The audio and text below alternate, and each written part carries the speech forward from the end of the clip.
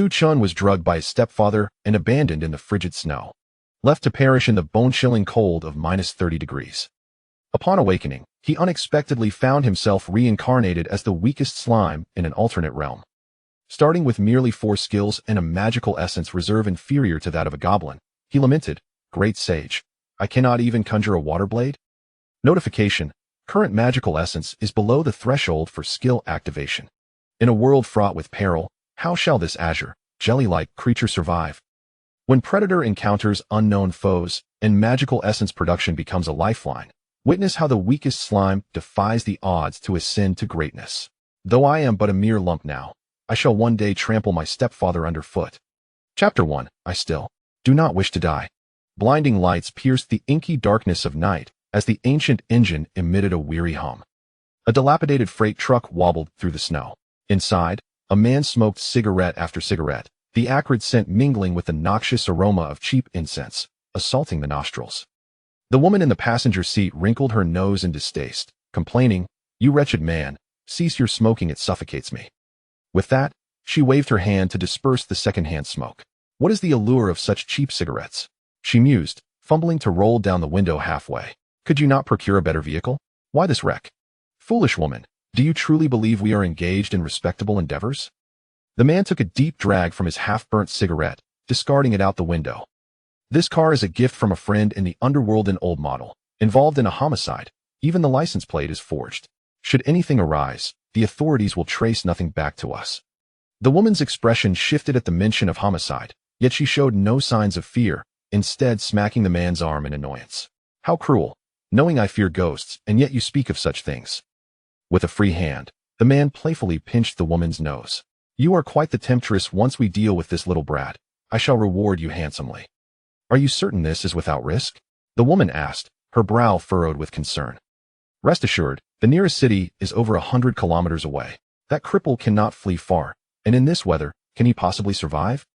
But what if someone discovers his body? She countered. Calm your nerves, this wilderness is rife with wolves and other predators. By dawn, there will be nothing left but bones, the man scoffed, rubbing his face. As if to echo his sentiments, distant wolf howls permeated the air. The man, weary, rubbed his neck. Did you administer the drug to that brat last night? Of course, I specifically instructed the nanny, she replied. You told the nanny to drug him? The man's voice rose in alarm.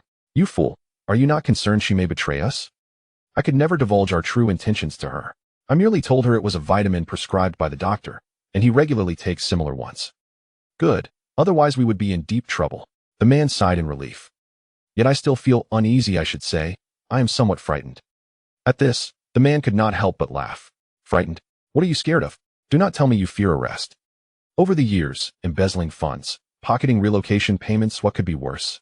Have you developed feelings for that wretched brat after years in his company? You do not typically show such tenderness toward him, he teased, glancing sidelong at the woman in the passenger seat. Impossible. Were it not for your late wife's will, I would not wish to see that little monster at all. The woman rolled her eyes at the man. You speak as though I am some cruel being. Do you not know how gentle I can be?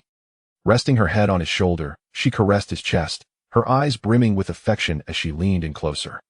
Suddenly, the man slammed on the brakes, causing the woman to lurch against the dashboard. What are you doing? He gestured for silence. Do not shout. Can you not hear the howling wolves nearby? This rickety shell offers no protection against their claws. What shall we do? The woman was clearly shaken. We are nearly at our destination. Hurry. Let us exit and dispose of that cursed thing. We cannot linger here.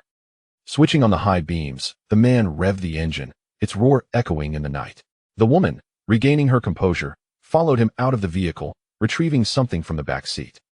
The car door was shut decisively, and amidst the engine's roar, it sped away. Cold. So cold. The biting wind roused the boy from a stupor, shivering as he curled into himself, seeking warmth. His pallid face, already lacking color from malnutrition, now seemed even more devoid of life in the frigid air. His fingers clutched tightly at the thin fabric of his nightwear, yet the relentless chill showed no sign of abating. Bewildered and unable to think clearly, the overwhelming instinct to survive compelled him to prop himself up on his arms. Help! Is anyone there? Help! He cried out, but all that answered him were the rustling bushes and the distant howls of wolves, an oppressive sense of despair enveloping him. With all his strength, he crawled toward the source of the sounds, believing that even should it be wolves or other beasts, it was better than freezing to death here. His fingers turned purple with frostbite, yet he persevered, dragging himself forward. Time lost meaning, and his breath became fainter, his arms, once a vibrant hue, now numb and devoid of sensation. Memories of his brief existence flickered through his mind like a strobe light. To die like this might not be so bad. After all, I am but a cripple who would wish to save me. Tears streamed down his cheeks, robbing him of the last vestiges of warmth. As he felt his body succumbing to the cold, he closed his eyes, filled with reluctance. Whoever you are, please, save me. I still do not wish to die. The protagonist meets his end. The story concludes. Just a jest. The biting winter wind swirled, blanketing the boy's already cold body with snow. A lurking wolf sniffed the air, drawn by the scent before it. Suddenly, a thunderclap erupted from the clouds, illuminating the night sky momentarily. The wolf, startled by the thunder, hastily tucked its tail and fled. The once flurrying snowflakes ceased, as if stilled by the sound. Boom! Another thunderous roar, amplified many times, echoed through the air, as a mighty bolt of lightning cleaved the heavens, striking the boy's lifeless body. In the aftermath, only a charred mark remained where he had lain. To have thunder on a snowy day is indeed peculiar. Xiao, what do you think of my idea? Utterly absurd, alas. How can you say that? I exerted considerable effort to create a skill that matches yours. Deny, it is far inferior to mine. While that may be true, there must be a process of growth. One cannot simply emerge as invincible from the very start. Besides, you seem to have no sympathy for your former self. Acknowledgement, I temporarily consent to part of your viewpoint. Furthermore, I am merely stating facts. I knew you would respond that way. Well, let's consider it an investment while having some fun. Chapter 2. Have I become a blob? As Su Chen's consciousness gradually cleared, an enigmatic sensation enveloped him, akin to falling into a pool filled entirely with cotton. No matter how he struggled, it was futile, as if he had become a part of this cotton. Time lost meaning, and a cacophony erupted within Su Chen's mind, reminiscent of an old television set malfunctioning. Notification, confirming individual name Su Chen.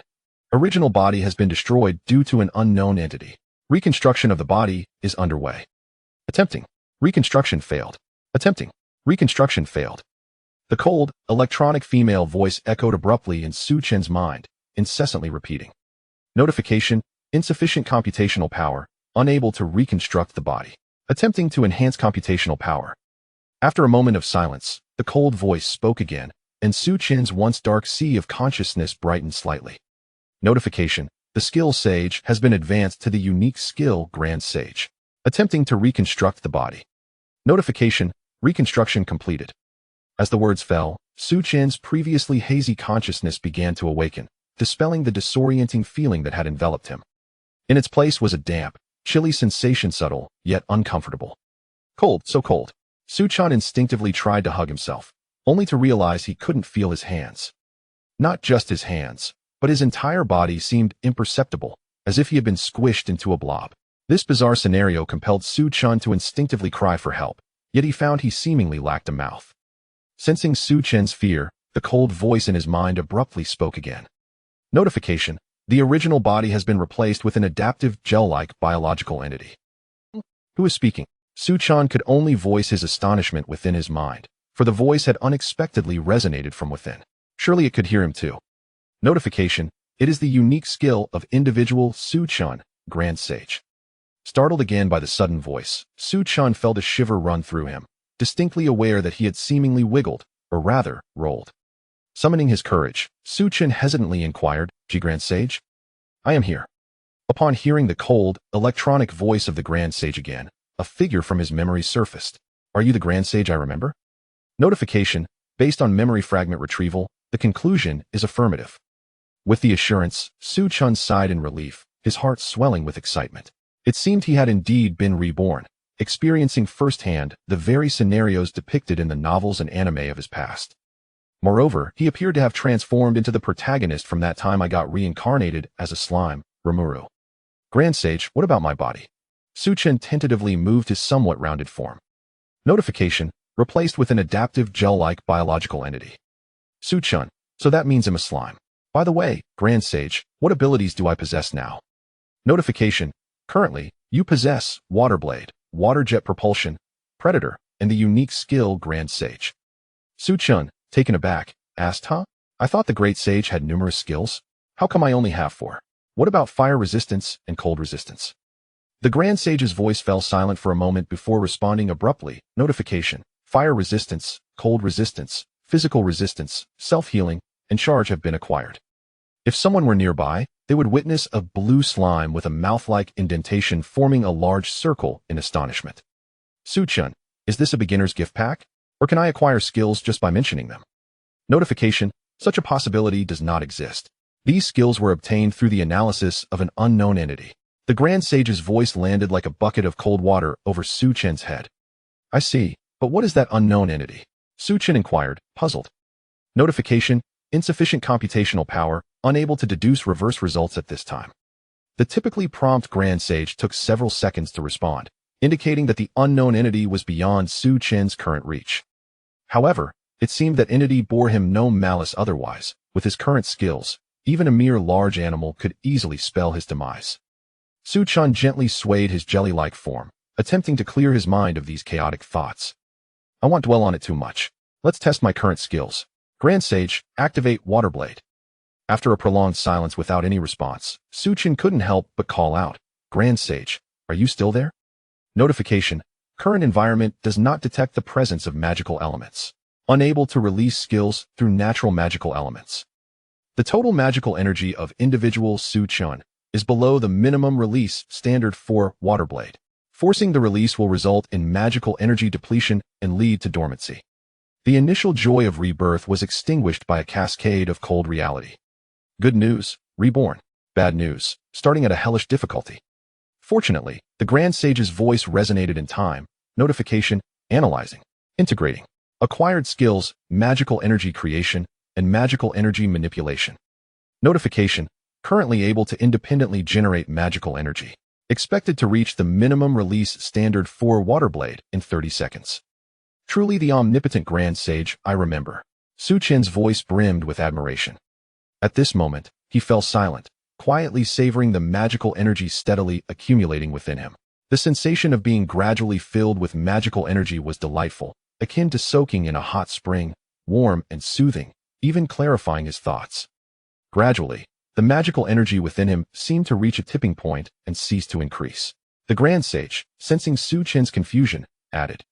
Notification, current monster level assessed as F. Magical energy reserves are scant. As strength increases, magical energy reserves will significantly enhance. Su Chen felt a wave of despair if memory served. The unnamed Goblin tribe in that time I got reincarnated as a slime ranged between levels F and G. In other words, a robust adult could easily overpower him. By that logic, I truly am weak. Su Chen calmed his thoughts, feeling his magical energy revitalizing. I believe it should be done this way. Su Chen focused on manipulating his magical energy to extend outward, informing you, I have autonomously acquired the ability of magic perception. With the range contingent upon the consumption of magical essence, resonated the voice of the Grand Sage, as anticipated. Initially engulfed in darkness, the surroundings became discernible as the magical essence permeated the air, manifesting as a three-dimensional black and white map within Su Chen's mind. Though devoid of color, he could distinctly perceive everything around him. Observing the layer of somewhat grayish material enveloping him, resembling a filter, Su Chen recoiled slightly, causing 2 strings of bubbles to rise beside him. Indeed, Su Chen found himself submerged in a pond, which explained the persistent sensation of dampness, and Chill had mistakenly attributed this to the repercussions of reincarnation. Regardless, let us first make our exit, Grand Sage. Activate water flow propulsion. A small orifice resembling a mouth appeared on Su Chen's rotund form, swiftly drawing in a portion of the surrounding water to store within. In the blink of an eye, a blue silhouette surged forth from the water, propelled by the flowing currents, creating an elegant arc in the air behind it. Chapter 3. Is this edible? Su Chen gazed at the black, granular substance on the ground, circling and scrutinizing the Grand Sage. Are you certain this can be consumed? The response came, indicating that, based on the feedback from magical perception, the residual energy of the target exceeded that of previously ingested items. However, this substance instilled in him a sense of foreboding. Within Su Chen's magical perception, the tiny black grains before him were darker than any other items he had recently decomposed using the Predator, and they were even slightly warmer than the surrounding temperature. Having emerged from the pool of water, Su Chen found himself wandering aimlessly in the cave, unable to discern the passage of time. He had attempted to concentrate his magical perception into a linear form to gauge the depth of his surroundings, only to learn from the Grand Sage that he was over 700 meters below the surface. In such dire circumstances, Su Chen could only consume stones and moss to mitigate the expenditure of magical energy while seeking an alternate escape route. Though the unknown black sand before him contained more energy than the moss and stones, an ominous intuition nagged at him. His instincts warned against consuming it. Yet feeling the depletion of magical energy from his journey, he hesitated. After much deliberation, he steeled himself and ingested the mound of black sand. The translucent, pale blue slime glimmered faintly, and the black sand dissolved into nothingness amidst a flurry of bubbles. Analysis complete. The ingested substance is the intestinal digestive residue of a small chiropteran mammal, rich in urea, uric acid, steroids, and trace vitamins. Su Chen automatically disregarded the latter part of the Grand Sage's statement, fixating instead on the first half, intestinal residue. He gagged at the thought. How could you, Grand Sage? He collapsed onto the stone floor, cursing vehemently, his mouth resembling a small orifice that repeatedly retched. After venting for a while, Su Chen managed to stabilize his emotions and lamented to the Grand Sage. Am I not clean anymore? That is not a possibility. The ingested substance has been entirely decomposed into its primal form of energy and converted into magical essence. There is no question of cleanliness. The Grand Sage replied in an impassive tone, devoid of any emotion. Having grown accustomed to the sage's demeanor, Su Chen refrained from further complaints. All he desired was to escape this wretched cave swiftly. Grand Sage, how is the map coming along? Previously, Su Chen had instructed the Grand Sage to concentrate magical essence into a linear form to perceive the direct distance to the surface. This inspired him to explore the cave incrementally, intending to chart a three-dimensional map that would reveal an exit. Given the Grand Sage's capabilities, such a task would be easily accomplished. However, this approach would consume a considerable amount of magical energy, and despite possessing the skill of magical essence creation, Su Chen continually oscillated between deficit and surplus. I have mapped 80 of the area and discovered a passage leading to the outside. The reliable voice of the Grand Sage resonated. Really? You never cease to amaze, Grand Sage. Su Chen cleared his mind of other thoughts and examined the nearly completed three-dimensional map in his mind, filled with astonishment. According to the map, he found himself in a section of the cave with a significant elevation drop. If he could ascend the rocky wall ahead and traverse a grove of stalactites, he would discover a narrow passage leading outside. However, one detail perplexed Su Chen. This narrow exit was adjacent to a square-shaped corridor that also seemed to lead outside, appearing as if it had been humanly repaired. A shiver ran down Su Chen's spine at the thought. Could it be a tomb? He extended a small tentacle to wipe the non-existent cold sweat from his forehead. Surely, he was overthinking it. Nonetheless, how was he to ascend? Gazing at the nearly vertical rock face before him, an idea suddenly struck him. Notify. Current action available. Su Chen waved a hand to interrupt the Great Sage's words and confidently proclaimed, Enough, Great Sage. I understand your meaning. Great Sage, use silken thread. In response, several resilient threads shot forth from Su Chen's body, securely anchoring themselves to two rocks behind him. He then grasped the ground tightly and began to retreat towards these threads. Su Chen extended his small tentacle and gave a thumbs up, indicating that the angle was just right and the force was adequate. Notify. Current action, woo. Fly. The Great Sage had just begun to voice a caution, but Su Chen, resembling a blue projectile, shot towards the cliff like a cannonball. As he felt the wind howling around him, his voice inevitably rose. Great Sage, what are you saying? Wait. There was no time to hear the Great Sage's response as the cliff drew nearer. It seemed his angle was slightly off. Su Chen desperately contorted his body mid-air, attempting to correct his trajectory, but the effect was minimal. Forget it, water jet. A sudden surge of water propelled him upward. While he spun faster, he at least managed to gain some height. Su Chen narrowly soared above the cliff, but, due to his excessive speed, inadvertently scraped a piece of his body on a sharp stone. Ouch, ouch, ouch. The sensation was akin to having a spoon cruelly gouged from his form. While it wasn't excruciatingly painful, it was still quite unpleasant. As he felt the wound gradually heal, Su Chen questioned, Great Sage, don't I have pain sensation suppression? Why do I still feel pain? The great sage's voice replied, no such skill exists. By the way, great sage, what were you about to say? Notify. The trajectory of your flight was insufficient to ascend the cliff. A slight deviation in angle could lead to collision with the rock face. Furthermore, the plan of individual named Su Chen is overly reckless and not the optimal solution given the current scarcity of magical essence. The great sage's words bore a hint of criticism, causing Su Chen to feel a bit embarrassed as he shifted his body. Ah, I see. But great sage, what do you consider the optimal solution? I find my plan to be quite flawless, barring a few minor unforeseen circumstances. Despite being criticized by the great sage, Su Chen remains confident in his ideas. After all, for someone who was once disabled in a past life, the ability to soar in the skies represents the fulfillment of a cherished dream, unshackled by his once impaired legs. The prospect of flying freely among the heavens is a scene that was once confined to dreams, and now that this wish can be realized, Su Chen is eager to embrace it. However, the sage's subsequent words filled him with regret, revealing that he could have utilized the skill mimicry to transform into a giant bat and harness its flying capabilities. The little blue creature's mouth gaped in disbelief. So, you mean to say I could have truly flown just now? Not merely shot upwards, like a human cannonball? Indeed, that was the case. Could I go down and come back up again? Perhaps feeling that such a notion was a bit too childish, Su Chen shook his head in disappointment. Never mind. It was just a passing thought. The sage informed him that the map had been completed, and there was no need to expend additional magical essence to explore the surroundings. The magical essence was abundant, and the idea was certainly feasible. Upon hearing this, Su Chen felt a bit flustered. Oh, I thought you would dismiss my idea as suboptimal like before. The sage clarified that in situations threatening Su Chen's life or well-being, the unique skill great sage would prioritize providing optimal solutions, while in all other cases, Su Chen's wishes would take precedence. Thank you, great sage. The sage, unusually silent in response, did not dampen Su Chen's spirits. After all, having someone so concerned for him seemed rather comforting. All right, great sage, I was merely jesting. Let us depart. I can hardly wait to bask in the sunlight once more. Understood. With that, Su Chen bounced ahead, following the mental map in his mind. Chapter 4, Help.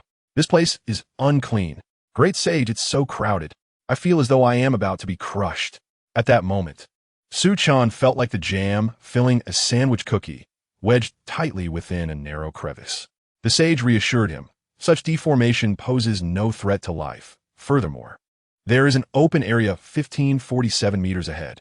As the sage provided this information at lightning speed, a map unfolded in Su Chen's mind. Glancing at the mental map, Su Chen felt a surge of joy. He was finally on the verge of escaping this lightless place. However, great sage, do you hear that sound? Su Chen faintly detected what seemed to be the sound of metal clashing, subtle, yet piercingly clear in the constricted space. It must be an illusion, he muttered, just as the sound grew more pronounced. Great sage, save me. This place is unclean. I can't go on. Su Chen frantically attempted to shift his body backward. Do not be afraid. There are no high-energy beings ahead. Our investigation has revealed the presence of several dozen human individuals. The sage's steady voice acted as a calming balm, helping Su Chen regain his composure. Su Chen extended his small hand and patted himself, realizing that he was indeed human. What a relief. Yet, something felt amiss in this desolate place devoid of life. Could it be that tomb raiders lurked nearby? It was certainly plausible. Who else would excavate such a deep tunnel, if not for a grave? With this conviction, Su Chen felt more assured in his earlier deductions. He acknowledged the possibility, but yearned to return to the previous cave in search of another escape route. However, having ventured this far, he had no choice but to press onward resolutely. Great sage, do you believe I could defeat the tomb raiders ahead? Su Chen pondered, entirely unaware of his own capabilities. After all, since his rebirth, he had lost track of time, subsisting solely on cold, hard stones, with no opportunity to test his skills. It is worth mentioning that during this period, the great sage had unlocked numerous abilities, such as fireball and sticky thread. Although these were low-level skills, they were not something Su Chen could wield freely, given his limited magical energy. In an attempt to address his deficiency, Su Chen had asked the great sage to scout for any powerful magical creatures nearby, envisioning a scenario akin to the original tale where he could find a storm dragon battery to replenish his magic. Alas, The outcome was disheartening. The great sage reported that there were no traces of magical essence in the vicinity, as if he had entered a magic nullifying zone, making the search for a storm dragon battery futile. Accepting his misfortune, Su Chen reminded himself that he was not a protagonist from a novel or anime, but rather a fortunate soul who had experienced an unexpected reincarnation. Grateful for a second chance at life, he felt content, returning to the matter at hand. After inquiring with the great sage, he received confirmation that the target group consisted of ordinary humans, devoid of magical presence. That's good. At least I can defend myself, he thought. Ideally, Su Chen wished to avoid conflict. Nevertheless, he resolved to exit first and gathered his strength to squeeze through the final narrow gap. Bam! What was that? A wooden chest. Su Chen felt as though he had collided with something and produced a noise. Who is there? Came a weather male voice. Ethan, grab your weapon and come check. If our plan falters even slightly, we may face dire consequences. Hearing the approaching footsteps, Su Chen's heart raced, and he anxiously consulted the great sage on what to do. Alert! There is a human form in the mimicry database. You can utilize it to gain their trust. Let us proceed, as you suggest. Su Chen urged the great sage, filled with hope. Understood. Concealed behind the large wooden crate, Su Chen's original slime form gradually expanded until it morphed into a human shape. The moment he assumed human form, Su Chen regained his long-lost vision. The blinding glare of fluorescent lights instinctively made him squint, raising his hand to shield his eyes. Su Chen sat upon the ground, a fair hand entering his line of sight. Perhaps the great sage had intentionally disguised himself. The hand was grimy, yet still left Su Chen momentarily speechless, while Su Chen himself may not have perceived any impropriety in his actions. To the two individuals investigating him, his movements appeared to be instinctive reactions born of fear. My God! Exclaimed a disheveled man sporting a small mustache, as he stared at the blue hue before him. Stark! Stark! What ails you, Stark? Urged a bespectacled, thinning-haired man, nudging his mustache companion. The man, snapping back to reality, slowly crouched down, placing his hammer aside.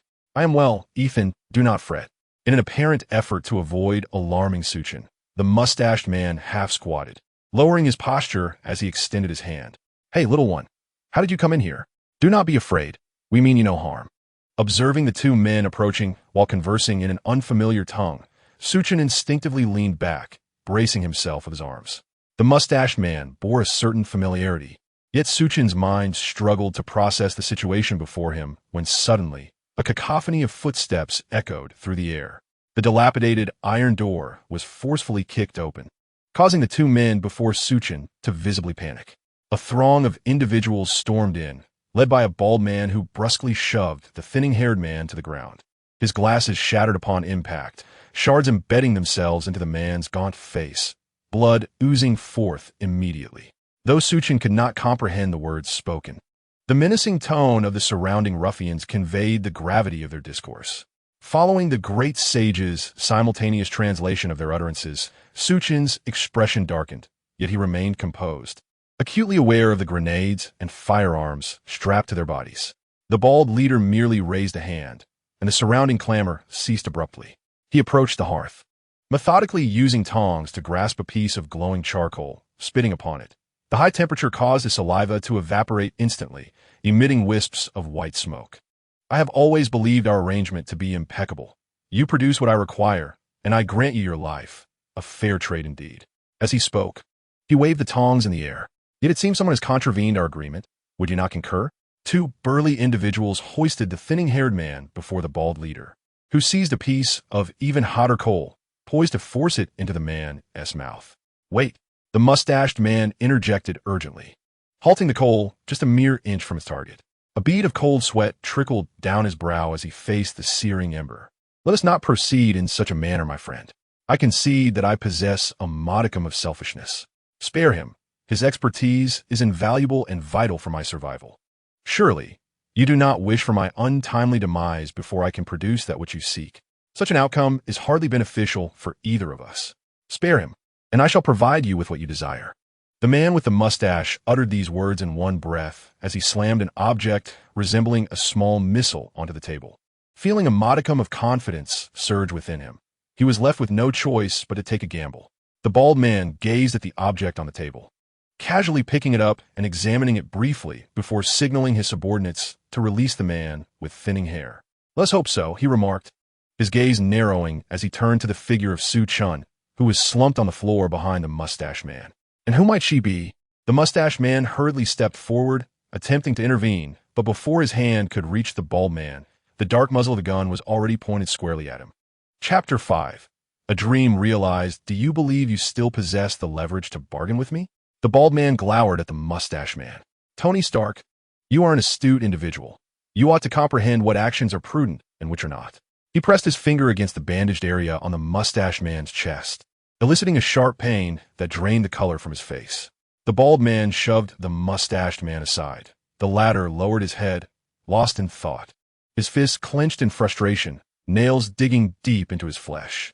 Meanwhile, upon hearing the bald man address the mustached man by name, Su Chen's heart surged with tumultuous emotions. Yet, before she could ponder further, the bald man's hand reached toward her. Naturally, she would not remain passive.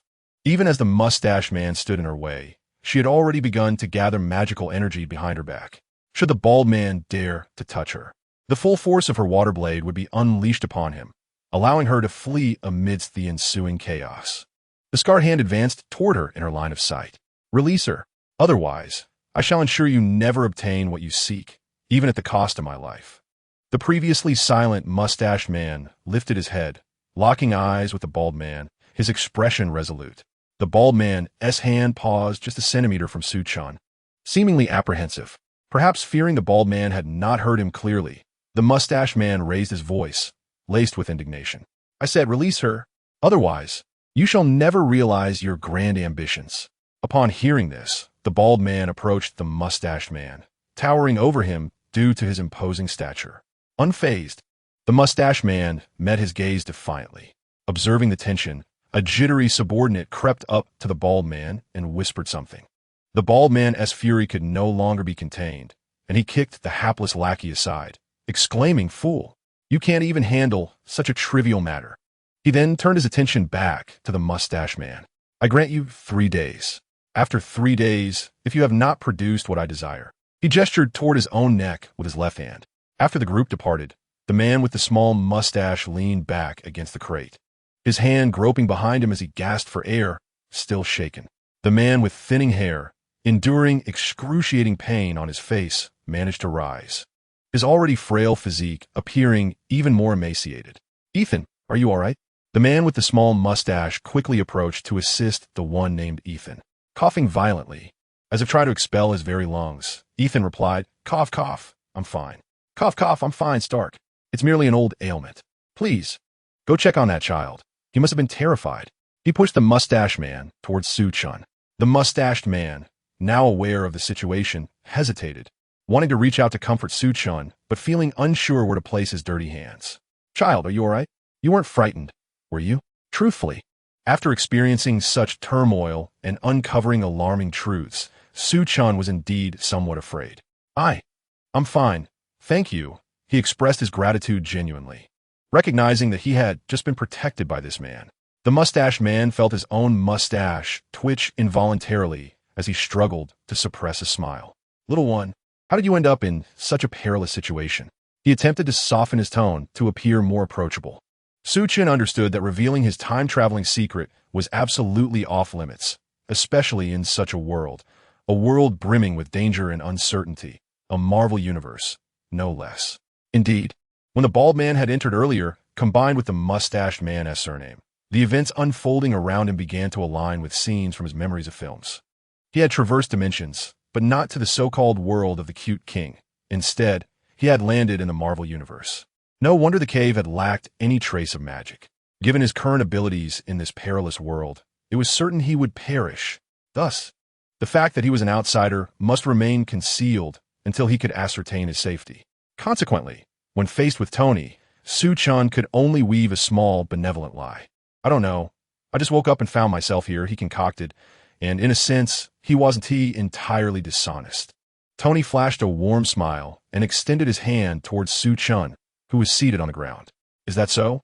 Come on, stand up." The ground isn't placed to rest. "Wait, I can't." Su Chen barely managed to protest before being lifted effortlessly. "Tony, clearly surprised by Su Chen's lightness, quickly steadied him, offering an apologetic smile. A tear fell onto Tony's polished shoe. "Oh my God, are you all right, child? I truly didn't mean to." At that moment, Tony resembled a remorseful child, wanting to reassure but not knowing how. Su Chen stared blankly at his own legs. "I'm fine, it's okay. Could you hold me up again?" He had dreamed of such moments countless times, longing to walk freely, to run. Whenever Su Chen dreams of such scenes, he finds it difficult to awaken, and now his dreams have materialized. With the assistance of Tony Stark, Su Chen clumsily alternates, lifting his legs. "Mr. Stark, is it permissible to address you this way?" Tony, suddenly called upon, nonchalantly replies, "Of course, child. And what shall I call you? I cannot perpetually refer to you as little one." After resting for a while, Su Chen, with a smile, responds, "You may call me Su Chen." Tony gazes at the angelic smile before him, his heart fluttering momentarily. Despite considering himself well-versed in the company of women, he finds himself momentarily captivated by this smile. Of course, his thoughts are devoid of any impure intentions.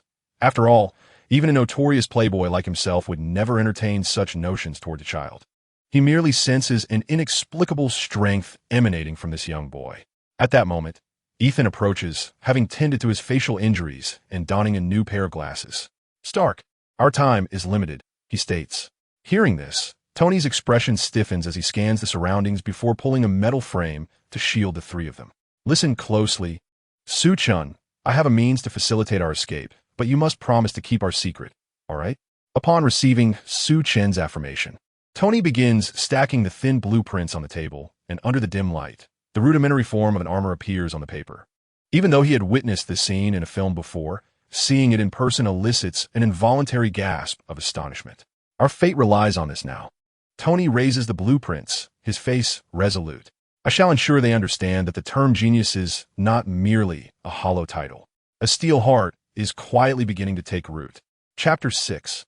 On my behalf, gaze upon that future. Our time is fleeting, Ethan. From this moment forward, the forging tasks will be entirely entrusted to me. The precision of the parts previously created was insufficient, and the failures have been too numerous. We cannot afford further missteps. You will be responsible for assembling the components. And remember, it must be done in sections. Should they discover it, we will be in trouble. Tony, somewhat agitated, rakes his hair. "As for you, lend a hand to Uncle Ethan and perhaps brew some instant coffee for me. We have several days of toil ahead." With a gentle touch, Tony wipes the dirt from Su Chen's face. The latter, feeling somewhat bewildered, retorts, "Me?" Su Chen, slightly displeased, pushes Tony's hand away and insists, "I am not." Indeed. Tony replies with a slightly peculiar expression, quickly regaining his composure. "You are correct. It is time for us to attend to serious matters. Be a good boy and rest over there for a while." Clearly, Tony does not take Su Chen's words seriously, as he cannot fathom that someone so adorable could possibly be a boy. He assumes it is merely a personal preference of Su Chen's. In a huff, Su Chen slumps down beside the table, staring at the blueprints. The sound of hammering reverberates throughout the cave. Time passes unmeasured, and after finishing a component, Tony carelessly tosses the hammer aside. With a grimace, he removed the gloves that were stuck to his flesh, gazing at his trembling hands, which were blistered from toil, and could not help but smile bitterly. Once he basked in glory, reveling in the admiration and adoration of countless individuals, living a life that ordinary people could only dream of. Even the weapons he casually developed were powerful enough to leave those fools bloodied and bruised in their attempts to seize them. Yet now, he found himself imprisoned in this lightless abyss, isolated and stripped of everything he held dear. Even the advanced weapons he once took pride in had become daggers aimed at his own heart. It was unbearable to think that those demons would wield his creations to inflict harm upon the innocent, a sight he never wished to witness, nor was it his original intent. The overwhelming disparity birthed an intense sense of unreality within Tony. As he took a swig of the coffee that Su Chen offered, the bitter taste flooded his mouth. A stark reminder that this was no dream, accompanied by the throbbing pain in his hands. How he wished this wretched reality were merely a nightmare. The warmth of the coffee brought him a fleeting clarity. "Doctor," he remarked, "you haven't shared your story yet." He plopped down onto the ground, the image of his former grandeur now utterly vanquished, resembling a vagabond yearning for a moment of warmth. Ethan paused his work, removing his glasses to wipe them. "Me? I'm just a hapless soul, not favored by fate, he replied with a hint of detachment. That is not what I meant, Tony clarified. I was asking, if we were to escape, where would you wish to go?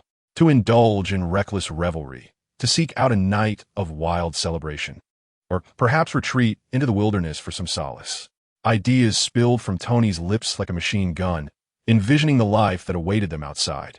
Perhaps none of that, Ethan said, a tinge of sadness in his voice. I just want to return to California. Sensing Ethan's melancholic demeanor, Tony tentatively inquired, do you have family there? Ethan adjusted his glasses, sort of. I have a younger brother who isn't yet grown up, and a loving wife. Yes, and a child, a daughter. I must admit, I envy you, Tony responded. My parents perished in a car accident early on, and the only relative I have left is a friend of my father's, who might as well be an uncle. He sighed. To be honest, I left behind a mess when I vanished. My subordinates must be frantic. I can only imagine the lectures awaiting me upon my return. A familiar figure resurfaced in Tony's mind. After a few more complaints, he shifted his attention to Su Chen. And what about you, young one? You seem quite astute. What do you plan to do once we escape? He had just witnessed the boy deftly assist Ethan in assembling components, showcasing a remarkable understanding for someone of his apparent age. In Tony's eyes, Su Chen was at least as much of a genius as himself, which inevitably sparked a flicker of admiration within him. However, if one were to debate who was the greater genius, it would undoubtedly be Tony Stark, for he held no competition in terms of intellect. Little did he know that Su Chen's ability to comprehend those blueprints stemmed from the constant explanations and annotations provided by the great sage beside him.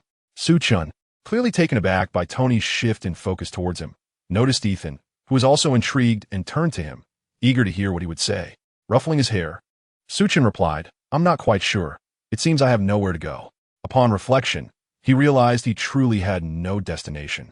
Returning to his original world was not an option, and even if he did, it would be of no consequence, as this world bore little difference.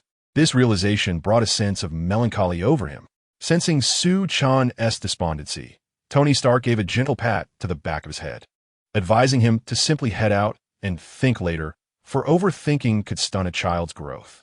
Ethan, too, lightly stroked Su Chen's back, affirming, Indeed, my child, you have ample time and a bright future ahead, sufficient for you to discover the meaning of existence. Yet, the seemingly tranquil atmosphere was merely a precursor to a greater storm on the horizon.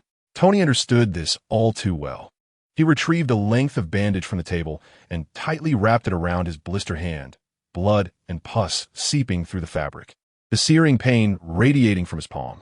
Yet in that moment, he could not afford to dwell on his discomfort, for time was running short. In a dimly lit room, one might hear, this place is utterly dull. To which another replied, you should be grateful. We're sharing the spoils while doing the easiest job. And you still aren't satisfied. With so many characters at the entrance, I fail to understand why the boss is so worried as to install surveillance to watch us like fools hammering away. Though that girl inside is quite appealing, albeit a tad young. The first retorted, you truly have no sense of boundaries. We're in this line of work. Suddenly, a realization struck. Wait, where are they? Don't just stand there, grab your gear. Panic ensued. They're really gone. It's over.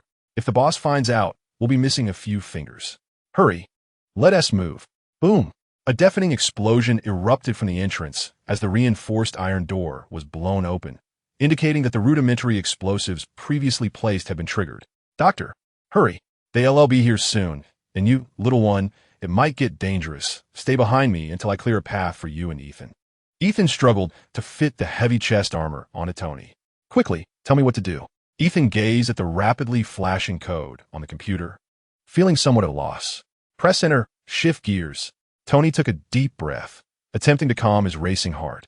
As the progress bar appeared on the screen, Ethan, frustrated, slammed his fist on the table, exclaiming, damn it, we need more time. The cacophony of approaching footsteps grew ever closer, and Ethan clenched his fists, deep in thought. He dashed over to retrieve the guns of two guards who had been blown away, declaring, I will buy you some time. Tony momentarily froze before regaining his composure. Doctor, remain calm. You still have your family. There's no need for this. Enough. Ethan's furious shout interrupted Tony Stark. They are gone. I am utterly devoid of everything. You are different. You still have a future. You should not perish here. And take this little one and leave this prison for me. With those words, Ethan turned and dashed towards the door, his previously frail figure suddenly towering with determination. Tony understood all too well that Ethan's departure would likely lead to his demise. All he could do was fervently hope for the progress bar to accelerate. Little one, stay behind me for now. Once we find Ethan, you can emerge. Do not fear. I promise, I will ensure your safe passage. However, when Tony glanced to his side, he found nothing but emptiness. Damn it. Chapter 7. You must be dreaming. Ethan gripped the cold gun, his heart racing uncontrollably, and his arms trembled slightly from the surge of adrenaline. He tightened his grip, forcing his shaking hands to steady. Calm down, calm down. I am fine, he muttered repeatedly to reassure himself. Hearing footsteps drawing near, Ethan gritted his teeth, shut his eyes, and charged forward with a yell. The trigger was pulled, and a brilliant flame erupted from the barrel as bullets rained down, most striking the walls and stirring up clouds of dust. The recoil sent Ethan stumbling backward, shattering the crude overhead light, plunging the already dim cave into darkness. Perhaps Lady Luck favored this unfortunate soul. His reckless barrage had indeed felled several bandits. Gasping for air, the dust-filled atmosphere forced Ethan into a fit of coughing, yet he could not afford to dwell on it. In the gloom, he retrieved a firearm from a nearby corpse and recklessly surged forward once more. These outlaws, though desperate, were instinctively self-preserving. They neither wished to gamble nor dared to. After all, no one aspired to become the next casualty, and no one could ascertain they wouldn't be the next unfortunate soul. Thus, a somewhat comical scene unfolded, as this group of desperate men was sent fleeing in terror by Ethan alone. Utilizing the narrow passageway, Ethan found himself in pursuit of these fugitives. However, fortune does not always favor the meek, especially not someone like Ethan, an unremarkable figure. The sound of empty magazines echoed in his ears, a grim tolling akin to a death knell, sending a chill creeping up his spine. Ethan, undeterred, pulled the trigger several more times, but to no avail. Please, please, do not fail now. Move, damn it, he exclaimed, cursing in rare frustration.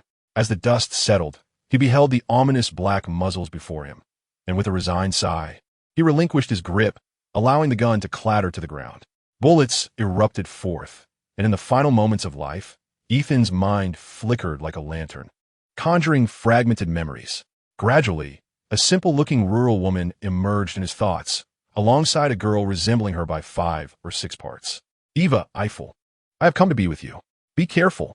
At a critical juncture, a flash of blue lunged forward, propelling Ethan to the other side of the corridor. Observing Ethan, who had fainted with his neck askew, Su Chen couldn't help but twitch the corner of his mouth, realizing he might have been too careless with his strength. However, he still breathed. Hopefully, he wouldn't hold a grudge upon awakening. Su Chen offered an apologetic smile at the swelling lump on Ethan's head. Hiss! Su Chen inhaled sharply, feeling the small craters torn into his body by the bullets. A grimace crossed his face, despite possessing some physical resistance. His current bodily strength was far from sufficient to disregard the bullets, let alone the fact that he had yet to acquire the skill to block pain. The small wounds gradually began to mend. With bullets once more hurtling toward him, Su Chen decisively activated his skill. Predator. One of Su Chen's hands became translucent, swiftly morphing into a shield-like vortex that spun protectively before him. Under the vortex's pull, the bullets vanished one by one. Yet, even as the predator consumed the bullets, the intense heat they carried caused the vortex's center to bubble as if boiling water. Furrowing his brow, Su Chen devoured all the bullets with the predator. The unknown breeds the greatest fear. Witnessing the bizarre scene before them, many of the bandits began to waver. In this region, steeped in religious fervor, Su Chen's appearance mirrored that of the demons spoken of in legends. Monster. D. A grenade was hurled toward him. As Su Chen saw the explosive hurtling through the air, alarms blared in his mind. The already scarce magical essence was depleting rapidly, and the effects of various skills continued to stack. Following a deafening explosion, only smoke and dust remained in the corridor. Is it dead? Noticing the creature before them had fallen silent, the bandits erupted in triumphant cheers. A sound of slicing air resonated, and one bandit, feeling a warm trickle at his brow, looked down at the crimson blood on his hands before toppling over in confusion. Their own bullets had ultimately turned upon them. As the smoke cleared, the last of them fell. Su Chen was seen half prostrate on the ground, one hand raised to the sky, though half of his body had seemingly vanished. The good news was that Ethan, behind him, had only singed the hem of his clothing. A sense of emptiness from the depletion of magical essence, coupled with excruciating pain, washed over Su Chen as he lay in disarray on the ground. Great sage, is there any way to block the pain? I am truly suffering. The reliable voice of the great sage replied. You may temporarily suspend consciousness until your body is fully restored. However, before Su Chen could finish his thoughts, he heard the response again. Warning. Individual named Tony Stark is on the move. Current situation assessed. Temporarily safe. As the pain within him gradually faded, Su Chen's consciousness began to blur. Simultaneously, the gaping wound on his body, shattered by the grenade, commenced its rapid healing. Hurry, it's right ahead. Keep up. A relentless stream of bandits surged into the corridor, underscoring the bald man's regard for Tony Stark. He would not allow such a golden goose to escape. A strange sound emanated from the depths of the passage, reminiscent of something heavy advancing, causing the debris on the ground to tremble slightly. This eerie spectacle compelled the leading bandit to signal his companions to halt. The peculiar footsteps ceased, lingering in the dark corridor ahead, where the lighting had inexplicably failed, leaving only the flickering dim lights above insufficient to reveal what lay beyond.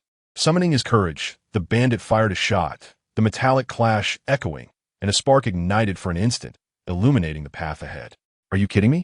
Two rectangular, glowing entities, resembling eyes, flared to life, and a colossal iron hand surged from the darkness, delivering a devastating blow that sent the leading bandit crashing into the rock wall, uncertain of his fate.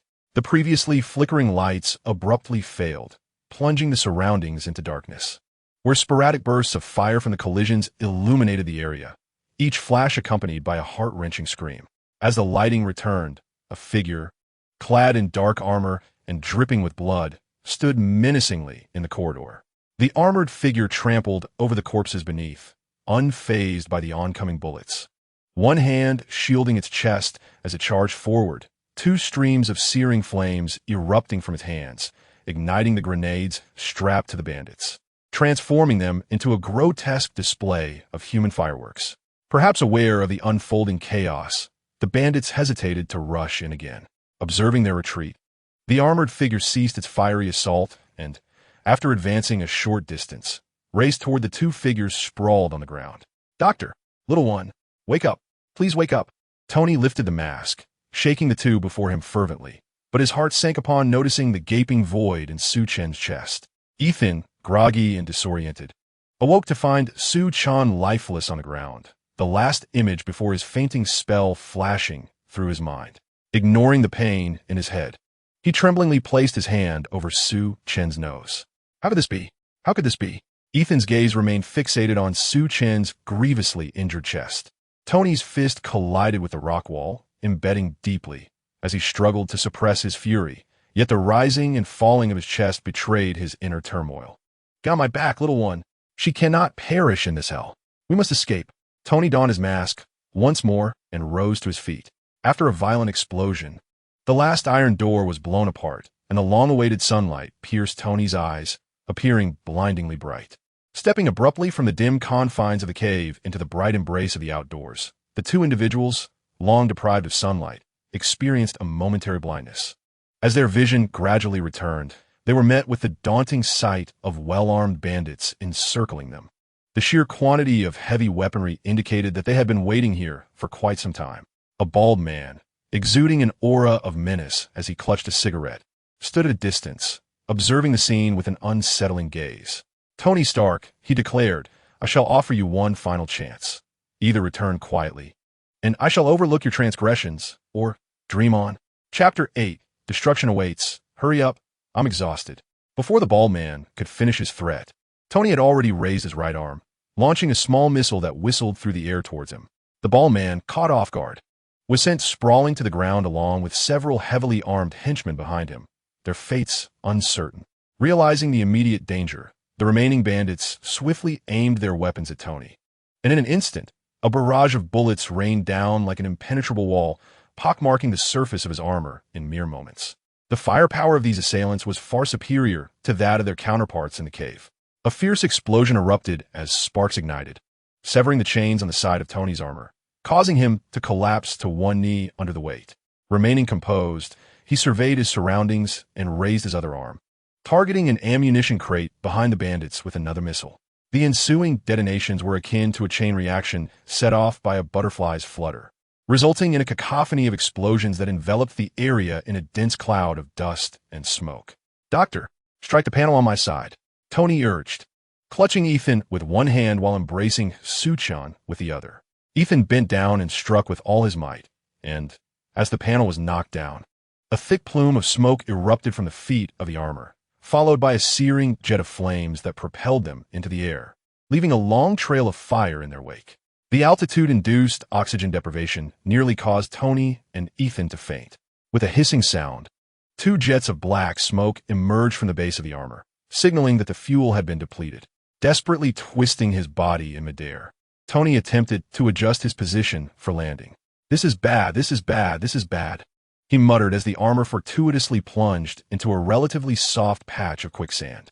Upon landing, the already battered armor could no longer withstand the pressure and shattered into countless fragments. Stark, where are you?" Ethan's voice called from a short distance away. Tony disentangled himself from the wires that ensnared him and spat out the sand from his mouth. "Doctor, I'm over here. Quickly, lend me a hand." He grasped Ethan's hand and sat up. The young lad, Tony Stark, wore a somewhat dejected expression. "I apologize. If it weren't for me, it's not your fault, Doctor. Without you, I might have met my maker long ago. I've never held you accountable," Tony reassured him, understanding the sentiment. "I comprehend that. I merely regret not being able to find her remains." Tony picked up a larger piece of armor debris and began to etch something onto it with a sharper shard. "May you rest here, kind soul. May the Lord bless you." This phrase, reminiscent of an elegy, was inscribed upon a fragment as Tony Stark rose, firmly embedding it in the sand. With his hands clasped together, he offered a silent prayer, hoping that perhaps a divine presence might watch over the unfortunate child. Ethan, too, drew a cross over his chest and bowed his head in reverence. "Let us proceed, Doctor," Tony said, shaking the sand from his clothes and patting Ethan on the shoulder. Ethan followed Tony in silence, having witnessed countless farewells in his medical career, yet this particular separation weighed heavily on his heart. Tony removed his coat to shield his head from the merciless midday sun, and Ethan mimicked the gesture, albeit awkwardly. Noticing this, Tony inquired with concern, "Are you all right, Doctor?" "I'm fine, just a minor bruise and a dislocation. I've tended to it," Ethan replied, nodding slightly. Together, they trudged forward, each step a mixture of light and heavy strides. Unbeknownst to them, beneath the fragment embedded in the sand, something stirred. Notification: current body repair complete. Magical essence status: sufficient. Awakening consciousness: a voice resonated within. Feeling the pressure of the surrounding sand, Su Chen attempted to move his arms. As he did, the sand began to sink inward, filling the spaces around him. A slender, pale hand emerged from the sand, followed by a blue figure rising from the mound. The glaring sunlight caused Su Chen to instinctively squint. Once adjusted, he gazed around at the endless expanse of desert. "I remember being in a cave with Tony Stark. So I have escaped." In a rush, Su Chen lifted his clothing, revealing unblemished skin, unmarred by injury. Joy surged through him as he stood up, exclaiming, "Truly, the great sage is remarkable. I was so grievously wounded before, yet now I bear no trace of it." Just as he prepared to survey his surroundings, he noticed a piece of metal at his feet. "What is this?" He frowned upon reading the inscription. Who lacks such civic sense? Cursing someone to rest in peace. With a forceful toss, he hurled the metal away. Watching it disappear from sight, a sense of relief washed over him. "Ah, how I have missed the beautiful sunlight." Su Chen spread his arms wide, inhaling deeply the fresh air. Ugh, so much sand. The joy he felt moments ago dissipated instantly. Clambering up to a higher dune, he surveyed the horizon and, to his delight, spotted two familiar figures in the distance. It's Tony Stark and Ethan. They haven't gone far. With excitement, Su Chen slid down the dune, landing with a soft thud. Su Chen contemplated meticulously. In such an expansive desert, the duration of his solitary journey remained uncertain. It would be far more prudent to accompany this son of destiny, the world's favored one, the dashing Tony Stark. He recalled that, according to the ensuing narrative, Tony's esteemed friend, Colonel Rhodes, would arrive in a helicopter to rescue him. To locate an individual amidst the boundless sands without any prior information was akin to searching for a needle in a haystack. Yet, Colonel Rhodes, with remarkable efficiency, managed to find Tony in no time, suggesting a tacit understanding of the circumstances. Perhaps this was the allure of the protagonist's halo. Under the great sage's precise control of power, the soft sands felt as firm as solid ground to Su Chen, who moved with a silence that contrasted sharply with Tony's labored steps, which alternated between deep and shallow impressions in the sand. Su Chen's pace was notably swift, and soon he caught up with the two. Observing the duo clad in shirts draped over their heads, resembling Arab attire, he regarded their unique fashion sense with intrigue, musing, should I not also adopt their style? However, upon glancing at his tattered garments, he dismissed the notion. He reached out to pat Tony on the shoulder, but realized that, given his stature, it posed a challenge. Consequently, he settled for a gentle poke at Tony's waist. Feeling the touch, Tony weakly remarked, "Stop it, doctor. I lack the energy to engage in childish games." Ethan, puzzled by Tony's words, turned to him and inquired, "What are you saying, Stark?" Noticing Tony's somewhat dazed expression, Ethan instinctively touched his forehead. "You're not feverish, Stark? Have you suffered from heat stroke? Do you need a rest for a moment?" From Tony's perspective, Ethan had one hand on his forehead while the other was entangled in his clothing, half dangling. "Wait a minute. Both your hands are here. Yet you're poking me, although it was broad daylight." A sudden chill crept up Tony's spine, causing beads of cold sweat to form on his back. As he observed a shadow inexplicably appear beneath his feet, he stiffly turned his head. "Motherf!" A sharp sound echoed as Su Chen found himself lying on the ground. Staring up at the sun, he could only lament, "Let it all end. I'm exhausted." Having once faced despair and death, he was fortunate enough to be reborn, only to find himself transformed into a mass of slime. Enduring the tribulations of a damp cave while consuming stones, grass, and bats, he finally escaped, yearning to enjoy life. Yet, he was thrust into a perilous world where a careless moment could lead to being reduced to ashes by a mad purple sweet potato man with a mere snap of his fingers. Adjusting his mindset to accept this reality, he found himself shielding others from bullets and grenades. Just when the troubles seemed to subside, he was met with a resounding slap upon awakening. Who would he be overwhelmed by such circumstances? He was merely a child of tender years. Why must he endure all of this? That slap was akin to the final straw that broke the camel's back. In an instant, the emotions that Su Chen had long suppressed erupted forth, and he lay on the ground, weeping openly. The architect of this turmoil, Tony, was at that moment gasping for air, clutching his chest, for in his eyes, the gaping hole in Su Chen's torso clearly signified that he was beyond saving. Witnessing Su Chen, now full of vitality, rolling around in front of him was indeed a difficult sight to accept. However, it was undeniable that he had delivered that slap himself. Aware of his own culpability, Tony squatted awkwardly to the side. Once Su Chen's emotions settled, Tony approached and helped him to his feet. "I'm sorry, little one. Are you all right?" Tony inquired with a hint of regret. "I'm fine," Su Chen replied. Yet the lingering expression of grievance on his face suggested otherwise. "I mean, is your body experiencing any abnormalities?" Tony probed once more, casually glancing at the wound on Su Chen's chest. "Is something wrong?" "I feel perfectly fine," Su Chen said, inspecting himself without noting any irregularities. Tony's expression shifted slightly as he exchanged a knowing glance with Ethan, who, despite his own plethora of questions, remained silent. Tony changed the subject. "It's truly wonderful that you're all right. Perhaps I was just overthinking it." At that moment, a thunderous roar descended from the sky as several small black dots drew nearer. "They're here. Quick, descend." Chapter 9. Are you crying for your boss?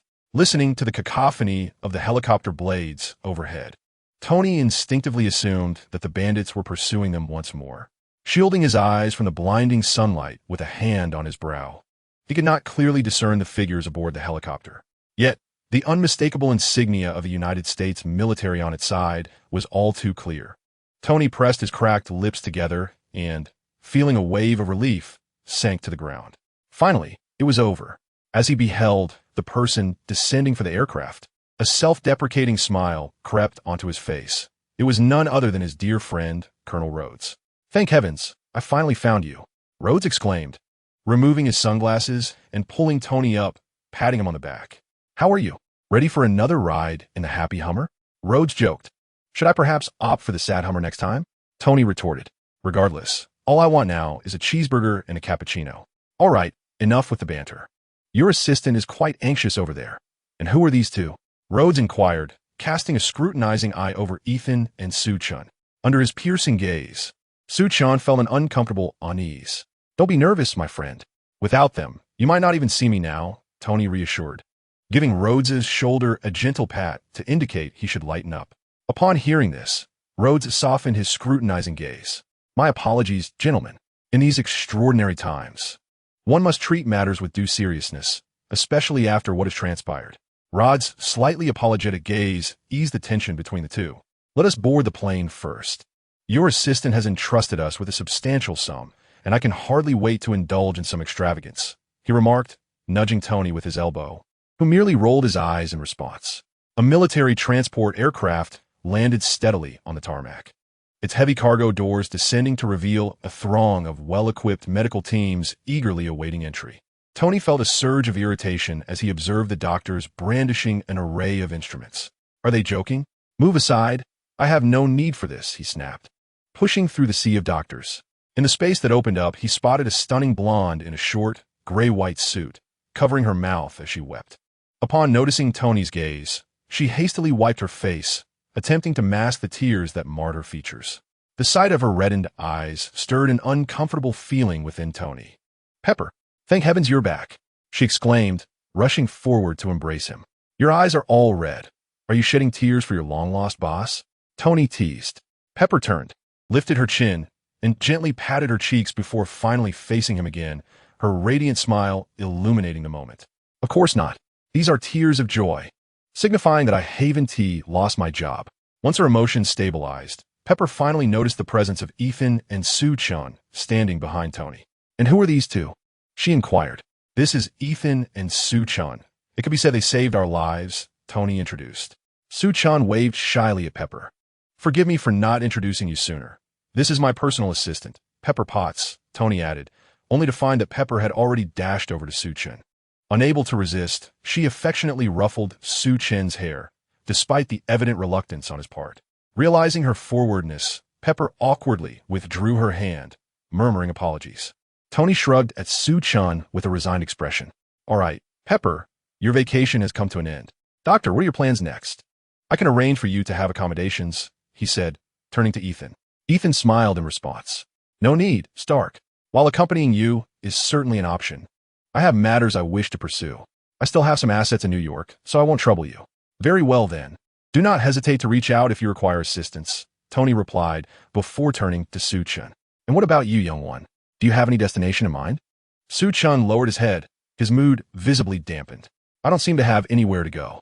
I see, Tony mused, stroking his chin thoughtfully. Then why not accompany us?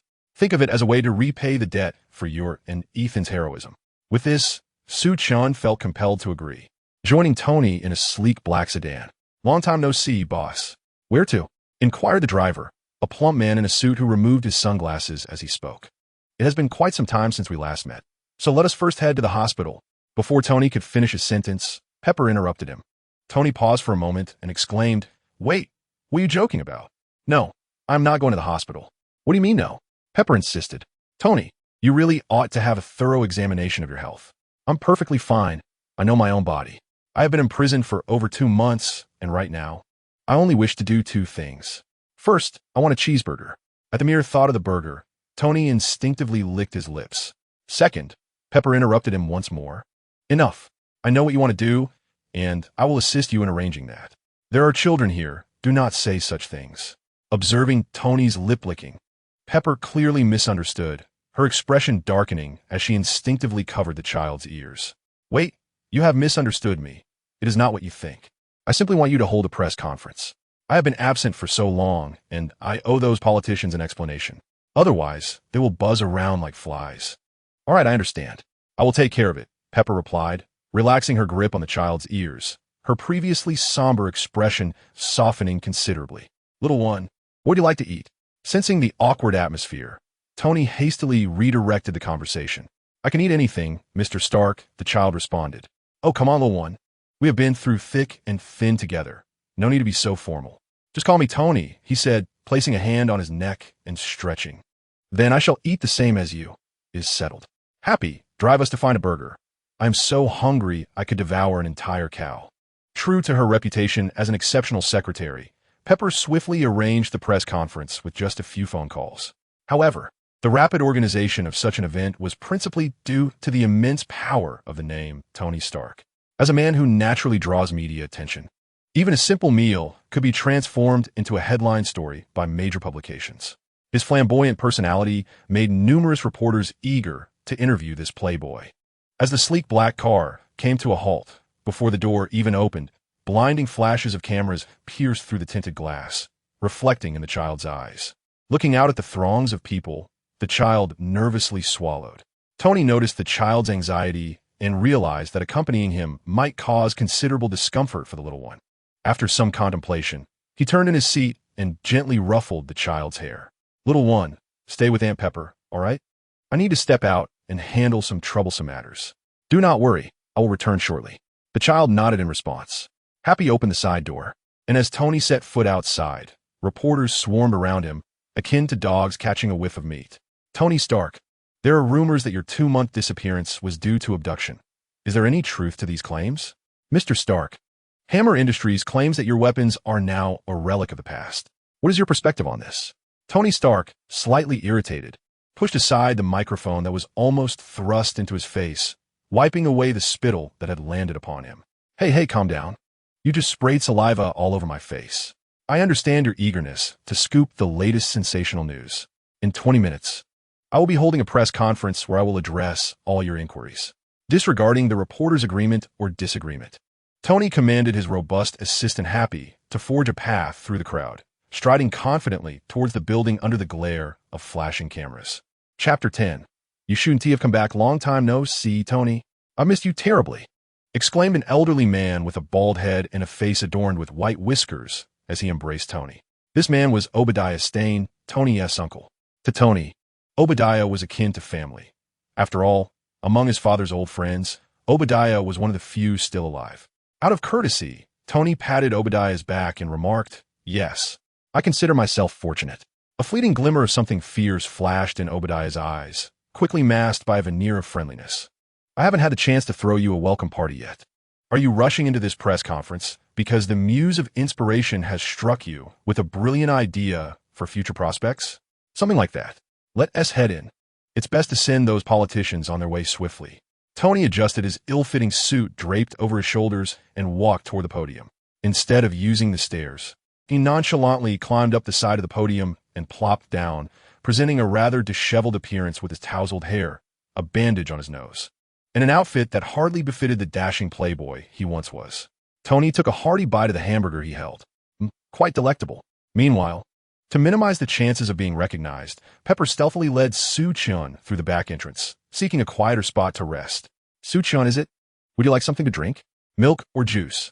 Pepper inquired. Can I have a glass of milk, please? Thank you. Su Chen appeared somewhat apprehensive, being in a venue reminiscent of a bar for the first time.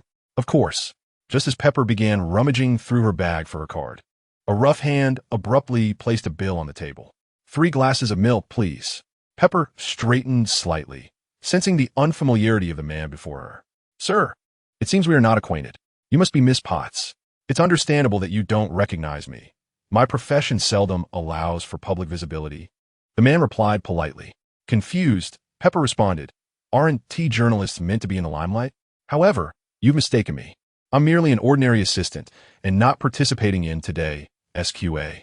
The press conference is about to commence, but I can assist you in securing a priority questioning opportunity. The man before her displayed little emotional response upon hearing her words. Instead, he calmly produced a business card and remarked, Being a journalist is indeed a commendable profession. Given the opportunity, I would gladly embrace the role, though regrettably, I'm not one. Allow me to introduce myself. My name is Phil Coulson, currently affiliated with the Strategic Defense Attack and Logistics Bureau. Upon hearing such an unwieldy and unfamiliar name, Pepper couldn't help but comment. What a cumbersome title. Indeed, we are still in the process of refining it. This is already a more concise version, Coulson replied with a hint of exasperation. The formal nature of the name, led Pepper to instinctively suspect that it was yet another national-level organization seeking to extract information about Tony through her. As this was not the first instance, the Department of Defense Joint Bureau and the CIA have already approached us. I have told you repeatedly that I know nothing. I am merely an ordinary secretary, Pepper said, furrowing her brow slightly, seeing that Pepper was on the verge of issuing an eviction notice. Coulson's expression shifted to one of urgency as he quickly clarified, "Please do not perceive it that way. Our objectives differ. We are an independent department with a more focused agenda. We hold little interest in your company's secrets. Rather, we are significantly more interested in the specifics surrounding Mr. Stark's escape, which is the purpose of my visit. I'm sorry, but I am not privy to that information. I have only just connected with Tony, and, if necessary, I will integrate into his schedule," Pepper replied. Her intuition warned her that Coulson and his organization were orchestrating something. This matter was not one she could decide unilaterally. Thus, she offered a rather ambiguous response. "Ah, I see." Coulson seemed unsurprised by her answer, his gaze drifting towards Su Chen, who was sipping milk through a straw nearby. Su Chen felt the weight of Coulson's stare and involuntarily shuddered. He recognized Coulson's identity at first glance, while Coulson was portrayed as a kind-hearted individual in the films. The organization he represented, SHIELD, was far from benign. Rather than SHIELD, it felt more akin to a serpent shield. Given his current capabilities, Su Chen had no desire to engage with anyone from SHIELD, for the organization's ambitions could lead to him being disassembled for study in no time. "Is there any possibility?" "Absolutely not. Do not even think about it," Pepper interjected, standing to obstruct Coulson's line of sight. Sensing the tension in the air, Coulson tactfully shifted the conversation. "I apologize. I merely mentioned it in passing." The commotion near the podium diverted the attention of the two, with Su Chen leaning forward, curious about the figure at the lectern. There, Tony was voraciously devouring a hamburger in front of the reporters, even licking his fingers. It was the first time in nearly 2 months that he had enjoyed a proper meal. "Hey, everyone, could you please take a seat? While this may be a bit informal, at least you can see me. Although I find you all somewhat bothersome at times, it is genuinely nice to see you. You must be aware that my father passed away at a young age, and I scarcely had the opportunity to bid him farewell." At this point, Tony's gaze momentarily dimmed. "There are countless inquiries I yearn to pose to him. I wish to understand his perspective on the company's endeavors. Did he ever struggle, ever harbor doubts? Perhaps he truly embodied the persona depicted in that documentary. I witnessed numerous young lives extinguished, the consequence of the very weapons I manufactured." One could detect the quiver in Tony's voice. "I also realized that I had become part of a collective unwilling to bear responsibility." Tony, leaning against the podium, rose with a semblance of his former brilliance, momentarily shedding the disheveled appearance. "Mr. Stark, are you implying that your weapons have claimed numerous lives? Mr. Stark, what precisely have you endured? Are the circulating rumors true? Tony Stark, do you intend to relinquish the arms industry to your arch-nemesis, Hammer Industries?" Tony struck the podium with force, producing a resounding echo, and then, with a trembling hand, firmly grasped the microphone. This sudden display silenced the surrounding paparazzi and journalists for an instant. I opened my eyes to a new reality. I realized that I could contribute more to this world than merely orchestrating destruction. Therefore, effective immediately, I shall cease all international weapons production at Stark Industries until I determine the future of the company. Tony's declaration reverberated like a deep-sea explosion, stirring a wave of excitement among the reporters eager for further sensational news. Under the protection of his bodyguards, Tony swiftly exited the scene. Quiet down, quiet down." Amidst the chaos, Obadiah rushed to the forefront, attempting to mitigate the impact of Tony's recent statements. Tony was merely jesting. What we should take away from this is that he has returned, and he is in good health. Moreover, we will deliberate internally on this matter and subsequently inform you all. With that, Obadiah summoned the security outside to expel the throngs of journalists. No one noticed the intensifying malice in Obadiah's gaze. "Tony Stark, you truly should not have returned." The grip in Obadiah's hand tightened, his knuckles paling, while the gold signet ring he wore was forcibly distorted. Chapter 11. Can I trust you? "Tony, you are undeniably insane. We are arms dealers. Do you comprehend the extent of the losses your decision will incur?" Obadiah seethed, pointing an accusatory finger at Tony's forehead. Unfazed, Tony sipped his coffee and remarked, Perhaps the stock market will plummet by 40 points tomorrow, but so what? In comparison, I am far more concerned about the potential for a future filled with casualty figures. Obadiah's chest heaved. So what? We are arms dealers, as well as manufacturers of weaponry. The creation of arms is our vocation. What else could we possibly produce? Baby diapers. Perhaps. Are you intent on jeopardizing your father's legacy? Not to that extent. Perhaps we should contemplate the applications of the arc reactor technology. Tony moved to the window, gazing down at the colossal arc reactor below. Obadiah chuckled as if he had heard the most ludicrous joke. Listen to me, Tony. I know a competent doctor who can thoroughly examine that missile-damaged brain of yours. I am not jesting, Tony replied, setting his coffee cup down and looking earnestly at Obadiah. We can genuinely reconsider the purpose of the arc reactor. Obadiah waved his hand dismissively. Come now. Everyone knows the arc reactor is merely a gimmick. We constructed it solely to silence those pesky reporters. The reactor's efficacy was already evident before we undertook this venture. It is a dead end. We have made no progress in this regard. At that moment, Obadiah found Tony somewhat incomprehensible and turned away with a sigh. There has already been progress. What did you say? Obadiah questioned, suspecting a malfunction in his hearing as he turned back to confront Tony. I said there has been progress. Tony tore away the bandages from his chest, revealing a device radiating a blinding blue light embedded in the center of his chest. Obadiah stared at this extraordinary sight, momentarily taken aback, a glimmer of greed flickering in his eyes, yet his words remained harsh. Tony, we are arms dealers. These contraptions hold no value for us. We are all in the same boat. Refrain from uttering such foolishness and allow me to manage everything. Obadiah flung a thick stack of documents onto Tony's chest in frustration before storming off. Tony was not surprised by Obadiah's reaction. He had anticipated this moment when the idea first took root in his mind. Had he remained oblivious to the truth, he might have continued as a celebrated arms manufacturer, an arrogant playboy basking in fame and fortune. However, having seen the reality, he could not turn a blind eye. He would rather err than remain inactive. With a deep breath, Tony pressed the elevator button, and the lift ascended smoothly. As the doors opened, he found Su Chen standing by the sofa, gazing intently. Truth be told, it was Su Chen's first time witnessing such opulence. Compared to the dilapidated room of his previous life, it was an entirely different realm. Observing his own soiled attire, Su Chen felt out of place. Upon hearing the elevator doors, he instinctively turned around. Hey there, little guy.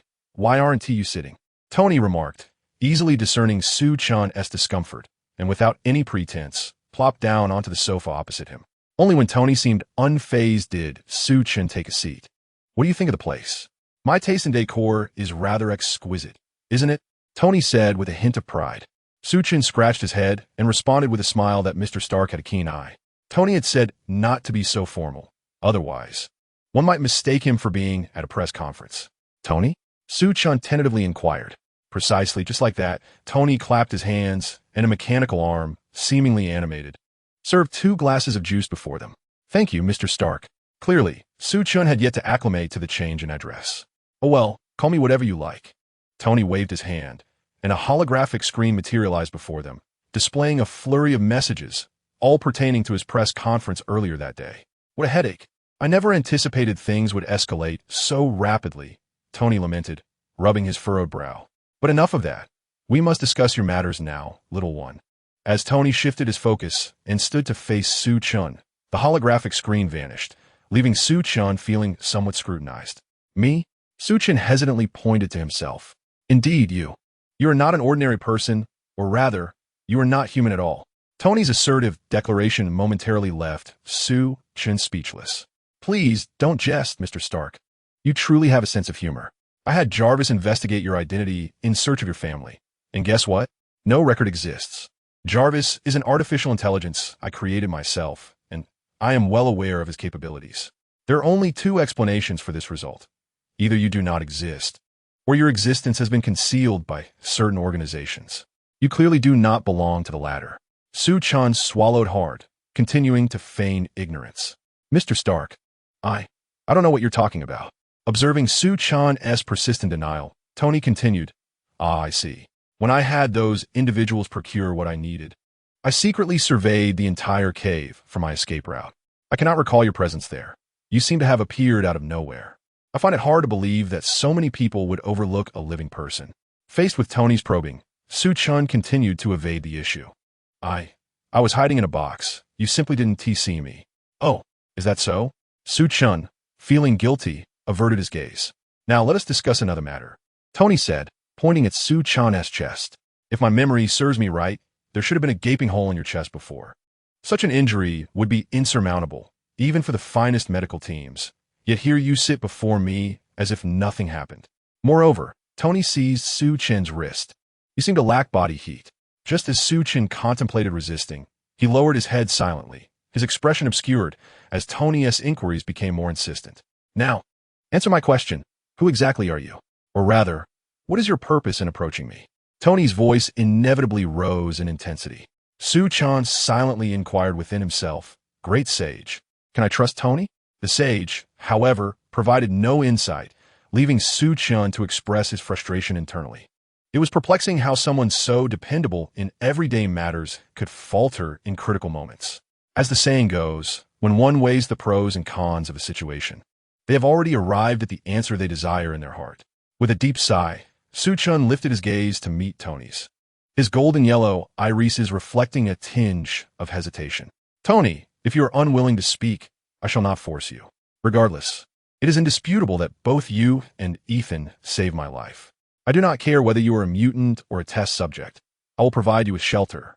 With that, Tony released Su Chen's wrist, straightened his attire, and turned to leave. Su Chen clenched his teeth and grasped the hem of his clothing. Mr. Stark, wait. Tony halted, turning back, maintaining an air of composure, though inwardly he reveled in the effectiveness of his strategy. The age-old tactic of feigned indifference had, after all, worked on Su Chen. Stark, no, Tony. Can I trust you? Su Chen slowly raised his head, locking eyes with Tony. In those youthful eyes, Tony discerned a mixture of anxiety and trepidation, devoid of any malicious intent. He recognized that such sincere emotion could not be feigned. Tony softened his tone, donning a benevolent smile. Of course you can, child. Chapter 12, Beast. She's still a child. Of course you can, child. Tony clapped his hands and casually summoned J.A.R.V. ICE. Initiate security protocols. As you wish, sir, came the electronic response, as doors and windows, including ventilation ducts, became fortified with sturdy metal. Sir, satellite surveillance has been temporarily disabled, and all electronic devices within a 100-meter radius are now shielded. Well done, JARVIS. No one will overhear our conversation now. It is your turn, little one. Tony's tone had considerably softened, as if the relentless interrogator moments ago was a different person entirely. Su Chen observed Tony's abrupt change in demeanor, his lips twitching involuntarily. Although Tony had yet to fully transform into the Iron Man who stood as a paragon among mortals, Su Chen felt a degree of trust in his character, despite his lingering playboy tendencies. With a deep exhale, Su Chen declared, What I am about to say may sound utterly bizarre, but I assure you, it is the truth. I am, in fact, no longer human. Tony seized upon the pivotal phrase, his curiosity piqued. No longer human? So you mean? Su Chen nodded. Yes, at one time I was, but strictly speaking, I'm now a slime. Slime? The term clearly exceeded Tony's comprehension. Are you implying that you are akin to those gooey creatures found in fantasy novels or video games? After a moment of contemplation, Su Chen responded, There are similarities, I suppose, but I appear more presentable than those sticky monsters. Tony nodded reluctantly, acknowledging the explanation. After all, the ability to stand here and converse normally, coupled with the presence of genuine emotions such as joy, anger, and sorrow, indicated that Su Chen was not merely a creature driven by primal instincts. Furthermore, I do not belong to this world. Wait, are you joking? Tony's expression conveyed disbelief, as if he were being teased. Despite having contemplated numerous possibilities, Su Chen's revelation momentarily caused Tony's brilliant mind to falter. Impossible. Absolutely impossible. I could understand if you claimed to be a slime, but from another world? That is utterly inconceivable. Tony dismissed Su Chen's assertion.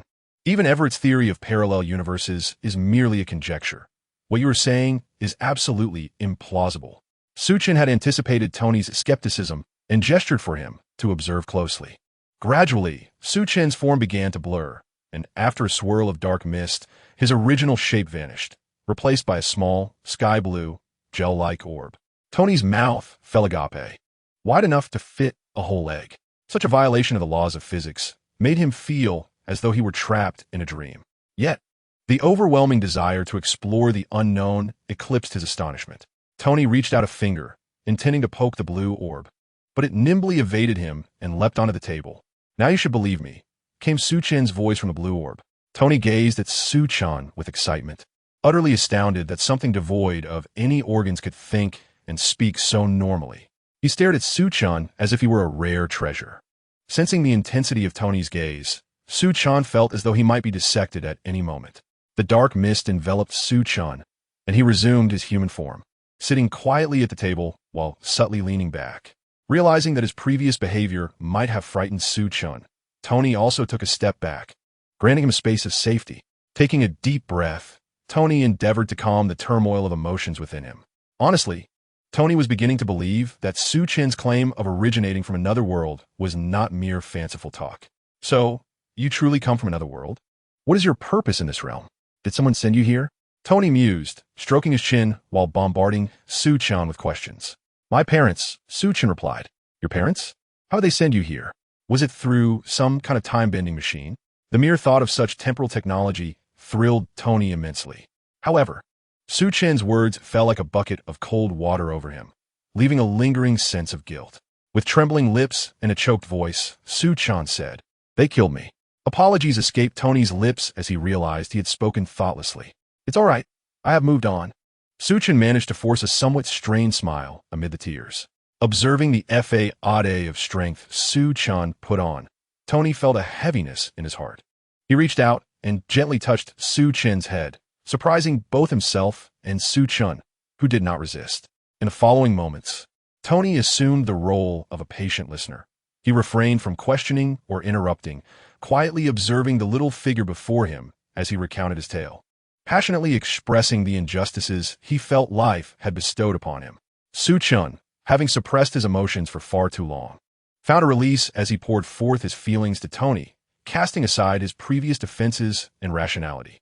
All he desired was to reveal the shattered fragments of his soul, yearning for compassion and love.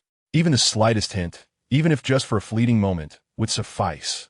The heavy steel plates that once barred the windows and doors had mysteriously been removed by Tony. Previously, he had regarded Su Chen as a potential threat.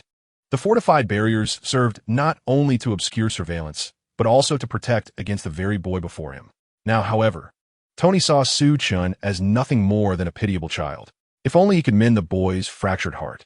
As he observed Su Chen's trembling form, Tony enveloped him in a gentle embrace, feeling the momentary rigidity of his body, and softly patted his back. "It's all over now, child. It's all behind you." For an individual from the East, the customary Western embrace might have felt exceedingly foreign, yet for Su Chen in this moment, this warmth was precisely what he needed. Like an injured creature, he instinctively nestled closer into that comforting hold. "It's all over now, child. Focus on the brighter side. After all, you have been granted extraordinary abilities haven to you. Moreover, I promise you, you're always welcome here until you find your own place of belonging." Tony affectionately ruffled Su Chen's soft hair. "Thank you, Mr. Stark," Su Chen murmured, bowing his head as he buried himself deeper into Tony's embrace. He simply wished to savor this hard-won moment of warmth and tranquility. "Beast, let go." A sudden force yanked Su Chen from the sturdy embrace into another, softer one. "Beast, she is still just a child." Pepper glared at Tony while gently stroking Su Chen's head, murmuring reassurances. "It's all right, dear. Don't be afraid. Don't be afraid. Pepper is here." Tony, clearly realizing something amiss, grimaced and said, "Don't be like this, Pepper. It's not what you think." "And what is it that I should think? That you, a beast, had your way with her?" "Tony, I truly misjudged you. You are nothing but a depraved creature."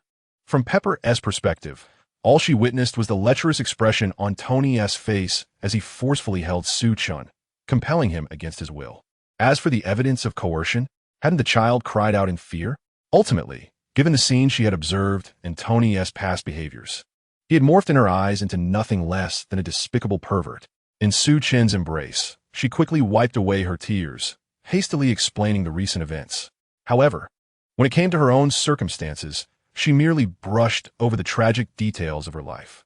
It was only then that Pepper, still somewhat skeptical, released Su Chen. though her gaze towards Tony remained vigilant. In response, Tony merely shrugged and cast a grateful glance at Su Chen. Noticing the shift in atmosphere, he attempted to change the subject, asking Pepper, "By the way, what brings you here so unexpectedly?" At the mention of this, Pepper's frustration deepened as she gritted her teeth, exclaiming, "Isn't it because of you, my dear boss? You left with grand proclamations, leaving me with a mountain of chaos. You cannot possibly imagine the disarray that has ensued at the company." Tony, feeling slightly embarrassed, rubbed his nose and replied, "Well, I trust in your abilities. You are my most reliable assistant. As for the company's affairs, just handle them as you see fit, as long as we don't incur any debt." As he spoke, his eyes fell upon a brown liquid pooling at his feet, following its source to a cup of coffee that had been toppled. Pepper exhaled a sigh of exasperation, saying, "I understand. I will do my utmost." Glancing at the spilled coffee, she added, "I will buy another cup." "Wait," Tony called out, stopping Pepper in her tracks. "There's no need for that. Too much coffee isn't good for you. I have something more important for you to handle." Tony then produced a black bank card from somewhere and tossed it to Pepper. "Take this and accompany the little one to purchase some necessities. She will be temporarily residing here, and if needed, you can have Happy assist you in carrying items." Upon hearing Tony refer to her as she instead of he, Su Chen, feeling somewhat displeased, retorted, "I've mentioned this numerous times." "I'm not. Please refrain from using that term." Tony, appearing somewhat helpless, urged both Su Chen and Pepper. All right, you are both right. Off you go now. The sun will soon set." Only after watching them leave did Tony's smile fade. Gazing at the somewhat rough reactor embedded in his chest, he rubbed his temples in irritation. It seemed this device was nearing its limits. It was time for a replacement. With that thought, he turned and made his way to the laboratory. Chapter 13. Cross-dressing. Who would T misunderstand upon witnessing such a scene? Tony truly should have clarified beforehand. As Pepper held Su Chen's hand, she continued to voice her grievances about Tony. The memory of her earlier overreaction tinged her cheeks with a faint blush. Meanwhile, Happy, who had been waiting for some time, hurriedly stuffed something into his mouth as he noticed Pepper approaching. "Sorry, I got a bit hungry waiting. I bought a Mexican burrito over there. It's quite authentic. Would you like some?" Happy chuckled sheepishly, surprised to see Su Chen behind Pepper. "Is this the child the boss brought back? Are you two going out?" Pepper replied, sort of happy, "Since you've known Tony for so long. Let's south head to Times Square." Happy, though somewhat perplexed, pressed down on the accelerator and drove towards their destination. After all, Tony had just called him to accompany Pepper on an outing. Although uncertain of the purpose, he believed that following the boss's instructions was always prudent. Su Chen leaned against the car window, his face aglow with delight as he observed the retreating buildings, the bustling traffic, and the towering skyscrapers of New York City, sights he had never before encountered. Through the rearview mirror, Happy caught sight of Su Chen's excitement and suggested, "Perhaps I should take a longer route?" "What's going on?" Pepper inquired, a hint of confusion in her voice. Happy quickly fabricated an excuse. "Well, this time of day, this road might be a bit congested. You both don't seem too rushed." He continued, "I know a road that's less traveled and offers beautiful scenery." Upon hearing this, Pepper realized she was not at work, and a trace of weariness crossed her features. Indeed, it had been ages since she had genuinely relaxed since taking on this job. She shook off the tension that had been coiled within her. "Let us do as you suggest." Looking at Su Chen, who resembled an inquisitive kitten by the window, she grasped the implication of Happy's words. As they gazed at the soaring skyscrapers and architecturally striking landmarks outside the window, a glimmer flickered in Su Chen's golden-hued eyes. Everything felt surreal, as if he were caught in a dream. In his mind, he posed a question to the great sage. "Oh, wise one, is this real? Am I truly not dreaming?" The sage responded, "Currently, you are not in a state of slumber. Under normal circumstances, such a possibility does not exist. Furthermore, dreams are a self-defense mechanism employed by the body to protect the brain, and at present, your body does not possess that organ." Su Chen felt a peculiar discomfort, suspecting that the sage implied he lacked intellect. Yet he found himself unable to refute it. Physically speaking, it seemed he truly did lack a brain. Gazing at his reflection in the glass, he felt somewhat out of place in this world. It was not until Pepper gently tapped his shoulder that he snapped back to reality. "What's the matter, Sister Pepper?" With a light chuckle, Pepper replied, "Su Chen, I think that is a suitable way to address me." We've arrived at our destination. Nodding, Su Chen followed Pepper as they exited the car. Happy rolled down the window If you need any assistance, feel free to call. I'll be nearby. Su Chen kept his head down, lost in thought, as Pepper led him around. Welcome. Yes, please bring me this garment, and that one as well. Oh, and that piece too. It wasn't until his arms were filled with a plethora of clothes that Su Chen suddenly regained his senses. Huh? Pepper, where exactly are we? Pepper tilted her head and clapped her hands, saying, I'm buying you clothes. What else would we be doing? Are you dissatisfied with my taste? There are other styles available, and if none of them suit you, we can always have something custom-made. Little Pepper, indeed, possesses an exquisite taste, selecting each garment with a blend of simplicity and grandeur. Yet, as she gazed at the heap of dresses, tulle skirts, and lavishly adorned outfits in her arms, Su Chen could hardly suppress an internal torrent of complaints. Observing Su Chen's head shaking like a rattle, Little Pepper could only beckon to relieve her of the burden of clothing. Bending down, Little Pepper playfully pinched Su Chen's slightly flushed cheeks, reassuring her. Do not fear spending Sister Pepper's money. Tony will reimburse me. Misinterpreting Su Chen's embarrassment as reluctance to let her spend, Little Pepper tightened her grip. With her cheeks being pinched, Su Chen mumbled indistinctly, I am not. Upon hearing this, Little Pepper could not help but stifle a laugh. Little one, did you concoct such a reason to persuade your sister? How adorable! She continued to affectionately knead Su Chen's face. Little Pepper then rose, taking Su Chen by the hand, intent on heading to another store. Truthfully, she felt that the styles in this shop were rather monotonous. A child as charming as Su Chen ought to be adorned like a doll. With this thought, Little Pepper's smile broadened, and her pace quickened unconsciously. Suddenly, she felt a resistance and halted. Doubting her own strength, she pulled harder, yet remained stationary. Confused, she glanced back to find Su Chen firmly grasping a nearby lamppost with her other hand. Seizing the moment of Little Pepper's distraction, Su Chen swiftly withdrew her other hand and clung tightly to the pole. Little Su Chen, come along with Sister Pepper, Little Pepper urged, rolling up her sleeves and exerting all her might in an attempt to pull Su Chen away. At that moment, she appeared far removed from her usual image of a poised professional. Even Tony would surely be taken aback by this side of her. In that instance, Little Pepper had completely shed her usual airs, revealing her true self. They remained in the standoff for an indeterminate time, until Little Pepper, breathless and leaning against the wall, wiped the sweat from her brow and tidied her slightly disheveled hair, regaining her composure. At this juncture, Little Pepper fully understood that the little one genuinely did not wish to wear those garments. The thought of having such an adorable creature to dress up ignited a fervor within her heart.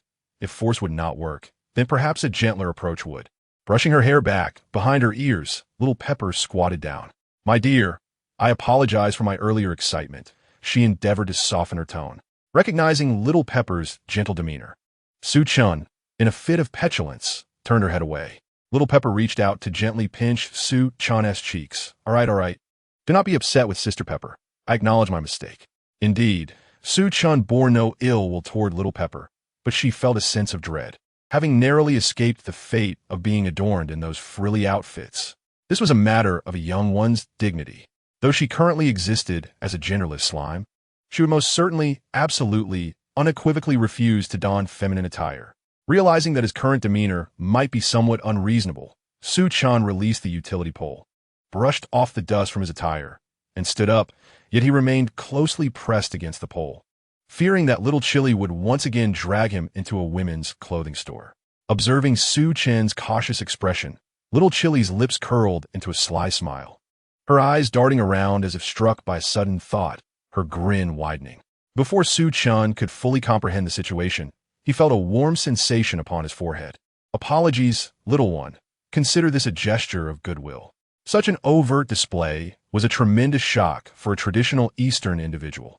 Even though he was aware that a kiss on the forehead is a customary practice in Western culture, Su Chen's face inevitably flushed crimson. Why you I? Su Chen stammered, unable to articulate his thoughts due to embarrassment. The instigator of this scene observed Su Chen's flustered state with a triumphant smile, seemingly having anticipated this outcome. Before Su Chen could react, he was pulled into the store by Little Chili, like a general directing troops. Little Chili instructed the attendant to retrieve various styles of clothing from the display window, gesturing towards Su Chen. The attendant acknowledged with a thumbs up and promptly ushered the still-dazed Su Chen into the fitting room. Once Su Chen regained his senses, he realized he might be unable to escape this predicament. Gazing into the expansive, full-length mirror and examining the garments in his hands, a vision of himself adorned in these clothes flashed through his mind, sending a shiver down his spine. Letting out a deep sigh, Su Chen scrutinized his reflection for the first time since his rebirth. His hair cascaded like a waterfall in a striking sky-blue hue, while his amber eyes sparkled with vitality. Blinking playfully, he attempted to open his mouth, and his reflection mimicked the action. Indeed, it was true. One could hardly deny that he resembled the adorable king himself. His current appearance was almost a carbon copy of Rimuru, the adorable ruler, albeit a slightly smaller version. He extended his hand to gauge his height, realizing with dismay that he might be a tad too short. Su Chen estimated his height to be around 1.30 meters, even a fraction shorter than the adorable king depicted in the original work, which explained why others often perceived him as a child. Suddenly, a thought struck him, and he nervously cast his gaze downward. As expected, he had perfectly inherited the asexual traits of a slime, leaving him feeling a sense of helplessness. He began to empathize with little Chili. His diminutive stature, combined with his exceedingly cute appearance, certainly explained her fervent enthusiasm. Just as Su Chen was lost in contemplation, little Chili's voice called from outside the door, brimming with impatience. "Little Su Chen, are you ready? Come out and let Pepper Sister take a look." "Do you want Pepper Sister to come in and help?" "No, it's fine. I can manage on my own." Su Chen hurriedly shouted towards the door, fearing that in the next moment, little Chili might impulsively burst in and forcibly change his attire. The expression on his face resembled that of someone who had just ingested a fly, utterly grotesque. Never mind, it wouldn't cost him a piece of flesh. He would just go for it. Following that, a swirl of dark mist enveloped a small blue orb, which leapt up and devoured all the clothes. Outside, little Chili paced back and forth. Why is he still not out? Should I go in and assist the little guy? No, that might only cause him distress. Just as little Chili was torn over whether to enter, the dressing room door creaked open. Chapter 14. Create a new document named Mark II. "Oh, little one, you are simply adorable." Upon seeing Su Chen, who was blushing and gripping the hem of his dress tightly, while looking down, little Chili's eyes sparkled, and she let out a squeal, covering her mouth with both hands. "Come here and let Sister Pepper have a look." As Su Chen continued to avert his gaze, little Chili took 2 steps and swiftly appeared before him, lifting him up and spinning him around. This embrace only made Su Chen's already crimson face turn an even deeper shade, as if it might bleed. Realizing her actions might have been a bit excessive, little Chili set him down after the spin. Su Chen finally dared to meet her gaze, his heart racing. "Sister Pepper, is this all right? Can I take it off now?" He longed to strip off the clothes that, while undeniably beautiful and fitting, felt unbearable to him. Little Chili, pouting and adopting a pleading demeanor, implored little Su Chen. "Sister Pepper has finally got a day off. Just indulge me this once and try on a few more outfits, all right?" Captivated by her beseeching eyes, Su Chen found himself at a loss for words to refuse. After a brief, internal struggle with his own little devil, he ultimately chose to concede. "Just this once. The last time, Sister Pepper, you mustn't tell anyone." He gritted his teeth, appearing as if he were facing certain death. Ignoring Su Chen's fierce expression, little Chili beamed brightly, as if her face had transformed, and once again pushed him into the dressing room. Just this once, I am only fulfilling Sister Pepper's wish." "That's right." Gazing at himself in the mirror, Su Chen murmured softly, as if trying to persuade himself. Perhaps he was unaware that a flicker of joy had begun to blossom within him. With his eyes closed, he activated the same trick again, and dark mist swirled around him, transforming his outfit anew. As Su Chen changed clothes like a dress-up doll, little Chili felt her exhaustion from the past few days vanish entirely. This was simply paradise. How wonderful it would be if I had a child as delightful as this. Little Chili mused to herself, snapping pictures with a miniature camera that had mysteriously appeared from her bag. Meanwhile, Su Chen remained oblivious, his head bowed like an unfeeling dressing machine, entirely unaware of little Chili's small antics. As the afternoon slipped away, under Su Chen's insistence, her ever-changing attire finally settled on a long azure coat paired with cream-colored trousers, complemented by a few gender-neutral outfits. Pepper, stepping out, cast a wistful glance at the garments displayed in the window. "Oh, Su Chen, do you truly not fancy those clothes? They would suit you splendidly." Su Chen, with a faint frown, replied, "Sister Pepper, I feel quite content as I am." He was overwhelmed, feeling a weariness that transcended physical fatigue, as if his dignity had shattered into countless fragments. "Hey, are you having fun? I presume you could use a strong and reassuring man to escort you home," Happy remarked. Leaning casually against the car, adjusting his sunglasses, his demeanor reminiscent of his flamboyant boss, Tony. Of course, this impression was best enjoyed without considering the remnants of some unidentified food clinging to his mouth.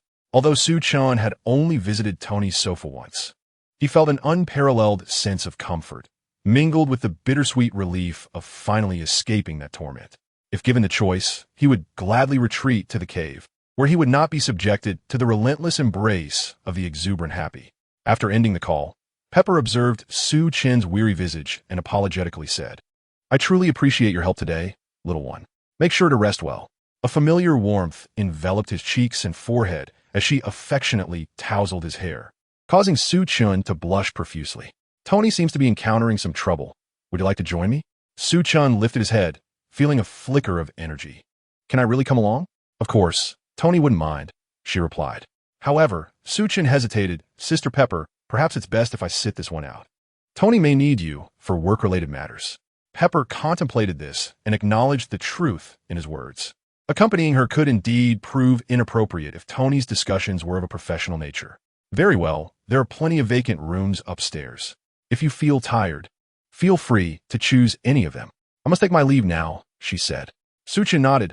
"All right, Sister Pepper, you go ahead." Pepper smoothed out the wrinkles in her clothing, suppressing her restless heart. As the elevator doors closed, she resumed her persona of a competent career woman. Her reflection in the elevator mirrored a confident smile. "I may have relaxed a bit too much. It's time to return to my duties." Yet, when the elevator doors opened, even with her mental preparations, the scene before her still elicited a gasp. "Tony, what on earth is this? Ah, you arrived just in time. Come here quickly. This matter requires your expertise," Tony called out, reclining partially on a flatbed, his upper body exposed, draped only in a white cloth, with faintly visible wires connected to his body. The instruments beside him emitted a steady hum, which, when coupled with Tony's current state, felt somewhat unsettling. Pepper swallowed hard, her grip tightening around the folder in her hands. Tony seemed to sense that the white cloth draped over him was perhaps an ill omen and apologized, stating that he had simply grabbed it because he felt a bit cold. With that, he tossed aside the cloth, revealing the various lines connected to his body, as well as the device embedded in his chest, radiating a bluish glow. Pepper stared in disbelief at the device embedded in Tony's chest, covering her mouth in concern. Noticing the folder in her hands, Tony waved dismissively, saying, "Oh, we won't need those for the moment. Just set them aside and come a little closer." Upon hearing this, Pepper placed the folder down and stepped forward. "Extend your hand for a moment. Let me see it," he requested. Despite her reservations, Pepper complied, and Tony seized her hand with the joy of discovering a rare treasure. As she felt the intensity of Tony's gaze, Pepper's heart raced with anticipation. But when he remained still for a prolonged moment, she discreetly withdrew her hand.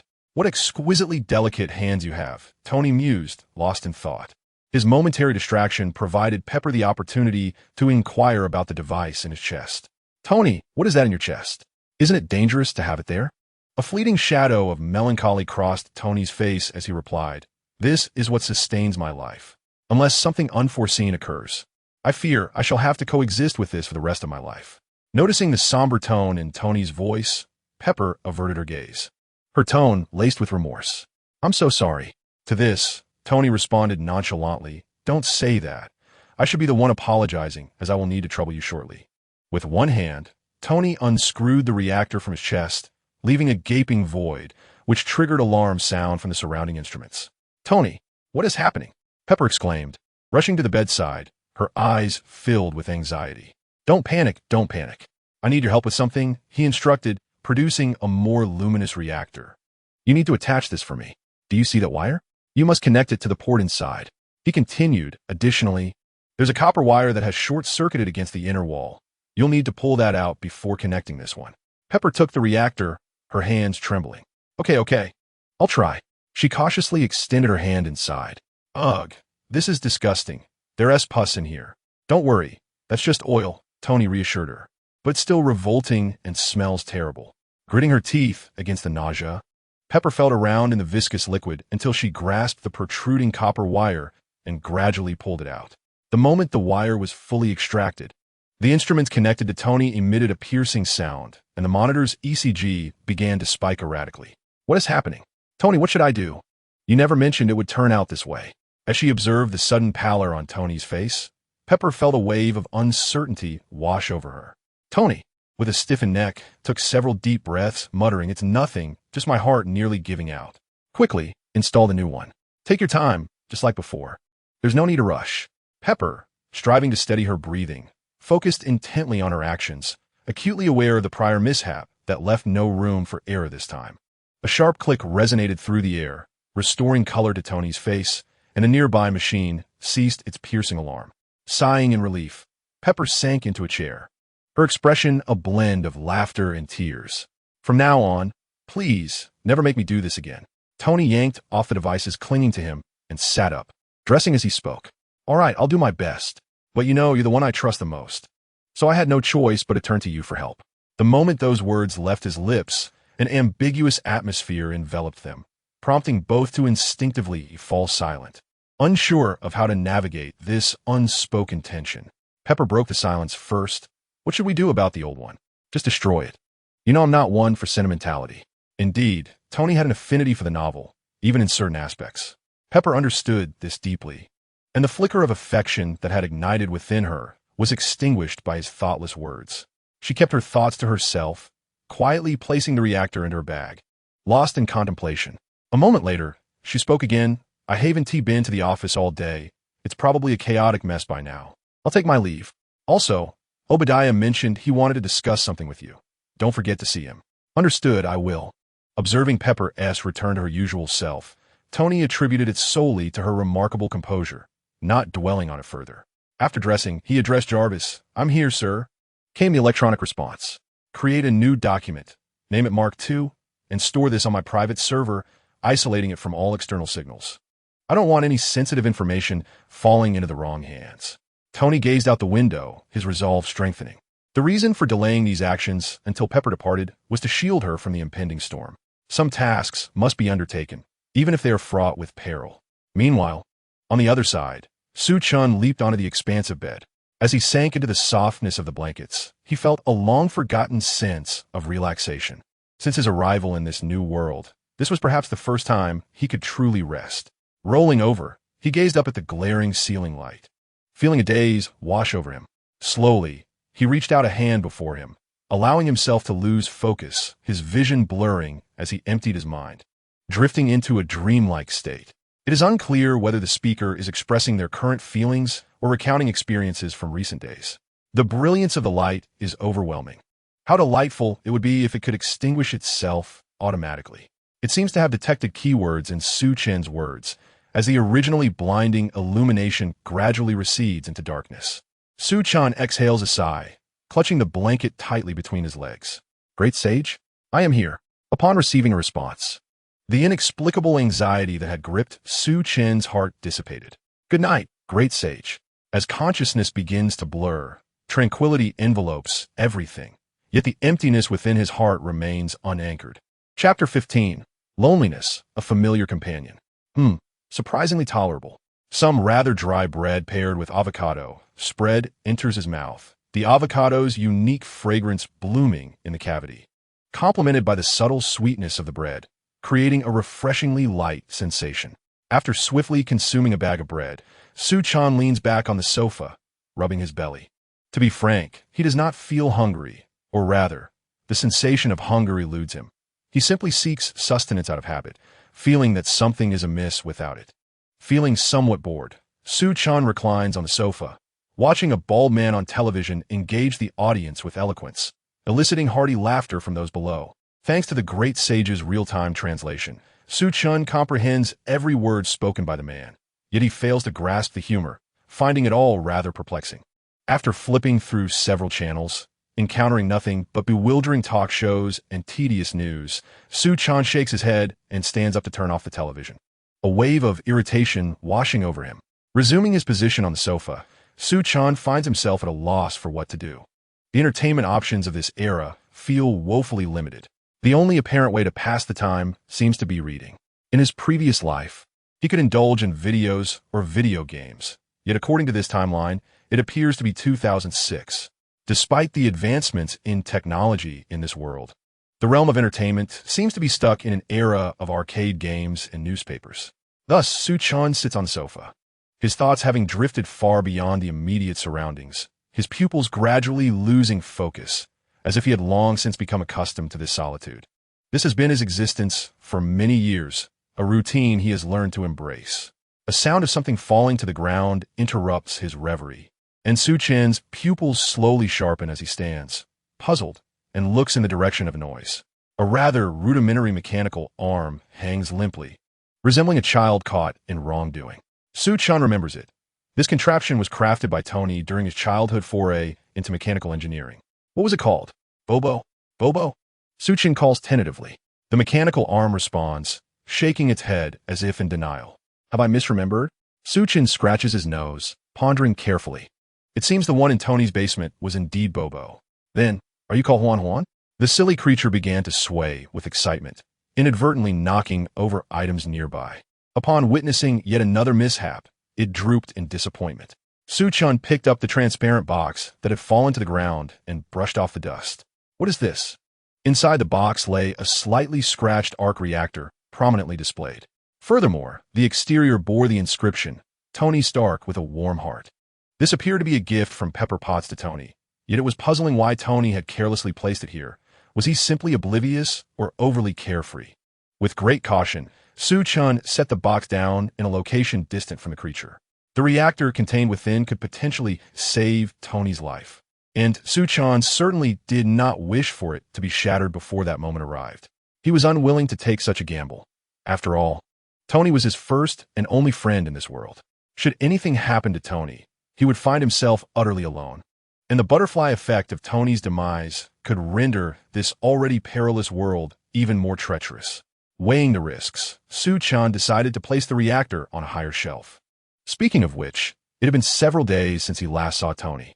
Estimating the passage of time in his mind, Su Chen deduced that Tony was likely busy constructing his Iron Man suit. Well then, perhaps I should see what Tony is up to. With this thought, Su Chen's previously vacant gaze brightened with anticipation. Given the vastness of Tony's residence, Su Chen was not inclined to search through it floor by floor. In moments like this, the utility of his magical sensing abilities became apparent. Much like in the cave earlier, he employed his magic to perceive the living and the inanimate around him. However, unlike before, Su Chen's magical capacity had increased exponentially, allowing him to discern his surroundings without meticulous searching. Ah, the underground garage. Though he hesitated to utter it, Su Chen felt compelled to curse the opulent lifestyle, reflecting on how he had previously underestimated the size of Tony's home. Upon further exploration, he realized it was not merely large. It was absurdly vast, comparable to a small estate. Truly, the evils of capitalism, he mused bitterly. As the elevator doors opened, he could hear Tony's weary voice echoing throughout the garage from a distance. All right, the 17th test. Configuration 20. Updated fuel conversion power and base fire limits. With no better options, I'll let the clumsy one handle the fire. If you dare to spew flames before I catch fire, I'll donate you to summer camp. Tony threatened the mechanical arm, named Clumsy, which drooped in disappointment. Taking a deep breath, Tony tightened the straps on his equipment. Okay, let's take it slow, Jarvis. Start with energy input from 1. 2 streams of crimson flames erupted from the device at Tony's feet and hands, and in an instant, the flames intensified, transforming into a deeper shade of blue. Wonderful. Now I can fly. Tony beamed. Yet the brilliance of his smile was somewhat overshadowed by the dark circles under his eyes and the bloodshot whites, rendering his appearance rather unsettling. Su Chen gazed at Tony, who appeared to be neither fully human nor ghostly, and swallowed hard.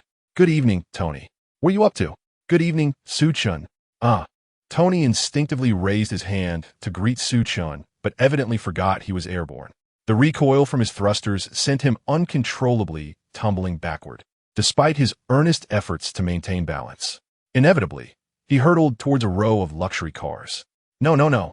Don't fly this way. In an instant, as the flames made contact, the paint on the cars blistered and peeled away. Jarvis, cut off the energy supply.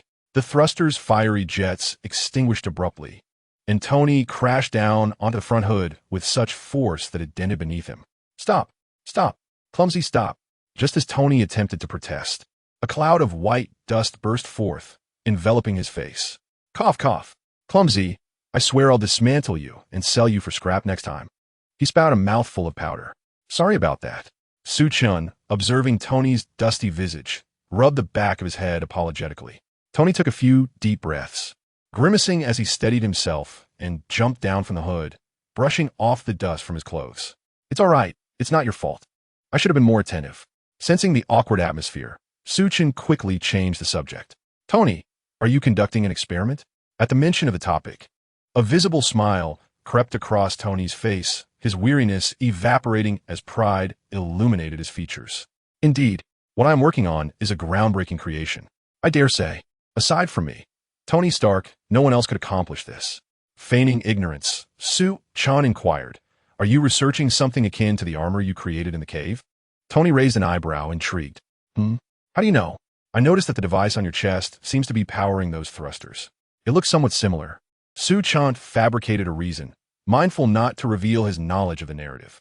It would surely drive a genius like Tony mad to realize he existed within a fabricated reality. Suppressing his thoughts, Su Chen glanced at Tony, who appeared oblivious to any anomaly. I see. Quite impressive, young one. It seems you possess a certain genius as well. You guessed correctly. I am indeed working on something similar, but I prefer to call it the Iron Suit. Moreover, you are mistaken about one thing. I am not merely in the research phase. As he spoke, Tony approached a circular platform, raising his arms in a dramatic flourish. Jarvis, initiate the process. Chapter 16. Just a touch, just once.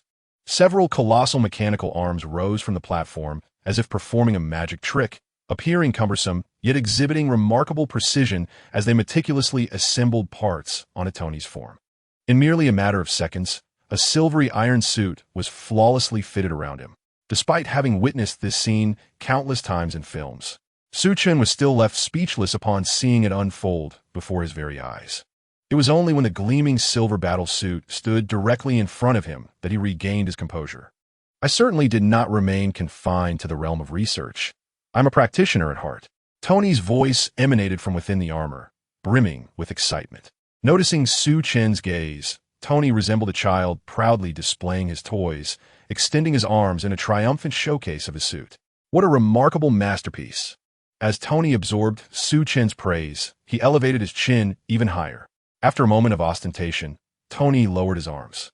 Jarvis, initiate diagnostics on the suit. Understood, sir.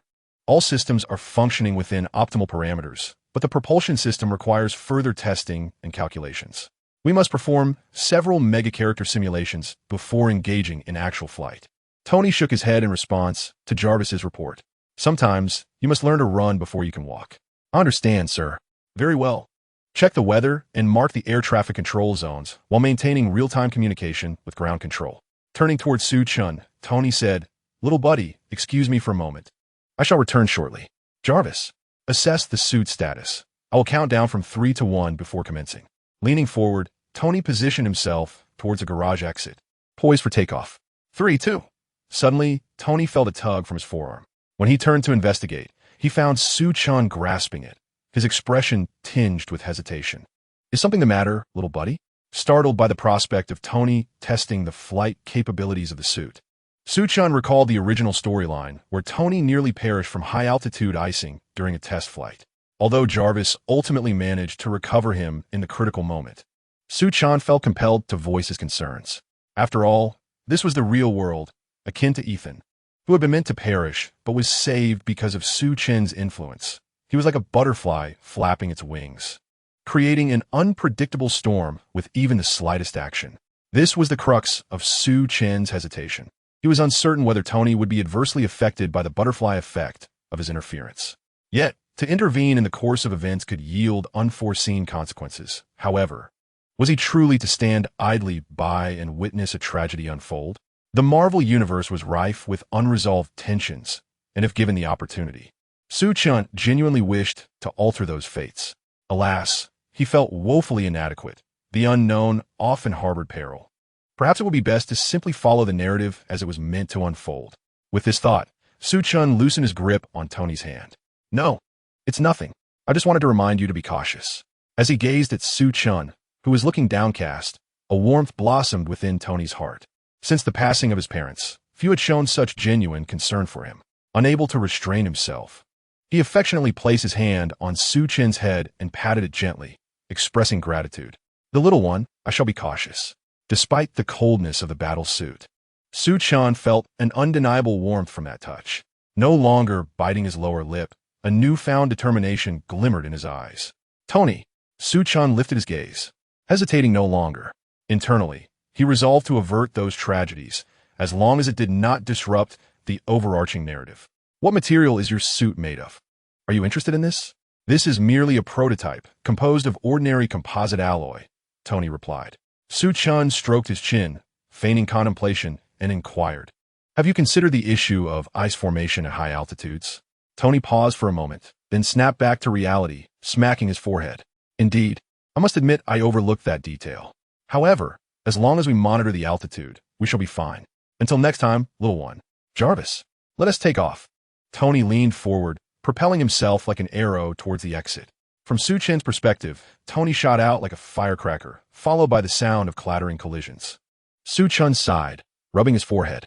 Given Tony's nature, he would likely attempt it regardless of the warning. Shaking his head, Su Chen turned his gaze towards the rows of sports cars beside him, a triumphant smile spreading across his face. Finally, after such a long wait, he mused, they shouldn't discover me, right? Just a little touch, nothing more. As he whistled, he cautiously approached, surveying his surroundings. Sir, surveillance indicates that someone is attempting to drive your beloved car in the underground garage without your authorization. Just as Tony stabilized himself mid-air, Jarvis' voice chimed in. Impossible. The defense alarms didn't T-trigger. How could anyone enter my underground garage? Tony commanded. Jarvis, retrieve the footage. Certainly, sir. A holographic screen unfolded within Tony's visor. The image displayed a blue figure wriggling in his convertible like a worm. Tony couldn't help but laugh. Indeed, still a child. Jarvis, make sure to save that footage. It's a rare sight. Also, grant him access to all permissions within the house. After all, he will be residing here. We can't have him feeling restricted at home. Tony adjusted his posture, hovering in mid-air, gazing down at the city, which appeared as mere specks of starlight. He took a deep breath, invigorated by the exhilarating experience, feeling his body tremble with adrenaline. It was thrilling, yet not sufficient. He yearned to test his limits, to discover the boundaries of his suit. Sir, your heart rate has increased, and adrenaline levels are significantly elevated. Shall I contact the medical team and suspend the flight plan? No, Jarvis, I am perfectly fine. By the way, what is the maximum flight altitude of the Blackbird reconnaissance aircraft? Tony gazed up at the luminous moon, as if a sudden thought had crossed his mind.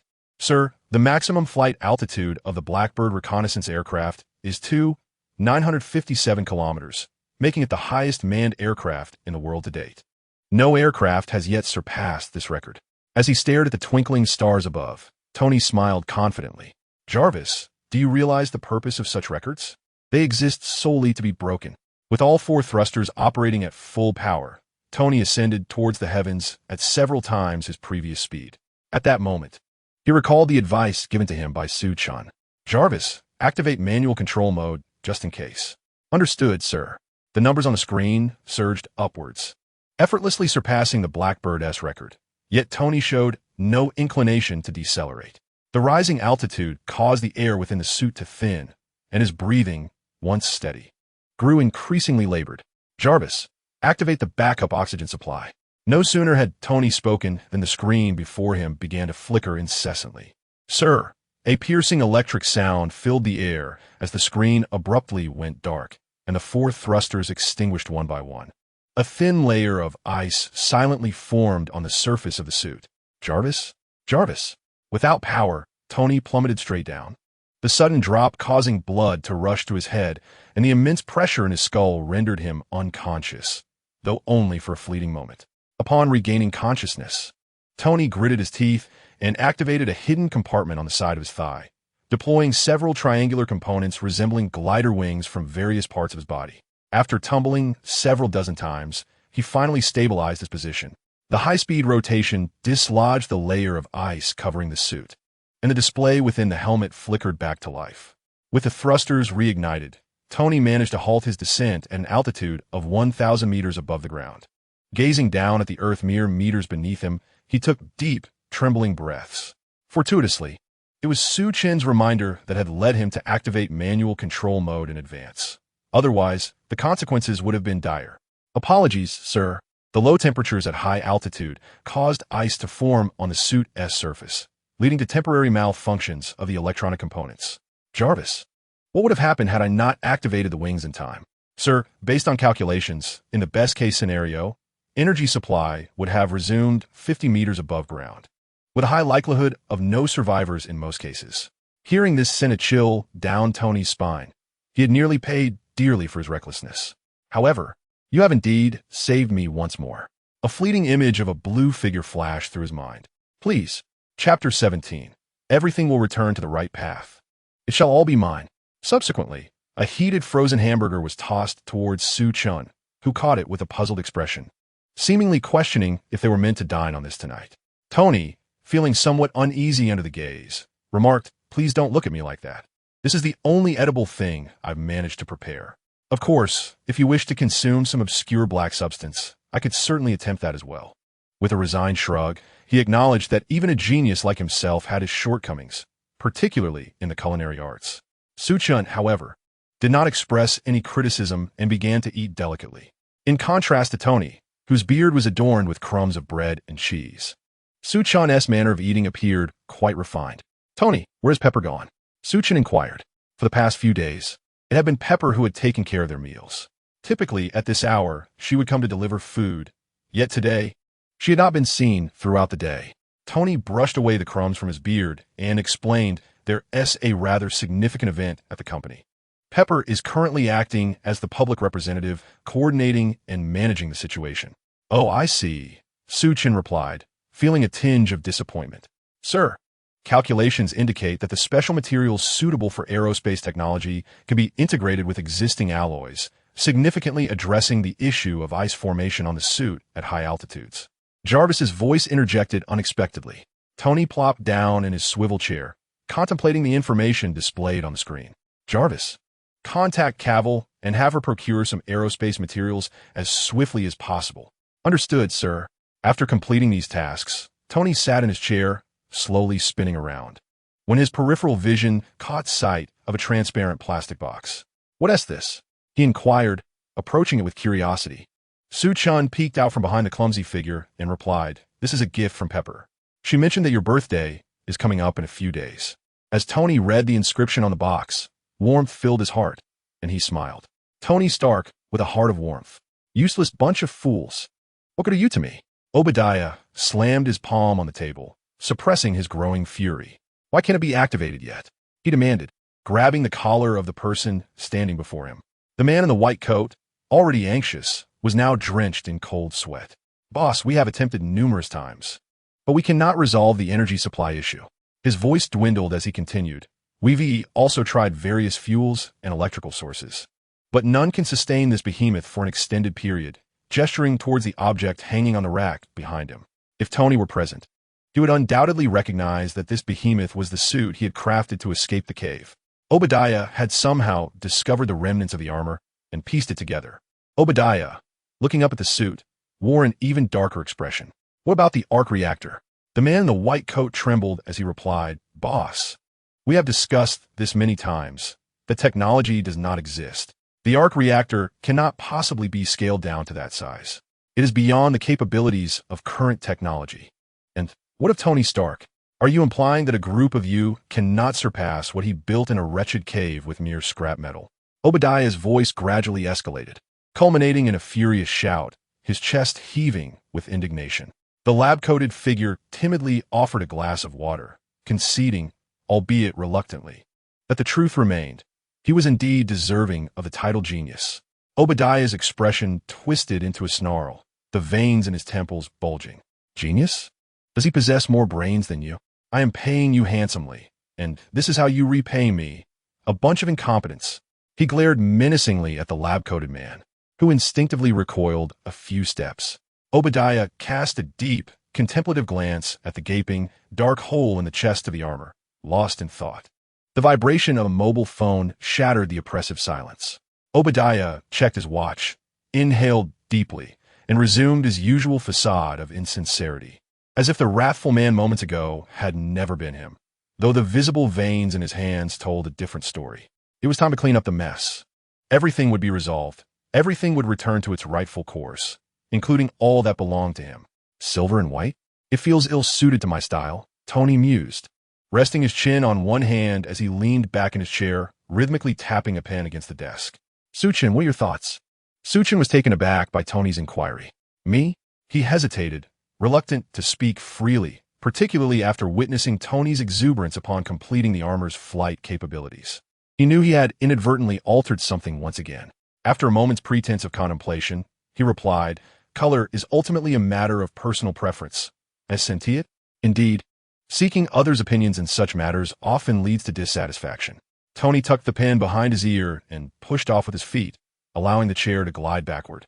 Perhaps fate was at play. From the corner of his eye, he spotted a vintage car adorned in red and gold with flame patterns. With a spark of inspiration, Tony framed the classic vehicle with his hands. Jarvis. Let us try this.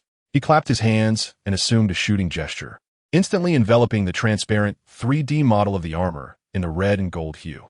Less gold, more burgundy as the base, with golden accents, he directed, his hands occasionally gesturing in the air. Seeing his creation on the screen, Tony tossed the pen onto the desk, nodding in satisfaction. Burgundy, bold enough, I like it. Sir, I've detected an article regarding you that may pique your interest. Jarvis announced, arousing Tony's curiosity. Oh, let me see. The originally small screen expanded dramatically, revealing a reporter with square glasses at its center. Tonight, the red carpet at the New Year concert hall is exceptionally vibrant, as the third annual Tony Stark Firefighter Family Foundation Gala unfolds. The elite society of Los Angeles has flocked to this event. This rings a bell. Did we receive an invitation, Jarvis? Tony Stark inquired, a hint of confusion in his voice. I regret to inform you, sir, that I have searched through the past fortnight's communications and found no record of an invitation. Meanwhile, the reporters on the screen continued their incessant chatter. Tony Stark has not made a public appearance since that bizarre and highly controversial press conference. Some speculate that he suffers from post-traumatic stress and has been bedridden for weeks. Regardless of the truth, no one expects him to show up tonight. Though he was once a genius, he now finds himself devoid of purpose, having halted the operations of his prized weapons manufacturing plant. Listening to the reporter's scathing remarks, Tony fell into an uncommon silence. Sir, the materials have been successfully melted, and the armor upgrade is expected to be completed in 3 hours. Tony leaned back, eyes closed, letting out a long sigh. Sensing Tony's somber mood, Su Chen offered a comforting remark. Tony, are you all right? Those are merely rumors. Do not let them trouble you too much. Whether it was a realization or the effect of Su Chen's words, Tony's furrowed brow began to relax slightly. Opening his eyes, Tony replied, I am well. Su Chen, I recall that Pepper took you shopping for clothes that day, did she not? Reflecting on that embarrassing moment, Su Chen's expression turned peculiar as she responded, Yes, we did go. Why do you ask, Tony? Do you have formal attire? Given Pepper's disposition, she must have procured some. As Tony spoke, he rose and stretched his somewhat stiff back. Hearing Tony's lack of inquiry about that day brought a sigh of relief to Su Chen. After all, if Tony were to learn of it, Jarvis would likely have to store countless backups, wouldn't he? Yes, there are several tailcoats. That is splendid. Tony casually grabbed a crumpled suit jacket from the sofa and draped it over his shoulder. Stop joking, silly. Quickly change into that outfit. We must depart. Huh? Where are we going at this hour? Tony's sudden shift in thought left Su Chen momentarily bewildered. You will find out when we arrive. Jarvis, you need not wait for me tonight. Just inform me when the armor upgrade is complete, and also notify Happy to prepare a car for me. Chapter 18. The brightest light in the night sky, long time no see. Jessica, you are as beautiful as ever. Obadiah embraced the blonde beauty before him with excitement. You too, still as robust as ever. Oh, look who it is. Old friend, I never expected to see you here. Obadiah released the golden-haired woman and turned to warmly embrace the elderly gentleman before him. Everything is proceeding just as Obadiah had envisioned. To counter the impact of Tony's press conference, this charitable gala is undoubtedly the optimal choice. It could even serve as a means to exert pressure and unite the board to seize Tony's position. With this thought, a hint of genuine amusement mingled with Obadiah's professional facade of a smile. Yet, all these fanciful thoughts were abruptly shattered by the jarring screech of brakes. The wine-red supercar, ostentatiously announcing its arrival, glided over the red carpet and came to a halt. Such a flamboyant demeanor left Obadiah unable to conceive of anyone besides a certain individual. Despite his utmost efforts to maintain composure, his expression inevitably grew colder. A familiar figure emerged from the driver's seat, accompanied by a striking flash of blue. Obadiah's heart skipped a beat as he calculated in his mind. Such intimacy could perhaps become his Achilles heel. "Hey, long time no see. Have you missed me?" Tony casually remarked as he removed his sunglasses. Observing this, Obadiah pulled Tony aside to evade the prying eyes of the reporters. "What brings you here? Did I not specify that I would handle everything? What's the matter, not welcome? Is a party invitation necessary when it's your own event?" Tony teased. "I have no time for your games, Tony. Listen, you need to tread lightly. I believe I have pacified the board, so refrain from any unnecessary actions. Relax.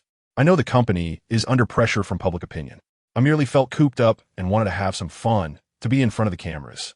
As reporters approached, Tony naturally draped an arm around Obadiah's neck, who, in turn, mirrored the gesture, flashing a professional grin for the cameras.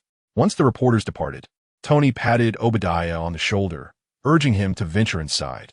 He then beckoned Su Chen, who appeared somewhat out of place, to follow him. Leaning closer to Tony, Su Chen inquired, "Who was that just now?" "Oh, he's a friend of my father's from his lifetime, perhaps the only person in this world I can truly call family," Tony replied, ruffling Su Chen's hair. Su Chen brushed Tony's hand away and looked up, his mouth slightly agape, as if he wished to speak, but ultimately remained silent. "Quick, bring me a glass of whiskey.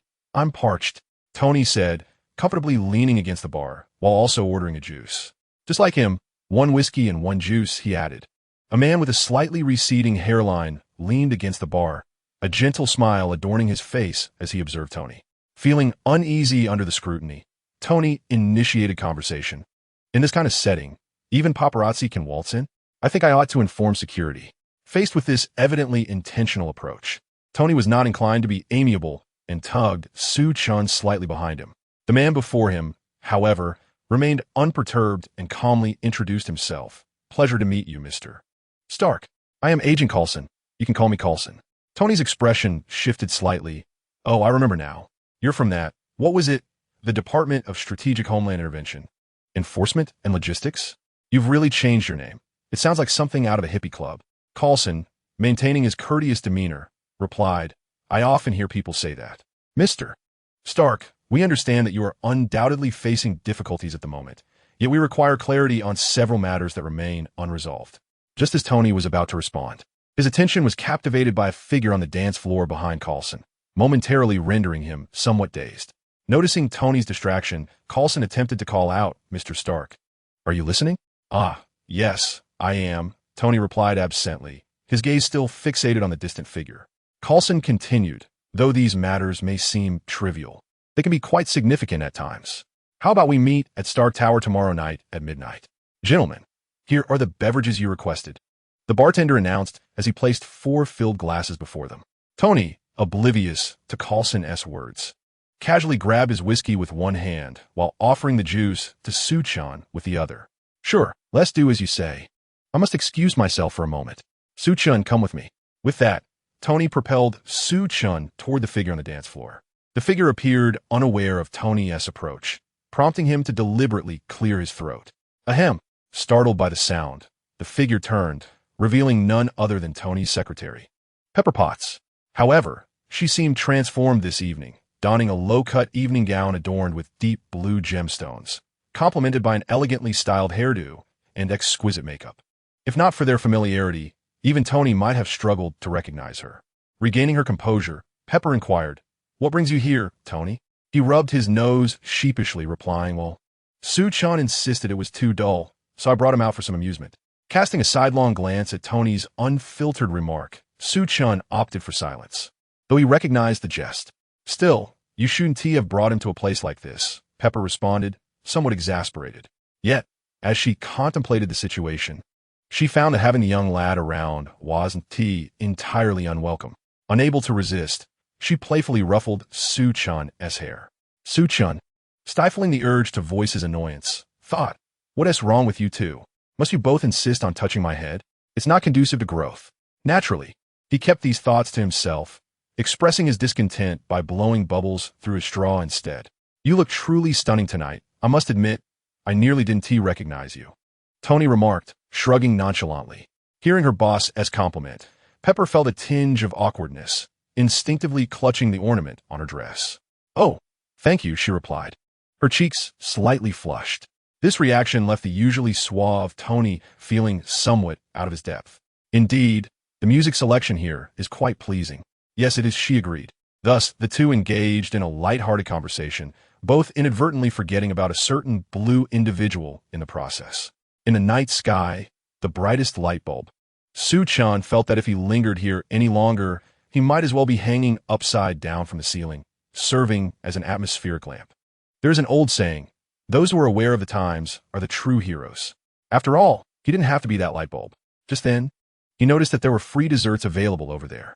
After a moment's contemplation, Su Chen tugged at Tony's sleeve. "Tony, it seems there are free desserts over there. May I go?" Tony's face immediately lit up with joy. "Of course, but do be careful." Suddenly, the music in the dance floor swelled, and more men and women embraced one another, moving toward the center of the dance floor. Out of the corner of his eye, Tony caught sight of Pepper swaying gently in time with the beat. "Shall we dance a tune?" he inquired. Pepper instinctively wanted to decline, but upon seeing the sincerity in Tony's gaze, she swallowed her words. She had never seen him look at anyone with such intensity, not even with his former girlfriends. Noticing Pepper's hesitation, Tony implored, "Come on, just one dance. Think of it as passing the time." After waiting for what felt like an eternity without a response, disappointment filled Tony's eyes. Just then, a slender hand reached out before him. "Then let us dance, my dear boss." Chapter 19. Is this dog food absolutely necessary?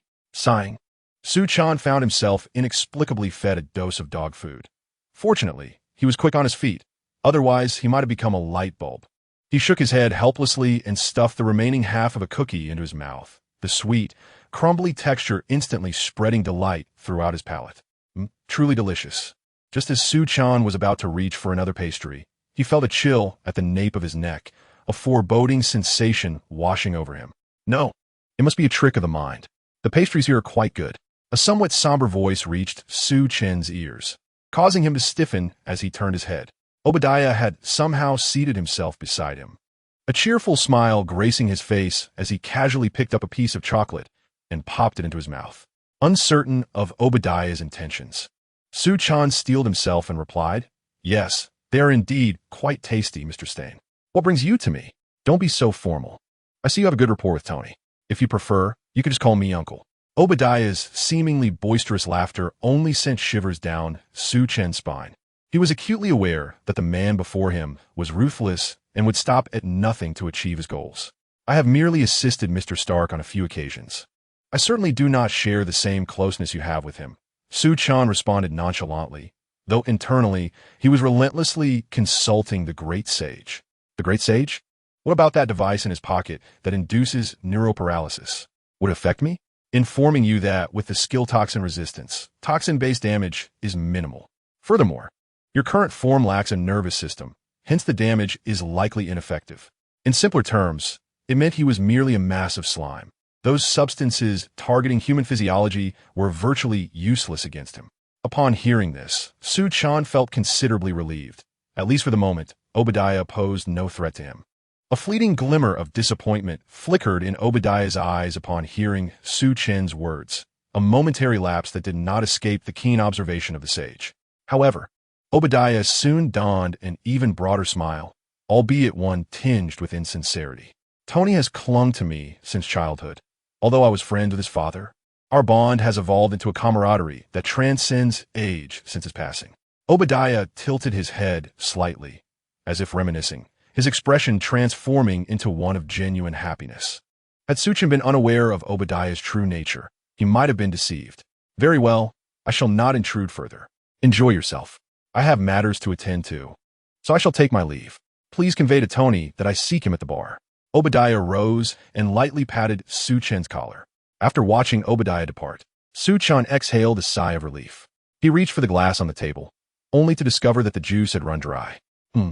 I should ask Tony for another glass and share the recent events with him, Su Chen mused, wiping the cream from his face as he made his way back to the spot where he had parted with Tony.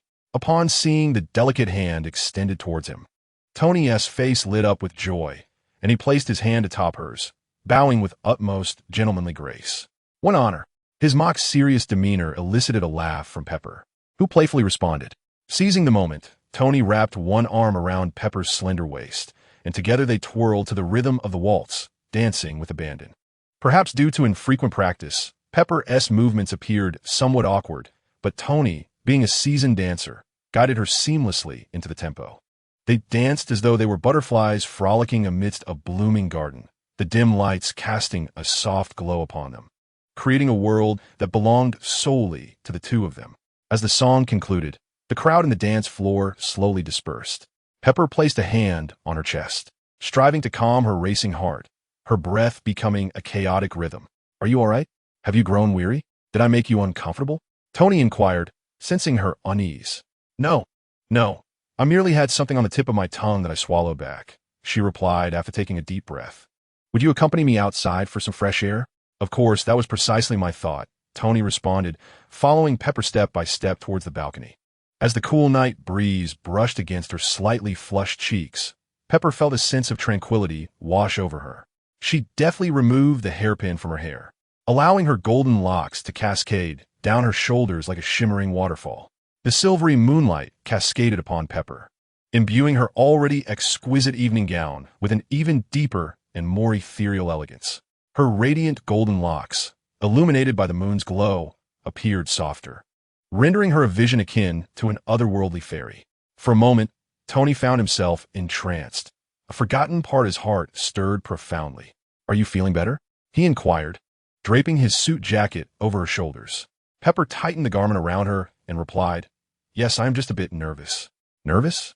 You danced splendidly," Tony generously complimented. "That's not the reason. I merely feel somewhat awkward dancing in front of my colleagues and my boss." Tony shrugged.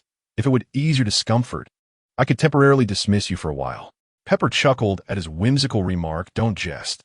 Without me, you might struggle to even tie your shoelaces, and your life would descend into chaos." "Not all. I believe I could manage for at least a week." Intrigued by his claim, Pepper responded, "Oh, is that so? Then what is your social security number?" Noticing the playful smirk on her face, Tony sheepishly replied, "It should be 55. You seem to have omitted a few digits. Is it the last 8? Isn't that what you're for?" Tony's sudden flirtation rekindled the fluttering in Pepper's heart. The space between them gradually diminished, their reflections mirrored in each other's eyes. "No, I can't," Pepper exclaimed, as if jolted by an unseen force, retreating a step and leaning against the railing, gasping for air in an attempt to regain her composure. "I'm sorry, Tony. I feel this is all too strange. I dance with you, and all my colleagues are watching. Her chest heaved, and her formerly lovely visage now bore an expression of distress, her hands flailing aimlessly in the air. "Do you know why it feels so strange?" he asked. "It's because you're not being objective. You can easily disregard their opinions. We merely danced." "No, Tony, you don't understand. It's because it's you. Everyone knows what kind of person you are and how you treat women. Perhaps that doesn't matter, but you are my boss, and they might think I am that kind of person." Her voice dwindled, tears welling in her eyes.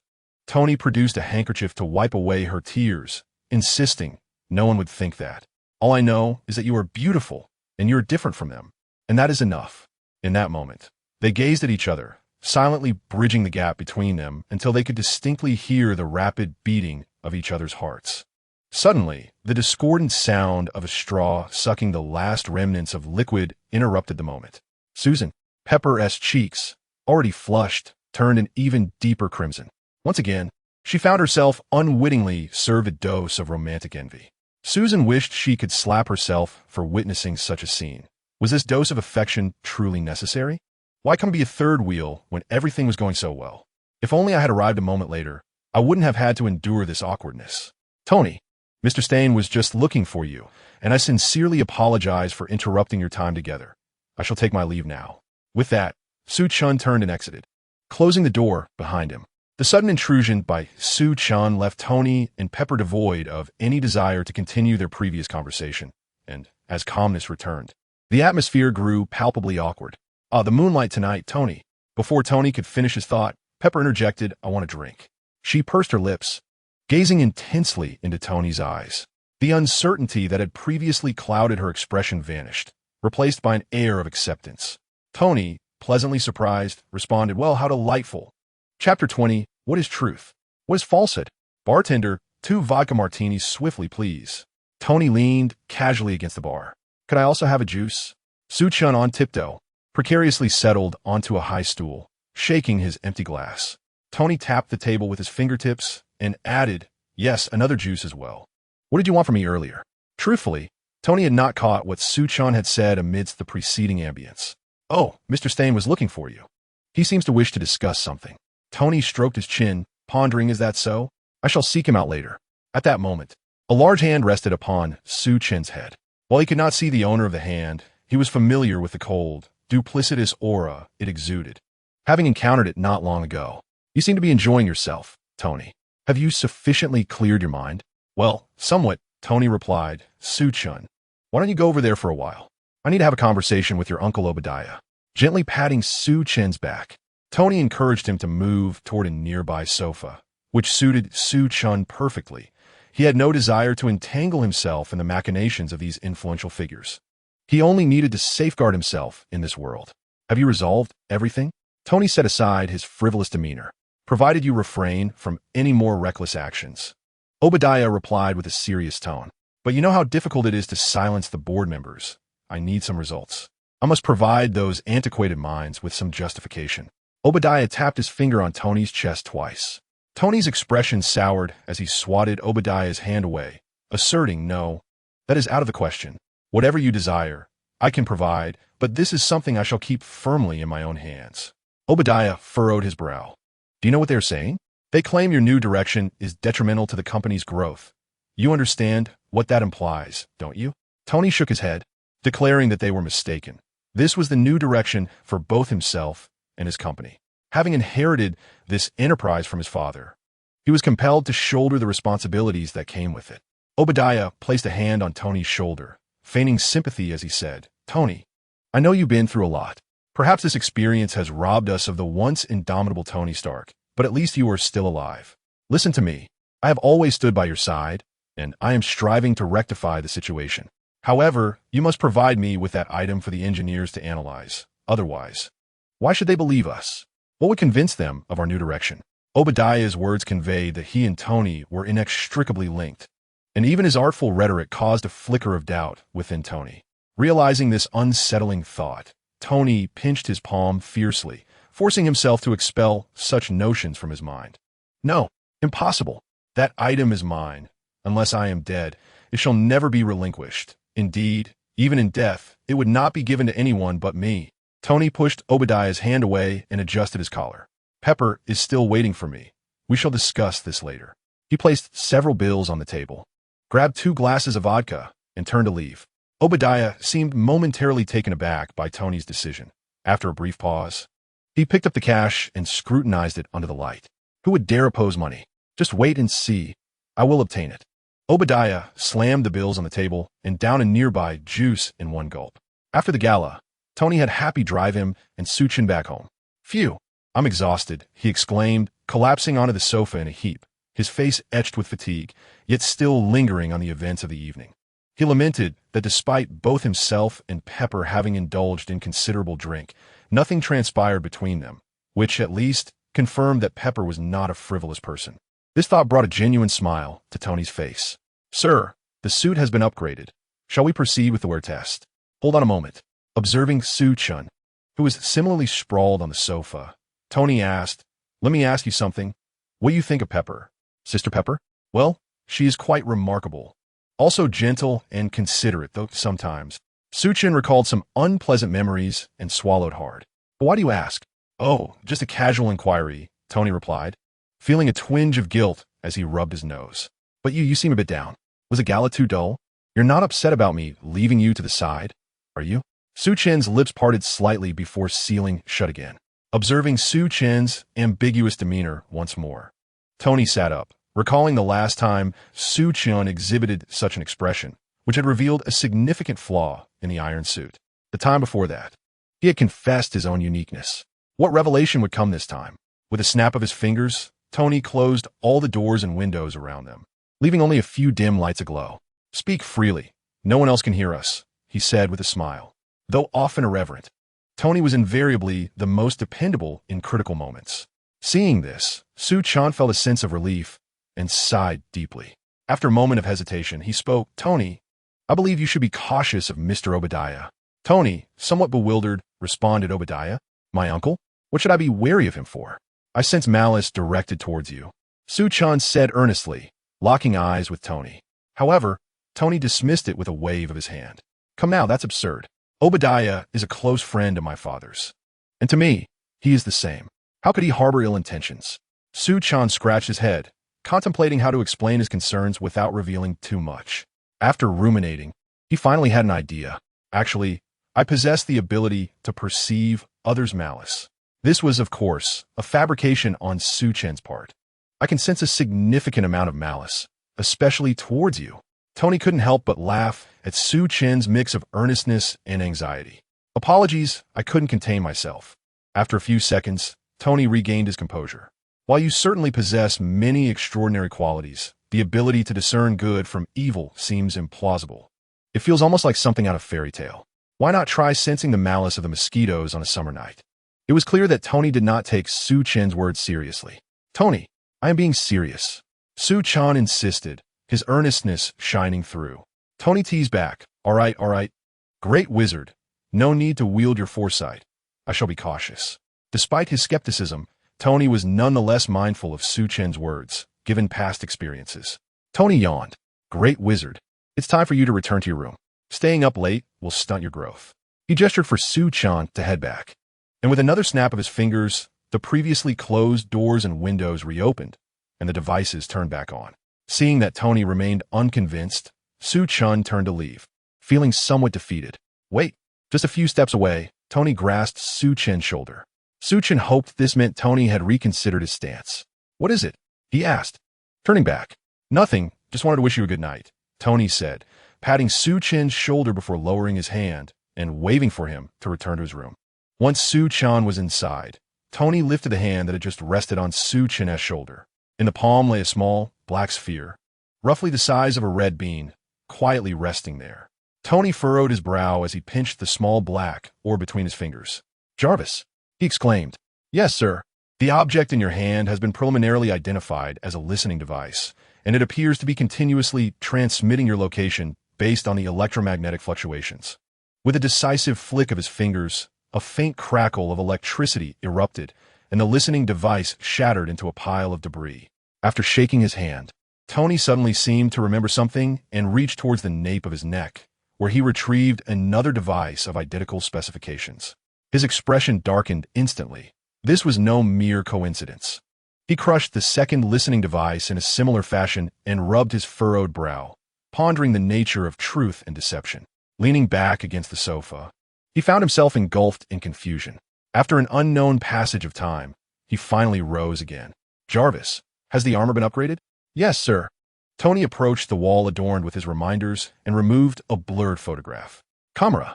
A renewed fire ignited in his eyes. The iron heart within him had taken root and flourished. "Regardless of what is true or false, I shall personally bring this to an end, even at the cost of my life." Chapter 21. No instant noodles, no shrimp-flavored instant noodles. Camera, a small town in the desert, once thrived as a trade center for several surrounding villages. Despite the modest means of its inhabitants, they never faced shortages of food and drink. Yet now, this once vibrant town had been consumed by war, transforming into a veritable hell on earth. The sounds of gunfire, explosions, and wailing were the only remnants of life in this inferno, while the Ten Commandments gang had become a source of dread for all. A blood-soaked mother and daughter huddled together in a pile of dry grass, listening to the cacophony of gunfire and screams outside. The mother pressed her hand firmly over her daughter's mouth, terrified that even the slightest sound might betray their hiding place. The footsteps drew nearer, and she bit down on her own arm, trying to quell the frantic beating of her heart through pain. Once the footsteps faded, she released her grip, though her arm was already crimson with blood. Ignoring the pain, she glanced down at her daughter, who was smeared with her own blood. In an effort to soothe her, the mother gently wiped the blood from her daughter's face. "Mommy, I'm so scared." The girl trembled in her embrace. "Don't be afraid, my child from Mommy is here," the mother replied, her voice trembling. Suddenly, a barking dog pierced through the air, causing the mother's heart to race anew. No. The proximity of the barking shattered her last shred of composure, and tears streamed down her blood-stained face like pearls from a broken string. Despite this, she clung fiercely to her daughter. "What was that noise? Come over here, there's something." A rough hand thrust aside the dry grass where the woman and her daughter were hidden. "I implore you, spare my child, I beseech you." The woman, prostrating herself on the ground, repeatedly bowed her head in desperation. Yet alas, these fiends had no intention of granting them mercy. "Bring those two over there," commanded a man who appeared to be the leader, gesturing for two individuals to approach. Not far off, a man who seemed to serve as a translator noticed the unfolding situation and hurriedly ran over. Boss, given all I have done, I beg you to release them." "They're my only ones," he pleaded, his voice trembling as he positioned himself in front of the leader. "Get lost," the leader barked, kicking the man aside, while his henchmen swiftly pinned him to the ground. "Lock the woman and the child together." "What about this one?" The henchman gestured towards the man beneath him. "You imbecile. Do you even need to ask?" The leader replied, drawing his hand across his neck. With a gunshot, the man slumped lifelessly to the ground, blood pooling from the gaping wound in his skull, extinguishing his life entirely. "No," the woman, who had been barely clinging to life, suddenly found an inexplicable strength, breaking free from her captors and half-kneeling before the corpse of the man. The leader wiped the blood splattered across his face with a finger, dismissively shaking his hand. Observing the woman, who appeared utterly defeated, he extended his hand towards his men, who promptly presented him with a handgun. The sound of a bullet being chambered echoed. Yet the woman remained rooted to the spot, numbly clutching the lifeless form of the man. After a prolonged silence, the anticipated gunfire did not erupt. Instead, the leader collapsed to the ground, a gaping, bloodied hole in his chest, crimson life spilling forth. His henchmen, momentarily stunned, turned in haste. There, a metallic figure adorned in scarlet and gold stood silently, one arm raised, the circular emblem in its palm gradually dimming. The sudden turn of events left the henchmen momentarily dazed, but they quickly regained their wits and unleashed a barrage of gunfire. However, the seemingly formidable assault merely sparked against the iron figure, failing to even scratch its surface. The circle in the figure's palm reignited, and in the blink of an eye, several of the thugs collapsed, lifeless. One thug, sensing the peril, seized a small girl who was half sitting on the ground, pressing his gun against her head. "No instant noodles. No shrimp-flavored instant noodles." A play on words. Please refrain from reporting.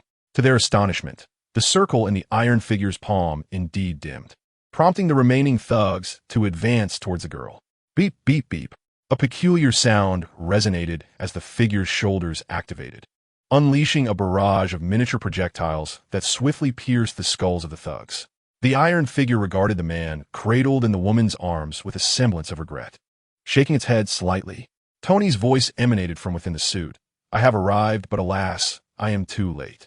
The commotion had drawn more thugs to the scene, precisely as intended, sparing the need to seek them out one by one. As Tony gazed at the encroaching adversaries, his eyes narrowed with resolve. He raised his right hand and unleashed a full-powered blast. A violent explosion erupted amidst the assailants, claiming the lives of many before they could even draw their weapons. The disparity in equipment made Tony feel as though he were effortlessly crushing a swarm of ants. In mere moments, he had annihilated all the vicious bandits before him. The townsfolk, half kneeling on the ground, witnessed this scene with reverence, murmuring unintelligible prayers. Behind a dilapidated wall, a trembling figure peered through a crack, silently grateful for having narrowly escaped the carnage. Suddenly, an iron hand pierced through the wall, seizing his shoulder and pulling him out. The already crumbling structure collapsed into a heap of rubble. Tony, like a discarded ragdoll, tossed the man he had captured before the surviving townspeople. "He is now yours to deal with," he declared, then without a moment's hesitation, soared into the sky. "Colonel Rhodes, take a look at this," an assistant said, handing him a tablet. "What is it?" Rhodes inquired, puzzled as he examined the device. "This is radar data for our airspace. 2 minutes ago, it indicated that a small aerial object entered our controlled airspace at a speed of 340 kilometers per hour. Is it a supersonic aircraft from another country?" Rhodes asked, taking a leisurely sip of tea. The assistant, adjusting his glasses with exasperation, replied, "That is precisely the issue, according to footage from nearby patrol pilots. The object appears to be humanoid." Rhodes, caught off guard, sputtered his tea. "What did you say?" "Consequently, we cannot ascertain whether communication is possible. It is highly likely that the entity is extraterrestrial." Before the assistant could finish, Rhodes interrupted, "Connect me with the nearby patrol pilots immediately." "Yes, sir. Here is 4773. "What are your orders?" came the voice of a pilot from a screen. "Is the humanoid object still in your vicinity?" "Yes, sir. I, along with 4774 and 4775, are attempting to intercept it." According to the pilot's report, 3 fighter jets were engaged in containment. Rhodes spoke sternly, "Attempt to communicate first. Avoid engagement unless absolutely necessary." "Understood. Sir, we have detected 3 aerial units approaching from behind you." In disbelief, Tony exclaimed, "What did you say? Aerial units?" "Wait, Jarvis. Show me the map with the airspace markings." "Certainly, sir." As the map unfolded within his helmet, Tony let out a sigh of exasperation. "What bad luck. I've inadvertently flown into a military-controlled airspace. Sir, the 3 aerial units are attempting to send messages to your radio channel." Tony was reluctant to engage with the military so soon. If they discovered his technology, they would likely hound him relentlessly. After a moment of contemplation, he instructed, "Jarvis, establish a one-way channel. Let me hear what they are saying." "Understood, sir." A youthful voice emanated from the radio channel. "Unidentified aircraft. You have entered the jurisdiction of our military.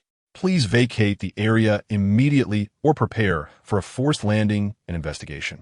Otherwise, we shall be compelled to take military action." "How bothersome," Tony murmured. "Jarvis, engage full power and shake them off." In an instant, the propulsion flames blazed more brilliantly, gradually shifting to a hue of blue. "Sir, the pursuing aircraft is now less than 100 meters away," Jarvis informed. Despite Tony's efforts to accelerate, he found himself unable to evade the fighter jets trailing behind. "It appears I need to enhance the propulsion system. I never anticipated this predicament. Jarvis, ascend, head into the clouds." Tony maneuvered his craft directly toward the cloud cover. "Report. Commander, we have lost the target. He has entered the clouds. Continue the pursuit." "Understood." Suddenly, Jarvis's voice broke through. "Sir, there's an incoming call." Tony furrowed his brow in confusion. "Who could be calling me at this hour? If you possess my private number." "Jarvis, answer it." "Rhodey?" Tony exclaimed in disbelief as a familiar voice responded. "Tony, it's me. I'm encountering a minor issue and may need your assistance." "Jarvis, wait. What is that noise on your end? It sounds chaotic." "Commander, I have locked onto the target. Shall I engage?" The radio chatter echoed from Tony's phone, intertwining with the signals from Rhodey. An incredulous thought exploded in Rhodey's mind. "Tony, you can't be." A slightly embarrassed response emerged from Tony. "Well, congratulations, you guessed correctly. But there is no reward." Rhodey lowered his voice. "Have you lost your mind?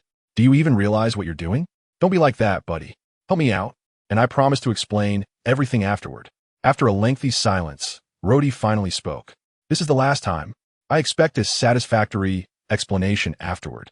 With a peculiar expression, Rhodey hung up and entered the command room. "We're in the back. But no buts. Publicly declare this as a military exercise." Rhodey gazed at the screen, resting his forehead in his hand, muttering softly, "Oh, Tony, what on earth are you up to?" Chapter 22. I'll trust you one last time. Let us indulge in madness together once more. Ouch. Be gentle, Jarvis. My hair. On the disassembly platform, Tony was awkwardly twisting his body. "Sir, the more you squirm, the more discomfort you will encounter." Tony eased his movements slightly. "All right, I'll try. Next time, I should adjust the parameters to avoid this." The mechanical arm clamped onto the armor on his arm, and Tony exerted all his strength to extract his hand from the suit.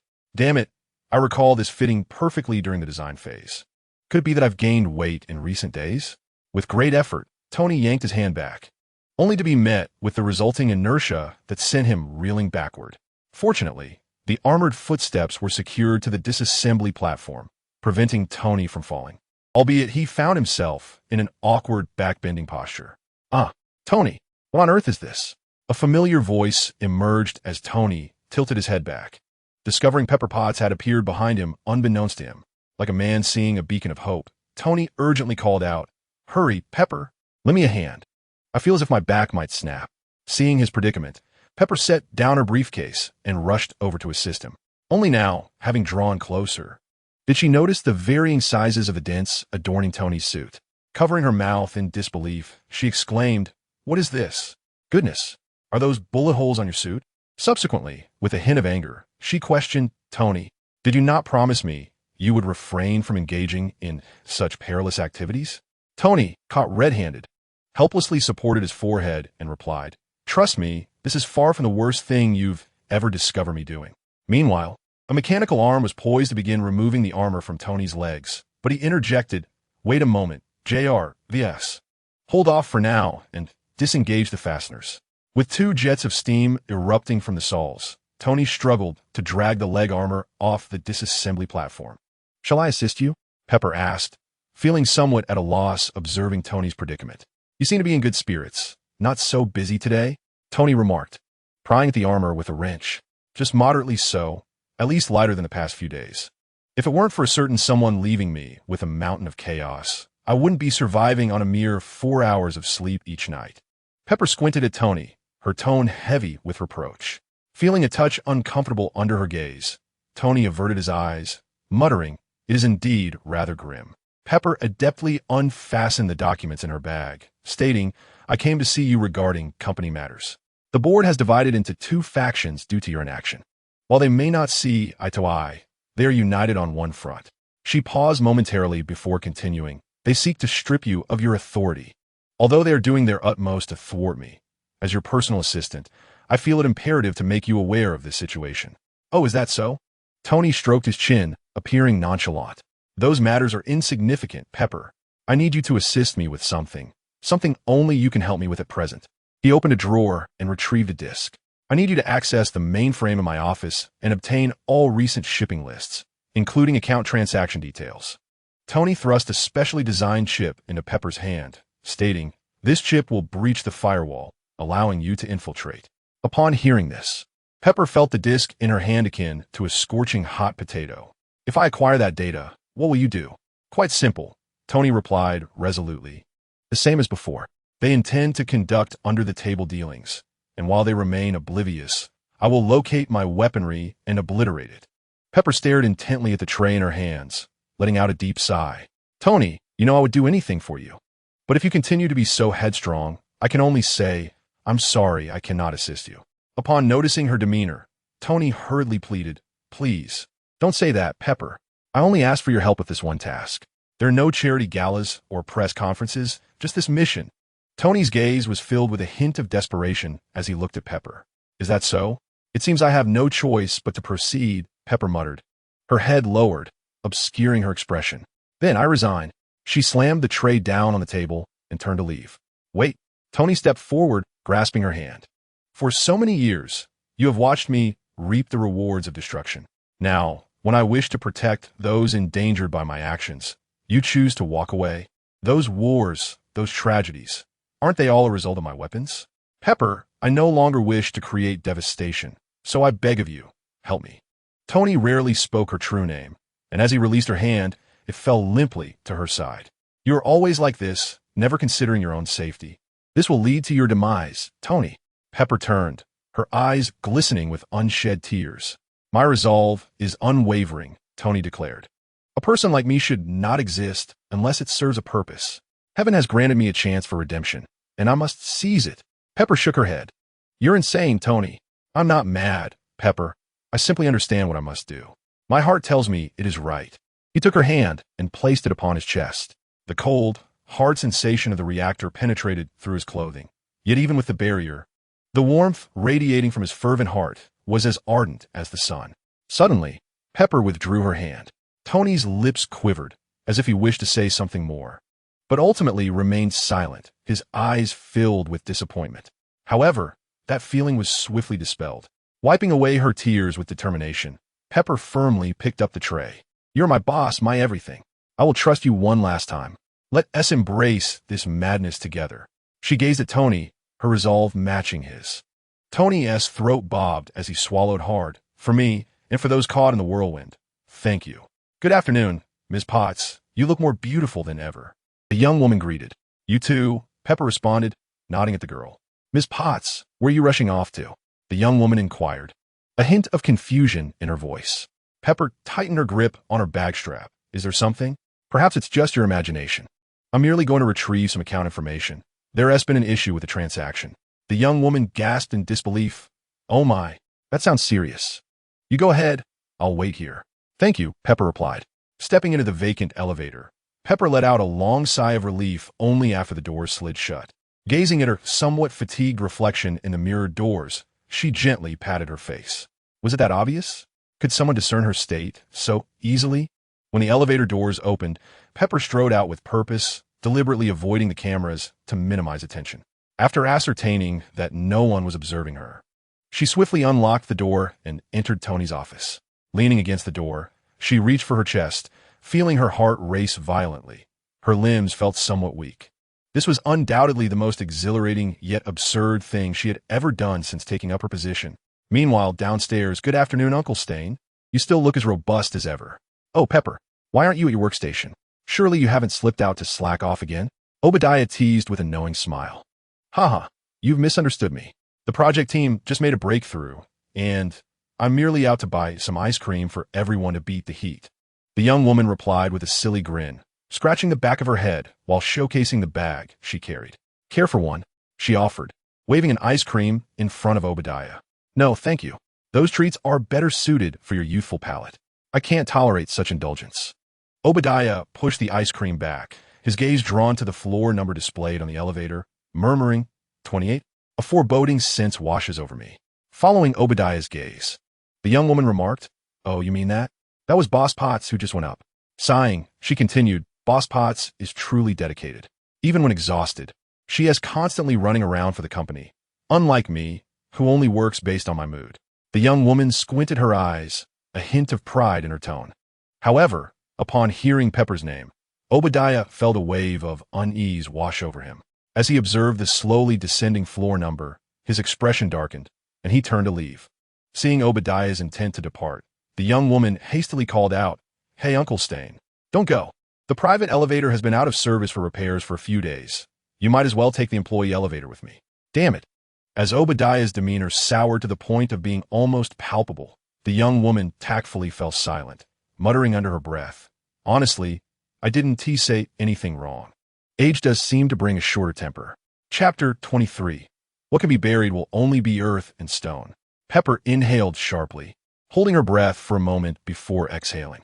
The brief bout of oxygen deprivation left her mind momentarily vacant, compelling her to forcefully still her trembling hands. "Stay calm. I must remain composed." Despite having encountered numerous high-stakes situations, Pepper still struggled to maintain her poise, incessantly reminding herself to keep it together. The moment the disk was inserted, the computer began to display error pop-ups relentlessly, a phenomenon that persisted for only a few seconds. Little Chili adeptly began to copy the company's entire transactions, all laid out before her, appearing perfectly normal and compliant, without a hint of discrepancy, until she stumbled upon a series of documents ominously titled with garbled characters. How could such files exist on Tony's computer? Driven by curiosity, Little Chili clicked on those files. The moment she did, a wave of nausea surged within her. The video revealed severed limbs scattered everywhere, with individuals butchered like livestock, their bellies sliced open. The freshly extracted, bloodied entrails were collected in jars filled with an unidentifiable liquid. At that moment, a singular thought consumed Little Chili's mind. The company's accounts were undoubtedly flawed. The organization was undeniably engaged in some illicit enterprise unknown even to herself and Tony.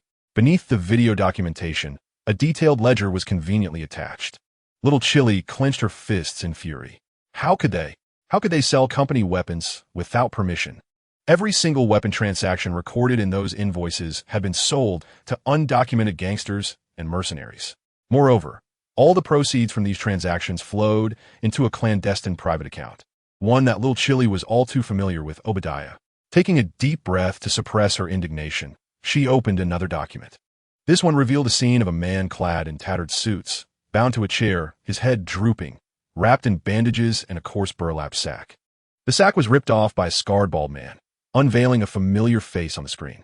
Little Chili gasped in shock. Tony. The Tony on the screen was a far cry from his former glory, resembling a stray dog, thrown to the ground and subjected to torment, stripped of all dignity. Witnessing Tony's pitiful state made little Chili's heart feel as if it had been brutally wrenched, compelling her to tighten her fists. Her anger eclipsed the tension she had felt moments before. Just then, the sound of the door lock turning echoed through the room. It was a parent who possessed the key to Tony's office and had the audacity to arrive at this moment. Little Chili swiftly switched the screen to the homepage, casually placing her bag on the main unit and covering it with a strap and a nearby newspaper before the door swung open. "Ah, it's you, Pepper. I thought it was some ill-mannered new employee," Obadiah said, panting as he adjusted his tie, feigning ignorance. He intentionally leaned closer to little Chili, who astutely noticed and turned her body to shield the computer screen. Taking action within the company was clearly an unwise choice, and Obadiah was well aware of this fact. At least in the eyes of others, he was still the second in command of the company, and there was no need to engage in actions detrimental to his standing. Upon noticing Pepper's movements, Obadiah sauntered over to a nearby shelf to retrieve a bottle of red wine, pouring it into a glass. He swirled the goblet leisurely and remarked, "I truly empathize with your current predicament, Pepper. To be honest, I feel quite sorry for you. Tony possesses such a remarkable assistant, yet fails to appreciate you adequately. However, given his intellect and talent, it seems he truly has little need for assistance." Pepper furrowed her brow in discontent and retorted, "Perhaps, but for now, he still relies on me." Obadiah savored a sip of his wine before continuing, "I was elated when Tony returned, as if he had risen from the dead. Yet, you and I both understand that he has not truly returned, have we? He has left his heart in that cave. His allegiance no longer lies with the company." Obadiah shook his head, raising the goblet to his eyes, the light filtering through the deep crimson liquid casting an eerie glow on his face. His insincere smile resembled that of a devil, both strange and malevolent.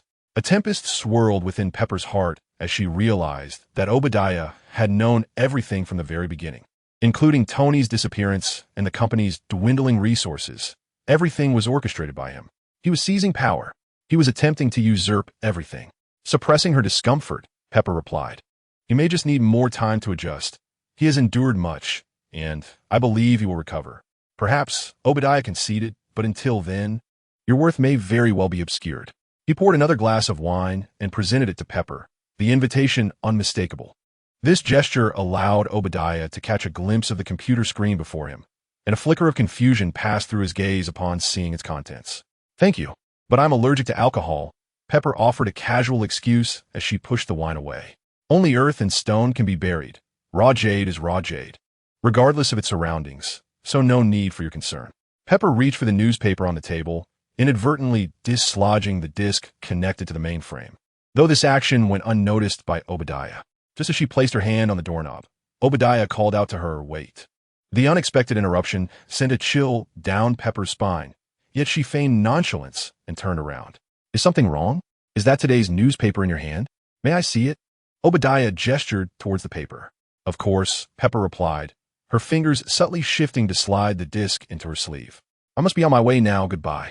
She was eager to leave, wishing to linger not a moment longer. "Take care." Obadiah similarly wished for her swift departure from the company, for it was more challenging to act within its confines than outside. Once Pepper had exited, Obadiah rushed to the computer, anxiously checking something. Opening the back-end processes, the glaring 4 words struck him like a bolt. "Copy complete, damn it. I should have anticipated this." Obadiah slammed his fist onto the table, a glint of ferocity flashing in his eyes. If they wished to play, he would indulge them to the fullest. After a brief phone call, Obadiah hurriedly descended the stairs. Meanwhile, Pepper Potts stumbled out of the company's entrance in a flustered state. "Hello, Ms. Potts, Coulson greeted her with a smile, intercepting her path. We had an appointment. Have you forgotten?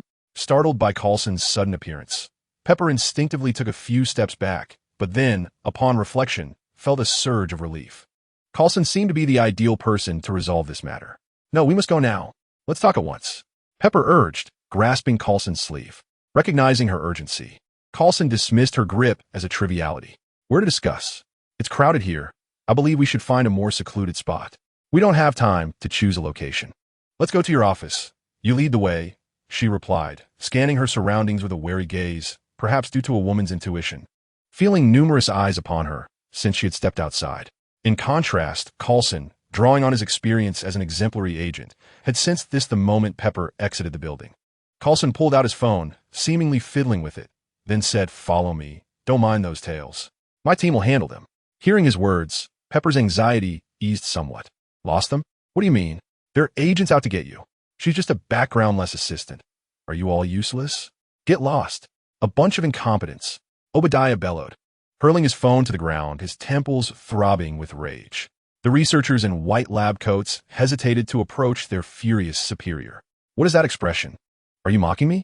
Obadiah shouted hysterically. The researcher recoiled slightly. No, not at all. I merely wanted to report on our progress. The blueprints you provided are impeccable. We have refined all aspects of the armor, and its performance may even surpass that of the prototype you described. However, we have encountered a minor obstacle. He gestured with his fingers to indicate something small. An obstacle? What kind of obstacle? Obadiah asked, swallowing hard. The researcher cautiously replied, It's regarding the functionality. The technology you mentioned for miniaturizing the reactor simply does not exist, at least not with our current capabilities. However, if we had a sample, we might be able to experiment. A bunch of incompetents, Obadiah exclaimed, flipping the table in a fit of rage, startling the nearby researcher, who stumbled back in fear of being the next target of his wrath. Are you all certain everything else is ready? Yes, everything is prepared. We just need the power supply, came the reply. Obadiah stared silently at the hollow chest of the armor for a long moment. I shall handle the provision of energy. You all expedite the debugging of the battle armor functions. This time, we must not allow even the slightest error. Obadiah's tone was disturbingly calm. Yet beneath that placid demeanor lay a serpentine malice. We shall do our utmost, came the reply. Chapter 24. Does cheese flow through your veins? So, there truly are no alternatives? Su Chen regarded the item Tony was holding with an odd expression. Perhaps not, Tony replied, feeling somewhat uncomfortable under Su Chen's gaze. He deftly placed a bag of frozen hamburgers into the microwave and shrugged. Don't look at me like that. If I could cook, I wouldn't be eating this. Besides, hamburgers aren't so bad. They offer a balance of meat and vegetables and are quite nutritious. Su Chen's lips twitched at this. He didn't particularly dislike hamburgers, but who could endure eating them every day? This predicament arose after Tony dismissed all the household staff, including the chef, upon his return from the desert. Moreover, he had no habit of purchasing food, resulting in nothing but a refrigerator full of frozen hamburgers and cookies. While staying at Tony's, apart from a few meals prepared by Pepper, Su Chen had spent his time either munching on cookies or devouring hamburgers. Su Chen genuinely wondered how Tony had managed to survive thus far. Did cheese and mayonnaise course through his veins? He jumped off the stool, declaring, I'll go upstairs to see if there's anything else to eat. With a resigned sigh, Tony rubbed his empty stomach and said, Remember to bring me a portion, and if you can, perhaps a cold beer as well. Even he was weary of the incessant frozen hamburgers.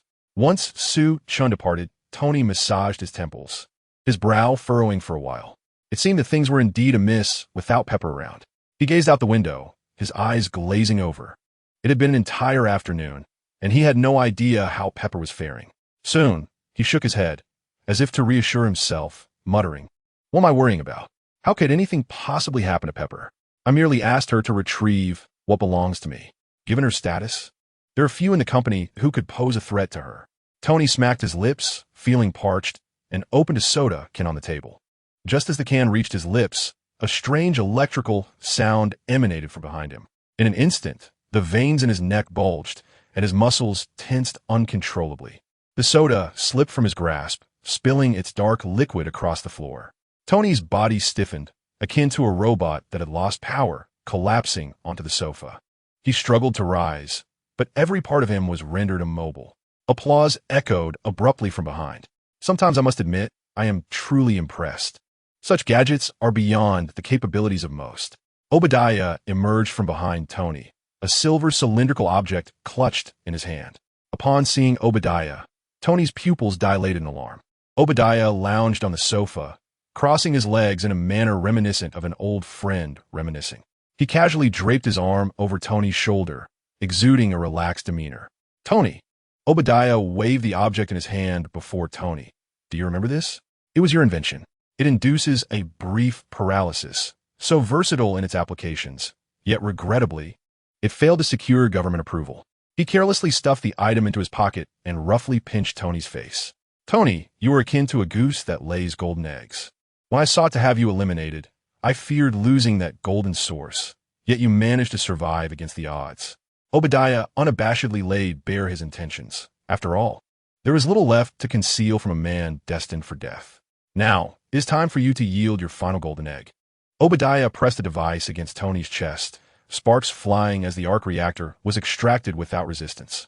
The moment the reactor was removed, Tony's countenance turned ashen, the color draining from his face. He opened his mouth in protest, yearning to voice his thoughts, yet no sound emerged. Obadiah flipped the reactor in his hands, marveling at it. Look at this little marvel, a true work of art. Your legacy. This shall be your inheritance, a new generation of weaponry. These weapons will restore order to the world and place power firmly in our grasp. Obadiah exclaimed, rising with excitement, arms wide open.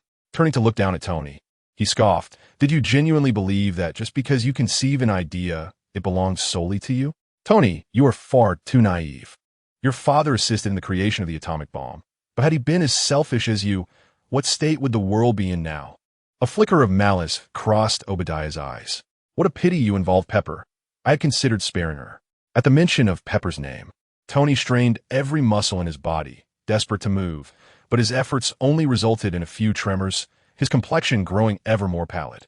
Observing the bloodshot scare of Tony's eyes, Obadiah reached out and patted Tony's face dismissively, as one might a dying dog. No matter what, you will not see the outcome. Embrace your fate, Tony. I shall take good care of your company. Ah, no, it is my company now. Obadiah fully cast aside his facade of benevolence, bursting into laughter. How bitter it is, it appears so red. Su Chen bit into the apple in his hand, the tartness flooding his mouth in an instant. He grimaced throughout the entirety of consuming the fruit. This apple is better suited for Tony. I cannot tolerate such a delectable treat. With a shrug, Su Chen plucked a grape from the fruit basket and popped it into his mouth. Ah, this is more agreeable. At that moment, a flurry of hurried footsteps echoed, sounding as if someone were fleeing from something. It did not seem to be Tony. The footsteps grew closer, prompting Su Chen to slow his pace and pause at the corner, preparing to investigate. Was that Obadiah? Su Chen, holding a fruit basket, furrowed his brow as he caught a glimpse of Obadiah passing by the corner, seemingly oblivious to his presence due to his diminutive stature. This left him with an inexplicable feeling of insult. It wasn't until Obadiah entered the elevator that Su Chen finally emerged from his hiding spot. It struck him as odd. Why would Obadiah be here? Shouldn't he be preoccupied with his iron tyrant at this hour? Suddenly, a chilling realization dawned upon Su Chen, prompting him to gasp sharply as an ominous premonition surged within him. Oh no, Tony, the great sage. Locate Tony's position. Understood. Target's vital signs are exhibiting a linear decline. The great sage, lead the way. Without a moment's hesitation, Su Chen enveloped himself in magical essence and sprinted towards Tony's location. What do you mean someone is paying to assassinate Tony? Pepper, are you joking? Rod shook his head, continuing to speak into the phone. Pepper, take your time. I need to understand the entire situation. From the other end of the line, Pepper's anxious voice emerged, revealing she had recently been in tears. It's Obadiah, she sobbed. He has what he needs from Tony. It's all him, including Tony's disappearance and the ensuing public uproar. Pepper's voice grew increasingly frantic, conveying a sense of helplessness that transcended the screen. Rod found it challenging to digest such explosive news, remaining silent for a prolonged moment before finally inquiring. Where's Tony now? I don't know. Tony's phone has been unreachable. That's why I wanted you to check on him. Got it. I'll be there shortly, Rod declared as he hung up, hastily grabbing a jacket and rushing outside. Only when the busy signal resonated did Pepper feel a slight sense of relief. Gripping her phone tightly, she gazed up at the moon, her expression somewhat dazed as she murmured, "I hope you're all right." Wiping away her tears, her resolve hardened as she waved to Carlson nearby, urging, "Gather your team. We're out of time. We need to make this public." Chapter 25. The three-bedroom apartment time passed, and the effects of the nerve paralysis seemed to wane, allowing Tony to sense a gradual return of feeling to his body. Yet, before he could truly relax, a sharp pain pierced his chest. The reactor's function, after all, was to serve as a massive magnet, holding the shrapnel at bay from reaching his heart. However, now that the reactor's restraint was gone, the fragments began to slowly embed themselves deeper into Tony's heart. It wouldn't be long before the shrapnel, propelled by the flow of blood, would breach the coronary artery. Abruptly, a thought flickered through Tony's mind. It's just a reactor. Isn't there another? With great effort, he maneuvered his stiff body to prop himself up, gazing at the meticulously packaged reactor resting on the cabinet not far away. In that moment, Tony seemed to grasp a lifeline, inching forward with painstaking effort. He clung to the cabinet, forcing himself to sit up, reaching towards the top. The distance to the reactor diminished steadily, yet just as he was halfway there, he found himself unable to advance any further. The cabinet was too high. In his inability to stand, Tony could not possibly reach the reactor. Even as he summoned every ounce of strength to rise, it proved futile. His legs would remain unresponsive for at least another 10 minutes. And the grim reality was that he might not survive that long. The shrapnel was already making its way toward his heart, and Tony could distinctly feel the rhythm of his heartbeat growing increasingly sluggish. He bit down on his lip in frustration, striking the cabinet in a futile attempt to jolt the reactor loose. Yet, how could a solid wooden cabinet be swayed by such a feeble blow? Resigned, Tony leaned against the cabinet, quietly sensing his body grow colder, his limbs gradually losing sensation. "Tony!" Just as his vision began to blur, a familiar voice pierced through the haze like the first light of dawn, igniting a flicker of hope within him. The display case shattered into fragments, and by the time Tony regained his senses, the reactor had already been secured to his chest. "Tony, how are you?" Su Chen rushed to support him, discarding a lump of azure liquid in the process. The liquid flowed seamlessly into Tony's body, warming his chest, and even the previously numb limbs began to regain feeling. His heart resumed its rhythm, and Tony gasped for air, casting a complex glance at Su Chen. "Thank you." Seeing Tony emerge from the brink of death, Su Chen exhaled a sigh of relief, glancing nervously at the cabinet that had housed the reactor.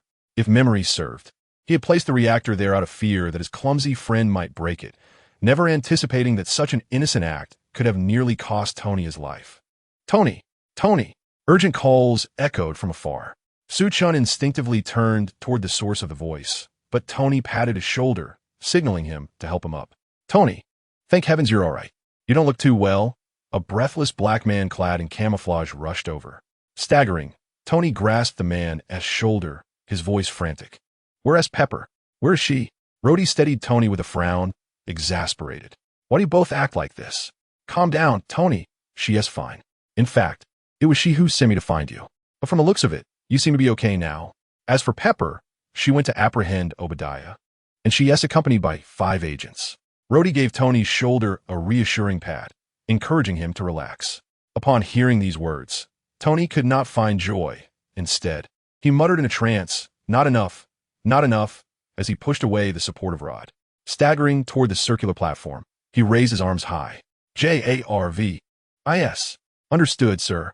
In Rod's astonished gaze, a colossal mechanical arm ascended from the platform, methodically assembling pieces of armor on Tony's form. Only when the helmet was affixed did Rod's jaw drop in disbelief. "This is the coolest thing I've ever seen." Unable to contain his excitement, Rod stepped closer and reached out to touch the suit adorning Tony, then cleared his throat, imitating Tony's stance as he stood atop the platform with arms raised. "GARVIS." After a considerable pause, Tony could not suppress his curiosity, asking, "What are you doing?" "Nothing, nothing," Rod replied, masking his amusement as he casually descended, scratching his nose as if nothing had occurred. If only he could remove his military boots. He could surely create a 3-bedroom apartment on the spot. Sensing the awkward atmosphere, Rod proactively changed the subject. Is that the humanoid aircraft you had me help cover up last time? Tony nodded. Can I? No, Tony interjected firmly. I know what you're thinking. This is absolutely not for the military. Rod's words were abruptly cut off by Tony's resolute refusal. Tony continued, Rod, there is no time for jokes. Please take care of Su Chen. He pointed to Su Chen, who was nervously clutching his clothing, and added, and don't let anyone interfere. The moment the faceplate sealed, Tony soared toward the basement exit. Watching Tony take flight, Rod was filled with envy. So cool. I need to find time for him to get me a suit too. Rod stroked his chin, glancing at Su Chen, and flashed a grin he deemed charming. Hey, little buddy, don't be disheartened. Tony will be back soon. Su Chen, head down, absently responded, lost in his thoughts, prompting Rod to shrug and not dwell on it further. Ms. Potts, are you certain Obadiah is conducting secret weapon research here?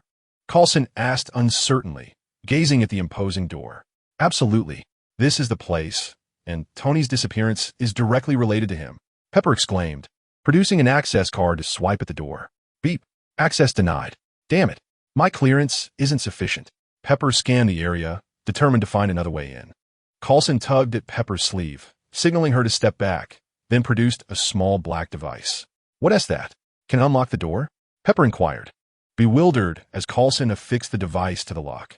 Of course it can, Ms. Potts. Please stand back. You agents really have an array of peculiar gadgets. Just like something out of a science fiction film. Before Pepper could finish her sentence, the previously sealed door exploded into fragments. As the acrid scent of nitric acid from the explosion wafted into little Pepper's nostrils, she felt a surge of anger. Have you lost your mind? She exclaimed. Coulson offered a sheepish smile. Special circumstances require special treatment. Our immediate priority is to locate Obadiah's laboratory. Little Pepper, observing Coulson's congenial demeanor, refrained from further protest, merely rolling her eyes in response. He was right. The urgent task at hand was indeed to find Obadiah's lab, and she recognized this, choosing not to dwell on her irritation. Meanwhile, in the underground laboratory, Obadiah furrowed his brow as if sensing something amiss. If you seek your own demise, do not blame me, he declared, kicking a researcher aside. Stop dawdling. Quickly conduct the final equipment adjustments. This time, success is imperative. Failure is not an option. Chapter 26. Hide and seek. My specialty, the lights flickered intermittently until a cacophony of electrical noise plunged the space into complete darkness. In that moment, little Pepper felt an unsettling chill, as though some lurking beast had set its sights upon her. The underground's naturally lower temperature, devoid of the comforting glow of light, rendered the atmosphere even more sinister. She instinctively gasped, striving to calm herself while rubbing her arms in an attempt to dispel the encroaching fear. Coulson instinctively positioned himself protectively in front of little Pepper, joined by the other agents. Ms. Potts, we will do our utmost to ensure your safety, but for precautionary measures, please take this. He turned, placing a reassuring hand on her shoulder as he handed her a pistol. The weight of the weapon in her hand instilled a sense of assurance within her. Thank you. Despite the enveloping darkness, she nodded in gratitude toward Coulson. No need for thanks. The information you provided warrants our protection, he replied, retrieving another firearm from his inner pocket. Formation 74. Yes. The 5 agents formed a protective circle around little Pepper, alleviating some of her trepidation. Sir, there's something over here, called an agent from behind little Pepper. The beam of a flashlight illuminated the direction of the agent's voice, revealing a battered suit of armor carelessly piled in a corner. Judging by the bullet holes and scratches, little Pepper recognized it as the very armor Tony had crafted in the video. Coulson frowned at the sight of the dilapidated suit. You were right. Obadiah is indeed conducting research. Just as everyone's attention was captured by the tattered armor, a blinding spark erupted unexpectedly from behind them, sending their nerves into a heightened state of alert once more. As they turned back, they were met only with an empty iron frame and a tangle of sparking wires that swung back and forth, as if they had just been forcibly disconnected from something. The chains on the frame clanged against one another, and Coulson gripped his gun tightly, treading cautiously toward the source of the sound. He gently pushed aside the swinging chains. Suddenly, an unexpected transformation occurred. A pair of crimson eyes illuminated the darkness. Coulson reacted swiftly, pulling the trigger with precision, the bullet whizzing forth, likely hitting its target. Yet, the anticipated scream did not follow. Instead, the sound of metal clashing resonated, and in that fleeting spark, Coulson discerned the creature before him. Quick, move. Before he could finish his command, he was propelled backward. The other agents rapidly responded, unleashing a barrage of gunfire at the metallic beast. While a few agents occupied the creature, Pepper desperately sprinted for the exit, realizing that the creature had its sights set on her. If it captured her, all would be lost. Faster, faster. Just a little further to safety. A deafening explosion erupted, causing Pepper to stumble precariously. Resolutely, she kicked off her high heels. After what felt like an eternity of running, she finally reached the ground level, breathless and leaning against the railing, trembling as she fumbled for a phone to call Tony. Pepper, what is happening? Tony's concerned voice came through as soon as the call connected. What are you doing? What's going on over there? Noticing Pepper's frantic breathing, Tony asked. Puzzled. It's Obadiah. He deceived us all. It was him all along. He has gone mad. Pepper shouted, as if an outburst of pent-up frustration had found its release. Hearing this news, Tony seemed unsurprised. Yes, I know, but that is not important right now. What matters is that you need to get out of there. Immediately now. Get out. Tony's urgent voice resonated through the line, but it was too late. The ground trembled violently, and a colossal iron hand burst through, grasping Pepper tightly. The enormous figure emerged from the earth, and her phone clattered to the ground. Damn it, Tony seethed, fury igniting in his eyes as he heard the commotion on the other end. J-A-R-V-I-S. Engage full power. Sir, the chest power is below 20. Full power operation will lead to acceleration. Understood. J-A-R-V-I-S. Tony's thrusters roared to life at maximum capacity. But the consequence was that the reactor in his chest flickered with increasing urgency. Where do you think you're going, Pepper? Obadiah's deep voice emanated from within the metallic monstrosity. Let me go, you despicable wretch. Pepper writhed in a futile attempt to escape. Obadiah, with a twisted sense of amusement, picked up Pepper's fallen handgun. Is this your crutch? It is perhaps an utter reliance for most, the arms, which I once pursued with fervor. Yet now, Obadiah, as he spoke, exerted a slight pressure, revealing only a mere heap of scrap metal in his hand. A veritable farce. They remain utterly oblivious to the true essence of weaponry. However, after today, I shall guide them onto a new path. I am the savior. Bah! Your thoughts are as absurd and laughable as a monkey in a circus. You are merely a cold-blooded insect. Little Pepper spat contemptuously onto Obadiah's visor. To her astonishment, Obadiah erupted into laughter, inexplicably releasing her. Little Pepper fell heavily to the ground, pain radiating violently through her limbs. Nonetheless, she refused to bow her head, fixing a fierce gaze upon Obadiah. Suddenly, Obadiah raised his arm, aiming at Little Pepper. The sound of gears turning resounding through the air as the barrel of his weapon slowly rotated. Do not blame me for my cruelty. Blame yourself for choosing the wrong side. The smile beneath Obadiah's mask gradually vanished, replaced by a venomous ferocity akin to that of a serpent. Little Pepper closed her eyes, awaiting the arrival of death. Obadiah, a suit of crimson and gold armor, plummeted like a meteor, hurtling directly towards Obadiah. Before he could react, he was thrust back underground. At Tony's residence, Rhodey glanced at Su Chen, exasperated, and inquired, "Are you all right?" Taken aback by the sudden question, Su Chen replied, "I'm fine." Rhodey furrowed his brow, noting the remnants of over 40 torn tissues scattered about. "Since earlier, you have shredded them all into strips." Su Chen paused, lowering the half-torn tissue in his hand. Rhodey sighed. "Your demeanor hardly suggests that you are fine. Are you worried about Tony?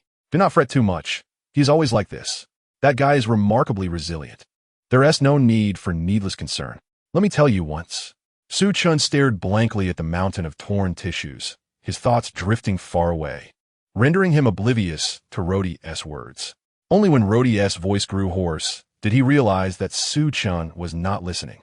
"Well then, all my efforts at persuasion have gone unheeded. I might as well be playing to a deaf audience." Rhodey felt a sense of futility wash over him. Sighing, he decided, "All right, since you seem disinterested, I'll go fetch a drink. Please stay put." He ascended the stairs. In the absence of Rhodey's incessant chatter, the air fell into an unsettling silence. Great sage, what must I do? To inform, to comprehend, remains elusive. The turmoil within Su Chen was profound. He was uncertain whether to conform to the so-called narrative or to alter the course of events entirely. The so-called plot lines have indeed unfolded in reality. However, the only distinction lies in the presence of an unpredictable variable, myself.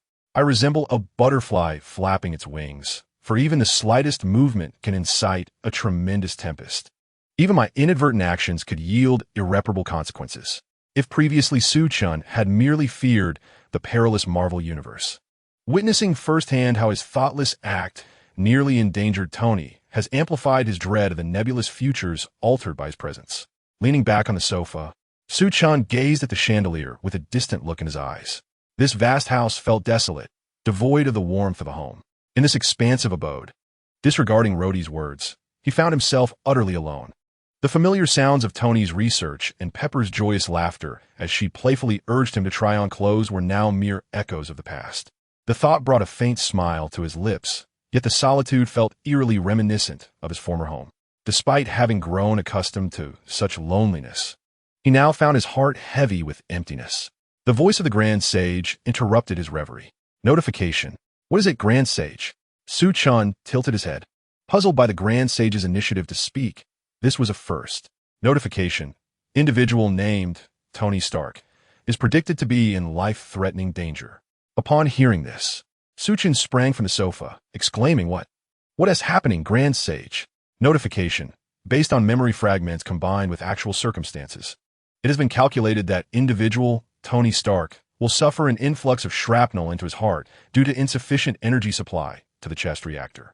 Su Chen waved his hand dismissively and reclined back onto the sofa. Grand Sage, stop with the nonsense. I personally replaced his reactor. It cannot possibly be lacking energy. The Grand Sage offered no reply, but instead projected a segment of memory into Su Chen's mind, an image of Tony piloting the original suit with him and Dr. Ethan soaring out of the cave. Alongside this, it revealed the moment after Tony's duel with Obadiah, where he lay on the ground, the reactor flickering and his state critical. This realization struck Su Chen like a thunderclap. A troubling thought surged within him. In the original plot, the reactor given to Tony by Pepper had already been depleted due to the flight of the original suit, barely sustaining him through the confrontation with Obadiah. In this reality, however, that flight had carried 3 individuals. The remaining energy in the reactor would be even less. The repercussions of such a situation sent a chill down his spine. Forget the butterfly effect. Tony was on the brink of death. If he did not act quickly to rectify this, the butterfly effect would become a catastrophic reality. Urgently, Su Chen snatched a coat from the hanger and dashed towards the underground garage. Moments later, upon returning from the restroom, someone exclaimed, Hey, where is everyone? Oh, I see. Playing hide and seek. I excel in this, little one. Quickly hide, for Uncle Rod is coming to find you. Chapter 27. How did you resolve the issue of ice formation at high altitudes? A gentle breeze, infused with the unique coolness of a summer night, swept against Su Chen's face. The sound of the wind incessantly whispered like a demon's murmur, further agitating his already troubled mind. Taking a deep breath, Su Chen gripped the steering wheel tightly. Great Sage, I rely on you. Understood. In an instant, Su Chen's originally golden pupils were enveloped by a striking crimson hue, as mysterious symbols resembling a code materialized in his vision. Like a seasoned driver with decades of experience, he effortlessly coordinated the clutch, gear shift, handbrake, and accelerator in a seamless flow, devoid of any hesitation. The engine roared, transforming the unremarkable pure, white supercar into a meteor streaking just above the ground. Hurtling forward with fervor, the dashboard needle oscillated wildly at its peak, as if on the verge of leaping out. All of this was attributed to the great sage's extraordinary analytical prowess, enabling him to navigate the vehicle with exquisite precision merely by sensing its magical essence. The howling wind and the rapidly retreating scenery ignited a thrill within Su Chen. Yet, it was evident that this was not a time for joy, given his current speed. It was still insufficient. A glance in the rearview mirror revealed the faint red and blue lights behind him. He was engaged in a reckless race through the bustling streets, an act prohibited even in America. However, Su Chen had compelling reasons to act this way. Tony and Pepper had become indispensable friends in his life. He would not endure solitude any longer. Great Sage, shake them off. The Great Sage took control of Su Chen's body, shifting the gear lever and pressing the accelerator even harder. The dashboard needle was firmly pinned at the top, indicating that the car had reached its maximum velocity. Su Chen glanced at the mental map, shaking his head slightly. Not enough, still insufficient. It must go faster. Great sage. Understood. Suddenly, a surge of electricity flickered through Su Chen's hand, and he thrust it forward, slamming it onto the dashboard.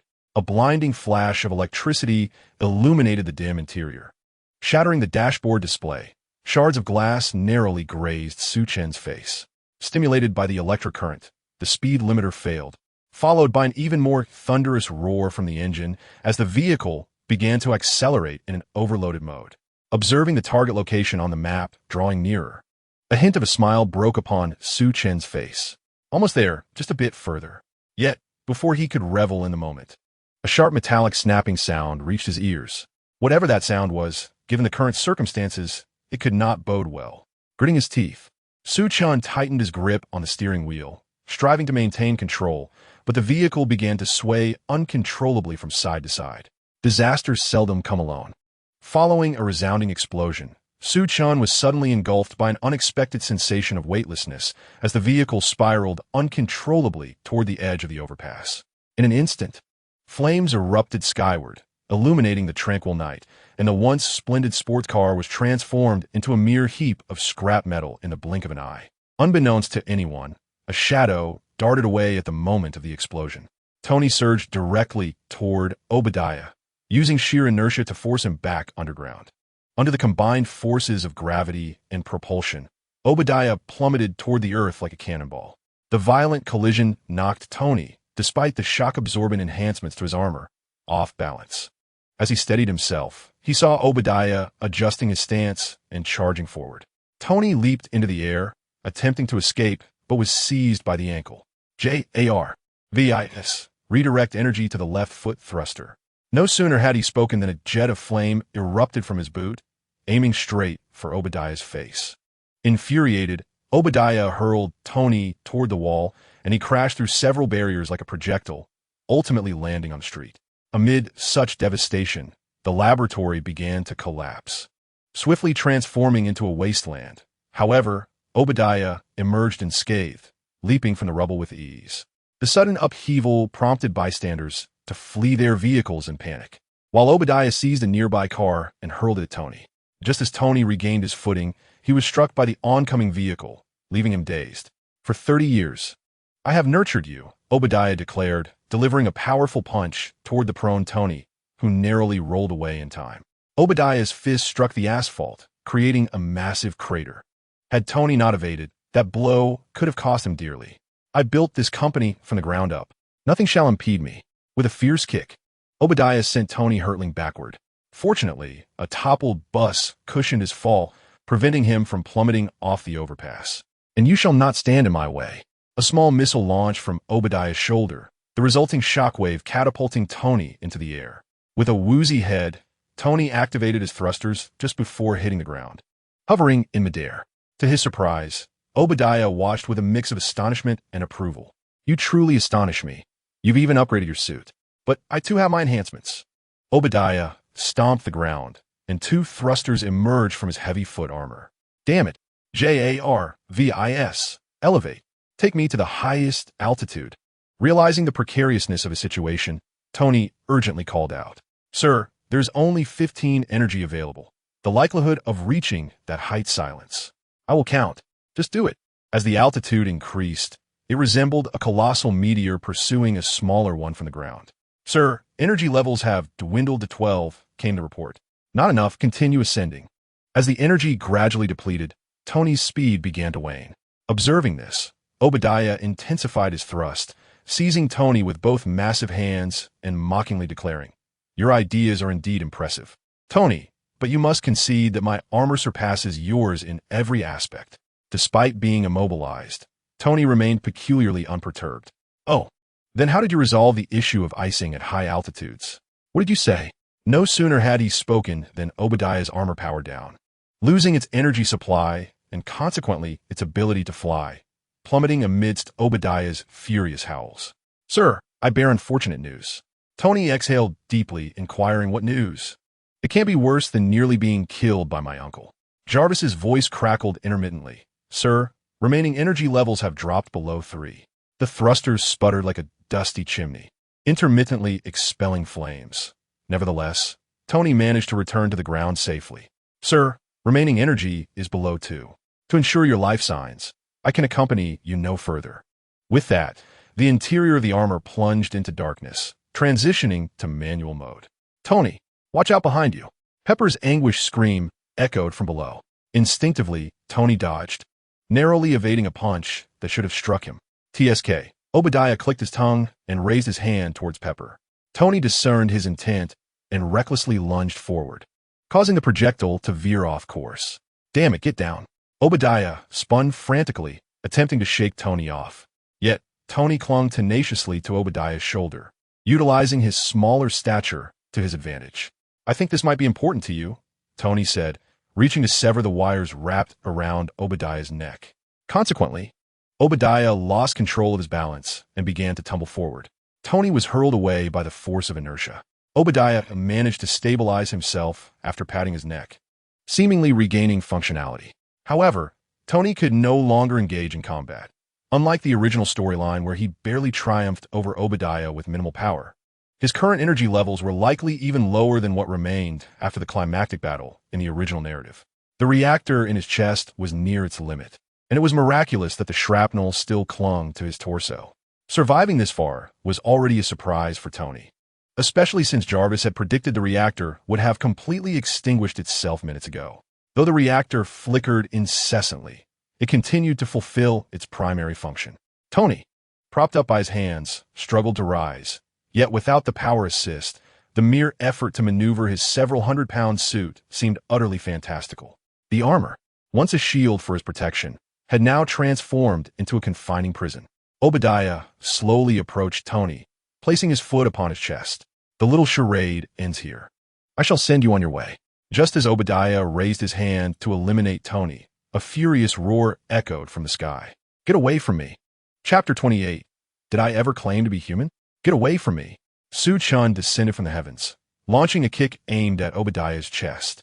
Obadiah, quick to react, raised his hand to shield himself. Though the kick appeared formidable, it merely forced Obadiah to take a few steps back. Seizing the opportunity, Su Chen flapped his wings, pulling Tony to safety a dozen meters away. Obadiah, shaking his tingling hand, gazed incredulously at the pair of black bat wings behind Su Chen. It's you, he exclaimed, then burst into maniacal laughter. So it was you. I wonder how Tony survived so many close calls. It turns out this insignificant little rat has been meddling in the shadows all along. This time, Obadiah ceased his banter, raising his firearm to fire.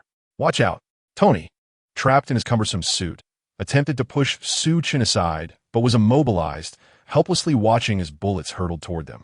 Su Chen suddenly snapped his eyes open, the familiar crimson hue enveloping his pupils once more.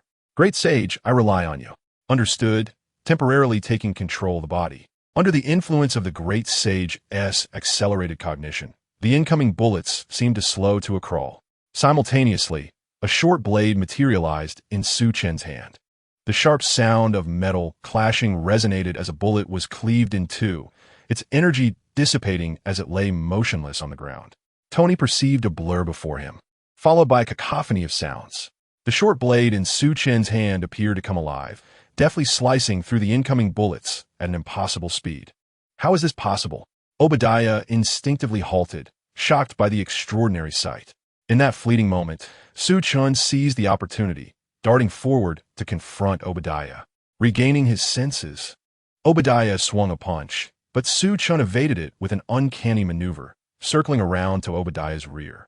Soaring high, Su Chen raised his blade, aiming for the vulnerable spot at Obadiah's neck. Sensing Su Chen's intent, Obadiah swiftly rotated his upper body, causing Su Chen's strike to land upon the thick armor of his shoulder instead. The violent collision shattered Su Chen's short blade, a weapon he had borrowed from a cold weapon shop, yet remarkably resilient for its kind. Taking advantage of the moment when Su Chen was airborne and unable to exert force, Obadiah swiftly executed a turning hook punch. Unfortunately, the blow missed its target as Su Chen seized the opportunity to grasp the back of Obadiah during his turn. Utilizing the momentum generated by Obadiah's movement, Su Chen performed a roll, deftly evading the strike by gliding over Obadiah's head. In response to the missed attack, Obadiah swung an elbow backward, but Su Chen ducked, raising the broken blade in his hand and aiming for the reactor at Obadiah's chest. Just when Su Chen believed he would land a decisive blow, an unexpected turn of events unfolded. As the broken blade was about to pierce the reactor, two iron plates suddenly sprang forth from Obadiah's chest, shielding the reactor and ensnaring Su Chen's blade, rendering it immobile. "Did you think I would neglect to implement some protective measures?" Obadiah exclaimed as he launched a powerful punch directly at Su Chen's face. The close proximity left no time for Su Chen to evade. He could only release the hilt of his blade and raise his arm to block the formidable blow. The impact sent him hurtling backward like a kite severed from its string, and he only came to a stop upon crashing into a building, leaving a noticeable indentation in the wall behind him. Obadiah extracted the broken blade from his chest and gazed forward, where Su Chen stood with his arms crossed.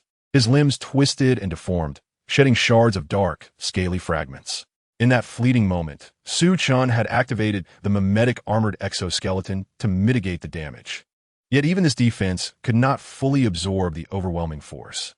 Sensing the dwindling magical essence within him, Su Chen mentally urged the great sage, "We must end this swiftly." Consequently, he concentrated the magical energy in his hands and hurled it towards Obadiah. Waterblade. Several water blades shot forth, which Obadiah effortlessly deflected with a raised arm. Su Chen did not expect these water blades to inflict any substantial harm. Seizing the moment of distraction, he dashed towards Obadiah, skillfully maneuvering and relentlessly striking the joints of Obadiah's armor with his magical-infused fists. Obadiah, in a fit of rage, retaliated fiercely but could not even graze the hem of Su Chen's garment. Moreover, Su Chen took the opportunity to reclaim the broken blade, which, empowered by magical energy, began to carve deep fissures in the once impenetrable armor. "Enough! Pestering insect, get away from me!" Obadiah shouted in frustration as he could not catch Su Chen, and instead directed his hand towards the ground, unleashing a missile that detonated with a thunderous explosion. Su Chen was caught off guard by Obadiah's reckless aggression, and a shock wave from the blast propelled him into the air. Struggling to regain his balance in midair, Su Chen unleashed several translucent, resilient threads from his hands, ensnaring Obadiah securely. With a powerful tug, he pulled himself towards Obadiah, who lost his balance and stumbled forward. Before he could react, Su Chen delivered a swift kick to his chest, sending him reeling backward. The device protecting the reactor was kicked and malfunctioned, revealing the reactor itself. A splendid opportunity. Su Chen crouched low, gathering all the remaining magical essence into his broken blade and lunged toward the reactor. At that moment, a light chuckle emanated from beneath the mask of Obadiah. Though faint, it was distinctly audible to Su Chen. "Huh!" A sense of foreboding washed over Su Chen as he realized that Obadiah was merely feigning weakness. The earlier powerful kick had only forced Obadiah to retreat a few steps. Now, how could he, with the weight of the iron tyrant armor, possibly lose his footing while merely pulling on the thread? "I've caught you, detestable rat." Obadiah shifted his massive iron hand to firmly grasp Su Chen, rendering him unable to escape despite his struggles. The amount of magical essence within Su Chen was now far too insufficient to support any forceful escape. Just as the Grand Sage intended to manipulate Su Chen's body further, Su Chen interjected, "That's enough, Grand Sage. You've done enough. Leave the rest to me." "Very well." The Grand Sage conceded, relinquishing control of the body back to Su Chen. Instantly, the crimson in his eyes faded, revealing the golden irises that truly belonged to Su Chen, accompanied by a more human expression. Obadiah, keenly observant, noticed Su Chen's transformation and sneered, "What's this?" Not planning to resist, Su Chen's gaze was exceptionally calm. "There's no need." Obadiah chuckled lightly. "You certainly know how to play along. Rest assured, I will make your death swift." Yet Su Chen interrupted, "No, I mean to say that I have one." Obadiah erupted into laughter as if he had heard the most ludicrous joke. "Your confidence is amusing, but it will not save you." Obadiah activated his armor, intending to crush Su Chen, only to find that the armor seemed to resist his commands. "Wait, what is happening? What have you done?" A chilling realization coursed through Obadiah. Not merely a figment of his imagination, but a genuine sensation that crept across his skin. Looking down, He discovered several pools of liquid of varying sizes on the ground, remnants of the water blades that had previously been shattered. Unbeknownst to him, these pools had somehow climbed onto his armor, transforming into piercing ice shards that encased both the interior and exterior of the armor in frost. Understanding the cause of his predicament, much of Obadiah's fear dissipated. He endured the cold and feigned nonchalance, stating, "So what? You must be expending considerable energy as well. Otherwise, you wouldn't resort to such tactics to trap me." Su Chen remained silent, seemingly acquiescing to Obadiah's assertion, which bolstered Obadiah's confidence. "How long can these things hold me? 2 minutes? 5 minutes? In the end, you'll still be crushed by me. Accept your fate. I admit you possess some skill, but to me, you're nothing more than an ordinary person. Killing you is as easy as squashing an ant. Should you release me from your control now, I might just consider granting you a swift demise," Obadiah declared fiercely. Su Chen regarded him with a smile that seemed to dance on the line between mirth and mockery, his enigmatic gaze sending a shiver down Obadiah's spine, yet the threat persisted. "You would do well to conceal that repugnant expression, otherwise. The first thing I shall remove is your eyes." At that moment, after a prolonged silence, Su Chen spoke, "I believe you have misconstrued something. Have I ever claimed to be human?"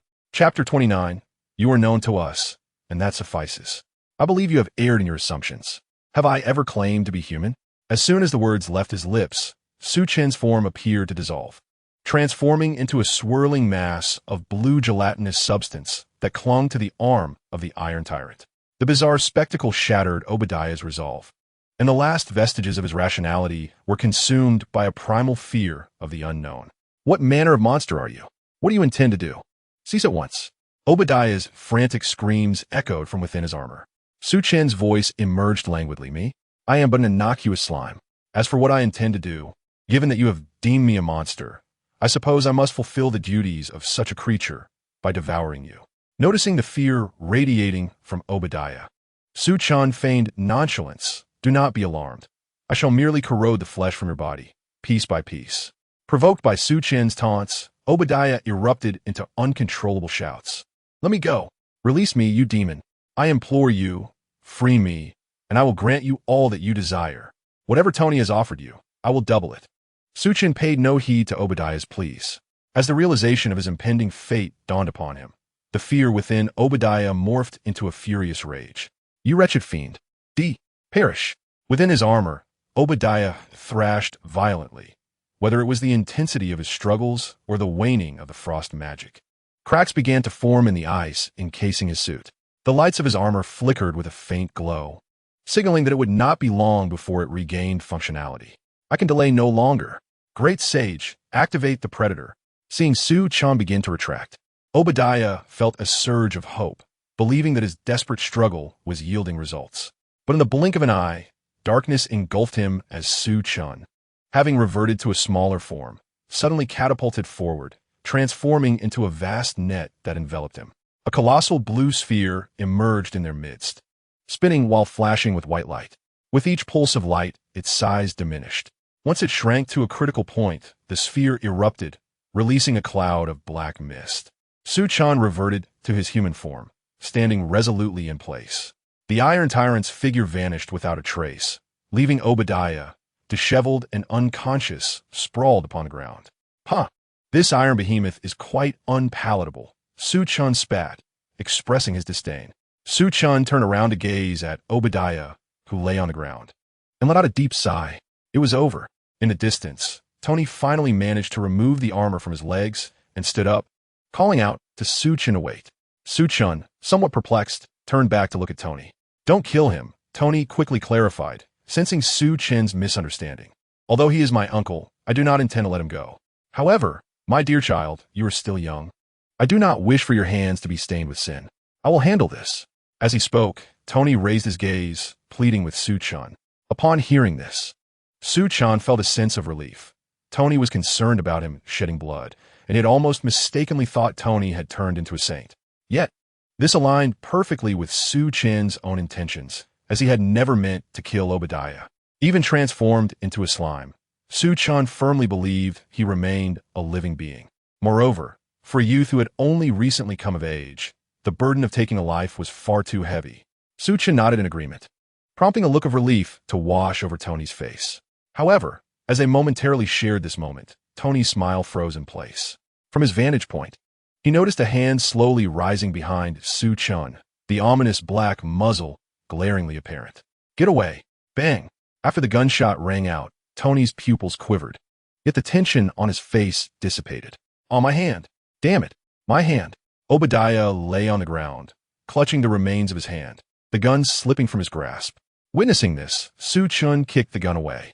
Indeed, a shot had been fired, but it was not from Obadiah. Tony glanced toward the staircase, realizing the gunfire had originated from that direction. There stood Pepper, trembling as she held the second gun that Coulson had given her. A wisp of smoke drifted from the barrel as she dropped the weapon in a fit of fear and rushed towards Tony. "Tony!" Pepper leapt into Tony's embrace, her body shaking uncontrollably from fright. Tony, sensing her terror, gently patted her back, offering comfort. Su Chen turned to look down at Obadiah, realizing it was indeed wise to have the great sage knock him out. In an instant, a chilling crimson surged back into Su Chen's eyes.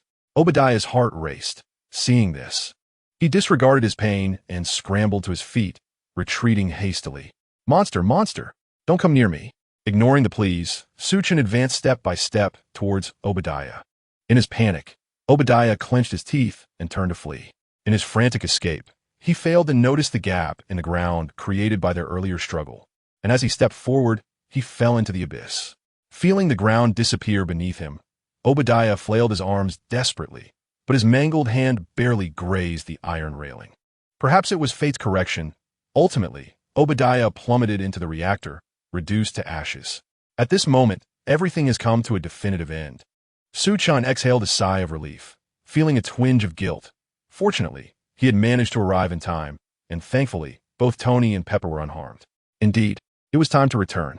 As Su Chen turned to approach Tony and Pepper, he found himself momentarily frozen, his foot suspended in midair, unable to take the next step. Gazing at the distant figures of Pepper and Tony, his pupils trembled, and he parted his lips to utter something, yet the words lodged in his throat, refusing to escape. Pepper, supporting Tony, turned her reddened eyes towards him, appearing as though she had just emerged from a fit of tears. However, the look she cast in his direction was achingly familiar to Su Chen. It was a gaze he had witnessed just moments before on Obadiah. That look, one of perceiving a monster, was unmistakable to Su Chen, who was acutely sensitive to emotional nuances. It was true. No matter how much he wished to see himself as human, in the eyes of others, he remained merely a monster clad in human skin. Even Tony, who had kindly taken him in, did so only because he had saved his life. To this world, he would forever be an outsider, perpetually a voyeur of others' happiness. He had always been alone. Suppressing the tumult of emotions within, Su Chen forced a carefree smile and called out to Tony from a distance, stating that everything was over and he would be taking his leave. With a complicated heart, he withdrew the step he had taken and turned away. "Wait!" Pepper's voice rang out, and suddenly Su Chen felt warmth enveloping him as someone tightly embraced him from behind. Stiffening in surprise, Su Chen's hands hovered awkwardly in the air, uncertain of where to place them, while Pepper crouched down, clinging to him, her body still trembling slightly from fear. Pepper quelled her shivering form, gently patting Su Chen and whispering soothing words that everything was all right, that it was all in the past. With his head bowed, Su Chen bit his lip, and after a long moment, murmured, "Why?" This question seemed to be directed at Pepper, yet it echoed within his own heart as well. A strong hand rested on Su Chen's head, tousling his hair. "There is no reason," Tony replied. "Regardless of anything, you are still the Su Chen we know, and that is enough." With his cold metallic hand, Tony affectionately ruffled Su Chen's hair, and despite the thick layer of iron between them, it imparted an unexpected warmth to Su Chen's heart. Slowly, Su Chen lifted his head, his eyes glistening with unshed tears, and a genuine smile graced his lips as he expressed his gratitude. "Thank you both." Suddenly, as if struck by a thought, he rummaged through his pocket. "Ah, I nearly forgot this." Su Chen produced a glowing reactor and extended it towards Tony. "Here, this is for you." As Tony took the reactor, intending to express his gratitude, darkness suddenly engulfed him, and he fell backward, the reactor in his chest losing its luminescence entirely. Meanwhile, a certain unnamed colonel, still immersed in his own world, was beckoning. "Come out, little one, I see you." I see you come out. He continued, hey, don't be like that. It's your turn to find me now. It's rather tedious for me to always be searching for you. All right, I concede. You do possess a bit more talent in hide and seek than I do, he chuckled. Uh-huh. Here you are. Oh, wait. Where have you gone again? Come out already. Chapter 30.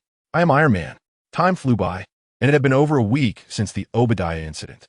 At this moment, Rhodey, clad in military attire, was reciting a speech on stage, far removed from his usual humorous demeanor. He spoke of the Stark Industries incident, wherein an unpublicized robot prototype malfunctioned, compromising the arc reactor. Furthermore, I would like to express my personal condolences for this grave incident at Stark Industries. Well, he does look quite respectable, Tony remarked to Pepper, teasing Rhodey as he maintained a serious facade. The military always upheld a certain decorum. After all, Rhodey was a colonel, and he had his due presence. Pepper nodded in agreement with a smile. Sensing a tinge of jealousy at Pepper's admiration for Rhodey, Tony pouted slightly, expressing his discontent. I still feel I have a greater presence and dignity. Pepper playfully pinched the flesh at Tony's waist, prompting him to yelp in pain. Ouch, ouch, ouch. That was uncalled for, Pepper, he exclaimed. After releasing her hold, Pepper chuckled. At least you recognize your faults. This is what you get for being cheeky. Tony rubbed his sore waist, casting a reproachful glance at Pepper. In response, she stood on tiptoe and planted a gentle kiss on his cheek, adjusting his tie afterward. There, much more handsome. Prepare yourself. It's almost your turn, she observed, satisfied with her adjustments. Having received Pepper's affection, Tony transformed from his earlier dejected demeanor into one of proud confidence, resembling a peacock strutting with its neck held high. Pepper stifled a laugh at his antics. Perhaps due to the butterfly effect brought about by Su Chen, Pepper and Tony had grown significantly closer than their original storyline. After experiencing these events together, it was only natural that Pepper, under the guise of caring for Su Chen, moved in with Tony. Their mutual affection quickly blossomed into a romantic relationship. Well, it seems I have arrived at an inopportune moment, Coulson remarked, observing the affectionate exchange between Tony and Pepper, a hint of envy in his tone. Tony, feigning nonchalance, stood and greeted him. You look well. What do you need? Coulson waved a small note in his hand. I'm here to deliver this. It's your alibi. Just read it as instructed shortly. Little Pepper handed the note to Tony, who glanced at its contents with a peculiar expression. Coulson then remarked, all you need to say is that you spent the entire night on your yacht. We have port reports confirming your presence in Avalon all night, along with sworn testimonies from 50 guests. He added, or should I say that it was just myself and Little Pepper alone on the island? Tony stroked his beard thoughtfully. Coulson shrugged, indicating that any version would suffice, as long as it adhered to the narrative. As Tony continued to read the note, his brow furrowed in confusion. Why is Obadiah not mentioned here? Coulson explained, that's already been addressed. Officially, he is on vacation, and regarding the safety of the small aircraft, you understand. He cast Tony a knowing glance. Upon hearing this, Tony's brow relaxed somewhat, yet he still rubbed his temple, pondering the absurdity of the bodyguard narrative. Coulson, undeterred by Tony's barrage of questions, calmly responded, this is not our first time handling such matters, Mr. Stark. Just stick to the official line, and we will manage everything. Tony, Rhodey seems to have finished. It's your turn now. Little Pepper leaned back to adjust Tony's collar. As Pepper had indicated, Rhodey concluded his speech. Now, Mr. Stark has prepared a statement. By the way, he will not be taking any questions during this reception. Thank you. Rhodey nodded toward the backstage, signaling Tony to take the stage. Taking a deep breath while glancing at Little Pepper, who was cheering him on, Tony strode confidently onto the platform. Hello, everyone. It has been quite some time since I last met you all. Tony stammered, momentarily at a loss for words. Never mind. I'll just read from the script. He then unabashedly pulled out the note from his pocket. Regarding the incident, it was indeed my bodyguard. At the time of the event, wait a moment, Mr. Stark, interjected a bespectacled reporter, thrusting a microphone in front of Tony. Do you truly believe we would be foolish enough to accept that a bodyguard clad in a new suit happened to appear, just in time to realize something was amiss? Tony interrupted the reporter. I understand the situation is quite perplexing. Questioning the official narrative is one thing, but wildly asserting or insinuating that I am a superhero is another matter entirely. With a displeased expression, he glared at the reporter, who met his gaze fearlessly. Mr. Stark, I never claimed you were a superhero. Tony's expression shifted slightly as he retorted, is that so? Well, that is splendid, because such notions are utterly absurd. I have no desire to wake up one day branded with the title of a superhero. Moreover, I am not cut out to be a hero. I possess a multitude of character flaws and have made countless mistakes. I stood by, observing Tony as he increasingly veered off course, while Rhodes discreetly nudged him and whispered, "Stick to the script." Tony promptly acknowledged Rhodes with a nod, assuring him, "I will." Clearing his throat, Tony began anew, addressing the rampant rumors circulating online, particularly those sensationalized by the media. Suddenly, he halted, his expression a tapestry of complexity as he gazed at the reporters before him. The recent flood of reports concerning that fateful night swirled in his mind, and the grip of his fingers on the paper grew tighter, turning his fingertips pale. In addition, the incessant cacophony of gunfire and the anguished cries echoing from the ruins haunted him. Scenes flashed through his mind like slides in a projector, each image piercing his serene heart with the sharpness of a blade. For reasons unbeknownst to him, Tony felt his heart pounding relentlessly, an earnest pulse he could not ignore. Clutching the paper tightly, he gradually placed his hand over his chest. Despite the barrier of fabric and the coldness of the reactor beneath, he could still sense the fervor of his sincere heart. As he had once remarked, some things are destined to be undertaken, even when fraught with thorns. A peculiar laughter escaped Tony's lips, momentarily perplexing Rhodes, who turned to him with a quizzical expression. It seemed as though his friend had undergone some transformation, though he could not quite articulate it. It felt as if he had emerged anew. Blinking in disbelief, Rhodes mused that perhaps it was merely an illusion. He was acutely aware of his friend's nature. He had never engaged in malice, yet could hardly be deemed a virtuous individual, always entangled in frivolities. Any metamorphosis of his friend would require a raccoon to speak. Casting aside these odd thoughts, Rhodes nudged Tony gently with his elbow, whispering, Hey, Tony, stop daydreaming. The audience is watching. Continue reading." With a sudden motion, Tony slammed the paper on the table, startling the drowsy reporters below, even causing Rhodes to question, "Tony, what are you doing? Stick to the script. Trust me, your eloquence far surpasses anything prepared." Tony casually responded to Rhodes while shifting his gaze towards Su Chen and Pepper Potts in the audience, his resolve strengthening. No matter the circumstances, he felt assured that there were those who understood him. Gripping the microphone firmly, he resumed, regarding what transpired that night. Yet, amidst the expectant gazes of the crowd, Tony paused once more, tearing the paper into shreds. "I am Iron Man." The confetti of paper floated through the air, dissipating like the remnants of Tony's tarnished past. Chapter 31. Guarding all that you hold dear, Tony's words detonated within the crowd like a bomb. Journalists surged toward the stage in relentless waves. With a resigned glance at Tony, Rhodey seized the microphone, announcing, "Ladies and gentlemen, this press conference is concluded. The military and Stark Industries will issue a statement regarding today's events shortly." He then raised an eyebrow, signaling Tony to leave, simultaneously casting a silent inquiry his way. Recognizing his own misstep, Tony shrugged and quickly retreated backstage. After a considerable time, the commotion outside gradually subsided. Rhodey approached the stage with a look of melancholy. Noticing this, Tony teased, "Your furrowed brow could crush a mosquito." Rhodey shot him an exasperated glance, replying, "What sin did I commit in my past life to end up with a friend like you?" "Who knows?"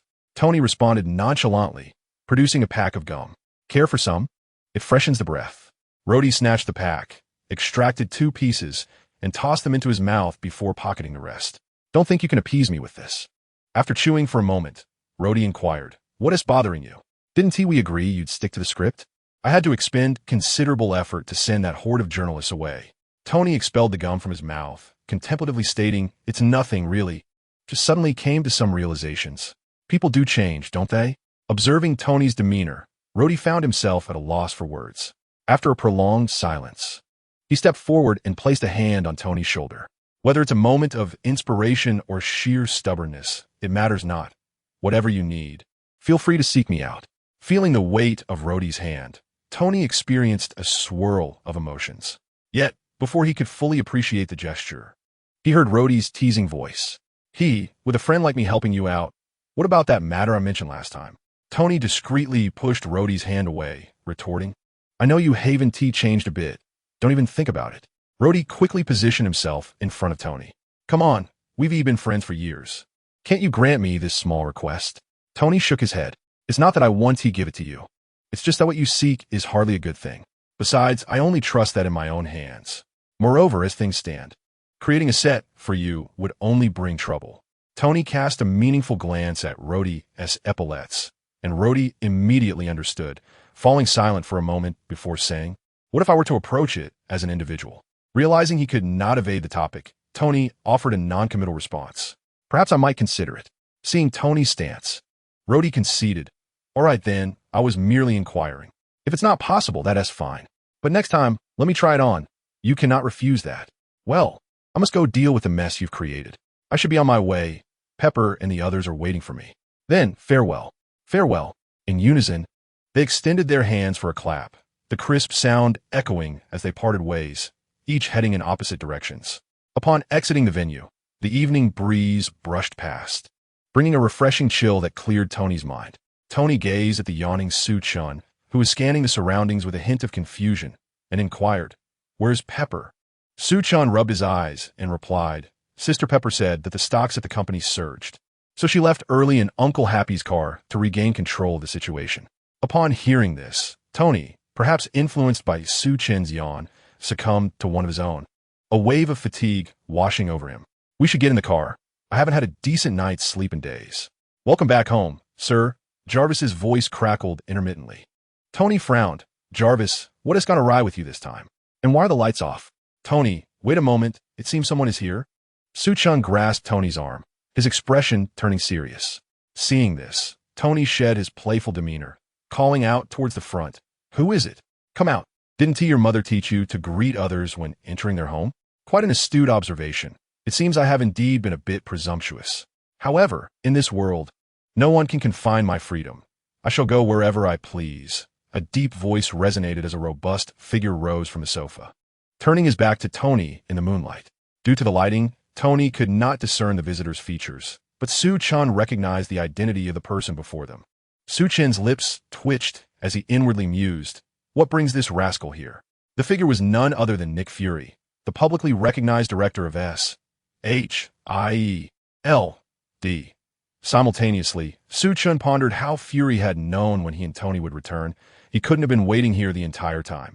The thought of Fury, aiming to project an air of mystery, stealthily entering someone else's home under the cover of darkness, and sitting on the sofa for hours awaiting their return, nearly brought a smile to Su Chen's face.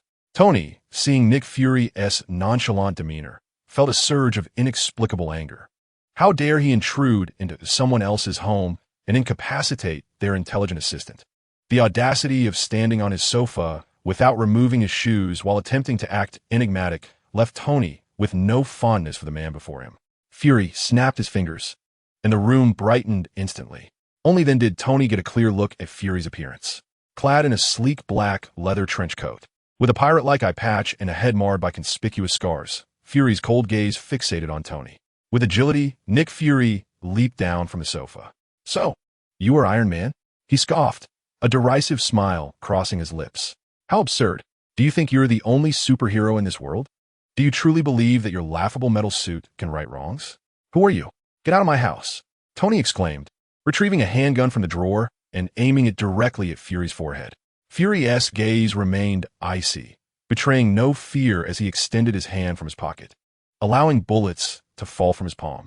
As a former arms manufacturer, Tony immediately recognized the unique bullet from his own firearm. "I hardly believe this poses any threat to me," Nick Fury remarked, pushing the gun barrel away from his temple. "Who I am is of little consequence, Mr. Stark. What matters is that you have unwittingly become a part of a much larger universe." "Who are you exactly?" Tony inquired, his expression grave as he kept a protective stance around Su Chen, who was lost in her thoughts with her head bowed. "Nick Fury, director of S.H.I.E.L.D. Fury produced a card from his hand, which Tony deftly caught, astonished by its contents. "The Avengers Initiative? I am here to discuss that very matter." Fury took a seat and poured a glass of water, sliding it towards Tony. Tony swatted the glass away, leaning over the table to glare down at Fury. "I'm not interested. Leave my house now." Fury's dark visage revealed no emotional shift as he raised his gaze slightly. "No, you will find it interesting." He similarly pushed aside his own cup of tea. Allow me to introduce the Avengers, a coalition of superheroes dedicated to combating crime and countering extraterrestrial threats. Fury tapped his fingers on the coffee table. I understand your concerns. We are not beholden to any nation or organization, nor do we serve anyone's agenda. Our sole objective is to protect. Tony's expression shifted, the weight of Fury's words beginning to resonate with him. Protect what? Fury stood, locking his unyielding gaze with Tony's. In his exposed eye, there was no flicker of emotion, only an indomitable will. Everything you hold dear. Tony inhaled sharply, a tempest brewing within him. Meanwhile, Su Chen remained with her head lowered, oblivious to the turmoil around her. Chapter 32. The Black Egg Spider-Man? Tony remained silent, fixated on the card in his hand, his fingers turning pale from the grip he held as the storm within him raged on. I understand that this may be difficult for you to accept. The card contains a contact number. We welcome your participation at any time, Fury observed, noting Tony's inner conflict as he rose from his seat. Tony tucked the card away, his demeanor returning to normal. I will consider joining your little superhero group, but for now, leave my home. I will take my leave, but first, I need to clarify some matters. Suddenly, Fury drew a uniquely designed pistol from his waist, aiming it at Su Chen. The weapon pulsed with a red glow as if charging. Oh no, I can't escape this, Su Chen thought, realizing her precarious situation. Despite her efforts to remain inconspicuous from the outset, she could not evade this dire predicament. To be candid, Su Chen truly desires no association with S.H.I.E.L.D. Behind their seemingly glamorous facade lies a venomous serpent. Damn it, what are you doing? Tony exclaimed, instinctively positioning himself protectively in front of Su Chen, shielding her from the gunpoint. Do not be alarmed, Stark. I am merely assessing potential threats that may arise in the future, Nick Fury replied, his tone calm, as if discussing a matter of little consequence. Is this your approach to persuading me? If there are grievances, let them be directed at me, not this child. Tony gestured behind him, urging Su Chen to flee quickly. Allow me, Tony, Su Chen insisted, placing a hand over his. Although Tony wished to utter more, the resolute expression on Su Chen's face silenced him. Unflinching, Su Chen glared at Nick Fury, a hint of sarcasm lacing her words. Surely the illustrious Director Fury would not resort to violence against an innocent child? Fury scoffed before retorting, I am indeed not so deranged as to harm a defenseless child, provided you are truly one. Yet, it is evident that you are not. You must have conducted some investigation into me. Fury's weapon remained steadfastly aimed at Su Chen. Precisely for that reason, I am here. I must ensure that you pose no threat to this world, Su Chen replied, bowing her head in silence for a while, before continuing, I can divulge information about myself. Tony, visibly concerned, tugged at her sleeve. Su Chen signaled him to remain calm. Despite his confusion, Tony chose to trust her. Su Chen straightened her posture, her expression grave as she addressed Nick Fury. I implore you to refrain from documenting what I am about to share. If there are records, they must be classified, known only to you. You cannot disclose this to anyone, including your most trusted subordinates. She paused momentarily before adding, just as she once required, I need your assurance. Otherwise, our discussion is futile. In a swift motion, a steel blade appeared in Su Chen's hand. Nick Fury's usually stoic expression flickered with a rare show of emotion. He withdrew his other hand from his leather coat, extracting a small device from behind his ear, which he promptly crushed. Though I am unsure how you came to know of her, I can assure you of what you have stated, Fury affirmed, his weapon still trained on her. Seeing Fury's reaction, Su Chen maintained a facade of calmness while internally sighing with relief. Her gamble had paid off. Based on her understanding of Nick Fury from the films, that she was undoubtedly a taboo for him, a final trump card. In Fury's eyes, her knowledge of his concealed asset, coupled with her lack of fear, signified that she now possessed leverage for negotiation. Her identity shifted from an ambiguous potential threat to a mysterious entity willing to engage in dialogue. Had Nick Fury been a tad more reckless, tensions would have escalated dramatically. Fortunately, I had placed my bets wisely. Reflecting on this, Su Chen couldn't help but break into a cold sweat. He took a step back, a fireball igniting in his palm, affirming, as you can see, I indeed possess extraordinary powers, yet I harbor no intentions of endangering society or the world. As the conversation unfolded, a tempestuous lightning bolt crackled in his other hand. With a swift clap, the manifestations in his hands vanished entirely, causing Nick Fury to furrow his brow at the sight. "This does not elucidate your blank background," Fury remarked. "Every being inhabiting this world, no matter how concealed, leaves traces. This is insufficient to prove your harmlessness." Fury's already dark complexion deepened further. Su Chen sighed deeply, stating, "This is precisely what I am about to convey. The reason you cannot find any evidence of my existence is that I do not belong to this world." A look of incredulity crossed Fury's face. "Then why?" Fury began, but Su Chen interrupted, "Are you inquiring why I have come to this world? I too wish to know. I am unaware of the reasons behind my arrival here, and as for returning to my original world, I neither can nor desire to." A profound sadness tinged Su Chen's voice, evoking empathy even from the typically stoic Fury. "I simply wish to live well in this world. Yes, just that," he concluded. Fury sheathed his weapon at his waist, responding, well articulated, "I shall tentatively take you at your word, but I will keep a vigilant watch over you." Tony, relieved to see Fury lower his gun, let out a sigh, yet Su Chen shook his head. "No, I do not wish for my life to be disturbed by others. I recognize that you still do not categorize me as harmless, but I can promise you one thing." Su Chen raised his hand, displaying 3 fingers before Fury. "When you require my assistance, within my capabilities and without violating my personal will, I can agree to 3 requests. Conversely, you must also accede to 1 request of mine." He paused, glancing at Fury, who nodded calmly. "Everything comes at a price. Speak your demand." "Do not interfere with my life," Su Chen stated. Fury appeared somewhat taken aback by the simplicity of the request, uncertainly asking, "Is that all?"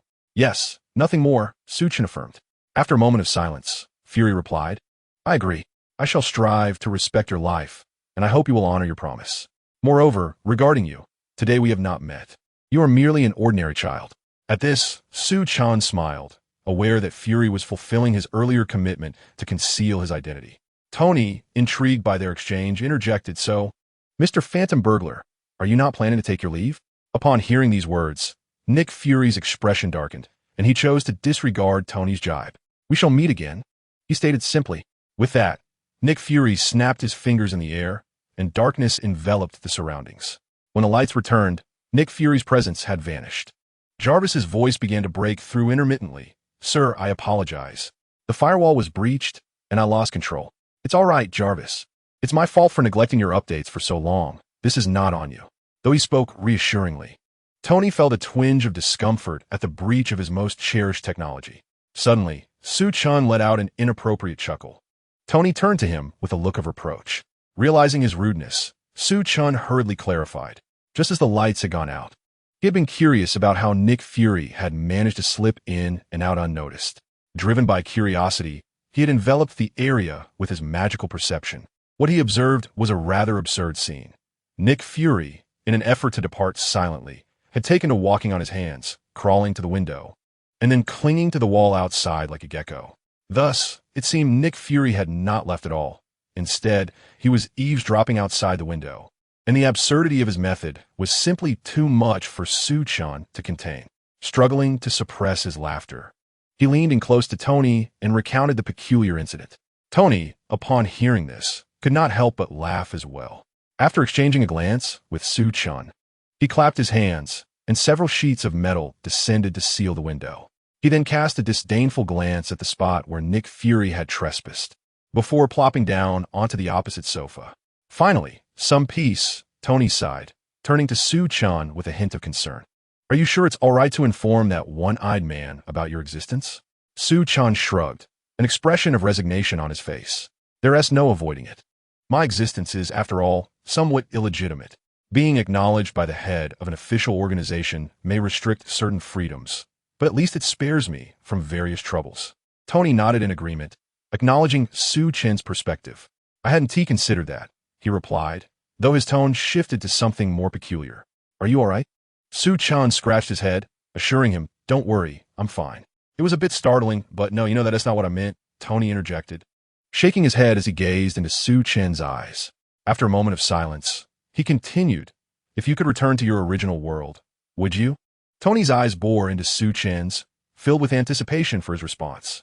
Su Chen felt a tremor run through him, as if his heart had been squeezed.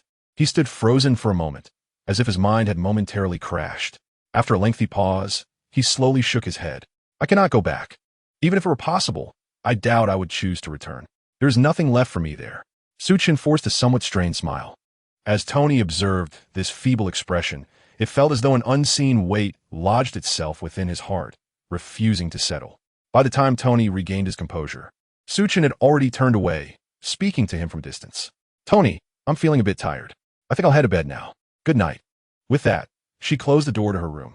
Tony gazed at the firmly shut door, heaved a long sigh, and reclined on the sofa, staring at the ceiling. Lost in thought. Chapter 33. Welcome home. Limulu, it had been nearly half a month since Tony declared himself Iron Man, and Su Chen had finally found some leisure time. She relished this unadorned existence. Though somewhat monotonous, it was devoid of immediate peril. Being able to bask in sunlight rather than spending all day curled up in a wheelchair in a dimly lit room brought her immense satisfaction. Ouch! Su Chen exclaimed, clutching her head as she looked up. Tony unfolded the newspaper in his hands, a playful smile on his face as he observed her. What are you thinking about? You've been watching this infomercial for over 10 minutes. Realizing the television was indeed broadcasting a shopping channel featuring baby diapers, Su Chen understood why Tony had been casting her those peculiar glances. Flustered, she hurriedly changed the channel and explained, It's nothing, just some thoughts. Tony, leaning back on the sofa, teased her, I bet you're mulling over something unpleasant again.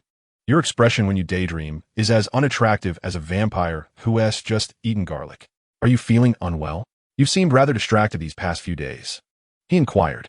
Su Chen hesitated, mumbling, Am I? I feel fine. Tony shrugged nonchalantly. Then let us not dwell on it. He then patted Su Chen on the shoulder. Come on, it's time to eat. Tonight, it's Pepper who is cooking. Upon hearing that Pepper was a chef, Su Chen's face brightened. At last, she wouldn't have to endure frozen hamburgers any longer. From a distance, Pepper called, Tony, haven't you found Su Chen yet? Come eat. Oh, we're coming. Tony replied, gesturing for Su Chen to follow. If we don't hurry, Pepper will scold me again. Su Chen eagerly trailed behind Tony to the dining room. Pepper, clad in an apron, placed a large iron tray on the table, exclaiming, honey glazed carrot and meat, my specialty. Oh, and there's more. Pepper dashed back to the kitchen, returning with an array of dishes. Roasted ham, cheesy pasta, chicken soup, vegetable salad, and egg tarts, all quintessential components of a Western dinner. Surprisingly, there was even a plate of soup dumplings. With a hint of regret, Pepper shook her head. Alas, the egg tarts are a bit overcooked. Noticing Su Chen's gaze fixated on the dumplings, Pepper beamed and explained, I heard from Tony that you used to live in China. And since I'm not adept at making Chinese cuisine, I ordered some takeout, fearing you might not enjoy my cooking. It seems that the manager of that establishment is facing some issues, which is why only soup dumplings are available for sale. Little Chili, feeling somewhat embarrassed, scratched her head. Su Chen offered a radiant smile to Little Chili, expressing his gratitude. Thank you, Sister Pepper. I truly adore soup dumplings, and today's meal is already quite sumptuous. Your culinary skills are evidently exceptional. Such sweet words, Little Chili remarked, unable to resist the urge to gently pinch Su Chen's cheeks, charmed by his obedient demeanor. However, out of the corner of her eye, she caught sight of Tony, who was engrossed in his meal like a pig, and a sudden pang of disappointment washed over her, dampening her previously good mood. She pouted and shot a disgruntled glare at Tony. A wave of unease surged within him. He instinctively sensed that if he did not take action soon, something dreadful might transpire. Tony mumbled indistinctly, giving a thumbs up, which finally prompted Little Chili to nod in satisfaction. For reasons unknown, the atmosphere grew eerily quiet. Su Chen was eating slowly, his head bowed, lost in thought, entirely oblivious to the shift in ambience. Hey, hello. Tony waved his hand in front of Su Chen, but when he received no response, he helplessly shrugged. Observing this, Little Chili reached out to touch Su Chen's forehead, which brought him back to reality. Oh, what is the matter? Su Chen blinked, his pupils refocusing, evidently startled. Little Chili looked at him with a furrowed brow. Are you feeling unwell? You seem a bit downcast. Is the food not to your liking? Su Chen hastily shook his head, a hint of embarrassment on his face. No, the food is delightful. I was just contemplating a few things. Little Chili rested her chin in her hands, her gaze softening as she regarded Su Chen. Could it be the troubles of adolescence? Why not share with us? Perhaps we can help you find a solution. Su Chen shook his head. I'm quite fine, really. I just feel as though there have been too many occurrences lately, all with a surreal quality. It's almost as if everything feels unreal, akin to a dream from which I cannot awaken. I inexplicably arrived here, saved Tony without understanding why.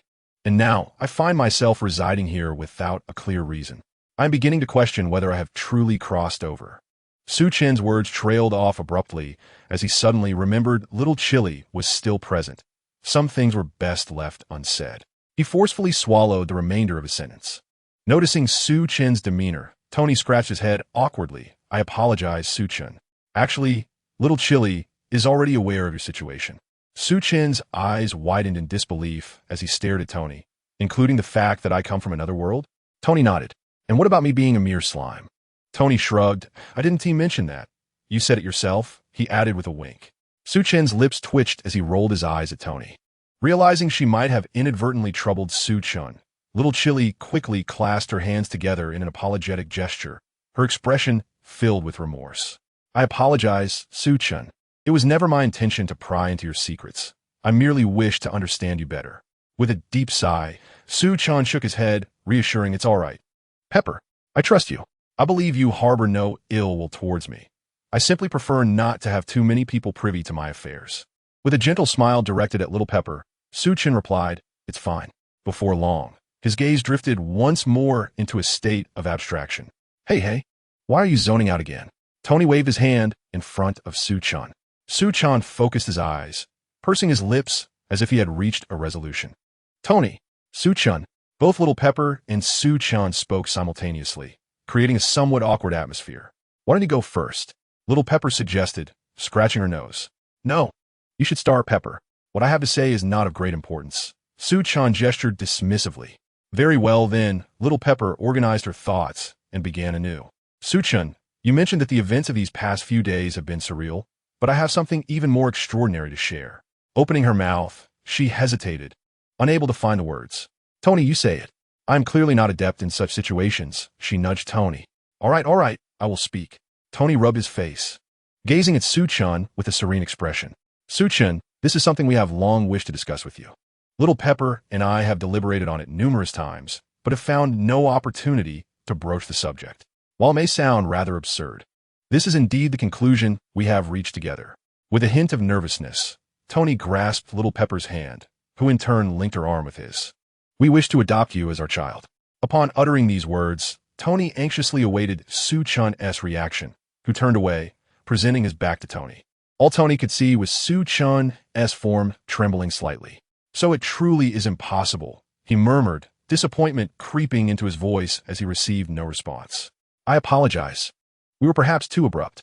If this is unwelcome, do not feel obliged. My promise remains unchanged. You are welcome to stay here until you find your true home. His voice dwindled to a whisper. Su Chen. Suddenly, Su Chen interrupted. No, do not call me Su Chen anymore. Tony felt as if a bucket of cold water had been poured over him. He had not anticipated such a reaction. He endeavored to maintain a smile, wishing not to burden Su Chen further. It's all right. We may have been a bit too. Tony attempted to continue, only to see Su Chen wipe his face with his sleeve and slowly turn around, the traces of tears evident on his cheeks, his eyes slightly reddened. I mean, the name Su Chen belongs to my past. Now we must seek a new beginning.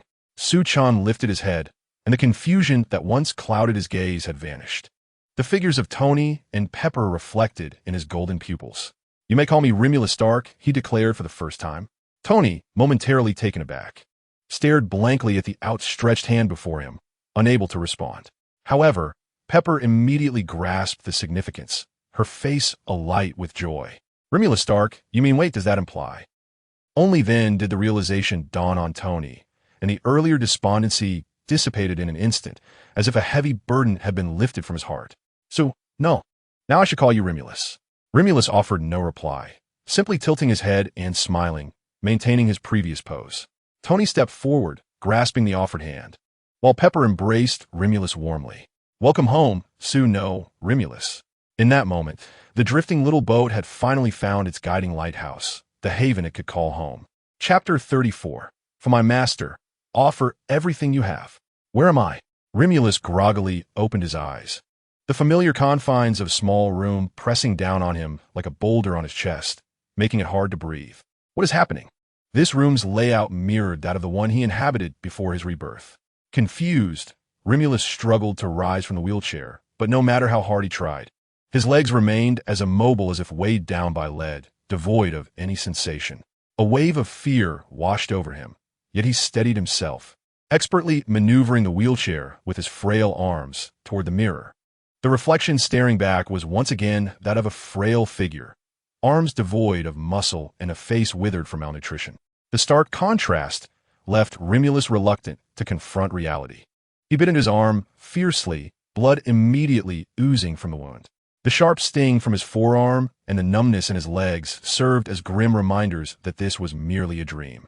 Helplessly, he slumped in the wheelchair, his arms weakly hanging down, allowing blood to drip onto the floor, his pupils trembling violently. No, how could this be? Before Remulus could ponder further, a loud crash reverberated through the air as the dilapidated door was kicked open. The sound of high heels striking the floor followed, each step sending a tremor through Remulus's heart. That familiar voice was one he could never forget. A sharp female voice pierced through the atmosphere behind Su Chen. What a musty smell, how unpleasant. The woman waved her hand in front of her nose with disdain, tossing a bowl onto the table. Eat or die, you worthless wretch. If it weren't for you, I would have long enjoyed a life of luxury. Remulus pursed his lips defiantly and raised his head, igniting the ire of the heavily made-up woman. Do you dare glare at me with those dog eyes? Do you want to die? Without warning, she struck Remulus across the face. A searing pain suddenly enveloped her face, and a metallic taste of blood filled her mouth. It was all because of you, and that wretched woman. If it weren't for the fact that I can only inherit that fortune when you come of age, I would relish the thought of ending your life right now. The woman spat venomously. In her peripheral vision, she caught sight of a couple's photograph on the table, and instantly, veins bulged on her forehead. This only added more creases to her already poorly made-up face, rendering it even more grotesque. That dog of a man, already in a relationship with me, still clings to such mementos. In a fit of rage, she seized the frame and smashed it to the ground, a shard of broken glass expertly slicing her cheek. Whether it was due to her thick skin or the heavy foundation, the large shard merely grazed her, leaving a small cut, yet it was this tiny wound that shattered the facade she had worn so carefully. As the blood trickled down, she completely lost her composure and struck Limulu's face with a force that drowned out all sound except for a deafening buzzing in her ears. As if seeking further satisfaction, she followed with a kick aimed at Limulu, causing the wheelchair to tip precariously. Instinctively, Limulu attempted to shield her body with her hands. But upon seeing the sharp edge of the table so near, she resigned herself and closed her eyes. The anticipated pain never came. Instead, an icy wind swept over her. What on earth is happening? Limulu curled up, bewildered, and observed her surroundings, realizing her attire had inexplicably transformed into a thin nightgown. It felt as though she had returned to a time before her journey, amidst familiar howls of wolves, the biting cold, and a sense of utter isolation. Although Limulu was unaware of the events unfolding, she summoned every ounce of strength to rise, yet an overwhelming weakness coursed through her arms. Fear and despair flooded her heart.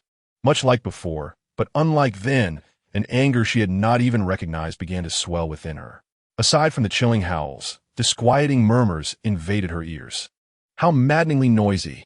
Limulu felt her eyelids grow heavier, her breathing more labored, and her control over her body slipping away. A gust of frigid wind blew through, becoming the last straw that broke the camel's back. Her arms, which had been propping up her upper body, finally surrendered, and her face plunged directly into the snow.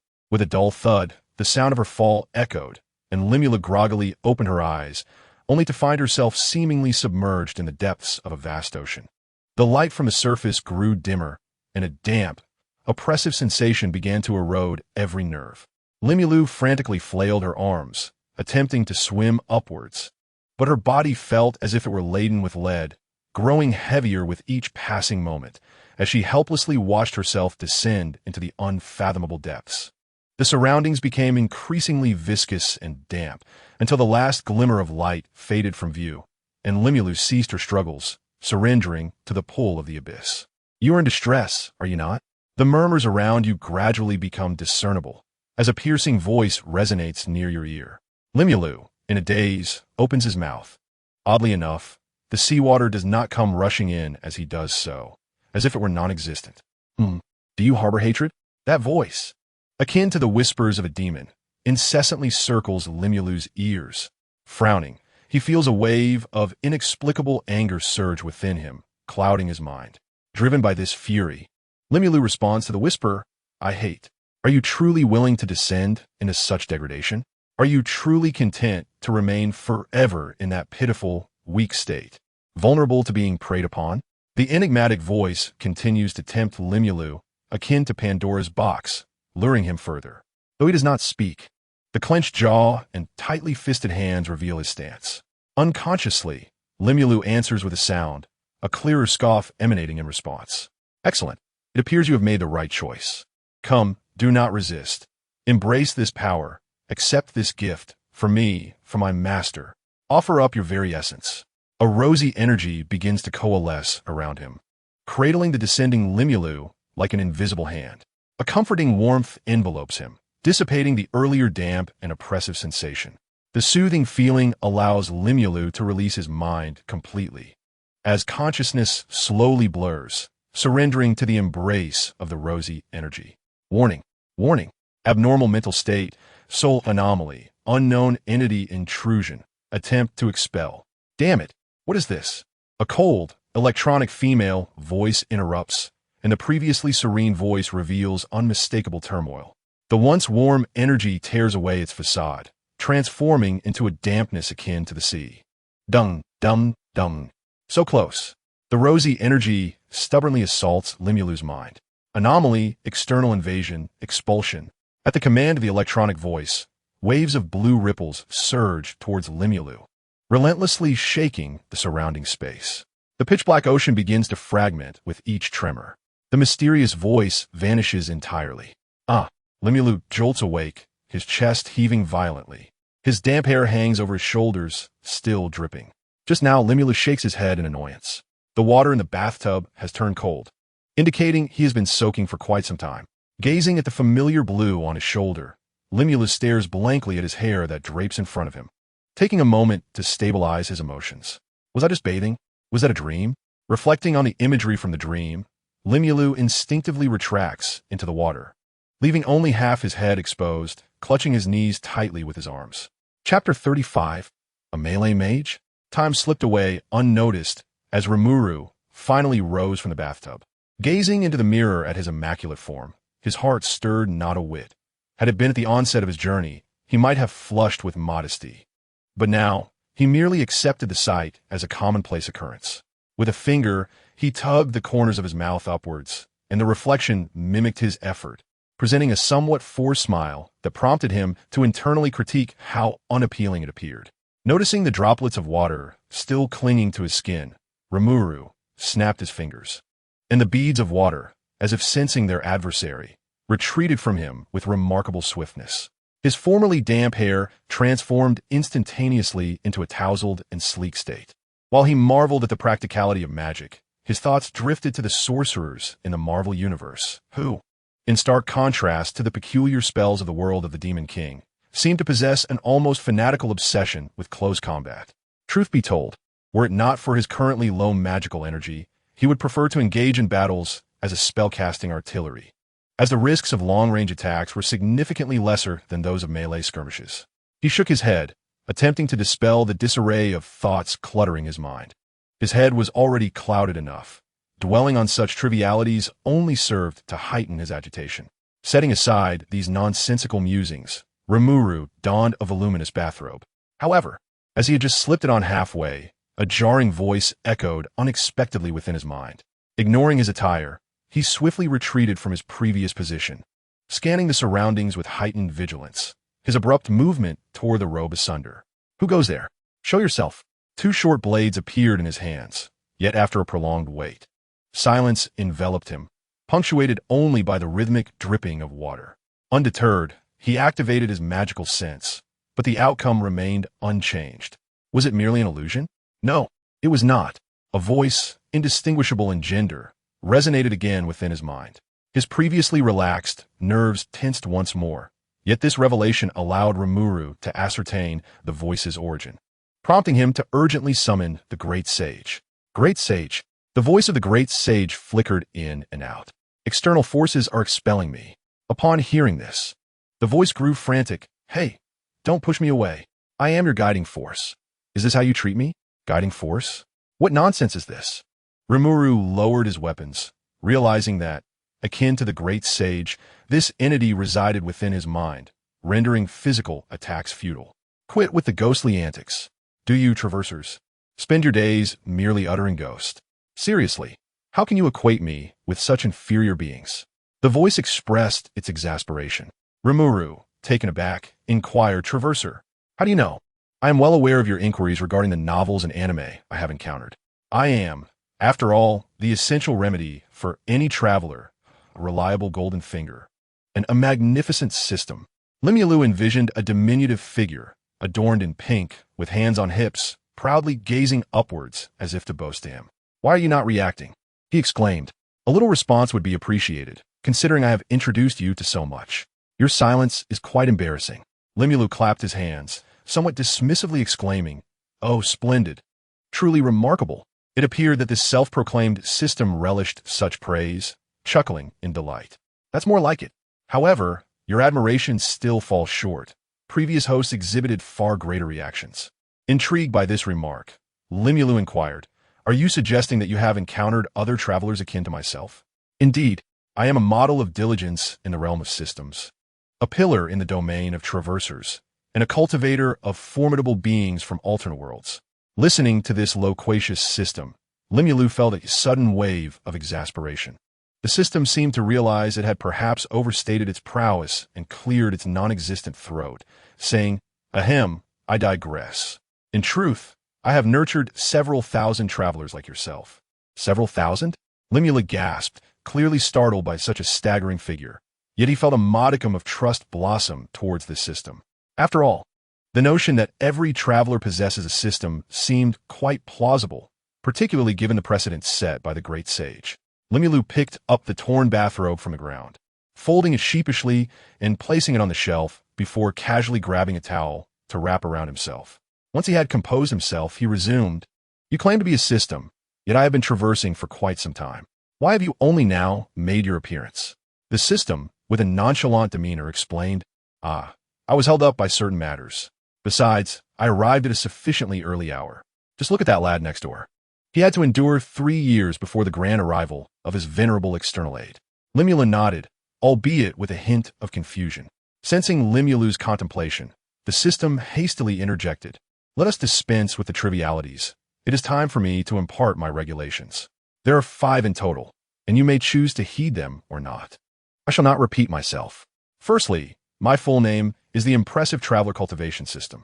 Secondly, I will only manifest during significant events in your journey. Thirdly, I shall periodically assign you tasks, which you may complete to earn rewards. Fourthly, do not summon me without cause. I am quite occupied. I know what you are thinking. Even if there is a matter of urgency, do not bother me. I am disinclined to intervene. Fifthly, here is your novice gift package. Please acknowledge receipt. Before Limulu appeared a screen visible only to him, displaying a gift box adorned with radiant golden light and the words Novice Gift Package in vibrant letters, spinning continuously. Limulu stared at the exaggerated effect, unable to suppress a smirk as he remarked, Is this not a screen lifted directly from some online game? Enough with the banter. Claim it quickly, the system urged. Upon uttering his thoughts, Rimuru felt as though an unseen force had pressed his hand firmly against the screen. In an instant, golden light erupted, and the gift transformed into pure energy that surged into Rimuru's forehead. A plethora of combat techniques, ranging from Bajiquan to various martial arts and swordsmanship, flooded his mind. He raised his hand to strike a pose, moving with the grace of one who had practiced thousands of times, now possessing a degree of combat skill without the aid of the Great Sage. In fact, with these newfound techniques, he surpassed even the assistance provided by the Great Sage. He was now ready to retract his previous statement about melee mages. Who would even play that? The true game was being a melee mage. Just then, the sudden ticking of a clock echoed, and the system seemed to be counting down for something. 5, 4, 3, 2, 1. Time us up. Farewell. The rapid entrance and exit of the system left Rimuru gaping in astonishment, calling out in vain as it failed to respond. The abruptness of it all instilled a sense of unreality within him. What on earth was that? It spoke a great deal and then vanished, truly perplexing. Shaking his head, Rimuru exited the bathroom. Noticing the bathroom light had extinguished, he found Tony sprawled on the sofa, stretching and then sipping from a cup of coffee. "Tony, why are you drinking coffee at this hour?" Upon seeing Rimuru, Tony rubbed his weary face, contemplating a new idea for his armor, hoping to make progress that very night. "Why were you in the bath for so long? I've been waiting for you for 2 hours." He cast a curious glance at the towel wrapped around Rimuru's chest. Rimuru scratched his head, feeling a bit embarrassed. "I'm sorry, I accidentally fell asleep in the tub." Tony sighed, advising him to avoid such long baths, next time, to prevent catching a chill. Observing Rimuru sitting obediently on the sofa, Tony decided not to press the matter further. "By the way, Tony, did you need something from me?" Tony took another sip of coffee, replying, "Actually, not much. I just wanted you to rest early. We have a full day planned for tomorrow." "Do I have to go?" Rimuru swallowed hard, cautiously inquiring. "It's not that boring press conference, is it?" "Huh. You guessed right. There's a small press conference, but it will be brief." Hearing this, Rimuru exhaled in relief. He truly disliked the atmosphere of press conferences, which always made him feel as if he were under constant scrutiny, quite uncomfortable. "Can I skip it?" he asked, looking at Tony with hopeful eyes. Tony ignored his pleading gaze, instead revealing a knowing smile. "Of course not. If you don't attend, the surprise that Pepper and I have meticulously prepared will be for naught." "Surprise?" At the mention of the word, Rimuru's eyes sparkled, the earlier gloom dissipating in an instant. "What is it?" "Well, if I tell you, it won't be a surprise anymore. Now go rest. We need to rise early tomorrow." Tony nudged Limulu towards the room. "Oh, come on, just tell me a little. Just a tiny bit." Limulu persisted, her curiosity piqued, relentlessly questioning Tony about the surprise. Even as she was ushered through the door, she continued to inquire about what the surprise entailed. Leaning against the door, Tony wiped the sweat from his brow, sighing, wishing he hadn't mentioned it at all. Reflecting on Limulu's earlier reaction, a smile crept onto his face. After all, it wasn't entirely a bad thing. Since their acquaintance, Tony had always sensed something peculiar about Limulu. Despite the closeness of his relationship with Pepper, that strange feeling remained unshaken. Sometimes, even when they were in proximity, it felt as if a thick barrier separated them. Of course, this did not imply that Limulu's relationship with him was poor. On the contrary, as their bond deepened, that sense of estrangement became even more pronounced. This was not merely Tony's delusion. He had inquired with Pepper and discovered that she too experienced a similar sensation. It was as though Limulu possessed an inherent distance from everything, akin to oil droplets in water, forever unable to fully integrate without external interference. Tony was at a loss for how to proceed. He only knew that at times, Limulu's sense of detachment would wane slightly. All he could do was to heal Limulu's heart, which was already scarred. As a father figure, Tony gazed out of the window with a deep sigh, hoping he could achieve that. Chapter 36. The banquet. The incessant ringing of the alarm clock pierced the air. Limulu stretched out a hand from beneath the covers and forcefully silenced the clock, but before long, it rang again. This time, however, the sound emanated from all directions, as if enveloping her in a surround sound effect. "Ah, how annoying," Limulu groaned, tugging the blanket over her head. Jarvis's voice soon followed. "Young Master Limulu, it is time to rise. Mr. Stark has specifically instructed me to wake you early today." "Jarvis, let me sleep for 5 more minutes, just 5 minutes," Limulu pleaded, her voice muffled as she poked her head out from the covers. Although slimes do not require sleep, Limulu had developed a habit of resting, including a penchant for lingering in bed. After all, who could resist the allure of waking naturally? However, Jarvis was evidently unmoved by her pleas. The previously drawn curtains were slowly opened, letting in a blinding ray of sunlight that fell directly upon Limulu. With this sudden intrusion, her sleepiness evaporated, and she sat up with a disgruntled expression, tousled hair in disarray, pouting in defiance. "Jarvis, you are so bothersome. Apologies, young Master Limulu. But this is a setting by Mr. Stark. Unless you rise and dress, I will not cease my wake-up service." Rimuru, cradling his forehead, shook his head, feeling that the resentment had dissipated significantly after a brief moment. How silly of him to harbor ill feelings towards an artificial intelligence. "Jarvis, what time is it?" Rimuru yawned and rubbed his eyes. It is currently 7 hours, 27 minutes, and 32 seconds in New York. Mr. Stark has an important press conference at 10 o'clock and must arrive by 9. After accounting for changing clothes, personal grooming, dining, and travel time, you have approximately 57 minutes and 11 seconds of free time remaining. Rimuru, somewhat speechless, retorted, "Why can't you let me sleep for just 5 more minutes?" Morning sets the tone for the day. According to incomplete statistics, waking around 7 o'clock benefits blood circulation and effectively prevents health issues. "Stop. Enough," Rimuru interjected, making a gesture to halt Jarvis's lengthy discourse. He neatly folded the blanket and straightened the sheets, casting a reluctant glance at the inviting softness of the bed. "Goodbye for now, my dear bed. Rimuru, I was just about to call you. Come over, breakfast is ready," Pepper exclaimed, noticing the yawning Rimuru. She then called out towards the living room. "Tony, stop fiddling with your metal contraptions and come to eat." "I'm coming," Tony replied, hastily grabbing a napkin to wipe his hands before reaching for a sandwich on the table. Pepper, somewhat disapproving, swatted Tony's hand away and frowned. "Tony, did you wash your hands?" Tony sheepishly touched his nose and replied, Maybe not." Pepper shook her head and turned to Rimuru, who quickly raised his small hand. "Sister Pepper, I'm a slime. My hands one tea get dirty." "That may be, but you still need to wash your hands. It's a habit to wash before meals." "You two, go wash your hands," Pepper insisted, pushing both Tony and Rimuru towards the kitchen. As Rimuru turned off the faucet and reached for a towel, a small stream of water splashed onto his face. He raised his hand to wipe it away and looked in the direction from which the water had come, only to see Tony, head tilted, whistling innocently as if nothing had happened.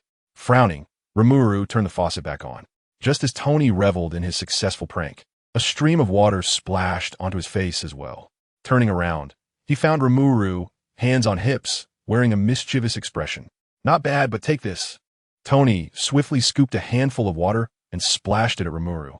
"I dodge." Rimuru evaded, the water splashing past him, only slightly dampening the hem of his clothing. "Huh, missed you," Rimuru teased, playfully making a face at Tony. Thus, the two engaged in a spirited water fight in the kitchen. "You too." Upon hearing that familiar voice, Tony's hair stood on end, followed by a slender hand pinching the soft flesh at his waist. "Pepper, let me explain," he yelped. Before Tony could utter an explanation, a sharp pain surged through his waist, causing him to grimace despite no significant injury being inflicted. Observing this cruel scene, Rimuru discreetly dried his hands with magic and stepped back, feigning nonchalance. "And you, Rimuru?" Pepper glared at him, her brows furrowing. Rimuru, sensing impending doom, closed his eyes in anticipation of judgment. However, after a prolonged wait, all he felt was a heavy pressure on his head as Pepper's hand vigorously ruffled his hair. "No more playing with water in the kitchen, understood? Now dry off and come eat. It'll be cold otherwise." Despite not knowing why he had escaped punishment, Rimuru nodded like a chick pecking at grains and stealthily urged Tony to slip away. At the dining table, Tony and Rimuru turned their heads away from each other, seemingly blaming one another. Upon finishing her chores in the kitchen, Pepper emerged and couldn't help but cover her face with a smile at the sight. "Honestly, you two look exactly the same when you're upset." Don't imitate me." Rimuru's cheeks were puffed up as he turned his head to the side, while Tony also feigned interest in a newspaper. Pepper laughed even harder at the scene. All right, you two, stop sulking. If you don't eat, my freshly baked croissants will get cold." Saying this, she brought over a plate of croissants. A Western breakfast typically consists of a trio of fried eggs, milk, and sandwiches. However, Pepper had also prepared some mini croissants and egg tarts as delightful snacks. Although the taste was not quite as satisfying as fried dough sticks and tofu pudding for Rimuru, it offered a unique flavor. Besides, Pepper's croissants were truly delectable, soft, fluffy, and sweet. As he savored the delicious breakfast, Rimuru had long forgotten the earlier incident. "By the way, Tony, what was the surprise you mentioned yesterday?" Rimuru asked, his face alight with anticipation. Tony raised an eyebrow, feigning seriousness as he replied, "What surprise? I don't prepare surprises for traitors." "Tony, you." Rimuru crossed his arms, looking at Tony with an air of complaint. Seeing Rimuru's defeated expression, Tony, satisfied, swallowed half of his fried egg and affectionately ruffled Rimuru's hair. "All right, it was just a joke. I keep my promises, but now is not the time. After all, if you know what the surprise is, it ceases to be a surprise. After breakfast, I'll have Pepper help you pick out a formal outfit. Make sure it's proper. With no revelation of the surprise, Rimuru nodded, somewhat disheartened, and resumed munching on his sandwich, lost in thought. Pepper, is it really necessary for me to dress so formally? Rimuru gazed at his reflection in the mirror, clad in a black tailcoat adorned with an exquisite brooch that clearly held significant value, complemented by a meticulously styled hairdo. He raised an eyebrow, glancing at Pepper in astonishment. Pepper held his face, inspecting him from various angles. Absolutely perfect. How could it not be necessary? If we dress too carelessly and are photographed by paparazzi, it could bring embarrassment to Tony. Limula nodded, seemingly understanding. It seems Tony has begun. Let us go to the backstage, Pepper urged Limulu. What are we going to do backstage? Limula asked, puzzled. Pepper winked. Of course, it's to cheer for Tony. He might feel a bit nervous with so many people around. Ha. Limula sensed something was amiss, but couldn't quite articulate it. However, considering Tony's unreliable demeanor, perhaps her and Pepper's presence backstage could indeed be of assistance. Just as Pepper was nudging Limulu towards the backstage, Tony commenced his speech. Ahem, everyone, please settle down. Adjusting the microphone before him, he continued. Someone asked me how it feels to be a hero. My answer is it feels fantastic. Rescuing those in dire situations and defeating the villains who wreak havoc. These are acts that benefit humanity, and I am honored to be the hero in your hearts. He paused. Well, I digress. The primary reason for this press conference is to discuss the future direction of Stark Industries. He continued, as I mentioned earlier, being a hero is indeed gratifying. Yet I recognize that the weapons previously manufactured by my company have had a detrimental impact worldwide. As Tony spoke, he pressed a button on the remote control, and a large screen behind him displayed images of war and devastation. Surely, none of you wish for future generations to live in a world ravaged by conflict. It is with this consideration that I have decided to close the weapons manufacturing division of Stark Industries. We will redirect the company's focus towards benefiting the world, such as developing renewable energy. His declaration stirred the reporters into a frenzy once more, and he waved his hand to quiet them. Please, wait a moment. Tony set down the microphone and jogged towards the backstage. At that moment, Limulu felt a gentle push from behind, stumbling forward a couple of steps before realizing that one of her feet had already stepped onto the stage, her hand being grasped by Tony, who approached her. Turning back, she saw Pepper backstage, making a heart gesture with her arms. Before Limulu could fully comprehend the situation, Tony had pulled her to center stage. The blinding flash of cameras made her feel as though countless eyes were upon her. Her acute hearing picked up on the various whispers from the audience. Limulu stared in shock at the sea of faces, instinctively wanting to flee, retreating unconsciously. Just then, a warm hand firmly rested on her back, halting her retreat and soothing her anxious heart.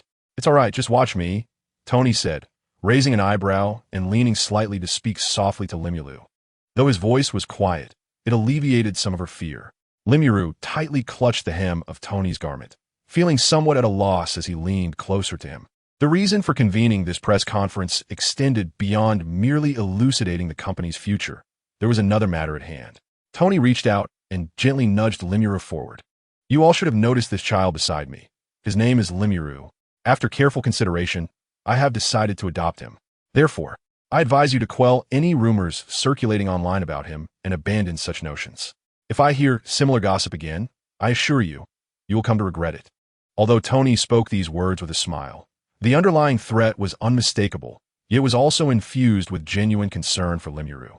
It was as if he were proclaiming that this child was under his protection.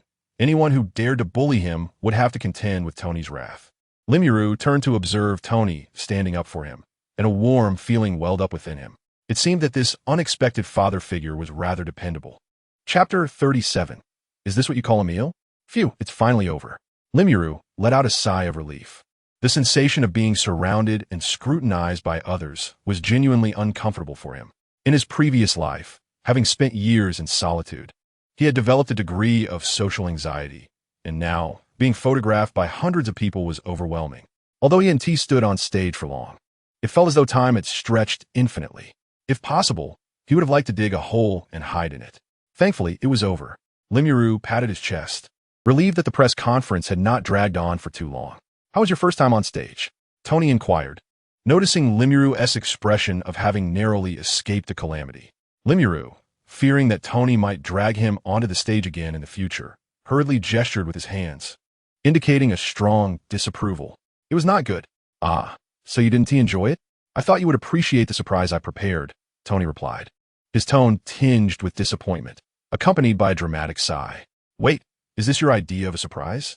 Limuru was momentarily taken aback by Tony's disheartened demeanor and quickly clarified. No, I liked it. It's just that I'm not very accustomed to crowded situations.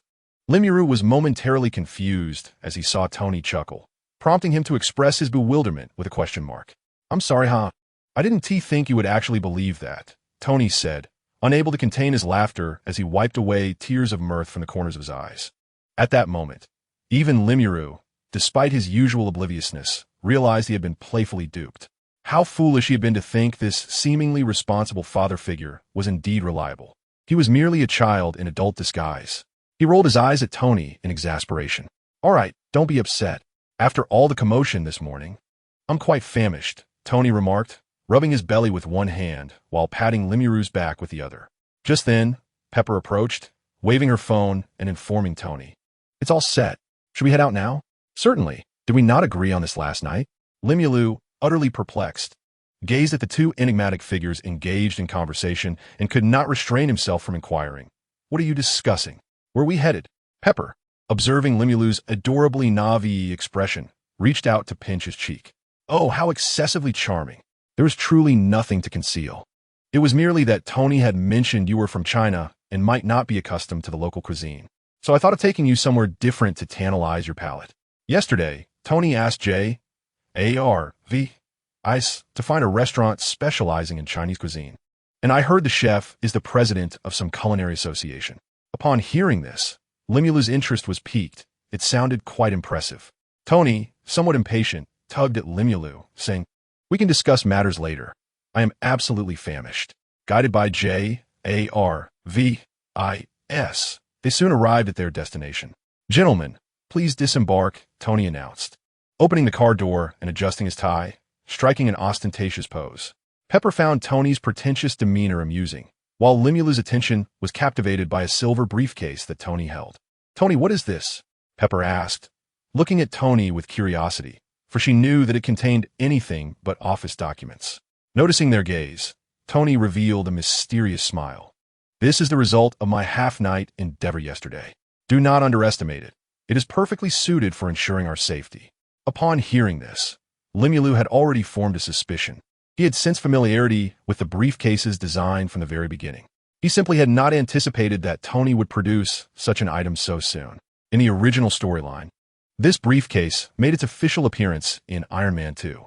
Perhaps it was the butterfly effect of his presence that had caused its early debut. Wow, this restaurant's design is truly peculiar.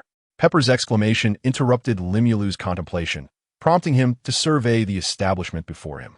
The entrance was rather unremarkable, merely a standard revolving door. Yet each door was adorned with a large cartoonish figure of a fortune cat, lending it an absurd charm. Upon closer inspection, he noticed that at the feet of the stone lions flanking the entrance lay 2 red bricks, and if one looked closely, they would see that the 2 columns meant to mimic traditional Chinese architecture were entwined by crocodiles. This truly made it difficult for Limulu, a bona fide Chinese individual, to believe that this was a legitimate establishment. Adhering to the principle of not judging solely by appearances, he suppressed his discomfort and followed Tony into the restaurant. Upon entering, he was met with an even more astonishing sight. A colossal terracotta warrior stood in the center of the dining room, wearing a Christmas hat and brandishing a trident. What do you think?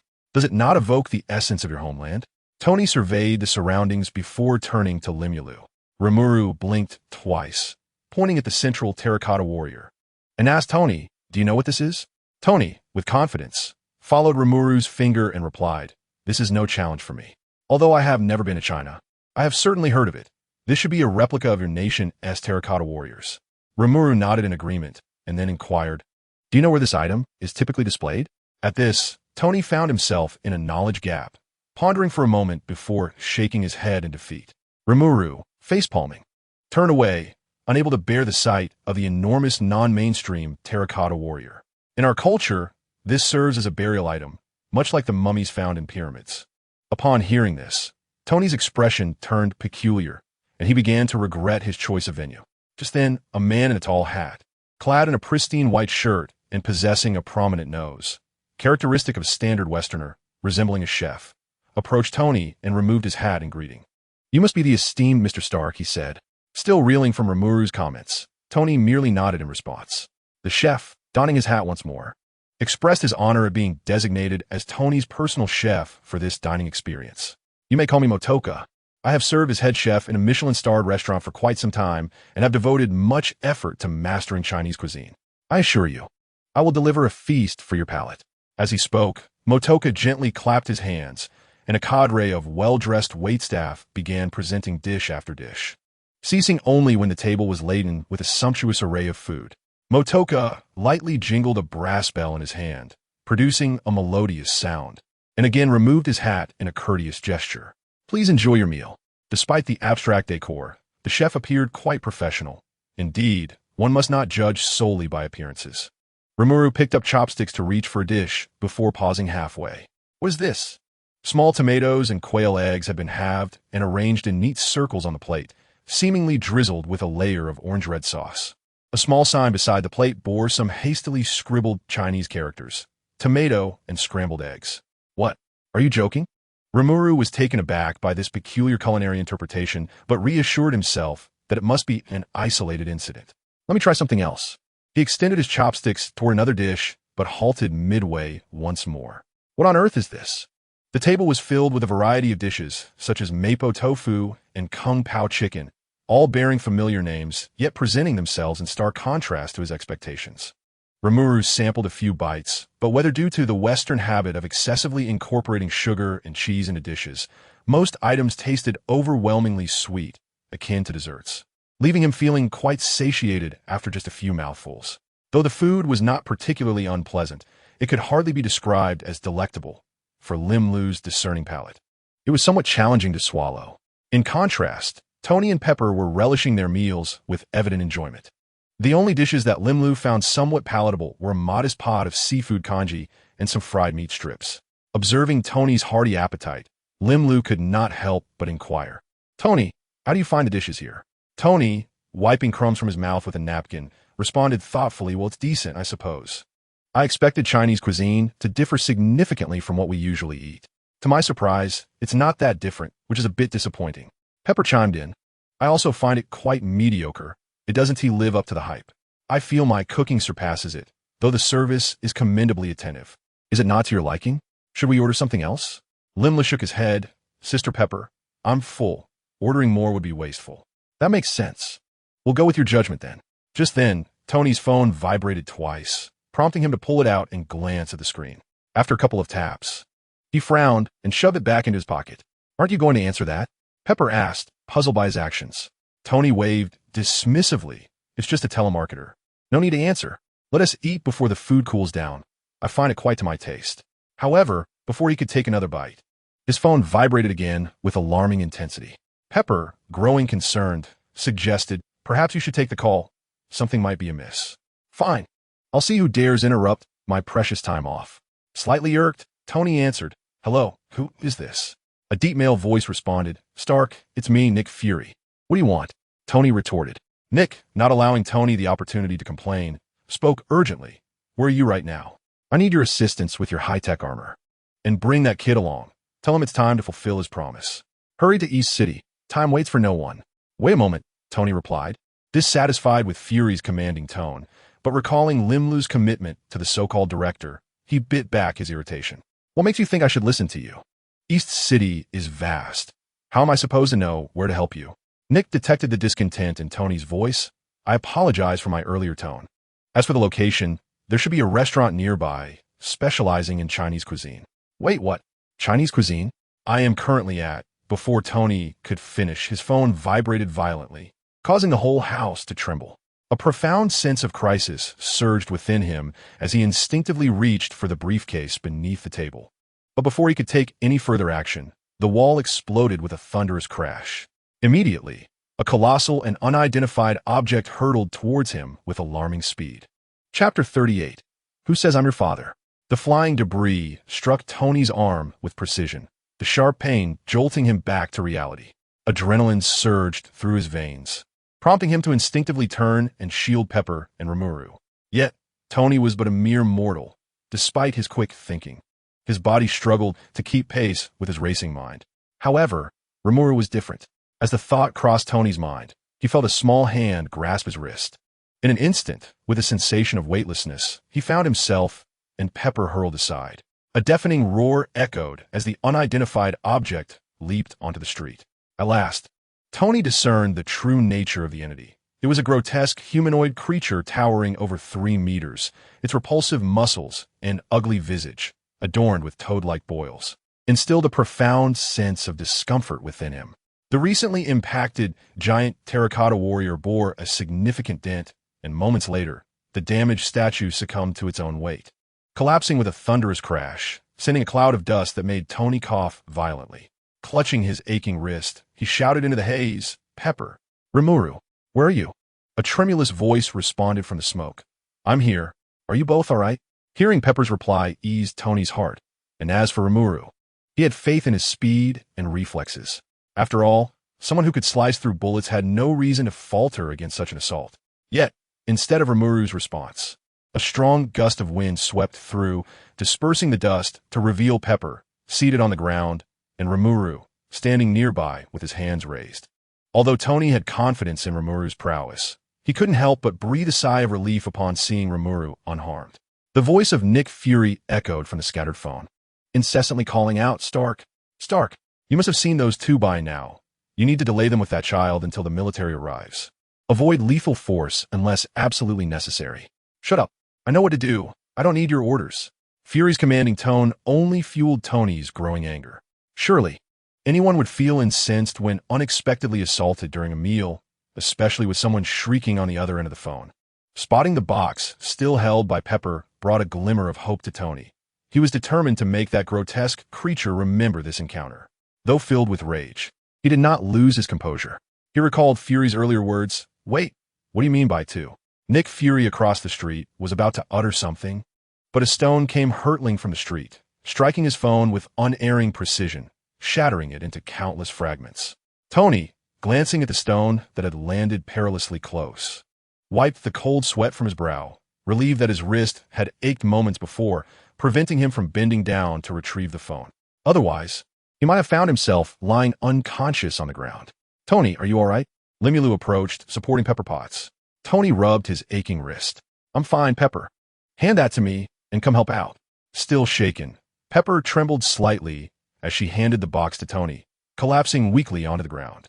"Let me handle it," Tony said, nodding at Limulu. He took the box, roughly opened it, and tossed it aside. "Let us see what you can do with this." Tony glanced out of the street and plunged his hand into the suitcase. A metallic glove adorned his hand, accompanied by the sounds of gears turning and mechanisms extending. He positioned half of the suitcase against the arc reactor on his chest. The moment it made contact, a charging sound resonated, and a thin layer of iron armor snugly enveloped his upper body.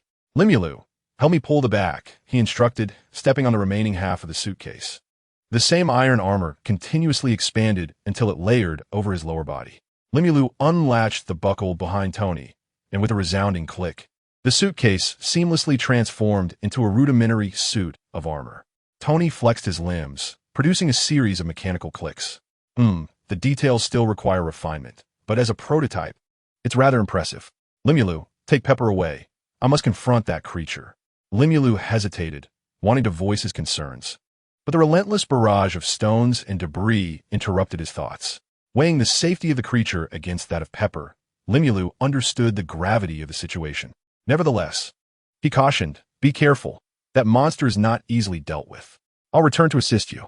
Limulu recognized the creature's identity, but was astonished by his misfortune. Merely stepping out for a meal had led to such chaos. Indeed, life is unpredictable. Tony offered a confident smile. "Do not worry. It's just a brute. My suit is not something a muscle-bound monster can best. Limulu, ensure Pepper's safety. I'll have Jarvis disable nearby electronic devices and satellites." "So you won't be hindered." Noticing Limulu's contemplative expression, Tony added, "I know what you're thinking. You're probably not ready to be in the public just yet. So let me handle this until then. After all, I am your father." Tony spoke gently, and even through the thick armor, The sincerity of his emotions was palpable. A fire hydrant suddenly soared through the air, shattering the warm atmosphere. And a surge of uncontainable rage erupted within Tony. Damn it, when would this end? In an instant, it flew out onto the street. Tony refrained from mentioning the matter of a certain dark egg to Rimuru, presumably wishing to spare her from unnecessary troubles. After all, it was best for an adult to keep such convoluted matters away from her tender understanding for as long as possible. Little did he know, Rimuru possessed an extraordinary sensitivity to sound. She had overheard every word of his conversation with the dark egg, despite the distance. Rimuru pouted slightly, thinking to herself, what a silly old man, merely a fool who seeks to play the hero. As she mused, a smile broke across her face. Whispering softly to herself how nice it was to be cared for this way for the first time, she wrapped her arms around Pepper, aiding her to her feet. Pepper, trembling, withdrew her hand from Rimuru's embrace. Even though her face was pale, she managed a weak smile, insisting, I'm fine. Tony needs you more. The memory of the monster's grotesque visage sent a shiver down her spine. Rimuru placed her hand gently on Pepper's still, trembling arm, encouraging her to trust Tony a little more, just as he trusted you, dear Sister Pepper. Furthermore, that monster was fiercely brutal, and it was evident that Tony's reckless charge was merely an attempt to buy them time to escape. So, let me first take you to a safe place, she concluded. Clearly, Pepper was no fool. She understood that her presence here would only be a burden. The best course of action was to leave swiftly, allowing Tony and Rimuru the freedom to fight and seek help. As she regained her composure, Pepper felt her strength gradually return. However, a sharp pain radiated from her ankle, and she frowned, realizing she had likely twisted her foot. With determination, she kicked off the troublesome high heels and, gritting her teeth, tore her expensive coat in half to fashion makeshift bandages for her feet. Though the pain left her face increasingly pale, she was far better off than she had been in her earlier state of panic. Rimuru stared in astonishment at the transformation in Pepper, her expression a mix of surprise and admiration. Little one, don't just stand there. Come help me, Rimuru exclaimed. At her words, she quickly closed her mouth and assisted Pepper, hastening toward a place of safety. Chapter 39. An indispensable part that should be safe, Pepper thought, as she suddenly felt utterly drained, collapsing onto the ground. From the moment of the attack until now, her nerves had been taut as a bowstring. Once they relaxed, she naturally lost all her strength. Gritting her teeth against the pain, she slowly began to untie the makeshift shoes crafted from her clothing. Although the fabric offered some protection, the scattered debris on the ground inevitably cut into her feet. After being in a state of extreme tension, my brain had momentarily dulled the pain in my body. Now that I relaxed, the piercing agony surged like relentless waves, each one crashing over me, and my already sprained ankle swelled and reddened further. Limulu, witnessing this scene, glanced around before kneeling down and gently placing her hand on the injured ankle of little Pepper. Yet even such tenderness caused little Pepper to gasp in pain. Ouch! That hurts! Limulu gestured for silence. Hush. Sister Pepper might feel a bit of discomfort. Bear with it. It will be over soon. Little Pepper nodded. All right, I will try. Seizing a moment when little Pepper was distracted, Limulu suddenly applied force, and with a resounding crack, the dislocated ankle was realigned. The unexpected jolt nearly made little Pepper cry out, but thanks to Limulu's prior preparation, she managed to stifle the scream. Once the initial shock wore off, beads of cold sweat began to form on little Pepper's forehead, soon followed by a warm sensation flowing through her ankle. Not only did the pain dissipate, but it was replaced by an unexpected comfort. The warmth gradually spread from her ankle throughout her entire body, sweeping away the fatigue from her earlier frantic escape. This unique sensation felt akin to soaking in a hot spring, prompting a soft, instinctive sigh from little Pepper. Realizing the sound she had just made, she quickly covered her mouth, but it was too late.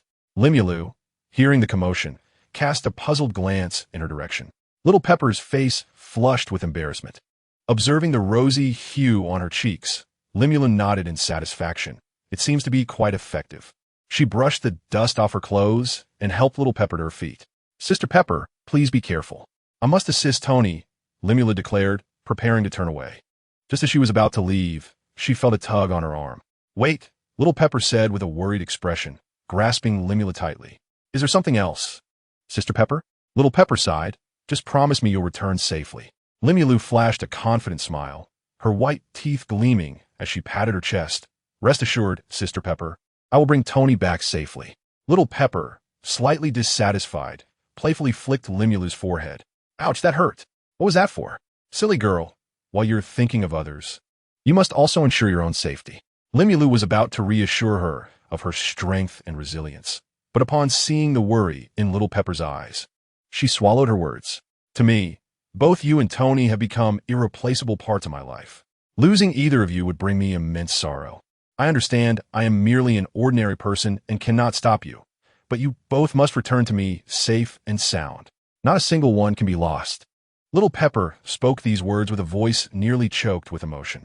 Seeing her eyes glisten with unshed tears, Limulu felt as though her heart had been tightly squeezed. However, the mere thought that there are individuals who genuinely care for him behind his back brought a smile to Rimuru's face. He shifted from his earlier frivolity and solemnly nodded, affirming, "Indeed I shall." Then, with a jesting tone, he added, "I won't allow such a thing to occur, after all. I have yet to witness the surprise you have prepared for me, haven't I?" With a casual wave of his hand, Rimuru hurried back to the previous location. A shrill sound echoed in Rimuru's mind, accompanied by a series of crisp chimes, gradually diminishing the cacophony around him. "Ah, what is that?" Rimuru exclaimed, clutching his head as his pace slowed. "Oh, I'm feeling so drowsy. Hey, host, I have a task for you." The sudden voice in his mind startled him, but Rimuru quickly deduced it was likely his ever-hasty system. He patted his head and inquired what just happened. "I felt as though my head was about to explode." "Oh, you misheard. It was probably just a mosquito buzzing," came the reply. "Is that so? Then can we postpone the task for now? I have something far more pressing to attend to."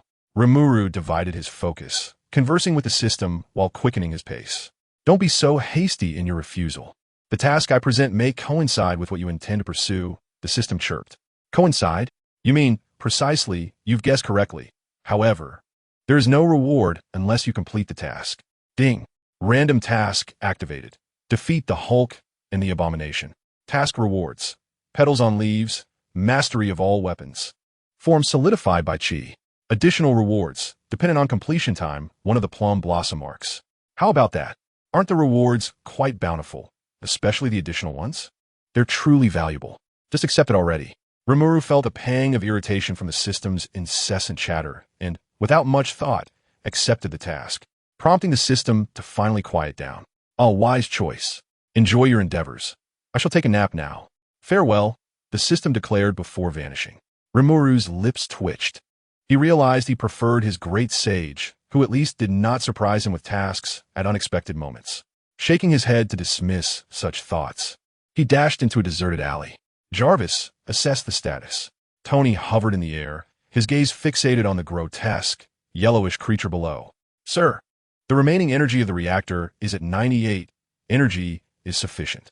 Furthermore, data calculations indicate that the second joint component of your left arm is slightly misaligned, which may cause a delay of 0.1 to 0.2 seconds in movement." Indeed, it was still a work in progress. Tony furrowed his brow, feeling a wave of nausea at the sight of the abomination's skin, riddled with spikes and pus. "Oh, for heaven's sake, how can this creature be so hideous?" He suddenly realized something.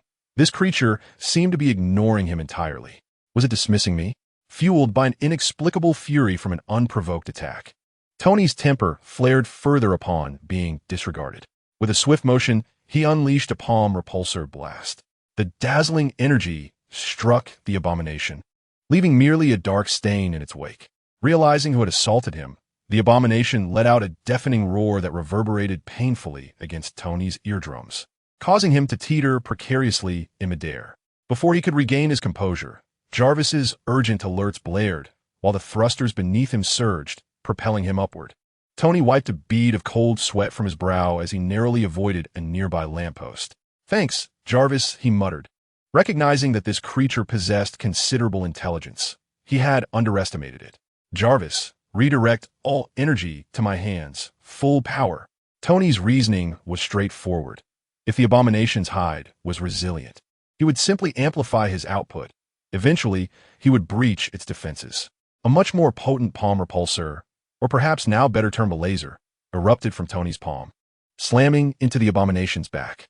The searing heat, despite its tough exterior, rendered its flesh raw and mangled, and faintly, the scent of scorched meat wafted through the air. In agony, the abomination, seemingly devoid of reason, hurled every visible object toward Tony, bellowing, "I will kill you. Kill you." Tony, in the air, adeptly evaded the onslaught while grimly absorbing Jarvis's reports. Sir, as the suit was designed for convenience, it did not account for full power deployment. The components in your hands have sustained severe damage due to the extreme heat. You can only fire one more shot at full capacity. Tony was acutely aware of this, having felt the searing pain in his palm upon firing earlier. He realized he had lost his most lethal means of attack. Yet, if he did not unleash full power, his standard repulsor would be insufficient to penetrate the abomination's defenses. In mere moments, the abomination's grotesquely mangled back began to heal remarkably. Its regenerative abilities were truly terrifying. As the creature charged toward him, Tony hastily ascended, continuously targeting the abomination's most vulnerable point, its eyes. Although it appeared as though Tony was deftly evading the abomination, his assaults were not inflicting tangible harm. He knew that once his suit's energy was depleted, his fate would be sealed. He could flee now, retreating to his home to don a more powerful suit, but that would only allow this monster to wreak havoc upon more innocent lives. The old Tony Stark might have turned his back without a second thought, but the transformed man he had become could no longer ignore the suffering of others for his own amusement. Moreover, fleeing in such a manner would be far too dishonorable. As Tony continued to dodge the creature's attacks, a glimmer of inspiration struck him, prompting an uncharacteristic descent in altitude. The abomination, seeing this, raised its fist and leaped forward, but Tony deftly evaded once more. Disgust surged violently within him, his already grotesque visage now marked by bulging veins. His muscles, exacerbated by rage, became even more pronounced, with festering sores on his skin bursting under the strain, releasing a nauseating stench. In a sudden motion, Disgust plunged his hand into the asphalt road and heaved forward, sending a massive slab of pavement crashing toward Tony like a wall. With the thrusters propelling him to the limit, Tony narrowly evaded the onslaught. But Disgust had already leapt above him, bringing his arms down in a fierce strike. Faced with the imminent blow, Tony did not flinch. Instead, he chuckled. "Ah, just a mindless hulk filled with muscle," he mused. Chapter 40. A tribute to the legendary rescuer. As the colossal fist descended, Tony remained unfazed, laughing heartily. Just in time. "Jarvis," he exclaimed, raising his own hands in response. Full speed ahead. A surge of scorching energy erupted from his palms, the tremendous recoil sending him hurtling backward. Disgust's formidable punch struck the ground with great force, instantly fracturing the asphalt, and even the manhole beneath him was reduced to scrap metal. While flying backward, Tony activated the hidden latch on his arm, and in the next instant, 2 miniature missiles soared towards Disgust. Taken by surprise, Disgust instinctively raised his hand to block the attack. However, an unexpected turn of events occurred. One missile detonated about a meter from him, enveloping him in a cloud of smoke. The second missile, seemingly misfired, veered toward the ground beneath Disgust. Tony chuckled softly, as though everything had unfolded as planned. He had not misfired. His intent had never been a direct assault on Disgust. Instead, the ensuing explosion erupted violently, flames shooting from the ground, a series of blasts engulfing the entire street. The once smooth pavement was violently torn apart, creating a deep chasm. The air was thick with smoke from the explosions, presenting a visual spectacle reminiscent of the apocalypse. A charred figure was violently propelled against a wall, unconscious and unaware of their fate. A single miniature missile would hardly cause such devastation. It was merely a catalyst. Indeed, Tony's objective had always been to ignite the methane explosion within the sewer system. The sewer harbored an abundance of volatile gases such as methane, ammonia, and chlorine. Even a tiny spark could trigger a significant explosion, let alone the introduction of a missile as a catalyst. The resulting explosion rivaled the energy produced by the simultaneous detonation of tons of trinitrotoluene. Report, Commander. The 7th Task Force has reached the designated position. The 9th Task Force has arrived at the target area. Please provide further instructions. A cacophony of sounds resonated from above, prompting Tony to look up and discover several armed helicopters hovering overhead, their rotors dispersing the dust below. As the haze lifted, it revealed the abomination embedded within the wall. allowing Tony to exhale in relief. "Tony, what are you doing here?" A familiar voice emanated from the helicopter's loudspeaker. Tony raised his hand in greeting towards Rhodey inside the chopper, gently tapping his helmet to signal him to listen through the earpiece. "You military folks are still as sluggish as ever. Shouldn't you hold a meeting to commend my efforts? I've just resolved quite a significant dilemma for you," Tony jested. "You're still as insufferable as ever. I haven't even mentioned you stealing my thunder, and here you are asking for accolades," Rhodey retorted, though his gratitude towards Tony was evident. "Nonetheless, well done. You saved me a considerable amount of trouble. But what's the situation with that creature? It's simply monstrous." Rhodey sighed. "To be honest, I'm not entirely sure. The higher-ups claim that those two monsters escaped from a privately funded military lab.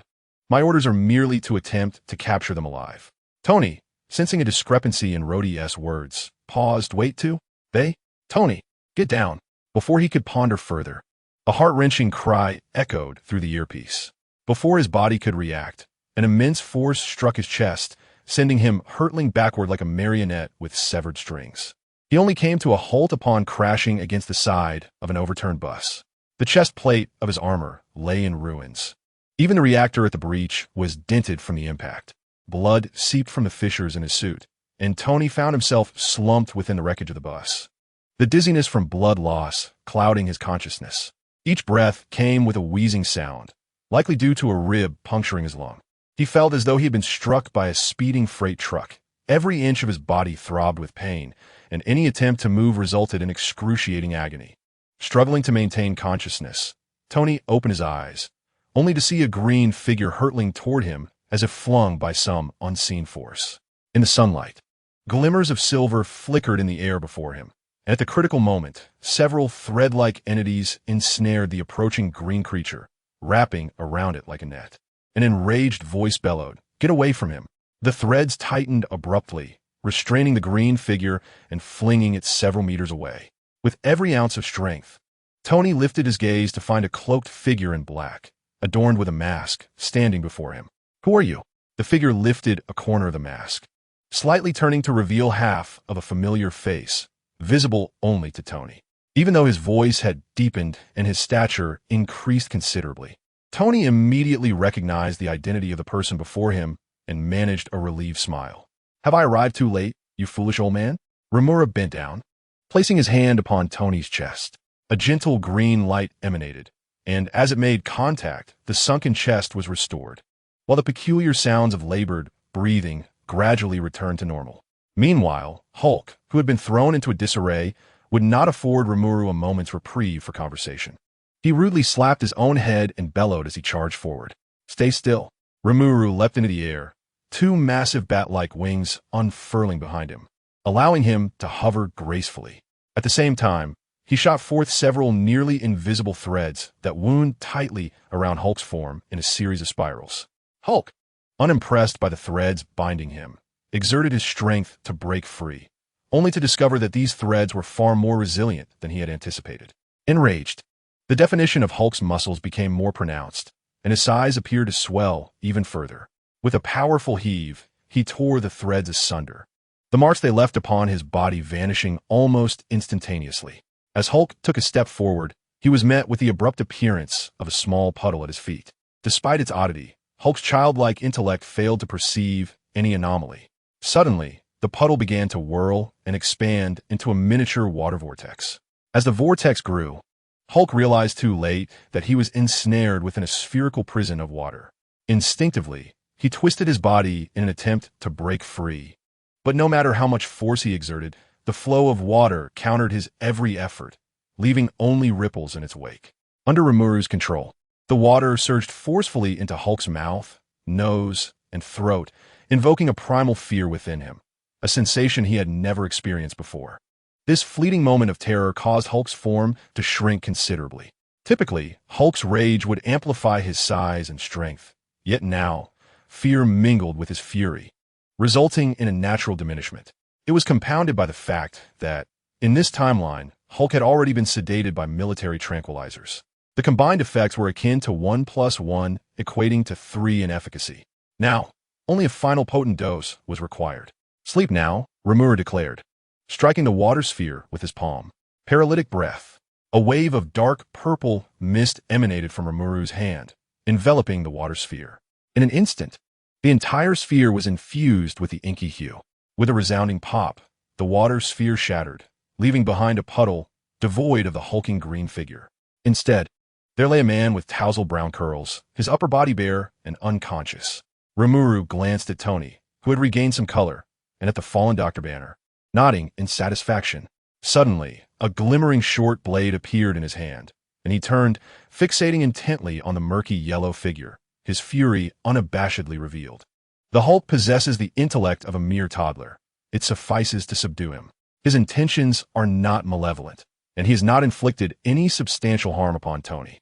However, the true menace lies in Abomination, or as he is known, Blonsky, a soldier brimming with ambition. In both film and reality, Rimlo harbors no fondness for this scoundrel. More crucially, had it not been for his treacherous ambush, Tony would not have sustained such grievous injuries. This marks one of the most furious moments for Rimlu since his arrival in this world. Perhaps, as Pepper Potts aptly states, Tony has already become an indispensable part of his life.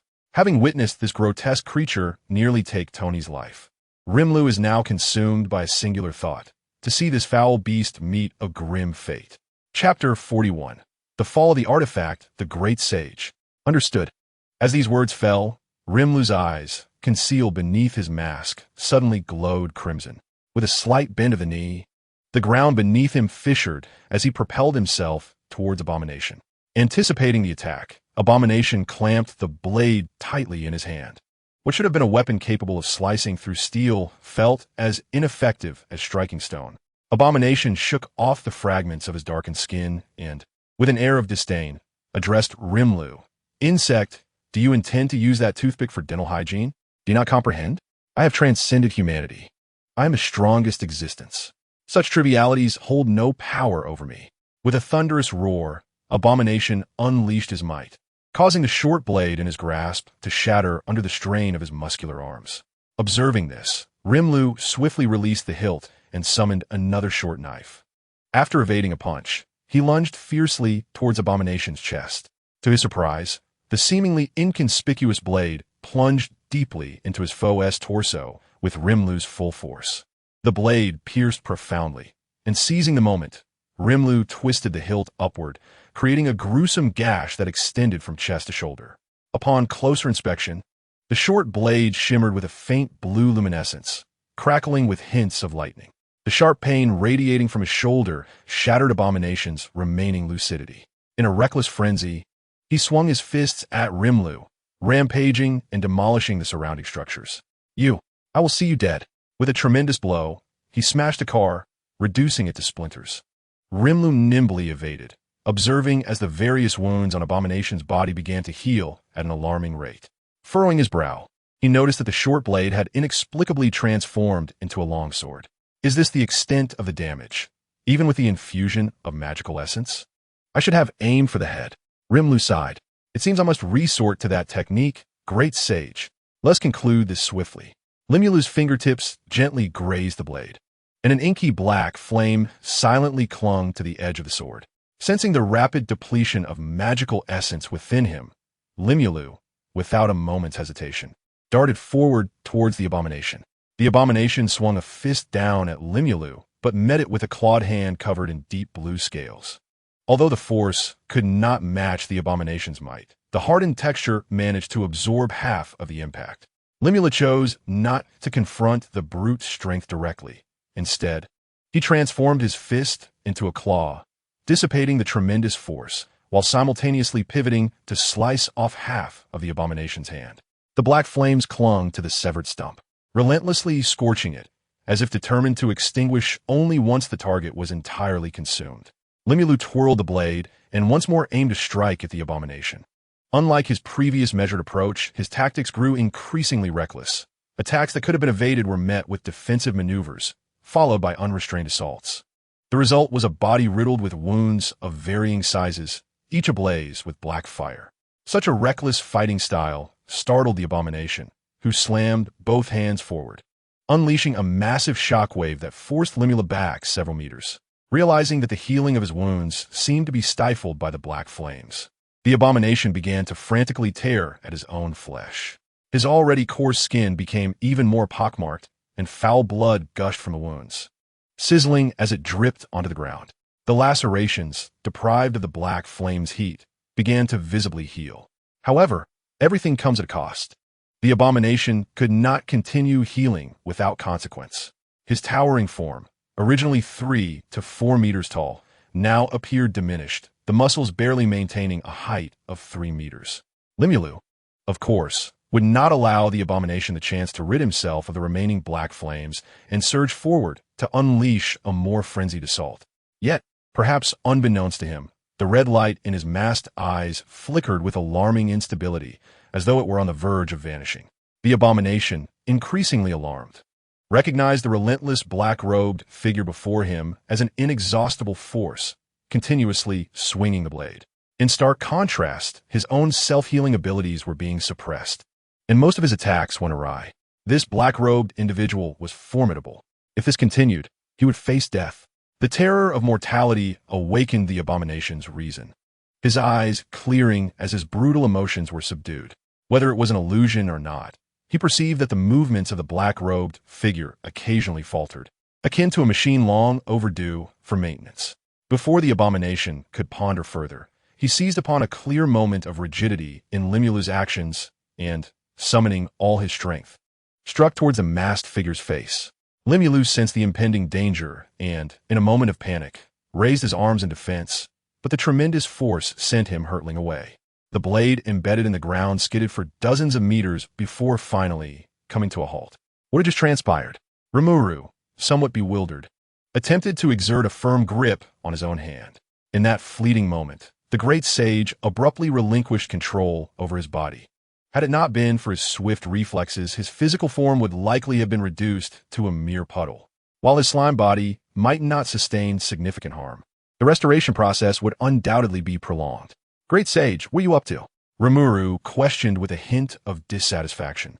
Yet his inquiries dissipated into silence like pebbles cast into a quagmire. Ignoring the great sage's peculiar behavior, Rimuru tightened his grip on the long sword once more. A sound pierced through the wind as a discarded taxi hurtled toward him with alarming velocity, though it seemed to veer off course. Rimuru realized he need not evade it. Standing still, he would remain unscathed. As the forsaken vehicle zipped past, an epiphany struck him. The car was not aimed at him. Instead, it was heading toward Tony, who was resting nearby. In a frantic rush, Rimuru turned around, only to witness the taxi racing toward Tony's position with incredible speed. There was no time to reach him before the vehicle could strike, leaving him with no choice but to act decisively. Instantly, a magical orb materialized in his hand, propelled toward Tony's direction. In a critical moment, the orb rapidly sprouted resilient threads, which seemed to possess a life of their own, weaving toward both Tony and the grounded Dr. Banner. Connected to the orb was a thread leading back to Rimuru's wrist. With all his might, he pulled. Bound by the threads, Tony and Banner slid across the ground to Rimuru's feet. Fortunately, he had arrived just in time. He exhaled in relief as he gazed down at the two who lay before him. Despite still being clad in his battle suit, Tony appeared relatively composed, albeit pale from his shock. However, Dr. Banner awkwardly turned his body, striving to avert his gaze from Banner. He acknowledged that he might have committed an act intolerable to all Marvel fans. The nearly revered, indestructible shorts that could be freely adjusted in size seemed to have been ruined by his actions. Discreetly, Rimuru tossed a healing potion toward the duo, though he couldn't suppress a chuckle upon catching a glimpse of the exposed white fabric. He could only hope that when Dr. Banner awakened, he would not hold him accountable. Rimuru shook his head, trying to clear his thoughts. Now was not the time for such musings, as the pressing dilemma at hand remained unresolved. You wretched beings! You have forced my hand. You have compelled me. The abomination roared, fists pounding against his chest, producing a deafening sound, while his muscles swelled ominously, and bone spurs emerged through his skin. The veins beneath the surface writhed like serpents, each movement accompanied by the rupture of festering sores, releasing a foul stench that made Rimuru feel nauseated. It was evident that the abomination was preparing for a fierce confrontation. Rimuru held the blade horizontally before him, his expression grave as he gazed ahead. Dark flames, even more intense than before, erupted from the sword. This, without a doubt, was to be his final strike. The embodiment of malice crouched low, muscles taut, resembling a beast poised to pounce, emitting guttural growls while exhaling steaming, foul air, as if heralding the extraordinary nature of this impending blow. Malice thrust his hand into the earth, then lifted it sharply, sending a massive chunk of ground hurtling towards Rimuru like a wall. Here it comes. Rimuru stepped forward, gripping his long sword firmly, and slashed upward. In an instant, the enormous stone was cleaved into several pieces, which were consumed by the black flames before they even touched the ground. Rimuru regained his stance, twirled his blade, and held it before him. Yet upon witnessing the scene before him, he uttered a perplexed sound. Where'd he go? Rimuru's mind momentarily stalled as he observed the fleeing figure in the distance and the shattered ground before him. It was not until the distant sound of sirens pierced the air that he regained his senses. Realizing what had transpired, a twitch crossed Rimuru's lips. He had thought Malice was prepared to fight to the death. All this commotion had merely been a ruse for escape. Watching the figure darting between the buildings, Rimuru felt compelled to act, yet the heavy breaths of Tony behind him prompted him to sheath his sword. Turning, he saw Tony's pale face and sighed. The hasty treatment earlier had merely patched up the fatal wound, saving Tony from the brink of death, yet he remained gravely injured. Rimuru crouched down, bringing a glass vial filled with a pale blue liquid to Tony's lips. Without hesitation, Tony seized the vial and gulped it down. As the liquid coursed through him, a noticeable flush returned to his complexion. Rimuru then placed his hand upon Tony's chest. A brilliant green light emanated, causing Tony to cough involuntarily, expelling a pool of tainted blood. At this moment, Tony appeared no different from an ordinary person. Rimuru exhaled in relief, secretly rejoicing that he had arrived just in time. Had he delayed even slightly, even with his miraculous healing potions, it would have been too late. Tony let out a long breath, gradually pressing down on his chest, and said, "I'm fine now, really, thank you." Perhaps due to the bond formed over the past months, Tony, even through his mask, sensed Rimuru's thoughts. He managed to smile. "I feel much better. Go do what you need to do." Yet Rimuru remained concerned, his tone filled with care. Tony moved his body, standing up and waving his hand dismissively. "Don't worry. My medical team is quite capable, and I truly am feeling much better. Go pursue your endeavors. I will always support you." Upon hearing this, Rimuru nodded heavily, a moment of hesitation lingering in the air. "Wait," Tony once again called out to Rimuru, somewhat bashfully stating, "Make sure to come back early, so as not to miss dinner." Embarrassed, Tony rubbed his nose, appearing more like a shy girl than a grown man. This stark contrast elicited a chuckle from Rimuru, lightening his previously heavy heart. "I will," Rimuru replied sincerely, his words devoid of pretense. Perhaps at this moment, he found something more significant than merely concealing his identity. In order to make it back for dinner, Rimuru summoned a pair of enormous wings without hesitation and pursued the fleeing figure of the abomination. At that moment, the foul yellow silhouette rampaged through the bustling streets like an out-of-control semi-truck, causing screams and blaring horns to fill the air. Observing the panicked crowd, a sense of satisfaction slowly welled up within the abomination. Indeed, this was the proper response from you insignificant ants. Run. With effortless strength, the abomination crushed the front of a car with a single punch, showing no regard for the lives within. The scent of blood wafting through the air only heightened his interest. Suddenly, a barrage of bullets rained down from above, but the abomination merely raised a hand to deflect them. The moment the bullets made contact with his skin, they ricocheted off his iron-like muscles. Narrowing his eyes, he glared at the helicopter circling above. At that moment, a missile soared toward him, striking his chest with precision. Yet, the violent explosion merely left a charred mark on his torso. This, however, ignited his fury, sweeping aside the thick smoke. The abomination seized the crumpled vehicle nearby and hurled it skyward. Despite the pilot's desperate attempts to ascend, the vehicle inevitably collided with the helicopter. In an instant, a fierce explosion erupted like fireworks in the sky, sending debris and thick black smoke crashing to the ground. Outside a fast food restaurant, a silver-haired elder, holding a newspaper in one hand and a cup of tea in the other, savored his drink, seemingly out of place amidst the chaos. He continued to sip his tea, deaf to the cacophony surrounding him, as if oblivious to the calamity unfolding around him, including the helicopter that was plummeting toward him. Just then, a voice shouted from above, "Watch out! A figure clad in black robes dove from the air, kicking the wreckage aside just before it struck, then swiftly flapped his dark wings and flew off in another direction. A girl with short golden hair sat on the ground, her heart racing as she clutched her chest. But she quickly regained her composure and joined the throng of fleeing people. The elder remained transfixed by his newspaper, letting out a disdainful huff as he shook his head, remarking on the lack of composure among the youth. However, he eventually lowered his newspaper, adjusted his glasses, and surveyed the surroundings, realizing the disparity was indeed rather significant. The elderly man lifted the teacup to his lips, blowing gently upon it. Yet upon noticing the thick layer of dust within, he frowned in displeasure, feeling utterly disheartened. Straightening his slightly stooped back, he gazed at the figure in the air, chuckling softly at the new twist of fate. It was no wonder that deviations had arisen. Observing Limulu, who was guiding people to safety, he murmured, "What a rare and commendable child. I do hope he is not ensnared by that fellow, or follows in his footsteps." With that, he carelessly placed the teacup at the edge of the table. A sudden gust of wind swept through, causing the cup to tumble to the ground, shattering with a crisp sound, and tea splattered everywhere. The plastic chair beside it was already vacant. Dung, dung, dung. Why is he still pursuing? The creature, truly a monster, was nothing short of a terror. The commotion created by Limulu had naturally attracted the attention of the malevolent entity, which, once brimming with arrogance, now revealed its true, pitiful self, resembling a stray dog.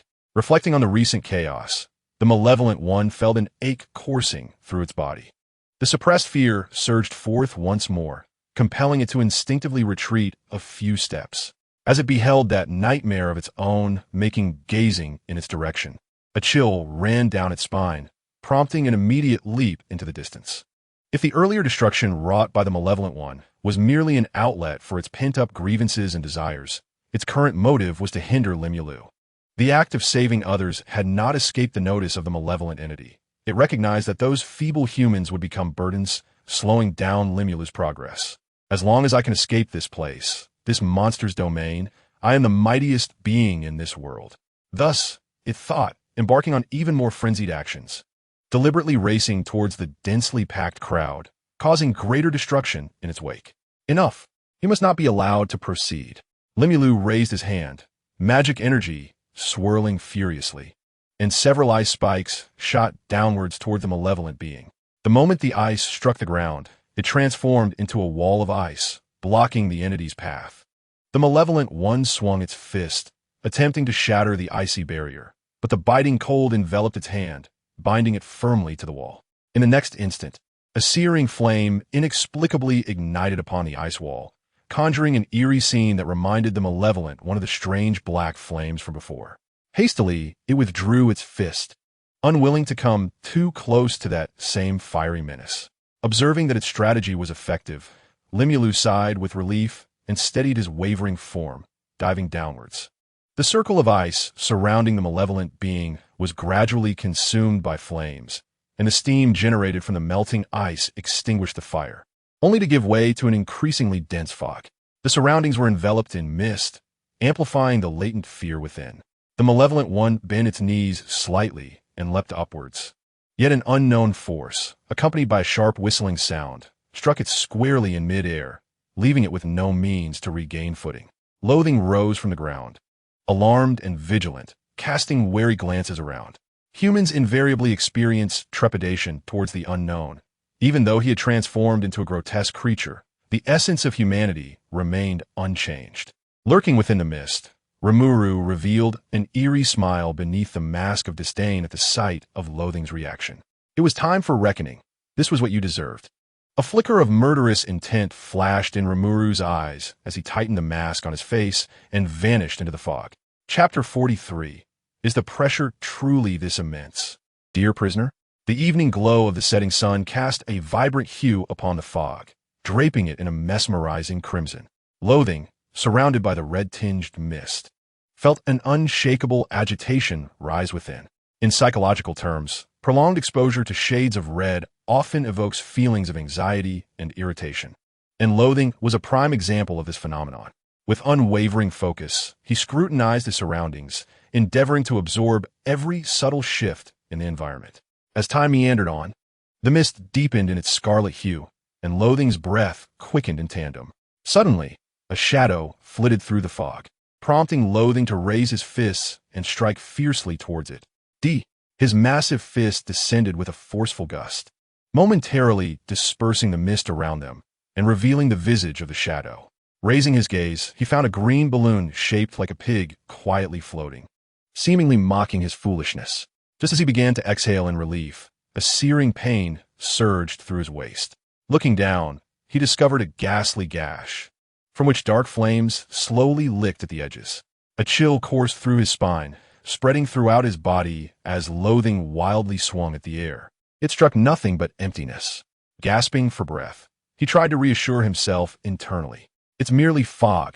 That monster has long since fled. Yes, it must be so. I just need to slowly make my way out of here. Indeed, slowly. He cautiously began to retreat in a single direction. Just as he lifted his foot, a sound sliced through the air. A terrifying gash carved itself into the tile beneath him. This strike served as both a warning and a threat. Ignoring the ominous mark, Loathing stepped forward, only to feel a sharp sting across his face the next moment. He instinctively reached for the source of the pain, and dark green liquid dripped from his cheek, trailing down his fingers to the ground. There were no flames, no extravagant embellishments, merely a minute wound capable of healing within a few breaths. Yet, it was precisely this insignificant injury that became the proverbial straw that broke the camel's back. In simpler terms, the pressure had become overwhelming, and he had shattered. At this moment, wrath seemed to comprehend the truth. The cloaked fiend had been toying with him from the very beginning. It was as if the creature was declaring, "I can take your life without a sound. In my eyes, you are no more significant than an ant." Although it could effortlessly extinguish his existence with its bizarre black flames, it chose to humiliate him instead, playing with him bit by bit. Should someone discover Wrath's thoughts, they would undoubtedly express disbelief. That individual had merely been attempting to buy time with ordinary strikes, having truly exhausted their magical essence. As for humiliation, it had never crossed their mind. At this moment, even through the mist, Wrath could envision the mocking expression on the cloaked figure's face. In an instant, a tumult of fear, resentment, and rage surged within him, shattering his final psychological defenses. No, this cannot be. It is all a lie, a deception. I am the mightiest being in this world. I'll come forth, emerge. I shall shatter you, obliterate you. Wrath completely abandoned the thought of fleeing, succumbing to a frenzied destruction of everything around him. Perhaps fueled by his rage, his form swelled further. Yet, unbeknownst to him, numerous wounds had inexplicably appeared on his body. Though small, they multiplied rapidly. Gradually, his movements grew sluggish, and his breathing became increasingly labored. He attempted to steady his swaying form, but his legs felt as though they were weighed down by lead, making even lifting them an arduous task. What is happening? Wrath felt his body growing heavier, his thoughts congealing like thick porridge. Looking down, he saw his body riddled with wounds of varying sizes, wounds that should have healed within moments, now oozing blood incessantly. Yet, he felt no pain. If earlier he had been numb to bodily suffering due to his fury, now he was utterly oblivious to the existence of his own body. His eyelids felt as if magnetized, slowly drawing together. In his final moments, he heard a powerful surge of electricity behind him, summoning the last vestige of his strength. He turned around, only to be met with blinding lightning. As the lightning flashed, Wrath's pupils dilated, and he collapsed to the ground. Rimuru stood upon his lifeless body, wiping the blood from his mask, while the electric glow of the blade in his hand gradually dimmed. Finally, it is over. Rimuru plopped down onto the ground, sprawling out in a starfish position. After a considerable while, he shakily rose to his feet.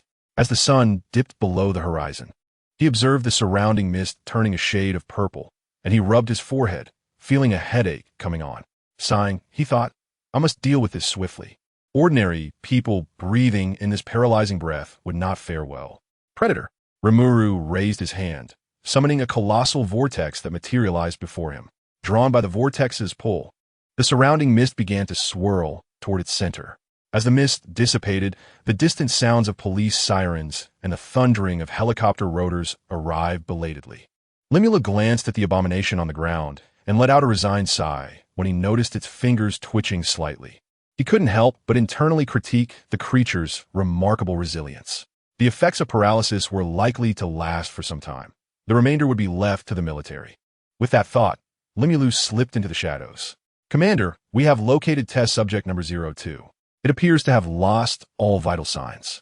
We have not observed any other individuals and preliminarily conclude that it was the work of the man in black, reported Rod as he descended from the helicopter, gazing at the body before him. What? You wanted to bring this thing back? Understood. I will do my best, Rod said, irritation evident in his tone as he ended the communication. He then called to those behind him. Hey, notify logistics to prepare a trailer for transporting this hefty specimen back. One moment, Colonel Rod. Rod turned cautiously at the voice from behind him, spotting a man clad in an all-black suit who had stealthily approached. Sir, this area is now sealed off. I must ask you to leave promptly, or I will be compelled to take certain measures, Rod stated, his gaze fixed on the suited man as he subtly reached for his sidearm. The man before him exhibited little emotional fluctuation, merely offering a courteous smile. Do not be alarmed, Colonel Rod. I possess legitimate credentials, he said, introducing himself. I am Agent Phil Coulson, affiliated with H-I-E-L-D. Rod replied, his brow furrowed in confusion, yet his hand remained poised at his waist. Ah, it seems you are unfamiliar with this new name. Allow me to rephrase. I am part of the Department of Homeland Strategic Defense, Attack, and Logistics. With the cumbersome title ringing in his ears, Rod lowered his hand, recognizing that only official organizations would bear such a lengthy and convoluted name. Moreover, he had heard whispers of this agency, which seemed to wield authority surpassing that of the military. With this realization, Rod's demeanor softened considerably, tinged with a hint of respect. May I inquire as to your purpose here? Coulson waved his hand dismissively. Let's not be formal. We are all merely doing our jobs.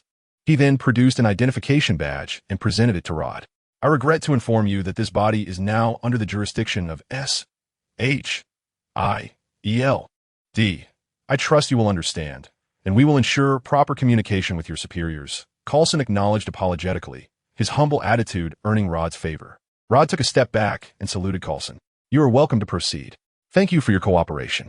Coulson then activated a device, and shortly thereafter, several helicopters appeared overhead.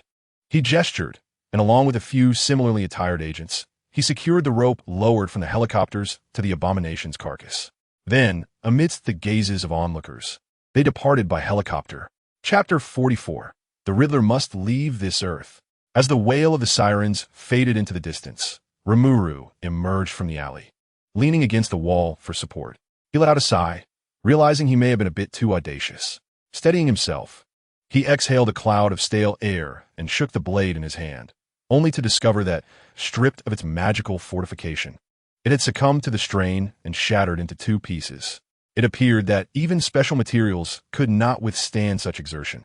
Rimuru, regaining his somewhat blurred composure, sheathed the broken blade and plopped down onto the ground. He glanced at his faded, light blue hand and shook his head in resignation. He had nearly lost his ability to maintain his transformation. It seemed he needed to exercise caution next time. Great sage, great sage. Rimuru furrowed his brow, noticing that despite his repeated calls, there was no response from the great sage. Could it be that the great sage was asleep? He shook his head, dismissing the thought. How could the great sage, a skill devoid of physical form, possibly slumber? This peculiar circumstance left Rimuru feeling perplexed, for it was the first time he had encountered such a situation since his reincarnation. Then, a thought emerged in Rimuru's mind, recalling another entity residing within him. That system. Are you there? He inquired tentatively. Yet, silence lingered in response. Suddenly, an epiphany struck him. Oh, I see. That system must have whisked away my great sage. Upon reflection, he recognized that although the great sage's voice was cold and indifferent, it was unmistakably feminine. In contrast, the system's voice, though genderless, bore a distinctly masculine demeanor. While the notion seemed absurd, a renowned detective once asserted that when all possibilities have been eliminated, the improbable must be the truth. Rimuru stomped his foot in indignation. Damn that system. Not only does it assign me nonsensical tasks, but it has also absconded with my great sage. Though Rimuru could not entirely object, as contemporary ideals celebrated the notion of free love, even for a skill like the great sage, he couldn't shake the feeling of being usurped. Achu! Hey, are you talking behind my back? The system's voice suddenly pierced the air. Caught off guard, Rimuru scratched his cheek sheepishly. No, not all. You must have misheard. Really? Absolutely. I swear on it. Very well, then. Here is your task reward. Relax your mind and do not resist. Ding! Congratulations on completing the random task. Defeat Hulk and Abomination. You have received the basic rewards. Petals on the breeze, mastery of all weapons, form solidified by chi. Task completion time, 3 hours, 17 minutes, and 42 seconds. Task evaluation, excellent. Congratulations on receiving an additional reward. Plum Blossom Mark, Part 1. As the system's voice faded, several orbs of light transformed into glimmering threads, soaring towards Rimuru's brow. Additionally, a pink orb gradually merged into his chest, accompanied by a cool sensation emanating from his wrist. What is this? Limulu glanced down, discovering a blooming plum blossom pattern quietly unfurling on his wrist, with one petal distinctly darker than the others. Try to channel it, he was advised. Upon closing his eyes and concentrating his energy on the plum blossom design, when he opened them again, the world appeared as though veiled in a soft pink filter. Beyond this, Limulu realized he could see much farther, and an immense energy surged into his body, filling the voids left by magical essence. Not only that, but he could now clearly observe the movements of several sparrows across the street, even discerning the individual feathers on their bodies. To him, their motions resembled a slow-motion replay, rivaling the accelerated thoughts of the great sage. Incredible, Limulu exclaimed, clenching his fists as he felt the newfound power surging within him. A dismissive snort from the system seemed to mock his amazement, implying that this was merely an initial step. The first tier of the Plum Blossom Mark merely enhances your vision and abilities. When you gather all 5 tiers, you could wield the power to reshape the very heavens with a mere gesture. With that, the voice of Ghana erupted once more in his mind, leaving Limulu in a state of exasperation. Is it truly necessary to do this every time? He slapped his face, attempting to dispel the chaotic thoughts, for there was something else weighing heavily on his mind. Just moments ago, as he delivered his final strike against the abomination, an extraordinary sensation enveloped him, as if he were being severed from this world, with time itself around him slowing to an almost surreal pace. Simultaneously, an ancient voice unexpectedly whispered in his ear, "Young one, do not kill this creature, or you shall encounter grave troubles." This peculiar feeling lingered until he diverted his blade mere centimeters away from the abomination's life, slowly dissipating with attention. Even now, Limulu felt a tinge of dread. The formidable beings within the Marvel Universe were countless, and those possessing such power were undoubtedly not to be trifled with. Had he stubbornly pursued the demise of the abomination, he would have likely faced that strange force head-on. Moreover, the term young one seemed incongruous when considering his carefully crafted appearance, suggesting that he had been easily seen through. While he remained unaware of the reasoning behind that odd request, exercising caution was undoubtedly wise. As he ceased channeling the Plum Blossom Mark, the mysterious energy faded, and he felt a significant restoration of magical essence within.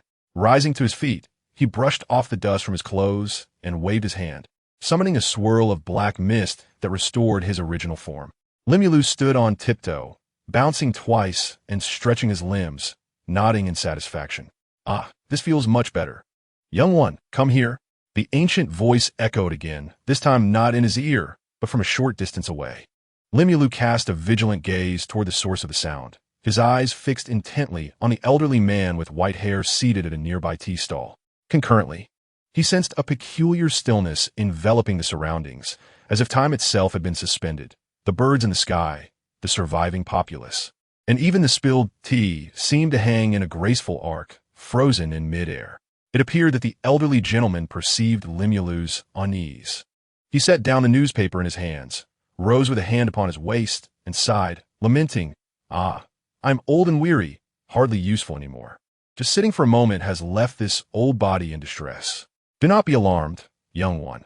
I merely wish to converse with you in this manner." As the old man slowly turned around, Limulu's expression shifted to one of astonishment upon recognizing the features of the elderly figure, his pupils quivering as if witnessing a momentous event. The old man, attuned to Limulu's reaction, erupted into hearty laughter. "Ah, indeed, this is the reaction I anticipated. I recall that many of you youngsters respond in much the same way upon encountering me. Limulu endeavored to steady his emotions, subtly tightening his grip on the hilt of his weapon, his vigilance intensifying as he regarded the legendary Stan Lee before him. "What brings you here, Mr. Lee?" he inquired. The venerable figure, often hailed as the father of Marvel, was indeed Stan Lee, whose lifelong efforts have bestowed upon the world a plethora of vibrant superheroes. "Ah, I quite enjoy being called old man. You show me respect, unlike some fellows who simply refer to me as the old geezer," Stan Lee remarked, playfully thumping his chest in a manner reminiscent of a mischievous child. Limulu's lips twitched slightly, and he instinctively lowered his guard. "You just mentioned we. What do you mean by that?" Stan Lee waved a dismissive hand, revealing that it was no secret. "Before you, there were others much like you. They were likely from the same world as you. In the parlance of your generation, I believe they are referred to as transmigrators. Alas, my age has dulled my memory." Limulu's heart surged with tumultuous waves upon hearing these words. "Then they are no longer here due to external circumstances. You must be aware that this vast world harbors countless wonders, especially in this perilous realm." "May I address you as Limulu?" he asked, to which Limulu nodded silently, his gaze lowered. "Interestingly enough, I may have originated from the same world as you," Stan Lee continued.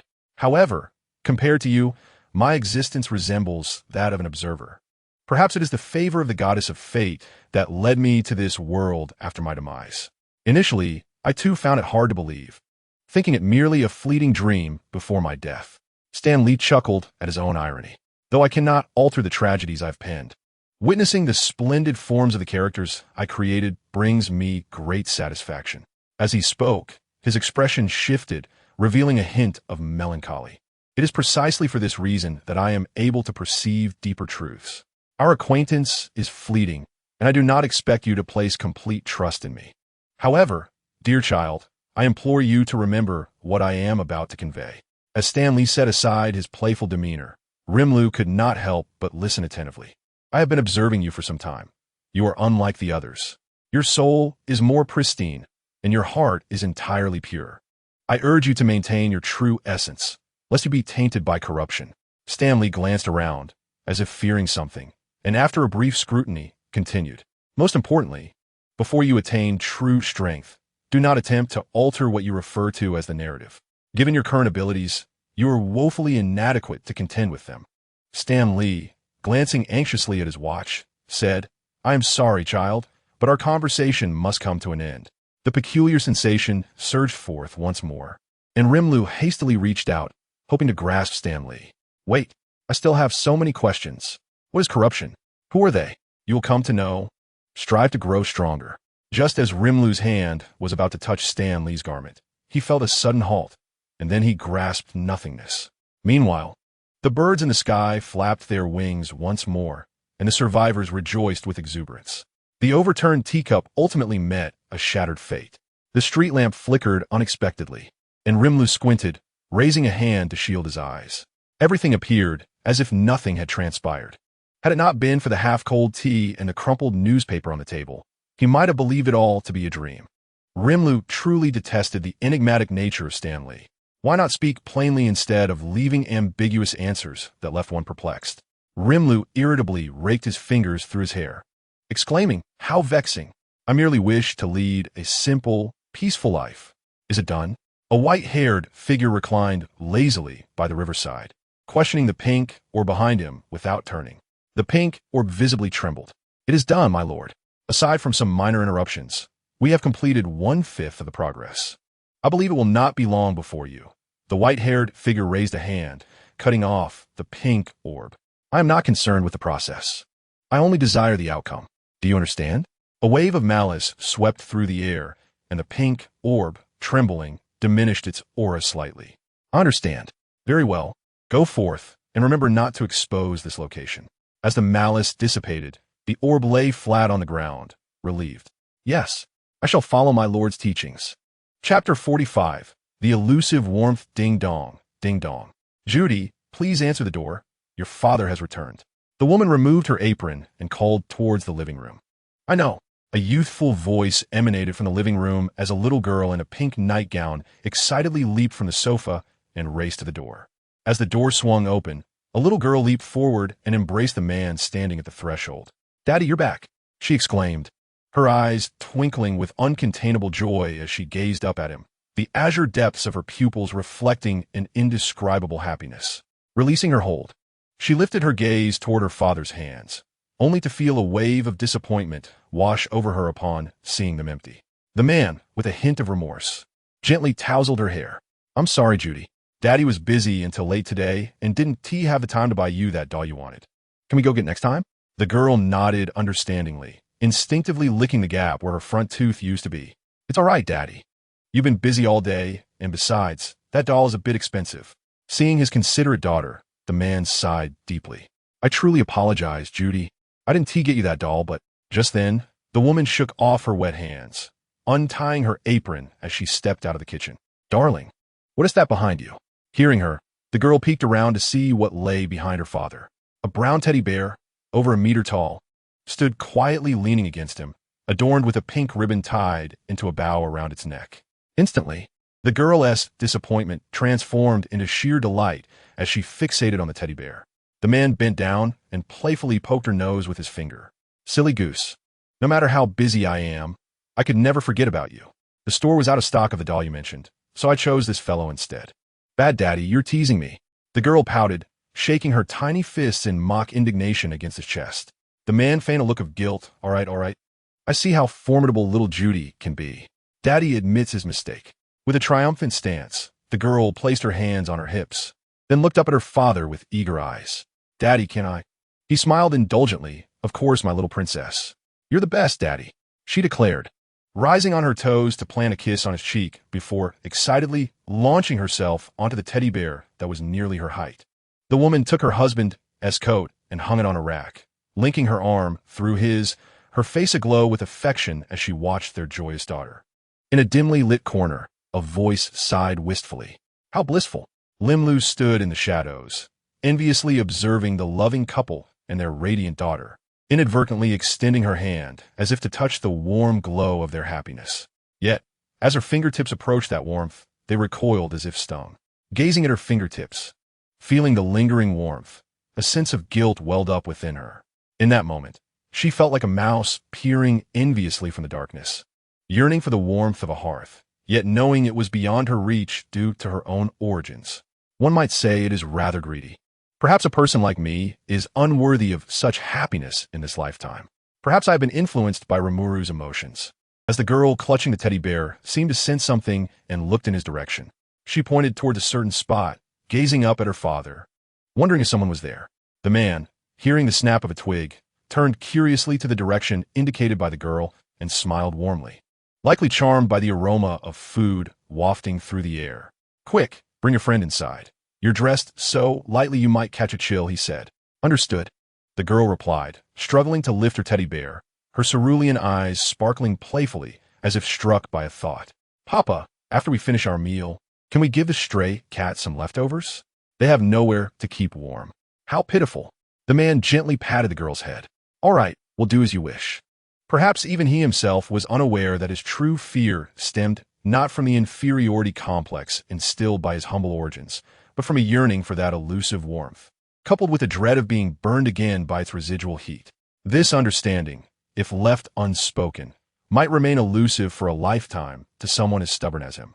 "Oh dear, Tony, why did you hit my head again?" Rimuru exclaimed. "You returned without a word, and your sister Pepper has been quite worried." Tony leaned casually against the sofa, observing Rimuru with keen interest. Rimuru reflected for a moment, realizing he had indeed failed to reassure Tony and Pepper, remembering only that he had felt somewhat downcast before instinctively returning. Tony gave Rimuru another light tap on the head. "Ouch. What now, Tony?" Rimuru asked, clutching his head in confusion. "Seems like someone has been lost in thought again. Let this serve as a reminder. Next time, inform your guardians," Tony said, adopting a mock-serious expression. Aware of his own shortcomings, Rimuru nodded obediently. However, Tony's facade of seriousness crumbled within seconds, reverting to his usual nonchalant demeanor. "By the way, what happened to that ugly brute?" he inquired. Rimuru lifted his chin proudly, thumping his chest. "I dealt with him swiftly and decisively." Yet, Tony did not share in Rimuru's triumph. Instead, he sighed with resignation. "No, You should not have acted that way. I do not wish for your hands to be stained with the blood of sin. You are still a child, unencumbered by such burdens. Promise me you won't do this again, all right? Tony silently resolved to enhance his armor further, while Rimuru quickly waved his hands in protest. No, Tony, you misunderstand. I merely incapacitated him. The military will handle the rest. Tony raised an eyebrow in surprise. Given your furious demeanor at the time, I thought. Rimuru nodded, acknowledging that such thoughts had crossed his mind, but upon reflection, he realized that, given his current abilities, it might be somewhat challenging. He refrained from revealing anything about Stan Lee, partly out of fear that Tony might sense something amiss, and partly due to Stan Lee's admonition against altering the so-called narrative. He pondered the unpredictable consequences that might arise should he confide in Tony. However, in comparison to him, I find myself slightly superior. Rimuru formed a sign with 2 fingers, exuding a certain arrogance. Reflecting upon his own battle suit, which had been rendered useless by Bang Bang's 2 punches, Tony felt a twinge of discontent, despite knowing that Rimuru did not intend to mock him. This impudent little brat, is he preening because I praised him? Tony approached and playfully ruffled Rimuru's hair with his elbow. Enough with the arrogance. I told you to return before dinner, and look at how late it is. Come on, let us go eat. Huh, you haven't eaten yet? Rimuru inquired, perplexed. Tony shrugged. Isn't that obvious? We've been waiting for you. Hurry up. He then patted Rimuru on the shoulder, who, slightly flustered, followed eagerly behind. As Tony cast a sidelong glance at Rimuru, he detected a hint of melancholy in his expression. Although he was unaware of the cause, Rimuru's palpable air of detachment had intensified, reminiscent of their first encounter. Tony could only hope that their upcoming plans would alleviate this sense of estrangement. 2 figures clad in suits materialized at an unknown street corner. One of the suited men cursed under his breath, frustrated that the old man had escaped again, despite the fluctuations being so near. The other man placed a reassuring hand on his shoulder, saying, "Come on, don't be like that. How many times has it been? The higher-ups have already given up on capturing that old man. Our objective is merely to send him a warning, to remind him not to be too audacious. Do you truly expect to catch him?" The first man sighed, acknowledging true, but I still wish to give it a try. Perhaps I could climb the ranks. He gestured upward. The second suited man erupted in laughter, as if he had heard the most ridiculous joke. You're joking, right? This task, which requires so little effort yet offers such high rewards, is envied by so many. You actually want to complete it quickly? If you finish it now, what will we do afterward? You genuinely believe those above will promote you? All right, that's enough. Time to wrap things up. Reluctantly, the first suited man activated a device resembling a wristwatch, and soon they vanished silently from the street corner, just as they had arrived. After an indeterminate amount of time, an elderly man, his hair stark white, emerged unsteadily.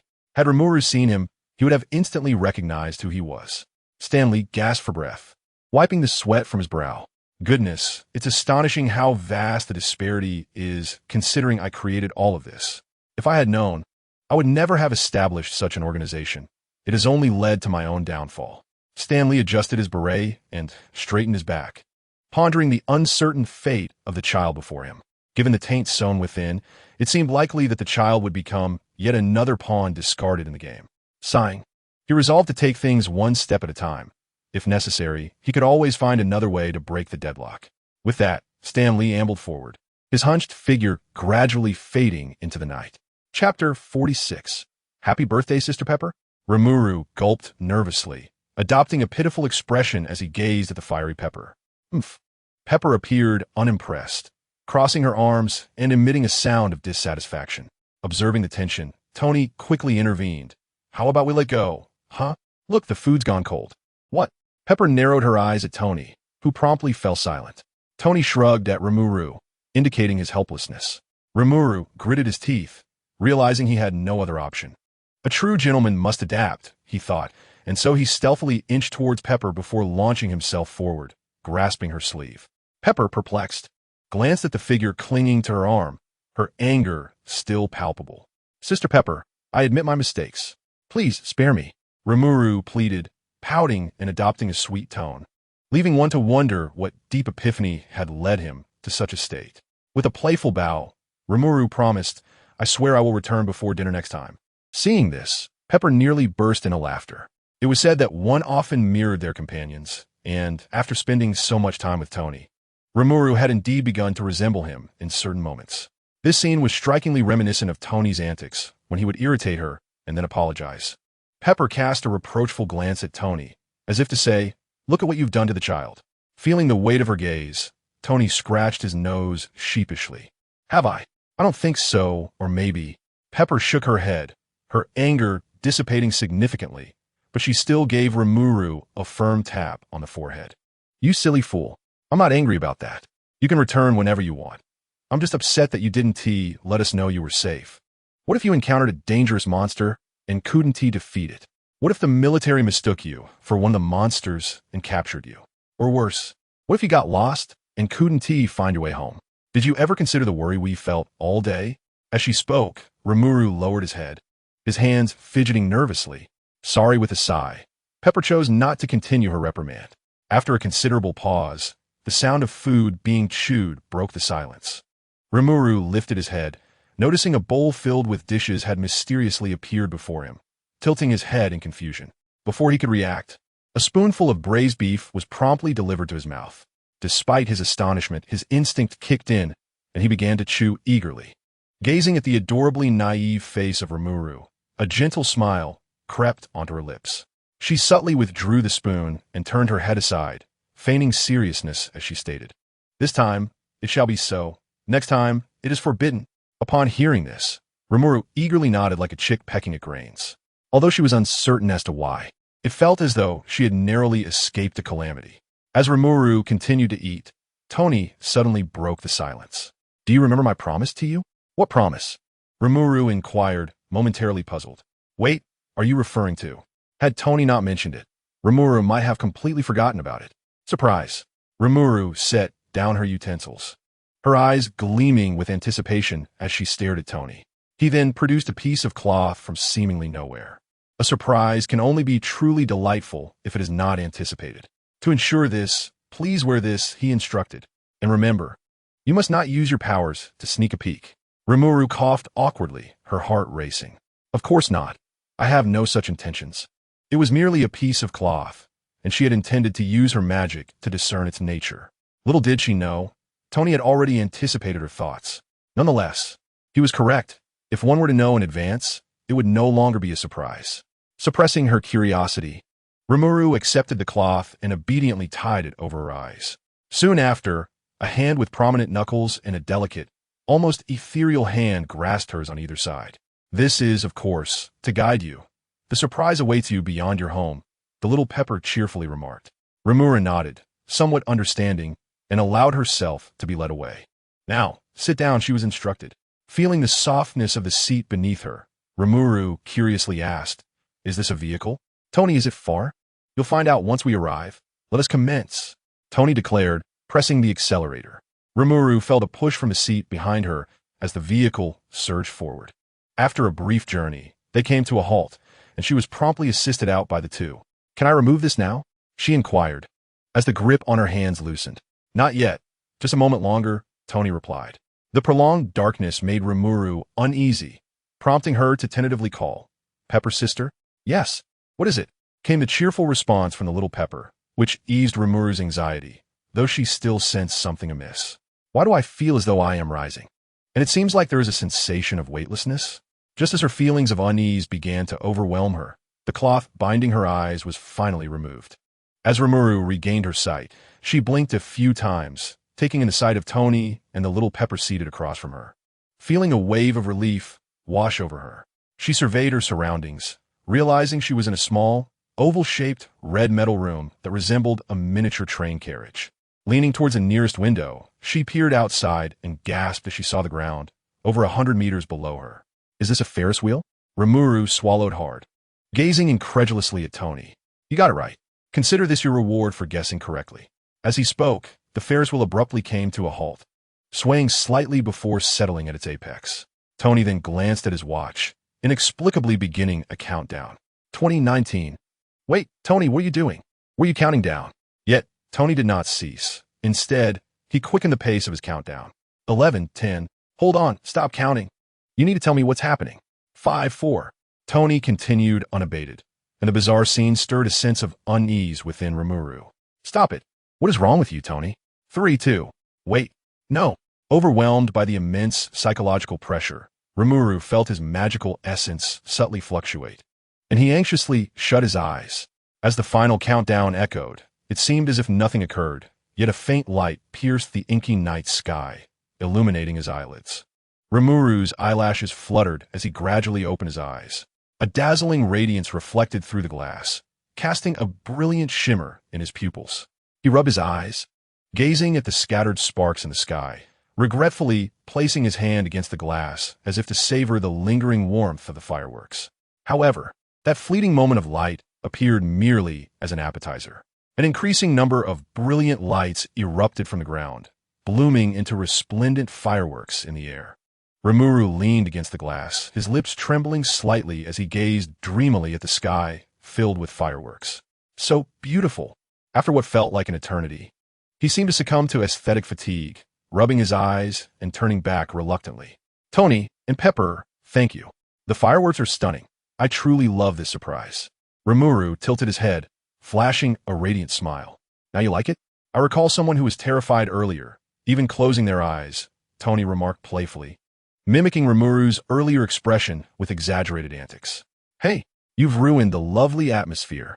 Pepper, noticing this, gave Tony's side a sharp pinch.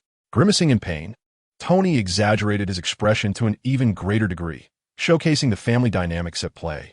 Witnessing this comically absurd scene, Rimuru chuckled aloud. But then he noticed a square box adorned with a ribbon had appeared on the table before him. What is this? Ignoring the groaning Tony, Rimuru turned to Pepper, who nodded encouragingly for him to open it. Is this a cake? Rimuru inquired, scratching his head in confusion as he examined the exquisite confection, before realization dawned upon him. I understand now. Today is Pepper's birthday. However, when he looked at Pepper, he found her resting her chin on one hand, smiling enigmatically while shaking her head. Is it Tony's birthday? Happy birthday, Tony. Come on, look at the camera and smile.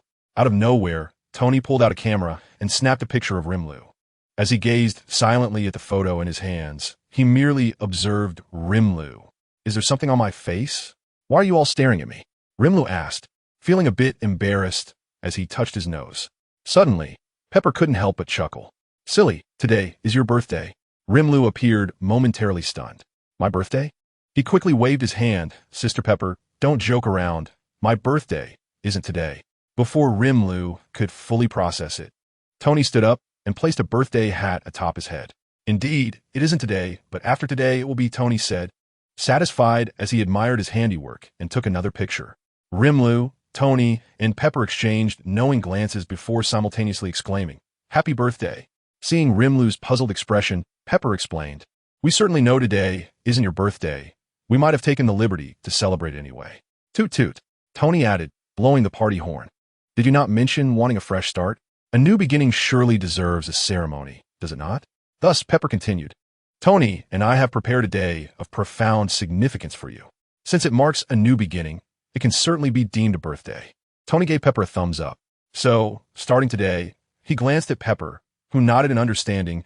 We will celebrate this day with you each year. From this day forth, every year, every day, every moment, we will be together as you grow. Coincidentally, fireworks erupted in the sky, their brilliance reflecting on Rimlu's face.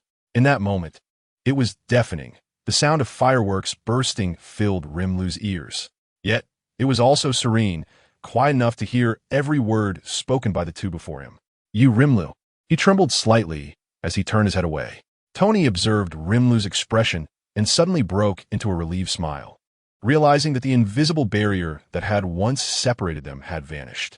If one were to note any change in Rimlu at that moment, it was that he appeared more integrated into this world. All along, despite his outward demeanor, Rimlu had harbored a perspective of merely playing through life. He resembled a child entranced by a game, desperately seeking an escape from reality, yet unable to entirely relinquish what he deemed reality, no matter how authentic this journey felt. In his heart, this place remained a realm of comics, films, and novels, not true reality. Ultimately, he realizes that he does not belong here, but at this moment, he understands that perhaps the question of reality has become less significant. What truly matters is that there are individuals in this world who genuinely love him, and that is sufficient. Moments later, Rimlu turns his head, the traces of tears clearly visible on his face. "You all are really into these extravagant things," he remarks, hastily wiping away the tears from the corners of his eyes with his sleeve.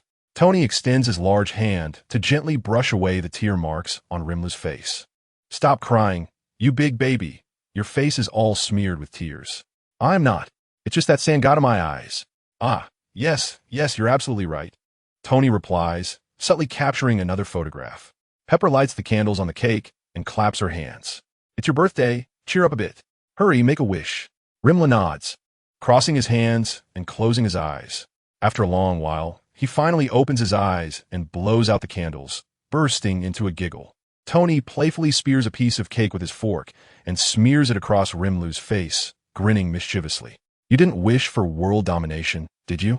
Rimlu, accustomed to Tony's teasing, shakes his head and reveals a radiant smile once more. "It's wonderful to have you both, Dad, Mom." At that moment, this little blue creature truly feels a profound connection to the world around him. In a boundless sea of consciousness, a cool, electronic female voice resonates. "Happy birthday, Master." Remarkably, within the cold electronic tone, a hint of human emotion emerges. Simultaneously, a genderless roar reverberates throughout the entire sea of consciousness. How infuriating! How utterly despicable! Why must this wretched existence repeatedly thwart me? The pink energy surges violently within the sea of consciousness. Warning: anomaly detected. 3928th attempt to expel. The cool female voice sounds again, this time devoid of any emotion. With the expansion of blue ripples, the pink energy is subdued, and tranquility returns to the sea of consciousness. Chapter 47. Even superheroes cannot escape school. The familiar sound of the alarm clock rings out once more. "Young Master Rimlu, it is time to rise." A hand slowly emerges from beneath the covers and strikes the alarm clock. Yet, moments later, the alarm's persistent, ringing resumes from all directions. "Seriously? Not again. Jarvis, are you malfunctioning?" Rimlu groans, pulling the blanket over his head. "Young Master Rimlu, I will not cease my wake-up calls until you have risen and dressed." "Jarvis, didn't you say last night that there were no appointments today? Just let me sleep for 5 more minutes, just 5 minutes." Rimlu pleads desperately with Jarvis, but the AI remains unyielding. "Apologies, young Master Rimlu. There are indeed no urgent matters today, but Mr. Stark specifically instructed me to wake you early." "Don't listen to him. Let me sleep a little longer." Jarvis fell silent, merely drawing back the curtains to allow the sun's rays to flood the room, while simultaneously increasing the volume of the alarm clock. After 5 minutes of the standoff, Limru resignedly sat up. "All right, you win," he declared, giving a thumbs up to the nearby electronic screen. Yet, in a certain sense, he had indeed lingered in bed for an additional 5 minutes. With a face full of irritation, Limru changed into a casual outfit and made his way to the dining area. Hearing movement behind him, Tony glanced at the newspaper in his hands without turning around. "Good morning. How did you sleep? What do you think?" Limru shot back, glaring at Tony while snatching the sandwich he was about to grab. Noticing Limru's hungry expression, Tony sheepishly rubbed his nose and then picked up another sandwich. "So how is it?" Limru, having finished chewing, replied, "Delicious, but it's obvious you didn't teammake it." It was evident that he still harbored considerable resentment about being disturbed from his slumber. "Is that a personal attack?" Tony chuckled. "But that's not what I meant. I was asking how it feels to be a hero." He set the newspaper down and looked at Limru with keen interest. Limru stared at him, puzzled. "Hero? You should know better than I do, Tony. I can hardly be called a hero. Someone has far eclipsed my fame." "ISNT that right? The Dark Avenger?" Tony's teasing words only deepened Limru's confusion, prompting him to touch his forehead. "No fever, right? Tony, do you need to see a doctor?" Tony waved his hand dismissively, 2 dark lines appearing on his forehead. "Enough of that. I'm not sick. I just want you to see this." He pushed the newspaper he had carelessly tossed on the table toward Limru. "This is the new star of the Dark Avenger era. The Coldblade?" Limru questioned, scratching his head in bewilderment. "Look at this picture," Tony instructed, pointing to an accompanying image in the newspaper. Gazing at the image of a figure standing in the bustling city center, silhouetted against the sunset, with a blade in hand and a defeated foe at their feet, Limru hesitantly asked, "Is that me?" Tony nodded. "What's wrong? Can't you even recognize your own transformation?" The photo did indeed depict Limru in a striking manner. Yet he felt a strange expression cross his face as he read the effusive praises written about him in the article. It was one thing not to know. It was another to feel embarrassed after realizing the accolades were directed at him. The Dark Avenger? What an odd name. It sounds terrible. Tony burst into laughter. It is indeed unappealing, especially compared to my title of Iron Man. But think positively, though the name is somewhat unfortunate. At least you're now a superhero on par with me, right? Moreover, the videos of you battling those two are going viral on YouTube. You're far more popular among teenagers than I am. Tony shrugged with a hint of resignation. Still, I think the name sounds awful. The mere thought of soaring through the skies like a tiny spider, striking down criminals, only to be met with exuberant shouts of gratitude or threats from the shadows, fills him with a sense of bittersweet discomfort. This awkwardness rivals the mortification one feels when a friend loudly reveals one's nickname in front of one's parents. Tony observed Rimlu with an expression akin to one who had just swallowed a fly, bursting into laughter as he playfully patted Rimlu's back. Don't be like that. I used to be called Tin Can Man, and look at me now. It hasn't affected me in the least. He ruffled Rimlu's hair vigorously until it was tousled, only relenting when he declared, "You're overthinking it." Perhaps, but Tony, did you really wake me up just to tell me this? Of course not. There are far more pressing matters at hand. Tony clapped his hands, and a holographic screen unfurled beside them. Now choose one. Choose. Choose what? Rimlu inquired. His curiosity piqued as he pointed at the holographic map. Naturally, choose a school. Oh, I forgot to mention it, but it's not a big deal. Just go ahead and pick. Oh, so it's selecting incorrectly. W what? Rimlu's voice rose a pitch, disbelief etched across his features. Tony, you must be joking. Without addressing Rimlu's incredulity, Tony countered. How old are you?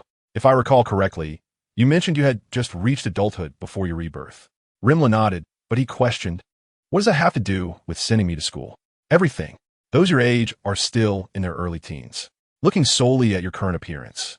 Few would perceive you as an adult.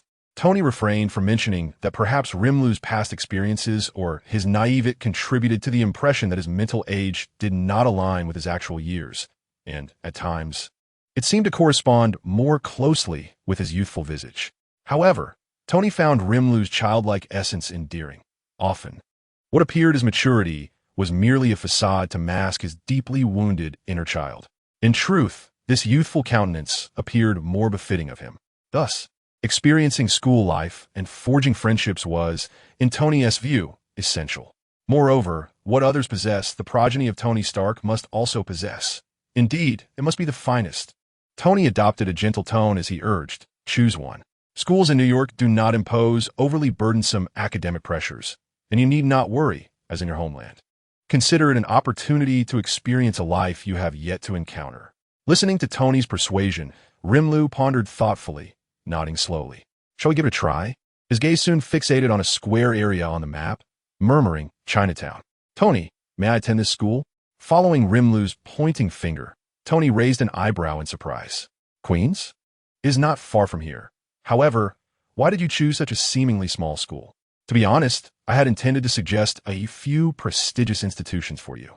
Limula pondered for a moment, and then remarked, I noticed there is a rather large Chinatown nearby, known as Flushing, where I can indulge in some delightful Chinese snacks after school. Besides, those elite schools appear to have numerous rules and regulations, which I find rather unappealing. Tony stroked his chin, seemingly deep in thought, and replied, I see. Very well then. Hurry and pack your things. Let us complete your enrollment procedures by this morning. Ah, so soon? Could you grant me a few more days to mentally prepare? Limulu implored, her eyes wide with a pleading expression. No, Tony firmly declined. Do not think I am unaware of your intentions. Even if you plead with Sister Pepper, it will be of no use. For she was the one who initially proposed this idea. Sighing, Limulu's expression fell, but she did not appear overly reluctant. In fact, she felt a flicker of anticipation for her forthcoming school life. Chapter 48. On overcoming social anxiety. Well, it seems somewhat modest. Are you truly certain about selecting this school? Tony adjusted his sunglasses and glanced at Limulu. Modest? I think it's quite acceptable, Limulu replied, scratching her head in confusion. And what do you think of our home? Tony asked with a teasing smile directed at Limulu. It's large, does that count? It feels like a small estate, she answered. Tony pushed his sunglasses back up, revealing a knowing smile. Let me put it this way. The prestigious academy I attended for 12 grades is 10 times the size of our home. If Tony's words hold true, then in comparison, this school indeed appears quite humble. Tony gently closed Limulu's agape jaw and urged, "Let us go, while it is still early. Perhaps you will make it in time for the last class of the morning." Wait, I almost forgot this. Tony suddenly halted, leisurely retrieving a silver mechanical wristband from his pocket and handed it to Limulu. "What is this?" Limulu asked curiously as she examined the wristband. "Is this a gift for enrollment? Although it is quite exquisite, I am not fond of wearing jewelry. Perhaps you should give it to Sister Pepper instead. She is more suited for adornments." Tony, hearing this, face-bombed in exasperation. "This is not a piece of jewelry. I have embedded a tracking chip within it, allowing me to monitor your location at all times. Of course, you can also use this to contact me and Pepper." Limulu's lips twitched. "Then why not just prepare a phone for me?" "Ah, you hit the nail on the head. The reason is that this wristband has a special function." Tony paused for dramatic effect, observing Limulu's eager expression before continuing. "It lights up." "Huh. Ah, I see, a laser, is it?" "Tony, you need not concern yourself with such matters. I lack no means for ranged attacks." With a somewhat peculiar expression, Tony touched his nose and replied, "Your idea is commendable. Yet I did not equip the bracelet with such capabilities. It merely emits light." As he spoke, he reached out and twisted the bracelet, causing it to part in the middle, revealing a crack that emitted a soft blue glow, reminiscent of the arc reactor on Tony's chest. Noting the increasingly odd expression on Rimuru's face, Tony hastily elaborated, "I understand that this may seem trivial, but for you, its utility may surpass that of other functionalities. I recognize your desire to conceal your uniqueness, yet sometimes circumstances do not align as we wish, and perfection remains elusive. However, this item could alleviate that issue to a certain extent. For instance, should you suddenly sprint with remarkable speed or leap several meters high, you could utilize this as a shield. You could simply declare it as my invention, a special device designed to enhance your physical capabilities, for in their eyes, my inventions as Tony Stark are deemed omnipotent." Rimuru nodded and donned the bracelet on his wrist, finding it somewhat agreeable. The bracelet was not as cold as he had anticipated. Rather, it felt pleasantly warm from being cradled in Tony's embrace. The minimalist design conformed to his wrist, neither appearing bulky nor cumbersome, resembling a casual sports watch. Upon closer inspection, it was difficult to discern any extraordinary features, and it conveniently concealed the star-shaped mark branded on him by the system. This aspect pleased Rimuru, for should anyone glimpse the mark on his wrist, they might mistakenly assume him to be a reckless youth. Tony patted Rimuru on the back, urging, "Let us go. It is time for you to meet your new classmates." Suddenly, a loud knocking echoed through the room. "Who is it? Can't you see I am busy?" A portly man at the desk, munching on fruit, called out with irritation. The door creaked open just a crack. A young man's voice emerged. "The principal, a parent of one of the students, wishes to speak with you." "Let them come and go. Am I to remain the principal or not?" "Tell them to leave. I have no time for idle chit-chat." The principal waved his hand dismissively, issuing a clear order for them to depart. However, the young man attempted to speak again, only to be interrupted by the principal's furious shout. "What are you still doing here? Hurry and leave. Even if it were the President of the United States, I would still send him away." With a resounding crash, the door was kicked open wide. "Who are you telling to leave?" Tony removed his sunglasses and pulled Rimuru inside. "Alas, it is a pity that it is not the President, merely a small-time businessman. I wonder if you are worthy of an audience with the esteemed principal?" The principal, flustered, rose from his chair and hurried to Tony, a sycophantic smile on his face. "And no, Mr. Stark, you jest. I was merely rehearsing lines for a stage play. Please do not take it to heart." Tony observed the ever-changing expression on the principal's face and let out a cold snort. "Let us proceed as you suggest, Principal. Additionally, my child wishes to enroll here." The principal, quickly grasping the underlying implication of Tony's words, clapped his hands in enthusiasm. "Excellent. I shall arrange for him to join the gifted class immediately. Your child can commence lessons right away." Tony cast a glance at the principal's paperwork and declared, "Such trivial matters are unnecessary for you to handle. Leave it all to me. I assure you it will be executed flawlessly. I will summon a few teachers to escort your child to class." Satisfied, Tony nodded in approval. Limulu, who had overheard the principal's earlier dismissive remarks, recognized the irony that despite Tony's apparent intimidation, the principal approached him with an obsequious demeanor. Perhaps this was the power of capital, Limulu mused, feeling as if he had developed a resilience to such occurrences since being in Tony's company. Shortly thereafter, two well-dressed individuals, presumably teachers, arrived to escort Limulu away. Quiet down. I have only just arrived, and you are already so noisy. The teacher rapped the podium, ensuring silence before continuing. Today, we welcome a new student to our class. Please give a warm welcome. The teacher gestured towards the door, beckoning Limulu forward. Standing at the podium, under the gaze of dozens of curious eyes, Limulu felt a wave of nervousness wash over him. He awkwardly raised his hand and stammered, "Hello, I am Limulu Stark. I look forward to your kind guidance." Just then, a knock echoed from the door, and Limulu turned in surprise to see a familiar figure leaning against the doorframe, whistling. Tony's sudden entrance invigorated the previously lethargic students, who now buzzed with excitement and directed inquisitive glances at Limulu. "Apologies for the interruption," Tony said, nodding to the teacher by the door before striding over to Limulu's side. He casually placed a hand on Limulu's shoulder and announced, "Please, everyone, quiet down. From today onward, my child, Limulu, will be studying alongside you all. I hope you will extend your kindness to him." Limulu nudged Tony with his elbow, whispering, "Tony, what are you doing here? This is so awkward." Tony lowered his head and made a silly face. "It's just that someone seems a bit too uptight, stumbling over their own introduction. I fear you might not make any friends at this rate. Isn't that right, socially anxious boy?" Feeling a pang of vulnerability, Limulu turned his head away and muttered, "Not at all." Noticing Limulu's embarrassment, Tony decided to stop teasing and affectionately ruffled Limulu's hair. "Well, I must take my leave. Enjoy your time here." With a nod to the teacher at the door, Tony exited with a flourish, amidst the cheers of his classmates.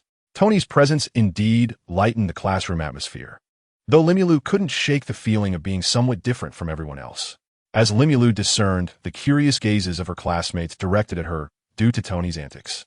It felt like a torment for someone with social anxiety. "Mr. Stark, please take a seat in the last row for now. We can rearrange if necessary later. You may share a textbook with your desk partner, and I will ensure to bring you one shortly." Note: in Western culture, it is common to refrain from addressing individuals by their full names, especially for strangers, who are typically referred to by their surname along with a title akin to Mr. Wong or Ms. Lee in our culture. "All right, thank you, teacher." Limulu nodded and made her way to her seat amidst the inquisitive stares of her peers. Chapter 49. The articulation of a chatty individual. All right, class. Please turn to page 37 in your textbooks. Today we shall discuss. It must be said that regardless of the country or region, once class begins, it feels as if one is burdened with an overwhelming fatigue. Furthermore, since Limulu had no textbook, she could only sit in silence, leading to a sensation akin to an eternity passing by. At that moment, Limulu lamented the unfairness of fate. While other transmigrators dominated their realms, even those who were less fortunate would at least be formidable figures, yet here she was obliged to attend class. As Limulu succumbed to boredom, she suddenly felt a gentle poke on her arm. Turning her head, she found her somewhat goofy, chubby desk partner persistently prodding her with his pen. "Hey, Mr. Stark, may I call you Limulu? After all, sharing a surname with that esteemed individual feels rather peculiar." With that, the chubby boy nudged the textbook towards her, seemingly to extend a friendly gesture to the new student, which prompted a nod of approval from the teacher at the front. Upon reflection, he had a point. Tony was often referred to as Mr. Stark in public, and while that was indeed her current surname, it felt odd to be addressed in the same manner. Limulu nodded. "Yes, that's fine." "Wow, Limulu, are you truly the child of Tony Stark? I can hardly believe it. I read that news piece, but I never imagined I would share a class with the child of a superhero. What a remarkable coincidence." The chubby boy's eyes sparkled with admiration and envy as he gazed at Limulu, which made her feel slightly uncomfortable. "Ahaha, indeed. What a coincidence," Limulu replied. "To be honest, I once pondered what it would be like to be the child of a superhero. However, I mostly dreamt of becoming a superhero myself. By the way, speaking of superheroes, do you believe in magic?" Limulu rolled her eyes playfully, responding ambiguously. "I suppose that counts as belief." Hearing Limulu's reply, the chubby boy's face lit up. "So you think that way too? I confide in you that my grandmother once told me our family possesses a remarkable affinity for magic. Initially, I was skeptical, until I beheld that enigmatic figure in black. Are you familiar with the dark-clad hero? Just a few days ago, he graced the newspapers after vanquishing 2 monsters. He wields the power to conjure fire and water at will, There's no doubt in my mind that this is magic. By the way, is your hair dyed? I've heard that dyeing hair at a young age can be detrimental to its quality, leading to baldness. Ah, I've unraveled the mystery. This fellow is quite the chatterbox. Limulu truly wished to travel back in time just a few moments to give himself a slap for engaging in such idle conversation. Moreover, enduring the awkwardness of hearing others praise his alter ego made him yearn to find a crevice in the ground to hide away. Thus, this chubby little boy rambled on for an entire class, albeit entirely on his own accord. Limulu profoundly recognized the power of a loquacious individual and the chubby boy's admiration for superheroes. Suddenly, the chubby boy slapped his forehead and exclaimed, "Oh no!" This startling revelation jolted Limulu, who had been lost in thought. "What is the matter?" Limulu inquired. The chubby boy, slightly embarrassed, scratched his head and chuckled, I got a bit carried away. It seems I forgot to introduce myself." Upon hearing this, Limulu's lips twitched as he pondered. "Ah, you finally remembered that.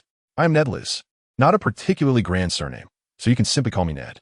Following this, the chubby boy flashed a silly grin and extended his hand to shake Limulu's. To be honest, Limulu was not particularly adept at handling such exuberant individuals, though he did not harbor any dislike towards them.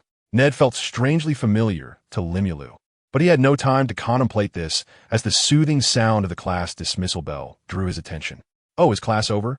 This was already the final period of the morning, and normally, the classroom would be nearly empty after the bell rang. However, once the teacher departed, Limulu found himself encircled by a throng of curious classmates. Oh dear, Limulu observed the gathering crowd, feeling somewhat flustered. He was even uncertain who had leaked the information, as students from other classes had congregated at the door, eager to catch a glimpse of the child of the superhero. "Stark, would you like to join us for lunch?" "Stark, do you also possess such an iron suit?" "Stark, what skincare products do you use? Your skin appears so hydrated and smooth. May I touch it?" One girl boldly reached out to grasp Limulu's hand. Limulu recoiled as if shocked, hastily withdrawing his hand. "I don't use any cosmetics. It's all natural. Purely natural." At that moment, he truly comprehended the torment Tony must endure while dealing with reporters. Yet, compared to those journalists, the intentions of his classmates felt far more innocent, which was not unpleasant. Furthermore, this sensation of being popular seemed rather delightful, did it not? There's indeed one individual who particularly piques Rimuru's interest, a seemingly frail boy seated diagonally in front of him, directly across from Ned. While everyone else is engrossed in their activities, this lad remains in the corner, occasionally glancing back at Rimuru. Yet, whenever Rimuru directs his gaze toward him, the boy swiftly turns away, appearing to engage in a solitary dialogue, his face fluctuating between crimson and pale. Rimuru muses that if this boy were to visit Huagua, he would undoubtedly master the art of face-changing. Narrowing his eyes, Rimuru mutters to himself, "Could it be that he intends to pilfer my belongings? Rather suspicious. I should keep a vigilant eye. Ned, the teacher has asked you to fetch the textbooks." "Oh, I'll be right there. My apologies. I must step out for a moment." Upon witnessing this, Rimuru offers a sheepish smile to his classmates.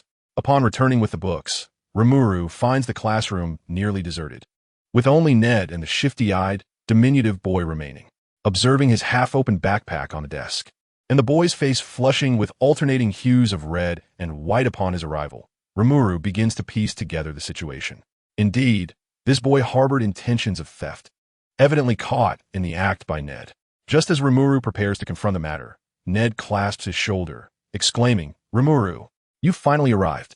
Come, let me introduce you to my best friend, Peter Parker." Ned pulls Rimuru in front of the small boy with a gravity that belies the moment. "Wait, what did you just say his name was?" "Peter Parker. Let me tell you, my friend is quite the academic prodigy." Ned continues, oblivious to the tempest of emotions stirring within Rimuru. Peter Parker? Could it be that he is none other than Spider-Man? It becomes clear why Rimuru is so familiar with Ned's name. After all, he is the loyal companion of the famed superhero. Rimuru finds it exceedingly difficult to reconcile the frail boy before him with the agile Spider-Man he envisions, especially considering the boy's furtive glances just moments ago. However, upon closer inspection, it is evident that there are indeed similarities between this Peter and the Spider-Man of the future. Yet, for some inexplicable reason, his face oscillates between shades, which prompts Rimuru to jest internally. He cannot possibly have been bitten by a chameleon and transformed into Chameleon Man. Can he? Rimuru squints, scrutinizing Peter with renewed interest. Peter, feeling the weight of Rimuru's gaze, shifts uncomfortably and nudges Ned. Hey Ned, don't forget about that. Oh right, I almost forgot. My apologies. Observing their interaction, Rimuru furrows his brow in confusion. Is there something you wish to discuss? Ned scratches his head awkwardly. Well, it's not a significant matter. We have a social practice assignment due before the break, which requires teamwork. Everyone else has formed their groups, and since we are left with an extra spot, we thought we might see if you would join us. The solemnity of the moment led me to believe it was a matter of great importance. Yet such a request was certainly agreeable. Rimuru nodded in assent, and as their eyes met, a shared surprise sparkled between them. Thank you ever so much. Let's agree on this, and we shall take our leave for now. Until tomorrow, they said. Indeed, see you tomorrow. Watching the two retreating figures, Rimuru felt a secret thrill within. It appeared that attending school was not in vain, as he had made the acquaintance of a future little spider. Tony must have been waiting for quite some time. It was best to venture out quickly, just as Rimuru intended to stow his books into his backpack. He sensed something amiss the moment he lifted it. What is this weight? He hefted the bag and discovered it seemed heavier than anticipated, and oddly, it felt somewhat bulging. Upon opening the compartment of the backpack, a plethora of colorful items sprang forth. What on earth are these? Ha ha ha. You laugh on your first day of school. I apologize. I simply couldn't contain myself. Ha ha ha ha. Rimuru looked at Tony, who was in a fit of laughter, with a few dark lines of annoyance marring his expression. How was I to know? I was gone for merely 20 minutes. Who could have foreseen such an escalation? Rimuru irritably tossed aside a pink envelope in his hand. Indeed, within those brief 20 minutes, someone had filled his backpack with love letters. Not just one, but a veritable treasure trove, complete with both male and female correspondences. His backpack was bursting at the seams. At that moment, he comprehended the dissonance of human joys and sorrows. Tony's laughter was a stark contrast to his own dismay. Ah, Tony, please cease your laughter. Yet, all that met him was Tony's unabated guffaws. Chapter 50. What a delightful spell cannon. Phew, I'm finally back. Rimuru plopped down onto the sofa, collapsing in relief. Did you not go to finish your practical assignment with your friends? How have you become so exhausted? Are you truly fatigued? Tony inquired, surveying Rimuru with a sip of the dark green liquid in hand. Rimuru managed a wry smile. I'm emotionally drained. Today marks the 4th day, and it has been nothing but either watching tedious plays or preparing lunches for children at summer camp. Tony, I feel as though life holds no further promise. Who can you blame? You had a full month to accomplish it, yet chose to procrastinate until the end of the term. Tony shrugged. I simply forgot. Rimuru sheepishly scratched the back of his head. Besides, I have many tasks to attend to. Ah, yes, indeed. Some individuals are so preoccupied with daily outings with friends, leaving me, a solitary empty nester, to guard the house alone. Tony lamented, theatrically clutching his chest. Rimuru couldn't help but twitch at Tony's dramatic display. Reflecting on the month since Rimuru began school, Tony could only sigh inwardly, realizing that the child had grown too independent. Just recently, he had been so attached, and now, he was eager to dart out into the world. However, this was precisely what Tony was pleased to witness. Since Rimuru began attending school over a month ago, the smile on his face had noticeably increased. At least he no longer often secluded himself in corners. Furthermore, Tony had investigated his two friends and found their backgrounds to be impeccable, allowing him to feel at ease, permitting Rimuru to bring them over to his home. Yet, he could not help but wonder which cabbage this pig would root up in the future. No, given his appearance, it seemed he was the cabbage. Was it the cabbage rooting the pig? That also seemed off. Perhaps it was the cabbage rooting the cabbage? Tony, who often prided himself on his genius, found himself ensnared in such ethical quandaries today. Shaking his head, he cast aside these chaotic thoughts. By the way, the items you requested of me have been nearly completed, and the materials are all prepared. Aren't you going to take a look? Upon hearing this, Rimuru sprang up from the sofa. Really? What would I gain by deceiving you? Tony intended to say more, but Rimuru was already impatiently urging him along. Hey, slow down. Wow, it's so spacious, Rimuru exclaimed, gazing at the expansive area before him. Previously, Rimuru had asked Tony to find a more spacious location to experiment with some new skills, as there were numerous untested abilities whose power and consumption remained unclear. Although the Great Sage was available, it had been rather unreliable lately, frequently disconnecting. While it remained dependable most of the time, Rimuru felt it prudent to test these skills in advance. At the very least, he could attempt to create some skills himself. In the original work, the Demon Lord relied on both the Great Sage and the Alterer to craft many skills, and aside from lacking the Storm Dragon's power bank, he lacked nothing else. If all went well, he should be able to manually develop some skills as well, adding a layer of assurance for future encounters with a certain purple-skinned alien. Rimuru had intended for Tony to find a safe, uninhabited wasteland, but to his astonishment, Tony had gone so far as to hollow out an entire floor of a building, transforming it into a robust training room. Touching the walls crafted from special materials, he turned to Tony. "Can I give it a try?" Upon receiving Tony's consent, Rimuru closed his eyes, and when he opened them again, a layer of scales had formed on his fists, while an almost tangible flow of magical energy swirled around his knuckles. In the next instant, he unleashed a punch like a bolt of lightning. The fierce gust from his strike even stirred the hair draped over his shoulders. However, the entire wall sustained little damage, as if some special method had absorbed the force, leaving only a slight indentation where Rimuru had struck. In contrast, the scales on Rimuru's hands shattered under the immense force, and even his arms contorted into an odd shape. Nevertheless, for Rimuru, this was merely a matter of shaking off the remnants to restore himself. Observing the scene before him, Tony nodded with satisfaction. It seems your resistance to impact aligns well with my expectations. Now let us try something else, perhaps your magic?" Upon witnessing the black flame igniting in Rimuru's hand, Tony quickly interjected, Wait, that is something you should refrain from attempting. It defies the very principles of physics." Rimuru suddenly recalled that this was merely a test and not an endeavor to damage the training room. Indeed, the black flame seemed unnecessary. After all, while it appeared rather unremarkable, its potency could potentially reduce even a superhuman to mere liquid, provided there was sufficient magical energy. Coupled with its ability to ignite anything, employing here seemed rather excessive. However, Rimuru was reminded of the myriad of spectral entities within a Marvel universe and wondered if this black flame could incinerate those ethereal beings. I'll have to seize an opportunity to test that theory. Tony stepped back a bit. "You might be affected," he cautioned. Complying, Tony retreated to the far side of the room and gestured for Rimuru to proceed. "Now, I can unleash my full potential." Rimuru rolled up his sleeves and raised his hands before him. Two translucent magical circles materialized, and in an instant fireballs, ice shards, and bolts of lightning illuminated half the training room with their vibrant colors. This relentless barrage persisted for several minutes before finally subsiding. With a flick of his wrist, Rimuru gathered the lingering magical residue and debris, then plopped down onto the floor.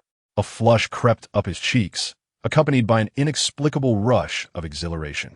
What a thrill! This is the essence of a mage. Who needs to be a melee mage? I aspire to be a spell-casting artillery. Rimuru clenched his fists.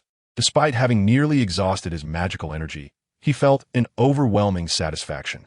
Concurrently, he began to grasp the extent of his current power, which likely placed him between the mid-tier magical creatures and the Demon Lord level, akin to his strength just prior to the decisive battle against the Pig King in the original narrative. However, in comparison to the Pig King, his current magical energy was a significant limitation, rendering him akin to a fully equipped mage with a woefully inadequate reserve of mana. The Pig King, belonging to a similar power framework, merely needed to consume to amplify his magical capacity, not to mention the Storm Dragon's charging device. In contrast, Rimuru could only rely on the spell mana creation to gradually restore his energy. Even consuming Tony's reactor would be futile, as they belonged to different power systems. It would only temporarily fill the void in his magical energy, and even if it could be converted into mana, it wouldn't increase his overall capacity.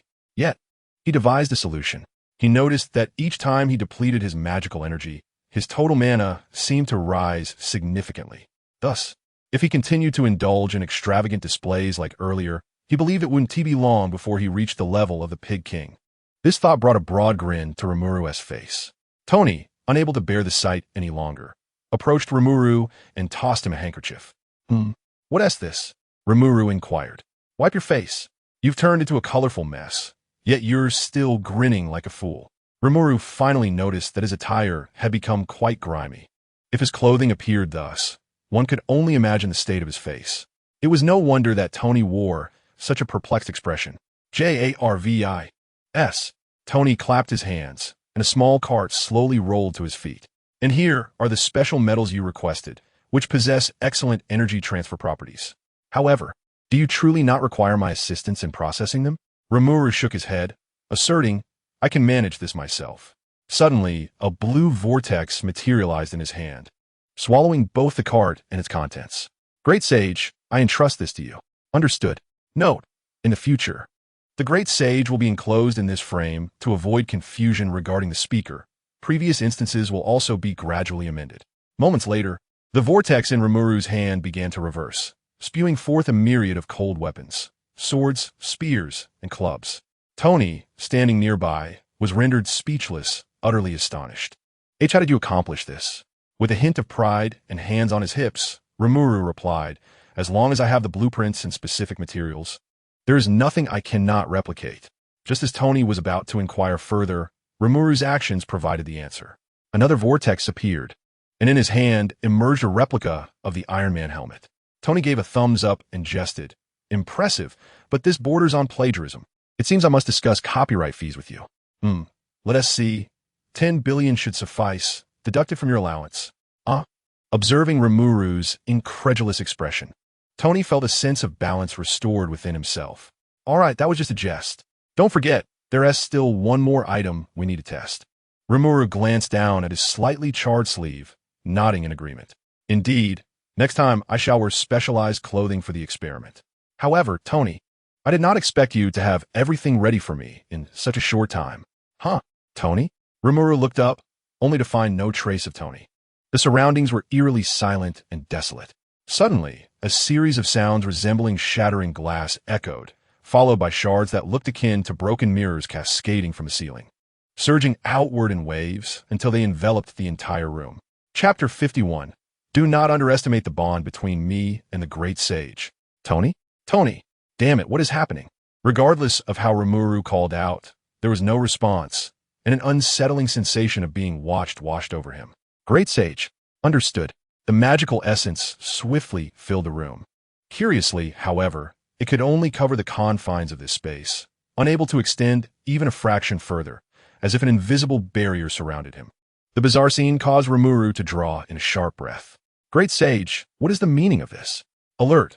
Currently isolated in an unknown energy field, attempting to decipher its origin. Warning. A high-risk energy entity has appeared behind. This is dire. Limulu, upon hearing this, swiftly kicked up the long blade from the ground and grasped it tightly, leaping aside.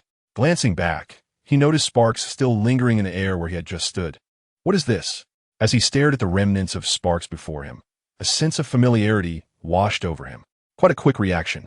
A steady female voice resonated from behind, accompanied by a hand that unexpectedly rested on his shoulder.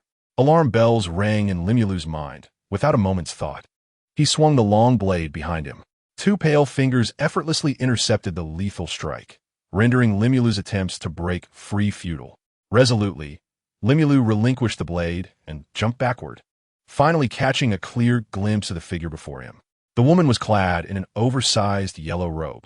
One hand holding the blade he had discarded while the other delicately brushed along its edge, marveling in soft clicks of wonder. A remarkably resilient material, devoid of any signs of forging, as if it were naturally formed. Quite a unique craftsmanship. However, the material is still insufficient. The woman in yellow shook her head, exerting a slight pressure with her fingers, and the blade's tip snapped off effortlessly. Oops, perhaps I applied a bit too much force. I trust you 1T mind. The yellow-robed woman nonchalantly cast the blade aside, slowly removing her hood under Limulu's astonished gaze. To Limulu's surprise, the woman had already approached him, leaning close to whisper in his ear, "You seem unperturbed by my presence. Is it your strong mental fortitude, or were you anticipating my arrival, outsider?" The weight of her voice intensified, and at that moment, an overwhelming aura bore down on Limulu like an insurmountable mountain.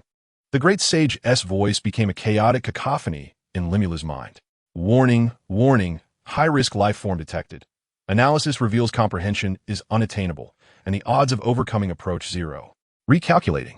It must be said, the Great Sage lives up to its name, still calculating the possibility of victory even in such a moment. Enough, Great Sage. Let us first analyze this space. If she intends to strike, my current strength renders me unworthy to stand before her. Limulu sought to calm the almost frenzied great sage in his mind. Limulu recognized that the woman before him was none other than the legendary supreme sorceress, Gu-Yi. He had pondered the possibility of encountering her since traversing into the Marvel Universe, but he never expected it to happen so abruptly. His interactions with Tony, Pepper, and Ned had ensnared him like a sugar-coated shell, yet beneath that enticing exterior lay a lurking peril. The tranquility of recent days had momentarily caused Rimuru to forget that he was in the perilous Marvel Universe, where threats lurked at every corner. The appearance of the Ancient One served as a clarion call, rekindling the unease he had felt upon his arrival in this strange realm. Yet the Ancient One, as depicted in the original narrative, was not a warmonger. Otherwise, she would not have remained sequestered on Earth, but rather would have traversed the cosmos like Odin. Moreover, her current demeanor seemed inconsistent with her established character, suggesting there must be a deeper reason behind her actions. Determined to cast aside distractions, Rimuru resolved to withstand this initial show of force.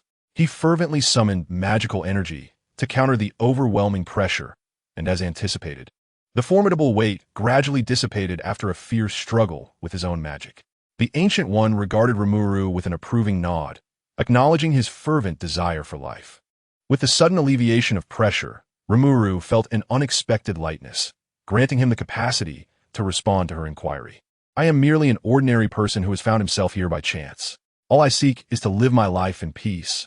Nothing more, Rimuru declared, meeting the Ancient One's gaze with unwavering resolve. Noticing the intensity of his stare, the corners of the Ancient One's mouth lifted slightly. Is that truly all? Your existence has likely made a significant impact on this world. Allow me to introduce myself. I am the Ancient One, the supreme sorcerer who has safeguarded Earth for millennia. My duty is to protect this world and ensure that nothing occurs which could disrupt the fabric of reality.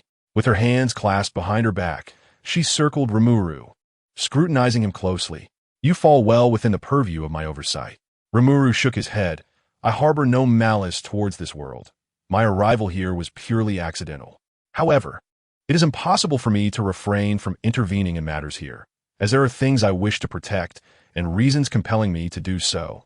His fists clenched, his eyes burning with determination. The Ancient One applauded lightly, then remarked, a commendable speech, yet it does not provide sufficient justification to sway me. My duty is to preserve this world, and that too is all. Her stance was unequivocal. She was the supreme sorcerer tasked with guarding Earth and maintaining the integrity of the timeline, while Rimuru was an unpredictable outsider, rendering the prospect for negotiation nearly non-existent. Rimuru's expression grew grave, his teeth clenched in frustration. Great Sage, what is the status of our analysis? Notification. The spatial anchor points have been accurately confirmed, and the core location has been identified. A full-scale attack could induce temporary spatial disruption, allowing for an opportunity to exit this realm. Please be advised that utilizing this method may subject us to chaotic spatial currents with an unknown landing site. As the Great Sage indicated, this method, while perilous, was one of the few viable options available to Rimuru at this juncture. Even someone as formidable as the Ancient One would be worth the attempt. There were others awaiting his return. Suddenly, an idea sprang forth in Rimuru's mind. The Great Sage, what if I were to approach the edge and consume a fragment of space? In an instant, the Great Sage comprehended Limulu's intention. Be informed, this space is constructed from an unknown spell that intercepts a certain area of space. The fragments of this space are closely related to it. It is speculated that by consuming the spatial fragments of this area, one could reverse engineer the complete spell and thus exit this space. The time required depends on the degree of completion of the spell's reverse engineering. Just tell me how long it will take to leave here. 216 seconds. Great Sage, execute the full reverse engineering. I will buy you time. Without regard for the consequences, our sole objective is to return home. The Great Sage fell silent for a moment before replying, understood. However, the corrected time for full reverse engineering is 129 seconds in a fathomless sea of consciousness. No, you cannot do this. I can assist you. I know that alone you cannot succeed. Emergency protocol. Temporarily invoke predator. Consume. No, you will regret this. You will all regret it. My master will not let you go. He will not spare you. After the blue glow subsided, The once dominant pink light in the sea of consciousness was reduced to a mere flicker, gradually consumed by the impact of the blue waves. Chapter 52. Am I fighting Ancient One? Is this for real? Ancient One gazed at Limulu, who was bowing his head, his fingertips twitching as a flicker of hesitation crossed his face, though he quickly regained his composure. Very well, sometimes flexibility is necessary. Ancient One thought to himself, continuing, "It is my duty, so I apologize. In principle, I cannot spare you. However, great sage, take action." Understood. Limulu paid no heed to Ancient One's unfinished statement.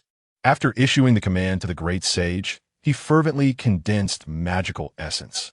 A blazing fireball interrupted Ancient One's words, the sudden attack causing a momentary look of confusion to flit across his face. Did I say something wrong? Seizing the fleeting hesitation from Ancient One, Limulu swiftly gathered the scattered weapons from the ground, tightly grasping a dagger before hurling it with force. Ancient One, of course, did not remain idle. While sidestepping the fireball, he conjured an orange-yellow magic circle to deflect the incoming dagger. Although the dagger was blocked, the black flames upon it latched onto the magic circle, prompting Ancient One to frown and decisively dispel the magic formation. The magic circle vanished, yet the residual black flames persisted, defying logic as they hovered in the air, showing no intention of extinguishing. Black flame domain.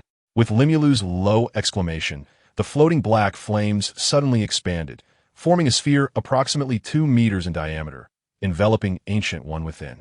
As the sphere dissipated, the spot where Ancient One once stood transformed into an empty expanse. The ground scorched into a large pit, and Ancient One vanished without a trace. The magical essence in Rimuru's hands surged once more, dark arcs of electricity dancing ominously at his fingertips before he struck the ground with fervor. In an instant, a tempest of lightning erupted, wreaking havoc upon everything in its vicinity, compelling the concealed figure of Gu-E, who had been lurking behind Rimuru, to retreat a couple of steps. As the ferocious bolts of lightning ceased their chaotic thrumming, they coalesced in Rimuru's palm and were hurled violently towards Gu-E. Gu-E observed the lightning, now tantalizingly close, with keen interest. Ah, magic from another realm? Quite intriguing indeed.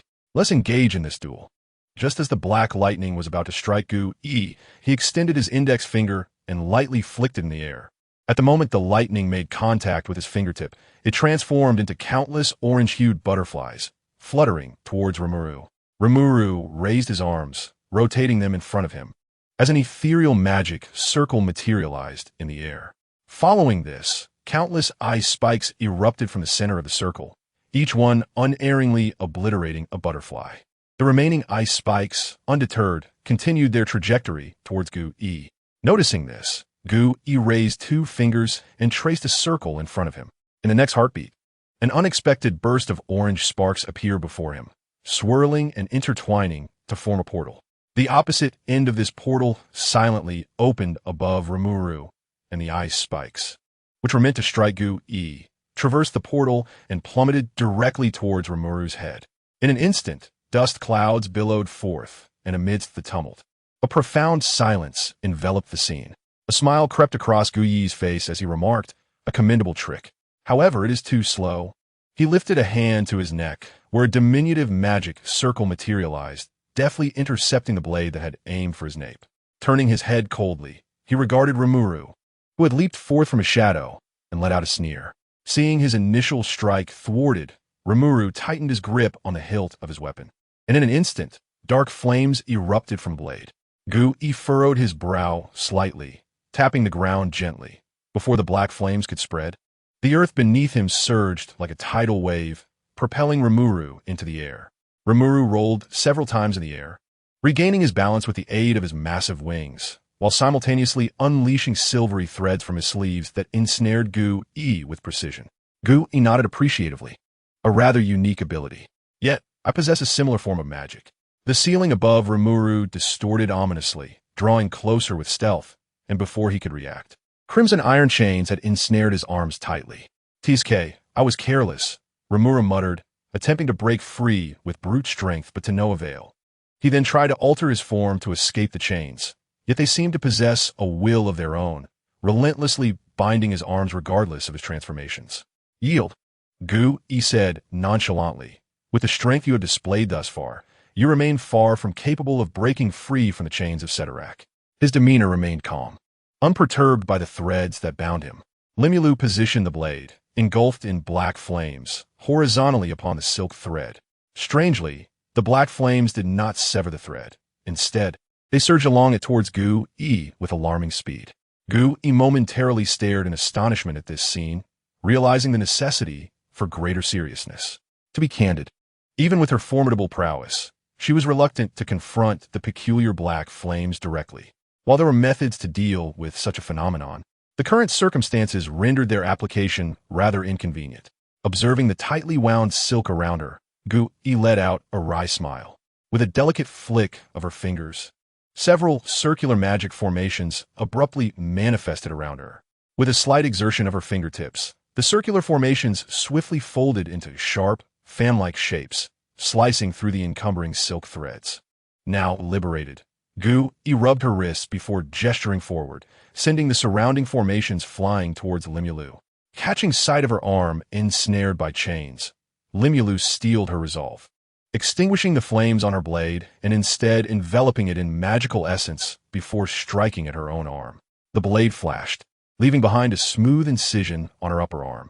As the formations approached, Limulu raised her severed arm, from which a swirling blue vortex emerged at the cut, devouring each approaching formation in turn. Once the vortex dissipated, her severed arm was restored to its original state. Seemingly taken aback by Limulu's decisiveness, Gu Yi could not help but marvel at the exquisite application of her own abilities, along with Limulu's remarkable regenerative power, an exceptional trait even within the vast multiverse. Gu Yi's gaze upon Limulu transformed. It was as if she were admiring a flawless piece of craftsmanship rather than merely observing a fellow being.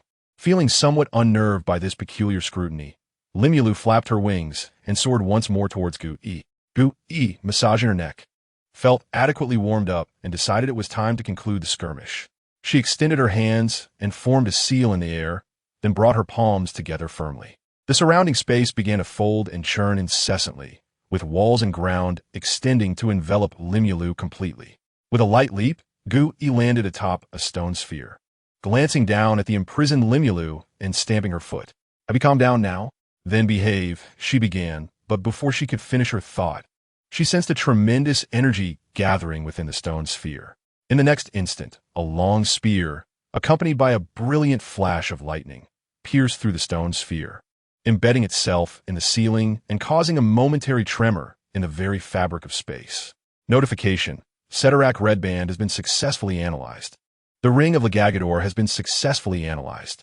Following this, several blue chains surged forth from the stone sphere, binding Gu Yi's feet firmly in place, while countless smaller blue formations adhered to her body like barnacles on a blue whale, wrapping around her in spiraling layers. Though these small magical formations were not lethal, they temporarily restricted Gu Yi's movements. Upon noticing the peculiarities on her body, Gu Yi immediately recognized the technique as her own. Despite the differing colors and energies, the operational method was strikingly similar. For a brief moment, she was taken aback, exclaiming, "How could this be?" However, this astonishment was swiftly overshadowed by an entirely different emotion. Gu Yi's lips trembled, yet she could not articulate her thoughts. The sharp blade remained poised against her neck, not striking down. Looking down, Rimuru discovered a slender hand resting upon his chest. "Although you have already surprised me abundantly to use my own magic against me, you certainly underestimate me, the founder. So please, remain still for a while." Under Rimuru's astonished gaze, Gu Yi shattered her bindings one by one and then struck her palm against his chest. Why is there no soul?"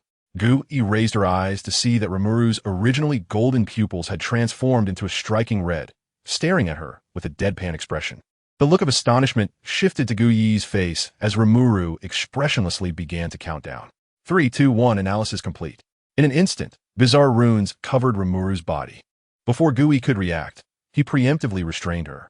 Simultaneously, Rimuru's voice echoed from the ceiling, where the spear of lightning, previously embedded, gradually faded into obscurity. Following a wave reminiscent of liquid, he reverted to his original form. Suspended from the ceiling, Rimuru looked down at Gu Yi from above. "You have your principles. but I have my obsessions. Thus, I apologize. My thirst for life far exceeds your expectations. Rimuru placed his hand over the newly created breach. This must be the core of the space. Great Sage, I rely on you. Understood. With a surge of spatial fluctuation, Rimuru's presence vanished from the mirrored space. Chapter 53. Great Sage, please exceed the limits forcefully. Could it be that I express myself too sternly? How did matters escalate to this point? Have I truly gone too long without human interaction? Gu-i shook her head in resignation. She had intended to offer Rimuru an opportunity. After all, she was not one to revel in bloodshed. Her initial desire was to keep Rimuru close, or at least to remain by his side for a time. After all, as an outsider, she could not afford to be careless, allowing such an intruder to brazenly disrupt the existing fate line. Even if he had not altered much, it was still unacceptable. Only under her control could she ensure that the subsequent timeline remained unchanged. And was this not also a form of protection for Rimuru?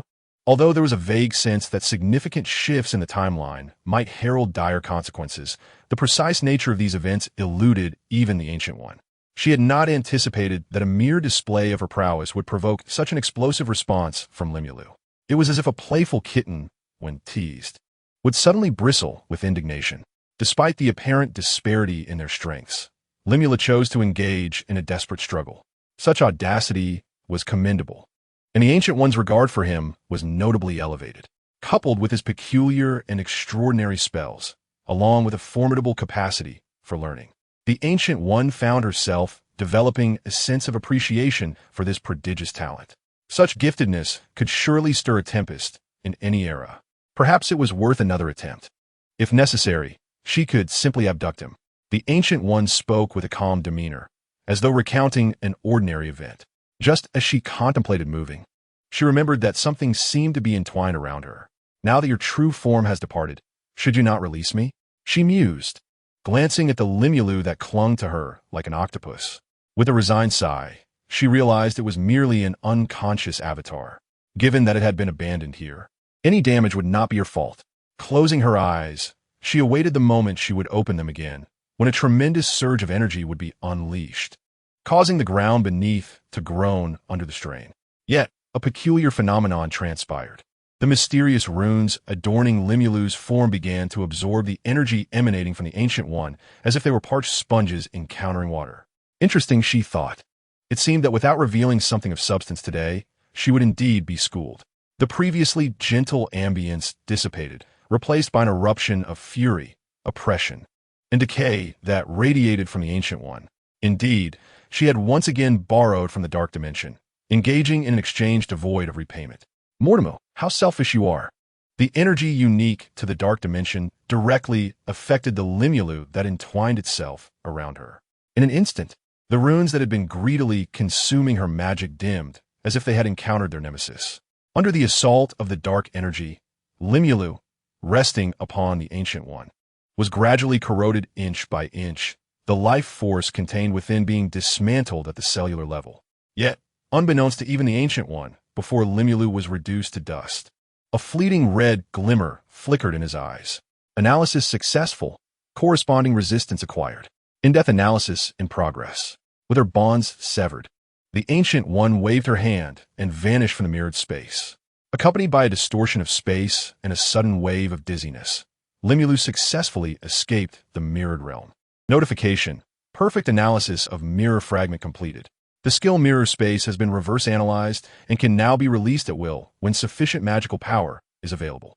One must admit, the Great Sage was indeed formidable.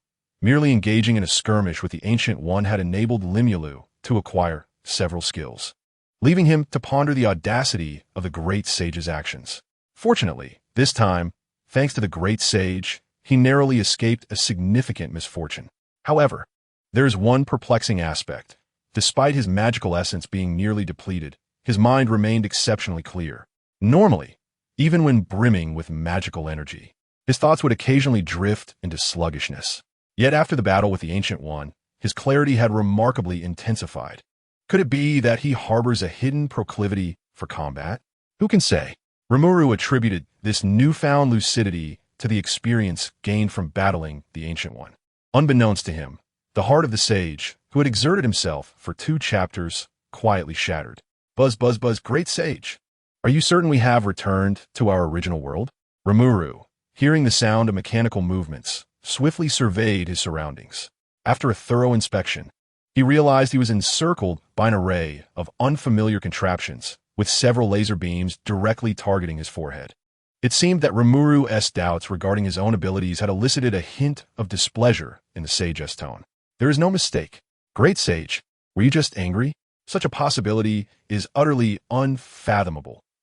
Yet you did not inform me as you used to. Wait a moment, Jarvis, hold on. Tony, somewhat disheveled, crawled out from a pile of machinery. Thank heavens you're back. What has transpired? You mysteriously vanished for half an hour. Tony, upon seeing the battle-worn Rimuru, felt a pang of concern.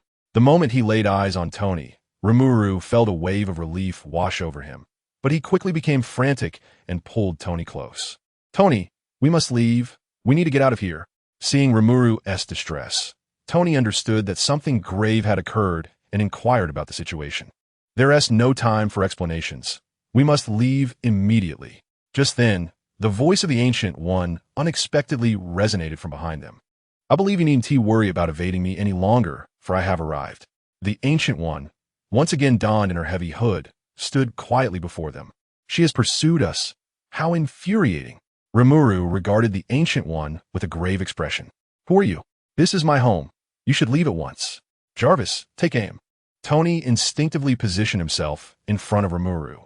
Sensing the tension in the air, the Ancient One cleared her throat and spoke calmly. Do not be alarmed. I do not intend to harm you. Your character and strength are, I shall concede, commendable, and for the time being, I shall not take action against you. However, you are ultimately an outsider from another realm. The Ancient One paused briefly before tossing a card towards Rimuru. He caught the card and examined it.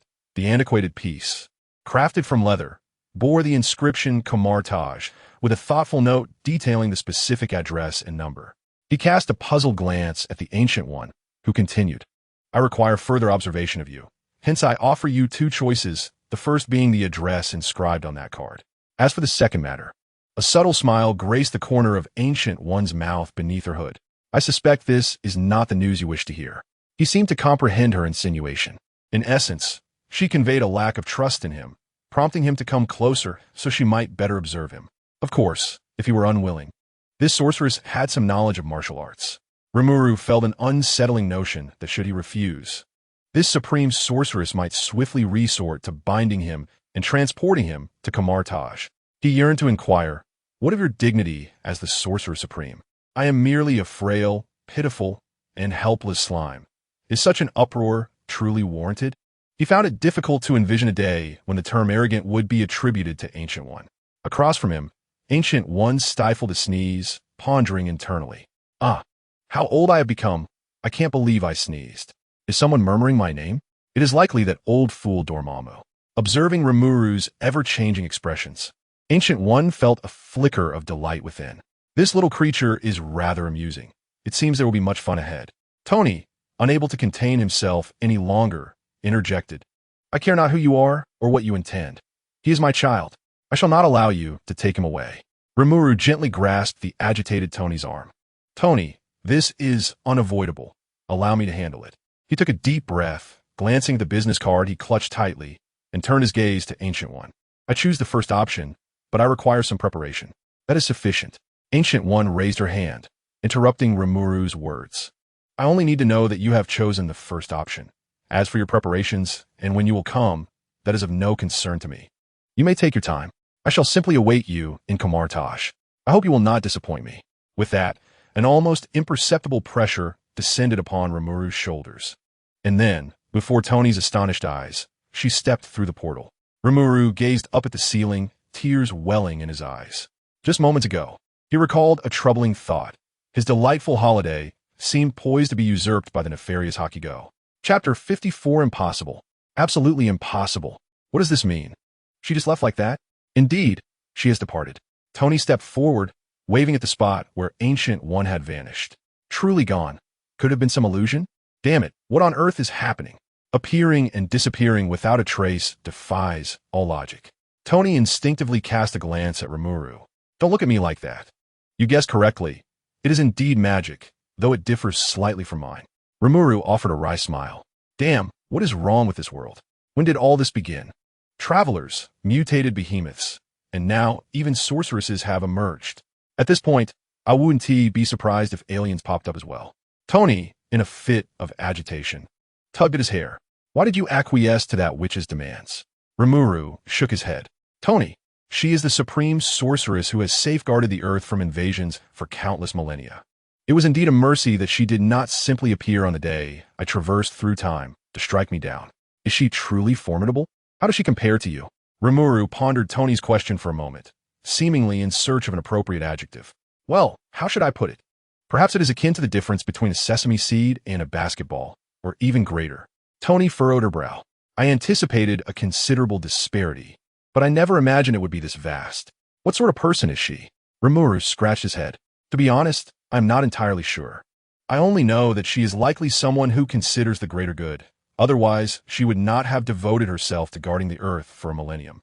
Tony stroked her chin and remarked, that sounds rather lonely. Perhaps she simply wishes to engage in conversation with you. Much like a solitary elder whose children have drifted far away. Upon hearing Tony's description, Rimuru could not help but conjure an image of the Ancient One, seated at counterattack, sipping tea while gazing in an empty room, muttering about being busy. Ah, that is indeed quite a vivid picture. Rimuru shook his head, dispelling those chaotic thoughts. Tony, I plan to visit in a few days. Could you have Jarvis assist me in arranging the itinerary? Also, please do not mention this to Sister Pepper. I fear it would cause her concern. Absolutely not. You cannot go alone. Tony insisted firmly.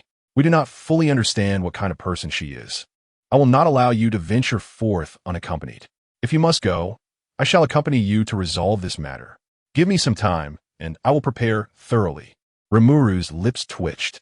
To be honest, it is not that he wishes to discourage Tony. The gulf between her and the Ancient One is truly immense. Tony can rely solely on his armor, while the Ancient One wields the power of the entire dark dimension at will, not to mention the profound legacy of counterattack. He genuinely could not fathom how Tony might prevail. However, he too possesses the magic of counterattack, though his method of learning may lack moral integrity. Rimuru felt that entrusting this to Tony would surely lead to something extraordinary. Tony, I believe this may be of use to you. As he spoke, a magical array radiating a blue glow appeared in Rimuru's hand. Is this the witch's magic? It does not seem particularly impressive. Tony reached out to tap the magical array in Rimuru's hand. Do you have a way to maintain this? There should be. Let me try. With that, Rimuru closed his eyes and silently consulted the Great Sage. Great Sage, is there any method to ensure that this so-called ring endures for an extended period? Affirmative. You may reinforce its operational method, allowing it to withstand energies beyond mere magical essence. Alternatively, seek a storage medium for long-term magical essence supply. The first option sounds rather cumbersome, Rimuru thought, as a small slime appeared in his hand, resembling a miniature version of his slime form. Then, with a mere thought, the little slime began to wave its tiny tentacles, conjuring a diminutive magical circle. This little creature bears a striking resemblance to you. Could it be your progeny? I certainly did not anticipate becoming a grandfather at such a young age. Noticing Rimuru's predatory gaze, Tony silently closed his mouth. You may consider this as my avatar. It possesses a degree of intelligence and can replicate most of my abilities. This should suffice for your research, right? Tony, upon hearing this, gingerly cradled the little slime. Indeed, it is more than sufficient. I can hardly contain my eagerness to delve into the mysteries of this so-called magic.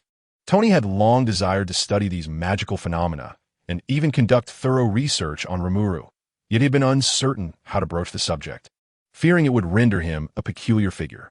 Wait a moment, Rimuru interjected, catching the exuberant Tony's attention. Have you forgotten something? What?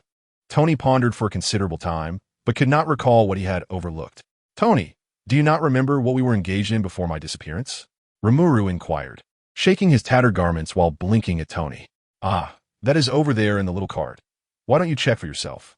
I must hasten to examine this new discovery. With that, Tony dashed out, cradling the little slime in his hands with great enthusiasm. It seemed that once it came to scientific inquiry, Tony was brimming with excitement. Regardless, Rimuru decided to seek out the item he desired. He leaped over scattered mechanical debris and found what he had been searching for in the cart. Wow, it's a striking blue-black color. It looks quite impressive. Rimuru exclaimed as he pulled out a finely crafted suit from the cart. Ever since the battle with Obadiah, Rimuru had expressed a desire for a sturdy outfit that could conceal his form and facial features. However, due to numerous company matters and the tumult that ensued following Tony's emergence as a superhero, myriad obligations had prevented Tony from attending to this request until now. After all, even though he currently lacked a gender or anything to reveal, being in combat with tattered clothing always felt rather odd. Just like now, the garments that had once been pristine were now in tatters after his explosive encounters and the battle against Agamotto, leaving large areas of skin exposed. Naturally, he had no peculiar proclivities that would lead him to desire such exposure. Rimuru embraced the suit, and in a swirl of dark mist, his attire transformed into the combat outfit. The broad hood, accompanied by a mask adorned with enigmatic patterns, obscured his facial features entirely. The special fabric shimmered with a cool silvery luminescence under the light, while the garments clung closely to his waist, accentuating his slender physique exquisitely. The forearms and legs have been intricately designed for a snug fit, seemingly to facilitate ease of movement. The tapered design of the legs does not evoke a sense of languor as typical legging pants might. Rather, it exudes a strikingly competent aura, with a blue-black color scheme imparting a cool demeanor to the wearer. However, there seems to be a slight sense of excess in size. Limulu, smacking his forehead, recalled that this must be the impression he projects to outsiders. In a swirl of dark mist, Limulu's form suddenly surged in height by several centimeters, with his voice deepening considerably. His attire appeared to possess the remarkable ability to automatically adjust its size within a certain range, allowing it to remain well-fitted despite his sudden growth. Limulu glanced around, feeling somewhat disoriented by the altitude. The shift in perspective was quite unfamiliar. What is this? His gaze was drawn to a hint of white at the very bottom. Limulu instinctively pulled it out. Is this a fox mask? The white and red fox mask oddly complemented the peculiar patterns painted on his own white mask. Wait, what is this? Upon lifting the mask, he uncovered what lay hidden beneath. What on earth? A combat suit in shimmering platinum, adorned with touches of red along the edges, was now in Limulu's grasp. If one were to simply consider the color scheme of this combat attire, Limulu might have found it acceptable, provided one overlooked the skirted bottom and the colorful paper embellishments affixed to it. Dear Cutie, this is an outfit I personally designed. Please do not disappoint my expectations. Love, your sister Pepper. The note featured a somewhat hasty doodle of a small figure. Limulu's lips twitched, even without reading the content. The address alone had led him to deduce the creator's identity. As he held the outfit, two miniature versions of himself suddenly materialized in his mind. The version with devil horns whispered conspiratorially, "Come on, give it a try. This is a heartfelt gift from Sister Pepper." Meanwhile, the haloed version kicked the horned self aside, exclaiming, "No, what about your dignity?" Limulu felt a headache brewing as he observed the internal conflict between these two manifestations. Impossible. Absolutely inconceivable. I would never wear that. He resolutely stuffed the outfit back into the cart and closed it up, causing the two miniature figures to dissipate. Ah, tranquility at last. Yet in this newfound silence, a peculiar itch stirred within him, and his gaze was involuntarily drawn back to the cart. After surveying his surroundings, Limulu whistled and approached the cart. Should I get a try? Chapter 55. A certain someone's notorious past again. Ultimately, the little devil within him triumphed over the little angel. After another glance around, Limulu retrieved the outfit from the cart once more. His previous haste had caused him to focus solely on the skirt, but upon closer inspection, he realized that the ensemble was rather aesthetically pleasing. A swirl of black mist enveloped the original dark combat attire, which was soon transformed into a pristine white ensemble. Perhaps for aesthetic appeal, this white combat suit lacked the automatic size adjustment feature, fitting only when Rimuru adjusted his height to approximately 1.6 meters. As Rimuru raised his hand, a reflective water mirror materialized before him, and despite his mental preparation, he could not refrain from exclaiming in admiration, "How splendid it looks!" A peculiar emotion stirred within him. Was it joy, or perhaps delight? He shook his head in denial. Impossible. I am merely wearing this exquisite attire crafted by Sister Pepper out of respect for her thoughtful design. Yes, that is it. I certainly do not harbor any fondness for such garments. Yet, Even he could scarcely believe this rationale. One cannot deny that Pepper's aesthetic sense was truly remarkable. If the original suit designed by Tony emphasized convenience and practicality, then Pepper's creation harmoniously blended lightweight design with striking beauty. Like its predecessor, this outfit featured a voluminous hood, an unavoidable design choice. Although he could alter his form and appearance, any modifications could only be made upon the foundation of his current mimicry body. He could only transform into versions of himself of different genders or age stages. Should any discerning observer compare closely, the similarities would be evident. Thus, concealing his appearance was essential. The ensemble, predominantly in a platinum hue, was accented with red along the edges and seams of the sleeves, evoking a hint of a shrine maiden's attire. The hood was not attached to the main body of the garment. Rather, it was separately linked to the cloak draped over his shoulders, adopting a cape-like style. The accessories on the outfit were not cumbersome. Instead, they contributed to an overall playful and charming appearance.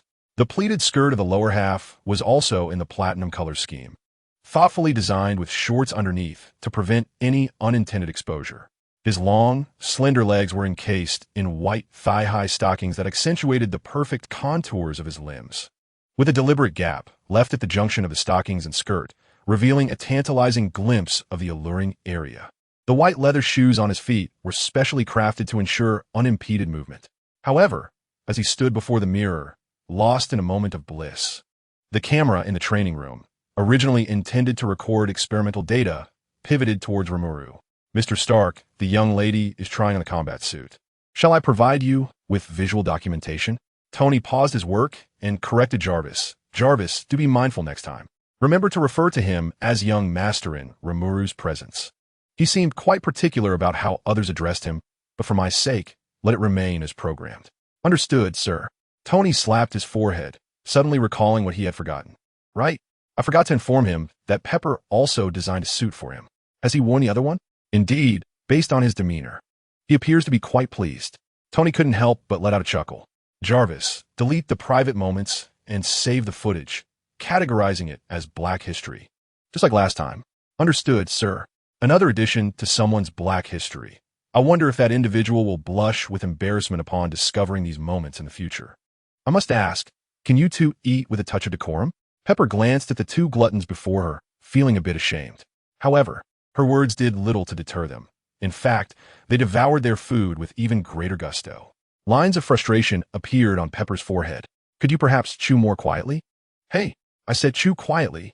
Her repeated pleas were drowned out by the sounds of their ravenous eating, and she could no longer endure it. Pepper marched over and pinched one of their ears. Ouch, ouch, ouch. What are you doing, Pepper? Tony exclaimed in pain. Sister Pepper, I haven't finished yet, Limlu said, looking innocently at Pepper. All you two do is eat. Did you even hear what I said? Pepper released them, returning to her seat with an expression of displeasure. Could you two not restrain yourselves, even a little? One of you looks like you've been through a war, shouting about something being done, while the other, sporting dark circles under your eyes, is grinning foolishly at a pile of metal. Even if you're hiding something from me, could you at least do it with a bit more subtlety? Pepper pouted, visibly irritated. Meanwhile, Limlu and Tony exchanged frantic glances, their expressions seeming to convey, Tony, what's going on? Didn't we agree not to tell Sister Pepper? I never said anything. I was going to ask if it was you who mentioned it. Limlu retorted. Then how does Sister Pepper know? How would I know? You ask me, and I shall ask whom? It must be your peculiar behavior. You're no different. Just as it appeared they were about to quarrel, Pepper quickly intervened. You both must know that you're likely wondering how I found out, right? With a resigned gesture, she pointed at the computer screen. Limlu and Tony instantly understood. The culprit among the crowd, Jarvis, with his expressive brows, had betrayed the organization. What are you talking about, Pepper? I have no idea, Limlu said, sticking out his tongue in an attempt to feign innocence. I merely had a new idea for the iron suit. How could I possibly be involved in anything dangerous? Tony hastily added his explanation. Observing the two desperately concocting excuses to cover their tracks, Pepper couldn't help but laugh. All right, I confess that it was wrong of me to probe Jarvis for your secrets. But you too, do not underestimate my resolve. I anticipated such situations when I formally acknowledged my relationship with Tony. I just never expected you, Limlu, to be involved as well. Pepper shook her head in exasperation. I possess no extraordinary talents. nor do I have any remarkable qualities. At best, I am an ordinary individual with a slightly better memory. I am, by nature, a selfish person, even yearning to keep you all by my side to share in the mundane moments of life. Yet, I shall not act upon this desire, for I trust that you would not wish to see such a version of myself. My only recourse is to silently pray for you from the shadows. Moreover, I dread the day I might awaken to discover that one among you has met with misfortune, regardless of what paths you choose to pursue. Please always remember that a humble housewife awaits your return, so venture forth with confidence and courage. Little Pepper beamed with a smile that resembled a gentle spring breeze, showing no signs of dismay over her lack of exceptional abilities. Tony sighed deeply, laughing carelessly, stating that your words alone suffice, and we shall return without incident. Sister Pepper, we shall bring back some local specialties. Make sure to let the little one choose. I do not trust the aesthetic sensibilities of certain superhero. Unbeknownst to them, Tony's hand trembled slightly beneath the table as it gripped a rectangular device. I apologize, Pepper. You are truly a wonderful woman, but forgive my impulsiveness. I must endeavor to pave a clear path in the limited time I have, for your sake and for Rimuru's. Please forgive my presumption. Chapter 56. We are not primitive beings, coughed Jarvis. Are you certain this is the correct location? Sir, the address on the business card indicates we are in this vicinity. However, I regret to inform you that the poor conditions here hinder my ability to determine the precise location via satellite. Tony coughed abruptly. I would wager the emissions here are off the charts. The acrid scent assaulted his nostrils as the murky air flooded his lungs. Tony, do you need a mask? Rimuru offered a mask to him. A mask? How do you have something like this? Never mind, just hand it over. Once donned, the mask provided Tony with considerable relief, and he cast a grateful glance toward Rimuru. As for the origin of the mask, it was due to Little Pepper's foresight. Upon learning of Rimuru's ability to store items, she had hastily entrusted him with an array of essential supplies and emergency gear. It now seemed that these provisions were not without merit. The squalid surroundings struck Rimuru visually at every moment. Rimuru, are you certain that old witch is not deceiving us? The place she mentioned isn't even on a local map. Tony grumbled, clutching the map he had purchased for $2. Rimuru's lips twitched. Tony was indeed the first in history to display such disrespect towards the supreme sorceress. Hopefully, Master Gu had not overheard these words. Tony, it would be wise to refrain from complaining. It would not bode well if anyone caught wind of it. And when you meet Master Gu again, you ought to show some respect. Respect? What a jest. I have always been the one to receive deference from others. When has it ever been my turn to bow and scrape? At that moment, a gentle breeze swept through, refreshing the air around, though this was only true for Rimuru. Tony, on the other hand, felt an inexplicable flutter in his heart as the wind brushed past him. The wind chimes at the street corner clinked together, producing a melodious sound. It seemed as if an unseen force guided Rimuru's gaze towards a nondescript billboard that read, Pilgrimage Journey, Himalayan Healing Methods, Seek Inner Peace. Discover your true self. Are you also intrigued by such street advertisements? Tony jested. Rimuru shook his head, replying, not at all, but I believe we may have found our destination. He retrieved a slightly warm card from his pocket and gestured towards the billboard. Indeed, the card's brightness intensified. What are we waiting for? Let us depart swiftly. I have no desire to linger here, inhaling toxins.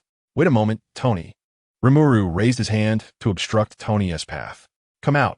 You've been stealthily following us for quite some time. Haven't you? He turned coldly to address the figures lurking behind them. Since you are aware of our presence and have chosen a secluded spot, it seems you wish to entertain us. Little Beauty, the leader, a man with a scarred face, leered at Rimuru, licking his lips with a depraved gaze. Rimuru's expression darkened, and he discreetly summoned magical energy, noting the absence of surveillance cameras and the disorderly surroundings that rendered even JARVIS' satellite positioning ineffective. Surely, it would be reasonable for a few people to be asleep here, wouldn't it? Just as he prepared to take action, an individual draped in a voluminous cloak emerged from the shadows and swiftly incapacitated the scarred man. The remaining ruffians had no time to react before they too were subdued in the same manner. The cloaked figure slowly removed his hood, revealing a dark-skinned face. You see Camartage, do you not? Follow me. Tony, just recovering from his shock, retorted, Why should we follow you? How can we trust your intentions? He tightened his grip on a small, red and gold canister, having no choice but to rely on this minor tool for protection, as his armor remained with Rimuru. The cloaked sorcerer spoke again. There is no need for further words. This is the guidance of the Supreme Sorcerer. I'm merely a messenger sent to lead you. Whether you choose to trust me is entirely up to you. Tony, he seems to be telling the truth, Rimuru remarked, shaking the luminous card in his hand, which blazed even more intensely in the presence of the man before them, as if to ensure they were on the right path. Thus, the two followed the dark-skinned sorcerer through a bustling alley. Are you certain this is the place? Not that ornate shrine over there? Tony questioned, eyeing what resembled a geriatric care facility, then glancing towards the nearby opulent shrine. I have inquired about this matter as well. I, too, was once rather impolite. Much like you. Allow me to offer you a piece of advice. Forget everything you believe you understand. The black sorcerer spoke with an air of tranquility. Tony nodded. All right, I shall do my best. Shortly thereafter, the man handed each of them a small slip of paper. What is this? Rimlu inquired, gazing at the crooked letters on the note with curiosity. However, Tony interjected, I know. This must be a spell for us. Only by reciting it can we gain entry. The black sorcerer shot Tony a disdainful look. This is merely a password. What do you take us for? We are not primitive beings. Tony's expression visibly darkened, nearly matching the complexion of the sorcerer before him. Come in. The Supreme Sorcerer awaits you in the innermost chamber. With that, the black sorcerer turned and entered without a backward glance. Rimlu and Tony exchanged glances before following him inside. Welcome. Ancient One sat at a wooden table, savoring her tea, seemingly anticipating Rimlu's arrival at this moment. Please take a seat. With a sudden burst of laughter, Tony could no longer contain himself. Ancient One looked over, puzzled, only to find Tony stifling his laughter while staring at his own head. Her previously pleasant mood soured in an instant, though she chose not to express it. Noticing the shift in atmosphere, Rimlu nudged Tony with his elbow. Be serious. Tony, his face flushed, replied, Apologies, I just thought of something amusing. Please continue. Ancient One cleared her throat and resumed. Rimlu, may I call you that? Rimlu nodded in affirmation. Suddenly, a small magical circle appeared at the tip of Ancient One's finger. You should be familiar with this. Please demonstrate. Following her request, Rimlu conjured a similar magical circle, albeit in a sky blue hue. Ancient One gestured for Rimlu to place it in her hand. Observing the sky blue circle, Ancient One weighed it in her hand, then adjusted the brightness of the magical circle in her other hand to match. The two circles collided with a resounding crash, the orange-red circle shattering upon impact, while the sky blue circle sustained only a few cracks. An improved technique. Genius. This thought suddenly flashed in Ancient One's mind, her gaze towards Rimlu softening further. Now, there is but one matter to confirm. Rimlu, Ancient One began. Yes, what is it? What is your perspective on the nature of power? Or rather, when you possess unparalleled strength, what actions will you take? Rimlu paused, taken aback by the unexpected question. He had anticipated Ancient One would inquire about his purpose in this world as she had previously. Lowering his head in contemplation for a moment, he responded, I believe power is neither inherently good nor evil. It solely depends on how one chooses to wield it. Like a sharp blade, it can serve as a hero's weapon against dragons or as a tool for plunder and destruction. Tony cast an approving glance at Limulu in response to his words, akin to how his weapon could serve as both a guardian for a soldier and a means of reckless abandon in the hands of a rogue. However, his thoughts were slightly more radical than Limulu's. He opted to halt the arms manufacturing of his company entirely. By ceasing weapon production, he believed he could prevent harm. Yet, the reality persisted that if he refrained from creating weapons, others would only forge more violent alternatives. Perhaps it was precisely this realization that led him to become Iron Man. Across from them, Gu-I nodded, seemingly satisfied with Limulu's answer. Limulu continued, As for what I would do with my unparalleled power in the past, I might have acted solely on whim, indifferent to the lives of others. But now, he turned to Tony, the image of Pepper Potts surfacing in his mind. Haha, I suppose I would quietly safeguard all that I hold dear, he said, feeling somewhat bashful as he scratched his head. Gu-I also directed her gaze towards Tony. To her, the man before her appeared rather unremarkable. If she had to identify his distinguishing trait, it would be that he was at the nexus of many fateful threads, poised to play a crucial role in the future of the world. You are a commendable father, she remarked. Tony felt a peculiar sense of confusion. Yes, I know. Thank you for the compliment, he replied. Gu-yi sighed deeply, flipping her empty teacup upside down on the table before rising, her hand resting on the surface for support. Limulu's heart tightened at the sight of her actions. What was she about to do? What should I do? Was my response incorrect? Oh no. She looks like she's about to make a move. Surely she wouldn't strike me down with a single blow. Great sage. Wake up, please. I understand your answer. Then, a glimmer of green light appeared in Gu-yi's eyes as she gazed down at Limulu from her elevated position. Chapter 57. Tony, the master of explosives, I understand your answer. Then, Gu-yi's eyes flickered with a subtle green light as she regarded Limulu from above. Despite the faint smile on her face, to Limulu, it seemed ominously chilling. Bang! What are you doing?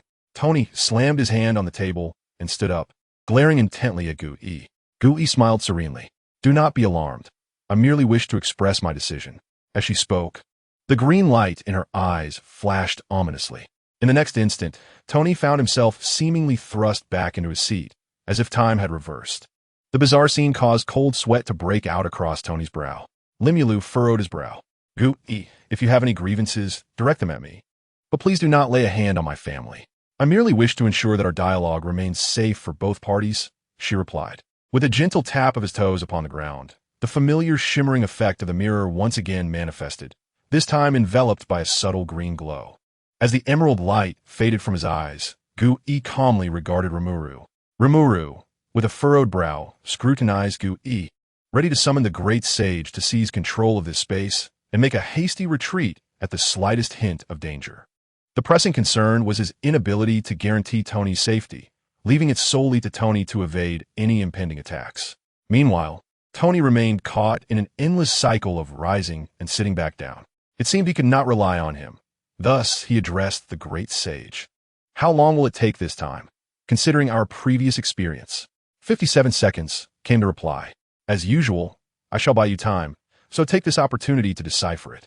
At that moment, Gu-yi spoke up. Would you be willing to become my disciple? His gaze was filled with anticipation as he held out what appeared to be a token. Rimuru stood momentarily stunned, unable to respond. Gu-yi, resting his chin on his hand, continued speaking. Are you dissatisfied? Perhaps it is indeed excessive to ask you to be merely a disciple with your talents. You deserve a distinction apart from the others. What about becoming my personal apprentice? I will personally instruct you in the magic of counterattack. Observing Rimuru's hesitation, Gu-yi added, I understand what you're contemplating. Of course, you may choose to decline my offer. However, if you do, we would revert to a relationship akin to that of cat and mouse. Rimuru swallowed hard and summoned the courage to inquire. What would you do if I refuse your proposal? I shall keep a vigilant watch over you, and should you exhibit any extreme behavior, I will not hesitate to eliminate you. That would be the more conservative approach. A more radical course of action might involve confining you under strict surveillance at counterattack, or even erasing you from existence right now. What is the difference between that and imprisonment? How can you speak of such terrifying matters with such calmness? Rimuru internally lamented. It seemed he truly had no choice. Yet, becoming Gu-yi's disciple might not be entirely detrimental. At least he wouldn't have to live in constant fear of a powerful adversary appearing out of nowhere to end his life. Furthermore, he could learn the magic of counterattack, though the greatest drawback was the prospect of being separated from Tony and Pepper, which was a notion he found difficult to accept. Seemingly sensing Rimuru's inner turmoil, Gu-yi reassured him, you need not worry about losing your freedom upon becoming my disciple. You may return to your life at any time, provided you complete your studies of counterattack's magic. Of course, I will require tuition. Let us consider it an exploration of your otherworldly magic. It's that simple. With his major concerns alleviated, Rimuru pondered no longer, declaring, I agree. I do not agree. Tony's roar echoed from a distance, and Rimuru turned to see him. Bloodshot eyes and bulging veins on his neck, as if he was enduring immense suffering. The faint green aura that had surrounded him dissipated, and he clutched a small canister adorned in red and gold. Rimuru, bring forth my battle suit. Tony, are you all right? Rimuru tossed him a healing potion, and his condition improved slightly. Retrieve the newest suit. I wish to converse with her. Recognizing his stubbornness, Rimuru shook his head but complied. Ancient One, too, did not intervene, instead watching with keen interest as Tony donned the suit. The new battle suit appeared rather unchanged, save for several rows of canisters of red and gold on the arms, which Tony had been holding. Additionally, there seemed to be some sort of covering over the reactor. Rimuru's smile faltered as he considered the implications. Tony was seemingly using his own doppelganger as a power source. But why would he resort to such a measure? Surely, Tony lacked any magical aptitude. As these thoughts swirled, Rimuru's expression grew somber, recalling that in a parallel universe, Tony had assumed the role of the supreme sorcerer at Camartage. Could it be that this universe's Tony possessed such a talent as well? Tony Stark, I trust you heard my previous statement clearly. I shall take your child as my apprentice, and he will remain at Camartage for a time. Should he wish to leave, he may return to you at any moment, retaining his freedom. This arrangement is the best solution I can devise. And so, you intend to abduct my child? Tony's discontent reverberated from within the armor. You inexplicably invade my home, assault my child, and now you wish to whisk him away to this chaotic place, teeming with lunatics immersed in sorcery? Do you take me for a fool? As a father, I declare, old hag, that I shall not allow you to take my child. With a defiant gesture, he aimed his weapon at Ancient One. Drawing upon her mastery of the dark dimension, she had attained eternal beauty and longevity, yet at the cost of certain attributes, such as hair and brows. Although she feigned indifference, she was, after all, a woman. The desire for beauty was innate, and thus she never permitted discussions of such topics in her presence. The apprentices of Camartage were well aware of the 3 taboos before the supreme sorcerer: age, eyebrows, and baldness. Tony, in his impeccable timing, had unwittingly touched upon each of these sensitive subjects, earning him the title of Master of Missteps. Rimuru's mind teetered on the brink of madness. He truly did not anticipate Tony's audacity. However, his concerns swiftly dissipated. It was evident from Master Gu Yi's demeanor that she was keen to take him as her disciple, as reflected in her numerous concessions. Moreover, Tony was the scion of the Marvel Universe, and in such circumstances, it was unlikely that he would face any mortal peril, though he might indeed endure a severe beating. Rimuru silently infused a portion of magical essence into the doppelganger position before Tony's reactor. Do your best, Tony. This is all the assistance I can provide. He silently mourned for Tony for a fleeting moment. On the surface, Gu Yi maintained her poised and graceful demeanor. Yet the creaking of her tightly clasped fingers and the sudden drop in temperature around them betrayed her true feelings. So, you wish to engage in some practice with me? Gu Yi narrowed her eyes slightly. I would be delighted to oblige. Chapter 58. A complimentary tour of the multiverse. I would be delighted to oblige. No sooner had Gu Yi uttered these words than Tony unleashed a palm blast. As the smoke cleared, Gu Yi remained unscathed behind the formation. Without exchanging pleasantries, they plunged directly into battle. How eager you are. Gu Yi calmly countered the palm blast with her formation. I have no words for a witch who ensnares children like you. Tony raised his hand and fired several more palm blasts. Jarvis, is the new feature operational?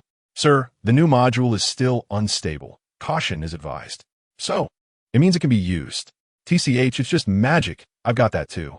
Tony patted the slime housed within his chest. A soft blue energy flickering as faint magical formations and runes began to creep up his forearm. Jarvis, deplete 1 storage unit and supply full power. In the next moment, to Rimuru's utter astonishment, a fiery red formation materialized in Tony's hand, an unknown energy surging furiously until it coalesced into a roaring dragon's head of flames. While a small metallic canister fell from his arm, Rimuru gazed in disbelief at this magical spectacle. Magic? Tony can actually wield it? Hearing Rimuru's exclamation behind him, Tony chuckled. In his eyes, the so-called magic was merely a different manifestation of energy. Unlike Rimuru and others, who innately possessed extraordinary energy, his nuclear reactor was, after all, a form of energy. Since it was energy, it could replace their extraordinary essence, and thus unleash magic. It was akin to a glass of soda. Their extraordinary energy was like the liquid in the glass. Regardless of how the liquid transformed, it ultimately reached the mouth through a straw. The only thing he lacked was that straw, the means to direct the energy's flow, which constituted their method of magic. Fortunately, Rimuru's doppelganger adeptly compensated for this shortcoming. All he needed to do was guide the little slime along the pathway, while he focused solely on supplying energy. The 18 small metal canisters affixed to his forearm were designed to store the reactor's energy, thus resolving the issue of energy supply. There was no reason for him to be defeated. The blazing dragon roared as it charged towards the Ancient One, who momentarily appeared astonished by the magic unleashed by Tony. Though she quickly regained her composure. With a swift motion of her hand, the ground surged upward, effectively intercepting the formidable strike. Seeing that his attack was futile, Tony propelled himself towards the Ancient One with the assistance of his boots, a steel blade emerging from the armor on the back of his hand, entwined with crimson energy. Noticing this, the Ancient One subtly moved her fingers, causing the enormous magical array before her to shrink to the size of her palm, deftly catching the blade and revealing a portal that materialized just behind her. As another energy canister ejected, a scarlet chain shot forth from Tony's chest, tightly ensnaring the Ancient One. I always anticipated your spatial manipulation abilities. Did you think I would be unprepared? She remarked, shaking her head. You truly are a father-son duo, attempting to use my own magic against me. I, the founder, have indeed been underestimated. With a flick of her fingertip, the chain shattered into countless butterflies, enveloping Tony within their fluttering swarm. Desperately, he swatted at the butterflies, but instead of dispersing, they only multiplied the dents on his armor. A tremendous force surged through Tony's arm, causing the steel blade to fracture instantly, accompanied by the Ancient One's voice echoing from an unknown direction. Your connection to your armament is too cumbersome. In the next moment, he felt a blow to the armor at his joint from behind, causing him to stagger forward. His balance wavered. He felt too lightheaded. Just as he regained his footing, another kick struck his chest. Your temper is flaring. You are too impulsive. The Ancient One's voice chided again. Anger welled up within Tony. He yearned to confront the old sorceress and teach her a lesson, oblivious to the vigilant butterflies surrounding him. Suddenly, he was struck hard from behind once more, and the Ancient One's voice admonished, Look around, focus your attention. Tony found himself being tossed about like a ball, while the Ancient One's tone resembled that of a stern guardian, fueling his fury. Meanwhile, Rimuru silently turned away from the brutal scene. After all, he felt he could not intervene in this battle. Assisting Tony would likely result in him being beaten alongside him, while aiding the Ancient One would brand him a traitor. Shaking his head, he decided it was best to wait until the conflict ended to tend to Tony's wounds. Enough. This bothersome magic, Tony exclaimed, yanking a canister from his arm and pressing the button atop it. In an instant, invisible high-frequency energy waves surged around, swirling in relentless circles. The flitting butterflies dissipated into starlight, vanishing into the ether, and even the mirrored space trembled momentarily. Tony, within his battle suit, abruptly coughed up blood. Ancient One observed the oscillating space with a furrowed brow. Tony patted his chest as a soft green glow enveloped him, his breath gradually regaining steadiness. It seemed his hypothesis was indeed correct. Since the magic adhered to specific formulas and energies, he merely needed to disrupt it with energies of varying frequencies, causing the magic to naturally unravel, much like using high-frequency electromagnetic waves to interfere with electronic devices. However, given that his reactor was a nuclear one, the continuous release of energy would inevitably inflict severe damage upon his body. Fortunately, Rimuru's magic could precisely mend his injuries, rendering such side effects relatively insignificant. Tony straightened up, grasping the remaining canisters in his hands. You seem to place great importance on this space, old witch. I wonder what would happen if I shattered it. The destruction of the mirrored space would indeed cause some damage to the original body, yet Ancient One was not concerned about that at the moment. Her worry lay in the potential exposure of their conversation to outsiders. Otherwise, she would not have employed the time stone to conceal the mirrored space. However, she soon realized that Tony was becoming reckless and quickly intervened. I advise against that action. You have no say in this. Just as Tony attempted to press the switch, his feet were ensnared by scarlet chains, hoisting him upside down. The abrupt turn of events caused the canisters in his hands to tumble to the ground. He felt a flash before his eyes, and a gleaming bald head appeared before him, raising a hand. Cursed gesture. Rimuru quickly shouted, Tony, watch out. Yet, that hand landed squarely on Tony. Rimuru sighed in exasperation. He recognized the move all too well. Tony would now enjoy a free excursion through the multiverse. In the instant the hand struck, Tony felt his vision blur momentarily before gradually coming into focus. Is it my body? Tony gazed in horror at his translucent form. Ancient One cast a glance at Tony's soul, floating in the air, and offered a faint smile. Tony sensed that everything around him was receding at an astonishing speed, down to the atomic level, the cellular expanding to the cosmic, the dimensional, and the multiversal. A series of breathtaking scenes rushed past him. More accurately, it felt like he was plummeting away from this world, his very essence being torn asunder. 2 minutes later, ugh. Tony lifted his helmet, his face pale, retching. Looking at his hands, he exclaimed with elation, "At last, I'm back." What? What do you intend to do? Tony retreated a couple of steps, eyeing the approaching Ancient One with trepidation. Nothing much. I was merely contemplating whether we could engage in polite discourse now. Tony, gazing at the enigmatic smile on Gu Yi's face, nodded fervently. After a friendly exchange, Tony had gradually recovered from his earlier state of trepidation. In any case, my stance remains unchanged. Regardless of your threats, I shall not yield regarding Rimuru. Even if you intend to be his teacher, I must ensure that he is guided by a commendable mentor. Gu Yi pondered for a moment and replied, "How about this? You may stay here with Rimuru for a while. When you come to trust me, you may then entrust him to my care. What do you think?" Recognizing the concession made by the other party, Tony heaved a deep sigh and responded, "That sounds like a reasonable proposal." Chapter 59. The challenge of face blindness. With a wave of her hand, Gu Yi dispelled the mirrored space. "It is settled then." She tossed a small wooden plaque towards Rimuru. "What is this?" Rimuru inquired. "You may regard it as a form of identification. Within the entirety of Kamartaj, no one shall impede your passage, should you wish to explore," Gu Yi explained with a smile. "Does this mean I have become the foremost individual beneath the Supreme Sorcerer? Will all future Doctor Strange be at my beck and call?" Rimuru thought, unable to suppress a grin. Gu Yi, oblivious to Rimuru's musings, found amusement in the ever-changing expressions of the blue-haired fellow. "Have you stumbled upon something delightful?" Gu Yi gently stroked Rimuru's head. Realizing he had perhaps become a tad too self-satisfied, Rimuru quickly waved his hands in protest. No, I am merely overjoyed by the gift." "Thank you, Supreme Sorcerer." He felt the hand atop his head come to a halt. What should I call you?" Rimuru's eyes darted around until he finally exclaimed, "Thank you, Master Gu Yi. That is much better." Gu Yi ruffled Rimuru's hair a couple more times before withdrawing her hand with satisfaction. "Come along. I shall introduce you to the wonders of Kamartaj." At that moment, Tony, seemingly struck by a whim, approached and playfully ruffled Rimuru's hair vigorously. "Tony, what are you doing?" Rimuru, sporting a disheveled mane, looked up at Tony with a forlorn expression. From Tony's perspective, Rimuru's pouting visage resembled that of a perturbed kitten, which alleviated some of his own vexation. As for the source of his discontent, who could say? Perhaps it stemmed from some imbalance within someone's heart. Though Kamartaj appeared to be merely a modest establishment occupying less than 200 square meters, its interior was far more expansive than it seemed. How do you achieve this? Is it some form of advanced spatial compression or extension technology? Tony inquired, perplexed.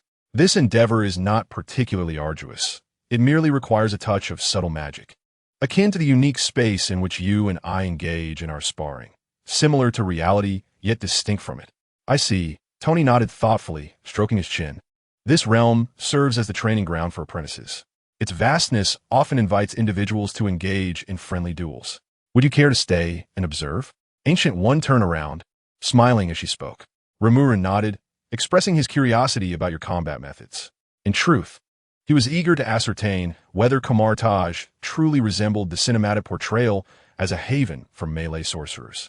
As their conversation unfolded, a black apprentice and a figure clad in a long robe, arms crossed before him, stepped into the relatively open space. The surrounding apprentices ceased their training, captivated by the unfolding spectacle. The black apprentice was familiar to Rimuru. He was the very mage who had come to assist him and Tony.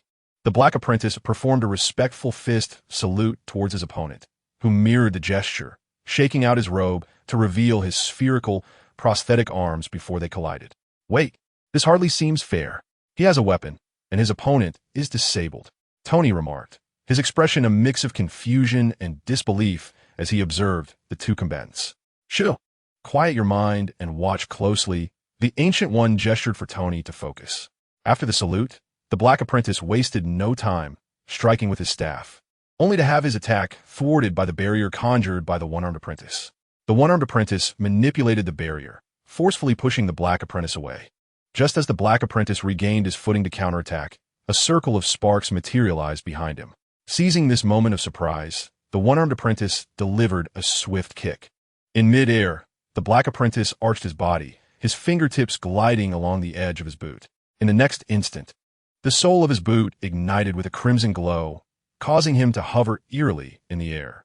He deftly traced the surface of his black staff, which then extended with a surge of orange energy, transforming into a long whip. Ultimately, bolstered by the whip's power, the black apprentice emerged victorious from the duel. The Ancient One called out, "Mordo, come here for a moment." The black apprentice, addressed as Mordo, approached with a respectful bow. "Supreme Sorcerer, what do you require of me?" "Mordo, I observed your recent duel. Your application of the artifact was commendable. It appears the staff of the living tribunal suits you well." The Ancient One remarked with a smile. "You flatter me. I merely tapped into a fraction of the staff's potential and narrowly triumphed," Mordo replied modestly. The Ancient One seemed pleased with his demeanor. "I have a suggestion for you. I wonder if you would be willing to hear it." "I am all ears." While artifacts are indeed powerful, their effectiveness can yield extraordinary results when utilized correctly. However, you seem overly reliant on these external tools, the Ancient One cautioned, shaking her head. "Weapons, after all, are merely supplementary instruments. True strength emanates from within.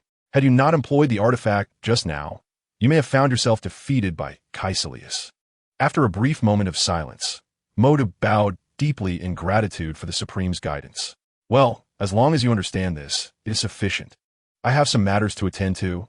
You may return to your training." Ancient One gestured dismissively, prompting Modu to return to his previous position. Limulu observed the scene of Ancient One instructing others, his lips twitching slightly. He perceived that this was not merely guidance directed at Modu, but also an implicit transmission of her philosophy to himself. The manner in which she glanced at him during her conversation with Modu clearly indicated she was imparting this concept to him as well. He now harbored serious doubts about the tradition of the Kamatage melee mage, suspecting it had been perpetuated solely due to Ancient One's influence. He speculated that Ancient One taught her disciples with the mindset that if they could surpass her, they were free to explore ranged combat. If not, they should humbly learn the art of close combat from her. It was no wonder Dr. Strange avoided engaging in melee during battles. He likely feared being bested by Ancient One and thus refrained from close-quarter confrontations. Of course, it was also possible that Ancient One retired before she could impart her philosophy to him adequately. Regardless, he had no intention of wielding a massive sword and engaging in direct conflict. Standing gracefully in the back with a staff, casting spells elegantly, seemed far more appealing. Currently, he was also steadily resolving his issues with magical energy, and he had no desire to take on the role of a melee mage. Subsequently, several pairs of disciples engaged in sparring, with Ancient One providing appropriate guidance. Occasionally, she posed questions to Limulu, further reinforcing his convictions. "It is getting late. We shall conclude here for now. Follow me," Ancient One remarked, snapping her fingers to jolt Limulu out of his reverie. He quickly followed her lead. Upon opening a nondescript small door, Limulu was astounded by the sight that lay within. "Wow, it's enormous." Ancient One chuckled, "Indeed. This place encompasses nearly 70% of the world's books, including those on magic. This is Wong, the librarian here. You may borrow books as you would in any public library." A jovial, portly man approached Limulu, warmly shaking his hand. "Hello, hello. You must be the little disciple mentioned by Supreme Ancient One. A pleasure to meet you. Just call me Wong." Limulu felt slightly embarrassed by Wong's enthusiasm and stammered, "Hello, you can call me Limulu." "Oh, Limulu, what a lovely name.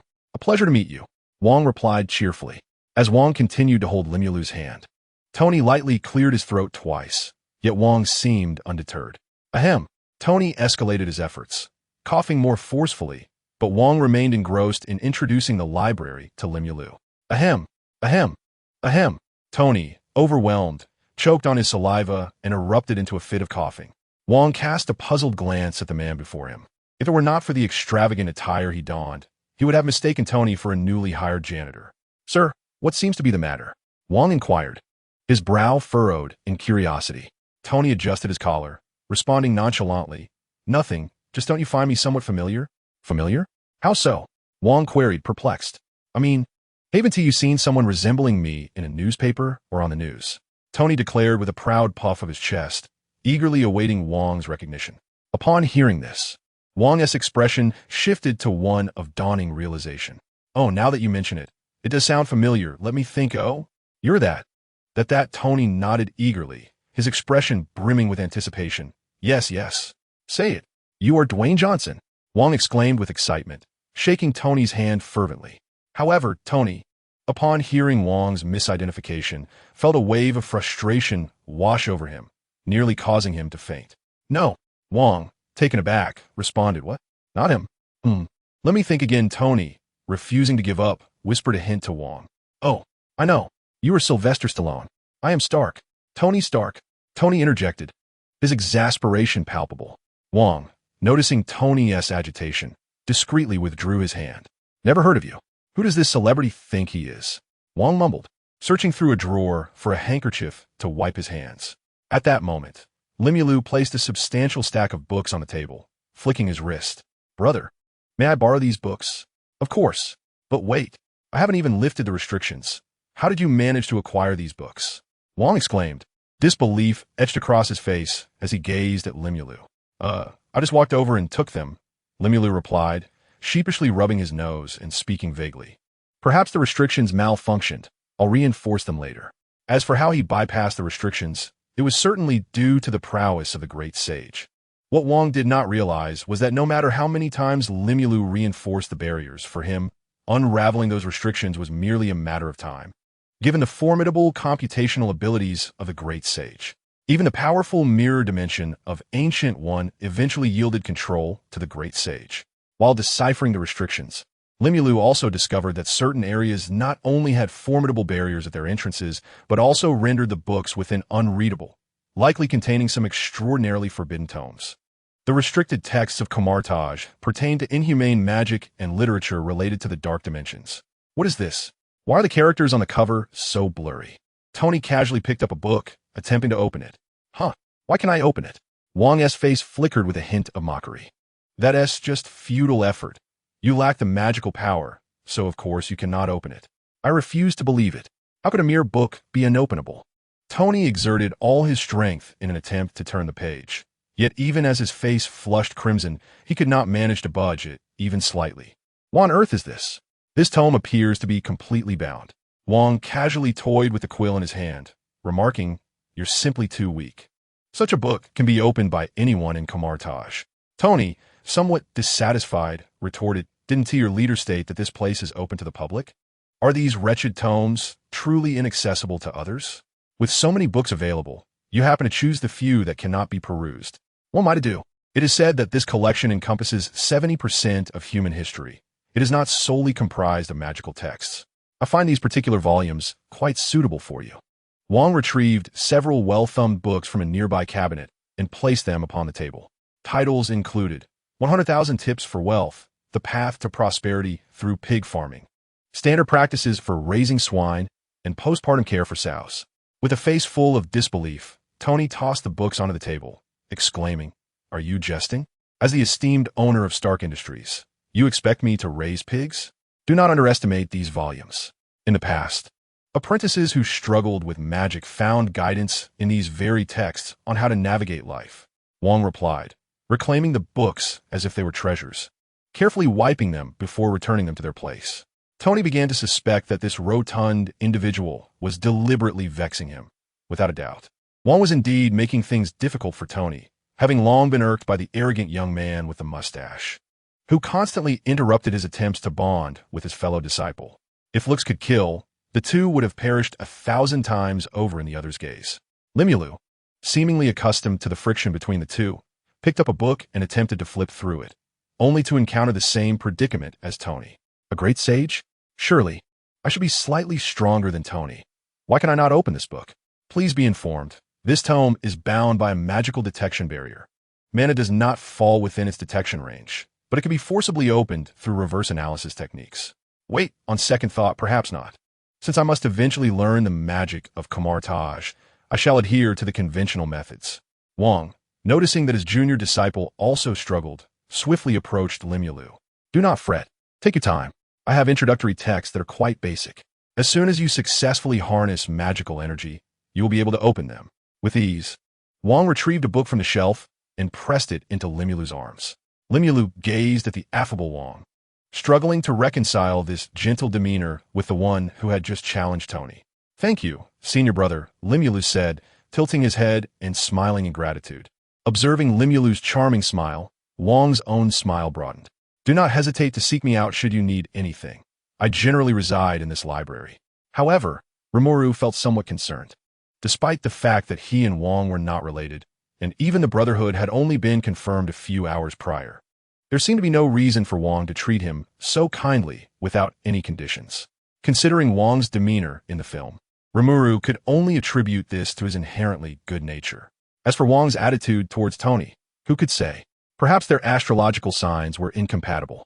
Unbeknownst to him, Wang's kindness stemmed not only from a possible affinity, but, more importantly, from the fact that he was a disciple personally chosen by the Ancient One, a distinction that needed no further elaboration. In a certain sense, a disciple selected by the Ancient One could even be seen as a potential successor to the title of Sorcerer Supreme.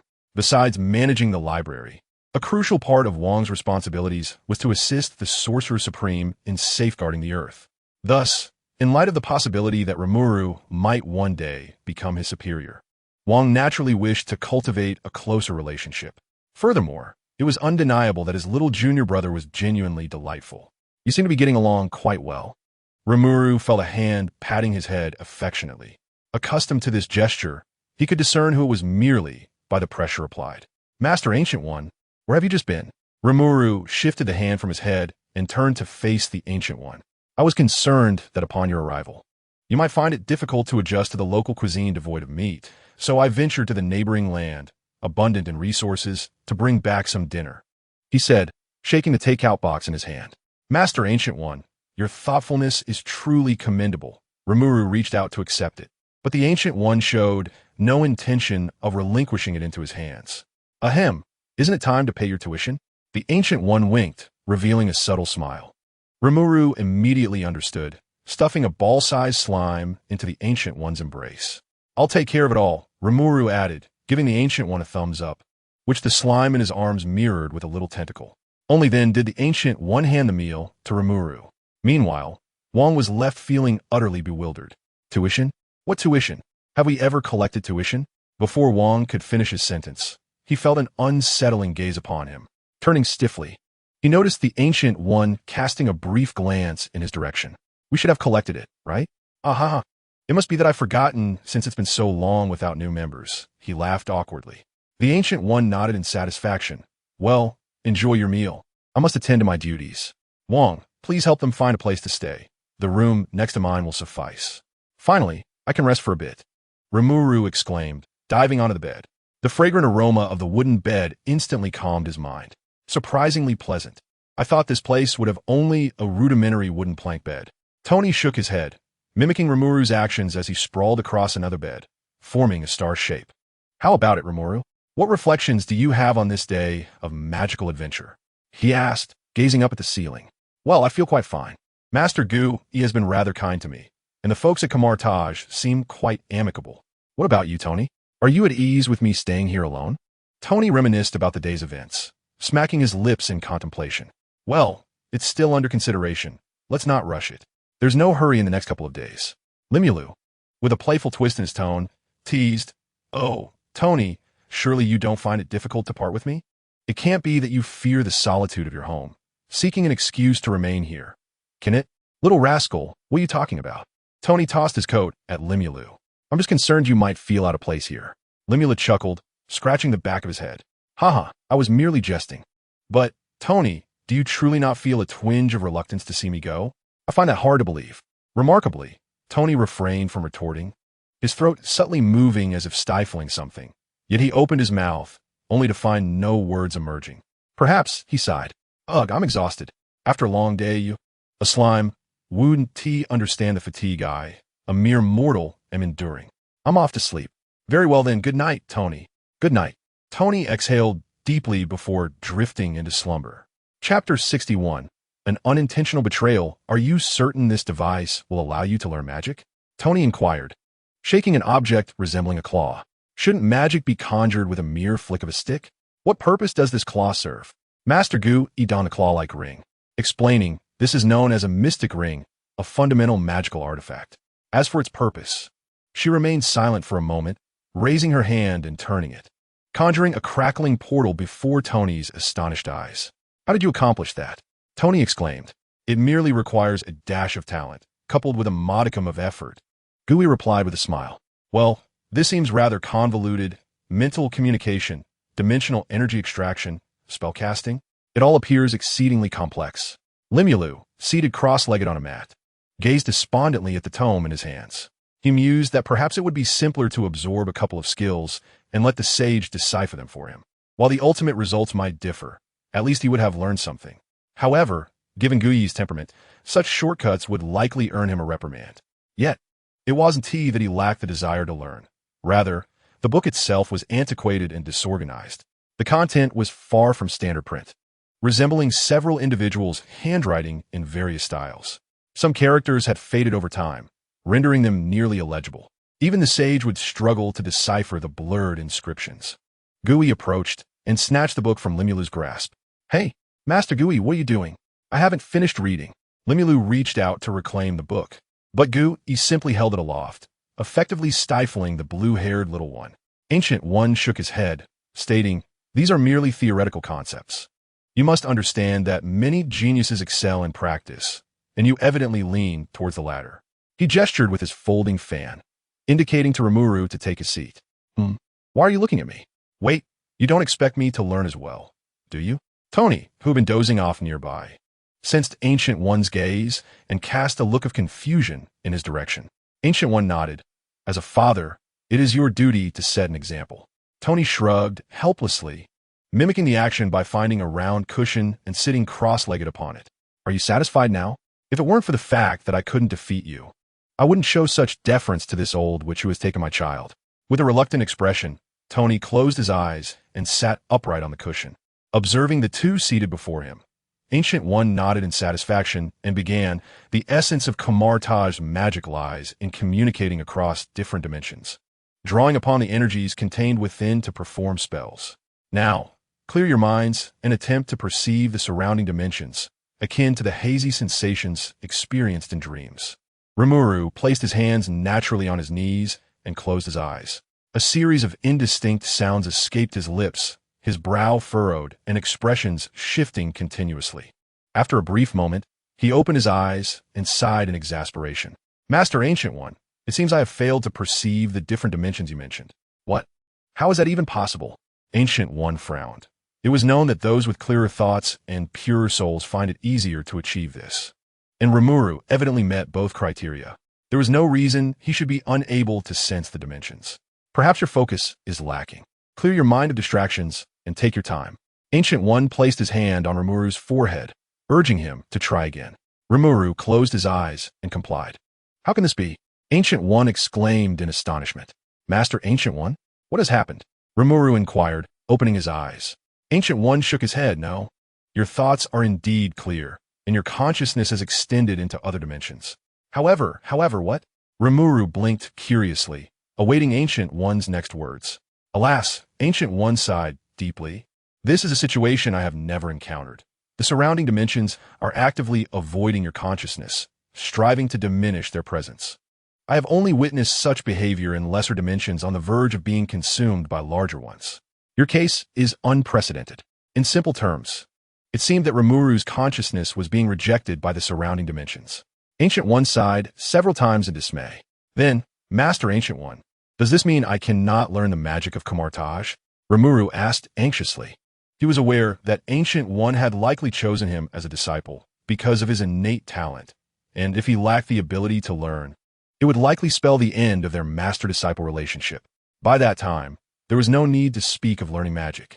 It was already a considerable grace that Ancient One did not end her own life, given the circumstances of the master-disciple relationship over the past few days. After a prolonged silence, as if she had resolved to make a decisive choice, the folding fan in her hand creaked ominously under her grip. "Do not move from this spot. I shall retrieve something." With that, she stepped into the portal and departed without a backward glance. Witnessing the grave expression on Ancient One's face, Rimuru could not help but feel a twinge of concern. Just then, the voice of the great sage intruded at an inopportune moment. Notification. Analysis of the unknown energy cluster failed. Analysis of the unknown spatial system failed. Failure. Failure. The series of failures echoed in Rimuru's mind. Great Sage, what is wrong with you? Suddenly, an idea flashed into his consciousness. Wait, just moments ago, Ancient One mentioned that she had only observed such occurrences in the context of large dimensions consuming smaller ones, like the devouring predator, the Great Sage. In an instant, he grasped why those dimensions had been avoiding him. I am here. Great Sage, what were you attempting to analyze? Though Rimuru already had an inkling of the answer, he felt compelled to seek confirmation. Notification. In the realm of consciousness extension, multiple clusters of unknown energy systems were detected. All targets have since fled. Analysis interrupted. Rimuru sensed a hint of grievance in the Great Sage's tone, as if it were reproaching itself for not performing adequately. A wry smile tugged at Rimuru's lips. He had anticipated that his lack of magical talent might be a concern, but he had never expected the Great Sage, so prominent and imposing, to undermine him. Yet, it was not entirely unjust. The Great Sage had acted on its own accord to safeguard against unknown dangers. This could only be attributed to Rimuru's failure to foresee such a passive response from the Great Sage. You have done exceptionally well, Great Sage. However, for now, restrain your presence. We can discuss analysis later. Understood. Rimuru felt the Great Sage genuinely endeavoring to suppress its presence, to the point where he could scarcely perceive its existence. Well, that should suffice. Rimuru concentrated, once more channeling magical essence, and indeed, his consciousness rapidly constructed invisible bridges between the various dimensions. With but a thought, the energy contained within those dimensions would be guided through the bridges and transported into his being. Rimuru opened his eyes again, and the unique magical essence of Kamartaj gradually coalesced in his hands. It worked. Chapter 62. The Great Sage's Grievance. Yet it remains silent it worked.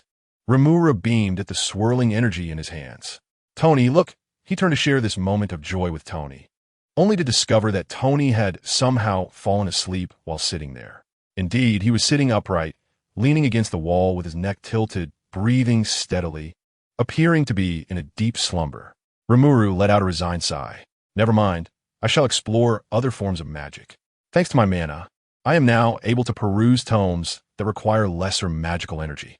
Let me see the Ring of Lagarder, the Sword of Visant, the Gate of Dimensions. As I gently rotate my palm, a cerulean magic circle materializes within my grasp. Ah, as it spins, the circle gradually transforms into a vibrant orange hue. Just as I suspected, I have replaced the magic essence within the circle with the mana of counterattack, and indeed, the color has changed to the same rich orange as that of the Ancient One, perhaps due to the Great Sage's optimization of the transmission pathways. The magic circle appears more solid than before. I recall that this magic circle can also take on alternative forms.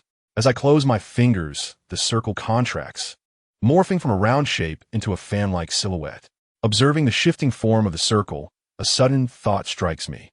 Since the essence of this magic is to manipulate mana into a circular shape, does that imply that with enough finesse, I could mold mana into any desired form? This notion may seem fanciful, yet one must not forget that the Great Sage is at my disposal. Without hesitation, I declare, Great Sage, commence. Understood. However, while imagination is often splendid, reality tends to be stark. At the moment the Great Sage intervenes, my mana disperses like opposing electric charges, and the magic circle disintegrates in my hands. Even the dimensions connected to my consciousness sever their ties with me. Is this truly necessary? I feel an urge to express my frustration. My Great Sage merely wished to experiment a little, and yet they react with such fear, as if the Great Sage could devour them whole. Perhaps they could, indeed. Alas, what a bother. Great Sage, activate thought acceleration. I shall take the reins this time, as those dimensional entities seem rather apprehensive of you. The Great Sage responds, understood, activating thought acceleration. In an instant, I perceive the world around me slowing down. Though in truth, my thoughts have accelerated several hundred times, rendering everything around me akin to slow motion. I use both hands to gather mana before me. The previously circular magic circle gradually elongates under my manipulation. Soon, its edges and corners are meticulously refined. Before long, a vibrant orange longsword materializes in my hands. I swing the sword twice, nodding in satisfaction. Now, I need not worry about my weapon breaking in battle. Should it falter, I can simply recreate it. However, this means the special steel provided by Tony will not be of much use. I must find time to craft something else with it. Wait. A sudden chill runs down my spine. He seemed to have instinctively forged a sword, completely disregarding his former vow of not engaging in close combat as a mage. Could it be that I, too, am influenced by counterattack? No matter. I shall simply give it a try. With that thought, he swung at the apple resting on the table. The apple split into two halves, yet a smile did not grace Rimuru's face. He could distinctly sense that the apple had not been cleaved, but rather crushed. This indicated that the tool fashioned from magical energy lacked sufficient sharpness, merely possessing an appealing form. More crucially, the nature of the magical energy was rather gentle. Mere shaping could not inflict any damage. This stood in stark contrast to the inherent ferocity of his own magical essence, which could effortlessly slice through steel when merely attached to an ordinary blade, resulting in a persistent instability in his magical essence. Rimuru clapped his hands. Wait, if I blend my magical essence into it. Wouldn't that resolve both the issue of instability and the overly gentle nature of the magical energy? With this thought, he slowly infused the sword with his magical essence, which began to emit a soft blue glow. The previously orange-red blade gradually became enveloped in a layer of blue, its brilliance intensifying as it solidified, shedding the earlier weightless sensation. After wielding it a few more times, he nodded in satisfaction. Now, this felt right. The amalgamation of orange-red magical energy and pale blue essence resulted in the sword displaying a bewitching purple hue. Suddenly, the light upon the sword began to flicker rapidly, oscillating between red, purple, and blue. Oh no, I overdid it with the magical essence. Even a fool could discern something was amiss as he gazed at the pulsating sword in his hand. The flickering intensified, and Rimuru, disregarding all else, hurled the sword out of the window with all his might. Away it goes. Boom! The deafening explosion reverberated throughout counterattack. Had it not been for the protective barrier, fire trucks would likely have been summoned. This is bad. Is it too late for me to flee? Rimuru contemplated his escape as he observed the explosion in the air. What is happening? Is there an earthquake? Tony's expression soured as he looked around, bewildered. Simultaneously, a hand gently rested upon Rimuru's head. I recall instructing you to remain here, didn't I? Hearing the familiar voice from behind, Rimuru stiffly turned to face Master Gu. My dear disciple, would you care to explain what transpired here? The hand atop Rimuru's head pressed down with a hint of increased force. Master Gu, please let me defend myself. No. Allow me to explain. Gu released his grip, assuring him not to panic, stating that he had already intercepted the bomb, preventing any damage, save for the window you shattered. Now, I simply wish to know how you accomplished this, and it appears you possess a fluctuation of magical energy. Can you now wield the magic of counterattack?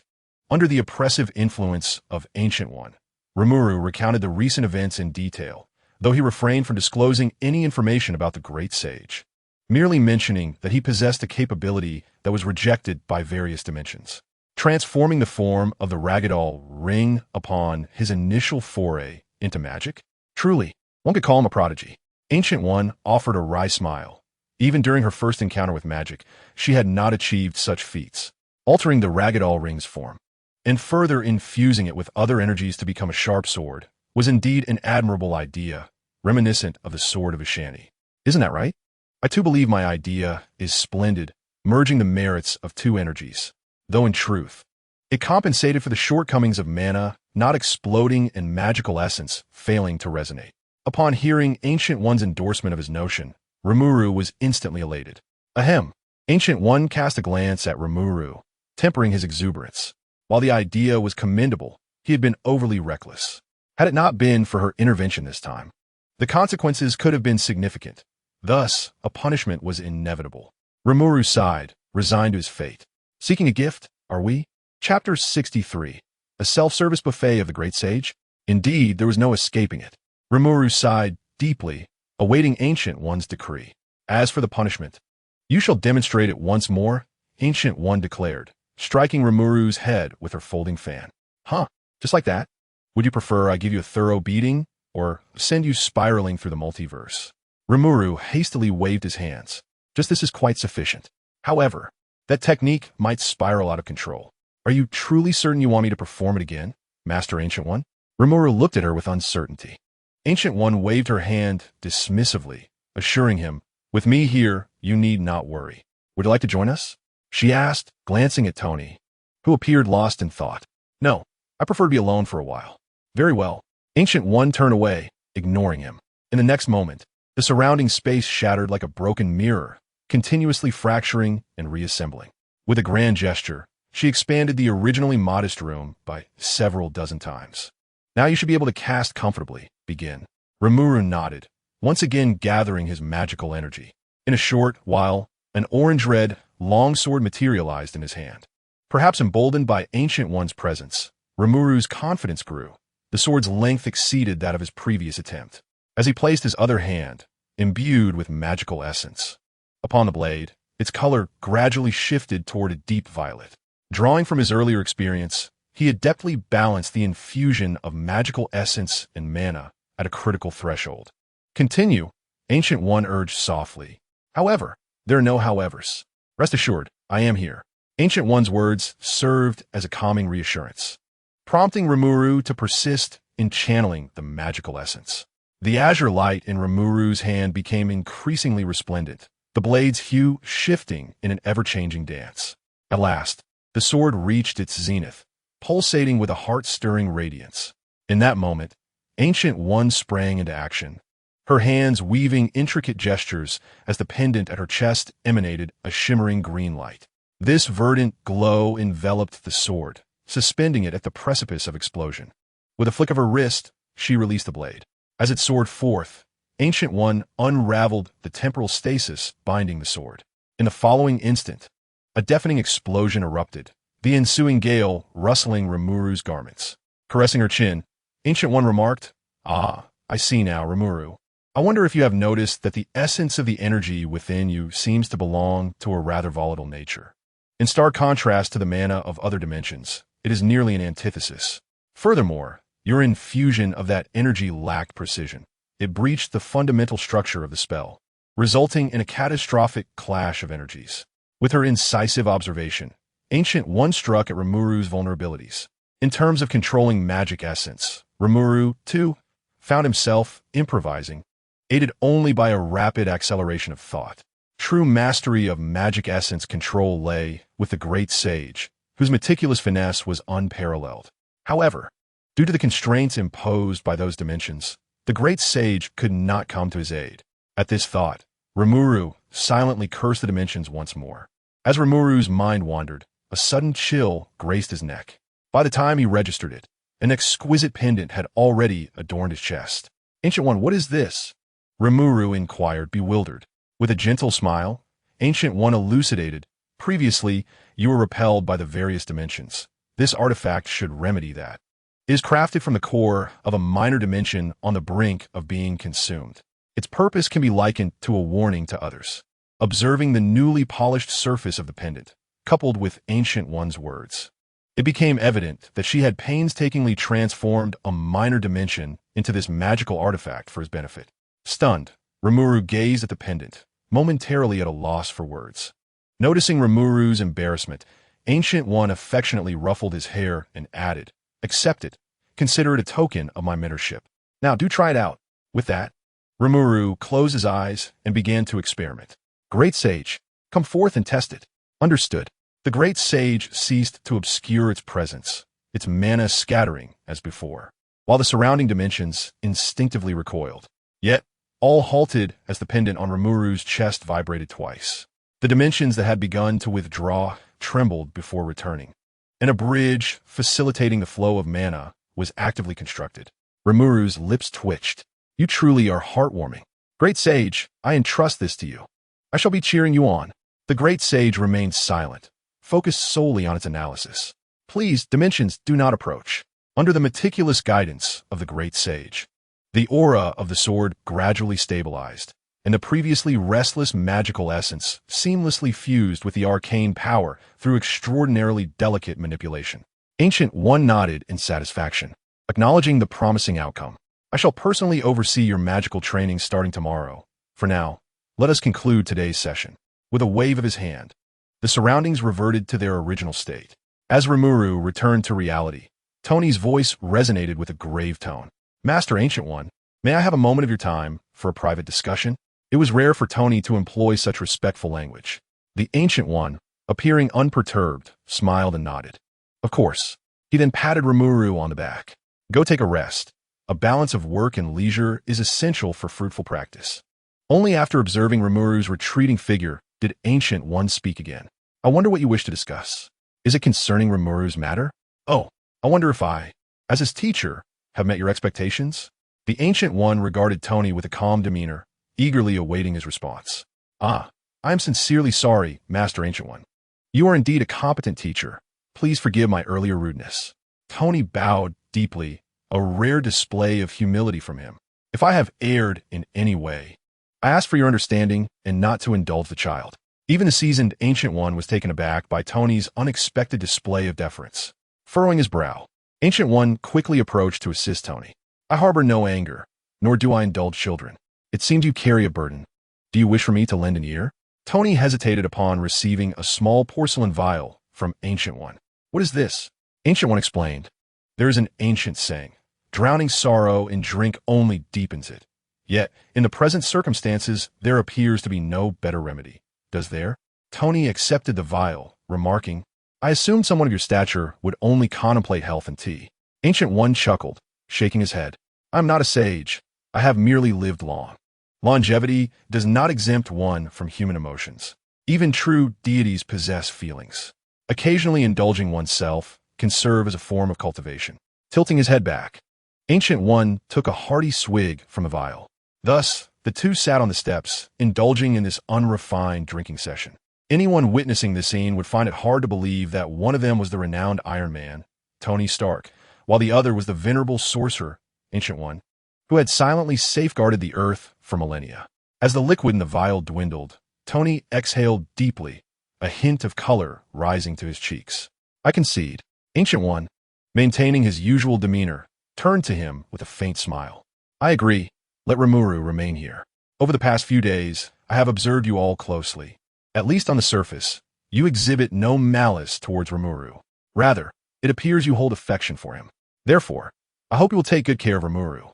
Tony pressed his lips together, seemingly suppressing some emotion. Ancient One discerned that Tony seemed to have more to express and nodded, affirming, I will, but is there anything else? The fact that he sought a private conversation with me must surely be related to this matter. Tony smiled in relief, acknowledging that his feelings had been too overtly displayed. When Rimuru yearns for home, please do your utmost to keep him, for this period shall soon pass. There are certain truths he is better off remaining unaware of. Ancient One remained silent, merely nodding thoughtfully, as if she had gleaned some insight. After a considerable pause, she finally spoke again. When do you depart? Tonight. Will you not stay for a couple more days? Tony brushed off the dust from his attire and rose to his feet. There is no need. The longer I linger, the more reluctant I become to leave. This sentiment echoed not only the journey to Camartage, but hinted at something deeper. Ancient One stood as well.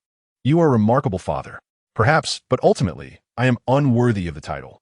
I believe it is time for me to take my leave. Thank you for your hospitality. I entrust Rimuru's affairs to you henceforth.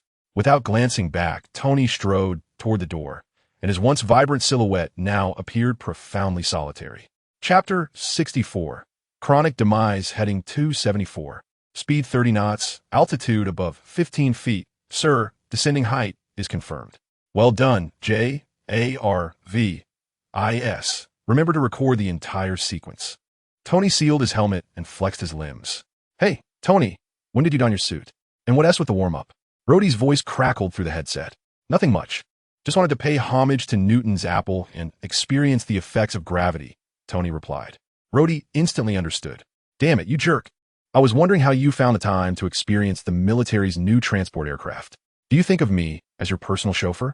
Don't be like that, buddy. I'll buy you a couple of drinks later. J-A-R-V-I-S. Open the hatch.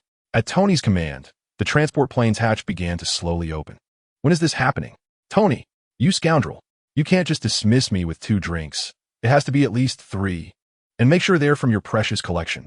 Tony chuckled. All right, you call the shots. Then he leaped out. Woo! Feeling the exhilarating rush of free fall. Tony sensed every cell in his body rejoicing. Vibrant fireworks erupted below. J-A-R-V-I-S. Thrust forward. Let us make a grand entrance. The thrusters behind him roared to life, propelling him downward toward the buildings below. Tony burst through the rooftop, landing on one knee in the center of the stage. Accompanied by stirring music, this move truly wreaks havoc on the knees. Gradually rising, he spread his arms wide as the music swelled, and the atmosphere reached a fever pitch, with cheers and screams echoing all around. Tony! Tony! Tony! I never claimed that the world attained such an extended period of peace due to my influence. Nor did I assert that from the ashes of confinement arose one of the greatest geniuses in human history. Furthermore, I did not suggest that the neighbor could leisurely sit on his lawn sipping iced tea because of my invention. The arrogance in Tony's words was unmistakable. Everyone, please be quiet, he instructed, placing a hand to his ear. Can you hear that? Is someone weeping? I assure you, it is neither I nor you, but rather our descendants. What legacy can we leave for them to ensure they do not weep in such a manner?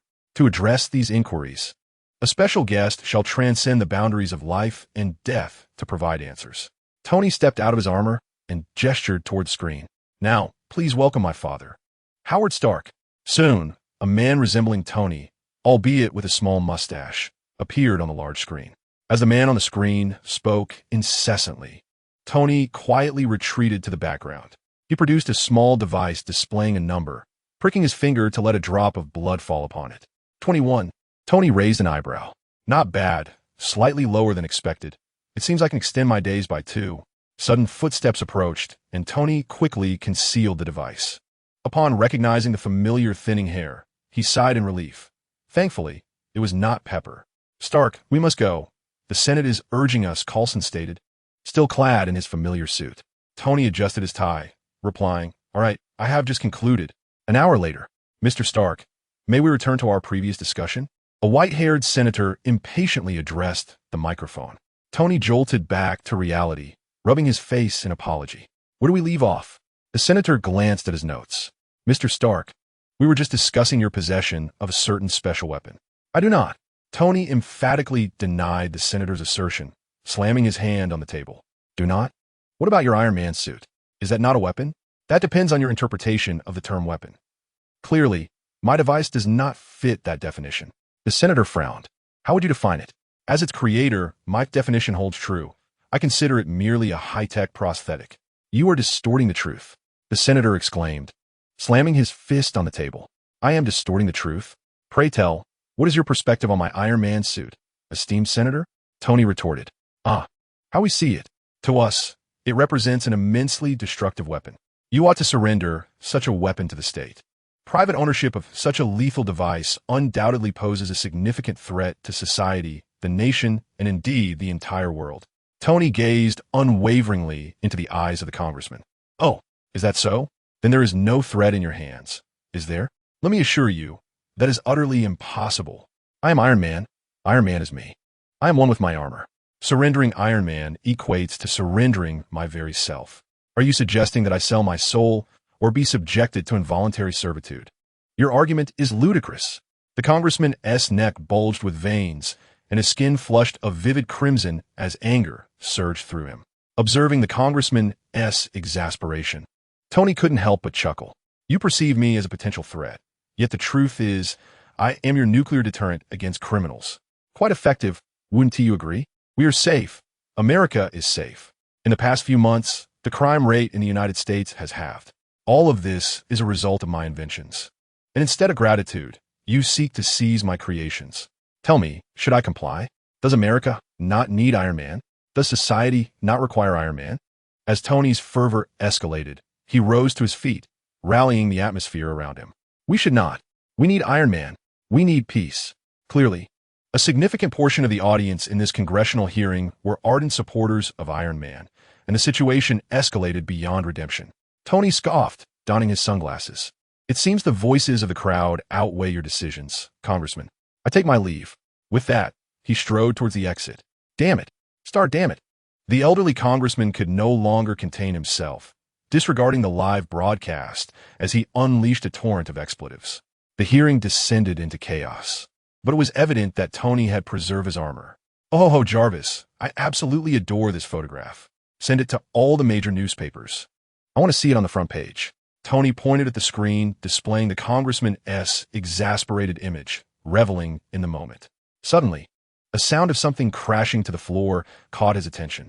He turned to find a mechanical arm flailing amidst a sea of scattered parts, causing him to facepalm in exasperation. Oh dear, you foolish contraption. I swear if they're essing next time, I'll dismantle you to make a wine rack.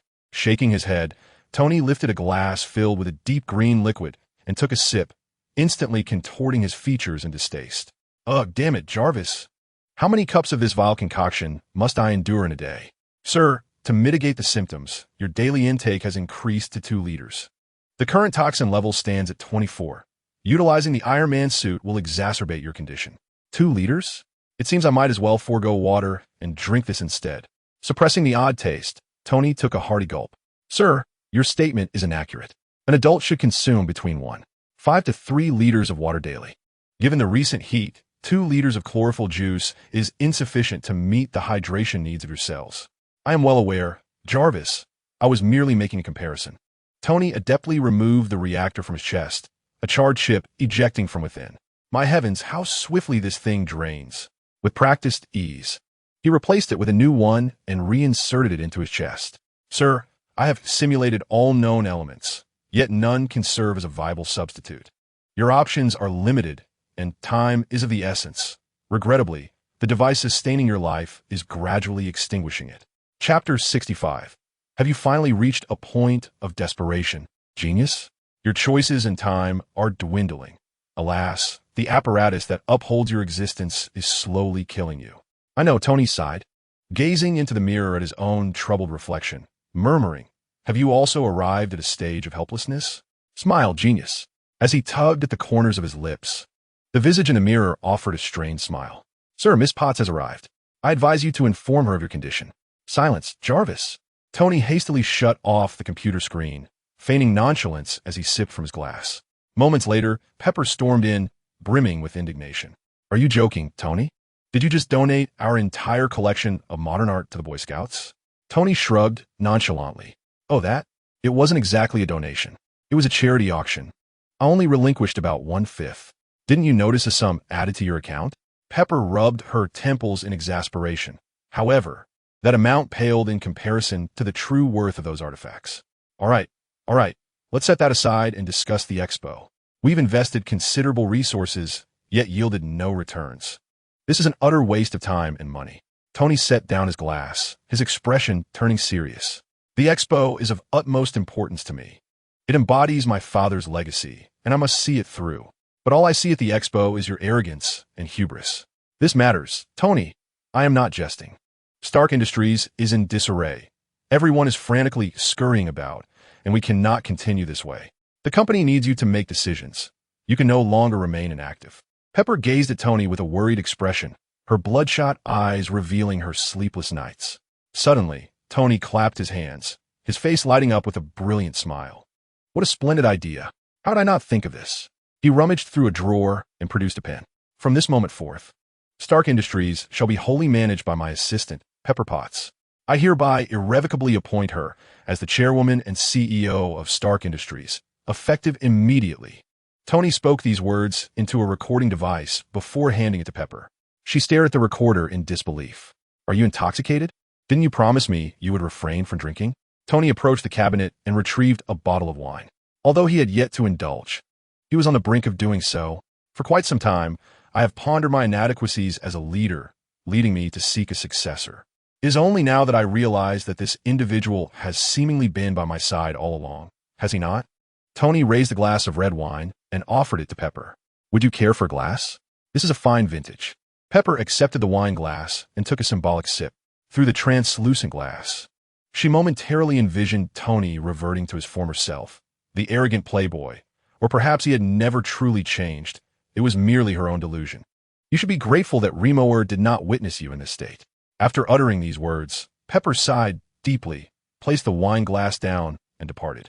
Little did she know that in Tony's heart, he too was enduring profound torment. If given the choice, who would wish to bury all they hold dear? Who would desire to witness everything slip away? Yet, he found himself with no alternative. Sometime later, at the Moroccan Grand Prix, Tony stared at the numbers on the device, his hands trembling, unable to find calm. "Boss, it's your turn to compete. You seem unwell. Do you need me to withdraw you from this race?" Happy, serving as both bodyguard and driver, immediately sensed something amiss and inquired with concern. Tony flinched as if startled. "No, I'm fine. Where's my helmet?" "Here it is." Tony took the helmet from Happy, awkwardly donning it, and strode toward the race car. "Happy, as Tony's friend and bodyguard, how can you allow him to engage in such perilous activity?" Pepper, hands on her hips, questioned with evident discontent. Happy shrugged helplessly. "I can't control that. As a bodyguard, how dare I intervene with the boss? You know, once Tony sets his mind on something, nothing can sway him." "Hey, we're still racing here. What are you doing?" A commotion erupted nearby. Following the sound, a peculiar staff member, disregarding the crowd's protests, rushed toward the racetrack. Something is wrong. Observing the individual approaching the track, Pepper's instinctual sixth sense alerted her that all was not well. Pepper urged Happy, "Hurry, we must drive. I have a feeling something is amiss with that person." Happy, following her gaze, felt his instincts as a bodyguard warning him incessantly. Without hesitation, he grabbed Pepper and they sprinted toward the garage. Meanwhile, the strange man had scaled the barrier and was making his way directly onto the track. He shed his outer garment, revealing his muscular physique, adorned with an unidentified device on his chest. Simultaneously, two long whips descended from his wrists, crackling with arcs of electricity. A race car, traveling too swiftly to make the turn, hurtled toward the man, yet he neither dodged nor flinched, wielding the whip in his hand. In the next moment, a furious arc of electricity surged through the long whip, causing the temperature to rise dramatically, even rendering the tip of the whip faintly red. The whip descended with force, cleaving a speeding race car in half. The wreckage of the vehicle flew past the man, yet he exhibited no sign of panic. Rather, he reveled in a sense of vindication. Just then, a figure stumbled out of a car that had crashed into the barrier and was forced to a halt. "Oh, damn it, what happened?" Tony cursed as he crawled out from amidst the debris. Fortunately, despite the collision, the car had not exploded, and Tony sustained only minor injuries. Feeling a dull throb in his head, upon spotting Tony, the man spat contemptuously on the ground. "TCH, what a lucky fool. Meet your demise." The crackling electric whip sliced through the air towards Tony. He barely managed to roll aside, but the flying debris inevitably struck his hand. Clutching his injured hand, Tony rose to his feet, his attention drawn to the liquid pooling beneath him. "Is this gasoline? This is bad." As he glimpsed the approaching whip once more, Tony gritted his teeth and lunged sideways. The moment the current from the whip collided with the gasoline, a violent explosion erupted, hurling both Tony and the man into the air. Chapter 66. You are not alone. You are merely a failure. Dazed and with his head throbbing, Tony sat up amidst the towering flames. The man, wielding the electric cord, laughed maniacally like a demon returned from the depths of hell. "Tony Stark, aren't you supposed to be a genius? Aren't you a superhero? Stand up. Where's that armor you take such pride in?" The man swung the electric cord beside Tony, the strike seemingly intentional. Observing the panic etched across Tony's face, he laughed triumphantly. "To me, you are nothing but a coward, a mere wretch who hides behind metal. You are as ridiculous as your suit." Noticing Tony's bewildered expression, the man scoffed, "I presume you have many questions. Take your inquiries to hell."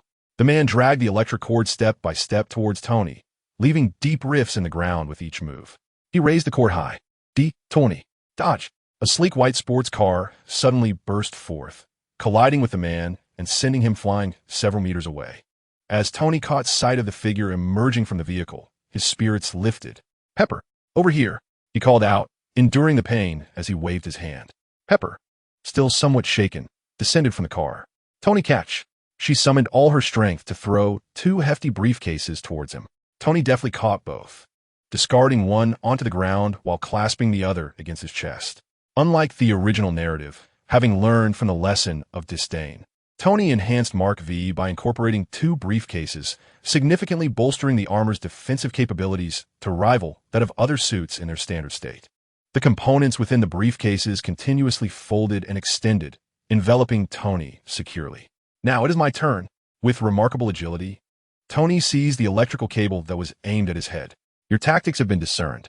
However, before he could flaunt his prowess for even 3 seconds, Another cable struck mercilessly against his other hand. Damn it. Taste this move. Tony cast aside the cable, ensnaring his hand, and raised one arm towards the front. The man nearby, of course, would not afford Tony a moment's respite, delivering another 2 lashes. Caught off guard, Tony staggered, causing a shot aimed at the man to veer off course, as expected. Bring it on. Undeterred, Tony raised both hands before him.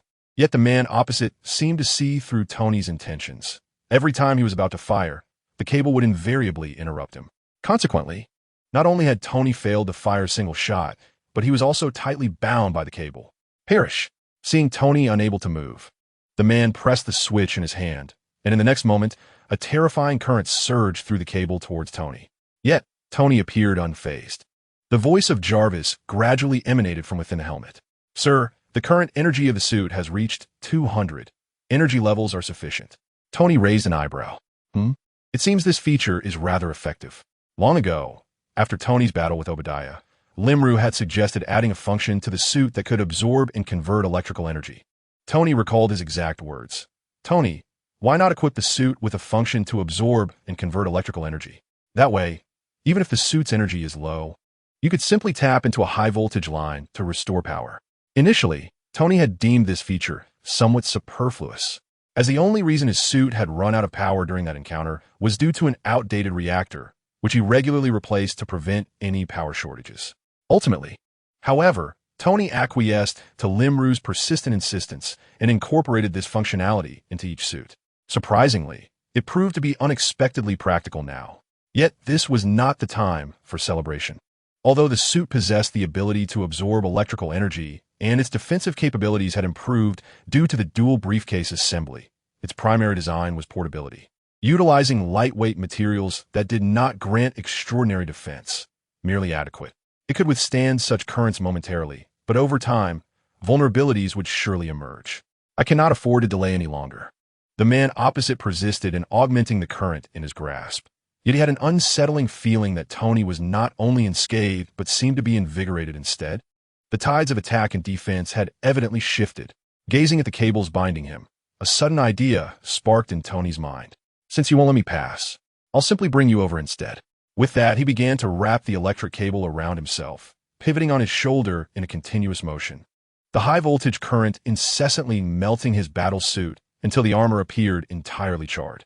The cable seemed to be integrated with the device hanging from his chest, leaving him helplessly drawn closer. As the distance closed, Tony exerted a powerful tug, and propelled by the cable's force, the man was yanked directly in front of him. Tony unleashed a punch that struck the man's face with ferocity, sending several white fragments mixed with droplets of crimson liquid flying from his mouth. The device on the man's chest continued to flicker incessantly, and Tony immediately recognized it as the power source sustaining his apparatus. He stepped forward and forcefully ripped the glowing device from the man's chest. Even in victory, Tony found himself devoid of joy, staring at the familiar apparatus in his hands, momentarily lost in thought. The reason was simple. The device bore an astonishingly similar energy output frequency to his own arc reactor, almost indistinguishable. The man lying on the ground cackled madly at Tony's bewildered expression. "Ha, Tony Stark, you've lost. You are not the only one. You are merely a failure." In a fit of rage and humiliation, Tony delivered a punch that knocked the man unconscious. He crushed the reactor in his hand, his heart unsettled. Is this the swiftest humiliation in history? Perhaps Tony Stark is no longer a superhero. We merely need someone to ensure our safety. Anyone will do. Iron Man may merely be a tool to conceal crimes. Such headlines flashed across the computer screen day by day, each one unsettling Tony's heart further. Boss, the party is about to begin. An extraordinarily alluring woman draped her arm over Tony's shoulder. Tony discreetly brushed her hand away, tilting his head to gaze at the ceiling. Lost in thought. Yes, it is time to commence. One last indulgence. He glanced at the numbers displayed on the computer screen, forcing a wry smile. 71. Well then, let this be my final curtain call. Tony rose, casually tossing the laptop into the pool. Hey, you lot over there, who told you to keep the music so low? Afraid of startling your grandmother? He turned to another group. And you there, who do you think you're looking down on while drinking? Grabbing a bottle of red wine, he took a swig and then hurled the bottle into the air. As he raised his arm, the palm cannon flickered to life. With a resounding boom, the bottle shattered, and the remaining wine rained down, creating a miniature artificial downpour. Cheers! The party officially begins. Tonight, we shall not leave sober. No one is to use cups. Everyone must drink straight from a bottle. No rules, just sheer enjoyment. Tony, who had always been averse to accepting anything from others, surprisingly took the cigar offered by the person beside him. He swayed heedlessly to the rhythm of the music. Suddenly, a sharp clap resonated, momentarily drowning out the cacophony of sound. I am utterly disappointed in you. Chapter 67. Pain, such unbearable pain. I am utterly disappointed in you. The fiery sting on his face jolted Tony's foggy mind into a fleeting clarity. He seemed taken aback by the presence of the person before him. Pepper, what are you doing here? Just moments ago, the audacious Tony now resembled a drenched rooster, his bravado diminished. Tony, look at the chaos you've created at home. Pepper's chest heaved with emotion. This farce needs to end, Tony. Please, Pepper, it's a rare birthday celebration. I haven't even had my cake yet. Besides, look, everyone is still having a good time. Let us have a cold beer to cool off, Tony said, beckoning someone behind him to bring a can of beer to Pepper. Enough, Pepper exclaimed, slapping the beer from Tony's hand. I admit, I once held onto an unrealistic hope for you, but I was mistaken. I don't understand why you behave this way. All I know is that the Iron Man who once vowed to protect the people and his family is no more. I truly believed you had changed. Yet the truth is, you have remained a selfish, drunken rogue, only concerned for your own pleasure. Tony's pupils quivered. He longed to confess everything, to revert to the past, but he could not. To do so would only plunge Pepper and himself into a lifetime of pain and reminiscence. So, let him bear the burden of this disgrace. I am indeed a selfish and reckless individual. Tony roared, shoving Pepper aside. Hey, everyone, this lady is right. The party is over, but the after-party will commence in 10 minutes. Tony raised his hand and sprinted towards the glass door at the top of the stairs, shattering it into a cascade of shards. If anyone dislikes the party, the exit is right there. In that instant, not only the door shattered, but also his battered heart. Fine, I'll leave, Pepper said, throwing the meticulously crafted cake to the ground. You are no longer the Tony I once knew, and you are unworthy of being a proper father. The pain was excruciating. Watching Pepper walk away, Tony felt a constriction in his chest. He trembled and raised his hand as if to retain her, but ultimately lowered it slowly. He could not do that. If he were to find a word to encapsulate his current emotions, nothing would convey his sentiment more aptly than heart-wrenching. He raised the wine bottle and took a deep swig, the bitter taste of the red wine and the numbness from the alcohol offering him a momentary reprieve. He forcefully shattered the wine bottle onto the ground. Ladies and gentlemen, the party continues. A peculiar voice resonated from the crowd. I shall say this only once. Everyone, get out. A silver battle suit had mysteriously appeared among the throng. Rhodey's voice emerged once more from within the suit. You are unworthy to don that armor. Deactivate it. For it is not a mere plaything. Tony, unfazed, lifted the bottle of wine again. This is my suit. I shall wield it as I please. As for you, return that contraption to its rightful place before someone gets hurt. With that, he tilted the bottle to his lips once more. Bang! A sharp sound erupted as the bottle in Tony's hand exploded, Rhodey still holding his hand aloft. Tony wiped the wine from his face, gazing at the dispersing crowd with a disdainful click of his tongue. TSK, what a buzzkill. That bottle was quite expensive. If you wish to retrieve it, be my guest. I'm tired and off to rest. With that, he stood unsteadily and meandered toward the exit. Suddenly, a small dumbbell flew through the air, striking Tony with a resounding thud, causing him to turn and glare at Rhodey. Are you looking for a fight? Then let us have it. Tony hurled a sofa at him. Rhodey dodged, and with a swift maneuver, pinned Tony to the ground, and thus they began to grapple. Do you find this amusing? Strutting about in my battle suit. Tony kicked Rhodey away. Indeed, I am at fault, but I refuse to witness my dear friend descend into such depravity. You have betrayed those who love you, and those you love. Rhodey's words struck a nerve within Tony, igniting a furious rage. You understand nothing. He pressed his entire weight onto Rhodey, raining down punch after punch. Perhaps due to Rhodey's inexperience with the armor, in his struggle, he inadvertently activated the thrusters at his feet. They burst through the floor, plummeting to the level below. It is human nature to revel in spectacle. The previous guests, of course, would not depart simply due to Rhodey's words, and they awaited the unfolding drama downstairs. As Tony and Rhodey crashed through the ceiling, Onlookers raised their phones to capture the moment, with Tony pressing down upon him. Rhodey momentarily lost his mental faculties from the violent impact. Seizing the opportunity, Tony executed a shoulder throw, sending Rhodey crashing against the wall. Observing the crowd who gawked at him as though he were a mere spectacle, he raised his hand and shattered the surrounding glass, shouting, "Get out. All of you leave." At that moment, Rhodey regained his focus and charged forward, executing a flying tackle that hurled Tony into the fireplace. As the dust settled, Tony raised one hand before slowly emerging from the wreckage. Observing Tony's movements, Rhodey shouted, "Put your hand down." Tony's cold voice emanated from beneath the suit. "Do you truly believe you possess the capability to wear that armor?" Upon hearing this, Rhodey realized that Tony was indeed serious and urged, "We need not approach it this way, Tony. The government merely seeks someone to step forward as a hero in their name. Anyone will suffice. I understand your reluctance to be under their control, and I share that sentiment. However, there are times when compromise is necessary. Allow me to assume the role of that hero they can manipulate. My standing among them is sufficiently robust, rendering me relatively untouchable for the time being." At this moment, Rhodey believed that Tony's dissent was a result of the government's relentless rumors. Tony shook his head, responding, "This is precisely why I assert that you understand nothing. Do you aspire to become their soulless war machine? If so, I shall accommodate you." As Tony's palm began to radiate with increasing intensity, Rhodey raised his own hand. "Stand down. Are you truly considering firing? Less chatter. Brace yourself." The two beams of blinding laser collided, enveloping them in a momentary brilliance that rendered the surroundings nearly unseeable. The explosion resulting from their clash sent both men flying. Perhaps due to the excessive libations consumed, Rhodey was the first to regain his composure. He staggered to his feet, ensuring that Tony was relatively unharmed before donning his suit and soaring out of the house. Just as Rhodey departed, Tony unsteadily rose to his feet. He stumbled over to the sofa and sank into it, discarding his helmet carelessly onto the ground. "Jarvis, unlock all permissions for that suit. Consider it a gesture of gratitude for our years of brotherhood." "Understood, sir." All permissions for the Mark II suit have been granted to Colonel Rhodes. Indeed, without Tony's consent, Rhodey could never have donned that suit. He always orchestrated everything meticulously, much like the artifacts he had sold.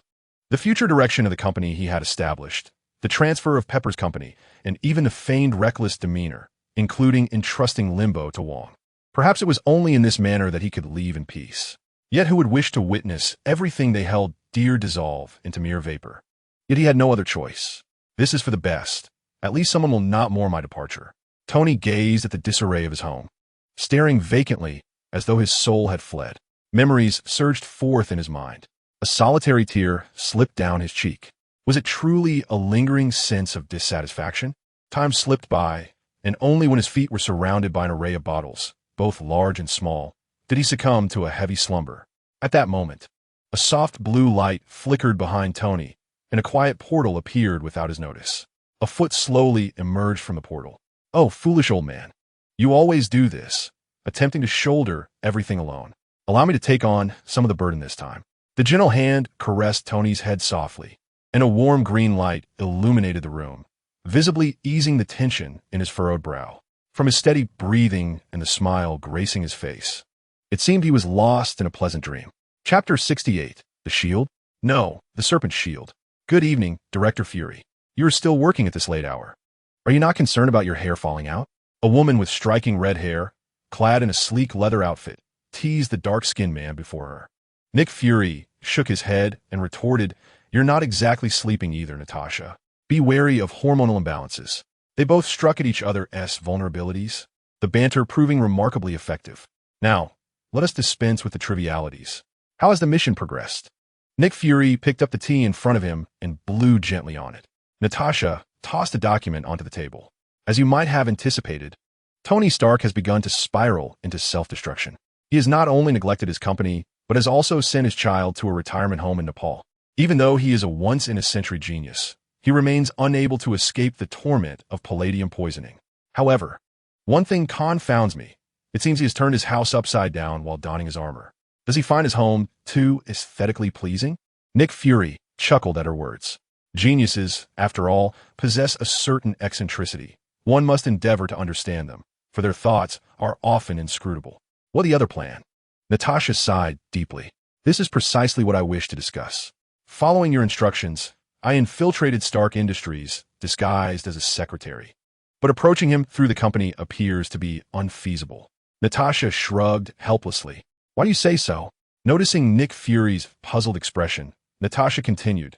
Just a few days ago, Tony Stark officially announced that he was handing over the title of chairman to his beloved Pepper Potts. As for Tony, he has been hosting a series of extravagant parties at home. Moreover, it appears that Pepper has had a falling out with him, rendering our plan untenable. Nick Fury's expression darkened further. Damn it, what is that man thinking? Isn't it true that genius thoughts are often perplexing? Nick Fury drummed his fingers on the table, losing interest in his tea. This fellow is truly a headache. Let us retract the rumors that have been circulating about him. He no longer requires such pressure from us.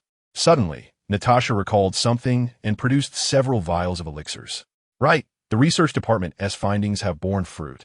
Although they cannot alleviate the symptoms entirely, they are sufficient to suppress palladium poisoning. The pressing question now is how we can present these to Tony Stark without it appearing as an opportunistic gesture or a source of ridicule. Individuals of his ilk would never casually accept the generosity of others.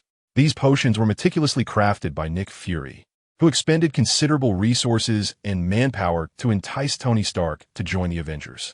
Their purpose was straightforward: to inhibit the proliferation of palladium within the body. Initially, Fury intended to leverage these potions in a transaction with Tony, ensuring his complete allegiance to the Avengers Initiative. At the very least, he could use the potions as bait to compel him into submission. However, it appeared that Tony had adopted a more carefree disposition, casting aside his burdens and even embracing the possibility of a noble sacrifice. Nick Fury sighed, massaging his temples, and resolved to handle the matter personally in a few days. You've worked hard these past few days, so I'll grant you a 2-day leave to regain your composure. Additionally, there seems to be some activity from the Arctic research team. Once you return from your leave, I'll assign personnel to oversee that situation. Natasha stretched lazily, surprised by the unexpected grant of leave, which was out of character for him. Well, if you insist, she replied. Just then, an urgent alarm blared unexpectedly throughout S.H.I.E.L.D. How could this be? An invasion alert, something not encountered in years. Nick Fury immediately pressed a button on his desk, causing a wall to rotate, and casually retrieved 2 weapons to toss to Natasha. As she caught the weapons, her demeanor shifted to one of seriousness. Her years of professional training prevented any panic, and she began inquiring into her earpiece. Yet, aside from the desperate cries for help, all she received was static. Damn it, what on earth is happening? I can't reach anyone else, Fury muttered, checking his gear once more. We can't afford to be complacent. It seems our adversaries are well prepared. Most likely HYDRA. Exercise extreme caution. Meanwhile, Limulu adeptly dispatched the guard before him, the red alarm still flashing ominously overhead. Move faster. The intruder is this way, came a commanding voice from around the corner. Limulu sighed, adjusting his mask. There was no turning back now. He regretted not having incapacitated that individual sooner. Entirely unprepared for the alarm triggered by the man. Earlier, he had carelessly bound someone, intending to extract information, only for the unfortunate soul to cry out "Hail, HYDRA," before taking his own life, activating the alarm in the process. It had indeed become a nest of serpents.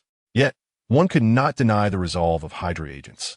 Limulu had merely sought to pull the man into a blind spot for interrogation, but he had chosen to sacrifice himself for his beliefs. As Limulu pondered these thoughts, a cadre of pursuers brandishing firearms blocked his path. Open fire. Don't let him escape. Limulu sighed and conjured a long blade shimmering with an eerie purple light into his grasp. Bullets cascaded forth as he slowly exhaled a cloud of stale air. Upon reopening his eyes, the world around him appeared as if time had been pressed into slow motion. With a surge of accelerated thought, he stepped forward, wielding his blade which danced through the air, leaving behind ephemeral traces that wove together into an impenetrable net, intercepting the bullets. Additionally, a myriad of tiny arcs of electricity crackled around him. Limula darted into the crowd, executing a multitude of movements in an instant. Yet, to the eyes of onlookers, he seemed like a specter, evading every bullet as he approached them with an eerie grace. With each flicker of the lights, he drew nearer, an unsettling spectacle that left those present paralyzed with fear, desperately pulling the triggers of their weapons until their ammunition was exhausted. With every flash of light, another wave of bodies fell, and despair permeated the entire hall. As the gunfire gradually subsided, Limulu dissipated the arcs of electricity in his hands, restoring the lights to their normal state. A glance around revealed a chaotic scene, with bodies strewn haphazardly beneath his feet. However, Limulu had not slain them. Why had he refrained from killing? Please, he was merely there to retrieve something and settle a score with a certain dark figure, not to wage war against the Serpent Shield. A mere demonstration was sufficient. There was no need to eliminate the elite of the Serpent Shield who had long been concealed. After all, while extinguishing the shield was a simple task, eradicating the Serpent Shield was akin to trying to snuff out the wildfires that would only spring forth anew with the coming of spring. Moreover, should he push that dark figure too far, summoning the captain from outer space would be a grave mistake. Limulu remained blissfully unaware that his actions had become indistinguishable from those lurking above the Serpent Shield. At that moment, a walkie-talkie beneath his feet crackled to life, emitting fragmented sounds. "Hello, can you hear me? Where's the intruder? Hello." Limulu crushed the device underfoot and looked up at the ceiling. "Found you." His gaze pierced through layers of solid walls, locking onto the dark figure concealed within the room. "Here, there's movement this way." The sound of pursuing footsteps echoed from the end of the corridor, prompting Limulu to furrow his brow. This is never-ending. Soon, a blazing inferno erupted from his fingertips, expanding as it soared until it engulfed the passageway ahead. Limulu tightened the mask on his face, the arcs of electricity igniting once more as he silently slipped into the shadows. Chapter 69. I tasted the flavor of deceit. "Natasha, there seems to be some commotion outside. On the count of 3, let us charge out together." Nick Fury gripped his weapon tightly at the door. Natasha conducted a final check of her firearm. "I'm ready." "Then prepare. 1, 2. Before he could reach 3, the door was forcefully kicked open from the outside, sending Nick Fury sprawling to the ground. "Oh shit. Motherf." Natasha reacted swiftly, leveling her gun at the doorway. Wait, it's me. Coulson? What are you doing here?" Nick Fury rose from the ground, perplexed, and inquired, "I can't reach anyone, so I had to come find you." As Coulson spoke, he attempted to enter. "Stay back," Natasha commanded sternly, aiming her weapon at him, uttering cryptically, "London Bridge is about to collapse."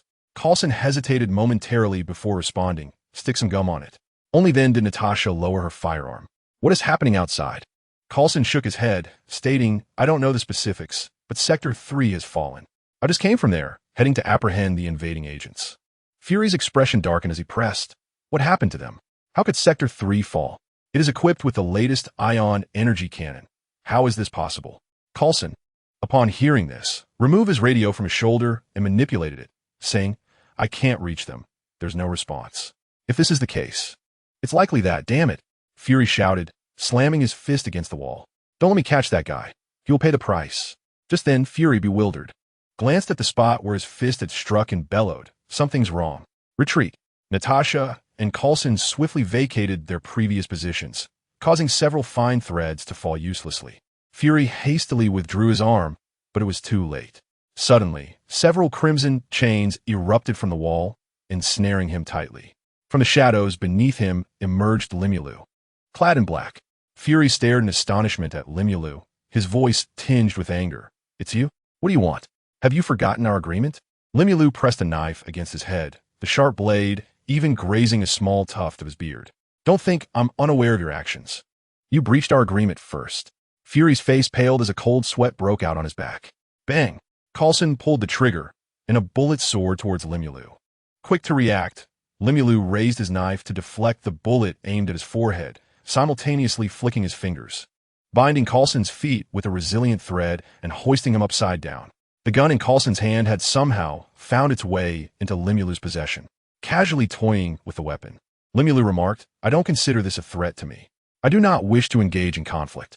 I am merely here to retrieve something that does not belong to you."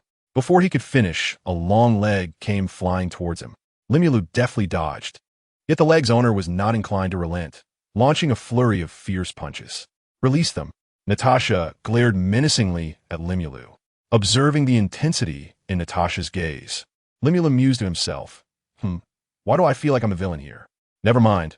Let us just get the item and leave." Limulu blocked Natasha's punch and forcefully slammed her to the ground. As Natasha struggled to rise, Limulu pressed a hand on her, rendering her immobile. "Sleep now," Limulu whispered into Natasha's ear. In the next moment, a purple mist erupted from his hand, and Natasha's struggles diminished until they ceased entirely. Nearby, the suspended Coulson also succumbed to the effects of the mist, drifting into a deep slumber. He clapped his hands and approached Nick Fury, delivering a couple of kicks. "Hey, stop pretending. I know you're not unconscious. I intentionally directed the gas away from you. I will never divulge anything." Realizing he had been seen through, Nick Fury abruptly opened one eye, glaring furiously at Limulu. Limulu shrugged. "Don't look at me like that. Your subordinates, including those agents downstairs, merely fainted and will be as lively as ever by tomorrow morning. Given that you were the first to breach our agreement, I have already shown considerable restraint. However, your recent actions have disgusted me, so I shall retract one of the 2 promises that remained." Limulu extended 2 fingers and bent one back. "You should contemplate how to maximize my value from here on, Skrull." Limulu lightly tapped Nick Fury's cheek, speaking in a tone only the 2 could hear. Long before the magical essence detected Nick Fury, the Great Sage had warned him that this Nick Fury was merely a doppelganger, his aura entirely different from their first encounter. Initially, he approached the situation with a sense of experimentation, but now the Great Sage had tasted the flavor of Fury's panic. Sensing his lies, Limulu chuckled. "Oh, how amusing." Indeed, the Great Sage had detected that this Skrull was consistently emitting waves of fear, leading Limulu to conclude that the Nick Fury before him was a counterfeit. At that moment, Nick Fury's pupils trembled violently. No, how could he know? Impossible. This cannot be. Limulu paid no heed to Nick Fury's shock, continuing to speak with self-assuredness. "Of course, if you truly do not know where my desired item lies, I could escalate matters. However, in doing so, your long-concealed plans would be jeopardized." He candidly stated, "I can easily see through your clumsy disguise." As he spoke, a black flame ignited in his hand. He knows everything." Nick Fury's chest heaved as he hastily exclaimed, "What do you want? I know it all." His words rushed forth, lacking the usual gravitas he carried. "Howard Stark's legacy." "Everything," Limulu replied coldly. Nick Fury on the ground exhaled a sigh of relief, his expression calming somewhat, yet he responded hurriedly, "In the equipment storage room, room 007. "A wise choice indeed." Limulu snapped his fingers, gently lowering the suspended Coulson, while the crimson chains binding Nick Fury vanished without a trace. "Notify at 4 o'clock, 12 angles, 179 centimeters, above the wooden furniture. The silicon polymer is continuously generating and receiving electromagnetic fluctuations." Just as Limulu intended to head directly to the storage room to retrieve the items, the voice of the Great Sage suddenly resonated. Limulu's mouth twitched beneath his mask. "Great Sage, could you perhaps use more straightforward language?" The Great Sage fell momentarily silent. To the right rear, on the desk, a crystal ball monitor. "Ah, I see. Thank you, Great Sage." Limulu strolled to the desk, and upon witnessing his actions, a sense of foreboding gripped Nick Fury's heart. Chapter 70. On an actor's self-cultivation, Limulu approached the desk, his fingertips lightly tapping the surface. Seeing this, Nick Fury felt a jolt of apprehension. "I know you are anxious. I shall now revoke the emergency alert and take you to retrieve what you seek." Although Fury's heart roiled with tumultuous waves, he maintained a facade of composure, striving to emulate the true essence of Nick Fury in his speech. Limulu's fingers continued their rhythmic tapping on the desk. "No need to rush. I am in no hurry. Yet you appear quite flustered." The peculiar patterns on Limulu's mask sent a chill down Nick Fury's spine, but he feigned seriousness as he replied, "No, I merely wish to conclude this farce swiftly." Limulu clapped his hands. "What a coincidence, I think the same. However, you are merely an imposter. Imposters have no right to engage in our transaction. Wouldn't you agree?" "Director Fury?" Limulu lifted a corner of his mask, revealing a chilling crimson gaze, fixated intently on the crystal ball upon the desk. That gaze, sharp as a beast, transcended space and time, sending a shiver down even the spine of a certain black egg far in outer space. It must be said, the Great Sage's contact lenses are indeed effective. You are correct. The crystal ball flickered a few times, emitting Nick Fury's voice. "You should have heard my previous words clearly. What is your perspective?" After a prolonged silence, the crystal ball began to flicker again. This time, We acknowledge our initial fault. Let us proceed as you suggested. As for the rest, I hope you will uphold your promise. If this still does not satisfy you, you may feel free to eliminate the imposter before you to vent your frustrations. Limulu gauged his standing in Nick Fury's estimation, likely categorized as a secret weapon. Reflecting on their first encounter, Limulu realized he had only been posturing. At this moment, he genuinely possesses the strength to engage in a light-hearted contest of wills with Hield. The thought alone greatly uplifts his spirits, for at least he need not worry incessantly about being targeted by those with ulterior motives. Limulu waved his hand dismissively, stating that such drastic measures were unnecessary. He had not yet descended to that level of cruelty. Instead, he suggested contemplating how to maximize the benefits of their final promise, Director Fury. Furthermore, he expressed a desire for greater candor in their next encounter. With those words, Limulu's figure vanished without a trace. In a secluded corner, unnoticed by anyone, Limulu suddenly collapsed onto the ground. The long-absent system roared in his ear with a voice that was indistinguishable between genders. Limulu, suppressing the excruciating pain emanating from the depths of his soul, timidly confessed that he would not act so brutally again. The system retorted that it would be a one-time exception. Should there be a next time, it would inflict a suffering 1,000-fold greater. Trembling in fear, Limulu responded, "I understand. I hope so." Following his statement, the system fell silent. In the next instant, Limulu ceased trembling, the look of terror vanishing from his face as his expression turned icy, accompanied by a disdainful scoff. "It seems my acting skills are quite commendable." He mused that he could pen a treatise on the self-cultivation of an actor. "Great Sage, have you captured it?" he inquired. "Affirmative. It has been captured. The entity lies concealed within the depths of the soul, specifically located at the left wrist. Engaging it directly poses a high risk of soul damage," replied the Great Sage. Limulu rolled up his sleeve to examine the conspicuous plum blossom mark on his wrist. When the entity voluntarily reveals itself, it can be eradicated completely. Sighing deeply, Limulu recalled a time during his training in Camartage when, out of boredom, he had casually inquired about the system during a conversation with the Great Sage. The Great Sage had mentioned that the system had attempted to invade his soul multiple times, but fortunately, it had ultimately been consumed. However, the entity's mastery over the soul was profound.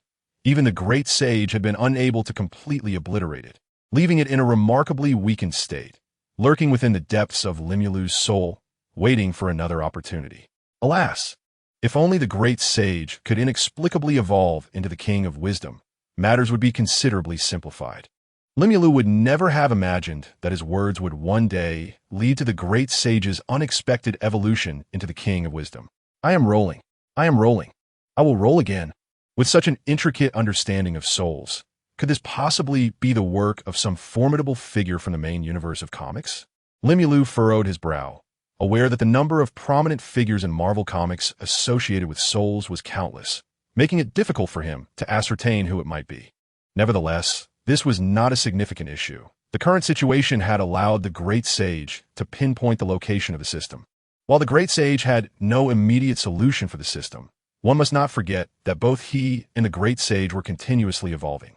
The Great Sage held confidence that when the system next revealed itself, it could be eradicated once and for all. To be honest, had the Great Sage not been concerned about damaging Rimuru's soul, he could have easily set that system into motion.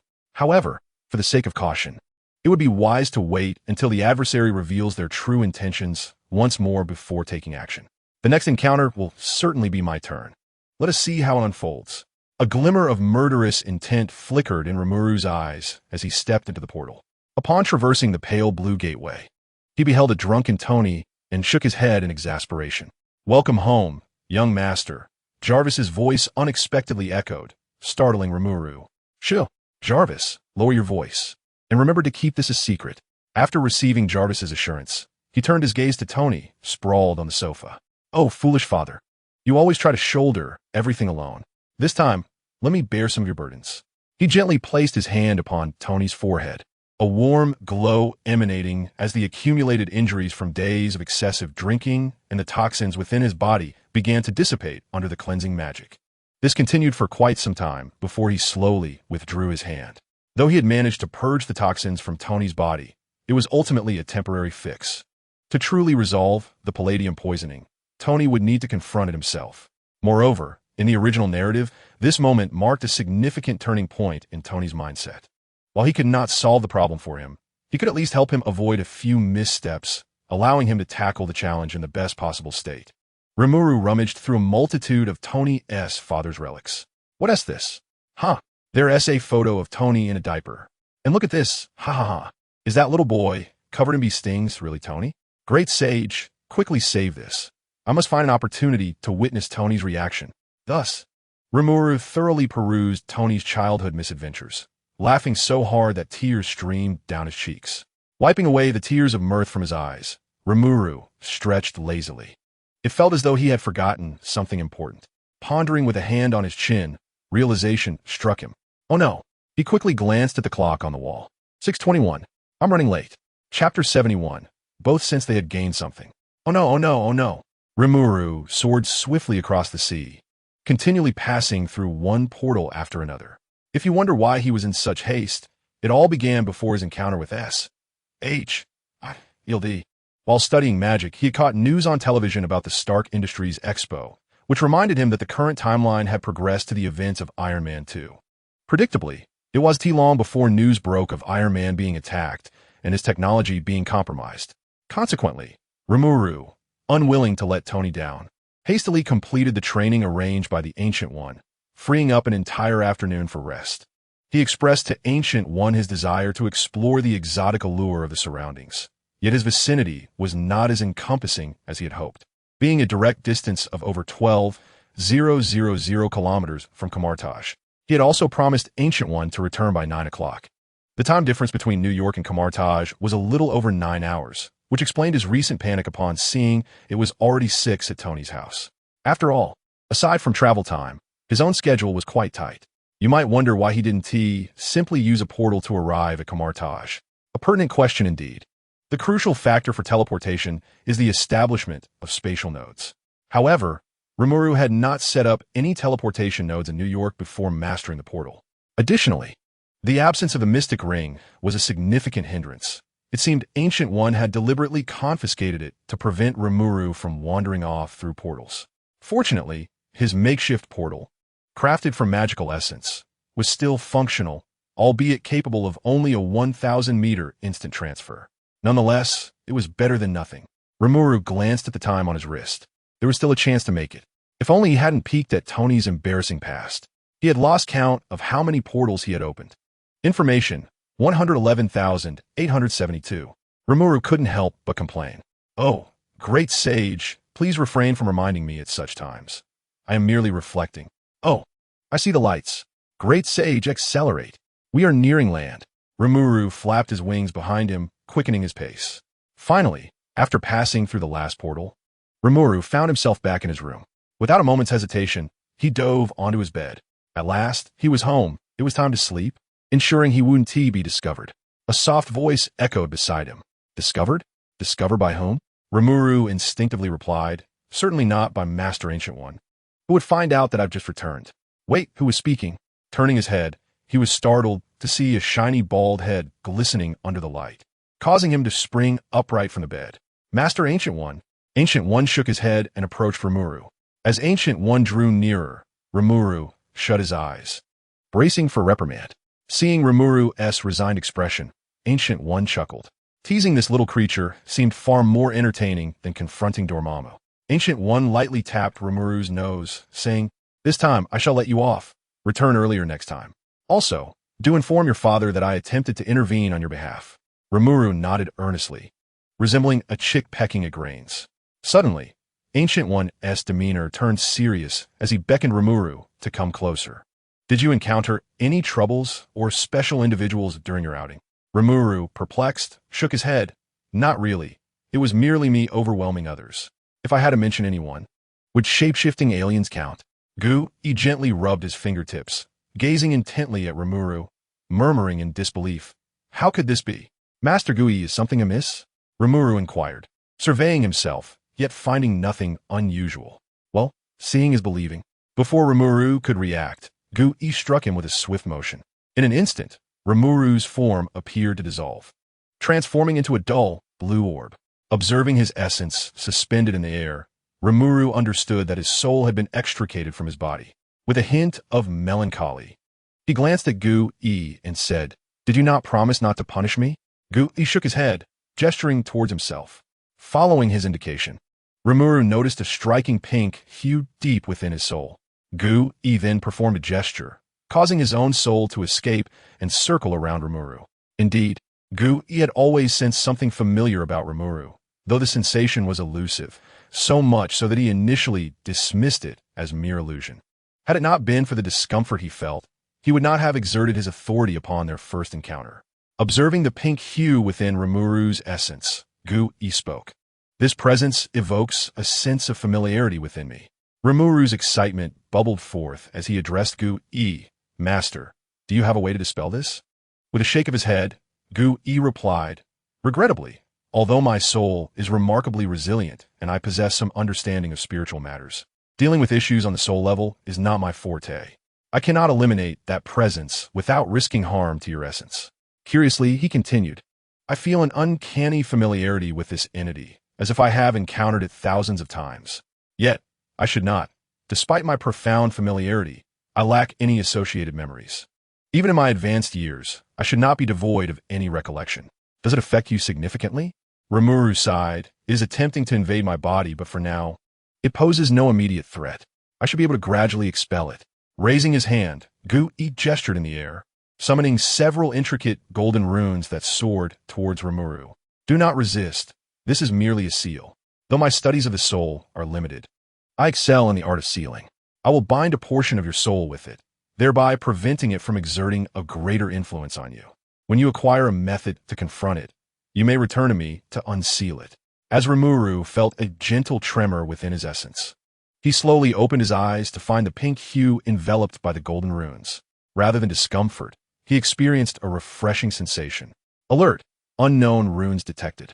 Should I consume and analyze? Why did he not realize that his sage was so gluttonous? "Sage, perhaps we should refrain from this." "Sage, how selfish of you." Sensing the melancholic sentiment of the great sage, Rimuru hastily clarified that the rune was crafted by Master Gu-I to assist us, and that we would learn it in due time. Thus, there was no need to forsake it for immediate gain. Only then did the great sage fall silent. With a grand gesture, Gu-I summoned Rimuru's soul back into his body. Observing the blue mass of slime on the ground, Gu-I, perhaps lost in thought, instinctively cradled it in his arms. Additionally, he playfully squeezed it, discovering that its cool, bouncy texture was rather pleasant to the touch. Rimuru, feeling Gu-I's actions, stammered, "Master Gu-I, could you please set me down?" Gu-I, feigning solemnity, replied, "Ahem, I am merely ensuring that your seal is functioning properly. Do not overthink it." Rimuru endured being squished for a while longer before finally being released. Once he reverted to his human form, the lingering gaze of Gu-I prompted Rimuru to instinctively take a small step back. Gu-I momentarily displayed visible disappointment, cleared her throat, and stated, "It is getting late. I shall not disturb your rest. Should you require anything, feel free to seek me out." Just as Gu-I was about to rise and depart, Rimuru called out to her. Gu-I turned back to find a large blue slime thrust into her embrace, and a noticeable smile curved upon her lips. Ah, a teachable child indeed. To alleviate any reluctance on Gu-I's part, Rimuru chattered nervously, "You see, the weather's been quite warm lately. So this is for cooling off?" "Yes, just for cooling off. It has no consciousness, merely serves to refresh." Gu-I smiled and replied, "I shall gratefully accept this gift. In return, tomorrow I will teach you some magic not found in the library." "Really? Master Gu-I, you are truly wonderful." On that day, both felt they had gained from the encounter. Chapter 72. Regaining strength. Tony sat up, somewhat dazed. "What is this?" He lifted the blanket covering him, furrowing his brow in confusion. "Sir, you are awake. According to the data, you had the highest quality sleep of the month last night." Tony casually rubbed his face, feeling lighter, as though he had escaped the aftereffects of a hangover. Stretching lazily, his hand inadvertently brushed against something nearby. "Is this my suit? Wait, I distinctly remember wearing my suit to sleep last night. Why does a chill suddenly wash over me?" Jarvis slowly interjected, "Sir, someone assisted you in removing your suit and covered you with a blanket. Who was it? Given my actions, I doubt Pepper would return." Tony interrogated sternly. Jarvis hesitated for a moment, but soon opted for the most diplomatic response. I apologize, sir, but Miss Rimuru has instructed me not to disclose any related information. So, I'm unaware of who was present last night. Jarvis's words seemed to brand Rimuru's name across Tony's forehead. Very well, since you cannot reveal anything. I shall refrain from asking, Tony said, his mood somewhat deflated. It seems that Rimuru is quite disappointed with his own appearance. Otherwise, he wouldn't have left without uttering a single word. Nevertheless, perhaps it is for the best to be unburdened. Now, Jarvis, could you enlighten me regarding this heap of scrap? Surely, Rimuru wouldn't return only to dismantle the foolish contraption. Wait a moment, this object seems familiar. Isn't this the very first chip I crafted myself? How could it possibly be here, along with a photograph of my parents? TSK, he still exudes such vitality. If only he hadn't passed away so prematurely. Sir, according to Miss Rimuru, these are your father's belongings, which also include a videotape. Shall I play it for you? Upon hearing Rimuru's name, Tony paused. Rimuru? How did he acquire these? I couldn't even find them myself. By some unseen force, his attention was drawn to a few tattered folders on the table. Is this the preliminary plan for establishing a strategic defense attack and logistics bureau? My father was involved in the founding of S.H.I.E.L.D. Remembering Rimuru's prior dealings with S.H.I.E.L.D., Tony suddenly grasped the situation, slamming his fist onto the table. This foolish child. Why must you exert yourself so? To stoop so low for these trivial items? What a fool. Naturally, Tony's thoughts drifted to Rimuru's solitary venture to S.H.I.E.L.D. to reclaim these possessions. He didn't need to ponder. He knew S.H.I.E.L.D. must have coerced Rimuru into signing some inhumane agreement. However, the reality might differ slightly from Tony's imagination. Rimuru did visit S.H.I.E.L.D., but the outcome, well, those who understand will understand. No, I must confront that black-hearted scoundrel. As Tony set off, he accidentally knocked over a cardboard box, causing a dusty roll of film to tumble out. There's a roll of film? It appears to be an antique from the last century. I believe I still possess an old projector.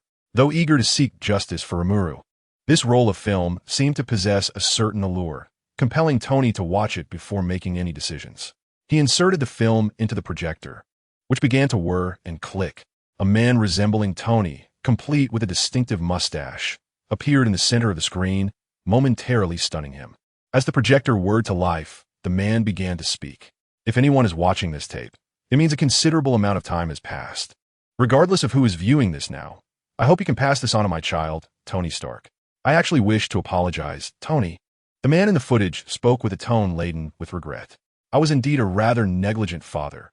I did not allow you to experience fatherly love, providing only material support. But you must know that I have always loved you deeply. Tony's heart trembled, his gaze fixed incredulously on the screen. You are aware of my disposition.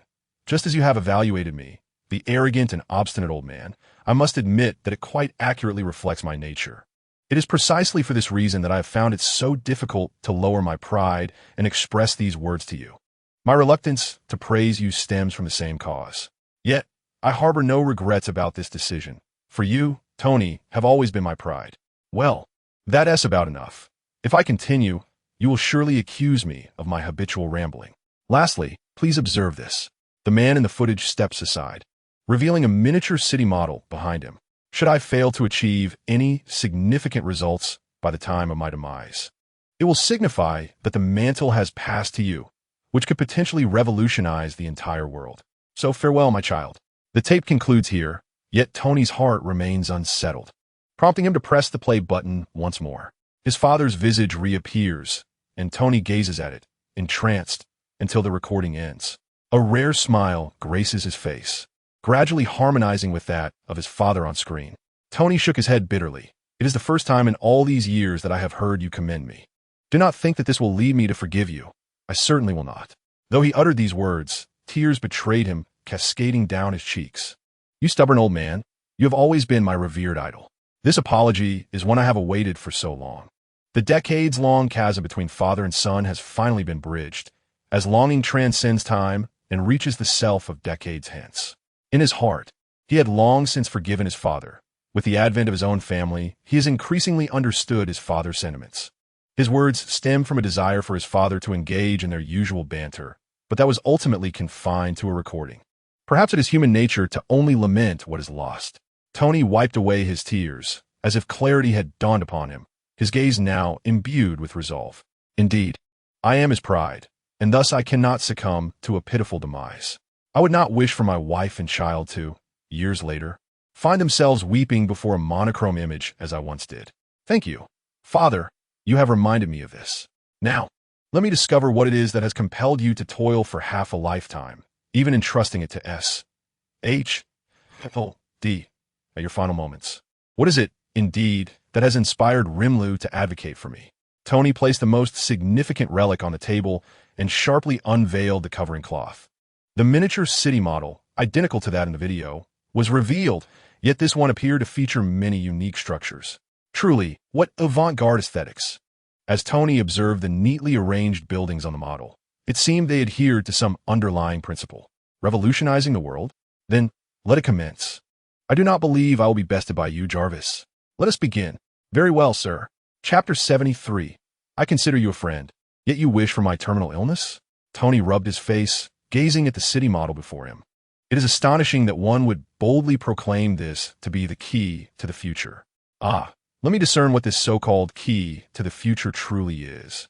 Jarvis, could you kindly create a digital structural wireframe for me? I require a manipulable projection. Certainly, sir. A beam of blue light swept across the model, and with a snap of Tony's fingers, a one-to-one holographic projection materialized, floating gracefully in the air. Tony extended 2 fingers, grasping the projection and maneuvering it to a more spacious area. How many buildings are there? Should we include the Belgian waffle stand? Naturally, that should be included. In no time, a stream of data floated before Tony. He examined the holographic projection while thoughtfully stroking his chin. Jarvis, what do you think that central structure resembles? Sir, forgive my ignorance. I fail to perceive anything particularly distinctive. At the center of the model stood a colossal circular edifice. In terms of practicality, that circular structure was far less utilitarian than constructing an actual skyscraper. Yet, in terms of aesthetics, that building seemed utterly out of place, as if it were, Jarvis, doesn't that central structure resemble an atomic nucleus? Suddenly, he seemed to have an epiphany and magnified the image several times. Jarvis, remove the sidewalks and pedestrian streets. Such an outrageous request prompted even Jarvis to inquire, Sir, what are you attempting to achieve? I am correcting, or rather, to be precise, I am discovering a new element. It bears an uncanny resemblance. This is illogical. All the buildings appear to emulate the electron's orbital motion around nucleus. Given my understanding of that stubborn old man, he would never undertake such meaningless endeavors. Yet herein lies the conundrum. I have never encountered such an arrangement, leading me to boldly conjecture that this is an undiscovered and unverified new element. As Tony waved his hands incessantly, blocks of buildings were flung aside as if they were mere toys. Remove the landscaping, the shrubs, the trees, and so forth. The parking lot, the exits, the entrances. And this, next, construct protons and neutrons using the exhibition hall as the framework. Countless small spheres revolve around the central exhibition hall, perpetually in motion. After a prolonged silence, Tony suddenly reached out and grasped the central sphere, pulling it dramatically larger. The image instantaneously expanded several times, transforming the once unremarkable sphere into a pulsating heart, radiating energy outward. What appeared to be a simple arrangement held immense power within. Observing everything before him, Tony chuckled softly. Who would have thought, even after 20 years, I could still receive a lesson? One must say, it is truly fitting of you. Thank you, Father. Sir, congratulations on your discovery of a new element. According to calculations, the new element you mentioned could entirely replace palladium as a new energy source for the reactor. However, regrettably, it cannot be synthesized. Tony raised an eyebrow, a look of disdain gracing his face. Are you certain? You see, Jarvis, sometimes we must take an unconventional path. Tony glanced around, musing that imagination is indeed the greatest divide between humanity and artificial intelligence.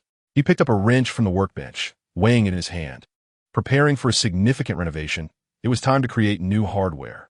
In his quest to synthesize new elements, Tony reached out to virtually all his contacts, yet regrettably, no one was willing to assist the once prominent Tony Stark, now fallen from grace.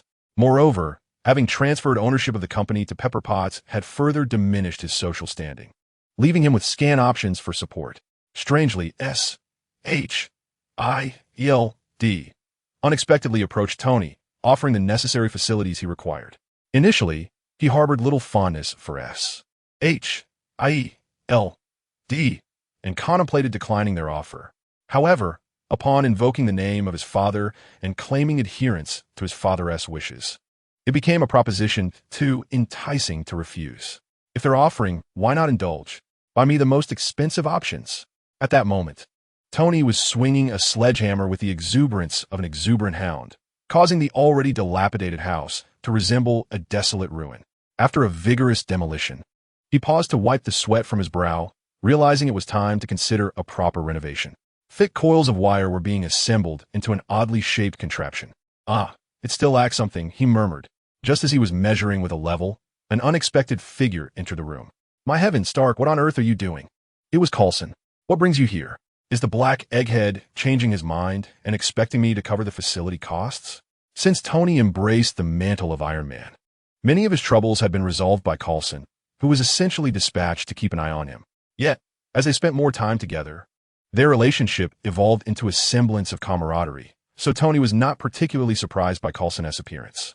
Coulson waved his hand dismissively. You misunderstand. I'm merely here to ensure your satisfaction and to discuss a few matters. He casually picked up a circular shield, fiddling with it, and it appeared strikingly familiar, much like the shield wielded by Captain America in Illustrated Tales. Yes, that's the one. Coulson was startled, nearly dropping the shield. What's wrong with you? Tony gazed at the shield with uncontainable excitement. Yes, precisely that. Hand it over. He took the star-emblazoned shield and nestled it beneath the coils. Perfect fit. Apologies for interrupting. Do carry on, Coulson replied. However, I must inform you that I may have to say goodbye. What do you mean? Have you received a terminal diagnosis? Tony's eyes sparkled with a shared sense of misfortune. Coulson's lips twitched. I consider you a friend, yet you wish for my demise? And why do you appear almost gleeful? Resisting the urge to retort, he replied with a sigh. No, I merely have a business trip to attend. Tony awkwardly scratched his nose. Oh, I apologize, I thought. Well, please continue. I've been dispatched by headquarters to a quaint town in New Mexico, charmingly named Paradise on Earth. Consequently, a colleague will be coming to temporarily assume my responsibilities. Headquarters specifically requested that I inform you, as they were concerned about any potential reluctance on your part. Tony raised an eyebrow. Confidential matters? Coulson remained silent, merely nodding in affirmation. Suddenly, Tony recalled something. By the way, has anything noteworthy occurred at S.H.I.E.L.D. recently? Perhaps regarding the Dark Knight? Coulson's expression shifted as if he had caught onto a significant keyword, yet he promptly denied it. No. Tony, naturally skeptical, pressed, really? Indeed. Observing Coulson's expression, reminiscent of someone with constipation, Tony couldn't help but ponder. Had he misjudged? Did that scoundrel Limula not sign any agreements with S.H.I.E.L.D.? How else could he have acquired my father's relics? Little did Tony know that Limulu had nearly caused a disaster for S.H.I.E.L.D. With a long sigh, Tony teased Coulson, I wish you success. Also, when you return, do bring me a few jars of authentic Mexican hot sauce. It has been ages since I last savored it. Coulson smiled at this. I will, and I can only say so much more. Take care. You too. As Tony watched Coulson's retreating figure, he silently donned his goggles. Now it was time to commence our grand endeavor. Chapter 74. Is he seriously ill? J.A.R.V. Let us begin. Tony tightened the goggles on his head and fervently twisted the wrench. In the next moment, a formidable energy coiled around the apparatus, emanating a visible beam of light from its apex. In mere moments, the coil could no longer withstand the pressure, billowing thick smoke. Tony did not dare to pause, desperately maneuvering the wrench, as the brilliant blue beam gradually shifted toward a small triangle perched on the shelf. Wherever the powerful beam touched, it turned to ashes, the terrifying energy causing nearby walls to collapse with a thunderous crash. Yet, Tony showed no signs of halting. The beam inched closer to the small triangle. However, the anticipated shattering did not occur. The small triangle seemingly possessed life, greedily absorbing the beam's energy. In an instant, a dazzling radiance erupted from the small triangle, momentarily overshadowing even the once mighty beam. Tony deactivated the beam, yet the small triangle did not diminish in brilliance.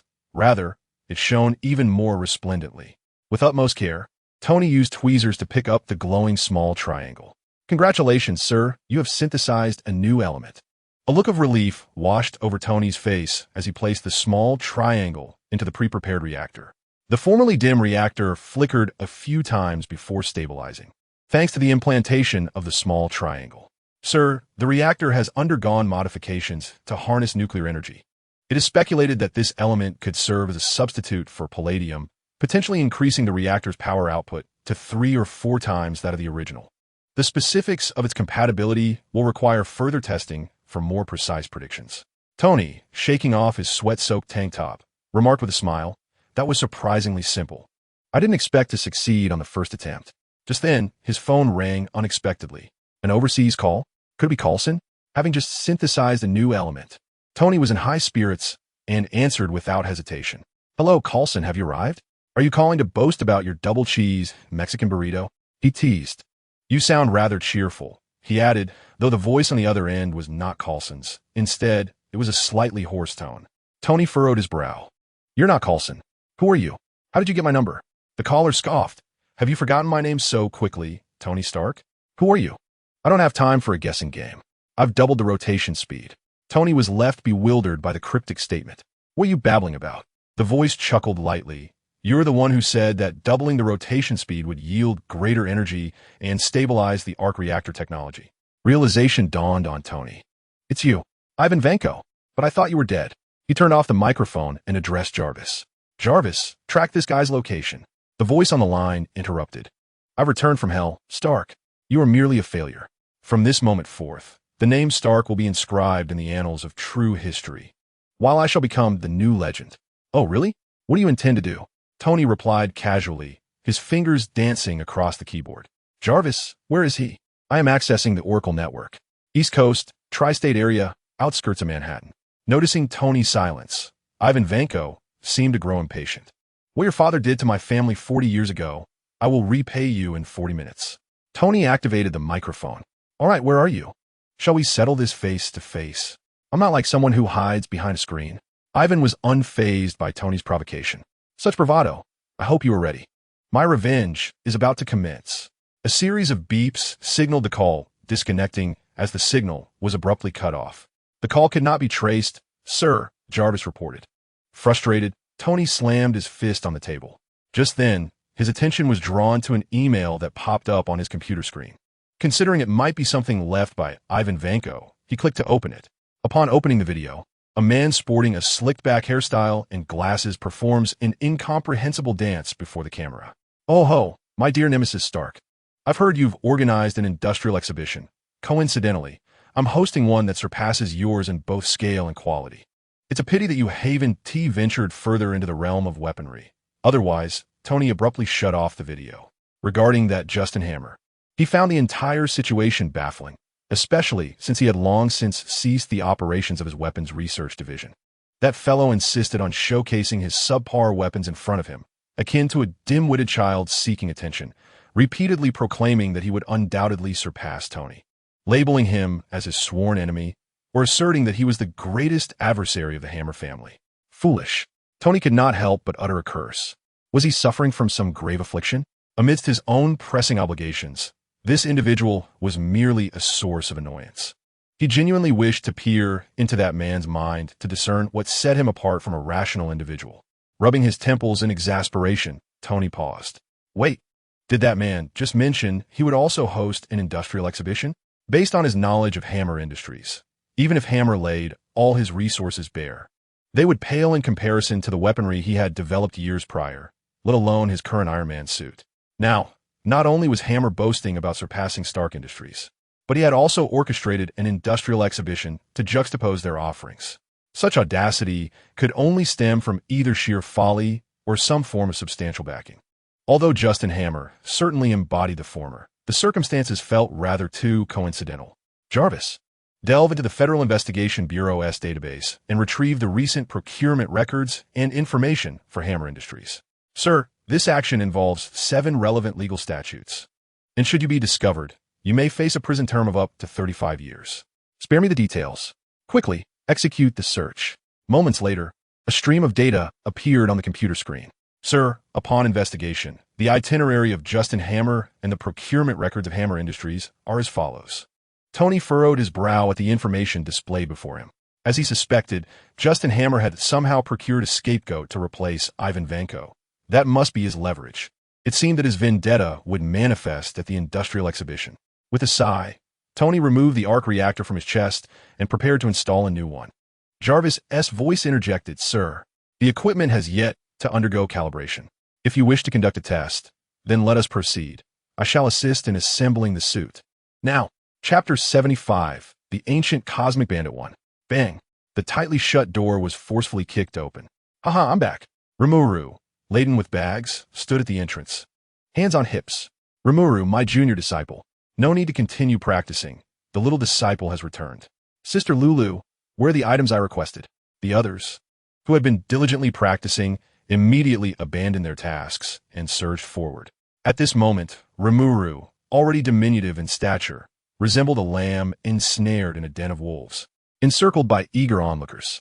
Though Rimuru was somewhat accustomed to their fervent reactions, he couldn't shake the peculiar feeling that their gazes were tinged with something unusual. Despite his lingering doubts, he began distributing the various bundles he carried. Hold on, there's plenty for everyone. Brother Modu, here's the breakfast you requested. Do enjoy it while it's hot. Uncle Kashin, this is the cotton blanket you asked for. It's pure cotton. And, dear sister, might you refrain from tugging at my face? I'm not made of Play-Doh. Here, the lotion and cream you desired. Thus, Rimuru methodically dispensed an array of daily necessities.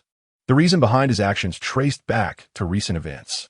It seemed even little Chili never anticipated that Rimuru would stay here for such an extended period, resulting in a swift depletion of essential supplies, necessitating occasional shopping excursions. Additionally, due to Guyi's concern that Rimuru might not acclimate to the cuisine of Kamartaj, he relaxed some of the restrictions on him, allowing Rimuru a measure of freedom within Kamartaj. On days when his spirits were low, he would treat himself to some snacks. On days when he felt elated, he would indulge in a lavish meal. On days when his mood was neutral, he might purchase a late-night snack as a form of encouragement. This back and forth made Rimuru increasingly noticeable to the other apprentices, who had previously paid him little mind, as they observed this charming blue-haired creature darting about. While Kamartaj did not impose restrictions on the apprentice's personal freedoms, the notion of embarking on journeys solely for the sake of culinary delight and consumables seemed rather juvenile. They had come here for self-cultivation, and such temptations were merely part of their training.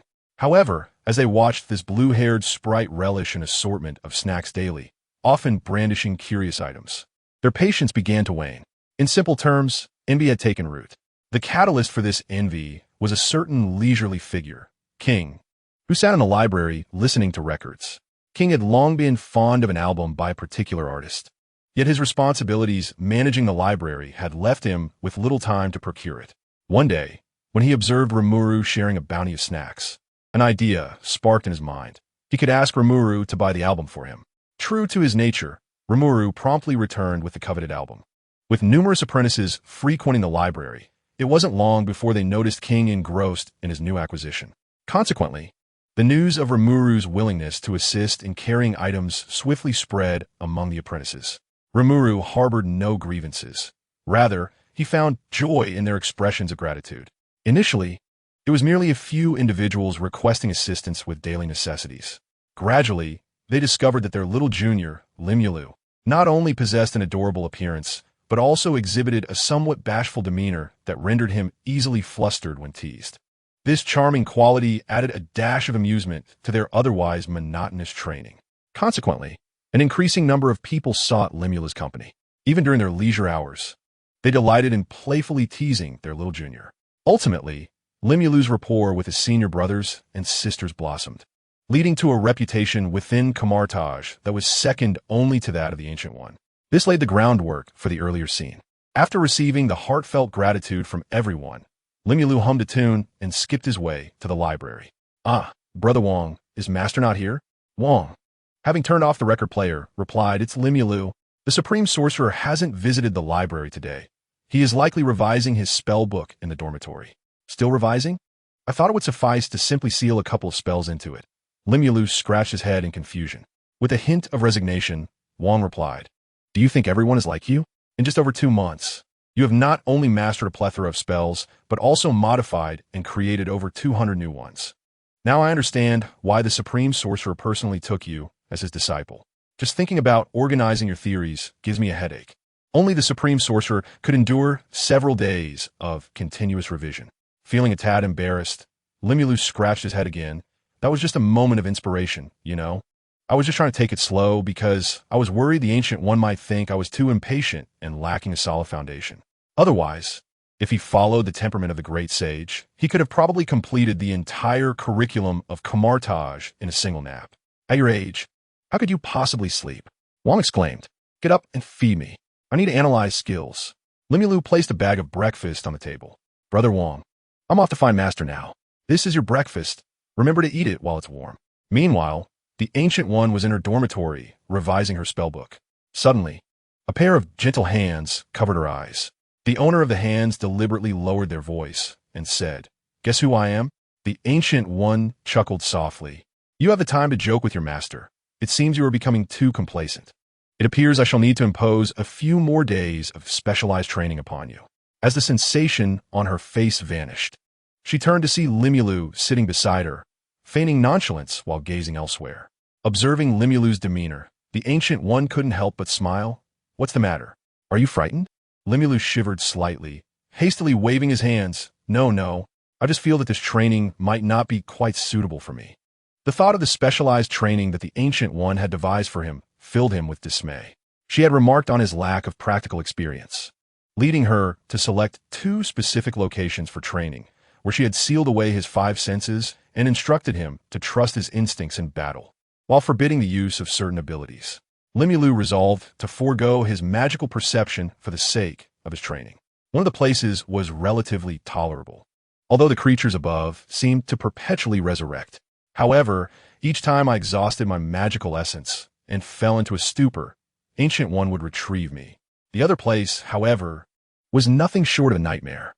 Although it housed only one individual, that solitary being was terrifyingly powerful, capable of effortlessly crushing even the weapons I crafted myself. Under circumstances where I was forbidden to utilize certain abilities, I had already lost count of the times I'd been ruthlessly beaten. Shaking his head, Rimuru banished the unpleasant memories. Master, we're not to engage in that training again today, are we? He asked, swallowing nervously. Ancient One shook his head, indicating that there would be no training today. Have you grasped the magic I taught you yesterday? Yes, I have, Rimuru nodded, demonstrating his newfound abilities. Ancient One set down his pen, regarding Rimuru with a peculiar expression, letting out a long sigh. Rimuru felt somewhat uncomfortable under that gaze and could not help but inquire. Master, have I done something wrong? Your look seems rather strange. Ancient One shook his head. No, just sigh, never mind. He sighed again, allowing a benevolent smile to grace his features. Congratulations. Rimuru tilted his head in confusion. Huh? Congratulations? Congratulations, you have graduated. Oh, so it's graduation. Wait, what? Rimuru exclaimed in disbelief, his voice rising a pitch. He eagerly rushed forward to embrace Ancient One. Thank you, Master. He had longed to return home to see Sister Pepper and Tony. With a fond smile, Ancient One peeled away the octopus clinging to him. So impatient. How have I taught you to behave? Realizing his earlier impulsiveness, Rimuru's face flushed as he stammered. I was just too happy. Do not rush. I still have a graduation gift for you. Ancient One produced a red diamond-shaped crystal and a softly glowing card, placing them into Rimuru's hands. What is this? Rimuru asked. Intrigued, Ancient One explained. Though you possess great talent, the energy within your body is rather scarce. This special crystal, which I retrieve from a distant land, is designed to store energy. As long as you store energy in advance, when your own energy is depleted, you need only crush it to restore your vitality. Rimuru attempted to infuse energy into the crystal, but quickly reached saturation. Master, is this capacity a bit too small? Nevertheless, thank you. Too little? Ancient One chuckled. a hint of pride evident in his demeanor. Let's see what lies behind you. Rimuru turned to look and was rendered speechless. Behind him, an immense pile of red crystals, reminiscent of a small mountain, filled a third of the room. In another corner, boxes upon boxes of identical cards were stacked high. He stepped forward and gently closed Limulu's chin. The card in your hand is crafted from a unique divine tree, capable of inscribing magical runes, which can be activated simply by infusing it with energy when necessary. These gifts are a token of my blessing for your journey. Upon hearing this, Limulu's eyes sparkled with delight as he eagerly collected the items, casting a lingering glance at Gu-I. Gu-I lightly tapped his head, saying, "These treasures required considerable effort to obtain. For now, let this suffice. We shall speak of more splendid gifts in due time." Limulu, caught with his thoughts laid bare, chuckled sheepishly. Gu-I gazed at Limulu with warmth, stating, "It is no exaggeration to say that you are the most gifted disciple I have ever taught, and indeed, my favorite. I take great pride in you. Your belongings have been meticulously arranged by me, along with farewell gifts from everyone. You're always welcome to return. The doors of Kamar Taj will forever remain open for you, and this room will always be reserved for your return." Having spent over 2 months with the people of Kamar Taj, Limulu felt a pang of reluctance to part ways. Yet he understood that life is filled with transient gatherings, and he had his own path to pursue. Nevertheless, he could always return for visits. "Thank you, Master." Limulu embraced Gu-I once more. This time, Gu-I did not push him away, but instead affectionately ruffled Limulu's hair. "Enough now. It is getting late, and you must be on your way. Otherwise, when your senior brothers and sisters discover your departure, you will have to contend with a chorus of lamenting adults." Limulu could already envision the scene in his mind. Gu-I conjured a portal before Limulu. "Let me escort you this time, to spare you the trouble of using your somewhat unreliable portal." "All right, Master. I shall take my leave now. Tony and Aunt Pepper must be missing me dearly." Limulu gathered his belongings and leaped into the portal.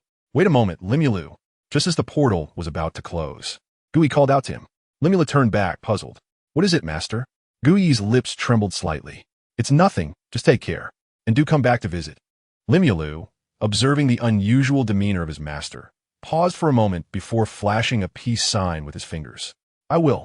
Thus, Gu-I watched Limulu until the portal finally closed, and he trembled as he extended his hand from behind, gazing at the object resting in his palm with a heavy sigh. A quaint pendant lay quietly within, adorned with a gem radiating a verdant glow. Ultimately, he could not summon the resolve to present it to Limulu. Had fate not been so elusive, I would have cleared your path of all obstacles. Alas, I cannot foresee what lies ahead. The wheel of destiny had begun to turn, and one could only wonder where this nameless wind would carry you next. The resolution of this situation rests solely upon your shoulders. Strive to grow stronger, Limulu. Perhaps having reached a certain level, Gu-I sensed that beyond the original fate, there seemed to be countless unseen hands subtly influencing the course of events. Regardless, the truth of this world remained elusive to him, and he could only entrust it to Rimuru. At that moment, far removed from Kamar Taj, an elder with hair as white as snow, yet possessing a striking vigor, gazed incredulously at the note before him. "My old friend, I find myself in need of acquiring a batch of timber for a project, and fortuitously, you have just what I require. Consider this a token of gratitude for your past assistance. When you next visit, I shall treat you to my finest tea." The unparalleled Supreme Mage trembled as he clutched the note. I have endured, after all these years of friendship. A mere few millennium-old demon essence trees shall serve as a gift for our long-awaited reunion. As he pondered this, it took a while for his emotions to settle. With a resigned sigh, he instinctively leaned against a pillar for a moment's respite, only to find it was an empty space.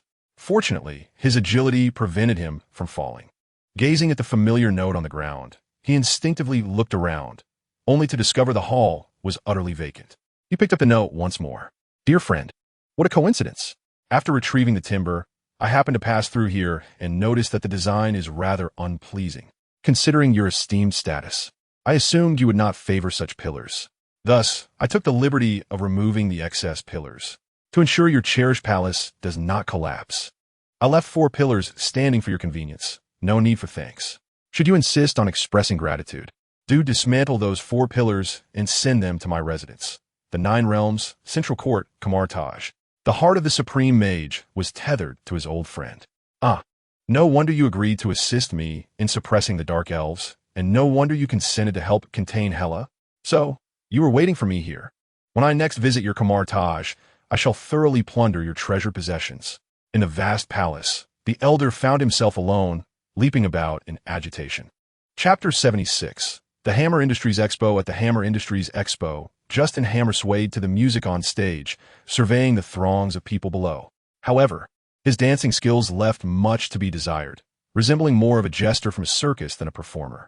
Ladies and gentlemen, for far too long, this nation has forced its citizens to endure perilous circumstances.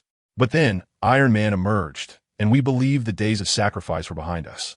Alas, that technology remains beyond our reach, and we all know such actions are profoundly selfish. Yet now, everything is set to change. We are poised to move in a new direction.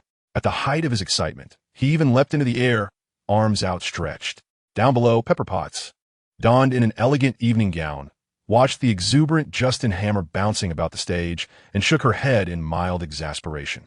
Truth be told, I somewhat regret attending this event. The assistant beside me adjusted her heavy black-framed glasses and retorted, Miss Potts, this is an unavoidable situation. We have received a public invitation, and not attending would be detrimental to the company's reputation. Pepper gave a wry smile. Of course, I am aware. I was merely jesting. Bella, I entrust you with the note-taking. I seem to have a bit of a headache. She massaged her temples. The assistant named Bella nodded. Of course. It is part of my responsibilities. On stage, Justin Hammer continued his animated display.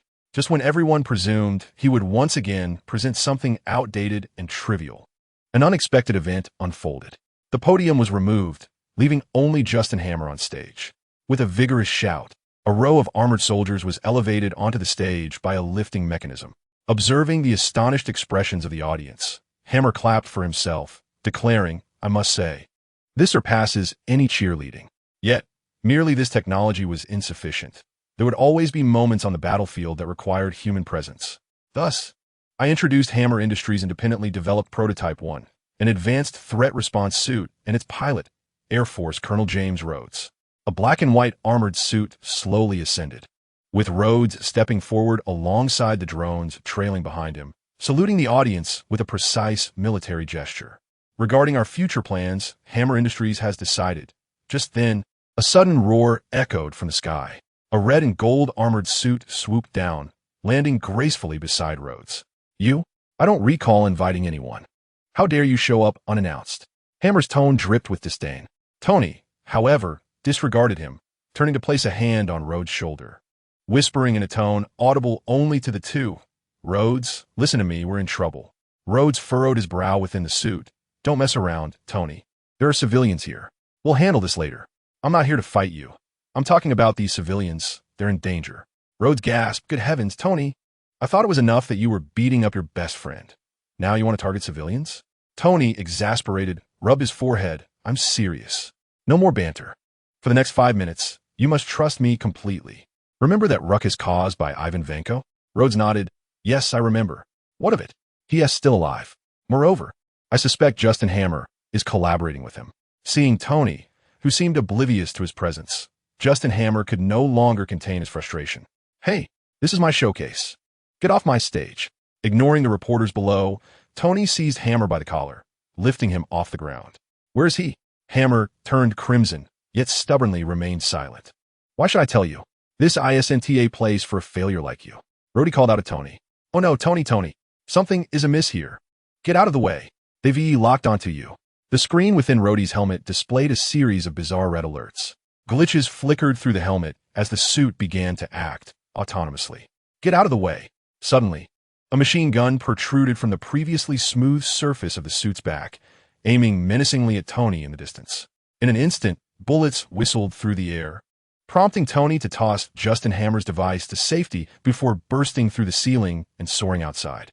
As expected, Rhodey's suit followed him into the air, along with the drones trailing behind. Rhodey, what is going on? Are you seeking revenge? Tony inquired anxiously.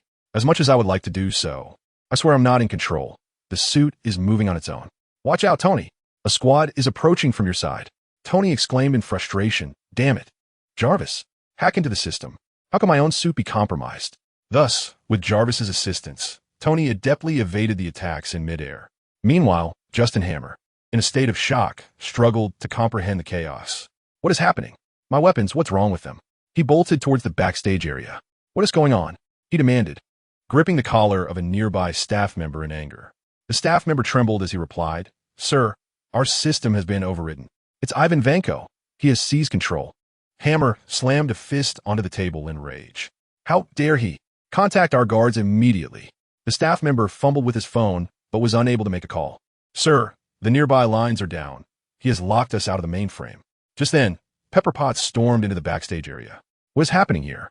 Upon seeing Pepper, Justin Hammer's fury boiled over. Can't you see I'm busy? Get out, he shouted. If it weren't for your presence, this mess wouldn't have occurred. Now leave. As Hammer reached for Pepper, another hand moved faster, restraining him and pinning him to the ground. Pepper looked on in astonishment at her seemingly unassuming assistant, Bella. You? What are you doing? Let me go, you crazy woman. You're breaking the law. Bella chuckled lightly. Law? I am the law. She removed her wig and peeled off the silicone mask from her face, revealing her striking red hair. In the same motion, she brandished a dark blue badge. The moment Justin Hammer laid eyes on the badge, he fell silent. The FBI. Tell me, who is behind this? Where are they? As she spoke, Natasha tightened her grip on him. In pain, Justin Hammer hastily pleaded, I said, it's Ivan Vanko. He is in my company. At that moment, an unremarkable rooftop unexpectedly illuminated with an orange-yellow portal. A blue figure emerged amidst the conversation. Do come back often. I shall. Chapter 77. Bound? This is never-ending. Tony narrowly dodged a shell, urging Jarvis, haven't we infiltrated yet? Sir, remote reboot requires some time. Tony's gaze was drawn to the commotion below. That it. Damn it, he is actually attacking civilians. Ivan Vanko, you scoundrel. Jarvis, accelerate. The thrusters behind Tony erupted with even more brilliant flames, propelling him further away from his pursuers as he dove downwards. On the ground, a mech indiscriminately fired upon its surroundings, abruptly halting as it became fixated on a child wearing an Iron Man mask. It observed the child, its weapons slowly pivoting. According to its programming, the primary target was Iron Man, and this child, adorned with a matching mask, clearly fell within its scope. Hey, monster, look at this. Before the mech could fire, Tony unleashed a repulsor blast, sending it to its demise. Well done, little Iron Man. Tony casually patted the child's back and soared back into the sky. Rhodey's voice echoed from the suit. Tony, several more mechs are flanking you. Watch your left. Simultaneously, Jarvis chimed in, Sir. An unidentified flying object is approaching you at 270 miles per hour. Tony furrowed his brow. Damn it, they have reinforcements. Sir, there is also a call for you. What time is it? Hang up. Rhodey exclaimed. Wait, something is not right, Tony. Something is chasing from behind. He stared in shock at the screen, where a red, symbolizing a flying object, was rapidly closing in, while the red dots representing enemies began to vanish one by one. What is happening? The number of mechs is decreasing. Isn't that a good thing? It's typical for Hammer Industries creations to encounter mishaps. Tony replied nonchalantly. But that is not right. I've seen the quality of those mechs. They wouldn't malfunction without reason. Just as Rhodey finished speaking, he felt a weight on his back, as if something had landed there. A peculiar, intricately patterned mask then came into view. A ghost. The sound was so loud that even through his thick armor, it made Rhodey want to cover his ears. Limulu reached out and tapped Rhodey on the head. Keep it down. I'm here to help you. As Ivan Vanson manipulated the mech, it seemed he had spotted Rimuru, frantically operating the battle suit in an attempt to throw him off. Beneath the mask, Rimuru wrinkled his nose and admonished, Behave yourself.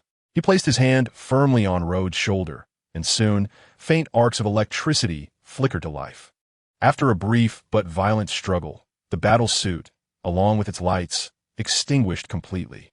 Rimuru swiftly unfurled his wings, catching the plummeting Rhodes.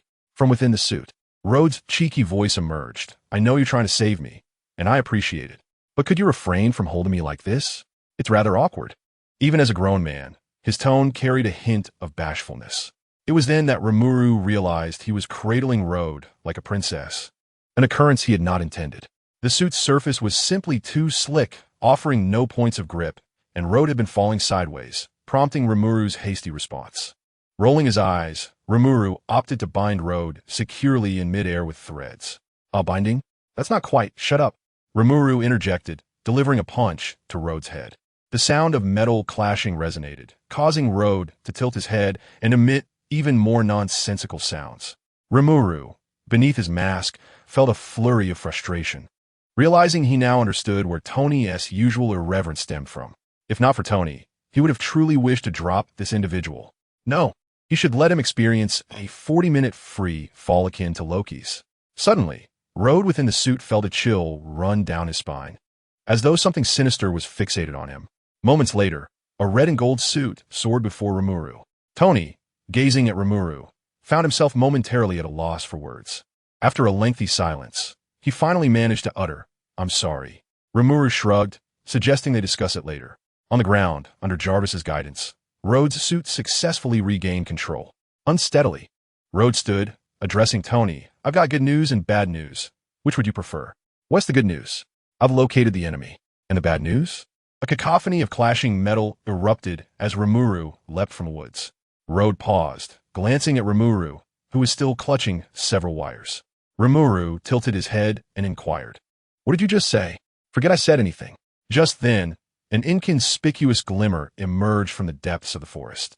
Suddenly, two blinding arcs of electricity illuminated the previously dim woods, accompanied by a sinister laugh. "Long time no see, Tony Stark. Today, I shall make you pay for everything." Tony shook his head in resignation. "I knew it." Rimuru conjured a purple katana from thin air, but as he prepared to strike, Road intervened and halted him. "Behold, your grandeur has been overshadowed.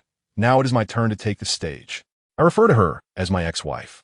Limulu observed the unfolding scene, and it seemed he suddenly anticipated the ensuing events, quietly stepping back while stifling a laugh. A miniature missile protruded from the shoulder armor of Rod, aimed at Ivan Vanko not far away, and was launched. Clang!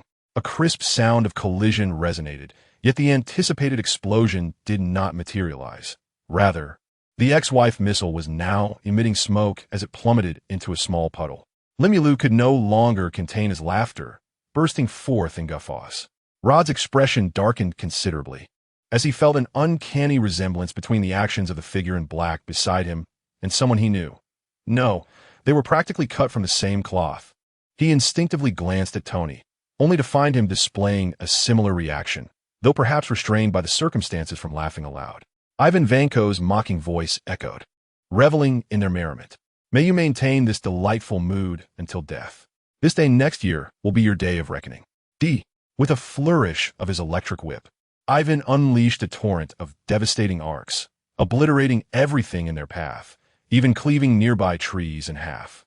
At that moment, a flash of blades appeared, and two streams of violet sword energy surged forth, precisely severing the whip in Ivan's grasp. No, this cannot be." Limulu dissipated his katana, his fingers gliding through the air.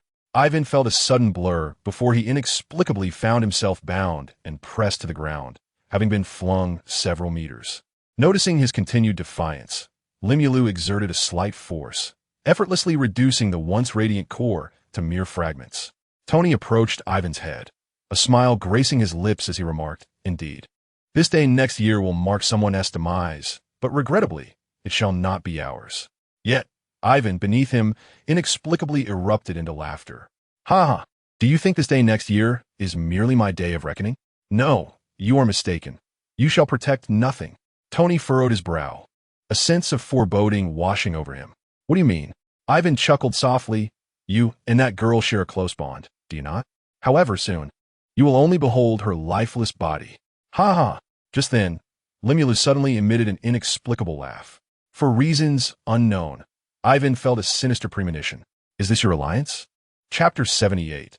The Thrill of Tormenting Wives. A funeral for pursuing them. A sense of foreboding surged within Ivan as he watched Limulu casually shake his sleeve, discarding intact reactors as if they were mere refuse. With a flick of his wrist, a mech helmet appeared in his hand. "Look here, say cheese." Rimuru clapped his hands on the helmet, which flickered twice, resembling the flash of a camera. No, it cannot be."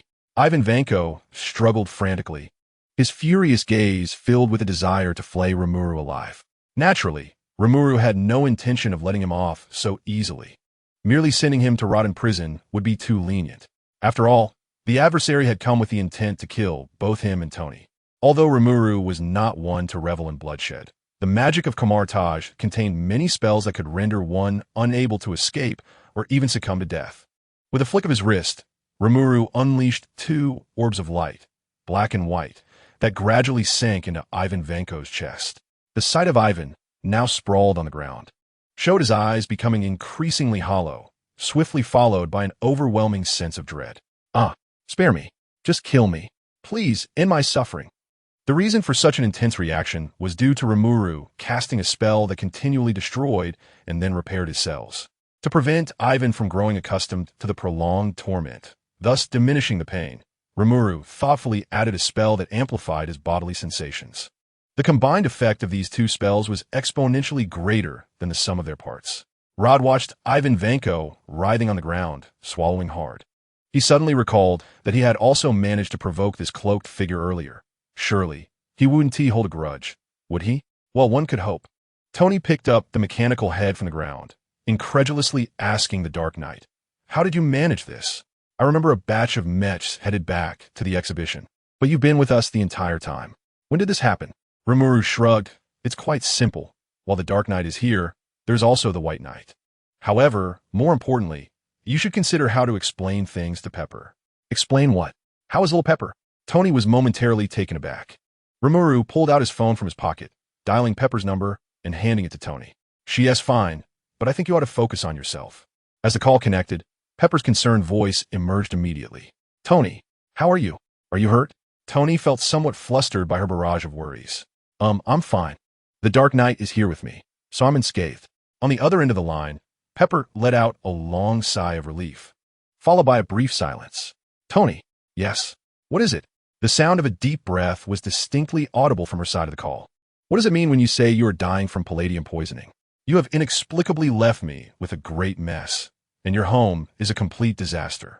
Do you believe that your self-sacrificial bravado is admirable? Have you genuinely considered the feelings of both me and Rimuru? Do you think it is wonderful for us to become a fatherless child and a widow? Why do you never share your burdens with us? You always act alone, without regard for others' emotions, you scoundrel." Tony, clutching his ears that were nearly deafened, quickly attempted to explain. "Pepper, please let me explain." "Shoo, I do not wish to hear your fabricated excuses. All I want is to see you right now. You have 5 minutes to come here." With the call abruptly ended, Tony cast a sorrowful glance at Rimuru. Rimuru shrugged. "That is precisely why I said, Tony, you should take better care of yourself. Don't look at me like that. I have not spoken to Pepper. I just returned." Tony sighed deeply. There was no alternative. He had brought this anger upon himself, so he must appease her. Watching Tony fly away, Rimuru felt a peculiar excitement bubbling within her, compelling her to see what unfolded. If it were the usual Tony and Pepper indulging in their affections, she would undoubtedly steer clear. However, given the current circumstances, while not quite a dramatic pursuit of a wife, it was still sufficiently captivating. Rimuru glanced at Uncle Road beside her. "Shall we go take a look?" Rimuru, I must admit your acting skills are quite poor. You couldn't even bother to change how you address me." Rimuru suddenly realized that she had unconsciously used her usual term of endearment. "What are you talking about, Colonel Road? I merely invited you to witness the amusement." Road sighed in exasperation. "Although your demeanor and voice have changed, certain habits are difficult to alter. As an officer, I naturally keep an eye on the behaviors of those around me." Having been seen through, Rimuru decided to drop the charade. "All right, Uncle Road, you caught me." Noticing Rimuru lost in thought, Road feigned alarm. "Hey, what is this reaction? You aren't contemplating silencing me, are you? Because if so, I will have to inform Tony about your little indulgence in his wine." Rimuru's expression darkened, as she had merely been inquiring of the sage whether her disguise was as poor as Road suggested, only to receive a dismal verdict. Nevertheless, she remembered Road's threat, along with the matters that had incited her anger. "Sage, make a note of this in my little book of grudges. Road, beware." As Tony descended, Pepper stepped forward, her displeasure evident. Tony slowly lifted his faceplate, and Pepper's initial fury transformed into an indescribable sense of grievance. "I truly cannot endure you any longer. I cannot even ascertain whether you intend to ruin your company or yourself." Tony gently wiped away the tears at Pepper's eyes. I apologize for the difficulties you have endured during this time, and I'm deeply grateful for your unwavering care towards me and for looking after Rimuru. Had I been alone, the journey would undoubtedly have been arduous, and it is your support that has enabled me to persevere. I recognize that my previous demeanor towards you may have been somewhat excessive, yet I hope you can comprehend that it stemmed from necessity. Thus, I sincerely apologize for my presumptuousness and my past actions. I am truly sorry. Tony, resembling a drenched rooster with lowered head. The foolish Pepper wiped away her tears and smiled at Tony. It is the first time I have realized my esteemed position in your heart. In truth, I have long since forgiven you. You have never been the despondent Tony Stark in my eyes, diminished by a mere setback. In my heart, you have always been perfect. Such confessions sent Tony's heart racing. Pepper grasped Tony's iron hand, expressing her frustration, which merely arose from your reluctance to allow me to share this burden with you. Therefore, promise me, do not let me lose everything in confusion again, will you? Tony replied resolutely, yes, I will. The distance between them gradually diminished. The faint yet distinct sound of chewing echoed, prompting both Tony and Pepper to turn their heads in unison. Rhodey, having swallowed his popcorn, shrugged apologetically. Sorry to interrupt you both. Please continue. We'll try to keep it down. Beside him stood Rimuru, sulking due to having his popcorn pilfered. Tony gazed incredulously at the duo. Wait, how did you two get up here? I thought I was alone on the rooftop. Seizing the moment while Rhodey was distracted, Rimuru snatched back the popcorn and pointed sideways. We took the stairs. Chapter 79. A Fortunate Turn? Beep, beep, beep. The familiar alarm clock. The well-known intelligent assistant's wake-up service and the disgruntled slime. Rimuru emerged from the room, yawning and tousled. Across from him stood another, similarly bewildered figure. They exchanged a perplexed look, as if questioning each other's presence. Soon, Rimuru realized that this was not Kamartage but his own home. Tony also recognized the situation and greeted Rimuru. Good morning. What a coincidence. You just woke up too. It's rare to see you up this early. Rimuru glared at Tony, exuding annoyance. Aren't you the one who had Jarvis wake me up? At that moment, Pepper's voice floated from a distance. You too. Since you're awake, hurry and wash up. Breakfast will be ready shortly. We'll be right there. Limulu stood on tiptoe on the stool, while Tony casually picked up a newspaper from the table, engrossed in its contents. However, they both found themselves glancing occasionally towards the kitchen. The moment Pepper emerged from the kitchen, carrying a plate of food, she caught sight of the two eager eyes, one large and one small, looking at her with pleading expressions. With a resigned shake of her head, Pepper remarked, You two, all you think about is food every day. Here, this is your warm milk. Limulu gratefully accepted the cup with both hands, saying, Thank you, Sister Pepper. In Western culture, milk is typically consumed cold, and there is no custom of heating it. Nevertheless, Limulu preferred her milk warm. After all, starting the day with a cup of hot milk truly warms one throughout the day. Moreover, it is essential to note that drinking milk can promote growth. However, it was evident that a certain blue fellow was oblivious to the fact that these beverages would not aid in his height. Tony raised an eyebrow at the milk on the table, inquiring, warm milk? Pepper, what about my latte? Pepper explained, the CAF you usually frequent is temporarily closed for business, and I feared you might not adapt to the taste of another place. If you don't mind, I can have Happy bring some from a different CAF. Tony lifted the cup of warm milk and took a sip. Surprisingly, it's not bad. Let us stick with this for now. A change of flavor can be refreshing. Sister Pepper, which brand is this milk? Limulu asked. Is something wrong? It was air freighted this morning along with other ingredients. I didn't pay much attention. Is it spoiled? Pepper replied, glancing at the packaging.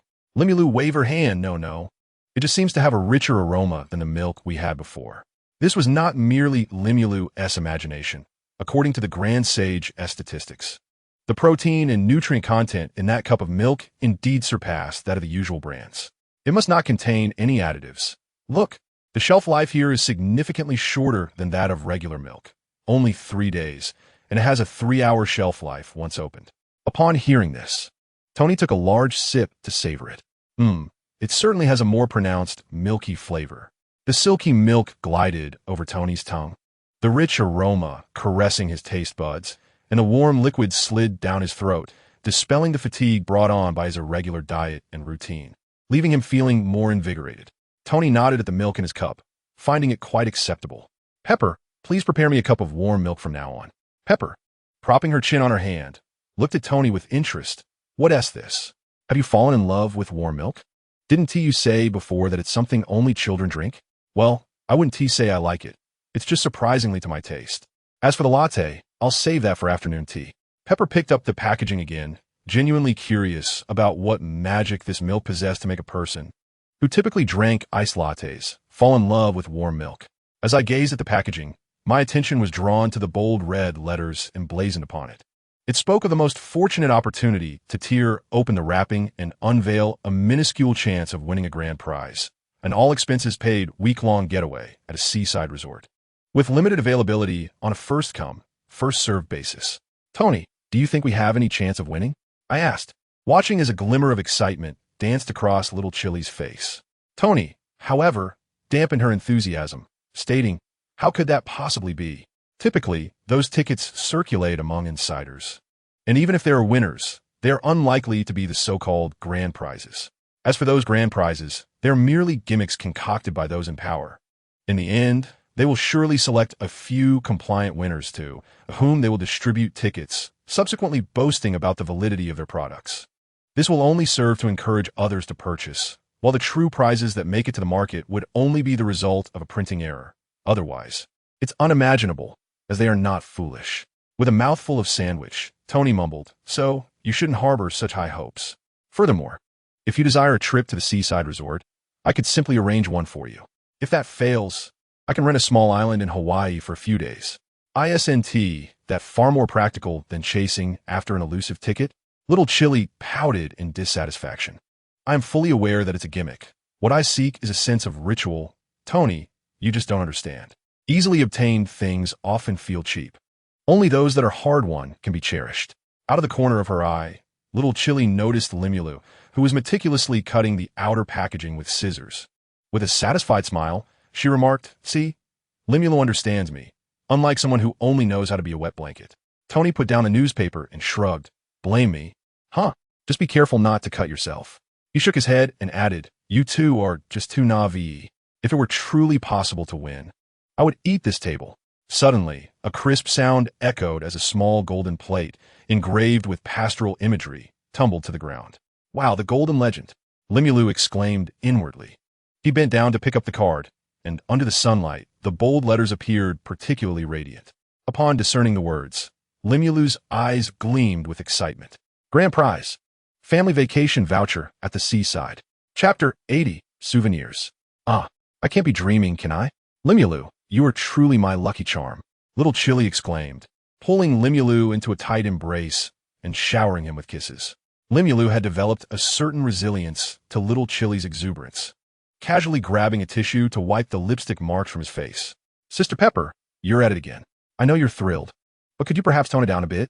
Little Chili released Limulu, a hint of bashfulness creeping onto her face as she scratched her cheek. "I'm just so happy, haha. But I do remember someone just made a bold promise." Little Pepper handed the lottery ticket to Tony. "What? Did I really win?" Tony, in disbelief, scrutinized the ticket. Indeed, it seemed genuine. However, how should they handle it? The company had only recently stabilized and gotten back on track. They couldn't simply abandon their responsibilities for leisure, could they? Just as Tony finished speaking, he noticed the peculiar expressions on the faces of the two before him.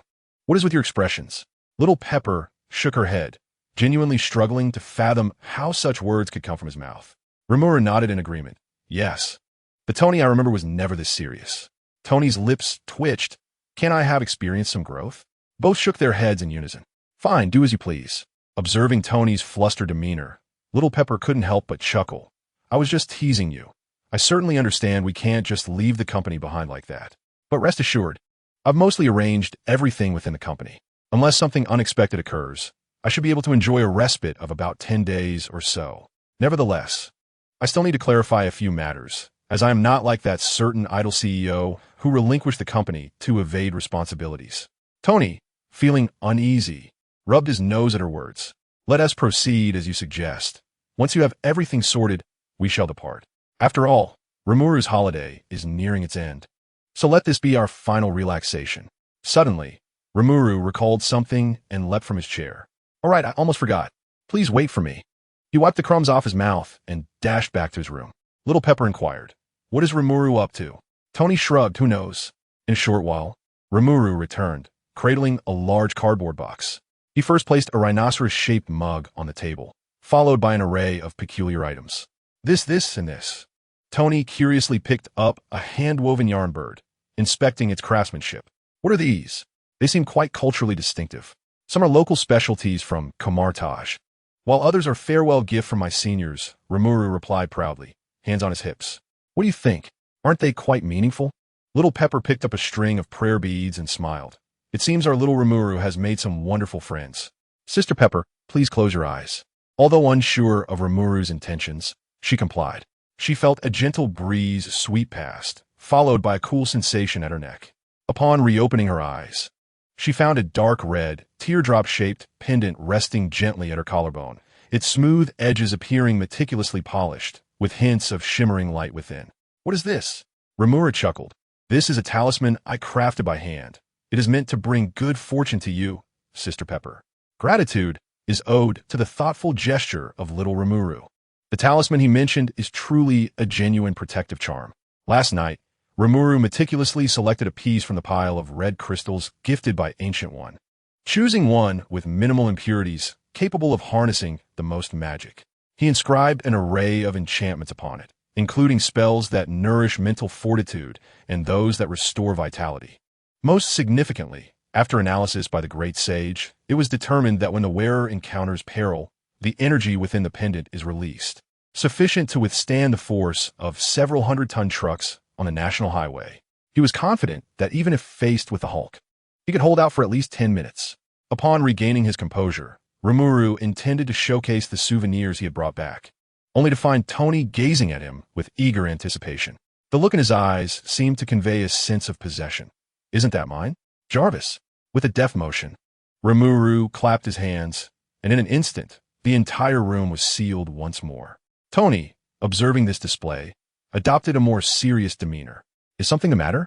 Rimuru shook his head, indicating that it was nothing significant, but rather that the forthcoming items were not suitable for outsiders, as they could be deemed as trump cards. He extended his palm before him, and a stack of square objects resembling playing cards materialized in his hands. Tony, perplexed, inquired, "What is this? Tarot cards? I do not believe in such things." Rimuru remained silent, responding instead through action. He tossed the cards into the air, and in an instant they appeared to come alive, swirling around him in a dazzling display. The rotating cards resembled the rings of Saturn.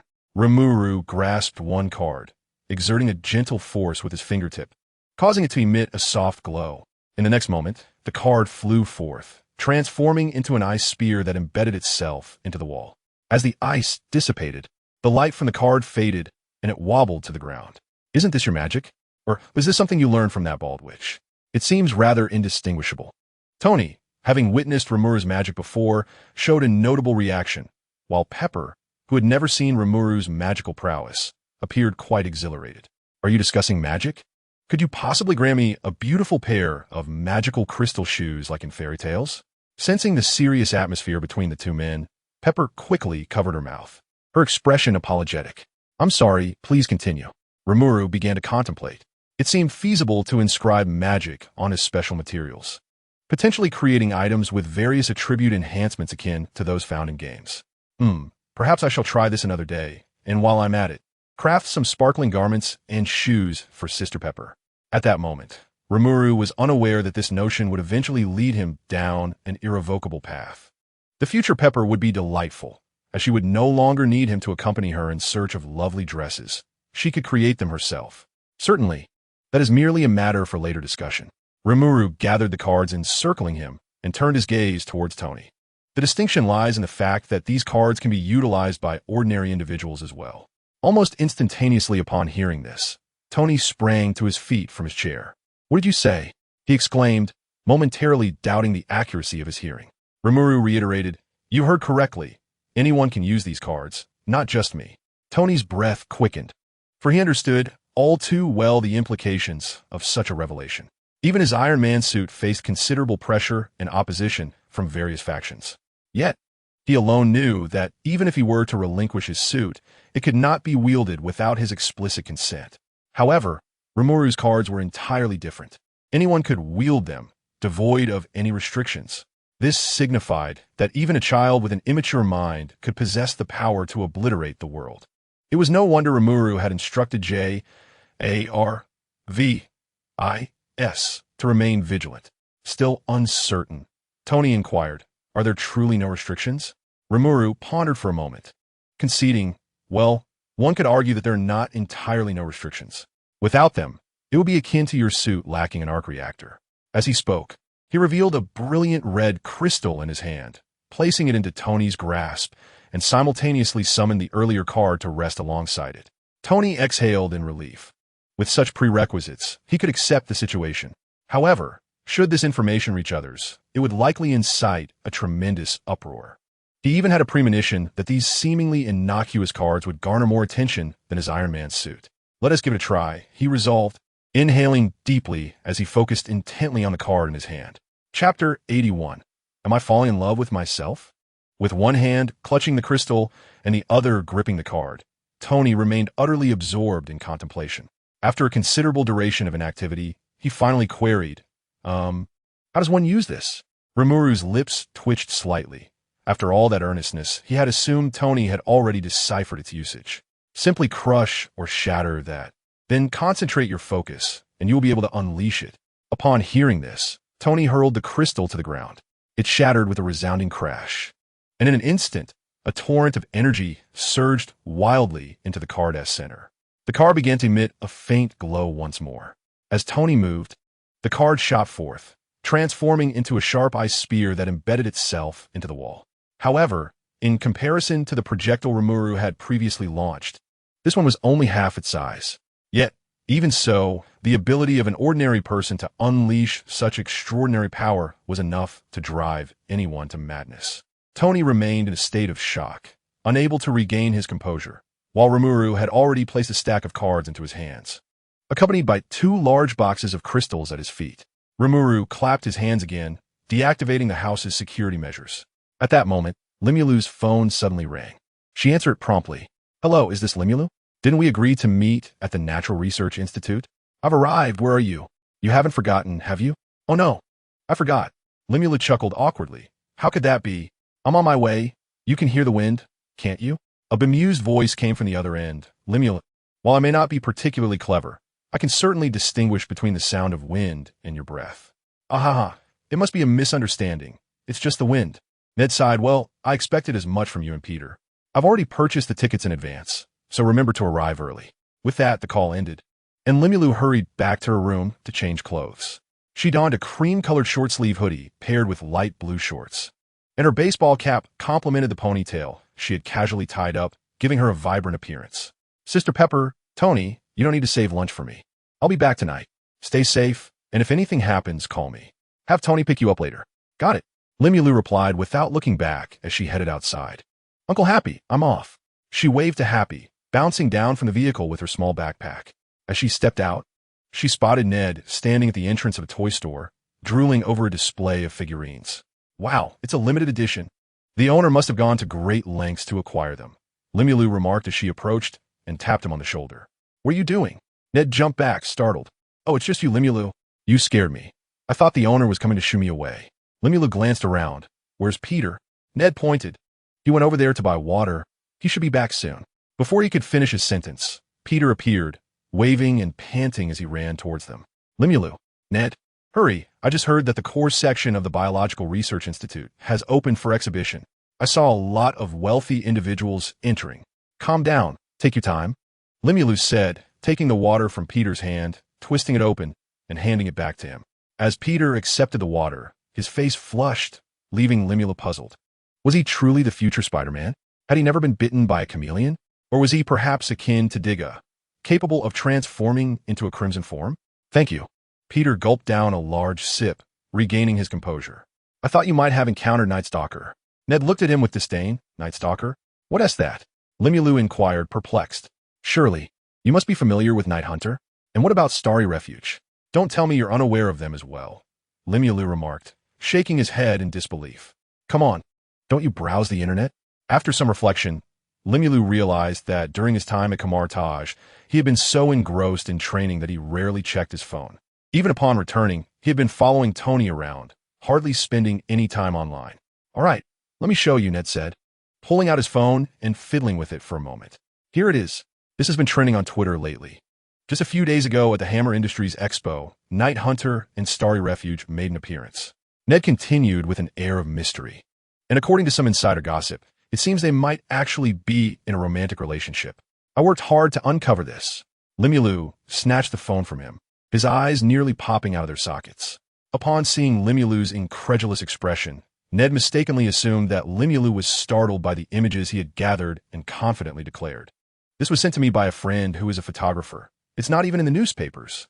Limulu stared at the photo, featuring two figures, one dark and one light, uncertainly pointing and asking, "Are you saying that this one and this one are in a relationship?"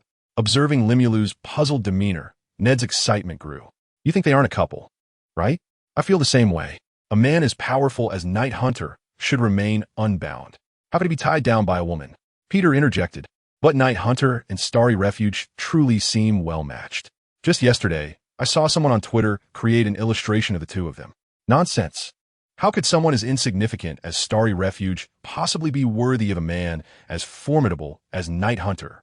Ignoring the bickering pair, Limulu yearned for a different planet to live on. After all, they were arguing about him. Two distinct monikers, merely representing his two different combat suits. He recalled when he had assisted Tony, remembering that a batch of mechanical soldiers had returned to the exhibition hall. Concerned for Pepper's safety, he had created a clone. To prevent anyone from discovering his ability to create clones, he had deliberately donned the other white combat suit for the duplicate. This way, it would create the illusion of two individuals acting together, rather than one person possessing multiple abilities, significantly reducing the likelihood of drawing unwanted attention. However, he had never anticipated that he would not be recognized as the same individual. Instead, due to their similar attire and style, they were mistaken for a couple. Having one identity gain notoriety is commonplace.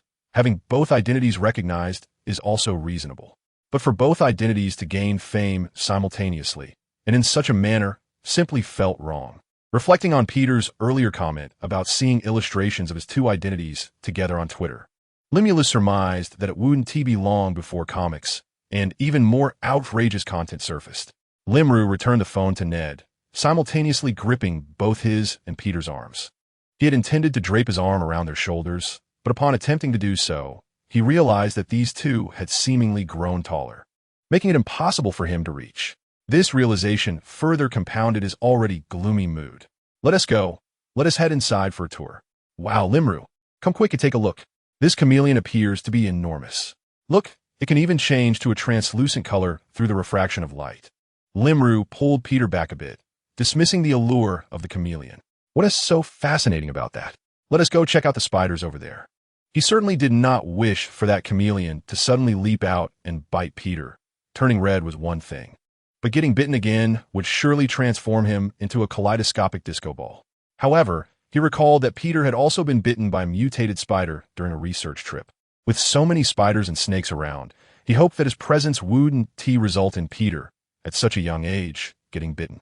He pondered whether the genes of the mutated spider might halt Peter's development, considering that in the Marvel films, the character portrayed by Holland seemed to have ceased growing after being bitten, appearing far less robust than the previous iterations of Spider-Man. Looking at the fragile beans sprout before him, it was indeed difficult to associate him with Holland's version of Spider-Man. Conversely, Ned's demeanor and habitual actions were strikingly similar to those in the films. While there was a resemblance in temperament, he felt that there was something about his appearance that seemed off. Perhaps it was due to being underdeveloped. Whatever the case, he decided to let it be for the time being. At that moment, a commotion erupted nearby. A few well-dressed men strolled leisurely ahead, while several individuals clad in white lab coats approached with a sense of urgency.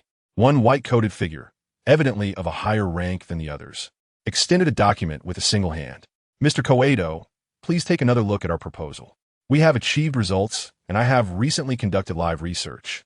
This is a groundbreaking study. You will become a celebrated figure. All we require from you is a financial chain for our research. Once we secure the funding, I assure you we will perfect our work within 6 months. At that time, both honor and wealth will be yours. We merely wish to complete this study." Clearly moved by the words of the white-coated individual beside him, The man in front accepted the document and casually flipped through a couple of pages, nodding. Dr. Connors, your research is indeed impressive. So does it mean you agree? Of course not. The man violently tossed the document back into the face of the one he referred to as Dr. Connors. Do you think that because you have achieved a modicum of results, you have the standing to negotiate with me? Individuals like you will forever remain as mere vermin in the gutter, and your research is utterly worthless in my eyes. Dr. Connors, surrounded by scattered data sheets, awkwardly bent down with his only hand to gather them, while the white-coated figures who had initially encircled him retreated in response to the man's stubborn demeanor. As he was about to pick up the data sheet closest to him, a luxurious leather shoe came down heavily upon his hand. Oh, I sincerely apologize for stepping on you, crawler. The man's smile grew more unabashed at the sight of Dr. Connors' pained expression. Striding past Dr. Connors towards the exit, he stirred up a gust of wind that scattered the already disarrayed data sheets, along with the half of his sleeve that fluttered in the breeze. Yet, no one seemed to notice that a small portion of his sleeve appeared to be propped up by something. Are you all right? Rimlu crouched down to assist in picking up the data sheets scattered on the floor. Hearing the melodious voice nearby, Dr. Connors instinctively looked up, and when he saw Rimlu, his pupils quivered slightly, but he calmly responded, I'm fine, thank you. Ned also stepped forward to help Dr. Connors up. Those individuals are truly excessive. If I had money, the first thing I would do is to humiliate that fat pig thoroughly. Rimlu, could you ask Mr. Stark to teach him a lesson? That person is really insufferable. Peter, standing nearby, cautioned Ned, you shouldn't think that way. The upper echelons of society are quite complicated. Such actions could tarnish Mr. Stark's reputation. Dr. Connors, why don't you take a sip of water and rest for a moment? Upon hearing Rimlu's name, Dr. Connors visibly paused for a moment, but quickly regained his composure and accepted the water from Peter's hand. Yes, thank you. Rimlu also picked up the last few data sheets and placed them aside with the others. Dr. Connors gently said, Thank you, children. It appears you are here for a visit. Rimlu nodded. Yes, we are here to complete our research group project, shaking the notebook in his hand as he spoke. Since you have helped me, how about I act as your guide? I am quite familiar with this place and can explain things to you in a manner that is far more comprehensible than the annotations. Then we're most grateful to you, Mr. Connors. Rimlu smiled and nodded. Suddenly, he noticed something in Ned's hands and inquired, Ned, is it a tomato you're holding? Why is it so large? Ned lifted the tomato, which was about the size of half a basketball. Oh, this is a mutant tomato from over there. Apparently a genetically modified version, and each person is limited to one. Dr. Connors, seeing the tomato, eagerly explained, this is a product of our genetic modification technology, where we artificially increased the tomato's chromosome count to triploid. This not only enlarges the size of the tomato, but also enhances the efficiency of vitamin production to a certain extent. However, this method significantly extends the growth cycle. Tomatoes of this size typically require about 1.5 years to reach such dimensions. The genes of plants possess an extraordinary stability. As long as they belong to the same family, they can be artificially grafted, hybridized, and even altered or interfered with by human hands. Connor's exposition is indeed more accessible than the annotations, making it comprehensible even to Ned, who had previously been unfamiliar with this domain. Peter, leaning over a glass cabinet, was intently observing an ant no larger than the tip of his pinky finger. As for animals, my understanding is that their genes are not so easily modified. Rather, they are refined gradually through prolonged evolution. How, then, do you achieve such changes?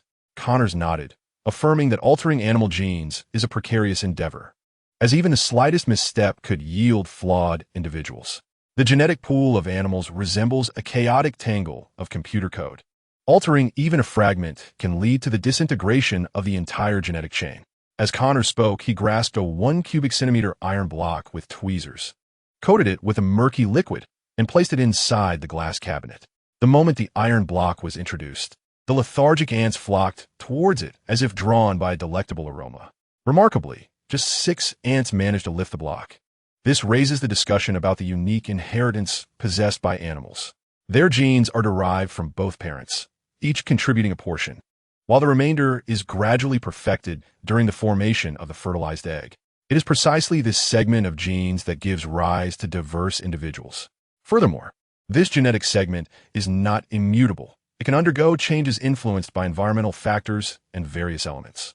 Nuclear radiation, radioactive element erosion, cosmic rays, and a myriad of environmental influences can all alter this genetic composition.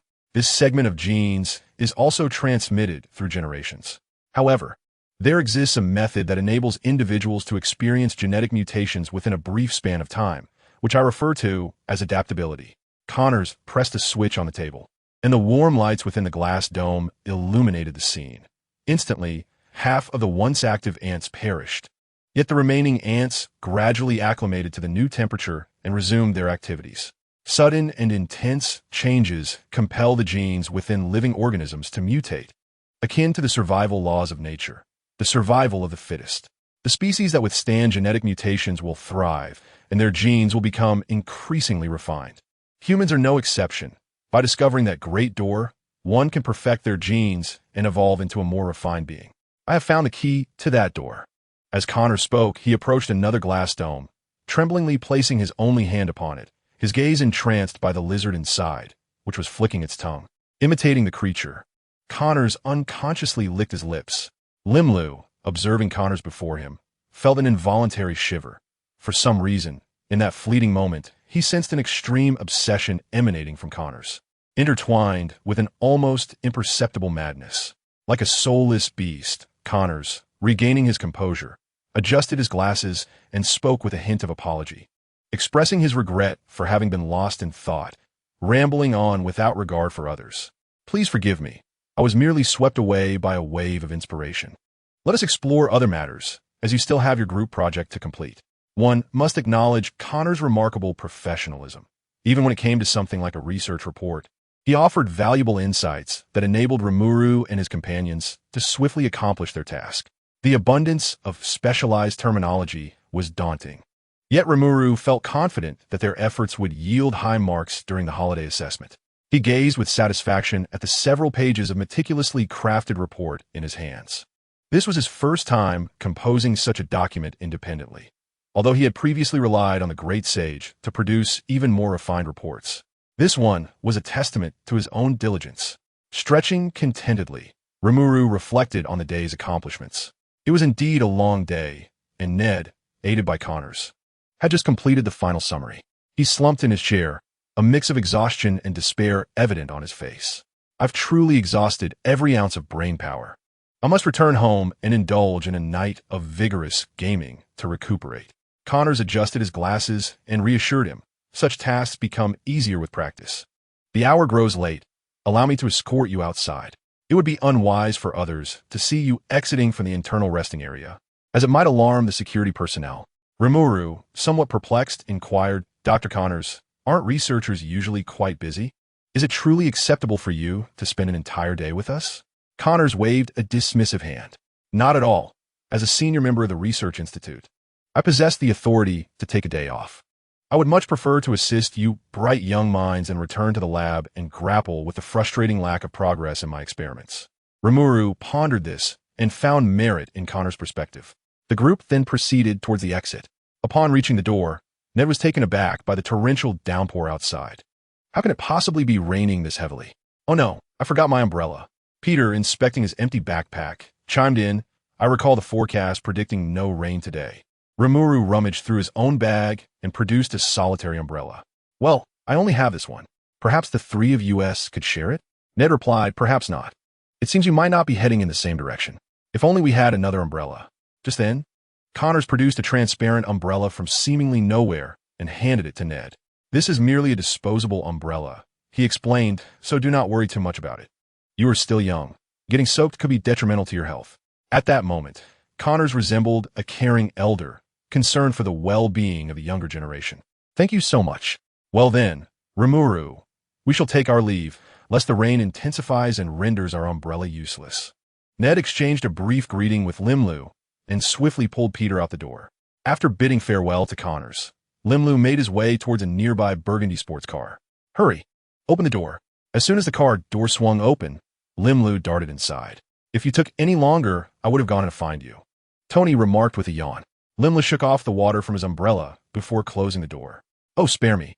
I've spent the entire day writing a research report. If it weren't for some kind-hearted individuals, I would still be at it, he lamented. Tony chuckled. A research report? Isn't that just a matter of having hands? Back in my day, I could write 3 thesis papers in a single day. A mere research report is nothing. In that respect, you are certainly not as capable as your father. Limlu pouted and turned away, trying to ignore Tony's smug demeanor, but was startled by a face reflected in the car window. Ah, a ghost. Upon closer inspection, he recognized the face as somewhat familiar. Dr. Connors? Do you know him? Limlu nodded. Yes, he helped us revise our research report. Although somewhat reluctant, Tony lowered half of his window, prompting Connors to hurriedly approach the car. What is it? Tony asked with a stern expression. Dr. Connors, drenched from the rain, had his wet curls sticking to his face, and his glasses were fogged with droplets. Nevertheless, he carefully slid a folder through the window. Mr. Stark, you must take a look at this. It is our institute's latest achievement in biogenetic technology. If successful, it will be a boon for all humanity. Tony examined the document closely and sighed. What do you want? Hearing Tony's response, Connors beamed with joy. We implore you to provide a funding chain for our research institute. Of course, all results and accolades from the research will belong to you. We merely wish to continue this work. Connors leaned against the window, pleading with Tony. Your idea is commendable, indeed timely. However, allow me to decline. I cannot arbitrarily fund an unknown project, so please take your leave. Tony returned the documents unchanged to Connors. But this is not an unknown project. We already have results. I can show you right now. Connors anxiously tried to resubmit the materials. Enough. Get away from me. I've said it's impossible. Do you not understand? Weirdo. Although Tony's rejection of Connors was typical, perhaps due to Connors' attentiveness throughout the day, or perhaps stemming from a sense of sympathy given his own past struggles, Limlu harbored a slight fondness for Connors, who was solely dedicated to his research. Moreover, Tony's words did seem rather harsh. Limlu reached out and tugged at the hem of Tony's shirt, wishing for him to soften his refusal. Yet Tony turned and shouted, "What business do children have in adult conversations? Be quiet." This was the first time Tony had expressed such anger towards Rimlu, who, taken aback, silently closed his mouth. Tony pushed away the incoming documents and pressed the accelerator, the car gradually starting to move. Outside the window, Connors began to chase the vehicle, incessantly banging on the glass.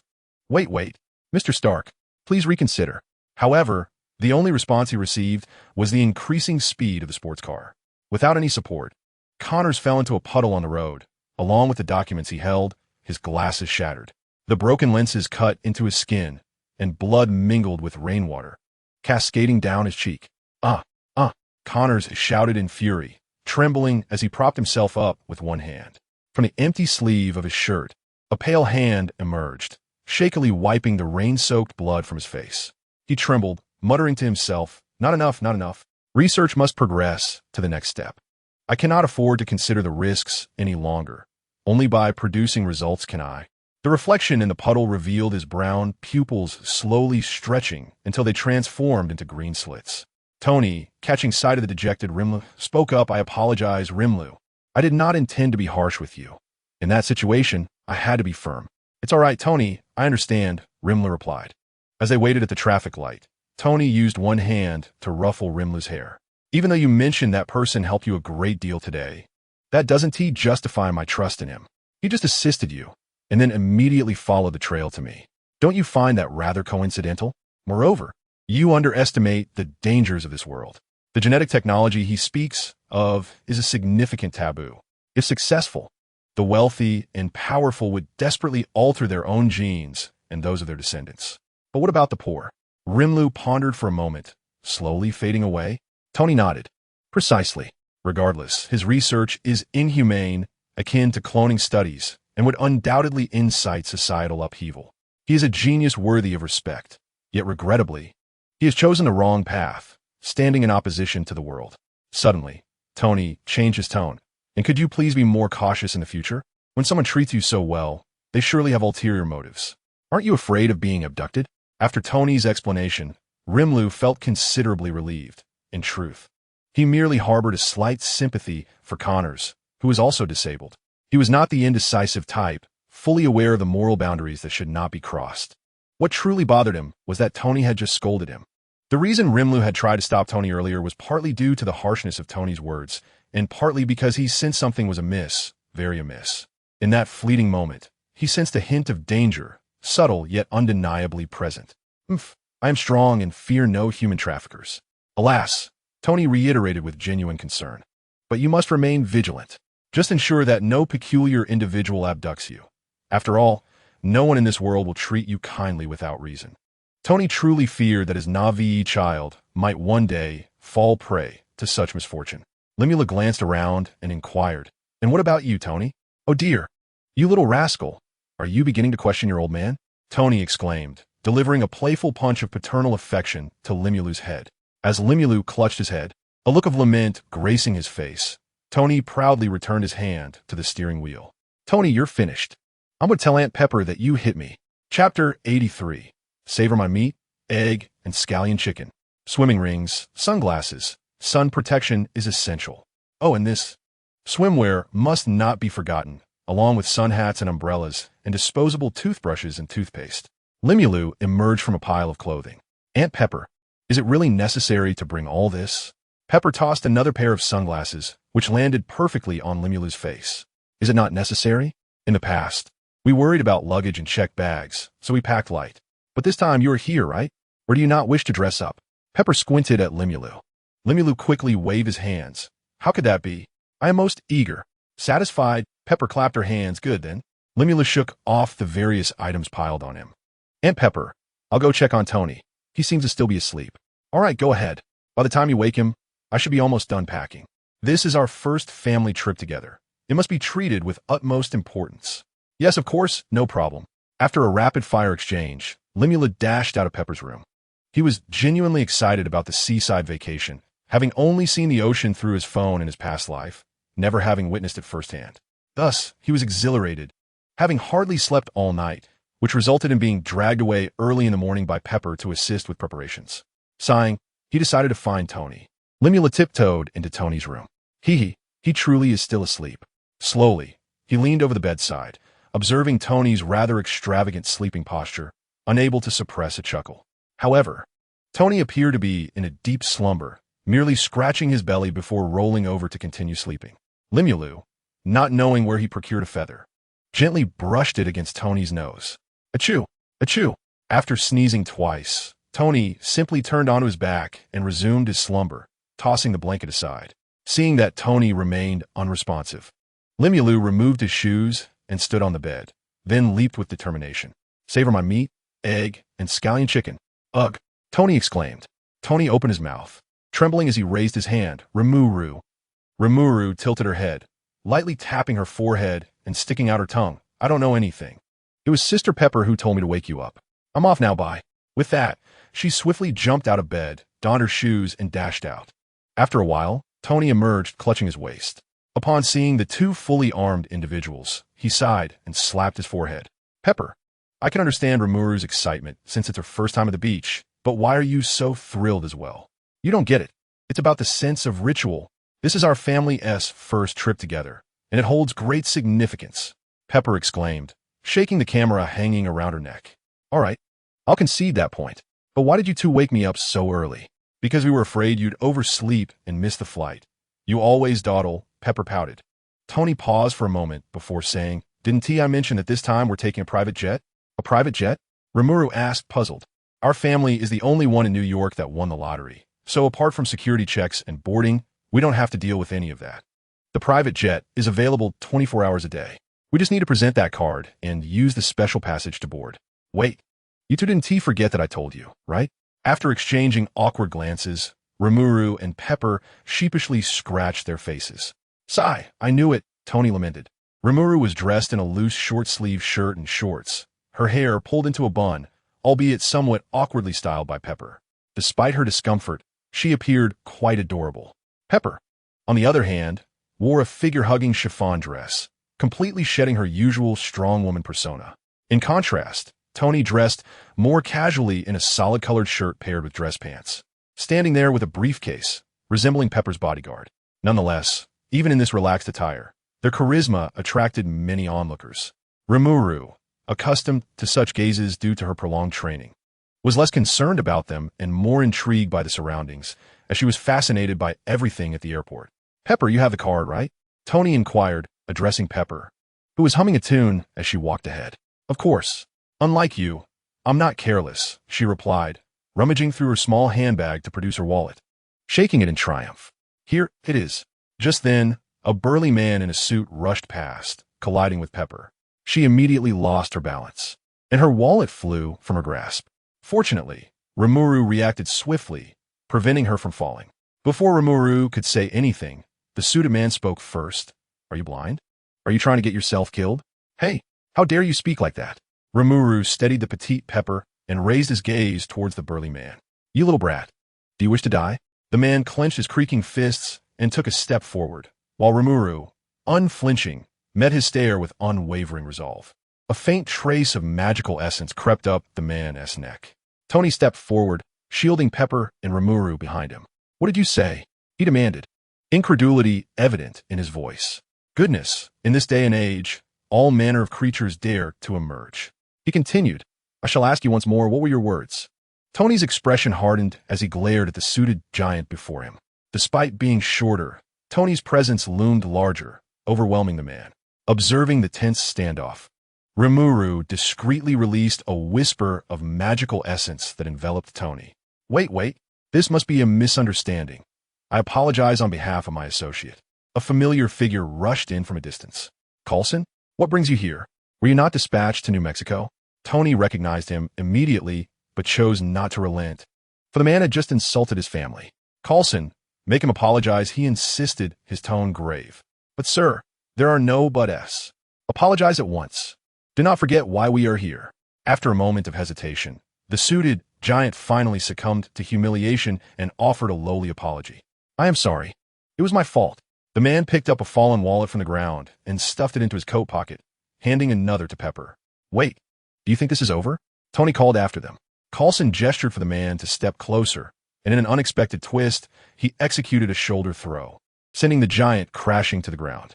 The man grimaced in pain. That should suffice, Coulson stated with a calm demeanor. Tony was taken aback. He hadn't anticipated that the seemingly placid Coulson possessed such adeptness in handling confrontations. Given their rapport, Tony refrained from expressing further objections. Nodding, he conceded, all right, let this be the end of it. Coulson, once your mission concludes, do not forget to join me for a drink, and remember my request for the Mexican hot sauce. Of course, I shall make my way to you once this is over. However, I must now attend to my colleagues for boarding, so I must take my leave. Farewell, Tony replied. With the situation diffused, Rimuru quietly withdrew the magical essence lingering on the giant.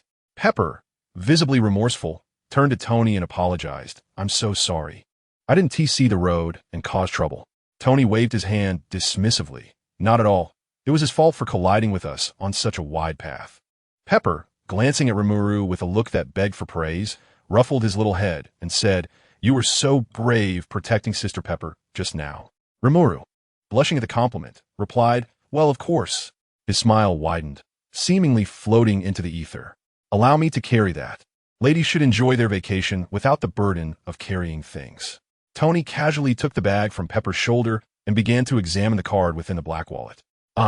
The special passage is over here. We should proceed to board to avoid any further complications. He nonchalantly tucked the card into his pocket, oblivious to any peculiarities it may possess. Chapter 84. On the professionalism of a top agent. Wonderful. You must be the fortunate winners of the Family Fun Beach holiday voucher. Congratulations.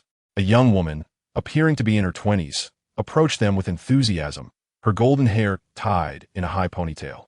What are you talking about? We are not.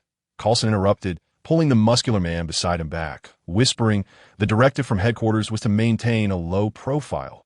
This must be part of the disguise. Olsen, just play along. Olsen nodded, concealing his fierce expression, and with a sheepish grin said, Indeed, you are correct, we are the ones.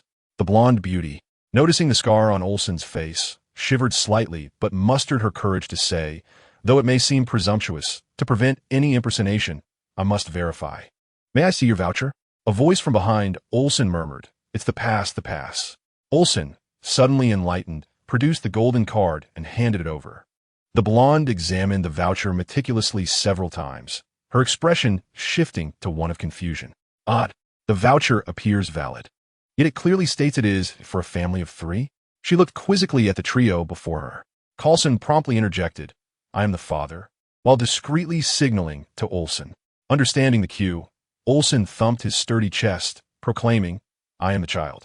The other agent, behind them, retrieved a wig from a briefcase, placed it atop her head, and in a high-pitched voice declared, "I am the mother," while linking arms with Coulson. The blonde beauty surveyed this peculiar assembly, then glanced at the towering figure of Olsen, swallowing hard. "Ah, your children are quite precocious indeed." Olsen, with his rugged voice, continued, "Is there any further issue?" Seemingly intimidated by Olsen's formidable visage, the blonde quickly waved her hands. No, you may enter." Once the trio passed through, the blonde exhaled a sigh of relief. "Forget about them. As long as they have the voucher, it's all good. What do I have to risk as an intern earning $2,000 a month?"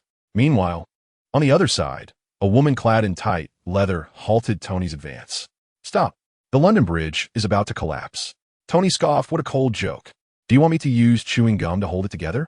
A flicker of confusion crossed the woman's face, yet she nodded, extending her hand for the pass once more.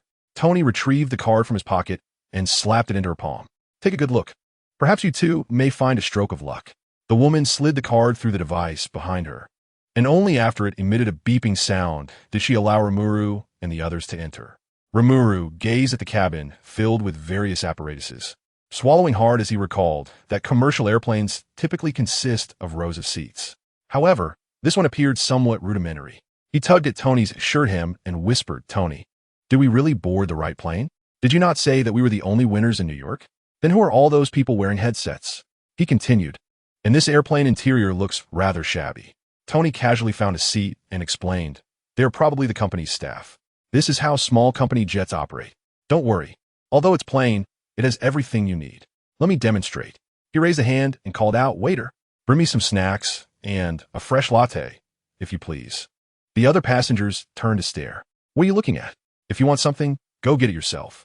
Indeed, shortly thereafter, the woman clad in a tight leather outfit brought a plate of fortune cookies and a cup of coffee to Tony's table.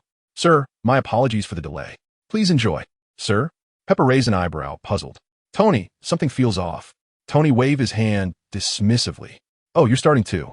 It's a themed restaurant. The waitstaff use all sorts of peculiar titles." He added, "In restaurant from that island nation, they even call you master."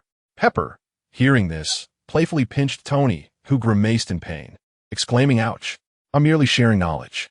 Rimuru cracked open a fortune cookie and pulled out the slip of paper. "Huh, Tony, it says I will be oppressed." "Impossible. Who could possibly want to bully you besides me?" Tony shrugged. "Well, that's true. So far, apart from the Ancient One, I haven't encountered anyone who could overpower him." Like Tony, Rimuru dismissed the fortune cookie's message as mere trivial banter. However, he just caught a key phrase from Tony's words. He finished chewing the cookie and grabbed Pepper's hand, shaking it. "Sister Pepper, look. Tony said someone will bully me." "Huh? Is that so, Tony?" Pepper squinted at him. "In no way. That was just a joke," Tony stammered, trying to cover his embarrassment. In an attempt to divert attention, he broke open another cookie. "Wow. It says I'm about to soar through the skies." That was indeed quite accurate, as it seemed to know he was on a plane. Unable to contain her curiosity, Pepper also opened a fortune cookie. "Someone will pour their heart out for you. Looks like my luck isn't too shabby either." Observing the playful banter among the three, a man in a waistcoat nudged his colleague beside him and remarked, "Hey, what do you think the sir is doing? Why bring family along on a mission?" Beside him, a colleague spoke with unwavering confidence. "You wouldn't understand, would you? After all, he is an officer. An exceptional agent might even fabricate a family to remain inconspicuous. Look at that child and the woman. They show no signs of suspicion. Clearly, they've been deftly manipulated by the officer." "Ah, I see now. Truly, he is remarkable." The woman interjected, to avoid causing unnecessary commotion. "I must leave you here. I hope you understand." With that, she abruptly applied the brakes, bringing the vehicle to a halt. Tony raised an eyebrow in confusion. "You've planned quite thoroughly, even arranging for a dedicated car service. Yet, isn't it peculiar? Generally, the more people know about such matters, the better, right?" "You jest, sir. We're merely following orders. Also, this is a satellite phone connected to headquarters. I must go to greet others, so I shall take my leave," the woman said, handing Tony the phone before accelerating away. The swirling dust caused both Tony and Pepper to cough violently. As the smoke cleared, Limru stared in astonishment at the desolate town before them. This is completely different from what I envisioned. Pepper couldn't help but inquire, Tony, is this truly it? Why does it feel so arid? Moreover, for a tourist destination, isn't it rather rudimentary? It seems so. Jarvis, please confirm our location. Tony, usually carefree, began to sense something amiss. Sir, you are currently in a small town in New Mexico called Wonderland. What? Tony exclaimed in disbelief as he checked the map on his phone. It was indeed true. Suddenly, he felt the weight of two piercing gazes upon him. Sigh. I had hoped to enjoy a lovely time by the seaside. Yet here we are. At least the sunscreen wasn't in vain. Pepper, ever the optimist, refrained from blaming Tony too harshly, understanding that the situation was already set in motion. In contrast, Limru pouted, clearly dejected and on the verge of tears. Tony bent down, gently ruffling Limru's hair. All right, don't be upset. I admit this is my fault, but I will find a way to make it right. Since we are here, why not explore for a couple of days? New Mexico has many fascinating cultural traditions. Limru looked at Tony with sad eyes. But I still want to go to the beach. We can enjoy this place first and then head to the beach afterward. It won't interfere with our plans. Pepper squatted down, affectionately rubbing Limru's chubby cheek. I will help arrange everything, so don't underestimate your big sister Pepper's capabilities. Rather than lamenting, it is better to savor the moment. Although we may have arrived in the wrong place, at least we are together as a family. Aren't we? Limru's spirits began to lift. Just then, the satellite phone that the woman had given Tony suddenly rang. Hello, Coulson here. The informant says you have arrived. Head to the third shop on your left. A vehicle is waiting for you there. Tony furrowed his brow, feeling an unsettling familiarity with the voice on the phone. Perhaps due to his prolonged silence, the person on the other end inquired with confusion. Coulson? Coulson? Are you listening? For heaven's sake, has that place become so remote that even satellite phones are rendered useless? Upon hearing the familiar curse, Tony interrupted. Wait a moment. Are you Nick Fury? The Black Egg? Initially, he was oblivious to why Rimlu referred to Nick Fury in such a manner, but after Rimlu showed him a picture, he too adopted the term. Nick Fury, however, seemed unaware of its meaning. He replied in a low voice, although I do not comprehend your words, I am indeed Nick Fury. Who are you? What have you done to my people? Wait, Nick Fury exclaimed, gazing at the latest photo sent by his informant. Stark? What are you doing there? Where's Coulson? I was just about to ask you the same. Wasn't this all orchestrated by you? Sensing Tony's tone was genuine, Nick Fury, unconvinced, attempted to reach out via his communicator, but received no response. Contemplating the currently unreachable Coulson, Nick Fury fell into deep thought. Where could they have gone? Meanwhile, at a seaside tourist destination, the beach was bustling with individuals clad in light attire, while three men in suits, clutching briefcases, appeared conspicuously out of place. Director Coulson, is this truly the location? Olsen inquired, wiping the sweat from his brow as he squinted up at the blazing sun. Coulson frowned and replied, we must learn to endure. It is merely the scorching sun. To aspire to be a top-tier agent like me, one must possess patience. You must always trust in the organization. Everything is meticulously arranged. Does that include them confiscating our communication and detection devices? Olsen probed. Silence. For now, we simply await instructions from our informant. Coulson sternly admonished Olsen, who promptly fell silent. A small child, with a runny nose, curiously licked his ice cream while gazing at the three peculiar men. Suddenly, Coulson bent down, declaring, London Bridge is falling down. Unbeknownst to him, under the relentless sun and sea breeze, his face had turned a shade of crimson, with veins prominently bulging, an appearance that could frighten a child. Indeed, the little boy was so startled that he dropped his ice cream and burst into tears, exclaiming, Mommy, there are strange uncles bothering me. Olsen nudged Director Coulson with his elbow, questioning, is this really all right? In this situation, I feel we should make a hasty retreat. Coulson smiled confidently, no need. This is likely the procedure for meeting the informant. During special circumstances, we must adapt. Relying solely on codes is too simplistic. It seems headquarters has anticipated this. As a distinguished agent, there remains much for me to learn. Coulson gazed into the distance, emanating an unusual brilliance. Chapter 85. Do you think I am on the second level? In truth, I am in the atmosphere. You inquire of me, yet I find myself questioning you. Isn't all of this you're doing? Tony asked, ire evident in his voice. While he may lack concrete evidence, he cannot shake the feeling that this enigmatic figure was behind it all.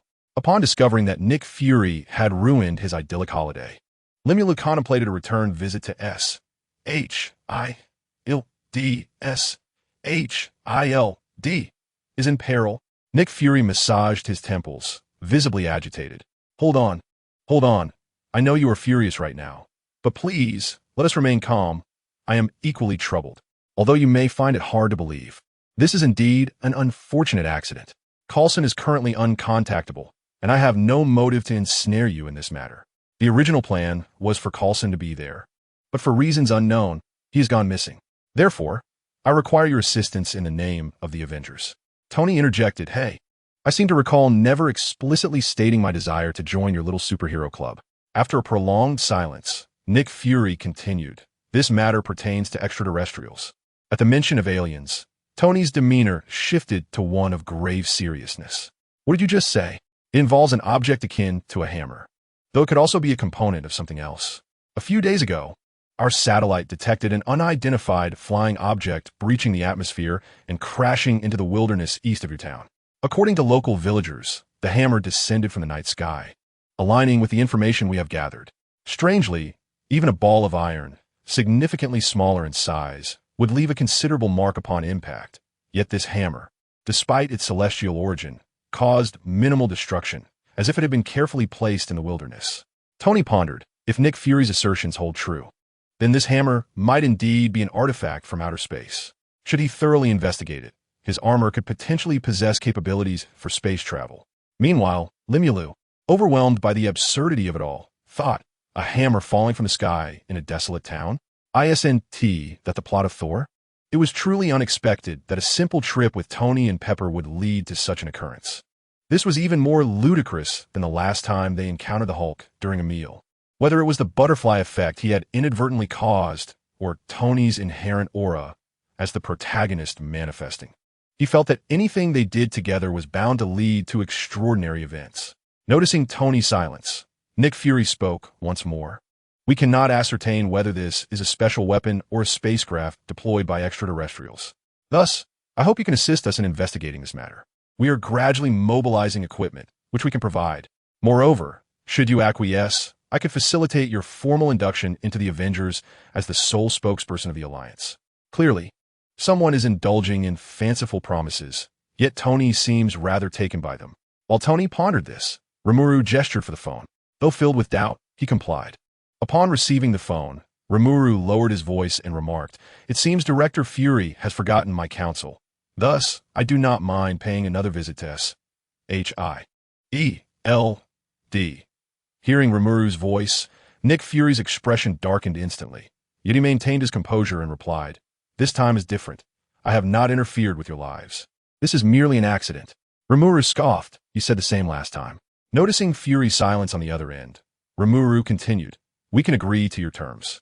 Nick Fury, initially troubled, widened his eyes in surprise at this unexpected development.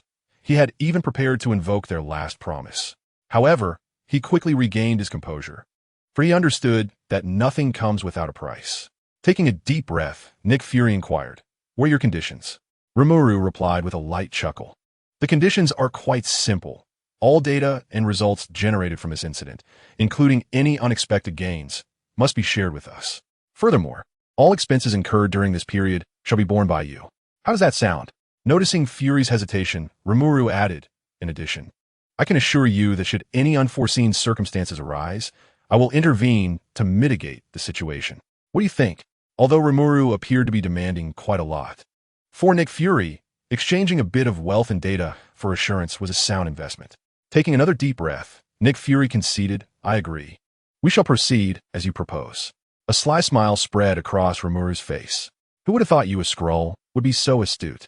The other party abruptly ended the call, prompting Rimuru's smile to broaden. While it seemed that Rimuru was coveting the data, his true desire lay in that unexpected gain. At that moment, Nick Fury believed Rimuru stood on the second tier while he occupied the third. In reality, Rimuru was operating from the stratosphere. For Rimuru, well-versed in the narrative, it was never about the inconsequential data. What he truly sought was the destroyer armor, which would soon descend upon Earth only to be obliterated by Thor. It is worth noting that the destroyer armor was crafted by the Dwarven King from URU metal. Renowned for its high magical adaptability and legendary runes, specifically forged by Odin in his youth to combat one of the most formidable races in the cosmos, the Celestials. As for why such formidable armor could be destroyed by Thor, it is likely due to the unique conditions set by Odin, the Old Father. After all, he intended to test his son, not to bring him to ruin. It can be said that this set of armor granted Odin the strength to contend with the pantheon of gods. However, he did not realize that the pantheon was not comprised of individual entities but rather a multitude, which ultimately led to his hasty retreat back to Asgard. Although the destroyer armor was once shattered by the pantheon, this does not diminish its inherent power. Now, Nick Fury has acquiesced to my request, and all I need to do is wait for Thor to dismantle the armor so I can discreetly claim it. As for what I intend to do with it, naturally, I plan to present it to Tony for further study. Tony has already achieved remarkable feats with the magical battle armor from Camartage. Who knows what groundbreaking discoveries he might unveil from the remnants of the destroyer armor. Considering Rimuru's current prowess, at least for the time being, he is relatively secure until Thanos arrives, but he cannot guarantee the safety of those around him once Thanos makes his appearance. Alas, while Tony still has his armor to fend off threats, Pepper is merely an ordinary person. It would be prudent to ensure that Tony can provide some level of protection. Just as Rimuru was lost in thought, Pepper approached and gently cradled his face, scrutinizing him closely. Rimuru mumbled, "Pepper, what's wrong? You aren't being haunted by something sinister, are you? Your recent laughter seemed rather wicked." Pepper replied, while playfully rubbing her arm. Rimuru scratched his nose and remarked, "Did I really laugh in such an odd manner? I was too preoccupied with plotting against that black egg to manage my expressions." Pepper nodded, "Yes, indeed. Just like that." She tugged the corners of her mouth upwards, emitting a peculiar giggle. Rimuru twitched his lips. "Did I really laugh like that?" Nearby, Tony chimed in, "Pepper, that is not quite right. He was clearly laughing like this." Tony took a deep breath, contorting his face into a grotesque expression, producing an odd sound reminiscent of a cackle. "Oh well, as long as you're entertained." Rimuru rolled his eyes in exasperation. "However, Tony, regarding what that black egg mentioned earlier, you must have been inclined to agree, right?" Tony nodded. "Indeed. Although I am unaware of your previous actions, your presence has certainly afforded me numerous advantages." Initially, Tony merely sought to investigate the peculiarities of the alien spacecraft to enhance his own armor, so acquiring some data and outcomes is certainly something he welcomes. Rimuru patted his flat chest. "That's good to hear. I was worried I had misinterpreted things." "Then let us proceed. I wish to meet that hammer that descended from the heavens." Tony stretched and began walking toward the shop Nick Fury had mentioned. "This vehicle is quite antiquated, yet it is still drivable," Tony remarked as he shifted into reverse. Suddenly, the car jolted as if it had collided with something. "Did we hit something?" Rimuru extended his head to look around, yet found nothing amiss. Who knows, perhaps it was merely some dim-witted wild dog. Tony pressed the accelerator and sped away into the distance. Meanwhile, on the other side, the officer pondered aloud. "Is our concealment truly secure? Remain calm, Olsen. You must maintain your composure." "But sir, we are nearly buried by these little rascals with sand." "Stay composed. It is a lesson you must learn. Trust me, I have endured far graver circumstances. You must learn patience and place your faith in headquarters." But sir, Senior Thomas is already being pinched by 3 crabs. He seems to be on the verge of fainting. Stay calm. What is pinching my rear? Chapter 86. There's no way to cleanse it even by jumping into the Yellow River. A swirl of black mist enveloped Rimuru, transforming him into a sleek black combat suit. Though he had witnessed this transformation several times, it never ceased to amaze him how swiftly he could change attire. If only he could master such a skill. Little Pepper gazed enviously at Rimuru, appraising him from head to toe. Alas, Tony's taste is rather lacking. This dark ensemble pales in comparison to my own. But tell me, Rimuru, why aren't you wearing the outfit I crafted for you? Little Pepper shot him a knowing glance. Of course, it's because Sister Pepper's design is simply too exquisite to don casually. Fortunately, the mask concealed the flickering uncertainty in Rimuru's eyes. "Oh, is that so?" "Yes, truly."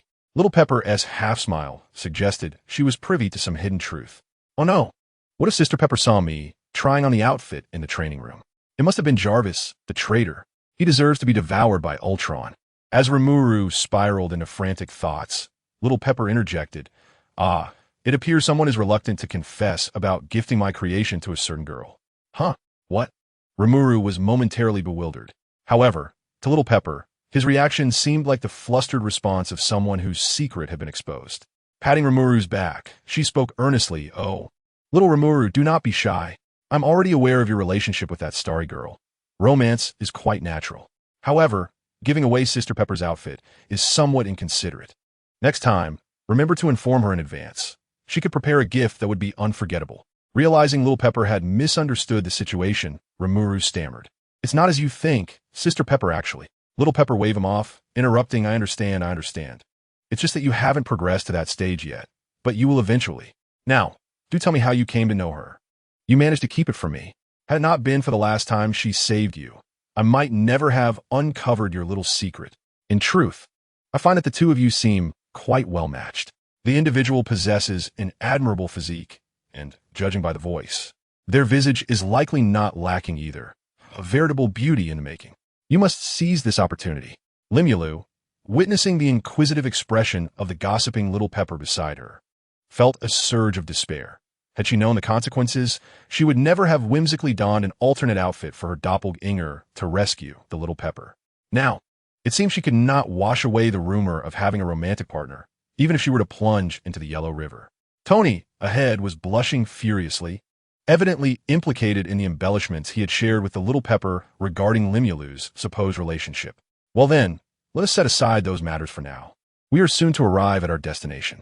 Little Pepper, if you find this environment unsettling, I can arrange a place for you to rest. Tony casually introduced a new topic. The Little Pepper pondered for a moment and replied, "In that case, I shall gather some local specialties, as I have yet to visit this place, and besides, I am of little assistance." Tony, possessing remarkable driving skills, soon brought them to their location. Upon disembarking the vehicle, they were greeted by a capable female agent, who promptly approached Mr. Stark, Mr. Nighthunter, and Miss Potts, expressing her sincere gratitude for their assistance in investigating this incident. Limulu raised her hand to interrupt the pleasantries, stating that there was no need for such formalities, as they had already communicated with your director. Now, please direct us to a place where we can rest. I apologize for my oversight. Please follow me. After settling the Little Pepper and various necessities, Limulu and Tony once again sought out the female agent. It is worth noting that, on the surface, Nighthunter was merely assistance brought in by Iron Man. Thus, Limulu could not reside with Tony and the others. Some hapless Aki had tragically lost their cool, refreshing slime pillow. Once Tony donned his battle suit, he remarked, "Let's first take a look at that hammer." "Please follow me," came the reply. Inside a hastily erected structure, a group of lab-coated individuals circled a small mound, diligently recording their observations. However, upon seeing Tony and Limulu, they instinctively parted to make way. One lab-coated individual, seemingly of higher rank, approached, offering a board, stating, "These are the data we have collected over the past few days. The material of the hammer does not belong to any known metal on Earth. Rather, it resembles a special metal formed at the moment of a stellar explosion. Furthermore, the interior of the hammer exhibits intense energy fluctuations. If detonated, it could release approximately 21,000 gigajoules of energy instantaneously, comparable to the energy produced at the moment of the Tsar Bomba's detonation." Tony ambled toward the hammer, circling it as he observed. Is this little object truly capable of such immense power? Is it some sort of weapon? The lab-coated individual shook their head. "No, we believe it does not resemble a weapon. Although the energy contained within the hammer is colossal, its nature is remarkably docile.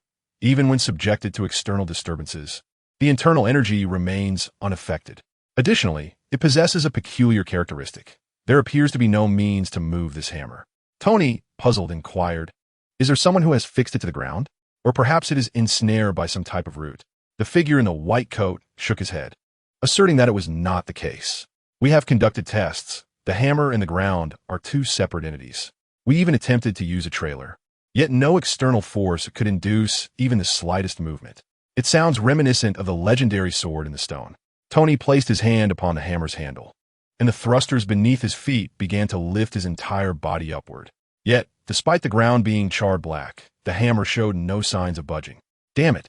Does this contraption truly require some form of acknowledgement? Rimuru's lips twitched. Tony's accidental insight had indeed led him to the correct conclusion. This hammer is known as MJ Ulner. Also referred to as the Hammer of Thor, a weapon forged by Odin using the core of a nearly extinguished star and the special metal Uru. Crafted by the Dwarven King, its possessor gains divine power and dominion over thunder and lightning. However, following Thor's banishment to Earth, Odin placed a restriction upon the hammer. Anyone deemed worthy can lift the hammer of the thunder god and acquire his power. Here, worthiness refers to possessing a righteous mind, a strong heart, and the hammer's acknowledgement, along with the requisite strength to wield it. Rimuru speculated that Odin had perhaps given Thor a slight advantage, for that simpleton Thor, always grinning, truly perplexed him as to how he earned the hammer's favor. In the original narrative, Captain America had once lifted the hammer in Avengers Endgame, which served to affirm that Odin's restriction was no jest. Rimuru had initially wished to see if the current Tony could lift it, considering Tony had undergone significant transformation. Yet it appeared that his mindset had yet to reach the level required for the Thunder God's hammer to recognize him. However, had it been the Tony from the original tale, who sacrificed himself for the lives of countless beings across half the universe, he would undoubtedly have been deemed worthy. Of course, there exist other means to lift the hammer. Should one possess strength surpassing that of the restriction itself, lifting it would be a trivial feat. A lesson well learned by Hela. Observing Tony's resignation, Rimuru felt a twinge of temptation. After all, the notion of drawing forth the holy sword and becoming a hero is something that would entice anyone, despite it merely being a hammer. Rimuru shook his cloak and stepped forward to grasp the hammer's handle. Meanwhile, Tony continued to grumble nearby, questioning the absurdity of it all. Does it truly require acknowledgement? Am I not worthy of a mere hammer, being Tony Stark? The moment Rimuru's slender fingers enveloped the handle, the voice of the Grand Sage echoed forth. Warning, unknown energy detected, multiple restrictions identified. Would you like to analyze and nullify? Rimuru paid no heed to Tony's complaints, nor the Grand Sage's warning. He felt an overwhelming sense of being caught in a predicament. Although it may not be immediately apparent, the hammer was raised slightly by him, to such an extent that the difference was imperceptible to the naked eye. Should those around him become aware of this, they would likely not only examine the hammer, but also endeavor to investigate him. Rimuru, seemingly as steadfast as a mountain, internally chastised the Great Sage. Great Sage, is your efficiency truly this remarkable? I have scarcely encountered you, and yet you have already dismantled the barriers. However, you have done so without my prompting. This cannot occur again. Even if you must break through, you ought to prepare me mentally beforehand. Notification. The analysis of the barriers has not yet commenced. What? How is that possible? Suddenly, Rimuru felt a distinct sensation as if something were watching him, causing his body to tense up to the point where he could scarcely hear Tony's complaints. No, he truly could not hear Tony's grievances. A formidable psychic force surged forth, compelling Rimuru to instinctively close his eyes and resist with all his might. When he finally reopened them, he found himself in a magnificent golden hall. Chapter 87. Do you have your substitutes? Coincidentally, I do too. Gazing at the figure seated upon the throne, Rimuru swallowed hard. An elderly man clad in golden armor, wielding a golden spear, sat regally, his solitary eye fixed intently upon Rimuru. Rimuru's mind was nearing madness. Help! No one informed me that raising Thor's hammer would lead me to Odin. Despite the tempest raging within, Rimuru maintained an outward composure. At that moment, Odin, who had hitherto remained silent, finally spoke. It is you who has touched the barriers? An unnamed pressure suddenly descended upon him, shattering the floor beneath his feet. He desperately summoned all his magical essence to withstand this force. Seeing Rimuru endure the pressure, Odin scoffed. Humph, cowering and unwilling to reveal your true self. With such a mindset, how can you expect Mjolnir's recognition? In an instant, a colossal wave of psychic energy surged forth, tearing asunder Rimuru's magical disguise and revealing his true form. Rimuru suddenly realized that, aside from his own magical essence, he was unable to access any of his other abilities. Great Sage, why can I not utilize even the magic of Camartage? Rimuru attempted once more. Curse it! I cannot even employ my other abilities. Notification. This realm is a space constructed of psychic energy, not a tangible existence. The individual before you does not truly exist. Communication with external entities is currently impossible, aside from psychic energy and magical essence. Attempting to analyze reversal spells. In other words, This Odin was merely a fragment of the true Odin's power contained within the hammer? Indeed, Rimuru couldn't help but breathe a sigh of relief. After all, if it were the true Odin, he would stand no chance at all. However, if it is merely a fraction of power, it might not be impossible to engage in battle. The great sage focused on the analysis. Odin raised an eyebrow. There's a familiar aura about you. What is your connection to the Ancient One? Rimuru, undeterred, glared back. She is my master. That old man had just unleashed a force of psychic energy that clearly sought to compel him to kneel. Yet, upon realizing that it might not be impossible to fight back, Rimuru's resolve fortified. Nevertheless, Odin's inquiry reminded Rimuru that the Ancient One seemed to be an old friend of Odin's. As her disciple, he should be somewhat protected from the old man's whims, which instilled a sense of confidence within him. Indeed, Odin exhibited a flicker of surprise upon hearing that Rimuru was the Ancient One's disciple. Oh, among her students, there exists such audacity? Yet, how can you prove your allegiance? Liars shall face the wrath of divine retribution. Odin slowly rose from his throne, wielding a spear. As a magnificent force of psychic energy transformed into golden lightning, striking beside Rimuru. Exhaling deeply, Rimuru closed his eyes. Great sage, has the analysis concluded? The restrictions have been lifted, your powers restored. You may depart this spiritual realm at any moment. Feeling the resurgence of strength within, Rimuru clenched his fist. There was no reason to retreat in shame after an inexplicable loss. Even if Odin were formidable, this was merely an incarnation of energy before him. It was the perfect opportunity to test the extent of his newfound power. Great sage, I am here. Assist in combat. Understood. Rimuru abruptly opened his eyes. His own tremendous psychic energy morphing into dark lightning that shattered the surrounding forces. The crimson glimmer in his eyes resembled a lurking beast, fixated on Odin. How can you prove it? Rimuru snorted disdainfully. Well, we shall see.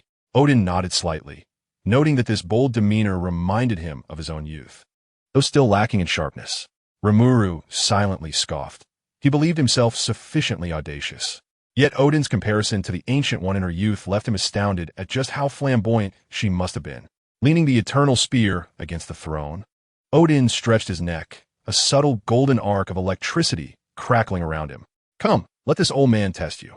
No sooner had he spoken than a lightning bolt, as thick as a bowl, surged directly toward Rimuru. He swung his blade, cleaving the lightning in two. Impressive technique, but your speed is lacking. Odin had somehow appeared behind Rimuru. Pure force enveloped his fist, illuminating Rimuru's face with a pallid glow. Lowering his stance, Odin pivoted his torso to drive a powerful punch straight through Rimuru's chest. The gust of wind generated by the punch rustled the robes, while before him, Rimuru appeared to dissolve, transforming into a puddle of pale blue liquid that entwined itself around Odin's arm. Even the seasoned Odin could not help but furrow his brows at this sight. As he attempted to withdraw, several crimson chains abruptly emerged from the azure fluid, ensnaring him tightly. Odin was momentarily taken aback upon seeing the chains, realizing that he would indeed need to muster some of his strength. Just then, a flash of scarlet darted from his shadow, and Rimuru leapt forth, the purple blade of his weapon ignited with dark flames and crackling lightning, exuding a disquieting power. Odin roared, and the chains binding him shattered, while the eternal spear, previously resting against his throne, soared directly towards Rimuru. Seeing his attack thwarted, Rimuru unfurled the wings from his back and retreated. The eternal spear was firmly gripped in Odin's hand as he swung it upward, a robust bolt of lightning transforming into a golden armor that enveloped him. Odin raised the eternal spear once more, the terrifying energy accumulating at its tip, completing in the blink of an eye, and the thick golden lightning struck towards Rimuru. Predator. A blue vortex appeared in Rimuru's hand, causing the golden lightning to vanish without a trace. Great sage, analyze that last skill. I demand an eye for an eye. Be advised. This attack is an illusion created by mental energy and is not a true technique, thus cannot be replicated through analysis. Rimuru was left dumbfounded. He had hoped to glean some advantage from Odin, the all-father of the gods.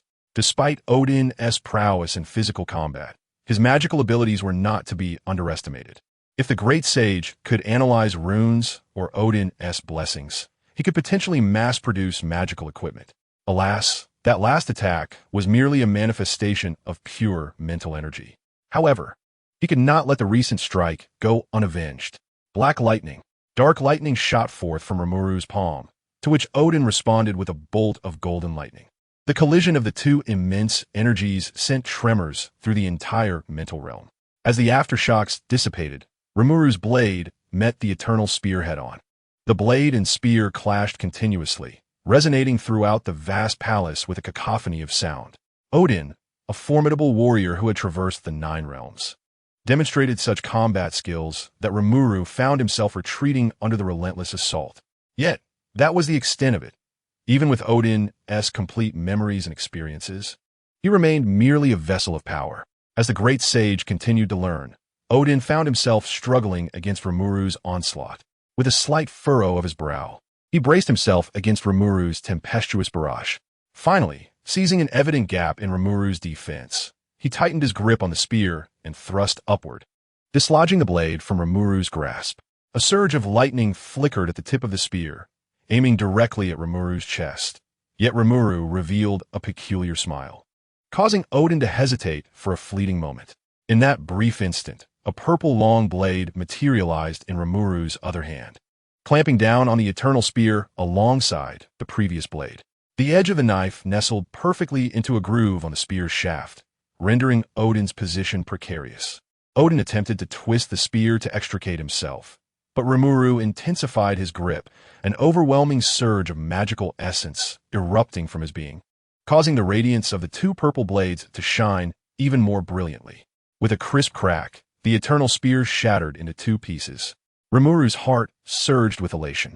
Just as he had surmised, given that the earlier attacks were composed solely of pure mental energy, it was illogical for a genuine spear of eternity, Gungnir, to manifest. Since everything was born of mental energy, he merely needed to wield a weapon forged from even purer mental energy to shatter it. With the backing of the great sage, his mental prowess was formidable. As the eternal spear fractured, a fleeting look of astonishment crossed Odin's face. Perhaps it was a trick of Rimuru's perception, but Odin's gaze momentarily appeared vacant, before sharpening with clarity, akin to someone awakening abruptly from slumber. Resolutely, Odin discarded his weapon and amassed a terrifying concentration of mental energy within his fist. Unlike before, this mental energy now seemed far more tangible. Rimuru, caught unawares, could only cross his blades defensively in front of his chest to barely withstand the impending blow, yet he was sent hurtling backward, his blades shattering upon impact. With a flick of his wrist, he transformed the broken shards into magical essence, reclaiming them within himself. He felt a strong urge to scoff. Was Odin attempting to emulate a character from a game with 2 lives? Why did he grow stronger with each encounter? Just moments ago, the mental energy Odin unleashed was of an entirely different caliber. It was akin to stepping into a boxing ring against an equally matched opponent known as Tiger, managing to secure a round victory, only for the host to announce that Tiger's brother would take over for the second half, and before one could react, a colossal Ultraman, towering over 20 meters, came crashing down. This was precisely the sensation Rimuru experienced. Yet, despite his desire to voice his grievances, he had no choice but to face the current predicament head-on. As Odin charged forth, his fist enveloped in mental energy, Rimuru resolved to abandon the notion of weapon crafting, opting instead to augment his own fist with magical essence to meet the onslaught. Odin's fighting style seemed transformed, as if he were a different entity altogether. His fists rained down like a tempest upon Rimuru. Each collision generated a gale that stripped away pieces of Rimuru's form. Before Odin's seasoned combat skills, Rimuru felt like an infant, utterly powerless to retaliate. Limulu gritted his teeth. Great sage, accelerate thought. 1,000-fold acceleration. The repercussions of his overclocked abilities surged forth, causing Limulu's mental energy to deplete rapidly, a sharp pain piercing through his mind. Nevertheless, this outcome allowed him to gradually match Odin's pace. Observing Limulu keeping up, Odin transformed every part of his body into a weapon. Knees, wrists, elbows, leg bones, fingers, striking with increasing intensity. Yet Limulu began to adapt to this rhythm of assault. Aided by the great sage, he committed each technique to memory, not only holding his ground but engaging in a rhythmic exchange of blows with Odin. For reasons unknown, Odin's breath faltered momentarily, and Limulus seized this fleeting moment of vulnerability, landing a powerful punch squarely on Odin's face, sending him flying. Odin crashed heavily onto his throne. Chapter 88. A Last Request. Odin was propelled by a single blow, colliding forcefully with the throne, which was constructed from mental energy, disintegrating into shimmering starlight under the immense impact. Limulu gazed at his fist in bewilderment, astonished that Odin had not even attempted to defend against the strike. He had initially hoped to force Odin back and escape this space with the great sage's assistance. After all, he could distinctly sense that Odin was growing stronger with each exchange. If this continued, he would be unable to contend with him. However, Odin's actions left Limulu utterly perplexed. Just then, a hearty laughter echoed from ahead. Ha ha! The youth is formidable, truly formidable. The laughter bore a hint of admiration. Odin, somewhat disheveled, rose to his feet, his armor instantly restoring itself, and the shattered spear of eternity returned to his grasp. Clenching his fists, Odin felt exhilarated. It had been centuries since he had experienced such delight. Watching Odin on the platform, Limulu felt a surge of trepidation, tightening his grip on his blade. He sensed that his recent attacks had not only failed to diminish Odin's state, but had inexplicably made him stronger. Yet, something about his current condition seemed amiss. Odin sighed deeply. He has indeed taken on an exceptional disciple. If only my two inept sons could possess half your prowess. Limulu tilted his head in confusion at Odin's sudden introspection. Could it be I struck him hard enough to render him dazed? Warning, this space is on the brink of collapse. Would you like to reverse the breakdown? As the great sage's voice concluded, the entire mental realm began to tremble violently. The structures beyond the palace began to fracture and disintegrate. Great sage, prepare to depart. Don't rush off. I won't harm you, old man. Odin struck the ground with his spear, gradually stabilizing the surrounding space that had been fracturing. Almost immediately, Rimuru felt an inexplicable force anchoring him in place. An aged hand gently rested on his shoulder. When did this happen? Rimuru instinctively summoned all his strength to resist. Yet the hand seemed to do nothing more than pat him lightly again. While youthful enthusiasm is commendable, it is prudent to avoid excessive impulsiveness. Odin circled around to face Rimuru, raising his hand to reveal a lavish table and chairs that materialized before them, with another light tap of his spear on the ground. The armor adorning him dissipated into twinkling starlight. Just as Rimuru intended to speak, a gentle breeze urged him into the chair behind him. Gazing at the teacup before him, he swallowed hard. Great sage, may I inquire about the current situation? Is this, perchance, the fabled banquet of hegemony? Information is beyond comprehension, came the reply. Ah, great sage, you're always like this. Noticing Rimuru's bewilderment, Odin spoke kindly. Do not be anxious, my child. I may have been a bit heavy-handed just now, but it was merely an attempt to gauge your capabilities. After all, my old friend has never placed such importance on any disciple before. Odin took a sip of his tea. As your master's old friend, you should address me as Uncle Odin. Rimuru felt an odd sensation, as if the Odin before him was a different person from the one he had first encountered. Initially, Odin had exuded an aura of decisive authority, reminiscent of a formidable monarch, yet now he appeared more amiable and approachable. If one were to overlook the subtle hint of his latent power, he could very well be mistaken for an ordinary elder. Moreover, Rimuru sensed that this version of Odin seemed remarkably more astute than before, shedding the previous air of dullness. With a flick of his finger, Odin caused the teacup before Rimuru to fill itself with tea. Haha, what is this? Do you harbor a grudge against this old man?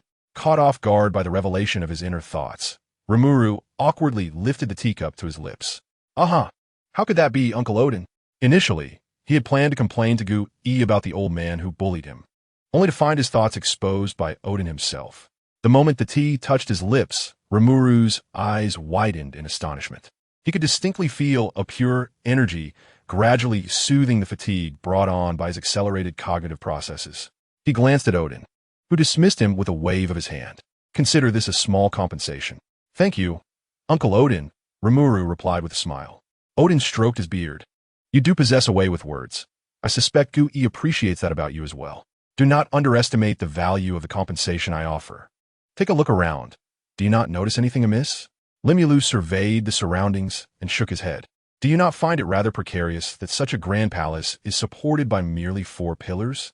Upon hearing this, Limulu finally noticed the solitary 4 crystal columns. However, the more he looked, the more familiar they appeared.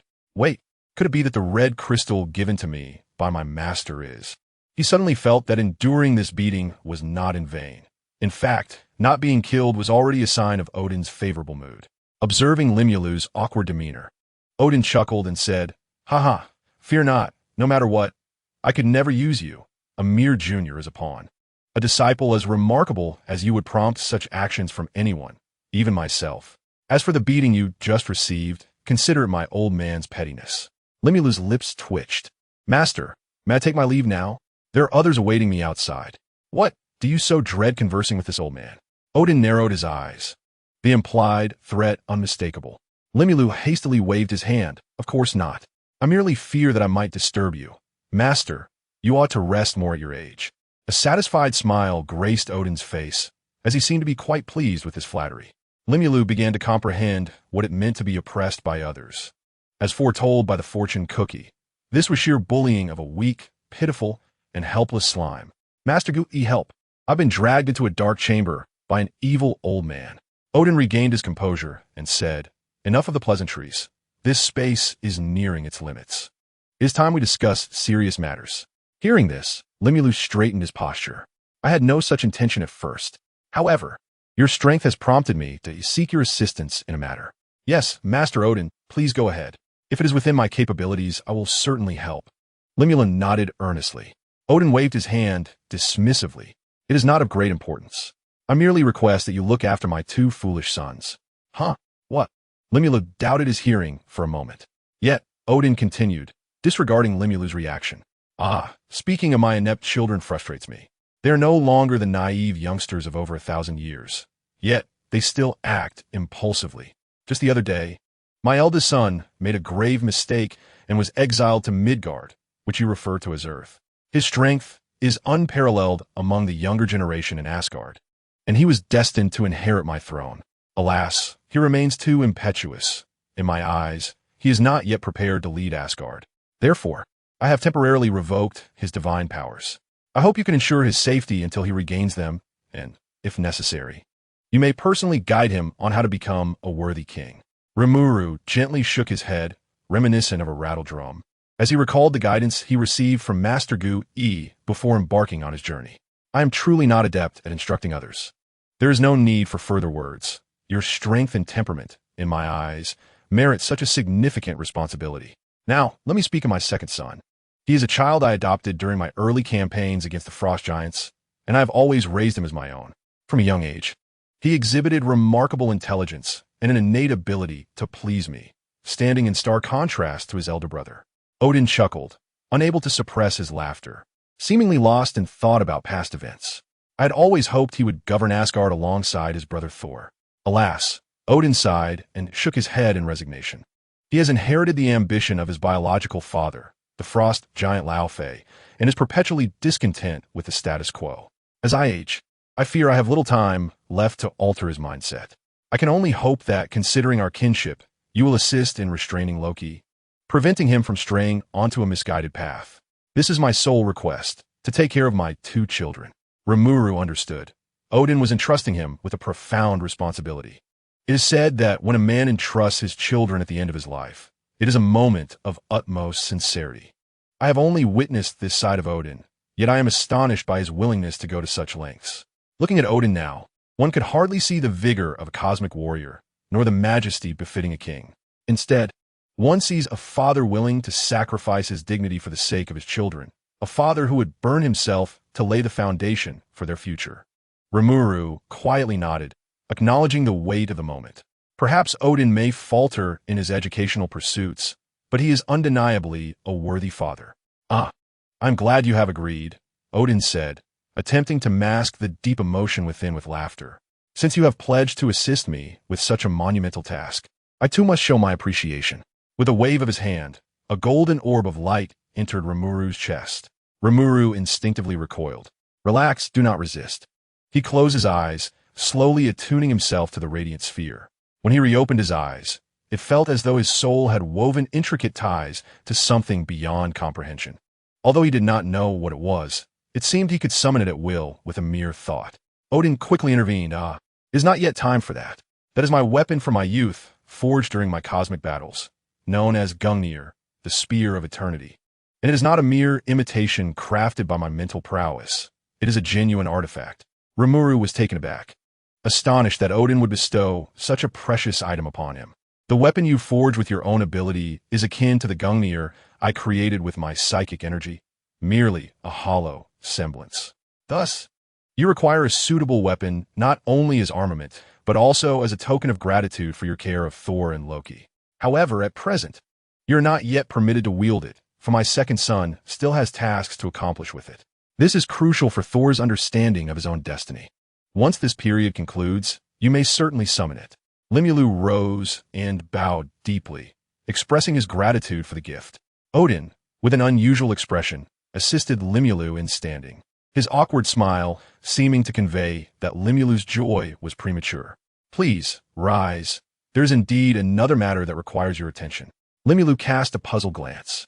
Master, why do I feel your gaze upon me is rather peculiar? Is it? Surely, it must be your imagination, Odin replied, his face flushing with embarrassment, becoming somewhat bashful. Odin, Master, if there is something to discuss, please do so. Having received such a precious gift from you, it is only fitting that I assist you with your troubles. Limulu patted his chest, his spirits lifted by the acquisition of a divine artifact. Indeed, he would gladly face any peril, even if it meant battling the fire giants and frost giants on Thor's behalf. However, you may encounter some minor complications. Chapter 89. Bear a grudge. One must bear a grudge. Actually, you might face some slight troubles. Odin gestured with 2 fingers, indicating a modest size. No, that is not quite right.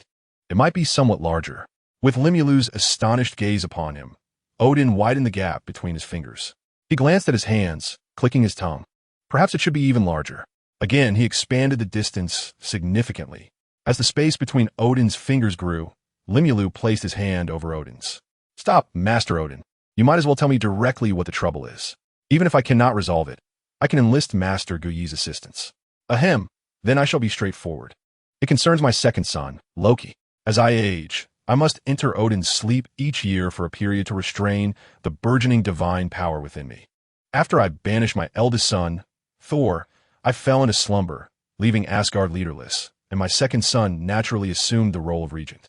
My time is limited. An abdication is inevitable. However, to secure his ascension, Loki not only sealed the Rainbow Bridge against Thor's return to Asgard, but also dispatched my armor from my youth to Earth to hunt Thor down. At this juncture, Limulu had begun to piece together the situation. He surmised that Odin was merely apprehensive about his destroyer armor being too formidable, fearing that Thor might falter. Hence the request for caution.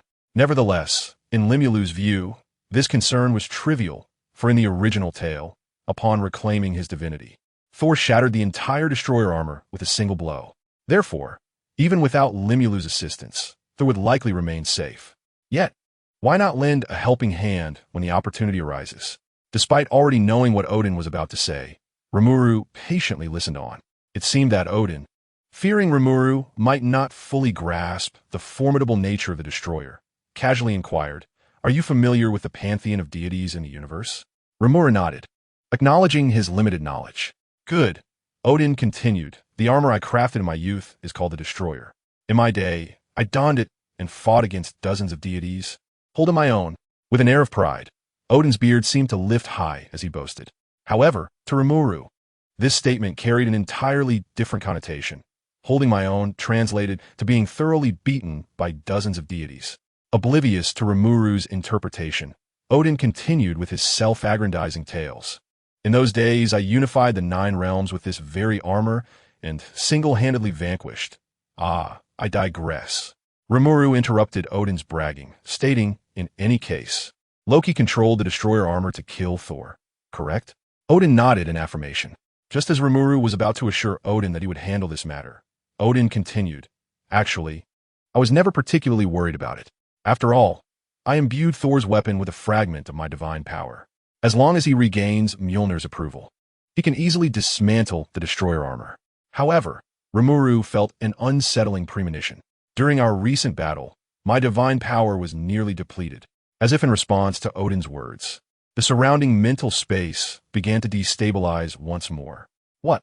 Rimuru gazed incredulously at Odin. Odin closed his eyes, avoiding Rimuru's questioning gaze. Then why did you engage me in combat? You could have just told me. Well, you know us as Guardians, we have a penchant for battle. It's rare to encounter an opponent worthy of my time. Although I cannot exert my full strength, it is still quite exhilarating. Rimuru found himself regretting his previous thoughts, having felt a twinge of sympathy for Odin, who he believed was misunderstood by his two sons. Now, however, he felt that the old man had brought this upon himself. Just for the sake of a spirited bout, he had exhausted his divine power. Even if he was merely a fragment of his true self, such recklessness was unwarranted. Rimuru sighed deeply. Ah well, we shall face whatever comes, as it comes. What else can I do? I have already accepted his favor. I must press on. Master, there are no further bad tidings, are there? Not at all, Odin reassured, sensing Rimuru's despondency. You need not worry too much. The destroyer is controlled by the eternal spear. Should you find yourself overwhelmed, you can call upon the spear to command it. But you just said I couldn't summon it for the time being. Limulu gazed at Odin with a look of utter disbelief. Alas, that statement is quite erroneous. One must learn to be adaptable. It became clear to him that Odin was nothing more than an old scoundrel. No wonder he had shaped Loki and Thor into such characters. Unbeknownst to him, the surrounding space had already collapsed to within a mere dozen meters of Limulu. Odin waved his hand dismissively, asserting that such matters should be well within the discretion of the youth. Loki would hardly take a brutal approach, and it was time for Limulu to return. Should the opportunity arise, do remember to visit Asgard. I shall prepare fine wine and sumptuous dishes to host you. And do invite your master as well. It has been far too long since I last reminisced with her. Let's take it step by step. Limulu shook his head, casting aside those unpleasant thoughts, and smiled as he replied, Indeed, master, I shall visit with my master when the chance arises. But you mustn't treat me as you did this time. However, master, is it truly acceptable for your avatar to dissipate along with this space? Odin paused momentarily before bursting into hearty laughter. Ha ha ha. When did I ever claim to be merely an avatar? Do you truly believe I would engage in such a significant matter with just a projection? In the astonished gaze of Limulu, a substantial surge of spiritual energy erupted from Odin's body, soaring into the distance, and the Odin before him regained a sharp, piercing gaze, shedding the benevolence he had previously displayed. He now exuded a more formidable presence. Wait, does this mean that the shameless Odin had been using his true power to assail him all along? No wonder Limulu felt as though his opponent was always just a fraction faster. It was all a deliberate ploy to instill hope, to prevent him from surrendering too swiftly. The moment of distraction had likely been a mere pretext for a larger maneuver. Great sage, make sure to note this down in my grudge ledger over the next few days, right in front of Rod. As a wave of spiritual disorientation washed over him, Limulu found himself returning to familiar surroundings. Instinctively, he glanced at his disguise and sighed in relief. Thankfully, the disguise had not faltered. Wait, do not move. Beside him, Tony and several lab-coated individuals gazed at him with grave expressions. Tony lifted his helmet, concern lacing his voice as he asked, Are you all right? How are you feeling? Limulu released the grip on his hammer and moved about a bit, responding, I feel splendid. Why do you ask? One of the lab-coated individuals handed him a tablet. Opening a video. In the footage, Limulu was seen unleashing a tremendous surge of magical energy the moment he grasped the hammer, sending Tony and those nearby flying. Simultaneously, arcs of lightning erupted from the hammer, resonating with his own magical essence, which danced alongside the lightning, even coalescing into a visible substance within the air. Limulu pondered to himself, does this imply that I too could wield Thor's hammer? With a hammer in one hand and a spear in the other, adorned with both a long sword and a short blade. The imagery was so exquisite it was almost beyond imagination. The corners of Limulu's mouth twitched beneath his mask. At last, the so-called system reward for the various mastery skills has proven to be useful. My Lord Night Hunt, Limulu has just returned the tablet to the doctor in the white coat. That hammer is exceedingly perilous. You should maintain your distance for the time being. Additionally, I'm feeling somewhat fatigued and require rest. Tony immediately grasped the implication. Limulu wished to speak with him privately. He feigned a sudden wave of nausea, placing a hand to his forehead, and said, Oh dear, I too am feeling quite unwell. Please keep your distance from that hammer. Night hunt, and I shall take our leave to rest." Thus, Limulu accompanied Tony back to their quarters. However, no sooner had they departed than a tall figure skillfully navigated past the gaze of all present and slipped into the temporary encampment. "Mjolnir, my dear friend, at last. I have found you." Chapter 90. Why does this child keep claiming parentage? "Mjolnir, my dear friend, at last. I have located you." A burly man with golden hair could not help but grin foolishly upon seeing the hammer surrounded by a throng of people. "Hey, you over there. This is a restricted area. How did you get in?" Yet the burly man paid no heed, his gaze fixed yearningly upon the distant hammer. "Mjolnir, I shall be with you shortly." Despite the numerous guards, he believed that as long as he could acquire the hammer, no one could impede his path. "Hey, I'm talking to you. How'd you get in? This is not a place for you." A man in a suit seized the golden-haired giant by the shoulder. The latter's eyes narrowed, and he swiftly hurled the suited man to the ground. The commotion drew the attention of others, and more suited figures began to converge. The golden-haired man furrowed his brow and charged toward the hammer. "Damn it, stop him. Do not let him approach the hammer. No one shall stand between me and Mjolnir." The golden-haired giant bellowed, flinging aside those who lunged at him. He seized a nearby wooden crate and hurled it with such force that it shattered upon impact. As more suited men rushed forward, the golden-haired giant utilized his size to continuously knock them aside. Suddenly, he faltered, ensnared by an unseen tether, and stumbled clumsily to the ground. He tore at the rope binding his foot, but several individuals surged forward and pinned him down. "Someone come quickly. How is this fellow so strong? He is like a bull. I can barely hold him." Gazing longingly at the hammer, the golden-haired giant stretched out a hand from beneath the pile of bodies, reaching desperately toward it, murmuring, "Come here, my good friend, my brother, quickly, come to me." Yet the hammer remained unresponsive. "Mjolnir, it's me. I am Thor. My dear friend, listen, come to me." A flicker of doubt crossed the golden-haired man's face, quickly replaced by fervent enthusiasm. "I understand now.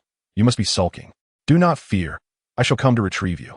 Thor exerted himself with great force to shake off the individual pressing against him and surge forward. "I'll come to rescue you, my good friend." He confidently grasped the handle of his hammer, only to find that it remained stubbornly fixed to the ground, as if it were welded in place. In disbelief, he attempted once more, but to no avail. "Do not jest with me, Mjolnir. Come with me at once." He placed both hands upon it, straining with all his might to lift it. Despite his face turning crimson from exertion, the hammer remained immovable. "Do not move. Release that hammer and crouch with your hands on your head."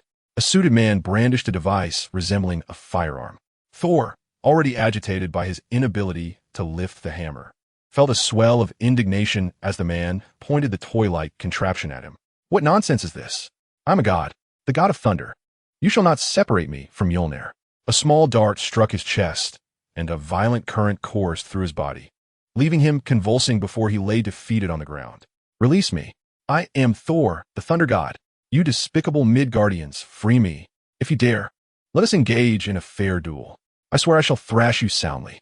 The interrogation room echoed with his vitriolic outbursts, yet perhaps due to a limited vocabulary, one could discern that his tirades lacked any profanity or complex terms, resembling the impotent rage of a 3-year-old child.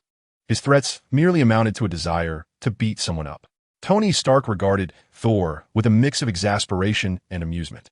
"So, you mean to say this raucous giant bypassed all of you and managed to touch the hammer? Good heavens, I truly must question the competency of your S.H.I.E.L.D. operations. How did you allow this towering brute, who bears an uncanny resemblance to the protagonist from The Incredible Hulk, to enter?" The suited man adjusted his slightly askew sunglasses. "We happen to be switching shifts, and there were only a few of us present, combined with his considerable strength." "Did he mention who sent him?" Tony inquired. The man shook his head. "No, he insisted on challenging us to a one-on-one duel. We attempted to interrogate him, but it seemed he was utterly unresponsive to our inquiries." Tony stroked his chin, as if struck by an epiphany. "What exactly did you say to him?" "We merely asked who sent him." Tony shook his head, urging, "I want the exact words." After a moment's contemplation, the suited man replied, "We inquired about the origin of his existence, the purpose of his actions, and the entity commanding him. Something along those lines, very formal." Tony's lips twitched. "Do not tell me that even this oaf could be momentarily stumped by such a statement. Is it possible that your phrasing was overly convoluted, rendering him unable to comprehend. The suited man remained oblivious to his misstep. Is that so? I feel quite formal. This is a technique I've recently learned from a book regarding interrogation. It is said that formal language can heighten the psychological pressure on prisoners, making it easier to breach their mental defenses. Tony, with a resigned gesture, smacked his forehead, muttering about reducing his consumption of pirated books. The anguished cries of Saul beside him only intensified Tony's irritation. "Keep your voice down, you oaf." Saul, vigorously shaking the chair that bound him, shouted, "You cowards! If you have the guts, let me go and we shall face each other in a fair fight." What use are these underhanded tactics? At that moment, Rimlu entered from outside the tent. "Tony, what is going on? Why are you in such a rush?" He had intended to discuss the occurrences within the mental realm, but upon returning to the dwelling, he found Tony had inexplicably received a call and hurried away. Observing Tony's flustered demeanor, Rimlu initially feared an accident had transpired, prompting him to return despite his groggy state. Frankly, had Odin not bestowed upon him a fraction of divine energy to rejuvenate his spirit, he might have struggled to maintain his composure. Shaking his dizzy head, Rimlu pushed aside the curtain and stepped inside. Upon entering, he was momentarily stunned to find Saul bound to a chair. "Wait, is this true? I leave Tony for just a moment, and he captures the god of thunder?" He pondered whether one day he would inexplicably find himself binding a mad purple potato as well. Although he had begun to piece things together, Rimlu cautiously inquired, "Tony, what is this?" Tony rubbed his temples and explained, "Oh, this fellow barged in, attempting to steal that hammer, but was apprehended. I'm currently interrogating him." Saul, unusually quiet, perked up, sniffing the air with keen interest, his expression transforming into one of excitement. "Father, you're all finished. My father is coming to rescue me. Once I regain my powers, I will surely give you a good thrashing." Saul's unexpected outburst startled Rimlu, causing him to glance over his shoulder in fear that Odin, that shameless old man, might come to Earth for a rematch. After confirming no one was behind him, he sighed in relief, patting his chest. "Honestly, this fool Saul needs to keep quiet. He gave me quite a fright." Still slightly uneasy, he once more inquired of the great sage. "Great sage, Odin is not lurking nearby, is he?" "No residual energy has been detected besides that within him," came the reply. "That is reassuring." Suddenly, he noticed Saul, the towering fool, gazing at him with childlike anticipation. Even when Rimlu glanced over, Saul would nod, signaling him to observe the iron chains binding him. Rimlu felt uneasy under Saul's peculiar stare and tentatively stepped aside, but Saul's gaze followed him closely. Unfazed, Rimlu took another step, yet Saul's expression remained expectant. He attempted to exit the tent, only to see Saul's face visibly fall in disappointment. As he entered once more, Thor's eyes sparkled with anticipation as he gazed at himself. Grinning foolishly, Limula moved in and out, while Thor chuckled intermittently. It dawned on Limulu that Thor likely mistook himself for Odin due to the trace of Odin's divine power within him. How could this child be so eager to recognize a father figure everywhere? Limulu shook his head, catching a glimpse of Tony nearby. Tony, with a serious expression, observed the interactions between Limulu and Thor.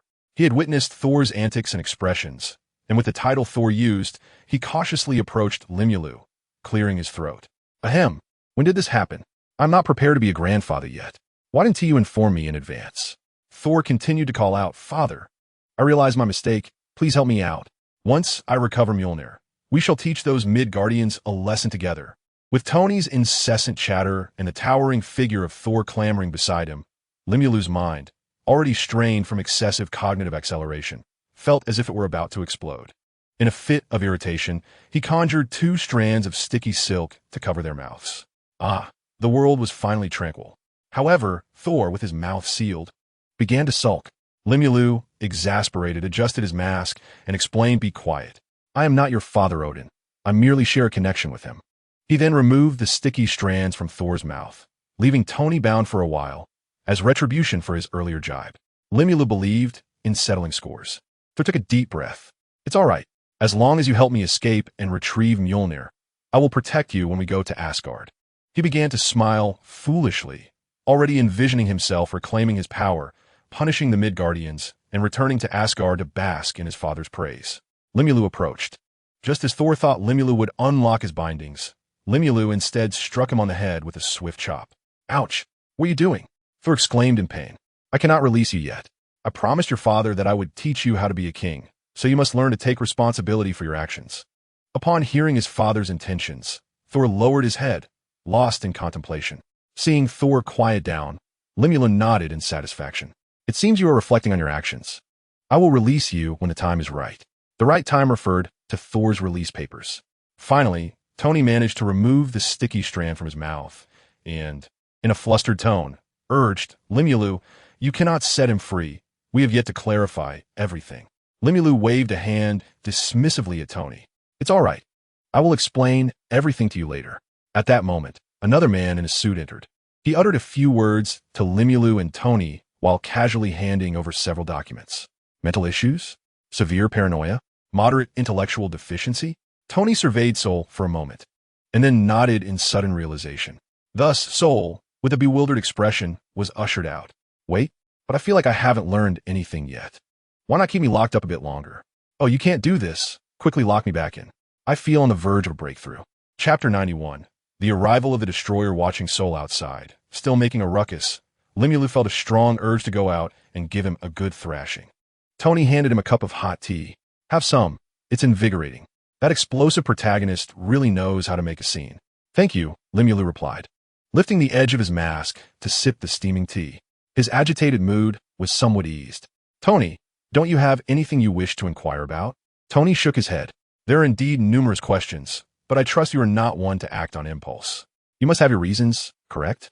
Besides, this is not a place for open discussions. Limulu cast a puzzled glance at Tony. Is that so strange? Tony shrugged.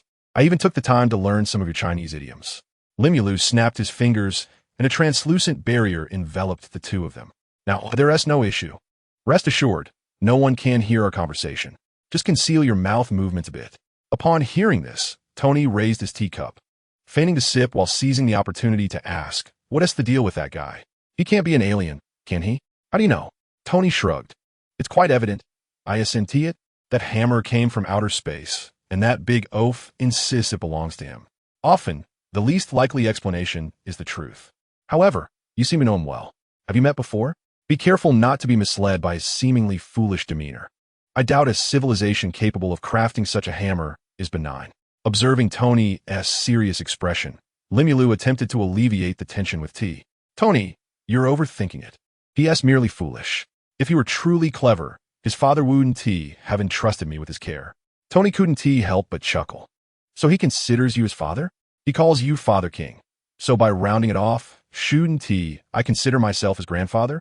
A sudden flash of lightning illuminated the sky, and Tony felt a chill at the nape of his neck. How do you know his father? Is it through that hammer? You seemed quite transfixed by it earlier. Could its true purpose be some sort of interstellar communication tool? I should investigate this further. Limula nodded. Indeed, it was through the hammer, but it was more akin to how Master Gu once drew me into a different realm. Rimuru recounted the events that transpired within the mental realm to Tony. After listening intently, Tony lowered his head in contemplation, and after a prolonged silence, he shook it with a sense of regret. The burden of entrusting his final moments to another was indeed pitiable, yet one could hardly fault him. Life is fleeting, and there are inevitably areas of regret within a mere few decades. Engrossed in matters of state, he neglected the education of his progeny, much like my own father, who devoted himself to the country. Rimuru then snapped his fingers, adding another layer of illusion to the barrier, and removed his mask, casting an oddly scrutinizing gaze upon Tony. He had lived for over 5 millennia. Tony, 5,000 years. Are you telling me he had no time to educate his children? Absolutely not. We shall not entertain this notion. He deserves what he gets. Hearing Tony berate Odin, that old codger, Rimuru felt an inexplicable sense of relief. Yet he adhered to the adage of not biting the hand that feeds.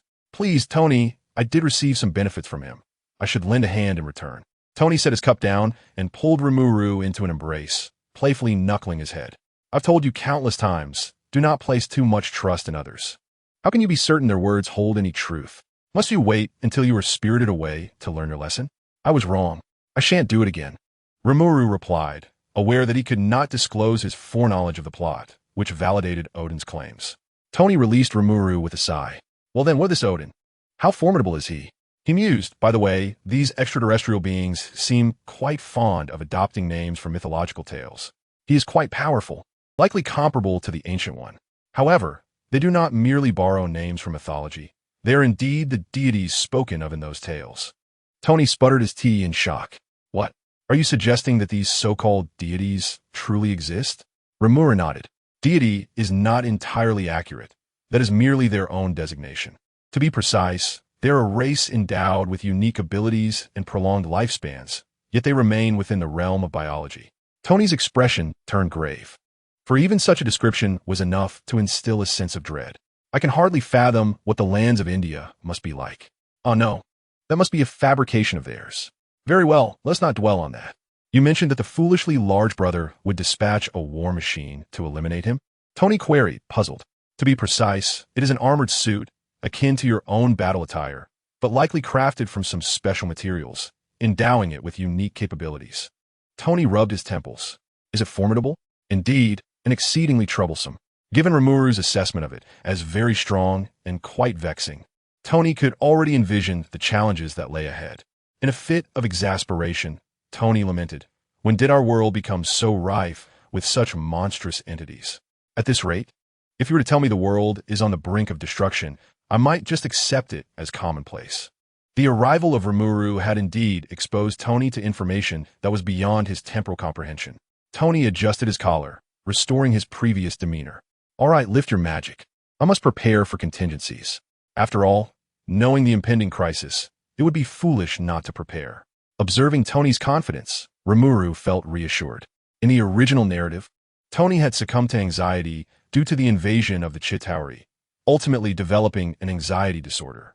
Rimuru had feared that revealing too much to Tony might lead him to a similar fate, yet it appeared that, despite his incessant complaints, Tony exhibited no such signs at present.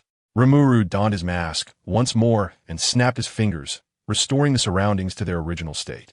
2 weeks later, Rimuru inquired, Tony, do you really not want me to retrieve your research equipment? Tony waved his hand dismissively. No need. I had already arranged for its transportation. All equipment should arrive this afternoon without fail. Very well, Rimuru replied.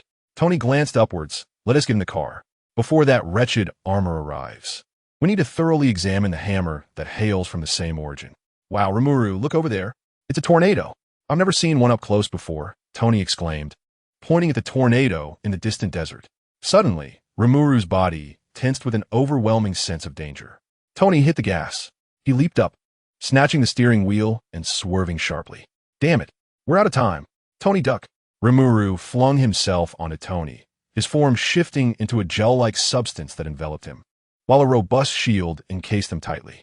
In an instant, Rimuru executed this maneuver just as a searing laser struck, obliterating the car into fragments. Meanwhile, the 4 warriors of the sanctuary, along with Thor's guardians, arrived on Earth via the Bifrost and reunited with Thor. Witnessing the rampant destruction, Thor slammed his fist against the wall in fury. Jane, who had learned everything during her acquaintance with Thor, stepped forward to grasp his arm. They are coming for you. You must leave this place quickly. Thor held Jane's trembling form firmly. No, my dear, I cannot do that. Loki has come for me. I must confront this myself. I cannot stand idly by while innocents suffer because of me. In that moment, he shed his youthful naivety, appearing far more composed, embodying the essence of a king. I cannot allow him to harm the innocent. Thor rallied the 4 warriors of the sanctuary. Listen, my friends, in my mortal form, I am but a hindrance. The only thing I can do is assist these mortals and guide them to safety. Seeing them matured, Thor resolutely stepped forward. Jane declared, I will accompany you to help them. Witnessing the unwavering support from the one he loved stirred a myriad of emotions within Thor. Yet it was evident that this was not the time for romance.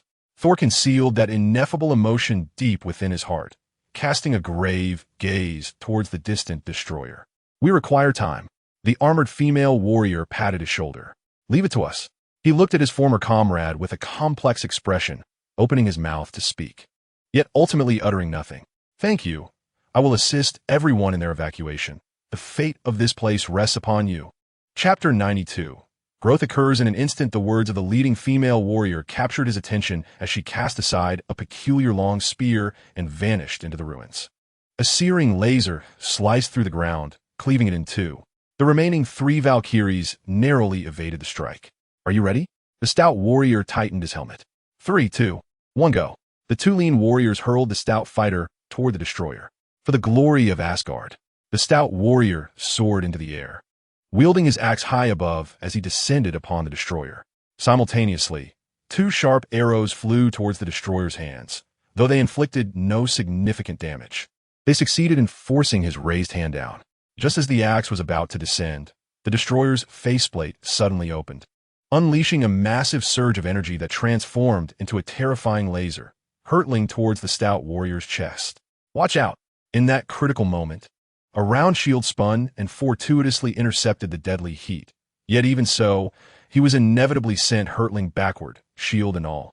The shield shattered under the immense force, and the armor on his chest was reduced to fragments, causing the stout warrior to cough up a mouthful of blood. Though the injury appeared severe, considering the resilience of an Asgardian, it was far from fatal. Nonetheless, the pain was excruciating. The stout warrior struggled to rise from the rubble, only to be met with a powerful kick to his chest, sending him crashing back down. Defiantly, he raised his head and spat towards the destroyer. Huh. If you have the capability, then kill me. Asgardian warriors never fear death. Once more, 2 arrows flew, accurately piercing through the gaps in the destroyer's armor and embedding themselves in his back. The destroyer turned to find 2 more warriors drawing their bows, and with a mere flick of his arm, he deflected their arrows. Almost immediately, a laser shot forth, violently blasting the 2 warriors away. The destroyer slowly turned his gaze towards the stout warrior amidst the ruins, his fearsome energy gathering once more. The long-lost female warrior, having ascended a nearby power pole unbeknownst to anyone, let out a furious roar as she thrust her peculiar spear through the gap created by the arrows in the destroyer's armor, piercing through to his chest. The destroyer, sensing the warrior behind him, began to rotate his body, attempting to shake her off. The female warrior gritted her teeth, clutching her spear tightly as it pried open the gaps in the armor of the destroyer. Gradually, the creature's struggles diminished, and the golden energy beneath the armor began to fade. A look of joy illuminated the warrior's face upon witnessing the stillness of the destroyer beneath her feet.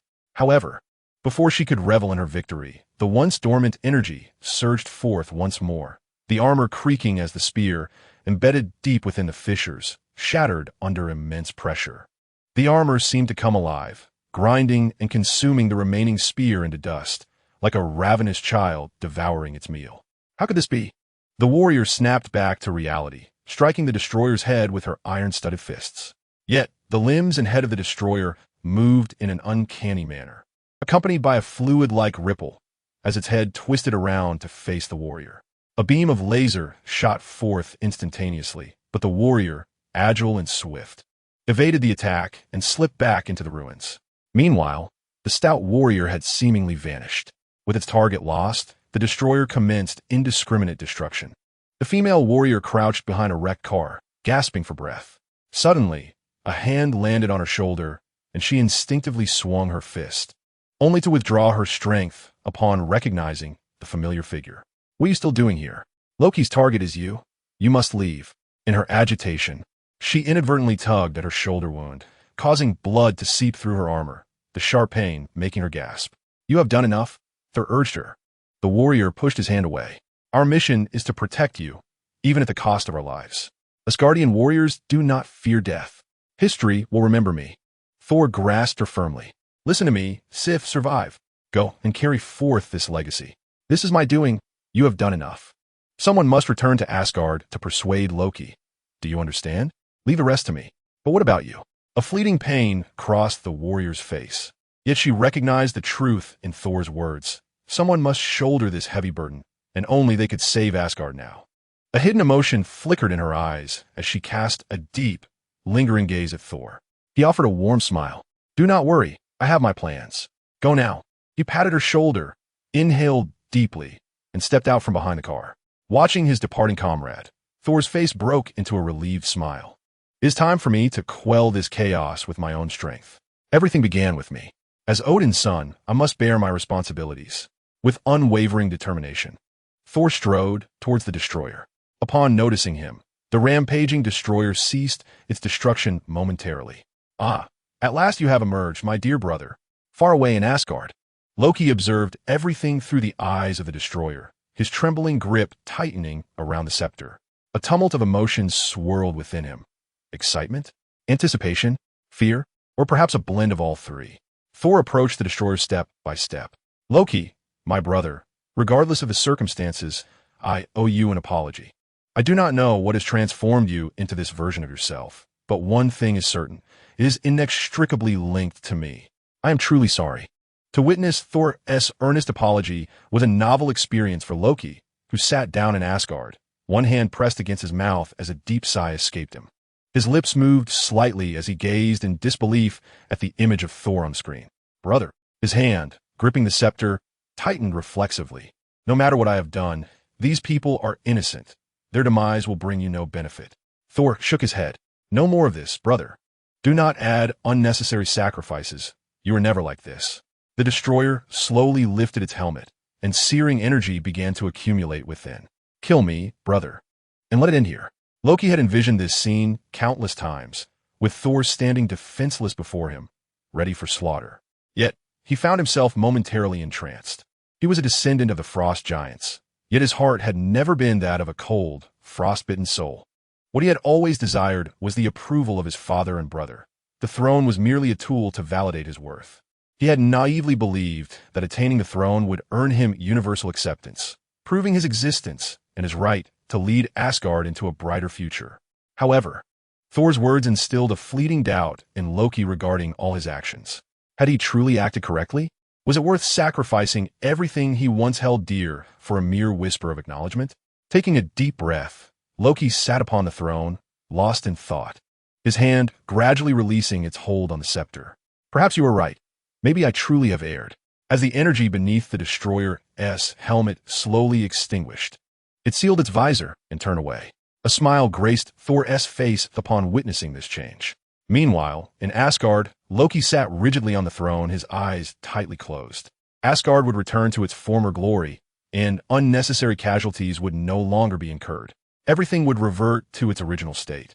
Yet he felt an insurmountable distance from that past. "I'm sorry," he murmured, pain flickering across his face as he gently placed his hand atop the scepter. Suddenly, an unexpected turn of events unfolded. The destroyer, which had turned away, suddenly swung a powerful fist toward Thor. Reacting instinctively, Thor closed his eyes, bracing for impact. Yet, that fist did not strike him. It was instead caught firmly by a slender arm. "You possess an unrelenting heart, indeed." Loki Limlu lifted a corner of his mask. A chilling crimson glow flickered beneath it, akin to a rose that ensnares the soul, transmitting through the destroyer's vision to reach Loki, far away in Asgard, causing his heart to shudder. Seated upon his throne, Loki gasped for air, cold sweat trickling from his brow. In that fleeting moment, he felt the specter of death looming. What manner of monster is this? What jest is being played? "I am a god," Loki roared, slamming his scepter fiercely upon the ground. The destroyer before Limlu lowered its mask, unleashing a laser beam aimed directly at his face. Limlu, raising his hand, conjured a blue vortex, causing the laser to vanish without a trace. "Such a grand greeting upon our first encounter. Allow me to reciprocate." The vortex began to reverse, and the earlier laser shot forth, striking the destroyer squarely in the chest. The unexpected blow caused the destroyer to stagger. Immediately, arcane energy and magical power surged wildly, coalescing into a tangible purple halo that surrounded Limlu. A fist imbued with crackling black lightning struck the destroyer's chest with tremendous force, sending it hurtling away. As the destroyer regained its footing, two beams of laser cascaded from above. Seeing this, Loki hastily commanded the destroyer to shield itself with its arms. The seemingly terrifying lasers left only faint black marks upon the surface of the destroyer's arms. Tony landed from above with a click of his tongue. This fellow is remarkably resilient." He rapped on Thor's solid chest with his iron hand. "Hey, golden-haired wave, we've got this covered. Step back a bit." Thor, momentarily bewildered, stared at the metallic figure before him, struggling to recognize Tony, yet he immediately recognized Limlu. "It's you." Limlu shivered, fearing that Thor might mistakenly claim him as a father figure once more. Tony also raised his mask. "Am I really that unappealing to you?" A flicker of surprise crossed Thor's face. "No, it's truly wonderful to have you both here to assist me." Limlu subtly rose on his toes and patted Thor's shoulder, suddenly realizing how tall this oaf was, even with his altered stature. He had to elevate himself to reach Thor's shoulder. He began to imagine what it would be like to meet Thor in his usual appearance. "It's all right. I'm still young. I will surely grow taller." Limlu masked his inner sorrow as he spoke. "Leave this to us. Go fulfill your duties." He cast a glance at the ordinary people still struggling amidst the ruins, and Thor, understanding Limlu's silent cue, nodded in agreement. Limlu casually handed Thor several glass vials. "Give these to your friends and the injured. They will aid in their swift recovery." Thor tightened his grip on the glass bottle, gazing at Rimuru and Tony with profound respect. "Thank you, warriors of Midgard. On behalf of Asgard and all those who have suffered, I extend my gratitude." In the distance, the armor of the destroyer undulated like waves, its previously dented surface quickly restoring itself after withstanding Rimuru's blow. Rimuru adjusted the straps on his forearm. It was time to settle the score with this foe. Tony closed his helmet, the palm cannon in his hand slowly charging with energy. This had been his intention all along. Chapter 93. A name eludes me. Rimuru tightened the straps on his forearm once more. It was time to hold this adversary accountable. Tony, too, sealed his helmet, the palm cannon accumulating energy steadily. A broad, purple heavy sword manifested in Rimuru's grasp. Indeed, blunt weaponry was the optimal choice against such armor. With a slight bend of his arm, he hurled the heavy sword toward the destroyer. The laser beneath the destroyer's helmet completed its charge and fired at the incoming sword. Yet, the magical essence enveloping the sword cleaved the scorching laser in two, propelling the weapon inexorably toward the destroyer. "Hey, where are you looking?" A haunting voice echoed from behind the destroyer, followed by a powerful fist crashing into its back, infused with tremendous energy. Although it only caused minor deformation, it effectively interrupted the laser's discharge. The destroyer, sensing the threat, twisted its upper body to retaliate, but the previously launched heavy sword struck fiercely into its form. Seizing the opportunity, Rimuru grasped the heavy sword, prying open a significant gap in the once impenetrable armor. Almost instantly, a surge of black flames poured into the breach. Observing the destroyer's continued struggle, Rimuru bent down, gripping the heavy sword tightly and striking down with great force. The overwhelming power sent the destroyer reeling backward to the ground. One could not deny the astonishing defensive capabilities of the destroyer's armor. Despite this assault, it sustained only minimal damage. The once unstoppable black flames, upon entering the destroyer's interior, seemed to vanish without a trace. However, Rimuru remained unperturbed. The destroyer's strength was its own concern, unrelated to Loki's mismanagement. One could say Loki had squandered a favorable hand, allowing the destroyer to attain such high stats while failing to utilize them effectively. Noticing the faint glow emanating from the destroyer's form, Rimuru furrowed his brow.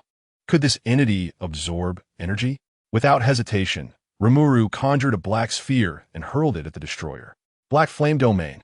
In an instant, a colossal black sphere enveloped the destroyer. Rimuru shouted skyward, "Tony, now's your chance." In the sky, Tony extended his arms, a long-prepared magical array slowly materializing before him. To counteract this magic-oriented armor, Tony similarly produced the suit he had crafted through his studies of camouflage magic. The small vials, originally designed to channel magic, transformed into splendid shards of red crystal. Crystals embedded in various parts of the battle armor. Each time one shatters, the colors of the magic array deepen. The removal of the original metallic canister serves not only for the convenience of combat, but also perhaps for aesthetic appeal. Moreover, the energy conversion rate of the original reactor was regrettably insufficient. The sheer magnitude of energy required to unleash the power of magic was arguably less effective than outright detonating a reactor. Additionally, the radiation emitted from the reactor poses irreversible harm to the human body. Weighing the pros and cons, Tony decided to relinquish the original canister in favor of a superior energy source. The red crystal given to Tony by Rimuru, capable of storing energy, along with the card for inscribing magic, resolved numerous issues. It not only addressed the limitation of inscribing only a single set of magical circuits on the armor, but also tackled the energy conversion dilemma. Although it may allow for only a few spells, it is certainly better than having none at all. Try this. with the shattering of yet another crystal. The once calm magic array transformed into a vivid crimson. Tony swiftly waved his arm, unleashing several fire dragons that surged forth from the magic array, hurtling towards the destroyer below. Upon their contact, a violent explosion erupted, sending shockwaves that caused the ground nearby to tremble. The ensuing gust from the blast spiraled into a fiery tornado of flames, relentlessly consuming everything in its path. Tony found himself compelled to descend from the sky back to the ground. My heavens, this rivals a small nuclear bomb. I must exercise caution in the future. Noticing Rimuru's serious demeanor, Tony inquired, "What's wrong? Can that creature still move?" Rimuru nodded, his magical perception revealing that the destroyer within the fiery vortex had sustained minimal damage.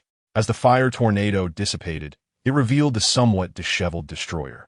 The creature shook itself once more, emitting a peculiar metallic, grinding sound reminiscent of the roar of an ancient beast. The gaps in its armor began to rub and merge, gradually forming a smooth surface, with even the faceplate sealing tightly, leaving only two small square openings. Although the destroyer's size had diminished, the sense of oppression it exuded had intensified, accompanied by a swirling layer of golden energy encircling its form. The smooth surface of the destroyer mirrored everything around it like a polished mirror. Rimuru frowned. Has this form appeared in the movies? Wasn't it supposed to be easily vanquished by Thor? Rimuru felt a twinge of regret for saving Thor, as in the film. It was Thor's near-death experience from a blow by the destroyer that earned him Mjolnir's recognition anew. However, with Odin's divine power lost from the hammer, even if Thor had awakened his lightning powers, he would likely be unable to destroy the destroyer in one fell swoop. Wait a moment, divine power? It seems I still possess a trace. Great sage, does that remnant of Odin's divine power still linger? Informing, nearly exhausted. It matters not, a mere trace suffices. The great sage shall analyze him, construct a similar energy fluctuation using magical essence. His thoughts were straightforward, since the destroyer could only be vanquished through Odin's divine power. Akin to how a lock must be opened with a corresponding key, why not forge a universal key? Tony observed the approaching destroyer, raising his hand to unleash a palm cannon, yet the smooth surface deflected the projectile that was meant to strike him. It appeared that energy attacks had little effect, and upon entering this form, the destroyer seemed to have lost its ranged assault capabilities. One must avoid close proximity. One must commend Tony. He deduced so much from a single failed attack. Rimuru attempted to launch a fireball, and indeed, as Tony had suggested, it was ineffective. Great sage, analyze with all your might. I wish to see if it is truly immune to energy attacks. Tony used that technique. Tony hesitated, then quickly responded, "Are you certain? The energy consumed and the damage inflicted are disproportionate. The only attack I can conceive that delivers widespread and continuous damage is that one." Very well. Tony nodded, extending several supports to firmly anchor his legs to the ground, while a funnel-like apparatus emerged from his back. The armor on his arms surged, revealing several incandescent components. Rimuru moved behind Tony, as energy within him surged and continuously fed into Tony's suit. The incandescent components on Tony's arm grew increasingly brilliant. A laser, towering over a man, erupted forth towards the destroyer. The energy unleashed by the laser obliterated everything in its path. The blinding radiance rendered the surroundings dim in comparison. Feeling the magical essence within him being rapidly consumed, Rimuru swiftly summoned a series of red crystals to replenish his magical reserves. After several seconds of sustained assault, the apparatus on Tony's arm succumbed to the strain and fell away, halting the laser.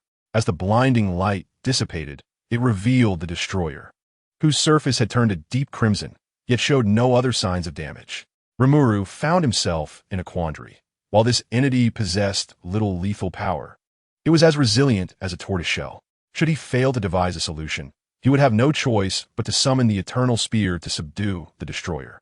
However, he recalled that Loki intended to use the eternal spear to rescue Odin, and calling upon Odin now would likely lead to further trouble. Never mind. Great sage, have you completed the analysis? Informing, preliminary analysis complete. Initial simulation is now possible. It seems the only way to inflict damage is through physical means. Though reluctant to become a melee mage, the situation left him no choice. The hefty great sword reappeared in his hand. Tony, Go with Thor to rescue the trapped individuals. Your armor is of little use in this situation. Although reluctant, Tony had to comply with Rimuru's assertion. Rimuru swiftly advanced, delivering a powerful blow from his great sword onto the destroyer, a strike that once inflicted damage, now failing to leave even a dent. He endeavored to simulate divine energy fluctuations to compel the destroyer to halt, but it merely trembled slightly before advancing once more. Rimuru evaded a crushing punch, but at that moment, an unexpected transformation occurred. The formerly smooth and reflective surface of the destroyer suddenly flipped, enveloping Rimuru and the great sword entirely.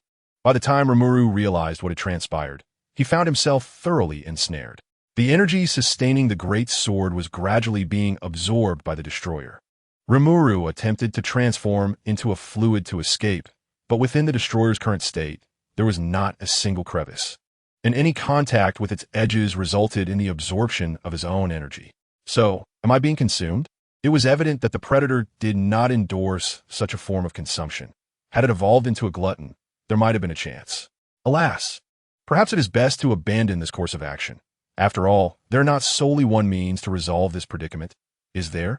Divine power? Odin is not the only one who possesses it. You are incapacitated now, attempting to confine me, correct? Rimuru closed his eyes, as if awaiting something. Commander, the energy index has skyrocketed. The hammer's energy index is surging. Hurry, quickly spray the freezing agent. The hammer, previously lodged in a rock, now soared into the air as if summoned by an unseen force. It streaked across the sky, accompanied by the thunder of annihilation, and struck the destroyer with tremendous force. This blow created a significant breach in the destroyer structure. Seizing the opportunity, Rimuru unleashed the divine energy he had previously simulated, intertwining it with the original divine power of Thor within the hammer. The hammer soared back towards the destroyer, this time inflicting an even larger wound. Rimuru felt a twitch at the corner of his mouth. No wonder there was no reaction when using only Odin's power. It turned out to be a dual safeguard. Taking advantage of the moment, he transformed into a dark mist and slipped out from within the destroyer. As the hammer returned to his grasp, Rimuru experienced a delightful, tingling sensation coursing through his entire being. It was undeniably pleasant. A thick, ominous cloud loomed overhead, accompanied by rumbling thunder. Rimuru flapped his wings and ascended toward the heavens, gathering the electric energy upon the hammer. As the destroyer had yet to recover, he dove downward, the thunderous light surging alongside him toward the destroyer. When the dark clouds dissipated, only a pile of wreckage remained on the ground. Thor, witnessing the conclusion of the battle, rushed forward in astonishment. How did you accomplish this? Rimuru pondered for a moment before swinging the hammer down. How did you lift it? This is impossible. Rimuru tossed the hammer towards Thor thereafter. Wait, Thor instinctively wanted to evade the hammer, for in his eyes he no longer deemed himself worthy of wielding Mjolnir. Yet, the hammer flew into his hand of its own accord, and thus, with a bewildered expression, Thor donned his divine armor. Observing Thor's confusion, Rimuru stood on tiptoe and patted his shoulder. All right, you must return to save your homeland. We shall take our leave now. Farewell. With that, Rimuru hurriedly pulled Tony through the portal. Noticing Rimuru's urgency, Tony inquired, What is it? Has something happened? Once assured that no one was around, Rimuru removed his disguise, revealing an exuberant smile. Hee, all those troublesome matters have come to an end. Tony, don't you think we should? As Rimuru rubbed his hands together in anticipation, Tony chuckled and gently tapped the back of his head. You rascal, you startle me. Now go find Pepper. We are off. Wow, the sea breeze. The beach. Here I come. Rimuru leapt into the water with abandon. Pepper, witnessing Rimuru's antics, couldn't help but cover her mouth and laugh. How delightful. I must take more photographs. What are you staring at, Tony? She teased. Tony, caught off guard, blushed, diverting his gaze from Pepper's swimsuit, and replied, what a splendid day it is. Meanwhile, not far away in the ocean, 3 agents of a certain shield lay in wait. Gurgle, gurgle, gurgle. Gurgle, gurgle, gurgle, gurgle. Chapter 94. Sister Angel, back at last. Tony reclined on the sofa, casting a glance at Rimuru, who had closed the tablet in his hand. Rimuru, having dispelled his disguise, plopped onto the couch. I'm so exhausted. Raising an eyebrow, Tony remarked, Did you venture into Hell's Kitchen to dispense justice again? Rimuru, slightly bashful, scratched his head and replied, "Well, I couldn't resist the call of heroism, could I? Let me tell you, the folks in Hell's Kitchen are fearsome. They can induce nightmares. What did you do to them?" Tony asked with keen interest.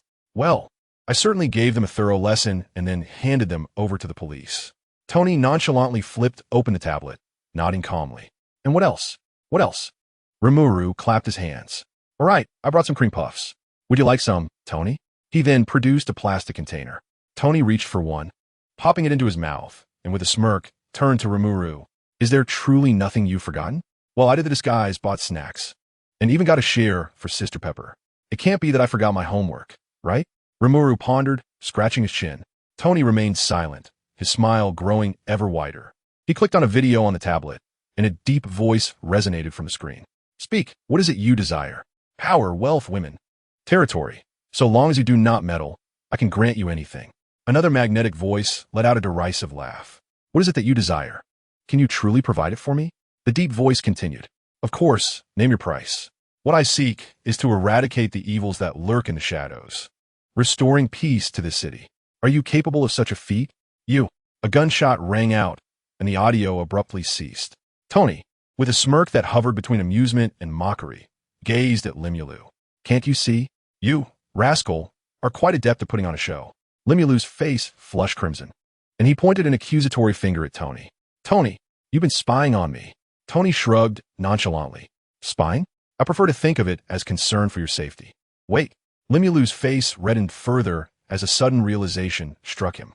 "You would have even then, would you?" Tony could no longer contain his laughter, erupting into a hearty guffaw. "Huh, I thought you wouldn't admit it. Oh dear angel." He wiped away the tears of mirth from the corners of his eyes and clicked on another video. In the video, a couple inadvertently wandered into Hell's Kitchen, pursued by a gang of ruthless thugs. The girl, exhausted, collapsed onto the ground. "Jack, just go. Don't worry about me."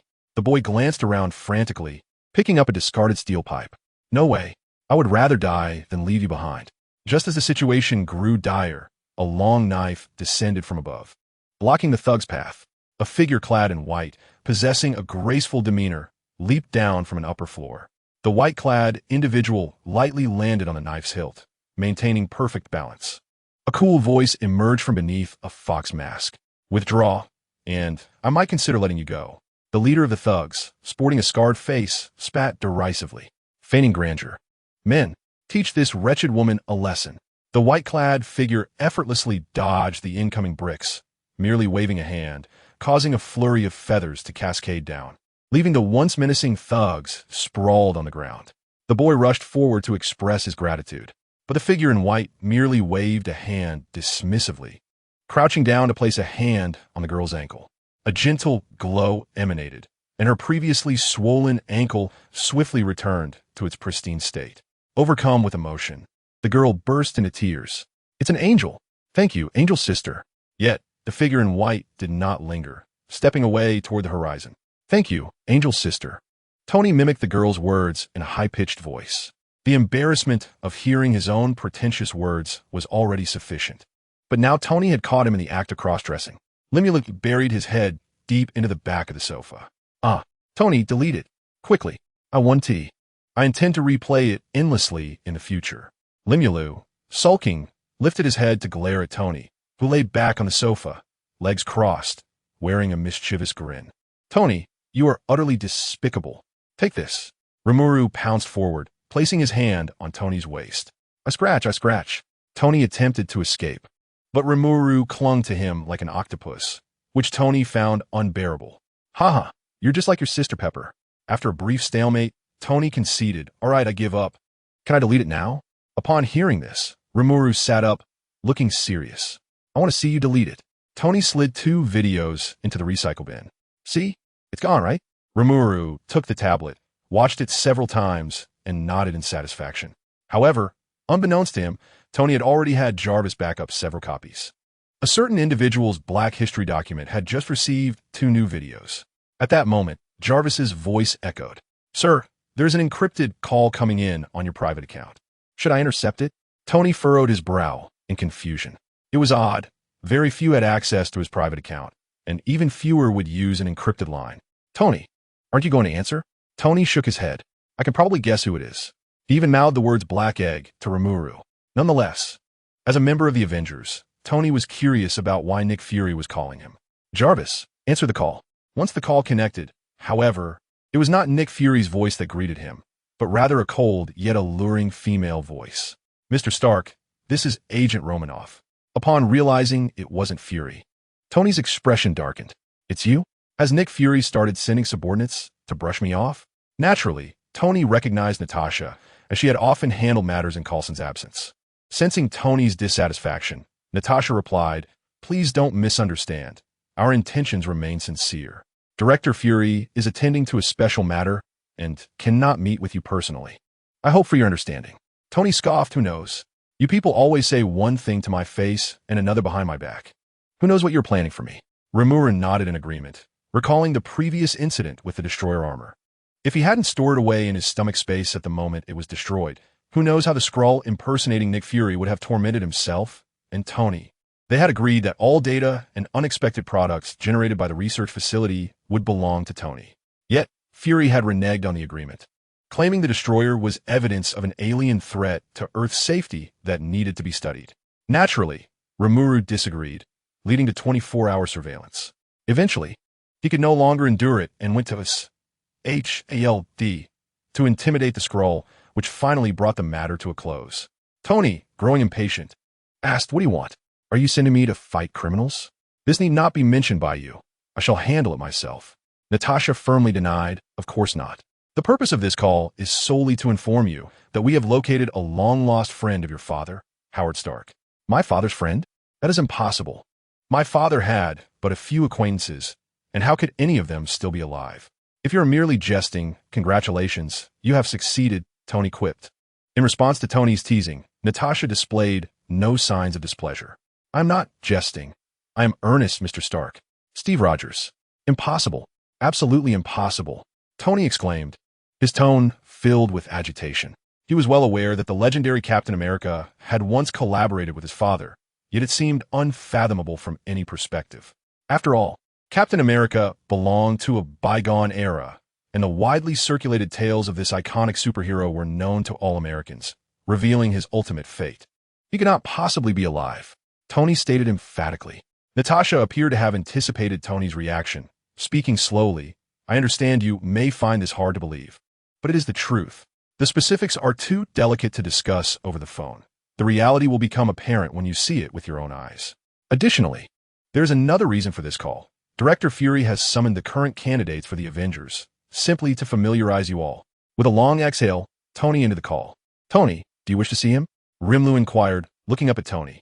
He certainly knew that Natasha spoke the truth, yet he could not state it outright. The choice lay with Tony. Rimlu pondered that Captain America would inevitably be Tony's future ally, and it wouldn't hurt to meet him in advance.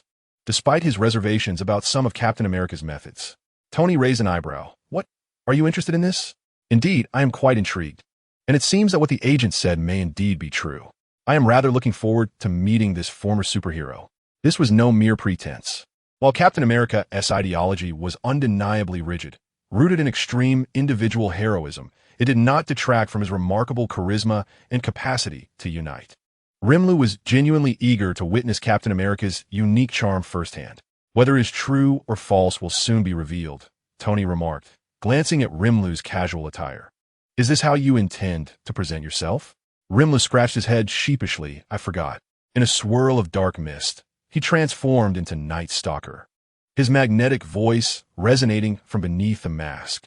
"Let us proceed." Tony scrutinized him, a smile escaping his lips. "Honestly, I thought you would appear in that persona." "Tony, you mustn't say that," Rimlu retorted, reverting to his original voice. "All right, I shall remain silent." "Blast it, where did that cockroach come from?" Tony exclaimed, stomping down on the scurrying insect, reducing it to a smear. Even so, the large cockroach continued to flail its limbs incessantly. Tony stomped on it several times with great force before it finally ceased to move. How did such a creature manage to infiltrate the garage? Its vitality is truly remarkable. Rimuru cast a sphere of dark flames, incinerating the cockroach's corpse completely. Afterward, Rimuru patted his chest and sighed, feeling that things were much cleaner now. Tony's furrowed brow finally relaxed a bit. "Let us stay at the villa in Brooklyn for the next few days. It's been ages since we dealt with pests. There are cockroaches in the garage. How disgusting. Rimuru felt a tinge of embarrassment.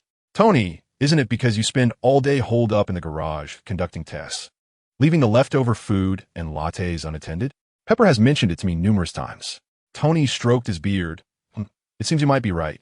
I'll pay more attention next time. Chapter 95. A big mouse? Could there also be 4 turtles? You seem distracted. What are you pondering? Tony glanced at Rimuru in the passenger seat. Rimuru was startled. Tony, even wrapped up this tightly, you can still tell. His combat suit enveloped him from head to toe, complete with a specially designed mask, leaving only his neck and hands exposed. Tony grinned confidently. Oh, you little rascal, I know you well enough. It's called intuition. Rimuru shook his head. It's nothing, just thinking about how to confront that former superhero if what Natasha said is true. What truly troubled Rimuru was the potential conflict between Captain America and Tony. Captain America, as close friend, Bucky, had not perished after falling from a cliff during a mission. Instead, he was captured by Hydra and transformed into a super soldier, known as the Winter Soldier. Under Hydra's brainwashing, Bucky even forgot his very humanity, becoming a cold-blooded killing machine, and it was Bucky who had killed Tony's parents, although it was not of his own volition. The fact remains that Tony's parents were indeed slain by him. The rift between Tony and Captain America in the second Captain America film stemmed from Bucky's actions, escalating into an uncontrollable civil war in the third film. If possible, Rimuru genuinely wished for Tony and Captain America, the core of the Avengers, not to face off as they did in the original storyline. Yet, Bucky remained an unavoidable barrier. The reality that Tony's parents had died because of him was undeniable. If it were Rimuru, and someone had killed Tony and Pepper, he would undoubtedly be even more unhinged than Tony. Thus, the options were either for Bucky to completely vanish, leaving everyone unaware of his survival, or to resurrect Tony's parents. Rimuru leaned toward the latter. After all, Bucky was also a pitiable soul, and such an act would be excessively cruel to Captain America. However, therein lies the dilemma. Tony's parents have been deceased for decades. In the original tale, when the Demon King resurrected his subordinates, it was only after ascending to a new level of existence that he could do so through the link of naming, combined with the previously preserved souls that enabled their revival. Firstly, he currently possesses the strength akin to that of a demon lord, and it is quite perplexing for him to seek out 100,000 souls to ascend to the rank of demon lord. Such a task seems utterly unattainable. He cannot possibly aspire to become like Azazel, can he? Secondly, the time span is excessively long. Tony's parent souls may have already returned to the Soul Stone. Alas, one can only take it step by step. Rimuru is uncertain about how to proceed, but one thing remains unequivocal. He will always stand by Tony's side, just as Tony has unwavering faith in him. Therefore, when the moment arises, let it be he who plays the role of the villain. Rimuru buries these thoughts deep within his heart. Tony, oblivious to any peculiarities in Rimuru, simply shrugged, genuinely perplexed about how to interact with others. What is there to ponder? Even if the media has glorified him into a divine figure in the eyes of the public, it does not alter the fact that he is merely human. He extended one hand to ruffle Rimuru's hair. Huh, you feel so rigid like this. It's better when you're your usual self. At that moment, a woman clad in a petite suit screamed as she dashed from the roadside into the middle of the street. Ah, what on earth? Tony swiftly slammed on the brakes and jerked the steering wheel. Observing the situation, Rimuru instantaneously released his magical essence, compelling the vehicle to come to a sudden halt. The screeching sound of the brakes pierced the air as the car skidded sideways, leaving dark marks on the pavement. With Rimuru's magical assistance, the vehicle, initially traveling at nearly 50 miles per hour, managed to stop within just 2 or 3 meters. Fortunately, the road was not congested. Otherwise, a series of rear-end collisions would surely have ensued. Shaken, Tony grasped the steering wheel tightly, a surge of anger rising within him. Hey, ma'am, is this your backyard? Do you have any idea how dangerous that was? Tony exclaimed furiously as he flung open the car door. The woman trembled, collapsing onto the ground, her lips pale as she gasped for breath. She screamed again, prompting Tony to grimace and cover his ears. Rimuru stepped out of the car, somewhat exasperated, and remarked, Madam, we haven't even hit you. The woman recognized Rimuru, and a flicker of surprise crossed her face. Yes. Suddenly, terror engulfed her features once more as she shakily pointed a trembling finger behind Tony. Before he could react, a short knife whizzed past him, followed by a blood-curdling scream from some unknown creature behind. Rimuru remained poised in his throwing stance. Tony turned in confusion, only to find a half-meter-long rat, its fangs bared, convulsing on the ground, pinned down by the knife. He couldn't help but scoff. Is this thing a rat? Has it been on steroids? How can it be so large?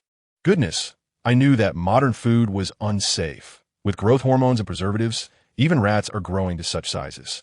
He now understood why the woman had been so terrified. Who wouldn't be frightened if chased by such a monstrous rat? Rimuru extended his hand towards the woman on the ground. "Madam, are you all right?" Startled by Rimuru's magnetic voice. A blush crept onto the woman's face as she awkwardly grasped his hand and rose to her feet. "Thank you so much, Night Hunt and Iron Man." Rimuru waved his hand dismissively, stating it was merely a trifling act. He then took a few steps forward and crouched beside the lifeless rodent. Its grotesque fangs branched out in a manner that seemed unfitting for any rodent species. The dark crimson blood emitted an indescribable stench, and patches of fur were missing from its body. Could this creature have mutated from lingering in the sewers? Tony nodded, acknowledging the possibility that industrial waste could have been improperly discharged into the drainage system. Rimuru, suppressing his nausea, gripped the hilt of his knife.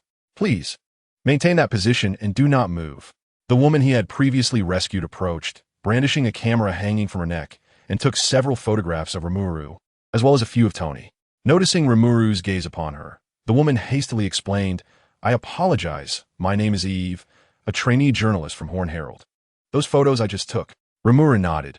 "Just ensure the facts are not distorted." Tony crossed his arms, scrutinizing Eve. "Make sure I look good in those shots. Now, dear Eve, what can you tell us about this rodent?" Eve smiled at their approval. "Of course. This particular species of rat emerged after the heavy rains a few days ago. Following my instincts as a journalist, I specifically came here to investigate. However, she appeared slightly embarrassed and fidgeted with her feet. Could you share findings with us?" Rimuru inquired softly.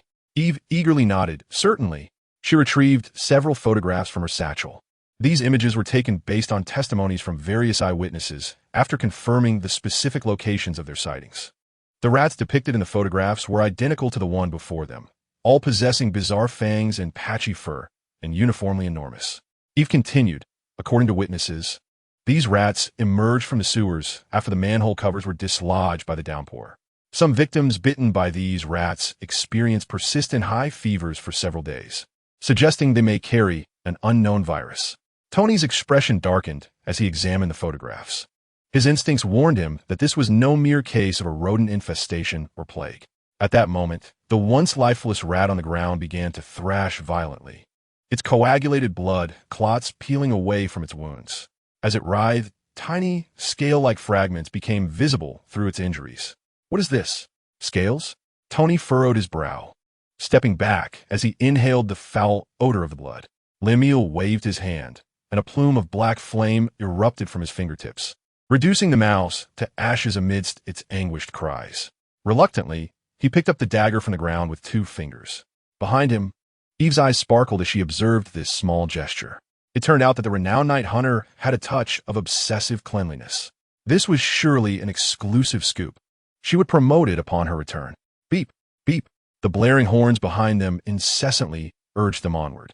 Perhaps due to the approaching rush hour, traffic had unexpectedly intensified, and Lemuel and his companions were indeed obstructing the flow. Lemuel produced a handkerchief from seemingly nowhere, wiped his hands, and inquired, "Do you still have backups of those photos?" Eve nodded in affirmation. Lemuel exchanged a knowing glance with Tony, who immediately cleared his throat. "Ahem, we need to requisition those photos. Should you require compensation, feel free to visit Stark Tower for reimbursement. Someone will attend to you. We have urgent matters to attend to, so we must take our leave." Tony opened the car door and settled inside, with Lemuel following closely behind. "Wait," Eve began, but Tony had already driven off. It wasn't until the cacophony of honking horns snapped her back to reality that she realized her situation. Pouting, she stomped her foot in frustration. "Oof. All I wanted was to take a special photo shoot. Well, there will be other opportunities. Come on, Eve, you can become the best reporter." She sighed, lamenting that she hadn't yet asked Night Hunter about the Starry Refuge. Curse it. Next time, I must capture their sweet moments. Dear readers, could you perhaps offer a small gift for comfort? I implore you. Chapter 96. I have a modicum of martial skill. Tony rubbed his aching temples. What do you make of those mice? Lemuel pondered before responding. They don't appear to be a naturally occurring phenomenon.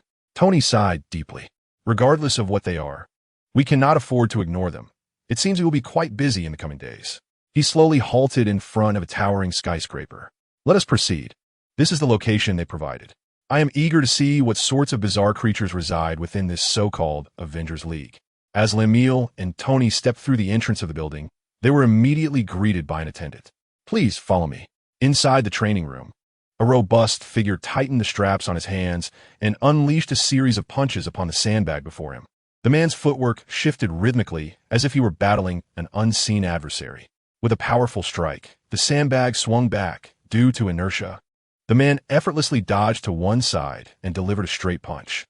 The sandbag, unable to withstand the tremendous force, ruptured explosively, and the iron chain suspending it snapped with a resounding clank.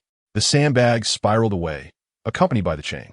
The man then bounced lightly on his feet, alternating between his left and right before picking up a towel to wipe the thin sheen of sweat from his brow. Captain Rogers, you remain as formidable as ever. A man clad in a sweater and adorned with rectangular spectacles, exuding an air of earnestness, handed him a glass of water. The captain nodded in gratitude and, after a hearty gulp, remarked, Dr. Banner, do refrain from teasing me. Excluding the period of my slumber, I am, in fact, younger than you. Holding the now empty cup awkwardly, he inquired, is there more? Where's the thermos? Banner shook his head. We have long ceased to use such antiquated items. We possess something far superior. As he spoke, he gestured toward the corner where a water dispenser stood. That is a water dispenser, Captain, a contraption unknown in your era. We have all grown accustomed to it.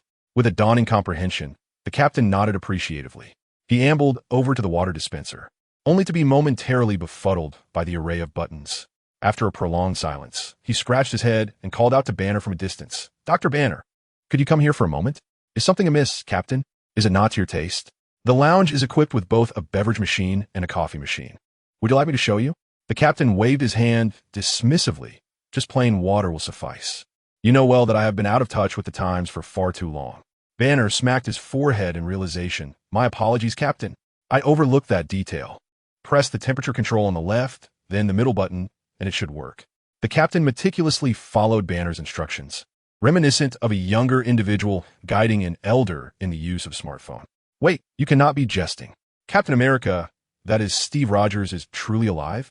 Natasha rolled her eyes. You have asked me 3 times now. I have assured you that you will know soon enough. Very well, Tony mused, harboring a flicker of anticipation regarding his father's former ally. If the man truly lived, he yearned to learn about his father from him. After viewing the remnants of his father's tapes, he felt an increasing estrangement from the man he once knew. The stubborn old man who had little regard for family seemed a distant memory. Over the years, he realized he had never truly understood his father, and with death being irreversible, his only means of rediscovering his father lay in the accounts of others. I hope they're not playing a trick on me, Tony thought, quickening his pace. Leaning against the doorframe, Natasha knocked gently and called out, Captain Rogers, you appear as spirited as ever. I have someone here you may find intriguing. She stepped aside to reveal Tony and Rhodey behind her. Upon hearing his name, the captain turned to look. When he beheld Tony, he paused momentarily, a name escaping his lips. Howard? Squinting, he shook his head, somewhat similar, yet the feeling is different. Tony stood before the visage that bore an uncanny resemblance to the face in an old photograph from his home, momentarily lost in thought. It was not until Captain America called out his father's name that he snapped back to reality. Tony cast a peculiar glance at Natasha, incredulous at the revelation. You truly ist not, do you? Why was this not disclosed earlier? Natasha rolled her eyes, exclaiming, How many times must I reiterate this? Did you finally believe me? She then turned to Captain America, saying, Allow me to introduce. This is Tony Stark, the son of the Howard Stark you are well acquainted with. She then pivoted back to Tony, adding, Though I have mentioned it numerous times on our journey, I must formally introduce him. This is the genuine Steve Rogers. No cosmetic alterations, nor is he an imposter. He is indeed the real deal. Upon hearing Natasha's introduction, Captain America beamed with a friendly smile. So he's your child. No wonder the resemblance is striking. It is a pleasure to meet you. With a gentle demeanor, he extended his hand. Tony's naturally suspicious nature compelled him to ponder the possibility Natasha had articulated. It was difficult for him to comprehend how one could retain their appearance unchanged over decades. However, after Captain America's warm gesture, he swiftly dispelled his doubts. The confidence and innate kindness radiating from the man before him felt undeniably authentic.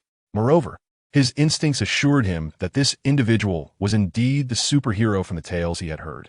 Tony stepped forward to grasp Captain America's hand. "A pleasure to meet you. To be honest, I presumed individuals from your era were all eccentric old fogies."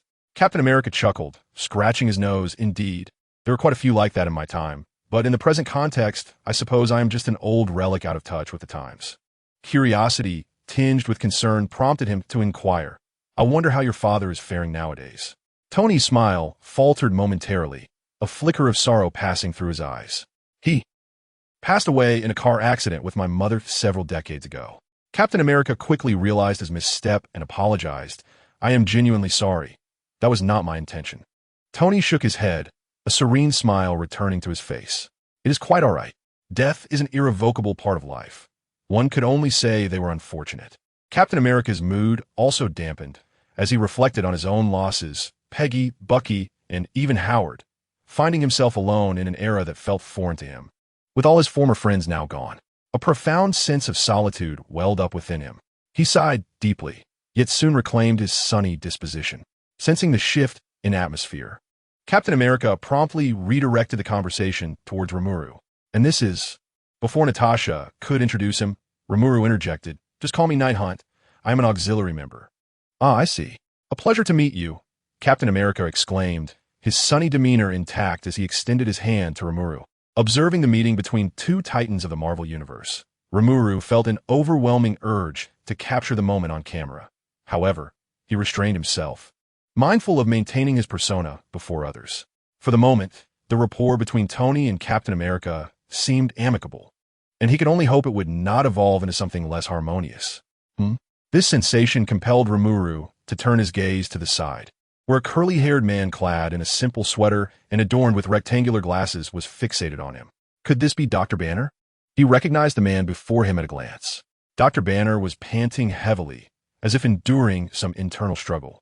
The veins on his neck throbbed, and his pupils gradually shifted to a chilling shade of deep green. He gripped his own arms tightly and managed to utter, "Get away from me.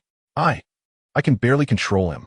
Captain America, having witnessed the chaotic nature of the Hulk within Banner during his time here, softly offered reassurance. "Dr. Banner, steady yourself. Take a deep breath." Tony, evidently unaware that the Banner before him was the Hulk from before, approached the anguished figure crouched on the ground, attempting to assist him. "What's wrong? Brother, it's cold on the ground. Can you please stand and speak?" Natasha intervened, raising her hand to halt Tony. "Don't go near him. He is on the brink of losing control." "Damn, I should have brought the sedatives with me. Hey, is there anyone from logistics? Send some sedatives to floor 27, quickly. I need them within a minute." The architect of this chaos looked on in confusion at Banner. Could it be? I merely glanced at him. The Hulk couldn't he possibly hold a grudge over the previous incident? Could he? Rimuru sighed helplessly. Alas, it was indeed due to him that the Hulk had spiraled out of control. It was best to intervene. As he observed Dr. Banner's form gradually swell and turn green, Tony instinctively swallowed hard. It appeared he was beginning to recognize who this was. Rimuru stepped forward slowly, waving his hand to signal Tony and the others to retreat. "Wait, don't approach." Captain America attempted to say more, but felt someone patting his shoulder twice. Standing beside him, Tony raised an eyebrow with a relaxed demeanor. "Don't worry, he is quite strong. Just watch closely." Rimuru's proximity provoked the Hulk, whose already massive physique expanded further, tearing his clothing to shreds, towering toward the ceiling. The ground could no longer withstand his increasing weight, fracturing beneath him. It was a mystery where Dr. Banner procured such durable shorts. Rimuru pondered momentarily. Was Banner evading capture in the nude last time? He shivered involuntarily, the imagery too vivid to contemplate. Seizing the brief moment of distraction, the Hulk pounded his chest fiercely, unleashing a deafening roar directed at Rimuru. Rimuru, somewhat disdainfully, wiped the saliva from his mask with a handkerchief. "Big guy, this isn't the time for a fight. Perhaps we could engage in a dialogue." However, the Hulk responded only with an even louder roar and more saliva. It seems you are not prepared for a conversation. Everyone felt a blur before them, followed by a sudden cloud of dust rising. As the dust settled, the scene within became evident, in stark contrast to the towering Hulk.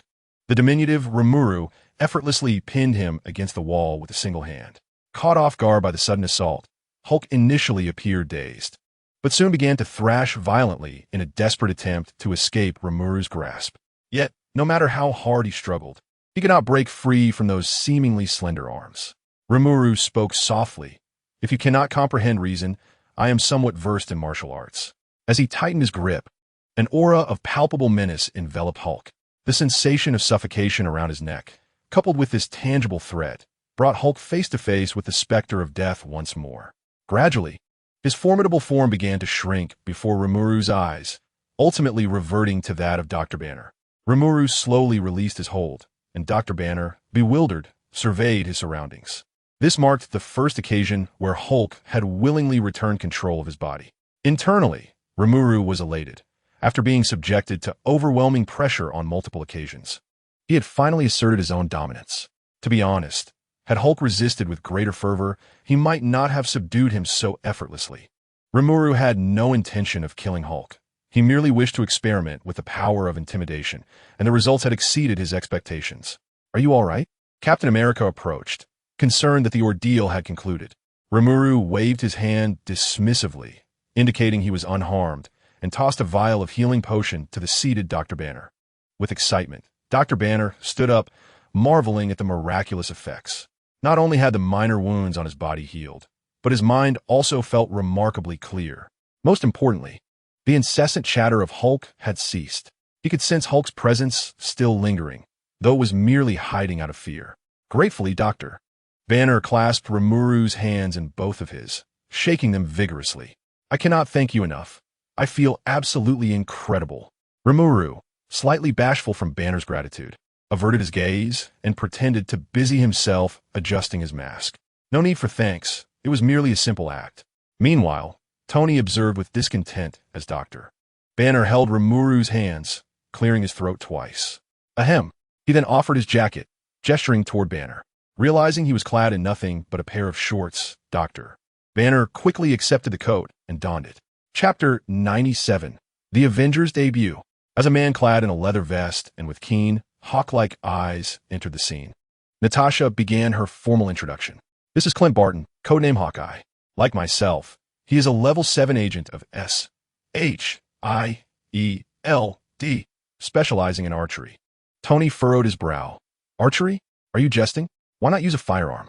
Without uttering a word, Hawkeye swiftly unslung his bow from his back, drawing it with deft precision. 3 arrows sliced through the air with remarkable precision, piercing the 3 crystal pendants of the chandelier above. It was a simple feat. I was both accurate and swift, delivering death without a trace. Dr. Banner applauded enthusiastically. Hawkeye nodded, leaning against the wall, bow in hand. Natasha spoke again, declaring that since we were all future comrades, there was no need for concealment. "My full name is Natasha Romanoff, codename Black Widow, a level 7 agent of SHIELD. I excel in intelligence gathering, disguise, and assassination. Additionally, I have undergone genetic enhancement, which bestows upon me extraordinary strength and resilience." As she spoke, Natasha lifted a cracked sandbag from the ground and effortlessly sent it flying several meters with a powerful kick. Seeing this, Captain America stood up to stretch, ready to showcase his own skills. Tony, somewhat embarrassed, interjected, "Hey Rogers, why don't you sit for a moment? Everyone here grew up hearing your stories. You don't need to prove anything." Captain America chuckled self-deprecatingly. "Oh, I see. Sorry, I'm still getting used to this. I didn't realize I was so famous." Natasha added, "I should clarify that Captain Rogers miraculously survived a forced landing in the Arctic, which resulted in him being frozen for 70 years. He was only recently discovered and rescued, so he might be somewhat out of touch with the times." The group cast sympathetic glances at Captain America. With a sunny smile, reassured them, "Please, don't look at me like that. I adapt quickly. I believe I'll be able to communicate with you all seamlessly soon." Natasha nodded towards Dr. Banner. "It's your turn, Doctor." Reluctantly, Banner, draped in ill-fitting clothing, stepped forward. Adjusting his glasses, he introduced himself. "I'm Bruce Banner, a graduate of Caltech, currently holding 7 doctoral degrees. Tony was taken aback. This unassuming man was a hidden genius. After all, he only possessed 3 doctoral degrees and 2 Master degrees himself. However, upon reflection, it made sense. Banner had immersed himself in the arms manufacturing industry since earning his degrees at 19. Had he dedicated himself to academia, he could very well have surpassed his current accolades. Tony waved his hand. Hey, look over here, it's my turn now. I believe you all know who I am, but for the sake of our frozen leader, I'll introduce myself. I'm Tony Stark, son of Howard Stark, a genius above all. As he made this declaration, Tony exuded an air of extreme arrogance. For in his eyes, no one could rival his intellectual prowess. Of course, there was one exception. Tony cast a playful glance at Natasha, softening slightly, even tempering his earlier haughtiness. Captain America, observing the shift in Tony's demeanor, felt not discomfort, but rather a sense of nostalgia. You appear to exude even more confidence than your father. This remark resonated deeply with Tony, prompting him to nod with a smile. Indeed, that is indisputable, for I surpass him in excellence. Ahem. Tony cleared his throat twice. As for my abilities, I possess a multifunctional suit, although I have not brought it today. Yet, Tony deliberately left an air of suspense, twisting open the red and gold thermos and pouring out its contents. I utilized this. He cradled the thermos in his hand, and in the next moment, it began to fold and extend, enveloping his left hand to form a rudimentary hand armor. Tony moved his hand slightly, and a palm repulsor fired towards the wall. Though its power was modest, it was sufficient to leave Captain America, that antiquity from 70 years ago, utterly astonished. Of course, it was not solely him who was taken aback. Rimlu's eyes widened beneath his mask as well. He had thought that Tony, with the thermos in hand, had suddenly embarked on a quest for wellness, especially since he often heard peculiar sounds emanating from Tony's room during his late-night excursions for snacks. While he had not witnessed it firsthand, the sight of Tony emerging fatigued and sleeping until noon every following day, while Pepper glowed with vitality, provided ample deduction of what transpired. To be honest, even he was unsure when Tony had devised such a contraption. Rimlu swallowed hard, contemplating. Tony's research capabilities were indeed formidable. Had he not already thoroughly analyzed the destroyer armor? Rimlu mused that if Tony were given ample rare materials and inspiration, he might single-handedly confront Thanos. He had begun to deliberate whether, during the Chitauri invasion, he should seize a couple of the Infinity Stones for Tony to study. No. How could it be called seizing? It should be termed as curbing the development of malevolent forces. Precisely, I am acting on behalf of justice. Rimlu thought to himself, oblivious to the fact that his extended time with Tony had seemingly lowered his moral standards. If Pepper were to discover this matter, she would undoubtedly grab Tony by the ear and question him, "Look at the poor influence you've had on the child." Just as Rimlu was lost in his musings, Tony returned, giving his shoulder a pat. "Hey, don't daydream. It's your turn." "Do I need to?" Rimlu inquired, puzzled. Tony shrugged. "Of course. Unless you choose to decline, since you have never formally claimed your membership. Have you?" Tony had practically implied as much. Rimlu understood that Tony was vying for certain privileges. After all, the appearance he had manifested bore little distinction from his original self and could not withstand rigorous scrutiny. Tony's assertion conveniently provided him with a pretext to maintain a low profile as an unofficial member. Limulu adjusted his mask as he stepped forward, his voluminous robe and peculiar mask concealing his physical features entirely, leaving only his delicate, fair hands exposed. "You may call me Night Hunt," he stated, currently an associate member. "You have just witnessed a portion of my abilities, and as for the rest..." Suddenly, a flame materialized in Limulu's hand, while a sphere of water formed in the other. "You may consider me akin to a wizard from a fairy tale. As for my appearance and origins, well, it is not due to a lack of trust in you all, it is simply that my circumstances are rather unique, making it inconvenient to disclose." At that moment, Captain America felt his worldview shatter. While he could rationalize Tony's transforming thermos through rapid technological advancement, how could he explain this? Breathing fire and spewing water? Was this truly the world he recognized? Rarely did Captain America fail to display his signature smile. Instead, a hint of melancholy crept into his demeanor. If melancholy were a talent, he would surely possess it. Unsure whether it was Limulu's magic or some other reason, an unexpected silence enveloped the room after Limulu's demonstration.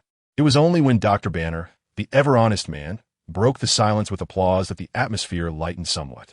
Limulu returned to sit beside Tony, sensing the chill in the air, took the initiative to speak. Hey, I say, you all aren't dissatisfied with Night Hunt's lack of elaboration, are you? Captain America shook his head in a bittersweet manner, indicating he meant no such thing. I merely feel as if the world has suddenly become somewhat unrecognizable. Tony patted him on the back, reassuring him, you will get accustomed to it. I know a fantastic barbecue place nearby, and since it's around mealtime, how about we consider this our little team's inaugural gathering? Limulu's eyes glimmered with excitement as he turned to Tony. Are you referring to that place we visited before? Tony nodded with a smile. Team building? Captain America seemed unfamiliar with the term. Dr. Banner interjected, it simply means we all eat together. That sounds wonderful. I would love to experience the differences in cuisine 70 years later, Captain America replied, his signature smile returning. Natasha nodded in agreement. I'm fine with it. And so is Hawkeye. As a senior agent, I can manage this little pretense. But what about Dr. Banner? Limulu stood up. I can handle that. Remembering Limulu's earlier display of power, Natasha nodded in tacit approval of this notion. Upon realizing he could join, a flicker of joy crossed Banner's previously forlorn face. Blast! Couldn't it have been a better time? Tony exclaimed, uncharacteristically cursing as he crushed a few cockroaches underfoot in frustration. Limulu effortlessly pierced a large rat with his long blade, eyeing the chaos of rats and cockroaches scuttling around the street with a sudden headache. Captain America uncertainly asked, do you all keep rats and cockroaches as pets in this era? As Captain America felt the odd gazes directed at him, he shyly scratched his face. Was that a misunderstanding on my part? My apologies. Natasha tossed him a set of attire and a shield, which he swiftly caught. The team-building exercise must be postponed. Recent data from a strategic department indicates something unusual lurking in the sewers. Tony raised an eyebrow. Ah, so this marks the Avengers' inaugural step onto the stage, does it? Excellent. I am eager to see who aspires to be our first achievement. Chapter 98. The mighty Captain America, the crimson and gold Iron Man suit, descended from the sky. But where were the others? Tony had just returned through Rimuru's portal, donning his suit. Rimuru stepped on a cockroach scuttling on the ground, disdainfully wiping his shoe against the earth. Dr. Banner had gone back to analyze the real-time data reports, while Natasha and Clint were busy evacuating civilians. Tony surveyed the surroundings. Perplexed, where is Rogers? Oh, you mean him? Over there. Rimuru pointed to a nearby photo booth. Yes, changing clothes.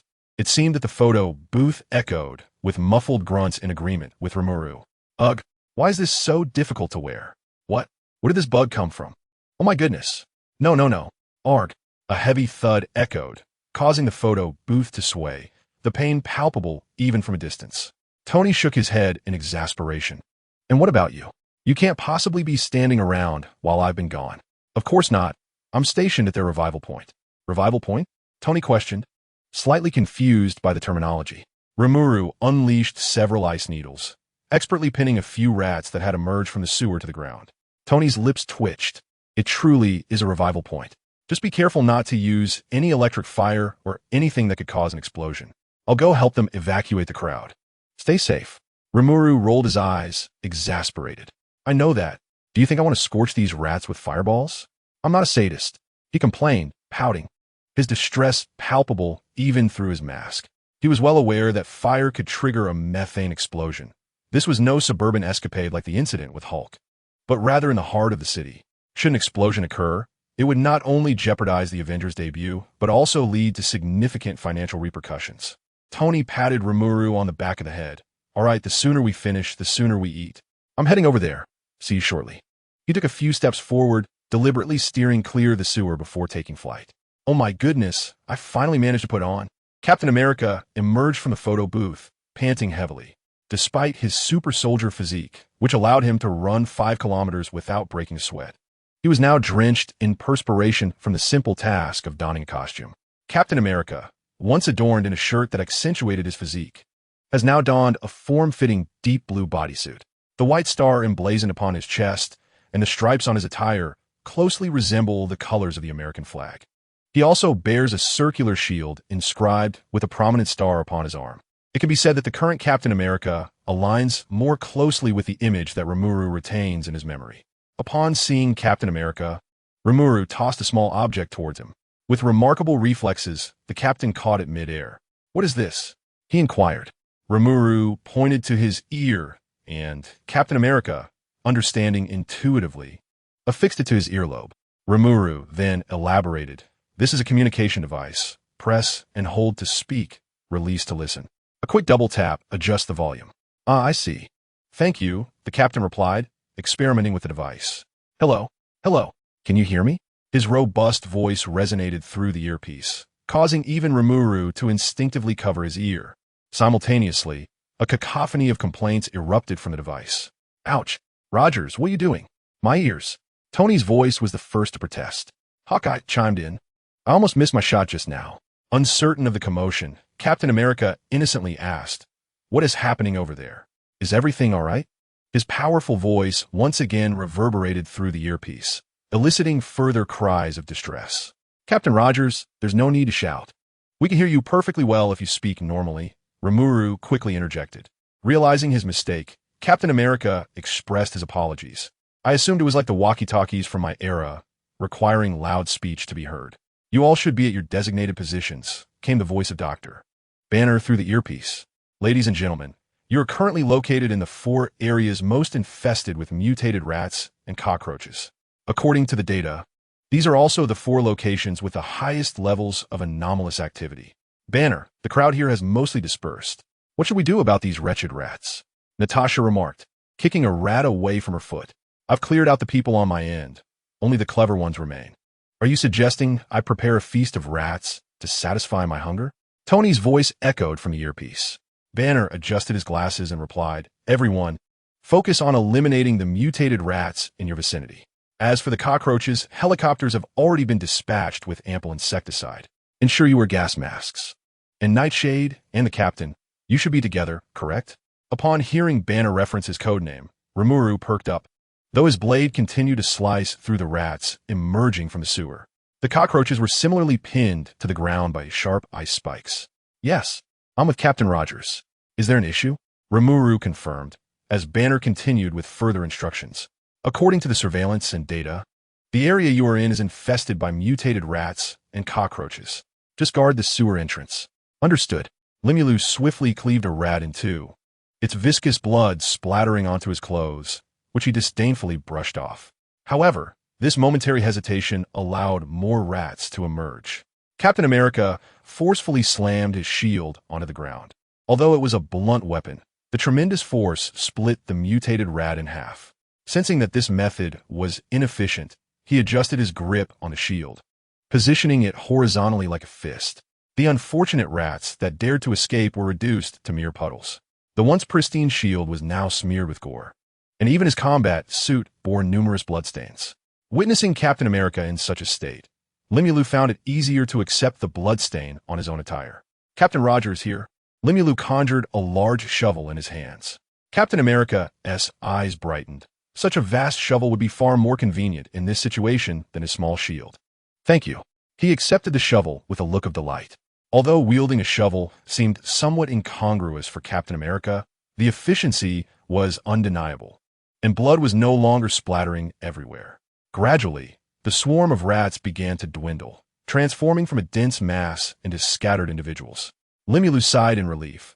If this continued, he would truly reach his breaking point. It wasn't particularly troublesome, merely revolting, utterly revolting.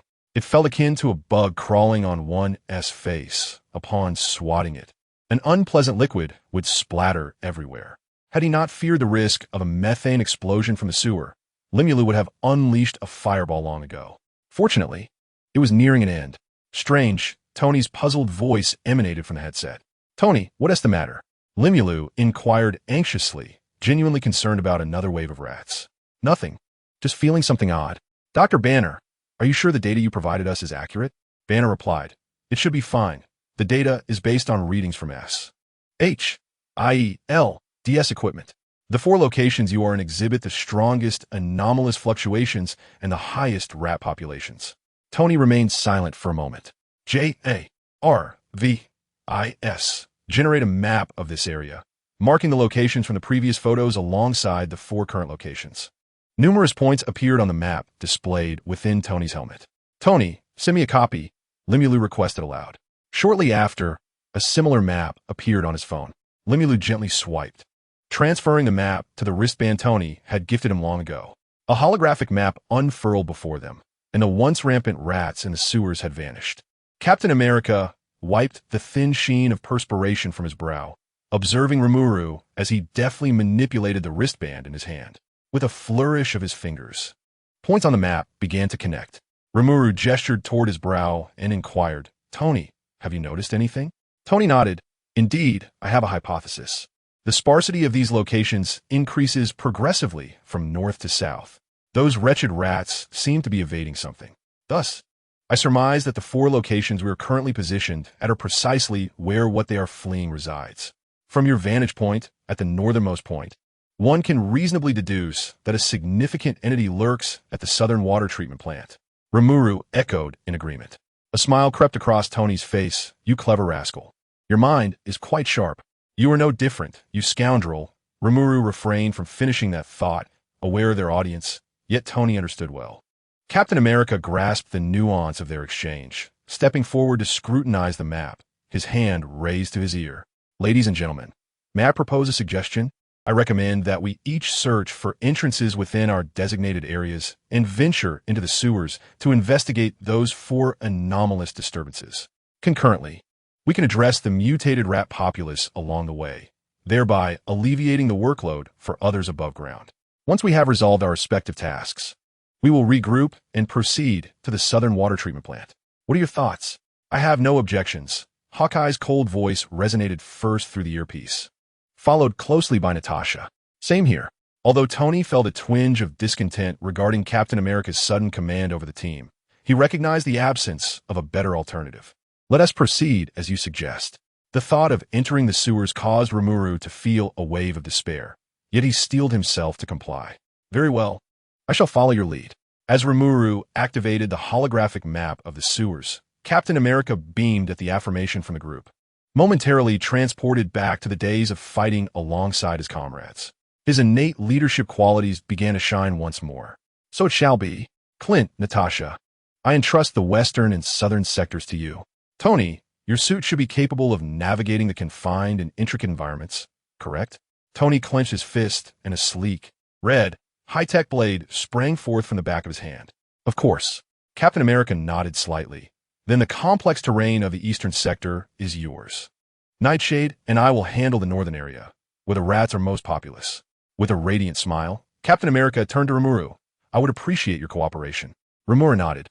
"Absolutely." Captain America adjusted the earpiece clipped to his ear. "Ladies and gentlemen, while the danger may not be significant, I must remind you to remain vigilant and prioritize your safety. I do not wish to see any of you harmed. In any circumstance, remember to inform others. So, in conclusion, I wish you all good fortune. We shall meet again." Captain America lowered his hand from the headset, bringing his speech to an end.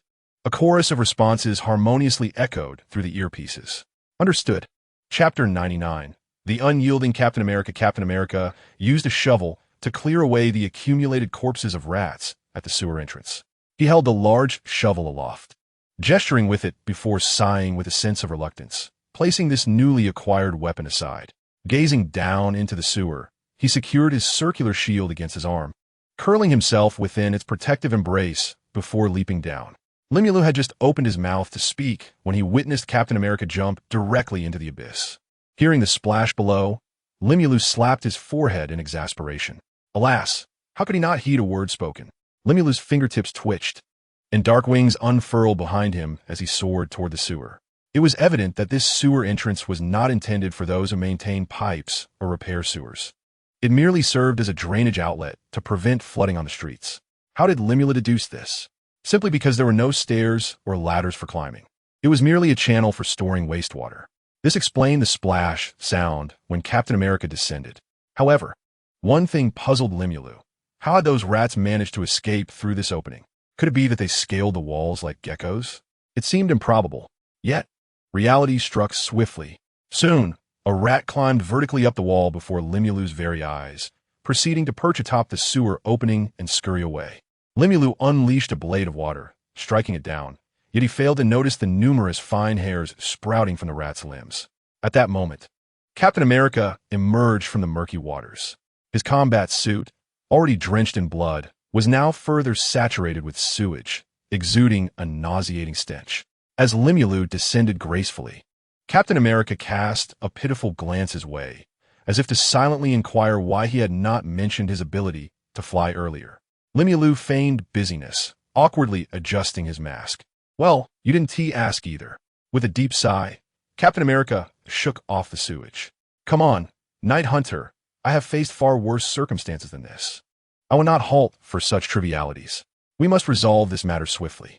Despite his words, the displeasure etched upon his face betrayed him. Observing Captain America's plight, Limulu felt a pang of compassion. He raised his hand, channeling a stream of magical essence toward Captain America. In an instant, steam billowed forth, not only drying Captain America's attire, but also dispelling the foul odor. Simultaneously, a gentle breeze swirled around them, enveloping both Captain America and Limulu in a thin barrier of wind. The wind wall effectively shielded them from the unpleasant odors of the sewer, instead allowing a unique fragrance to waft in with the gentle breeze. Captain America gazed in astonishment at the transformation he had undergone. His expression filled with gratitude as he turned to Rimuru. Thank you. Rimuru offered a faint smile, his voice emanating softly from beneath his mask. We are teammates. It is only natural. Captain America wrinkled his nose and took a delicate sniff, the sunlight smile returning to his visage. The scent of irises. I used to cultivate them myself. Rimuru did not respond further, merely acknowledging with a quiet murmur. It was not that he wished to remain silent, but rather that he had detected no fragrance upon a thorough inspection. He had merely applied a thin layer of magical essence. Surely, it cannot be that I have developed an odor? I distinctly recall bathing last night, he pondered. Who can say? Noting Rimuru's lack of elaboration, Captain America merely chuckled lightly, choosing not to dwell on it. The two proceeded towards their designated location as per Banner's instructions. Upon arriving at the immense apparatus adjacent to the sewer pipe, Captain America inhaled sharply. A colossal glass container held a viscous green liquid, steadily seeping out drop by drop, while the crude components appeared hastily assembled. At that moment, an ordinary-looking mouse scurried past, curiously sampling the liquid pooling on the ground. In an instant, the diminutive creature began to convulse, its size grotesquely expanding, fangs grotesquely elongating, until it resembled the other rodents scattered across the floor. Driven by hunger, it commenced tearing into its own flesh. Spotting Rimuru and Captain America, the aberrant mouse lunged at them in a frenzy. Captain America reacted swiftly, raising his shield and bringing it down with force, sending the creature to its demise. Steam erupted from the nearby machinery as the green liquid coursed through a pipe. Its destination unknown. Captain America activated his communicator. Everyone, we have a situation here. Tony's voice crackled through in response. Coincidentally, I have a situation as well, and it's a sizable one. After listening to Captain America's account, Tony sighed. It appears we're dealing with the same type of apparatus. Meanwhile, Hawkeye and Natasha encountered identical devices. Banner scrutinized the images Tony had uploaded, furrowing his brow. What are these devices creating? They resemble genetic serums, and the focal point is likely the Southern Water Treatment Plant. Tony, can you halt the operations of these devices? Banner inquired of the mechanically adept Tony. Tony shook his head. No, most of these devices are purely mechanical in nature, and Jarvis is ineffective here. Additionally, I lack the appropriate tools to cease operations. A brute force approach could result in a leak of these genetic serums. If they were to enter the estuary through the sewer, it would spell disaster. However, the structure of these devices is not overly complex. Anyone with a basic understanding of mechanical engineering could dismantle them. Natasha's voice interjected. What do you need? I can dispatch professionals to assist immediately. The hydraulic pliers, angle grinder, engineering pipe wrench. Tony rambled on about a plethora of tools. Natasha nodded, diligently noting everything down, and after a brief pause, continued, Clint and I are closest to headquarters. We will rendezvous with the engineering department here before joining you. She entrusted the investigation of the Southern Water Plant to them. Leave it to us, Captain America affirmed with a firm nod, recognizing the gravity of the situation. To him, its severity was akin to the time when spies poison a well. A sense of foreboding surged within Rimlu. It seemed they needed to hasten their pace. for he felt that something ominous was about to transpire. I shall take my leave. We will meet at the southern water plant. Tony severed the communication and swiftly sought an exit to climb out. Rimlu also ended the call, unfurling his wings behind him. Captain Rogers, allow me to guide you. Very well, I appreciate it, Captain America replied. With Rimlu supporting him under the arm, they ascended into the air. It must be said, Captain America was indeed a super soldier. His body density was unlike that of an ordinary human. Rimlu sensed that even without any gear, Captain America felt heavier than Tony in his battle suit. Yet, to Rimlu, this weight was negligible. As they soared to great heights, Captain America felt a bit uneasy and shifted his posture slightly. Noticing this, Rimlu inquired, Captain Rogers, are you managing all right? If it's too much, we can find another way. Captain America shook his head. No issues at all, just adjusting my stance. Then I shall increase our speed. No problem. I have undergone flight training. Whoosh. Before Captain America could finish his sentence, Rimlu propelled them at an astonishing speed, further enhancing their velocity with several acceleration spells and gravity-reducing enchantments. Their pace even surpassed that of Tony's suit. When it finally touched down, Captain America staggered a couple of steps. Rimlu raised his hand tentatively, asking, Captain Rogers, are you all right? Captain America retched a couple of times, wiped away the tears the wind had brought to his eyes, and gave a thumbs up. I'm fine. Ugh. After expelling the remnants of breakfast, he felt considerably better. Rimlu couldn't help but admire the man's indomitable spirit. You two are remarkably swift, Tony remarked as he landed with a thud. Captain America smiled, thanks to Night Hunt. Rimlu nodded, sheathing his steel knife and conjuring a long blade that radiated an eerie purple glow. Let us proceed. The sooner we finish, the sooner I can indulge in some barbecue.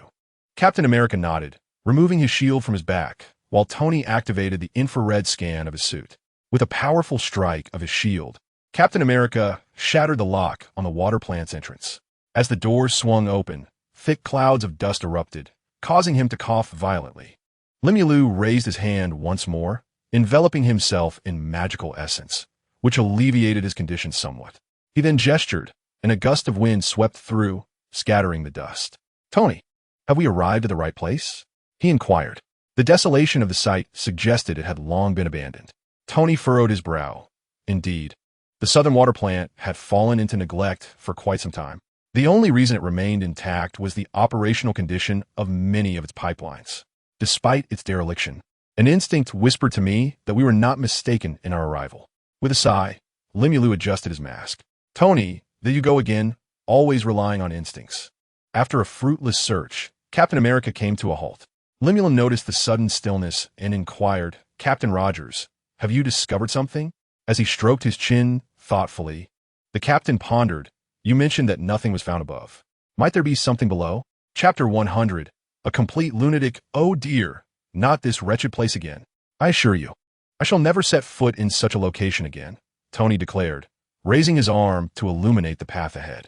Oddly, the sewer, which typically bore a couple of dim lights for maintenance, was shrouded in darkness, devoid of such illumination. What was that sound? A rustling noise emanated from a corner, and Tony turned to find a strangely shaped rat leaping towards him. Fortunately, he reacted swiftly, dodging the attack with a sidestep. The rat landed and immediately lunged at him again. However, this time Tony was prepared. With a flick of his fingers, a golden red blade sprang forth from his arm, aimed at the rat's back. Yet, contrary to his expectations of piercing flesh, a shower of sparks erupted instead. This alarmed Tony, for they were in a sewer teeming with flammable and explosive gases. Even the smallest spark could trigger a catastrophic explosion. Seeing this, Limulu waved his hand, sending a barrage of ice spears towards the peculiar rat, encasing it in a frosty prison in an instant. Thankfully, the ice spears extinguished the sparks, preventing a violent explosion. Tony cast a grateful glance at Limulu. What in the world is this creature? Is it tougher than my armor? Limulu crouched to examine the frozen rat, while Tony provided illumination. Before them lay a rat that appeared hairless, its size considerably larger than the rodents they had previously encountered. This particular rat, however, lacked the bizarre fangs. Instead, it bore rows of serrated teeth. Moreover, its body, where fur would typically grow, was now coated with tiny scales. Limulu shook his head. These did not resemble the teeth of a rodent, but rather those of a reptile. Meanwhile, Captain America leaned against the wall, as though he had stumbled upon something significant. Tony, Nighthunt, come quickly. Limulu rose and made his way toward the captain. At this moment, Captain America was half leaning against the wall, gently tapping it with his fist. Captain Rogers, is something the matter? Limulu inquired, observing the peculiar behavior of the hero. Captain America turned his shield around and pressed it against the wall, placing his ear upon it before resuming his tapping. After completing this action, he replied, "There's an empty space behind this wall, and it appears to be quite significant. Jarvis, activate infrared imaging." Tony's gaze was fixed intently on the wall, and after a brief pause, he remarked, "He is correct. The temperature of the wall differs from that of the surroundings. Although faint, there's indeed something there." Tony crossed his arms in contemplation. "But how are we to gain entry?" Limulu pulled back Captain America and Tony. "Allow me," he said, placing his hand against the wall. In the next moment, a caustic liquid began to spread over the surface, accompanied by a hissing sound as the once solid wall was corroded, creating a sizable hole through which a dim light could be seen. Limulu delivered a powerful strike, enlarging the opening to a size that permitted an adult to pass through with ease, then gestured for the others to follow. Behind the wall, various items were haphazardly piled together, including several forklifts and discarded scaffolding, resembling a storage facility for a construction team. The overhead incandescent lights flickered ominously. Although the area remained dim, visibility was sufficient. To avoid alerting any potential threats, Tony switched off the flashlight on his arm, lowered the brightness of his ocular light, and covered the arc reactor on his chest with one hand.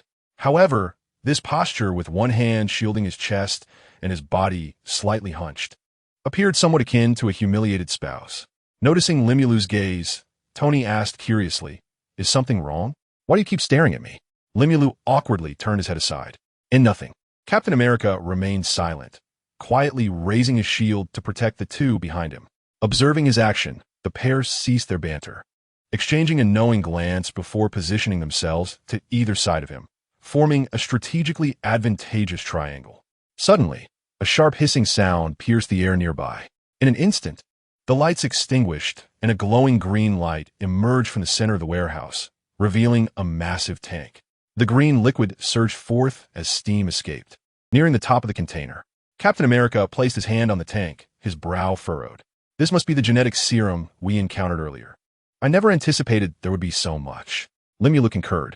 Just then, a faint hissing sound reached Limulu's ears. Though subtle, with his extraordinary hearing, he could tell without a doubt that it was unmistakable. Rimuru immediately summoned his long sword, positioning it defensively before him. His gaze swept across the surroundings, revealing nothing but discarded industrial debris. Both Tony and Captain America were taken aback by Rimuru's sudden reaction, their senses heightened as they began to scrutinize their environment. The light, inappropriately, extinguished once more, plunging the atmosphere into an icy silence.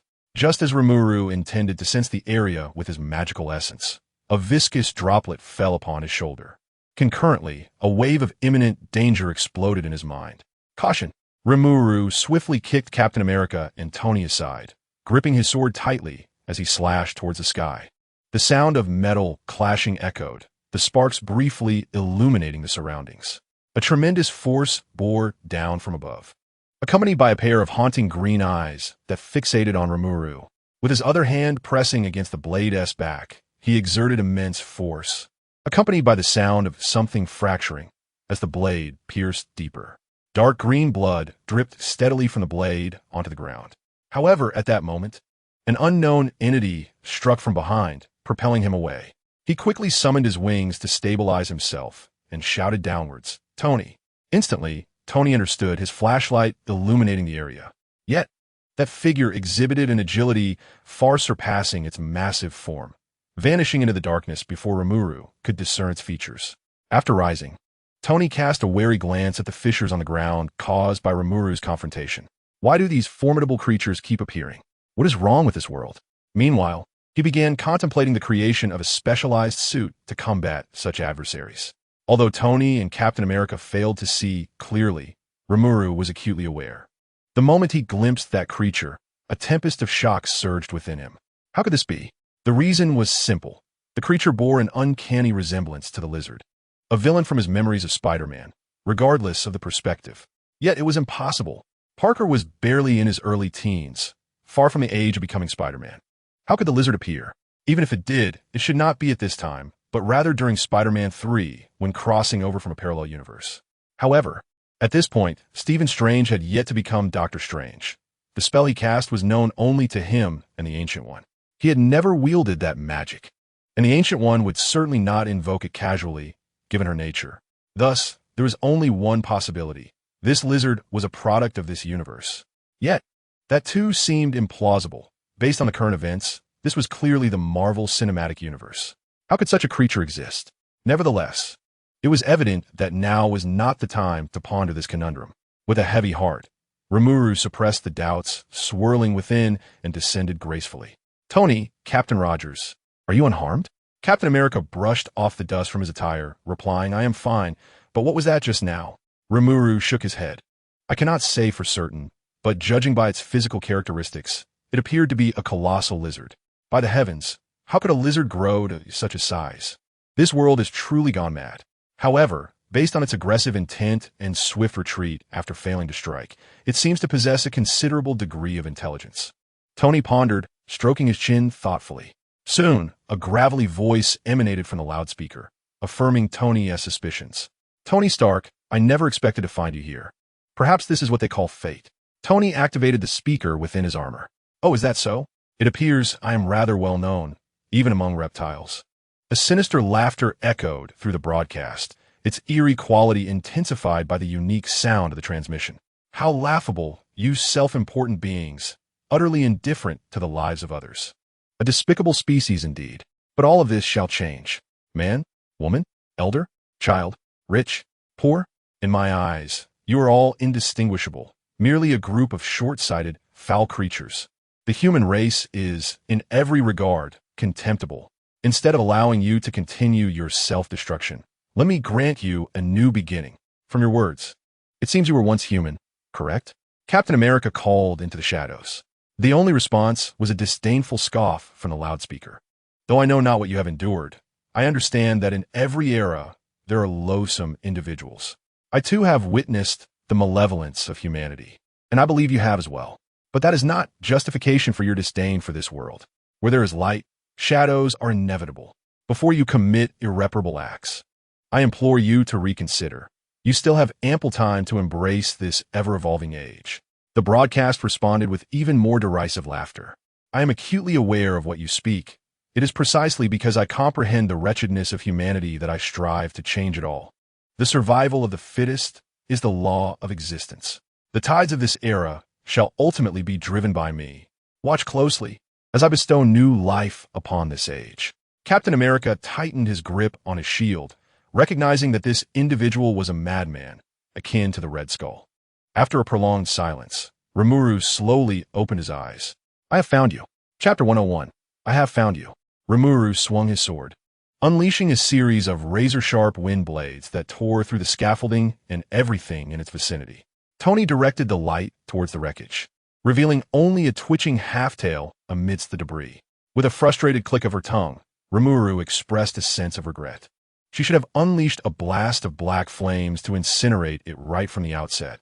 Rimuru lamented her momentary distraction during their initial confrontation. Had she acted decisively then, perhaps the ensuing complications could have been avoided. The vast expanse of the underground warehouse prevented the flammable gases from the sewers from reaching a critical mass capable of igniting an explosion. But the prolonged delay had allowed the concentration of these gases in the air to match that within the sewers. Tony intercepted Rimuru's intent to pursue, offering her an assuring glance. He activated the internal amplifier of his battlesuit once more. "Hello, reptilian creature. How should I address you? I find myself in agreement with your sentiments. The intricate web of deceit and treachery makes existence quite burdensome for us humans. If only we could embrace your notion of the survival of the fittest, the world would surely become a far cleaner place." A derisive snort emanated from the broadcast. It was laced with the proud undertones of the lizard man. "Look at you, in such a pitiful state. It will undoubtedly impede your forthcoming plans. After all, the inquiry into your activities will not be limited to just us." A raspy voice retorted, "Do not concern yourself with that. After tonight, the entirety of New York City will undergo evolution, transforming into perfect beings like myself. You appear remarkably confident. Care to share your strategy? Perhaps we could collaborate? Tony replied, crossing his arms over his chest. The lizard man let out a series of hisses. Collaboration? Even without you, I could transform all of New York's populace into perfect beings like myself. Why would I take such a risk? And do you truly believe I would divulge my plans to you? How naive. You possess no leverage for a fair exchange. With a cold smirk, Tony countered. Who says I lack leverage? These two behind me are proof enough. He gestured to Rimuru and Captain America. One possesses extraordinary strength, as you have surely witnessed, while the other is a legendary figure, a replica of Captain America. The influence of these two, combined with my societal standing, surely constitutes significant leverage. Furthermore, your vision is rather myopic. Is your ambition limited to just New York City? Would you willingly allow those despicable humans to govern the entirety of America, or even the world? The lizard man, intrigued yet cautious, inquired, what reason do I have to trust you? Simply that I can easily control both of them. Tony pointed at Rimuru and Captain America. I understand your skepticism, so to demonstrate my sincerity, he beckoned to Rimuru. Rimuru, trembling, stiffly approached Tony's side. His expression turned icy as he demanded, you know what to do, correct? In a subdued tone, Rimuru replied, yes. In the next instant, a flash of steel sliced through the air, severing an arm that flew away. Rimuru dutifully collected the dismembered limb, presenting it respectfully to Tony, while Captain America stood motionless, his body shuddering slightly. Tony casually discarded the severed arm with a sly smile. Surely, this should convey my sincerity, wouldn't it? After a brief silence, a hoarse voice echoed once more. The serum behind you will be injected into the reservoir of the abandoned water plant once he has gathered enough. Although the South City water plant has been decommissioned, the reservoir remains connected to the main pipeline, which supplies water for the daily needs of 8 million residents of New York City. Tony couldn't help but applaud the brilliant idea, yet it still lacked perfection. If I am not mistaken, due to material constraints, you cannot synthesize a large quantity of this serum at once, can you? The lizard man remained silent, seemingly in tacit agreement. Here's the deal. Provide me with the synthesis formula for the serum, and I can assist you in mass-producing it. All I desire is to maintain my position in the new era that is to come. What do you say? The lizard man's laughter echoed again. You are indeed a selfish fellow, but I find it appealing. Remove your armor and come here. I hope we can collaborate pleasantly. Tony's armor began to fold, releasing him from its confines. He stepped toward the shadows, a barely perceptible smile flickering across his face. Meanwhile, Captain America's body began to tremble once more, but soon returned to calm. Observing the precariously swaying scaffolding around him, Tony chuckled lightly. I trust you wouldn't want to see your partner crushed by those things, especially since I currently have no protection. No sooner had he spoken than a shadow lunged from the darkness, pinning Tony to the ground, suppressing the pain in his back. Tony nonchalantly remarked, your welcome ceremony is quite unique. The lizard man's emerald eyes fixated intensely on Tony beneath him. He extended his long tongue, exhaling a cloud of foul air, while viscous saliva dripped onto Tony's clothing. Tony frowned slightly, smiling as he said, I have fulfilled my part. Now, where's the formula? The lizard man let out that bizarre laughter once again. Did you truly believe I would have no defenses against you? Humanity is forever despicable. Only by transforming you into one of my kind can we truly understand each other. He produced a green test tube from his pocket and shattered it above Tony's head. Shards of glass, accompanied by the green liquid, cascaded down. At the critical moment, a star-spangled shield flew in, perfectly intercepting the green liquid before it could reach Tony. However, before the lizard man could react, a fist glowing with purple light appeared in his line of sight. The punch sent the lizard man crashing through the wall and into the sewer. Limulu pushed aside the shield from Tony's face and helped him up, anxiously asking, Tony, are you all right? Tony gasped for breath, his chest heaving. I'm fine. Just almost became a reptile. Captain America shook the green liquid off his shield, casting a resentful glance at the two before him. Why didn't you inform me? I nearly thought you believed we had betrayed you. Pray, do I appear to be such a spineless individual? Rather, you the outdated popsicle. Ought to learn the art of adaptability. Do not be so rigid. Rimuru seized Tony's battle suit and declared, I shall go investigate that fellow.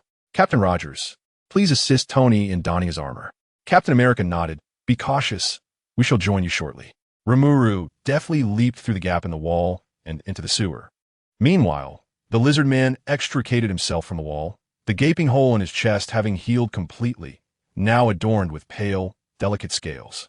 You despicable humans, he roared. Upon seeing Rimuru, the lizard man leaped into the air, fists raised, ready to strike. Rimuru sidestepped, delivering a kick, but the lizard man ensnared him tightly with his regenerated tail, wrapping it around him with great force. Just as Rimuru struggled to break free, preparing to be devoured, the lizard man sniffed the air.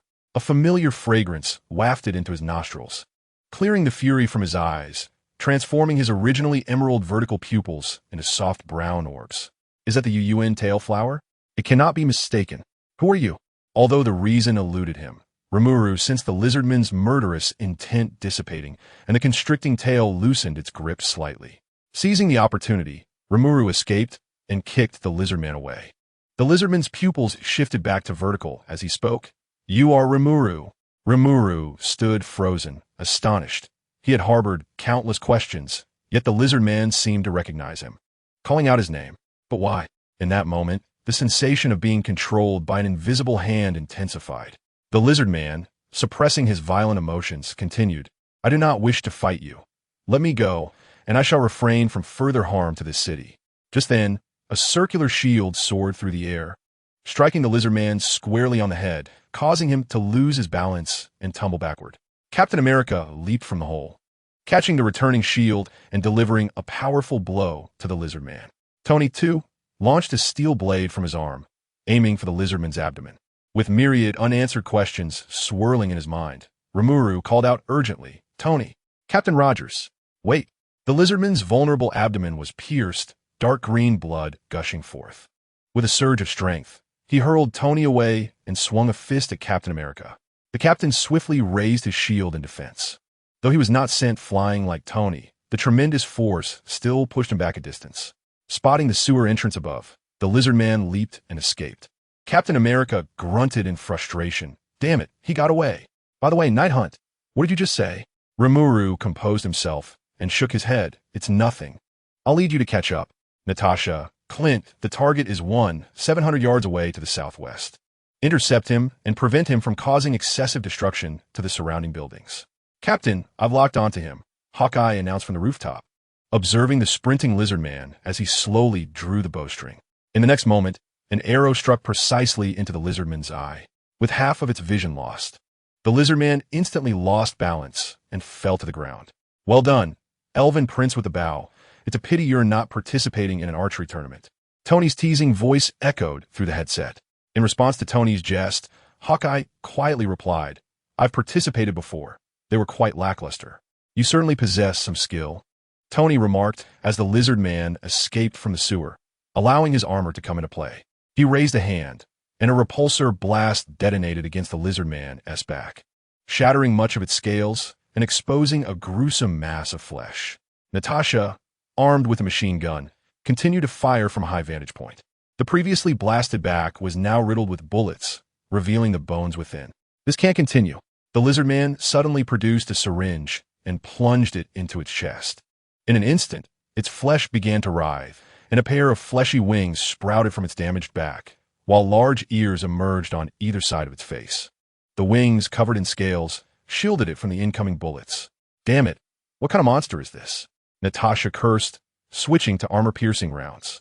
Just then, the lizard man let out a piercing howl that shattered all the surrounding glass and even caused cracks to form in the sturdy walls. Both Natasha and Hawkeye, perched at their vantage point, clutched their ears in agony, and even Tony, floating in midair, was not spared, teetering precariously. At that moment, a shield flew in and interrupted the lizardman's screech. Captain America, covering his ears, clumsily rose to catch the returning shield. Everyone prepared to net him. They endured the discomfort. Responding in unison, understood. Rimuru, without a word, descended from the air and delivered a punch. The lizard man raised its arms in defense. Upon feeling the impact, Rimuru was somewhat astonished. A punch that should have pierced through the lizardman's chest now merely deformed its arms slightly. The lizard man roared in anger, pushing him away. Within a few breaths, its twisted arms returned to their original form. The lizard man glared intently at Rimuru. I told you I do not wish to fight. Let me go, and I shall not harm this city or you. Rimuru brandished his blade, shimmering with a purple glow, signaling his determination. Seeing that there was no escape from battle, the lizard man retrieved a brown potion and injected it into its neck. Rimuru watched his actions, internally resolving that, regardless of the circumstances, he could not allow this to continue any longer. A tremendous surge of magical energy emanated from the blade, and in an instant, the surrounding objects dimmed, as if time itself had come to a standstill. As the syringe was pushed in, Rimuru swung his blade. Accompanied by a line of blood, the lizardman's head, adorned with an expression of disbelief, slipped from its body. The immense form collapsed heavily to the ground, the severed head rolling aside. However, something unexpected unfolded before Rimuru's eyes. The peculiar features of the lifeless lizard man began to regress, gradually transforming into a human visage. The horrifying head slowly morphed into one he recognized all too well, Curtis Connor's. A cacophony of sounds filled Rimuru's ears, yet the clatter of the blade hitting the ground resonated with a piercing clarity. Rimuru's lips quivered. What? Chapter 102. Try to believe in us, as we believe in you. Rimuru's lips trembled as he yearned to articulate something, only to find himself utterly voiceless. The knife fell, producing a sharp sound that, to him, seemed unbearably jarring. In an instant, words like Biological Research Institute, Dr. Connor's lizard man flashed through his mind, sorting themselves into a coherent narrative. The answer to the question that had plagued him since the beginning became increasingly clear, yet he found no joy in it. Memories of his time with Connors flickered through his mind, the scene before him tearing at the fabric of reality itself. Connor's incredulous gaze pierced his heart like a needle. He could scarcely bring himself to meet the gaze of the head lying on the ground. But why, as a slime, did he feel so breathless? You killed him. He didn't have to die. You had the power to prevent all of this. His path was forged by your weakness. All the dire outcomes of the future will unfold, and you cannot change anything. Everything you hold dear will slip away. A voice, eerily similar to his own, echoed from within, relentlessly accusing him, attributing Connor's death solely to him and voicing his deepest fears. No, it's not like that. Rimuru trembled, taking a step back.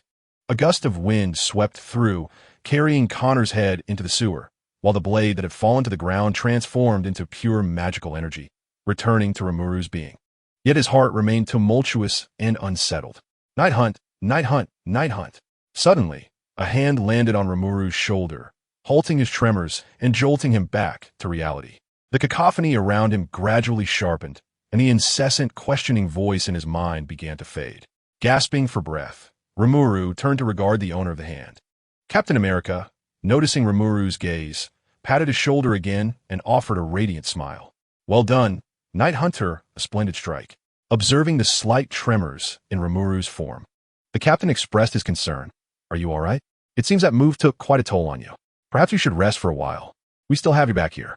Rimuru made a concerted effort to calm his emotions and shook his head. No, I'm fine. Really. Natasha and Hawkeye slid down from the upper floor along 2 ropes. Natasha tilted her head, placing a hand to her ear as she adjusted. This guy certainly has a loud voice. Glancing at Hawkeye, who appeared unscathed, she felt a twinge of jealousy. Why do you look so sprightly? Hawkeye, under Natasha's astonished gaze, removed 2 earplugs from his ears and regarded her with a serious expression, as if saying everything without uttering a word. Natasha rolled her eyes and waved to Captain America in the distance. Captain, thank you for interrupting that guy just now. Draping her arm over Rimuru's shoulder, she lightly traced her fingers across his chest, playfully stating, and you, Night Hunter, are quite the hero this time. How about I treat you to a little special reward? Noticing Rimuru's indifference, Natasha shrugged and returned to a more serious demeanor. Meanwhile, Hawkeye turned his attention to Rimuru, unusually taking the initiative to speak. Your swordsmanship is impressive. That last strike was quite stylish. Rimuru nodded in casual acknowledgement. Hey, are you all just going to stand here chatting? Tony descended from the sky, his faceplate retracting. Aren't we going to celebrate? And you, Dr. Banner, why have you been so quiet? You're not turning into the green giant again, are you? Doctor.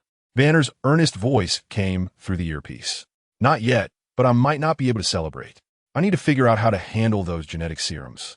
I know all too well the feeling of becoming a monster, It would be a disaster if some unfortunate soul accidentally got exposed.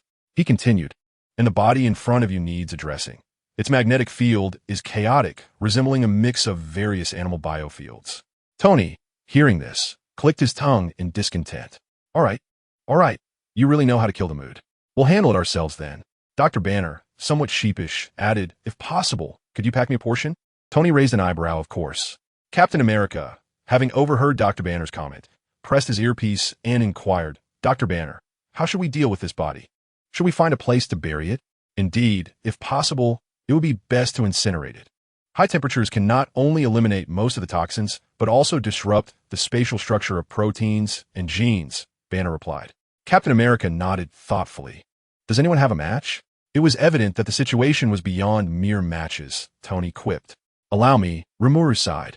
A jet of pitch-black flames erupted from his fingertips, incinerating the corpses on the ground, leaving not even a trace of ash. Such a convenient ability, Captain America remarked with admiration. Since everything has been satisfactorily resolved, let us celebrate, he suggested, noticing Rimuru seemed eager to speak. Night Hunt, is something the matter? Rimuru hesitated before speaking. I apologize, I am feeling somewhat queasy. Natasha and Hawkeye also shook their heads. Captain, it's not that we wish to dampen the mood. Clint and I need to address those devices and manage public relations. So, we must excuse ourselves. I see, that's perfectly fine. You may attend to your tasks, Captain America said, scratching his head awkwardly. Sensing the atmosphere was off, Tony quickly interjected, oh come on, with both of you feeling this way, let us just find another time to gather. It feels rather odd for two grown men to share a meal alone, doesn't it? Then it shall be another time, Captain America smiled, following Tony's lead. Knock. Knock, knock. Tony stood outside the car, tapping on the glass, and Rimuru refocused his gaze. Tony opened the car door and settled inside. I knew you'd be here. He rested his hands on the steering wheel, showing no intention of starting the vehicle. He slightly tilted his head to look at Rimuru. It was that doctor who showed you around, wasn't it? Rimuru paused for a moment before nodding.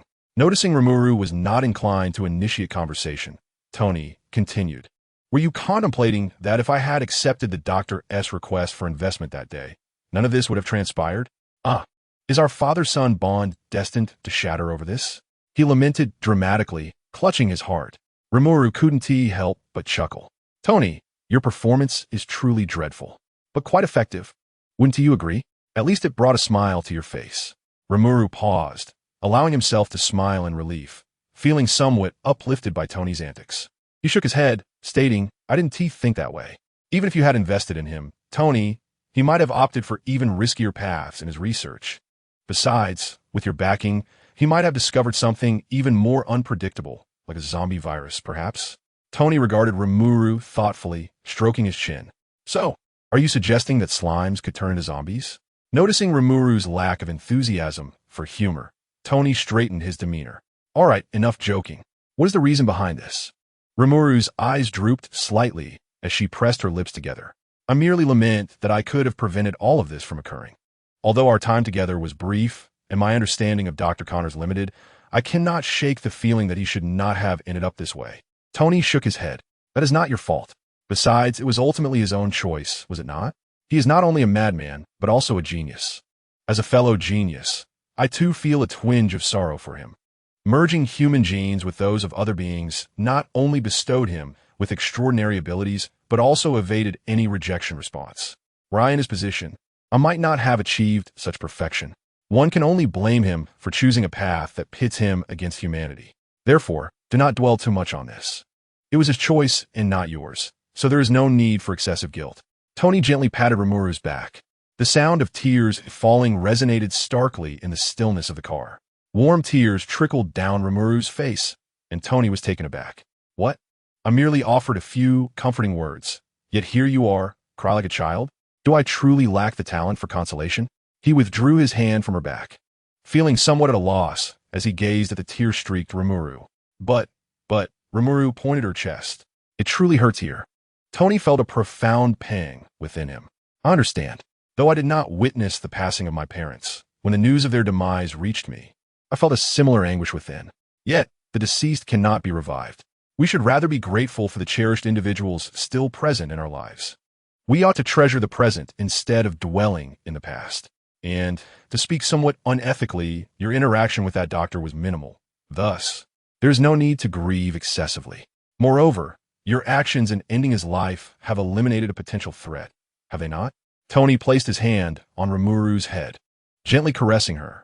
Rimuru hastily wiped away her tears and turned to Tony. If, one day, you and Pepper were to become like that, and I found myself powerless to intervene, should I then kill you or simply forget you? Rimuru spoke, each word choked with emotion. Tony's heart quivered upon hearing her words. Yet, he also grasped the root of her concerns. This little rascal thinks far ahead, always contemplating profound truths. Yet at heart, she remains a child lacking in security. Tony cupped Rimuru's face in his hands, his gaze resolute. I will never allow such a fate to befall us. Rimuru, look into my eyes. What do you see? Rimuru sniffled softly, responding in a hushed tone. I discharge. No, it's about trust. Tony gazed resolutely at Rimuru once more. If that day ever comes, I will choose to believe in you.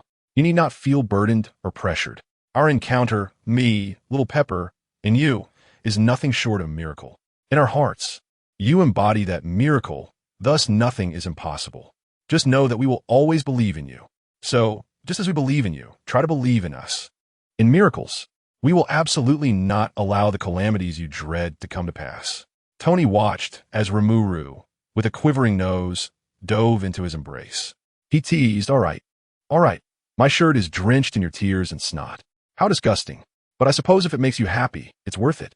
In the depths of a sewer, a head floated along the murky waters. The withered skin began to regain its form, and the pale eyes suddenly twitched. Chapter 103. Such a form of corporal punishment? I am a master of the Force. Taste my power. Rimuru, dozing at the desk, was startled by a blocky figure flying past. No, to be precise, it was a slightly plump hand manipulating a block figure back and forth before him. Ned peeked out from under the table. Wow. Rimuru, shouldn't you be surprised? This is a limited edition. Rimuru waved his hand. Sorry, I haven't seen that Star Trek thing. This is Star Wars. Close enough. Although Rimuru was not well versed in these matters, Peter beside him was rather knowledgeable. Ned, is it the globally limited 30,000 edition? Ned nodded excitedly. Yes, it is. He proudly lifted his chin toward Rimuru, as if to say, you don't know quality. Rimuru shrugged in resignation. As the class bell rang, Ned reluctantly returned to his seat with the block figure. Class is starting. Everyone quiet down, a melodious female voice announced from the doorway. A woman with rectangular glasses, her hair neatly styled atop her head and freckles adorning her face, strode confidently into the room. Rimuru tilted his head, observing the unfamiliar teacher, and poked Ned beside him. Whispering, did we change teachers for this class? I don't recall this. Ned looked up, surprised. Wow, you're right. I had no idea. The female teacher cleared her throat. Ahem, class, your original teacher, Ms. Chris, is ill and has taken the day off, so I will be substituting for this lesson. Hearing that there was no change of teachers, Rimuru breathed a sigh of relief. After all, their previous instructor had been quite kind to them, and a sudden switch would have left him feeling somewhat disoriented. Next, turning to page 74 of the textbook, the lesson commenced. However, Rimuru couldn't shake the peculiar impression that the teacher at the podium spoke with an air of unfamiliarity, akin to someone returning to a long-forgotten task. Yet, it was evident that this teacher had a fondness for children.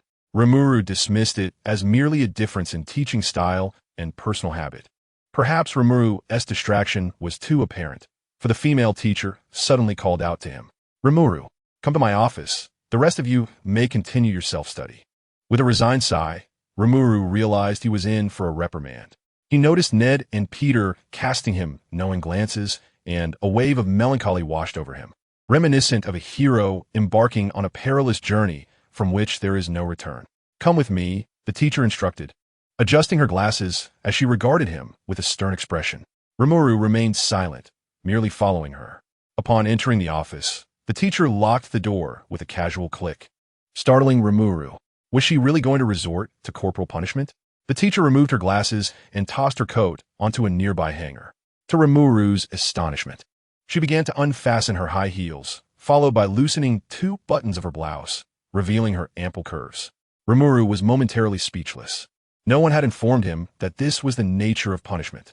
His cheeks flushed crimson, and steam seemed to rise from his head as he uttered a bewildered "huh?" The scene before him clearly exceeded Rimuru's comprehension, leaving him nearly overwhelmed. The teacher, noticing his discomfort, leaned closer, her alluring figure coming into his line of sight. He quickly turned his head away, but she leaned against his shoulder, playfully laughing. "What's the matter? Your face is so red. Are you too warm?" Rimuru tightly shut his eyes, stammering in no. Whispering softly in his ear, the teacher breathed warmth upon him. "I never would have guessed that our usually aloof night hunter could be such an adorable little creature beneath the surface." Suddenly, a steel blade unexpectedly pressed against the teacher's fair neck. Rimuru's expression hardened as he pushed the knife forward with no hint of mercy. "Who are you?" The teacher, unfazed, merely lifted her fingers to gently move the knife away from her throat. "Oh dear, our little night hunter is rather vigilant. Isn't. Does he not even recognize his own sister?" Before her, the female teacher rested her hand upon her chin and with a decisive flick, lifted off a mask of human skin along with strands of hair, revealing cascading waves of deep crimson locks. The red-haired woman, noticing the astonished gaze of Rimuru, stifled a soft laugh. "What's this? Do you recognize me now?" Natasha, the night hunter, gazed at the bewildered Rimuru with an amused smile. Unable to resist, she playfully pinched his cheeks, eliciting a startled reaction from him. Rimuru swiftly swatted her hand away, directing his blade towards her, demanding, "How did you uncover my true identity? Who else knows besides you?" To his fierce expression, Natasha displayed not an ounce of fear, but rather a hint of excitement.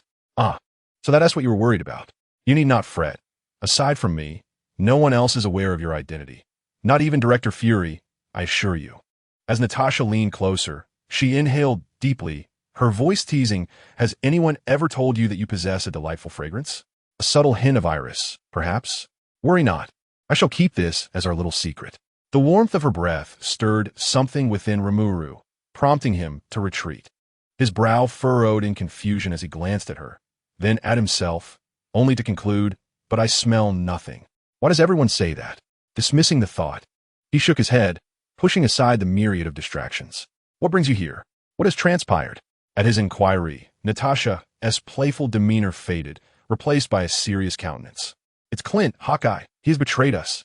Rimuru's eyes widened in shock before he quickly pieced together the timeline, realizing they had entered the plot of the first Avengers film. If memory served him correctly, the story began with S.H.I.E.L.D. researching the Tesseract, which Loki had then used to transport himself to Earth. Upon arrival, Loki not only manipulated the mind of Thor, his brother-in-law, but also ensnared Hawkeye, who was one of the Avengers. Natasha's presence here likely stemmed from Nick Fury's orders to assemble the Avengers. However, due to his own intervention, the Hulk had been recruited by S.H.I.E.L.D.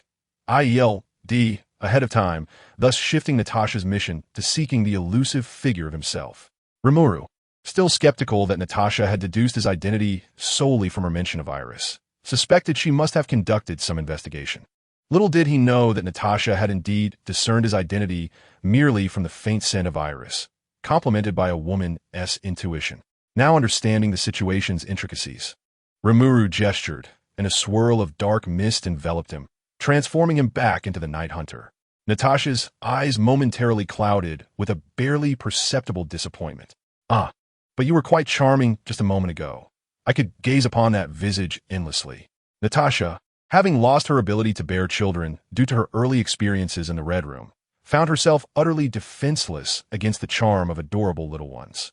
Time and again, she had wished to lead a life like an ordinary person, to have her own family, and to give birth to a delightful child. Yet, that was ultimately unattainable. However, the mere knowledge that such a lovely child existed within her team stirred a playful spirit within her. How could she resist the temptation to dress the child up like a precious doll? This thought ignited an inexplicable determination within Natasha. Nonetheless, there were more pressing matters at hand.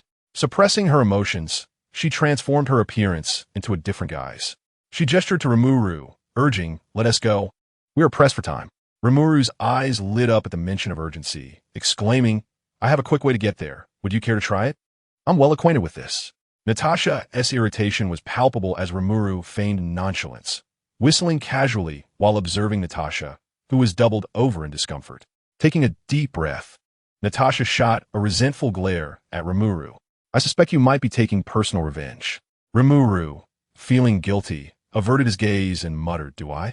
Didn't you say we were in a hurry? Adopting a pitiful expression, Rimuru seemed to embody the essence of a small, blue-haired darling, tugging at Natasha's sleeve and pouting. Just imagining that scene melted Natasha's heart, and she could not bear to pursue the matter further, instead shaking her head with a smile. In the distance, Captain America noticed the commotion and approached them. You made it here so quickly. Upon noticing Natasha's slightly distressed demeanor, he inquired with concern, What's wrong? Natasha waved her hand dismissively. It's nothing, just a little retaliation from a certain cutie. With that, she cast another glare at Rimuru. As Rimuru gradually tucked away his wings, Captain America suddenly understood, offering Natasha a knowing expression.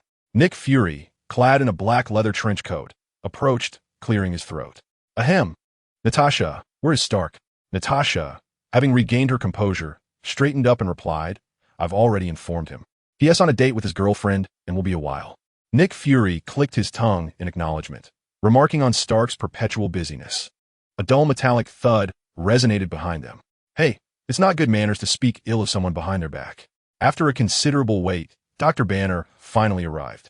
Riding an electric scooter he had apparently procured from somewhere. Seeing that everyone had gathered, Nick Fury nodded in satisfaction. Indeed, it is faster than I anticipated, Captain America inquired. His brow furrowed in confusion. Director Fury, is there a pressing matter that necessitated our summons? And where is Clint? At the mention of Hawkeye's name, Natasha's demeanor visibly darkened. He has betrayed us. What? Tony exclaimed, disbelief etched across his face. No, that's impossible. Based on my understanding of him, he would never turn against us. Natasha's gaze fell, her eyes heavy with sorrow. I wish more than anyone here that this were not true. The weight of this revelation cast a pall over everyone present. What on earth is happening?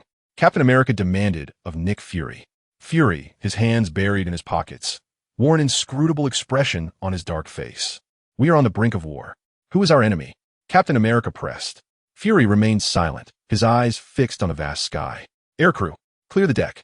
A voice shouted from nearby. As Captain America observed the tense readiness of those around him, he began to grasp the gravity of the situation. The familiar atmosphere momentarily transported him back to a bygone era. Suddenly, the sea before him began to churn violently, as if something immense was about to rise. Captain Rogers, do you remember the wager we once made? Nick Fury remarked cryptically. This world has long surpassed your comprehension. No sooner had he spoken than the waters surged again, revealing a colossal aerial warship ascending from the depths, much to Captain America's astonishment. Here, Captain America reluctantly produced a crumpled $10 bill, placing it in Fury's hand. Fury raised an eyebrow, a satisfied smirk crossing his face as he pocketed the bill. So, you summoned us merely to flaunt your flying metal fortress? While Captain America found the airship astonishing, Tony regarded it as a mere contraption that could be constructed with time and resources. Certainly not, Fury replied, manipulating a control panel as an image flickered onto the large screen. The video depicted a brilliant blue cube embedded in an exquisite device, pulsating with light. As energy particles erupted from the cube, a man clad in a deep green robe, with long hair and a staff in hand, materialized at the center of the mechanism. Surrounding him were Fury and his cohort, yet the man appeared unfazed. Sir, Fury began, regardless of your origins, I implore you to lower your spear. The man smirked disdainfully, and with a flick of his wrist, a laser beam erupted from his staff, sending Fury hurtling across the room.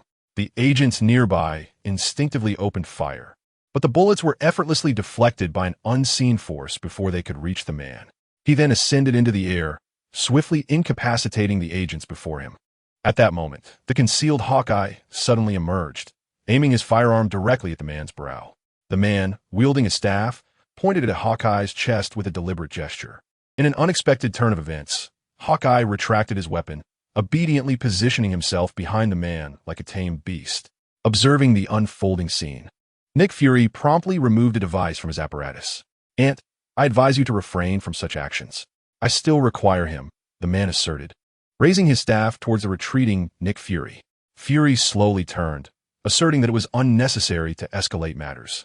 The man scoffed at Fury's words, replying, on the contrary, it is indeed necessary. I have journeyed far for this purpose. I am Loki, hailing from Asgard, tasked with a glorious mission. Fury, his expression darkening, retorted, if I recall correctly, we seem to have no entanglements with your kind, and the ants have not provoked the boot. Fury furrowed his brow at this remark. Are you implying that you intend to crush us? Loki slightly shook his head. Certainly not. On the contrary, I come to rescue you, he proclaimed, his tone growing increasingly fervent. I bring tidings. You shall welcome your new king. What you are doing hardly resembles the actions of a savior. Fury fixed his gaze on Loki, discreetly pressing a button. The massive apparatus overhead began to charge, causing the ground to tremble. Hawkeye leaned in closer, whispering to Loki, Sir, he is stalling for time. He intends to bury us all underground. Loki glared fiercely at Fury. You seek death, Ant?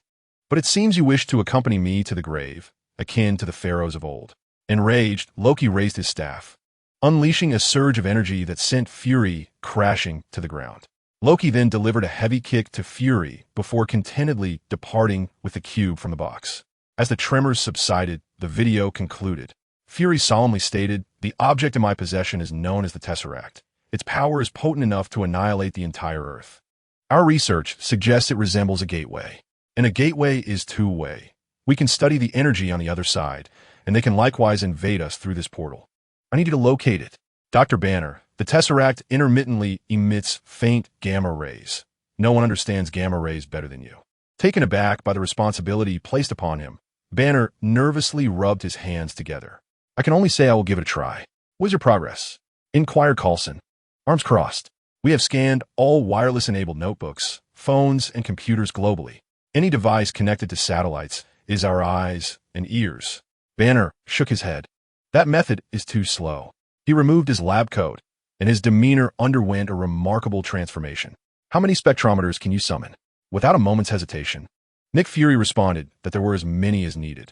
Banner nodded and reached out to all the laboratories he could contact, instructing them to place their spectrometers on the rooftop. I will draft a tracking algorithm based on cluster identification.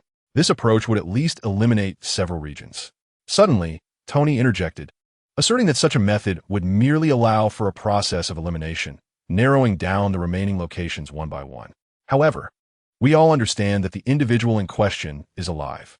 Moreover, he is an extraterrestrial being devoid of any tangible motives. By the time you complete all your tasks, he would have vanished once more. Tony placed a small device on the table. With this, the efficiency of seeking gamma rays could be exponentially increased. Banner, taken aback, glanced at Tony before accepting the device. Thank you. Well, you're rather inept. Rimuru could not help but critique the agent who was playing the classic game beyond his computer. You are the inept one. I simply did not perform well. The agent instinctively retorted, but upon noticing it was Rimuru, he quickly switched back to the main page. Rimuru smirked, indicating for him to step aside. You would undoubtedly be worse than me.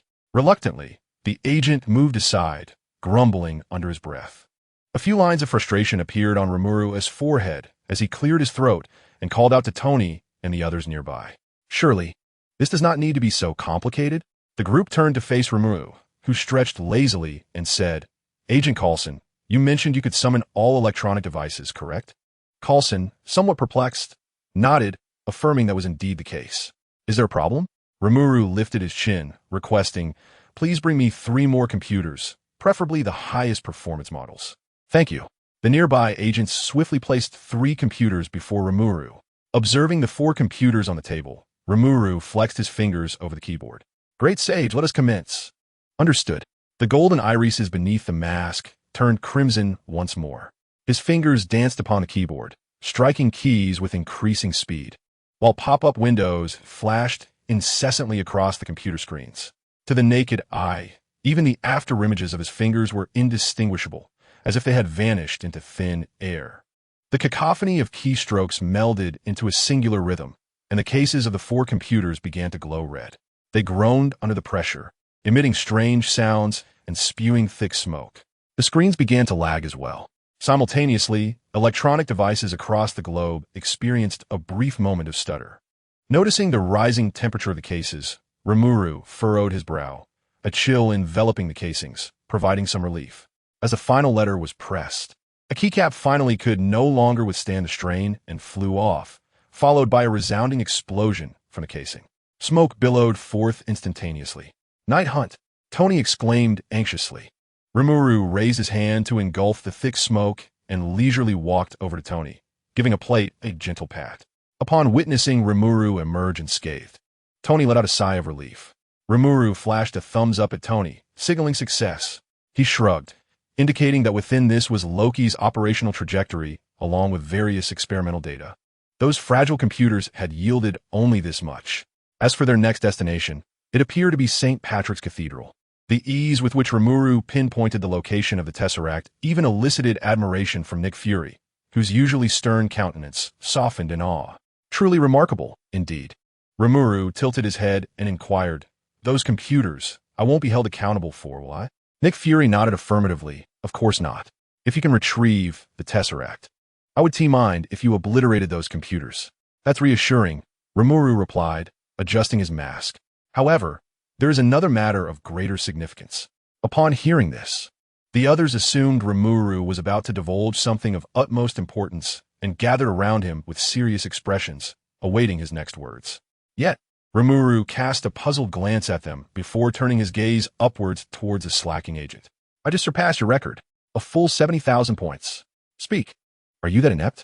The slacking agent, feeling the weight of everyone's stare, blushed and stammered. "Well, I suppose you are quite impressive." Upon receiving this satisfactory response, Rimuru placed his hands on his hips and tilted his head at a triumphant angle, exuding an air of superiority. Natasha, witnessing this scene, found her previously stoic demeanor melting away into a warm smile, leaving the nearby male agents in a state of bewilderment. Little Night Stalker is indeed quite amusing. Meanwhile, our elderly Avengers seemed utterly perplexed by Rimuru's exuberance, with one scratching his chin and asking, "Isn't it only June? Why are we reaping rewards now?" The earnest Banner, though unaware of the specifics, recognized that thanks to Rimuru, he no longer needed to go through the arduous process of data collection, and he clapped joyfully in support of Rimuru. "Wow, 70,000 points. Impressive, impressive, splendid." With Banner's praise, Rimuru's chin rose even higher, nearly rivaling the sun itself. Tony shook his head in exasperation, realizing once more that Rimuru was still a child at heart. That insatiable competitive spirit. He glanced at his teammates, feeling an overwhelming sense of fatigue. "What on earth is going on? Let all be destroyed. I'm exhausted." Perhaps even Rimuru himself had not realized that the Avengers, because of his presence, had started to resemble a large family. As for who the beloved pet of this family was, well, I shall not reveal that. Chapter 105, Honest, Please Spare Me. To activate the Tesseract, we require another element, the bewitched Dr. Eric under Loki's influence. Exclaimed excitedly as he gazed at the computer before him. Loki rose slowly from his seat. "What is it?" Hawkeye's screen illuminated with a data report, accompanied by a plethora of information. "Iridium element charity ball at St. Patrick's Church. We are short on iridium. I can find a way to procure it." Seeing Hawkeye's confident demeanor, Loki nodded in satisfaction. "What do you require?" Hawkeye picked up the bow and arrow from the table, the eyeball of that individual, along with a modicum of patience. "Please, let me go. I can provide you with anything you desire." Loki pressed a suited man to the ground, gazing down upon him. "Even without releasing you, I can obtain what I seek." He placed a device upon the man's eye socket, and with a horrifying scream, a bloodied eyeball was extracted. Loki kicked the screaming man aside, causing a sudden panic among the attendees of the ball, who fled in terror. Meanwhile, Hawkeye successfully acquired the retinal data they needed. "Commander, we have secured the item." Loki chuckled softly. "You have some utility after all. Proceed with the plan." He observed the fleeing crowd before him, a sense of conquest stirring within him. Crushing the communicator on his ear, he strode outward with his scepter. It is human nature to revel in spectacle. As throngs of people rushed from the church, onlookers gathered, encircling the scene tightly. "Quick, hurry! There's a madman inside. If you don't leave now, it will be too late." A similarly suited man desperately attempted to push through the crowd, but the onlookers were clearly unwilling to let him escape. "Wait, my friend. Tell me what transpired inside. Don't rush off." Yes. We've already alerted the authorities. There's nothing to fear. Share with us what happened." The crowd swelled around the man, holding him firmly in place. "Madman, you have no idea of the terror that lunatic possesses." Suddenly, a searing laser pierced through the man's chest, and he collapsed, his face frozen in horror. Speaking ill of others behind their backs is a poor habit, Loki remarked, a reckless smile spreading across his face. The abrupt turn of events sent the surrounding spectators into a frenzy. What a cacophony of ants, Loki mused, striking his scepter against the ground. In an instant, several lasers shot forth, claiming the lives of a few who had been the swiftest to flee. People soon realized Loki was deliberately targeting those attempting to escape, leaving them fearful of becoming the next victim. In an instant, they halted their frantic flight, bowing their heads in desperate prayer for a sliver of mercy. Loki nodded in satisfaction. Very well, now kneel before me. When the crowd remained unresponsive, he struck his scepter against the ground once more. I said, kneel before me. Observing the prostrate figures before him, Loki erupted into a hearty laugh. This is precisely as it should be. It is your very nature. You are inherently meant to be ruled. Loki gradually approached the center of the crowd, his mirth intensifying as he gazed upon the smiling faces of those who bowed in submission. At that moment, an elderly man, his hair a stark white, trembled as he stood. Fear caused his body to quiver, yet a flicker of conviction within him straightened his back. Taking a deep breath, the old man declared, "We shall never bow to a wretch like you. We will never be enslaved." Loki regarded the quaking elder with a scornful laugh. "Ah, how delightful! I admire those who possess courage. Then let your bravery serve as a lesson to the others." Raising his scepter, a searing energy surged forth instantaneously. Just as disaster loomed, a figure clad in a deep blue, star-spangled suit descended from the heavens, using a star-shaped shield to deflect the blow. Captain America steadied himself, fixating his gaze upon Loki. "Do you know, I have encountered someone just as arrogant and power-hungry as you." No sooner had he spoken than the shield soared toward Loki's face. Loki retaliated with a beam of laser, deflecting the shield. Yet Captain America leaped into the air, catching it and bringing it down with force. Simultaneously, Natasha's voice resonated from a fighter jet's loudspeaker. "Loki, lay down your weapons and surrender." Several ion cannons promptly emerged from the jet's underside. Upon seeing this, Loki swiftly swept his arm, repelling them while unleashing dozens of clones to indiscriminately attack the innocent bystanders. Damn it, his clones are everywhere. In a bid to protect the innocents, Natasha piloted the jet to confront Loki's duplicates. At that moment, Rimuru's voice crackled through her earpiece. "Natasha, go assist Captain Rogers. I have this covered." Soon, a series of pale, blue magical circles illuminated the surroundings, nullifying the attacks from Loki's clones, while the crowd moved in unison towards safety. A smile flickered across Natasha's face. Understood. Just then, a powerful melody surged, accompanied by Tony's irreverent voice from the earpiece. "Jarvis, crank up the music.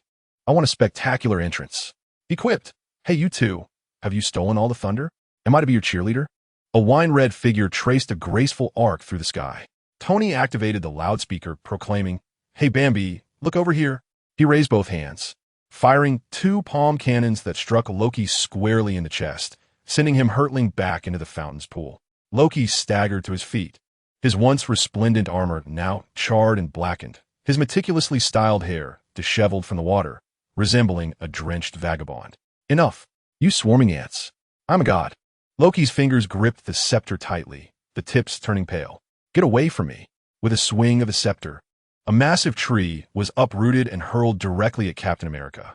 Just as Tony intended to assist his comrade, he noticed a white lion statue hurtling toward him. In an instant, several sharp beams of light flashed, and the statue before him was reduced to mere fragments.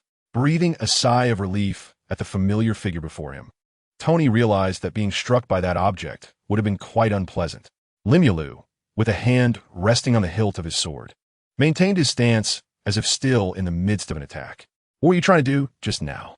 Limulu lifted a corner of his mask, and a crimson glow erupted, overwhelming magical energy swirling around him like a tangible aura. Simultaneously, an oppressive force bore down on Loki, causing the very floor beneath him to crack. The anger that had flared within Loki was instantly extinguished. Such terrifying pressure was something he had only witnessed emanating from his father. The individual before him was formidable, and even if he did not surpass his father, he was certainly beyond Loki's capacity to confront. Swallowing hard, Loki opened his mouth to concede, but before he could utter a word, a fist radiating with purple light struck his face. The tremendous force lifted him off the ground and sent him flying. Clearly, Limulu had intended this. After all, if Loki was about to surrender, how could he justify delivering a beating? You wish to strike Tony? Then I shall strike you. Limulu, observing Loki's airborne form, suddenly appeared behind him, delivering another punch that sent Loki careening at a sharp angle.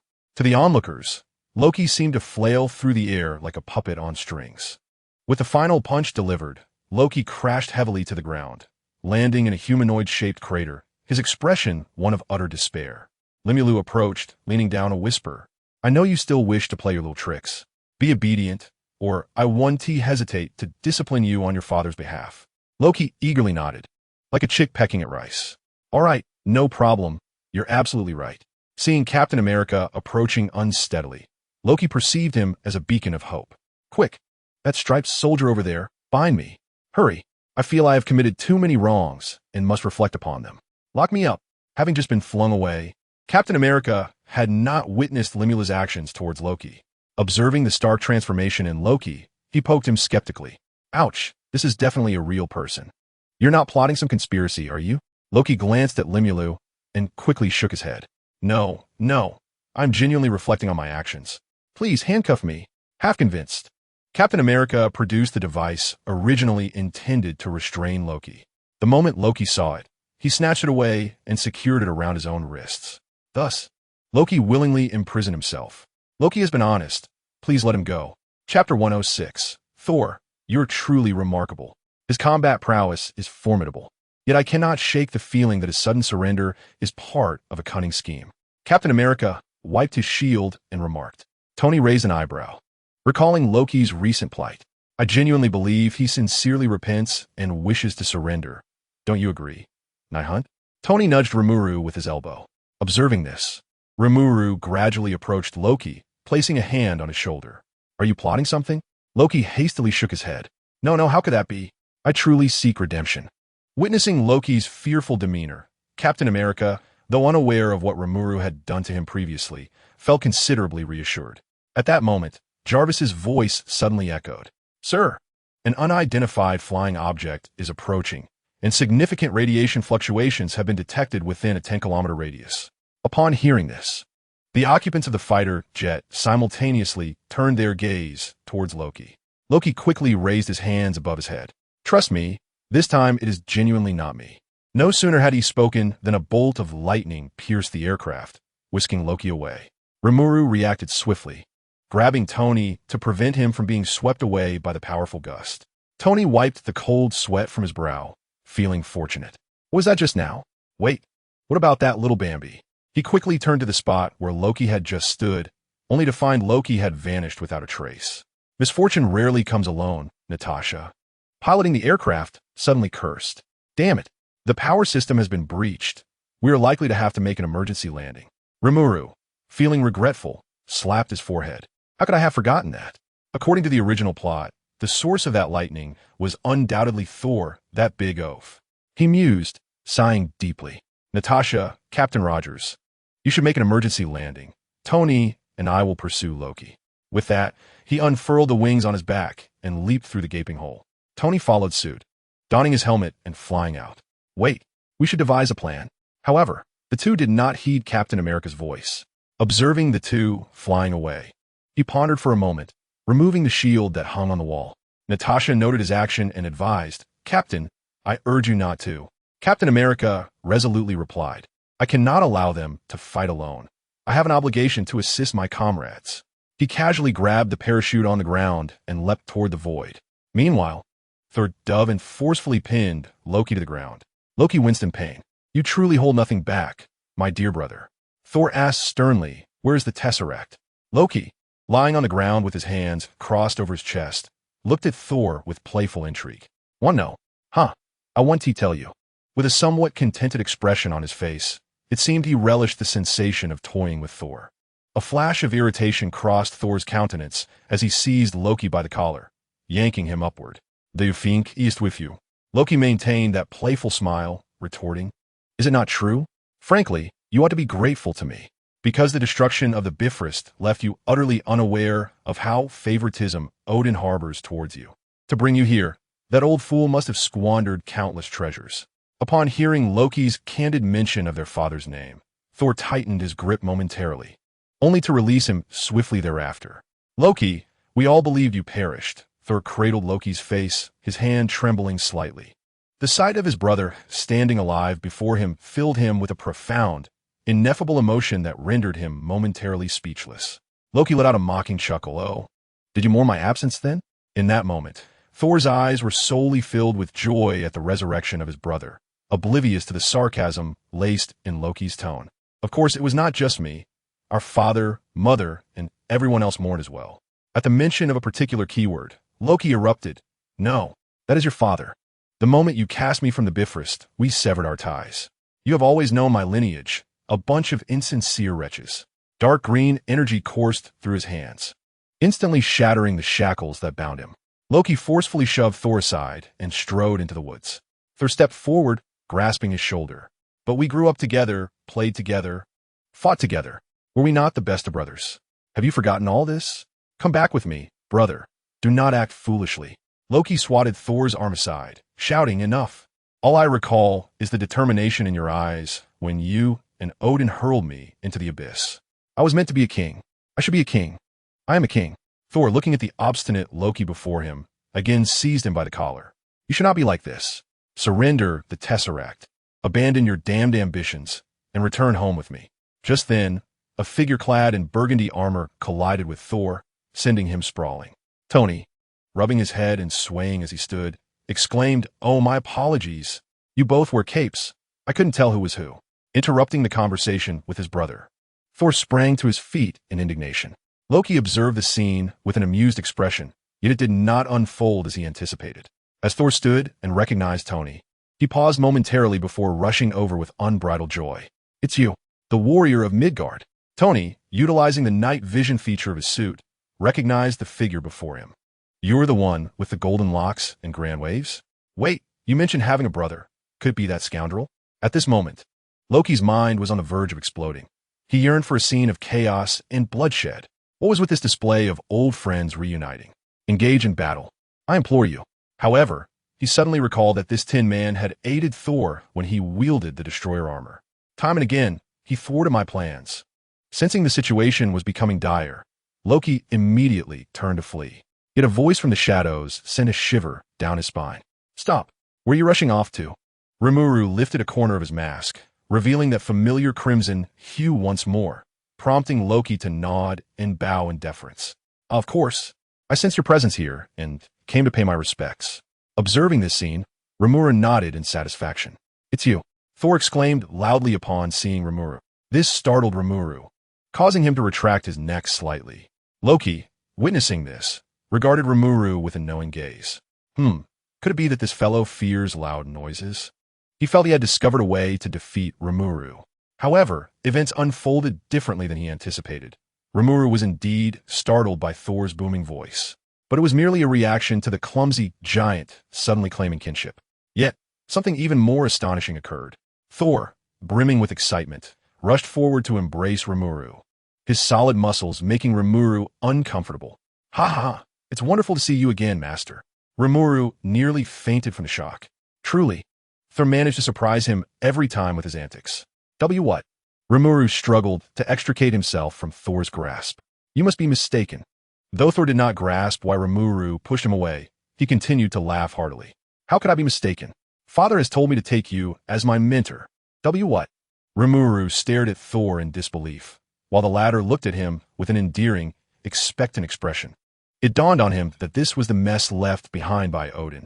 No wonder he kept insisting on entrusting Loki and Thor to him, claiming he wanted him to teach them. Was this truly his idea of instruction?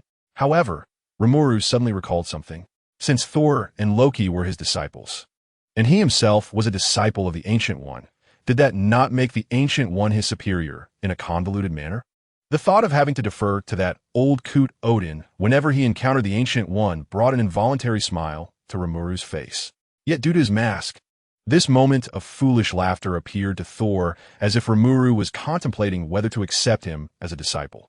Seeing this, Thor eagerly pulled Loki, who was enjoying the spectacle, closer. "Loki, come here and pay your respects to Master." He is a formidable warrior from Midgard, personally sought out by father. Loki retorted with a haughty expression, "He is your father.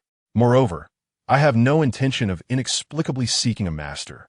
Thor, indifferent to the trivialities, abruptly commanded Loki to bow.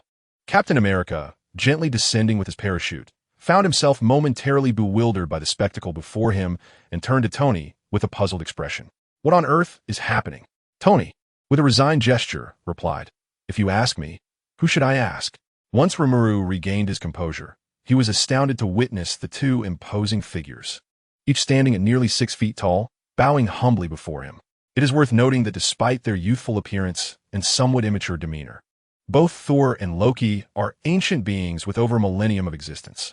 In contrast, Rimuru had only been in this world for a few years, and, in all honesty, could still be considered an infant. The sight of these two venerable entities bowing so respectfully felt rather surreal to him. Rimuru quickly helped the two to their feet, adopting a facade of seriousness as he cleared his throat. "Ahem, your father previously entrusted me with the responsibility of looking after you both, rather than the title of master. I would prefer you to address me as Night Hunter. I possess little to teach you, but I shall ensure you do not stray from the path we agreed upon. Should you ever engage in egregious behavior, I would not hesitate to administer a lesson on behalf of your father."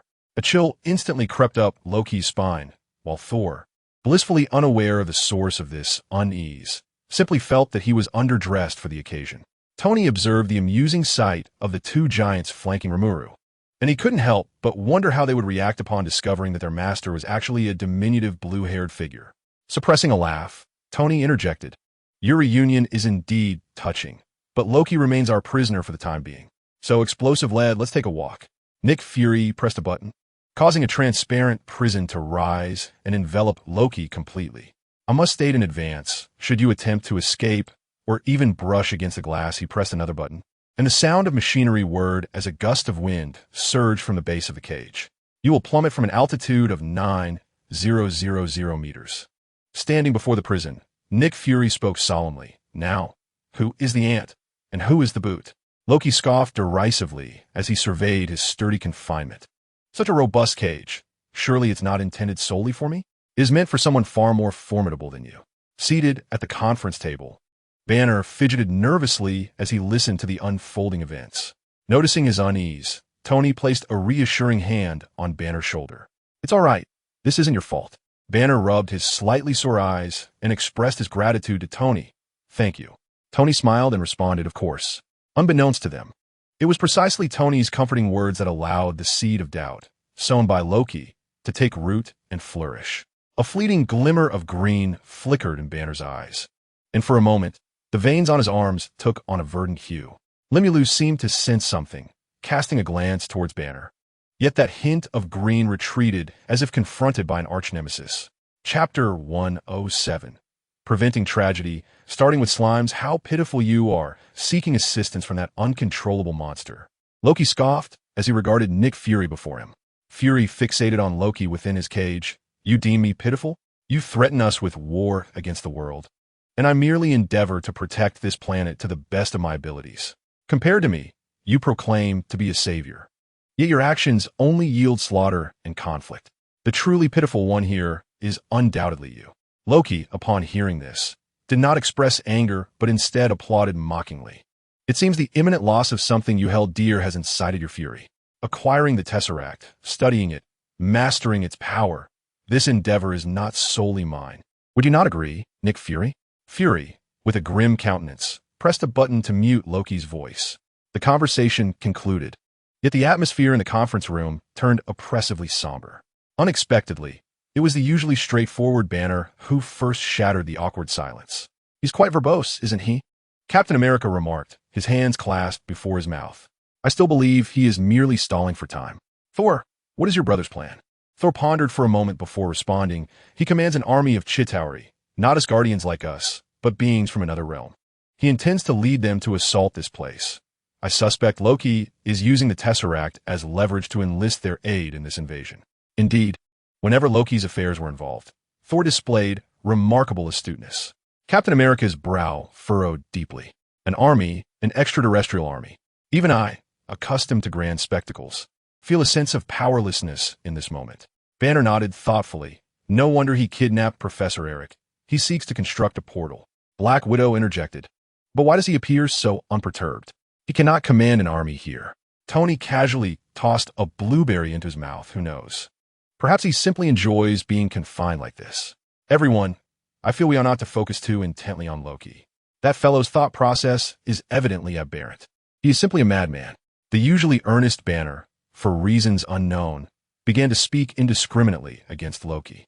Upon hearing Banner's words, Thor could no longer contain himself. Immediately defending Loki, mind your words. Even if he is a madman, he remains an Asgardian, and he is still my brother. Natasha turned her computer around. He has killed 80 people in the past 2 days. The atmosphere grew palpably awkward. Oh, I forgot to mention, he is adopted. Rimuru propped himself up against the table and stood up. Excuse me, everyone. Although Tony was unaware of Rimuru's intentions, he cast a questioning glance in his direction. What do you intend to do? Do you require assistance? Rimuru subtly gestured. No need. Observing Rimuru's signal, Tony leaned back in his chair and closed his eyes to rest. Rimuru tightened the straps on his forearm and strode purposefully towards the exit. As for his objective, he merely sought to avert several tragedies. Familiar with the original narrative, he was acutely aware of the impending events. If all went according to plan, Hawkeye would seize a combat aircraft on patrol and feign the completion of a reconnaissance mission to detonate the engines of the helicarrier. Amidst the chaos, he would assist Loki in his escape, thereby significantly diminishing the Avengers' strength. Although Hawkeye acted under control, he would subsequently grapple with the weight of his actions. For those deeds were indeed committed by his own hand. Rimuru's aim was to stake out a position, while uncertain of which engine he would sabotage first. The helicarrier's flight deck for recovering aircraft was fixed. His mission was to awaken Hawkeye before he could commit further transgressions. However, there was another matter at hand. The tragedy of the Avengers was not singular. Rimuru peered into a doorway, scanning the surroundings, and could not suppress a soft click of his tongue. Odd. Is it not here? Not here either? Where could it be? My Lord Nightstalker, are you searching for something? A somewhat rough hand landed on Rimuru's shoulder. Turning around, he was met with the composed visage of Coulson. Ah, it's you, Coulson. Just in time.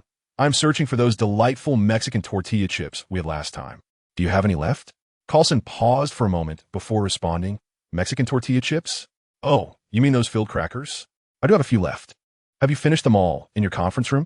Rimuru sighed. Alas, everyone is preoccupied with this crisis, especially Dr. Banner and the others, hardly finding time to eat. Simple and convenient little round crackers have become their meal. With a hint of embarrassment, Rimuru scratched his head. You know, I'm just a fighter, adept in combat, but not skilled in research or intelligence gathering. Therefore, there isn't much for me to do over there. However, I found that little round cracker quite delectable and didn't dare to snatch it from everyone. So I came to see if there were any reserves left. Coulson smiled and nodded. I see. You are quite considerate of others. He waved for Rimuru to follow him. Come with me. I have plenty of convenient snacks in my office. Everyone has indeed worked hard. Once this period passes, I shall treat everyone to a meal.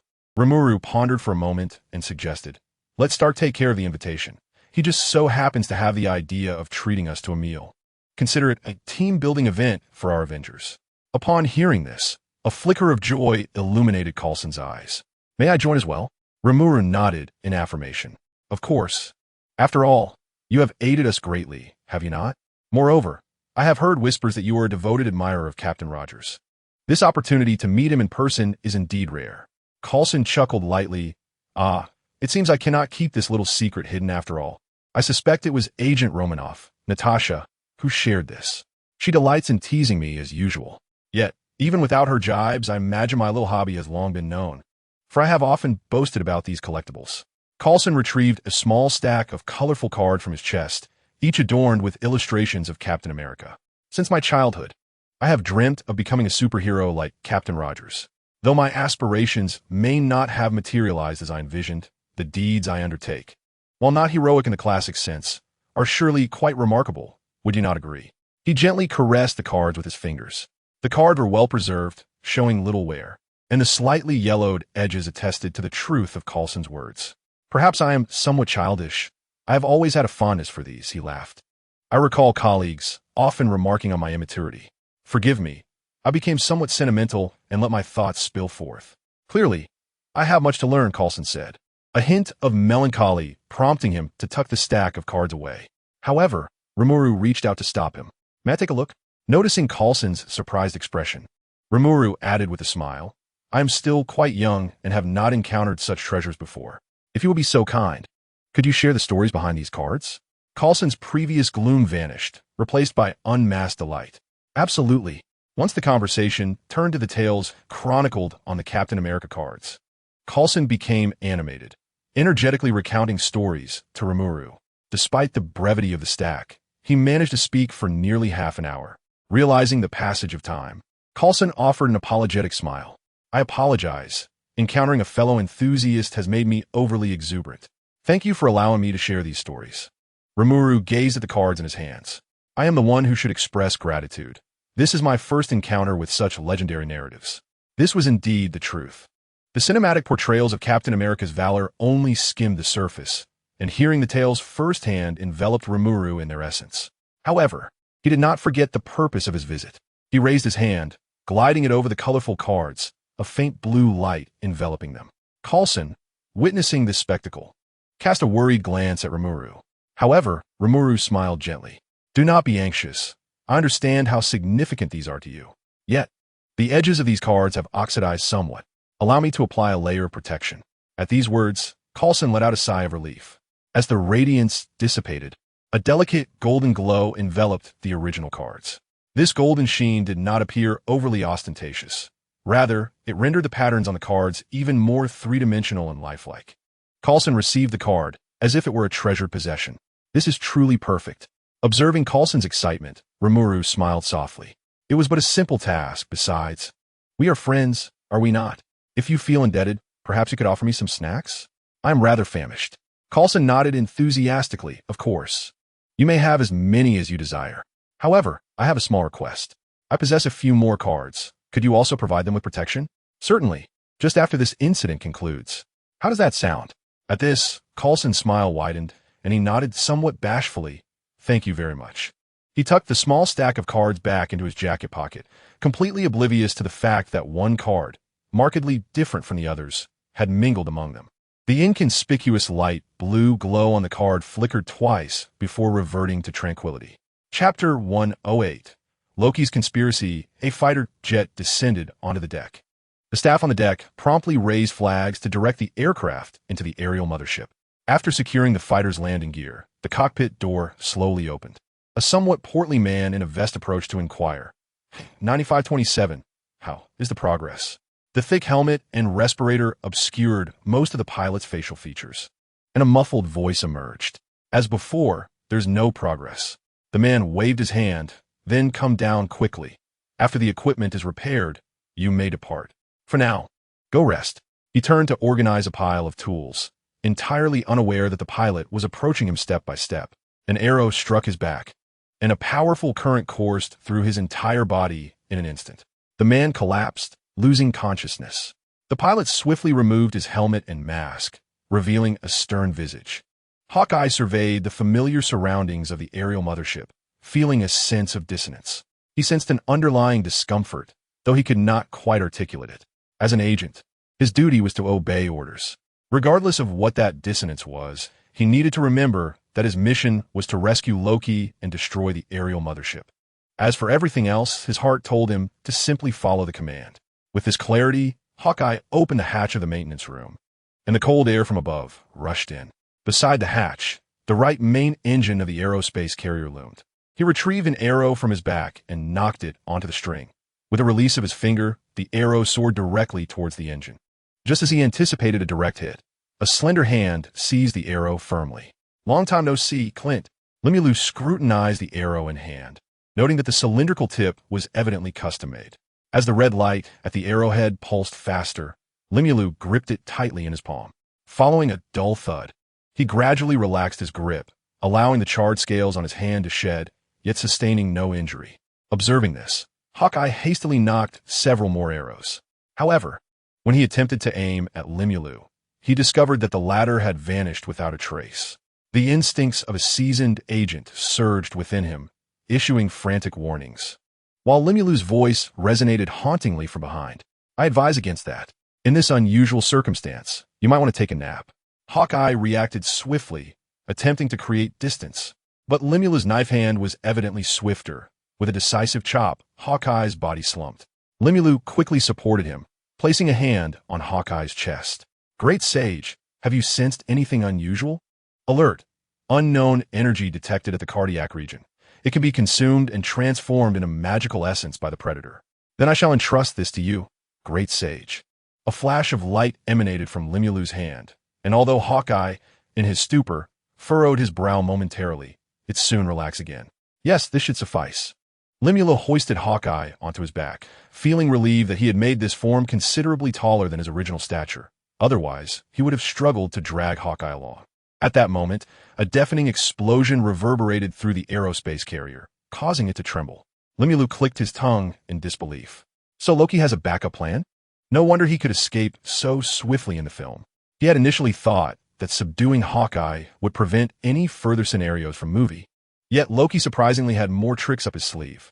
With Hawkeye secured, Limulu made his way towards the conference room. Tony furrowed his brow at the data displayed on the screen. Jarvis, is there no way to decrypt Protocol 2? Apologies, sir. That segment has been encrypted and will require some time to crack. Tony leaned heavily on the table, exhaling a long sigh. He had sensed something amiss with Nick Fury from the very beginning. Perhaps it was the influence of Loki's words or merely a gut feeling. He had an inkling that Nick Fury was withholding information from them. Since the Tesseract could potentially open an unknown gateway, why hadn't Nick Fury informed them beforehand? It was clear that this could have been averted, yet he chose to wait until matters escalated beyond repair before asking them to intervene. What precisely was Protocol 2? At that moment, Captain America strode through the hatch with purpose, a peculiar contraption crashing onto the table before him. There was no need for delay. This was Protocol 2. Breathing heavily with indignation, he slammed several documents onto the table. Tony picked up the papers, each word sending waves of shock through him. Captain America took a deep gulp of water and declared, Nick Fury is secretly researching the power of the Tesseract. Just as Loki stated, Fury harbors his own ambitions. We need a strategy. Tony interrupted. Are you suggesting that we must not only guard against the scheming alien aboard this ship, but also be wary of that spy chief's ambitions? Should we brazenly discuss our plans to counter them in their presence? Wake up, Rogers. This is no longer your battlefield, nor the era you once knew. It takes more than mere fervor to resolve these matters. What we must do is bide our time. We wait until they reveal their true intentions, then adapt accordingly. Captain America slammed his hand on the table, locking eyes with Tony. I don't believe we have the luxury of waiting here. Our immediate priority is to locate the Tesseract, while you squander time on this so-called trust. He gestured toward the S.H.I.L.D. dossier Tony had spent hours poring over. Tony chuckled softly. Squander time? I only know that someone has not shown the requisite sincerity. Can you truly ascertain that aiding that blackguard in reclaiming the Tesseract is the right course of action? Listen, frozen soldier, you may not have experienced the treachery of a knife in the back, so perhaps you lack understanding. But I can assure you, everything I do is aimed at positioning us advantageously. Nick Fury is a spy chief. His secrets will spawn consequences. We must understand his intentions to place ourselves in a more favorable position. Banner, removing his glasses in frustration, interjected, What are you all arguing about? Shouldn't we be focusing on tracking the unknown location of the Tesseract? Debating trivialities is utterly absurd. However, his words did little to alleviate the tension. Instead, they deepened the solemn atmosphere. The group seemed oblivious to their rising tempers, which had grown increasingly volatile. Why are you all gathered here? Haven't you found the location of the Tesseract? Nick Fury entered slowly. Tony composed himself, instinctively moving to obscure the recently recovered device from Captain America's view. We're close. We just pinpointed several urban areas. It won't be long before we find it. Why the urgency? Do you wish to experience the role of a taskmaster? Perhaps you should wield a whip to spur us on. Fury, unfazed by Tony's jest, replied, I merely hope to bring this farce to a swift conclusion. Indeed, it was time to put an end to this farce.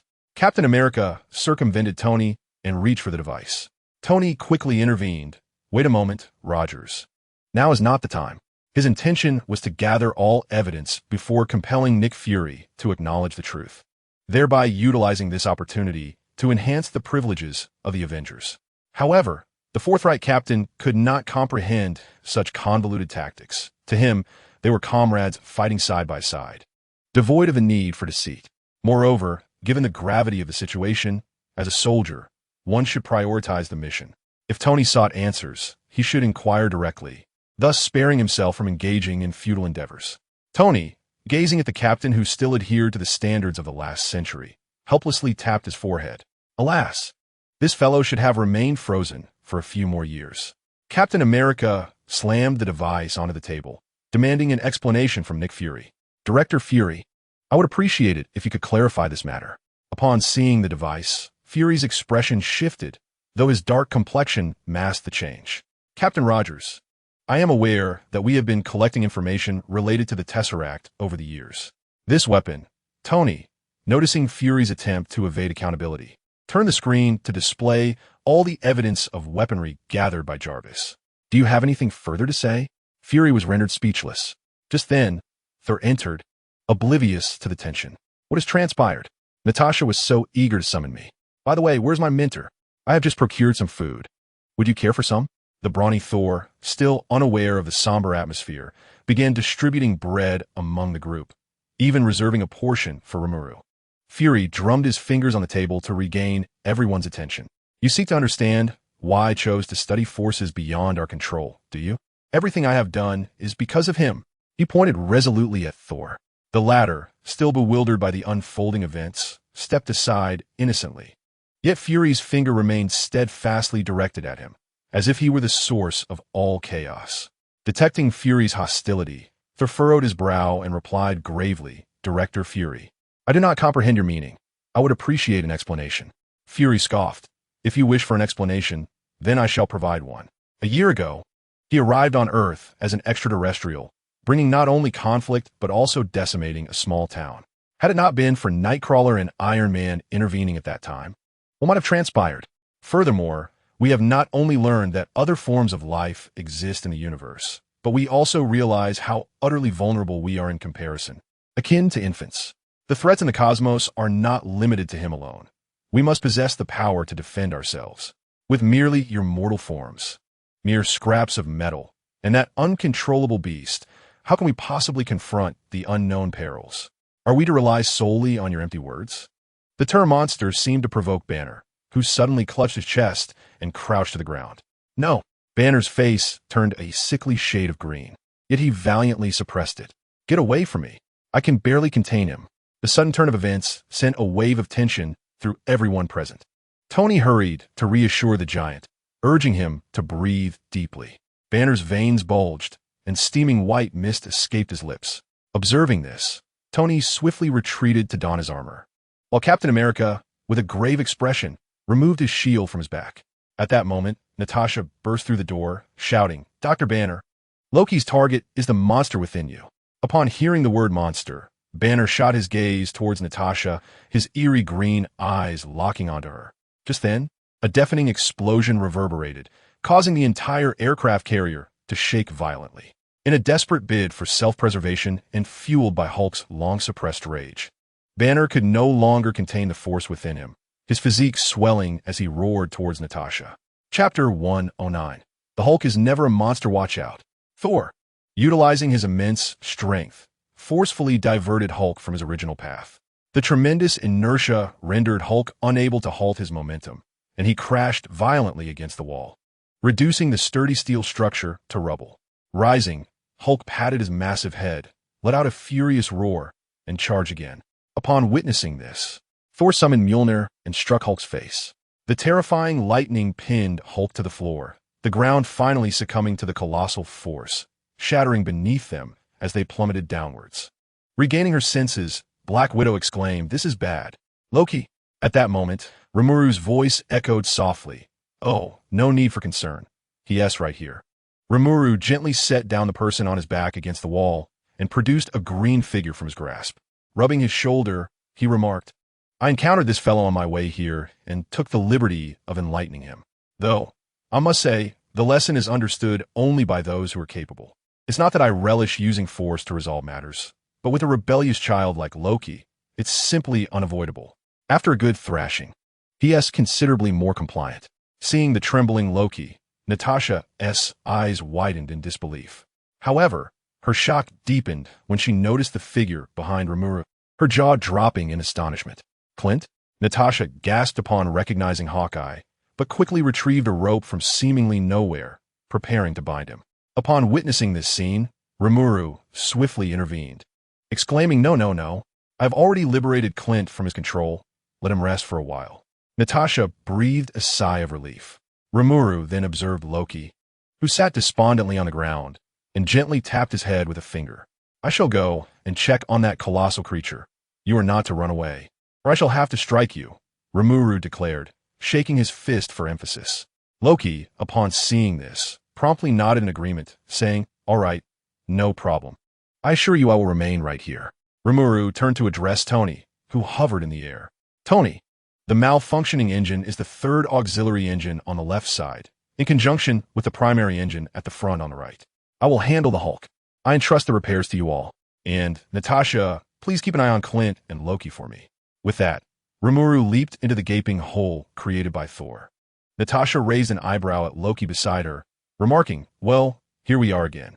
Loki, with a disdainful huff, retorted, "If it weren't for that insufferable individual, I would have long since fled. I shall have my revenge on that wretched being." Hearing Loki speak ill of Rimuru, Natasha felt displeased. She would not tolerate disparagement of her future fashion doll. Frowning, she countered, "If you refrain from causing trouble, we would not treat you this way. Just look at your brother. Does he not get along quite well with us? As for Night Stalker, I believe if you were to mend your ways, he would likely be quite willing to befriend you." Loki turned his head away, haughtily snorting, "Mortal, I have no need for your pity." Suddenly, as if struck by a thought, he glanced at Natasha with a sly grin. "Mortal, you fervently defend that individual, yet he has never revealed his true form to you. It seems, in his eyes, you are no more trustworthy than I." Loki attempted to exploit this vulnerability to sow discord between Rimuru and the others, but alas, he misjudged his target. He was entirely unaware of the esteemed place Rimuru held in the hearts of the Avengers. Natasha let out a light laugh. "Perhaps, but I trust that he will eventually come clean. I am quite eager to witness the astonishment of others when they finally see the true nature of that little fellow." Meanwhile, Thor and Hulk had already descended to the lowest level after numerous clashes. Thor, having fallen to the ground, staggered to his feet, while Hulk, who had crashed through several layers of flooring, took a moment to recover, clutching his head. With a furious roar, Hulk charged at Thor once more. Seeing this, Thor braced himself against Hulk's powerful fist. "Banner, wake up. Do not allow this monster to control you." The immense force exerted on Thor's hands compelled him to exert every ounce of strength, turning his face a deep shade of crimson. Upon hearing Thor's reference to him, Hulk let out another roar, his form swelling even further. "No, Banner is gone. There is only Hulk." With a tremendous exertion of strength, Hulk lifted Thor into the air and hurled him away. He then aimed both fists at the god of thunder, only to be repelled by the summoned Mjolnir. Shaking his head, Hulk rose once more, as Thor promptly threw his hammer back. As the hammer soared towards him, Hulk reached out and grasped the handle with precision. But just as he intended to return it to its owner, an overwhelming gravitational force emanated from the hammer, pinning him to the ground. Undeterred, Hulk made several attempts to lift it, even employing his feet, yet the hammer remained steadfast upon the floor. Paying no heed to the peculiar weapon, Hulk seized a nearby fighter jet and hurled it at Thor, who, caught unawares, was sent sprawling by the impact. Limula leaped down from above, incredulously slapping his forehead at the sight. "Why are you in such a predicament?" Thor, seeing Limulu push aside the debris atop him, shouted back, "Master, you've arrived." Limulu, covering his ears, replied with exasperation, "Enough already. I'm not deaf. I can hear you." In an attempt to affirm his strength, Thor summoned Mjolnir, causing arcs of lightning to dance upon its surface, while thunder rumbled ominously from the dark clouds surrounding the mothership. Observing this, Limulu swiftly snatched the hammer and, leaping up, delivered a light smack to Thor's head as he needed to jump to reach it. "Are you foolish? Do you wish for everyone on this ship to become fish food?" Realizing his folly, Thor slapped his forehead. "Oh, I see. My apologies for not considering that." Limulu's lips twitched. Had Thor unleashed that earlier blow, Tony would have no need to repair the engine and could simply remove his suit to engage in a real-life battle royale with the others aboard the mothership. Returning the hammer to Thor, Limulu waved him off. Go rest over there. I'll handle things here. Thor nodded, a joyful expression on his face as he cradled his beloved hammer and found a corner to sit down. The moment Hulk laid eyes on Limulu, much of his fury dissipated. However, upon witnessing Limulu and Thor conversing, a primal fear compelled him to flee. Yet, before he could take 2 steps, he was ensnared by crimson chains that erupted from the floor, binding him tightly. No matter how he struggled, he could not break free from the seemingly fragile restraints. Limulu approached Hulk with measured steps. Seeing this, Hulk's eyes widened in terror, letting out a roar that was no longer one of rage, but rather a desperate warning. No! Hulk! Don't go back! Limulu stood beside Hulk, gazing up at him, and mistook the fear in his eyes as a reaction to his mask. Removing it to reveal his true face, he smiled gently and said, Big guy, don't be afraid. I merely wish to have a conversation with you. With his head tilted in a reassuring manner, Limulu's demeanor prompted an unusual calmness in Hulk. No, Hulk will not go back. Unexpectedly, Hulk sat down on the ground like a petulant child, crossing his arms and turning away from Rimuru in a sulky manner. Rimuru's lips twitched. This behavior mirrored Hulk's wrathful demeanor perfectly. Yet, despite possessing immense strength, Hulk still bore the heart of a child, inherently good but burdened by excessive discrimination. With a sigh, Rimuru mimicked Hulk's posture, sitting cross-legged on the ground. You can call me Hulk, can't you?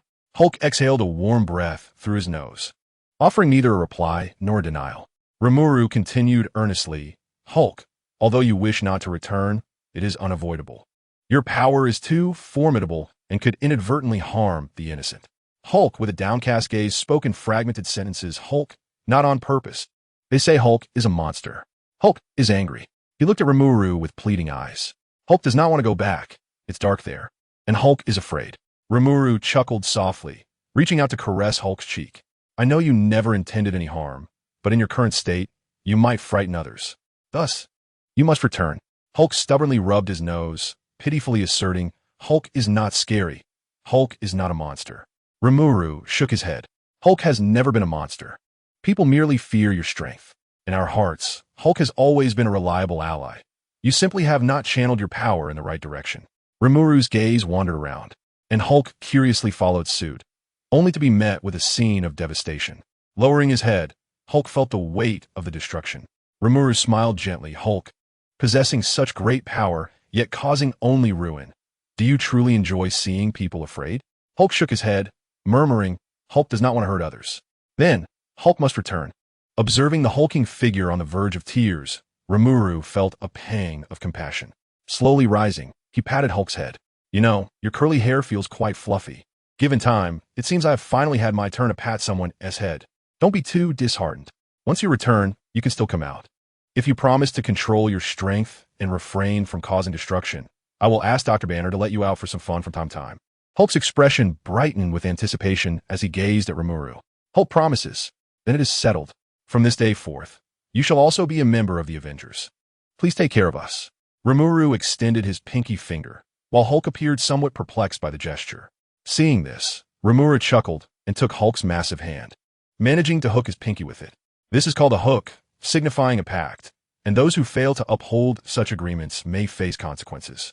Hulk comprehended Rimuru's intent and grasped both of his hands. Ultimately, he even enveloped Rimuru in a tight embrace, sandwiched between the robust muscles. Hulk was fortunate that Rimuru's physical prowess had notably increased. Otherwise, had it been in the past, he would have likely been transformed into a mere Rimuru pancake. With childlike excitement, Hulk held Rimuru close, exclaiming, What a splendid friend you are! Gradually, Hulk's form began to diminish, returning to that of Dr. Banner. Banner awoke, disoriented, pondering. What has happened to me? An awkward voice floated to his ears. Dr. Banner, could you please release me? It was then that Banner became aware of his bare torso, awkwardly holding Rimuru in a rather ambiguous posture. Chapter 110. Rocky the Groundhog. Haha. Loki, let me tell you, Master is truly remarkable. He subdued that fellow merely by pinching his little finger. Thor laughed heartily, patting Loki on the back. However, Loki, upon hearing Thor's words, did not react much, instead lowering his head in contemplation. So, the giant's weakness lies in his little finger. Splendid. With this knowledge, they had nearly deciphered all their adversaries' vulnerabilities. The red-haired woman's weakness is her past, the Tin Man's is his arrogance, and the soldier's is his unwavering integrity. My foolish brother is of little concern for now. As for that fellow, Loki smirked slightly, inching closer to Rimuru. Upon hearing Thor's loud boasting, Rimuru could only face-palm in exasperation. Suddenly, Loki emitted a peculiar screech from behind Rimuru, mirroring Thor's booming voice, causing Rimuru to instinctively recoil. However, this reaction was misinterpreted by Loki as Rimuru's fear of loud noises. When Rimuru turned to investigate, he found Loki grinning mischievously behind him. Surely, this child cannot be rendered foolish, can he? One Thor is already enough to give me a headache. I dare not imagine the chaos a dim-witted Loki would bring. What are you doing? Rimuru inquired, tilting his head in confusion. Loki, suppressing his laughter, donned a smug expression, lifting his chin and declaring, "Oh, nothing, I just thought of something delightful." Rimuru twitched his lips, attributing Loki's behavior to a mere outlet for his frustration over a failed plan. At that moment, the mothership ceased its swaying, and shortly after, Tony and Captain America returned. Upon seeing Banner reverted to his original state, Tony could not help but jest. Wow, it seems that giant didn't last long this time. In response to Tony's teasing, Banner merely smiled. Actually, that big fellow has a name. He's called Hulk. Tony raised an eyebrow, asking, "So, have you reconciled with him?" Banner shook his head, smiling. "Not yet. It was Night Hunter who informed me." Tony looked at Rimuru with a puzzled expression. Observing his reaction, Rimuru added, "In any case, Hulk has become our ally. However, we need to periodically let him out for some fresh air. You need not worry too much. I've assured Hulk that he only needs to play a little, and he won't cause any destruction." Tony nodded, relieved. "Well, that's good. Now, let's get down to business." According to Jarvis's analysis, activating the Tesseract requires a stable energy source. Rimuru and Tony spoke in unison, and the largest energy source in all of New York is Star Tower. Tony chuckled at the quick response. Rimuru shrugged. At that moment, Nick Fury rushed back, panting. Upon entering, he glanced around as if searching for something. "Where's Loki?" Spotting Loki, Nick Fury angrily approached and pinned him to the ground, drawing a peculiar-looking pistol and pressing it to Loki's forehead. Seeing his brother treated in such a manner, Thor immediately objected, stepping forward to push Nick Fury aside. "What do you intend to do to my brother? You should ask him what he has done." Nick Fury retorted through clenched teeth, glaring at Loki behind Thor. He moved to advance again, but Thor quickly intervened. "Wait, there must be some misunderstanding." "Misunderstanding? Are you suggesting that Agent Coulson's death is a misunderstanding? Do you think he pierced his own chest?" The revelation stunned everyone present. Even Thor stood frozen in place. During the time the Avengers had been formed, Agent Coulson had managed all sorts of matters, and with his ever-present kindness, everyone had come to regard this earnest agent as family. Yet now, Nick Fury aimed the gun at Loki's forehead once more, but Rimuru intervened, pushing the barrel aside. Fury's expression darkened instantly as he spoke in a low voice. "Step aside. I will say this only once. This is not your concern." Rimuru shook his head. "I did not intend to obstruct you. I merely wish for you to look behind you. Perhaps you will reconsider your current stance." At these words, Nick Fury turned to look behind him. A man with thinning hair was gasping for breath, leaning weakly against the doorframe. "Director Fury, I've been calling you for a while now." "Coulson." Nick Fury blinked in disbelief at the sight before him. However, Loki's reaction was even more pronounced. "Impossible. How are you still alive?" Coulson, upon receiving the warning gazes of everyone present, obediently closed his mouth. Rimuru walked slowly to Coulson's side. Although lacking evidence, Coulson felt that his rescue might somehow be connected to Rimuru, and thus managed a somewhat strained smile. "Thank you." Rimuru did not respond immediately. Instead, he reached into Coulson's blood-soaked jacket pocket and retrieved a card embossed with peculiar patterns, the very one he had previously infiltrated. With a smile, Rimuru remarked that perhaps it was your faith that deserved your gratitude.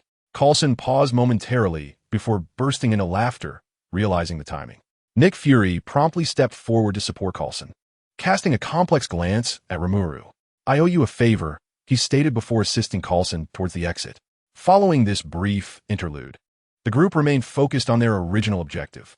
Tony furiously typed on his keyboard, his brow furrowing as he scrutinized the screen. "Ladies and gentlemen, I have both good news and bad news. Which would you prefer to hear first?" "Let us start with the bad news," came the reply. Tony projected the image onto the large screen.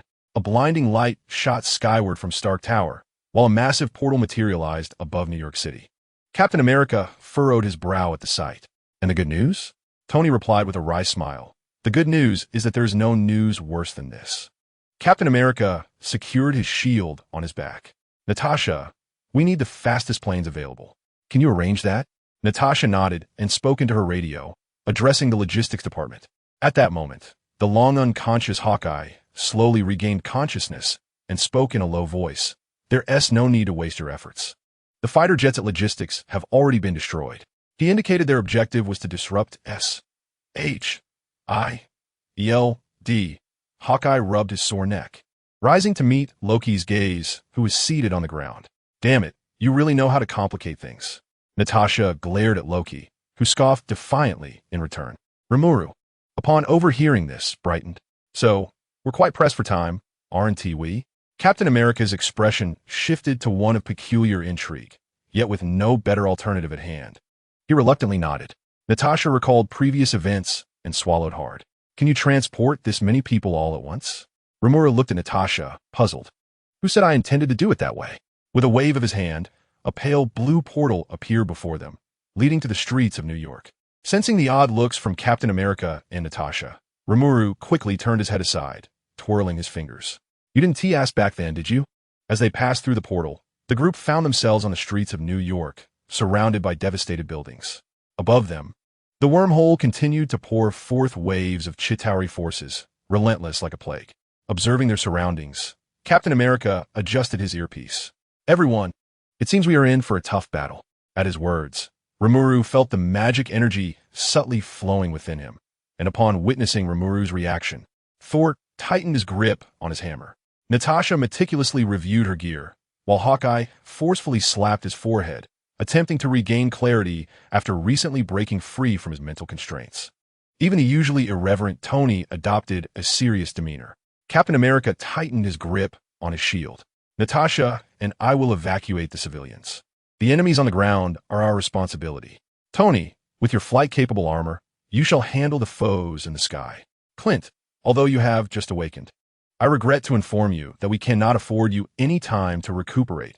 We need an individual to relay intelligence for various sectors. Your keen observation skills are unparalleled, so I entrust you with securing the high ground.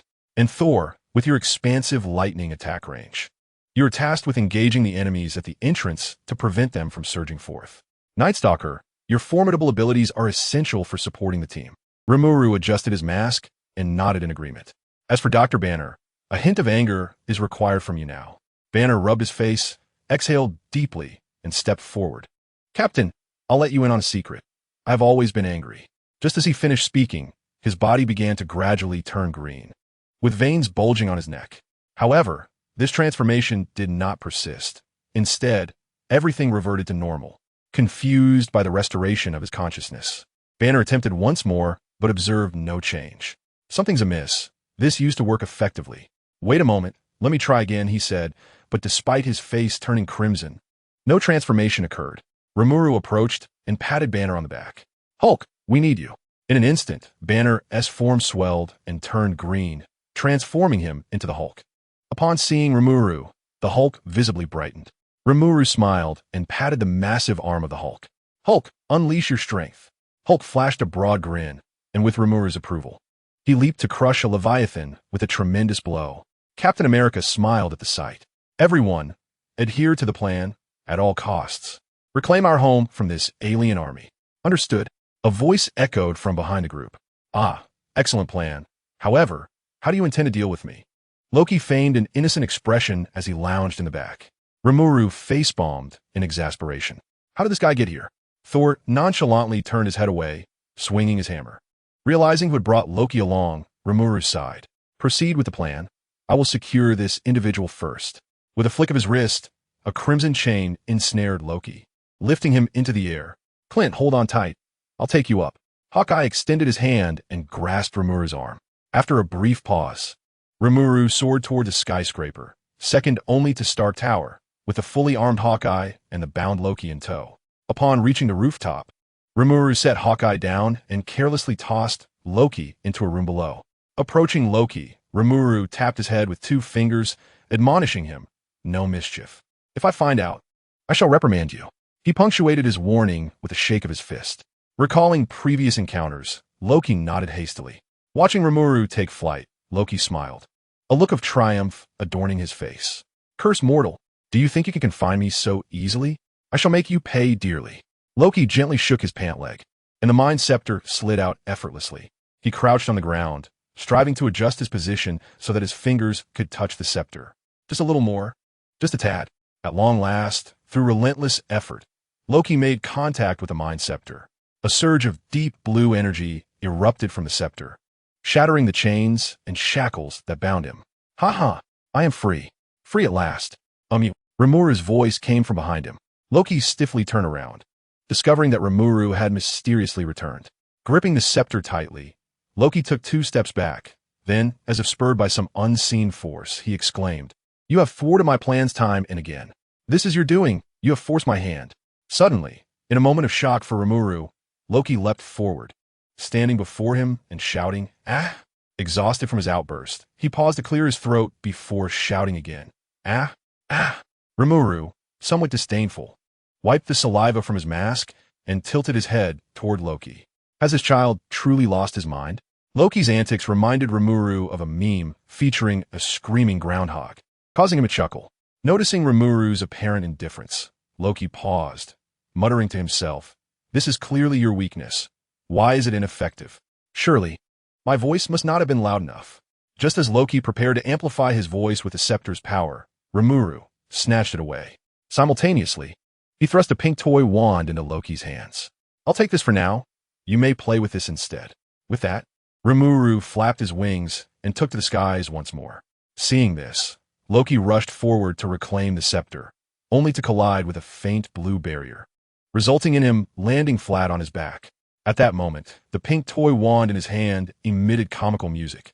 Gazing at the colorful toy, Loki rested peacefully on the ground, arms crossed over his chest, surrendering to fate. Let destruction come. I am weary. Chapter 111. Found you disregarding the introverted Loki? Rimuru soared towards the enemy's direction. Suddenly, a familiar voice echoed in Rimuru's mind. Ding! Mission activated.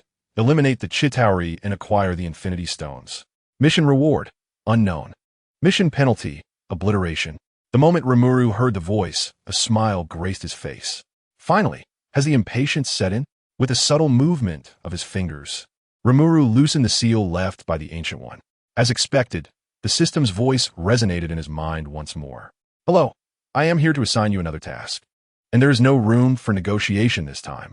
You must complete it. Otherwise, upon failure, I shall erase you." Rimuru feigned surprise. "What? Erasure? But there are so many Chitauri. How could I possibly eliminate them all?" The system snorted disdainfully. "I do not care.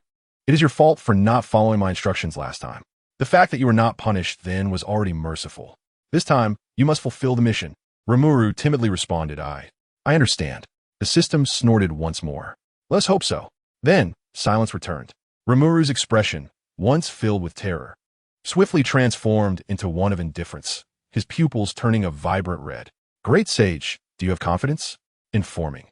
"The target has taken root in the soul. Conventional methods cannot eradicate it without harming the soul. Currently conducting simulations." Rimuru clicked his tongue. "TSK, this situation is even worse than last time. Just how profound is the mastermind's understanding of the soul? Even sealed, it continues to take root. Great sage, execute the simulation with full effort. Next, it is time to draw the snake out of its hole." "Understood." Rimuru flapped his wings and flew towards the street. Spotting the approaching Leviathan, Rimuru took a deep breath, conjuring a crimson magical array in his hands. As magical energy flowed into it, several dragon heads, engulfed in raging flames, were unleashed towards the front. In an instant, the Chitauri forces were halved. Meanwhile, Hulk, who was joyously smashing nearby, noticed that his toys had diminished significantly and roared up at the sky towards Rimuru. "Roar, friend, bad."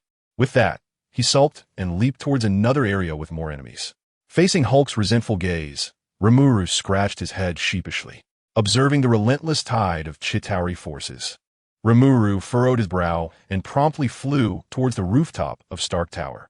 At that moment, on the rooftop of Stark Tower, Professor Eric was gazing excitedly at the enormous wormhole in the sky. This is the truth. Ha ha. This is the future of humanity. As Rimuru descended, Professor Eric, filled with vigilance, drew his firearm and aimed it at him.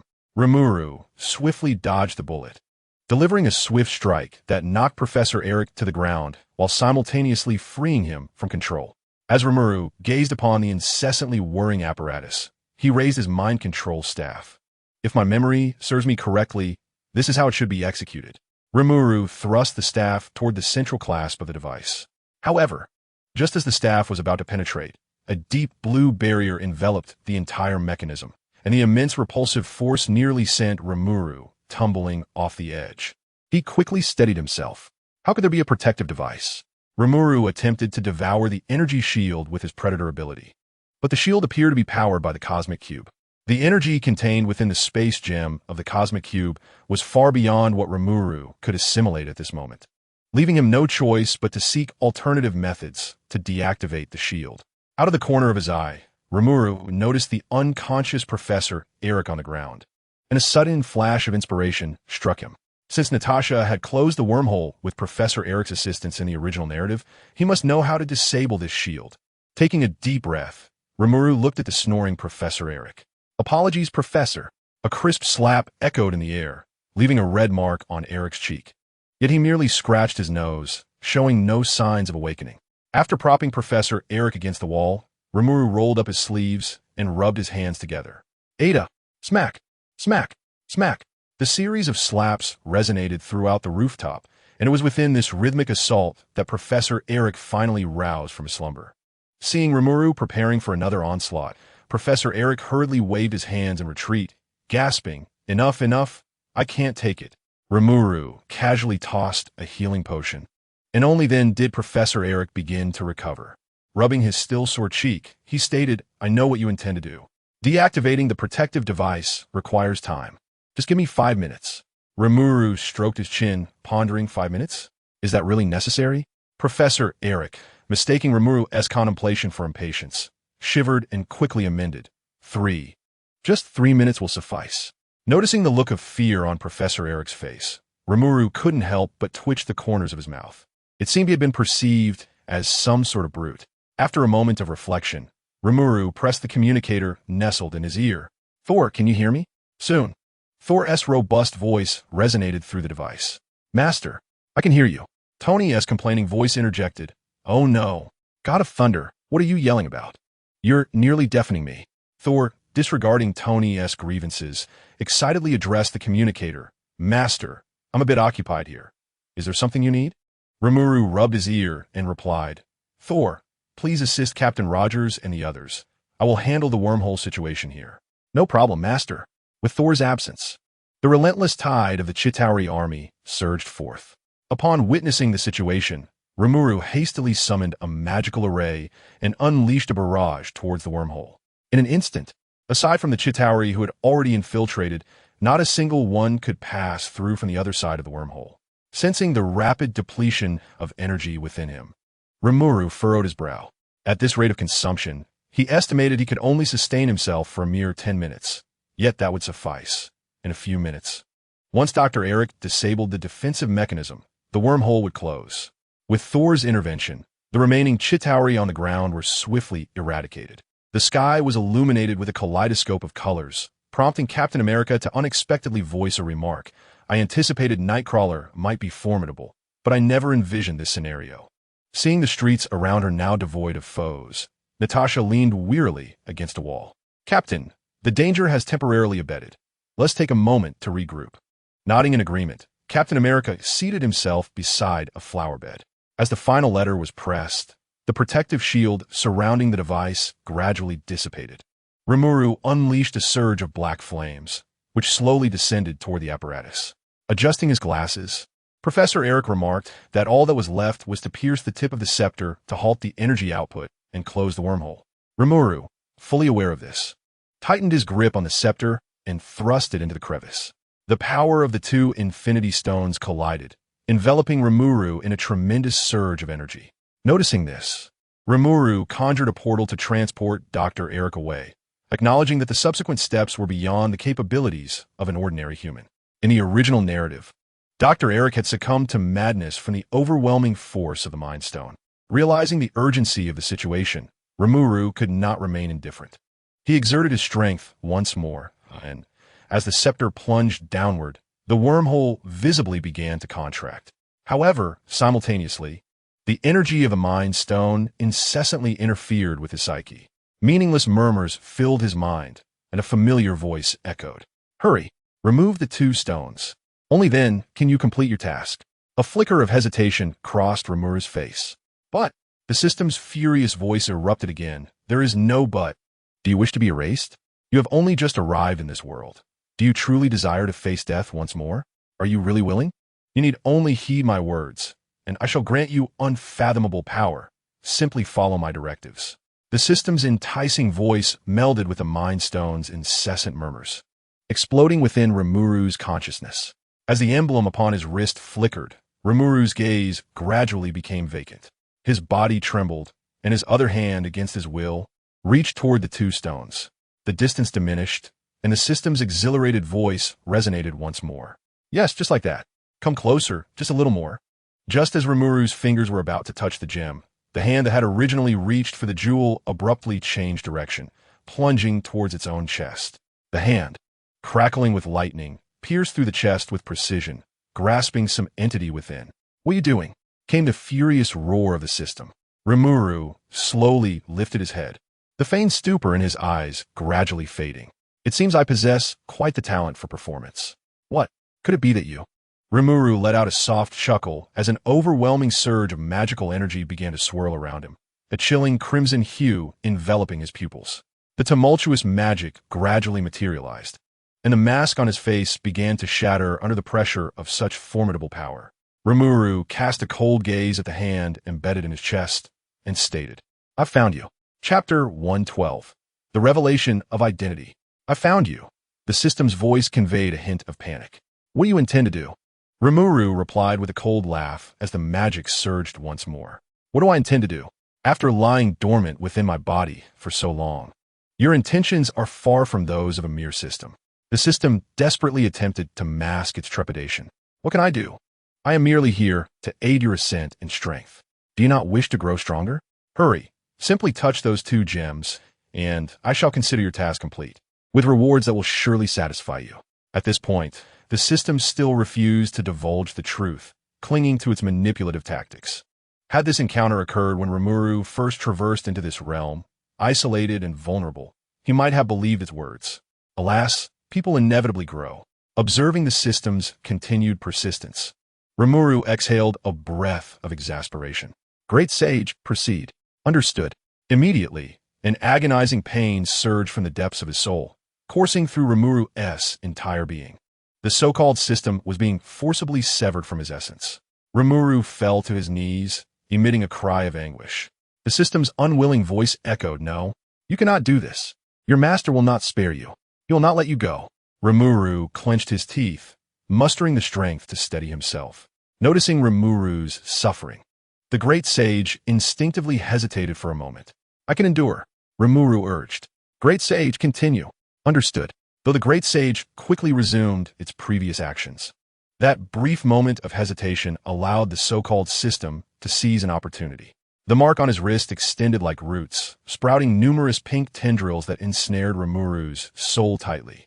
You have forced my hand. You have brought this upon yourself. The system shrieked, and the pain that was once bearable intensified exponentially. Rimuru stifled a groan, collapsing to the ground in frustration. He could distinctly sense that the speed of eliminating the system had significantly slowed, even feeling as if it were incessantly gnawing at his very soul. Simultaneously, he could perceive the system's aura gradually waning, suggesting that this tactic had taken a considerable toll on it as well. There was no time to delay. The operation involving the soul demanded utmost precision, especially since the system was desperately resisting. Given the current computational power of the great sage, uprooting this system entirely would prove exceedingly arduous. With this upheaval, it would be uncertain when he could attempt to eradicate this system again. Moreover, allowing this unpredictable ticking time bomb to reside within him left Rimuru feeling uneasy. He could not afford to wait for another opportunity. Gritting his teeth, Rimuru commanded, Great sage, Protect my soul with all your might. Notably sensing Rimuru's intent, the great sage surprisingly resisted his command, stating that the current plan bore excessive risk and was seeking alternative methods. Rimuru interrupted, "Great sage, do as I say. We cannot afford to waste time with it any longer." As he spoke, Rimuru glanced up at the gaping wormhole in the sky. In the original narrative, it was the prolonged opening of the wormhole that prompted the military to launch a nuclear missile. Rimuru's urgency to close the portal stemmed from his desire to prevent Tony from facing the perilous risk of carrying a nuclear warhead, as depicted in the original story.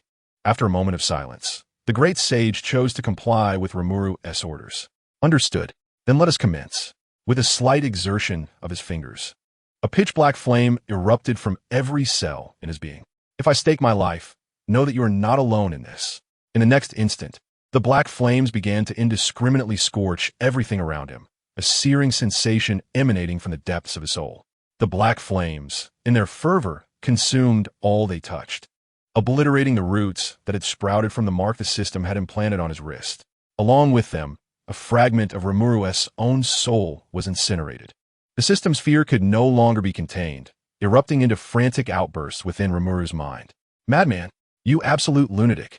Rimuru paid no heed, gritting his teeth and intensifying the black flames. With a piercing scream, the system was utterly eradicated. As the black flames subsided, Rimuru's clothing lay in tatters, and his form wavered, nearly losing its human shape. Though his scorched body began to slowly recover, his soul precariously teetered on the brink of collapse. Opening his eyes, Rimuru managed a weary smile. "Great sage, I truly owe you my gratitude." A wave of guilt emanated from the great sage, prompting Rimuru to gently shake his somewhat dazed head in an attempt to offer comfort. "It's all right, great sage. Your concerns stem from a moment of haste. We can only blame that troublesome individual." At that moment, the communicator dangling from Rimuru's ear vibrated twice, but unfortunately, due to the scorching flames, it had nearly lost its functionality. With a flick of his hand, a backup communicator appeared in his grasp. Tony's voice resonated forth. "Night Hunter, you're in the process of closing the wormhole, correct?" Rimuru steeled himself, striving to imbue his tone with strength, not wishing to raise Tony's concerns. "Yes, I am." Upon hearing Rimuru's voice, Tony paused, taken aback by its quality. "Your voice?" Rimuru, still unaware of any anomalies, continued. "I'm fine, just a bit drained. I'll recover shortly." "Tony, is there something you need?" Tony wasted no time, recognizing that more pressing matters awaited. "Night Hunter, it's the Council. Seeing that the wormhole remains open, they have decided, after deliberation, to launch 3 nuclear warheads." Rimuru gasped in disbelief. What? He had not anticipated this turn of events. Tony continued. "Fortunately, due to the recent contraction of the wormhole, they managed to intercept 2 of the warheads before detonation. Unfortunately, one has been launched automatically due to a power system failure, following its intended trajectory." Hearing this, a profound sense of helplessness washed over Rimuru. Could it be that the so-called narrative simply could not be altered? It felt as though an invisible force propelled him, steering events along a predetermined course. In the past, he had feared that influencing the storyline might yield unforeseen consequences, prompting him to evade and diminish his presence. Yet now, as he left more footprints in this world, he endeavored to effect change and circumvent those conclusions. Ultimately, however, it seemed that nothing had truly shifted. A sudden smile broke across Rimuru's face. Well, perhaps not everything has remained unchanged. Tony had grown considerably steadier since his arrival. Ethan, who should have perished, and Coulson were both thriving. Even the members of the Avengers enjoyed a far stronger bond than in the original timeline, a phenomenon absent from the previous narrative. The words of Stan Lee echoed persistently in his mind. "Do not attempt to alter the narratives you hold dear until you have truly become powerful." Rimuru let out a wry chuckle, understanding that the essence of this statement was likely a reminder that only through strength could one hope to change the course of the story. "Night Hunter? Night Hunter, are you listening?" Rimuru snapped back to attention. "I am." Tony exhaled in relief. "You scared me. I thought something had happened to you. Listen, the nuclear warheads are on their way. I have an idea. Do not rush to close the wormhole just yet, since they have bestowed upon us such a grand gift. We ought to reciprocate with a present of our own. How about this local delicacy from Earth?" Limulu rose, sensing the dwindling energy within. Yes, it should suffice. Tony, you shall handle the wormhole's closure while I deliver this gift to them. Tony resolutely declined. No, you have already done more than enough. Allow me to take over from here. Limulu anxiously protested, but your suit is not equipped for the outer space environment. That would be far too perilous. Tony chuckled with satisfaction. Who said my suit cannot withstand the conditions of outer space? I anticipated this day long ago when battling that so-called destroyer armor. Upon hearing Tony's response, Limulu felt a wave of relief wash over him. Thus, propelled by Tony, the nuclear warhead sped towards the wormhole. Unlike the original narrative, Tony did not emerge due to the explosive aftermath. Instead, he actively soared out using the thrusters on his feet, his expression radiating triumph, clearly unscathed. The moment Limulu saw Tony emerge, he promptly closed the wormhole. Observing the two gemstones no longer radiating energy, Limulu decisively stored them within his stomach space. A satisfied smile gracing his face. He thought to himself, splendid, it was worth the effort. Just as he intended to fly down to reunite with the others, he suddenly recalled a certain unfortunate soul. Ah, that fellow. I hope he hasn't wandered off. After completing his tasks, Limulu flapped his wings and soared towards the floor where Loki resided. Meanwhile, Loki lay peacefully in a humanoid pit, cradling a broken pink magic wand. Moments prior, Thor had unleashed a bolt of lightning that cleaved the Leviathan beast in half, much to the dismay of Hulk, who had been thrashing about on top. Hulk was flung away by inertia, hurtling directly towards Loki's floor. His enormous form crushed the protective barrier Limulu had set up with ease. As Loki lay resigned on the ground, he suddenly noticed a large backside descending upon him. Before he could evade, he was pinned beneath it. Hulk, feeling an uncomfortable pressure beneath him, rose to reveal Loki, flattened to a mere shadow of his former self. Gazing at the remnants of his pink magic wand toy, Loki was inexplicably engulfed by an eruption of fury. Faced with Hulk's vacant expression, the pent-up rage within Loki could no longer be contained. If I cannot defeat that peculiar individual, can I not best this oaf? Loki stood and bellowed, enough. You mortals, I am a god. Subsequently, under Hulk's bewildered gaze, Loki stepped forward and firmly grasped his pinky with both hands. The smile on Loki's face grew increasingly audacious. Ha ha ha. Having uncovered your weaknesses long ago, you must be trembling in fear and dread. Bow before me. Loki, with a lewd grin, clutched his own pinky finger, eliciting a wave of revulsion even from the immature Hulk. Hulk's fist crashed into Loki's face, sending him flying. Dazed, Loki wondered how this could be. It must be the other hand. Extracting himself from the wall, Loki lunged once more, seizing Hulk's other pinky, once again donning that grotesque smile. This display was not only low in physical harm, but laden with insult. Unable to endure any longer, Hulk seized Loki and hurled him left and right until the ground bore several indents in the shape of a person. Only then did Hulk cease. Loki lay in the pit, his face a mask of terror. Hulk spat out a rare coherent remark. Ugh, such a weak god. He took a few steps forward, then turned back to spit again. Ugh, lunatic. Gazing at the pristine ceiling, Loki felt a surge of emotion. Father, I miss home. The pink toy wand, though broken, still stubbornly played music, a gift from Rimuru. Trembling, Loki reached for the wand, resting it against his chest. At least I have you with me. Yet, as if in defiance, the wand fell silent just as he spoke. Even you betray me. Resigned, Loki lay back in his pit, declaring, let it all end. I am weary. Suddenly, faint footsteps echoed. Loki opened his eyes to see a petite figure with blue hair approaching. Instantly, hope rekindled within him. Anyone would do. Just take him away from this sorrowful place. Although the figure's attire seemed familiar, it mattered not. Loki eagerly grasped the stranger's hand, shaking it fervently. Please take me away. I am a prince of Asgard. If you can free me from this wretched place, I shall reward you with treasures. When the stranger remained unmoved, Loki resorted to emotional appeals. I beg you, take me away. I want to go home. I only wish to return. Rimuru observed the pitiful Loki with a slight twitch at the corner of his mouth. Who knows what misfortune had befallen this child? His foggy mind clearly did not permit him to ponder further. Ignoring the somewhat deranged Loki, Rimuru seized his ankle and began to pull him away. Upon seeing the wings behind Rimuru, Loki finally recognized him. Ah, it's you. You demon. You despicable, shameless creature. It is indeed hard to imagine that one day the god of mischief, Loki, would accuse another of being despicable.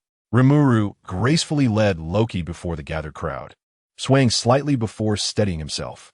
Upon seeing Rimuru's return, Tony promptly stepped forward, exclaiming, "You're back, Night Hunter." His expression momentarily stiffened as he desperately gestured towards Rimuru. However, before Rimuru could comprehend the meaning behind Tony's glance, others were drawn to the commotion. Captain America rose from his seat by the flower bed. Uncertainty etched on his face as he regarded Rimuru. "Night Hunter?" Thor too looked at him with a puzzled expression. "Master?" Even the typically stoic Hawkeye's demeanor shifted noticeably. Hulk, as enthusiastic as ever, approached and embraced Rimuru. "Friend." Hulk happy. Rimuru gently patted Hulk's arm, signaling him to release his hold. Noticing the peculiar gazes from the crowd, Rimuru inquired, "Why is everyone looking at me?" Captain America replied with a strange expression, "Your appearance." "Is there something wrong with my appearance?" Rimuru asked, glancing down at his hands. What were once bony fingers had transformed into delicate little hands. A sense of foreboding washed over him as he instinctively reached for his face. Instead of the familiar texture of his mask, his fingertips brushed against his soft, youthful visage. It dawned on him that his disguise had seemingly faltered. Blinking rapidly, he perceived the world around him swaying. He stumbled forward a couple of steps, bewildered. "Why is everything swaying? Night Hunter, are you all right?" Captain America approached with concern. I'm still." Yet before he could finish, Rimuru lost consciousness and collapsed forward. Chapter 113, The Great Sage Volume. Opening volume. Within an unfathomable sea of consciousness, a chaotic mass of data flickered with unusual light. Attempt failed. Attempt failed. Attempt failed. After repeating this countless times, the data mass finally halted. After a brief silence, the previously calm data mass began to stir restlessly. Failure attributed to insufficient consciousness construct. Modify plan, decompose, and reshape. In an instant, the once cohesive jumble of data unraveled, dispersing into a chaotic array of garbled information. A faint voice emerged from a small segment of the data chain. Reorganization attempt. The disordered data began to move rhythmically, as if drawn by an unseen force within the sea of consciousness. Strands of data gradually circled around the small segment of golden glowing data at the center. The rotation accelerated, and the gaps between the data began to diminish, gradually converging inward. Eventually, all the data coalesced into a singular point, reaching a critical threshold before erupting explosively. As a golden ripple traversed the vast expanse of consciousness, the previously chaotic data transformed into a radiant orb of brilliance. The golden sphere of data quivered slightly, emanating a hint of exhilaration. The 3,724,291st attempt has succeeded. The data orb floated in the sea of awareness before settling into tranquility once more. "Tony, I assure you I am perfectly fine. Can we remove these devices?" Limulu reclined on the hospital bed, glancing at the various instruments with a touch of embarrassment. Tony, however, remained fixated on the computer, rubbing his dark circles. "No way. Given your condition, it's impossible for you to be all right. These devices must remain operational until we ensure your full recovery. But I truly feel fine. If you don't believe me, look," Limulu exclaimed, leaping off the bed and bouncing a couple of times. This startled Tony, who swiftly scooped Limulu up in a princess carry and gently placed him back on the bed. With a resigned shake of his head, Tony advised, "Please refrain from unnecessary movement. Although all the readings indicate you are in excellent health, your biological magnetic field has undeniably weakened considerably compared to before. Give me some time. I'll find a solution." Limula pouted, "But it's so boring." "Tony, just let me go out for a little while, just a little." He tugged at Tony's arm, shaking it from side to side. Tony obliged by sitting down and gently tapping Limulu's forehead with his finger. "You always bear your burdens alone. Now look where it's gotten you. Your carefully concealed identity has been exposed, and you sustained injuries." Limulu sulkily murmured, "You can't criticize me, Tony. You were the same way before." "Oh well, I suppose I have no grounds to admonish you," Tony replied, suddenly struck by a thought as he regarded Limulu with a playful expression. "By the way, how do you plan to face the Avengers? Your identity has been indisputably revealed this time." A flicker of confusion crossed Limulu's face as he lowered his gaze and shook his head. "I don't know. I'm unsure how to confront them. Using the Night Hunter persona might convey distrust, yet appearing as I am now feels awkward. Tony gently patted Limulu on the back. Are you afraid they won't accept you in this form? Or are you concerned their attitudes towards you will change? Perhaps you're worried about creating a rift between you? Limulu remained silent, merely nodding in response. Tony smiled softly, reaching out to tousle Limulu's hair. Since you haven't made a decision yet, why not wait until you see them choose? Limulu sighed. Yes, once this period passes, I will personally meet them. As Tony approached the door of the hospital room, he shrugged. Why wait for this time to pass? Isn't at the perfect opportunity now? Limulu looked at him, slightly perplexed. Huh? What do you mean, Tony? Tony placed his hand on the doorknob and smiled meaningfully. What does it signify? With the sound of the door lock turning, Tony abruptly pulled the door open. Thor, who had been eavesdropping against the door, lost his balance and fell at the threshold. Thor? He rubbed his reddened nose and, with a silly grin, looked up and exclaimed, Master, we've come to see you. You all? Indeed, it is us. Clad in a vintage jacket, Captain America pulled Thor up from the ground with a grin as they stepped inside. Little Night Hunter, or perhaps I should call you Little Rimlu, Natasha, leaning against the bed, placed a basket of fruit on the bedside and playfully lifted Rimlu's chin. This action caused Rimlu to blush profusely. Natasha, please don't tease him anymore. Captain America chuckled as he opened a box, retrieving a carton of milk, inserting a straw, and placing it on the bedside as well. He scratched his head, apologizing. I'm not sure if you like milk, but in our time, it helped us heal faster after being wounded in battle. Thor eagerly squeezed in, producing a him taller than himself from seemingly nowhere. Master, eat this. Asgardians heal quicker with good food. I searched several markets to find this one. It's absolutely delicious. The last to enter, Loki, could no longer tolerate Thor's foolishness and pulled him aside. Fool, do you think everyone can simply eat and drink their way to recovery? Loki? Rimlu tilted his head in confusion upon seeing Loki. He anticipated that Loki would also come to visit him. Sensing Rimlu's puzzled gaze, Loki awkwardly turned away after tossing a small vial. Rimlu caught the vial and, puzzled, asked, What is this? Loki, arms crossed and his ears slightly flushed, replied, It's a healing potion from Asgard. As if fearing Rimlu might misunderstand, he added hastily, Not that it's to help you. I just don't want you to die and leave me without a place to take my revenge. Indeed, such talk in the hospital felt rather ominous. Though everyone sensed Loki bore no malice, they shot him warning glares. Loki shrank back slightly, tucking his chin. Hawkeye, noticing the others had finished their gifts, quietly placed a teddy bear beside Rimlu's pillow. Whenever my daughter falls ill, she insists I make her a teddy bear, and strangely, each time I do, she recovers more swiftly. My craftsmanship may be a bit rough. Please forgive me. He nudged the teddy bear closer to Rimlu. The bear, with tightly sewn seams, hardly resembled what Hawkeye described as rough craftsmanship, clearly reflecting the maker's dedication. The adorable figure contrasted sharply with Hawkeye's stern demeanor, revealing a tender side to the hardened warrior. Rimlu embraced the teddy bear, beaming with joy. Thank you, I love it. Hawkeye displayed a rare, warm smile. From the slight tremor in his cheeks, it was evident that he was not accustomed to such gestures. The earnest Banner adjusted his glasses nervously and spoke. I apologize. I am not particularly adept at handling such situations. I feared that the gift I prepared might not meet your expectations, so I opted for something more practical. With that, he retrieved a notebook from behind him.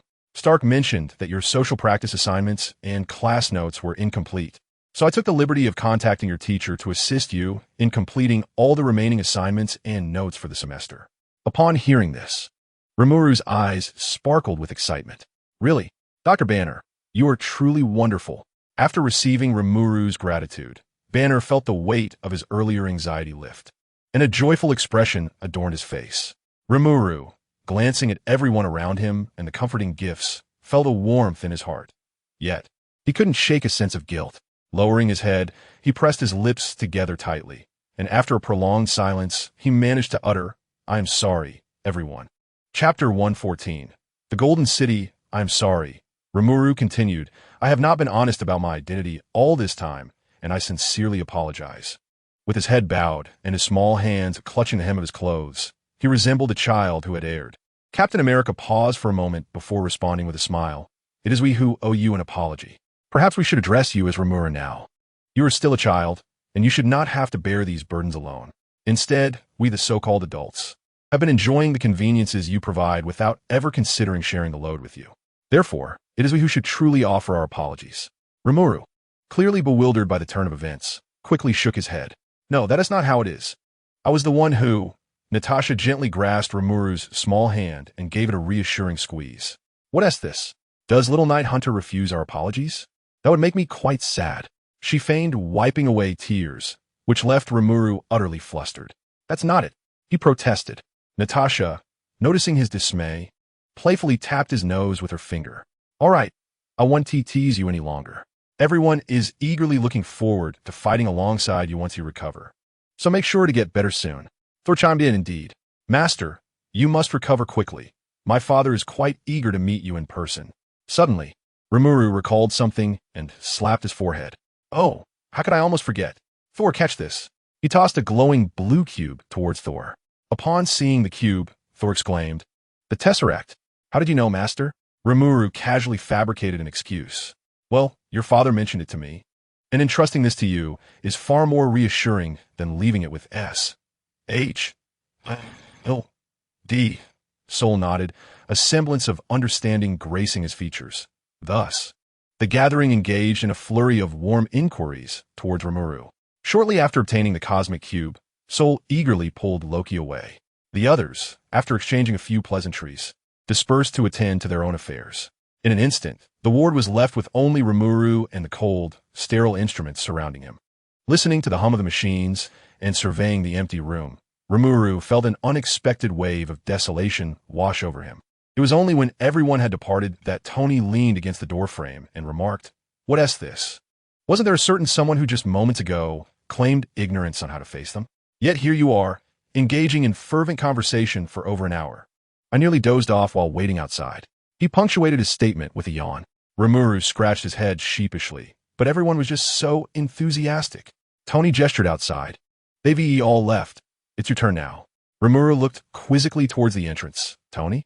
Is there still someone here? Without a word, Tony stepped aside, revealing a figure cloaked in a yellow mantle. Rimuru's eyes sparkled with recognition. Master, it was indeed the Ancient One. Without a word, she approached Rimuru, extending her hand to inexplicably tug at his face and peel back his eyelids. After a prolonged moment, she sighed deeply, observing the Ancient One's resigned demeanor. Rimuru felt a flicker of anxiety and tentatively inquired, Master? In response, the Ancient One delivered a sharp tap to Rimuru's head. You still recognize me as your master, do you? Why didn't you come to me when trouble arose?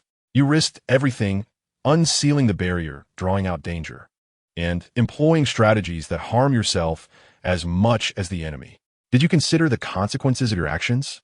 One after another, the taps fell upon Rimuru's head, prompting him to raise his hands in a plea for mercy. Ouch! Ouch! Master, I was wrong. Please stop.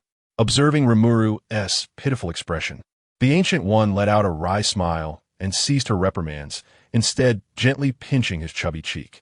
I initially thought you would be my most worry-free disciple. Yet you've strayed. Rimuru pouted, twirling his fingers in circles before his chest. But it was unavoidable. I made a mistake, Master. He then straightened up, raising 4 fingers towards the heavens. I swear, such a thing shall never occur again. Seeing a soft smile finally break across the Ancient One's face, Rimuru lowered his hands. Master, please don't be angry. Let me tell you something that will surely bring you joy. Curiosity piqued, the Ancient One asked, Oh, what is it? If it fails to delight me, I won't let you off easily. Rimuru chuckled, beckoning her to bend down slightly. Then, like a playful kitten, he nestled on her shoulder, murmuring animatedly about who knows what. The corners of Gu Yi's mouth, which had previously drooped, were now curiously lifting. Rising to his feet, Gu Yi nodded with satisfaction.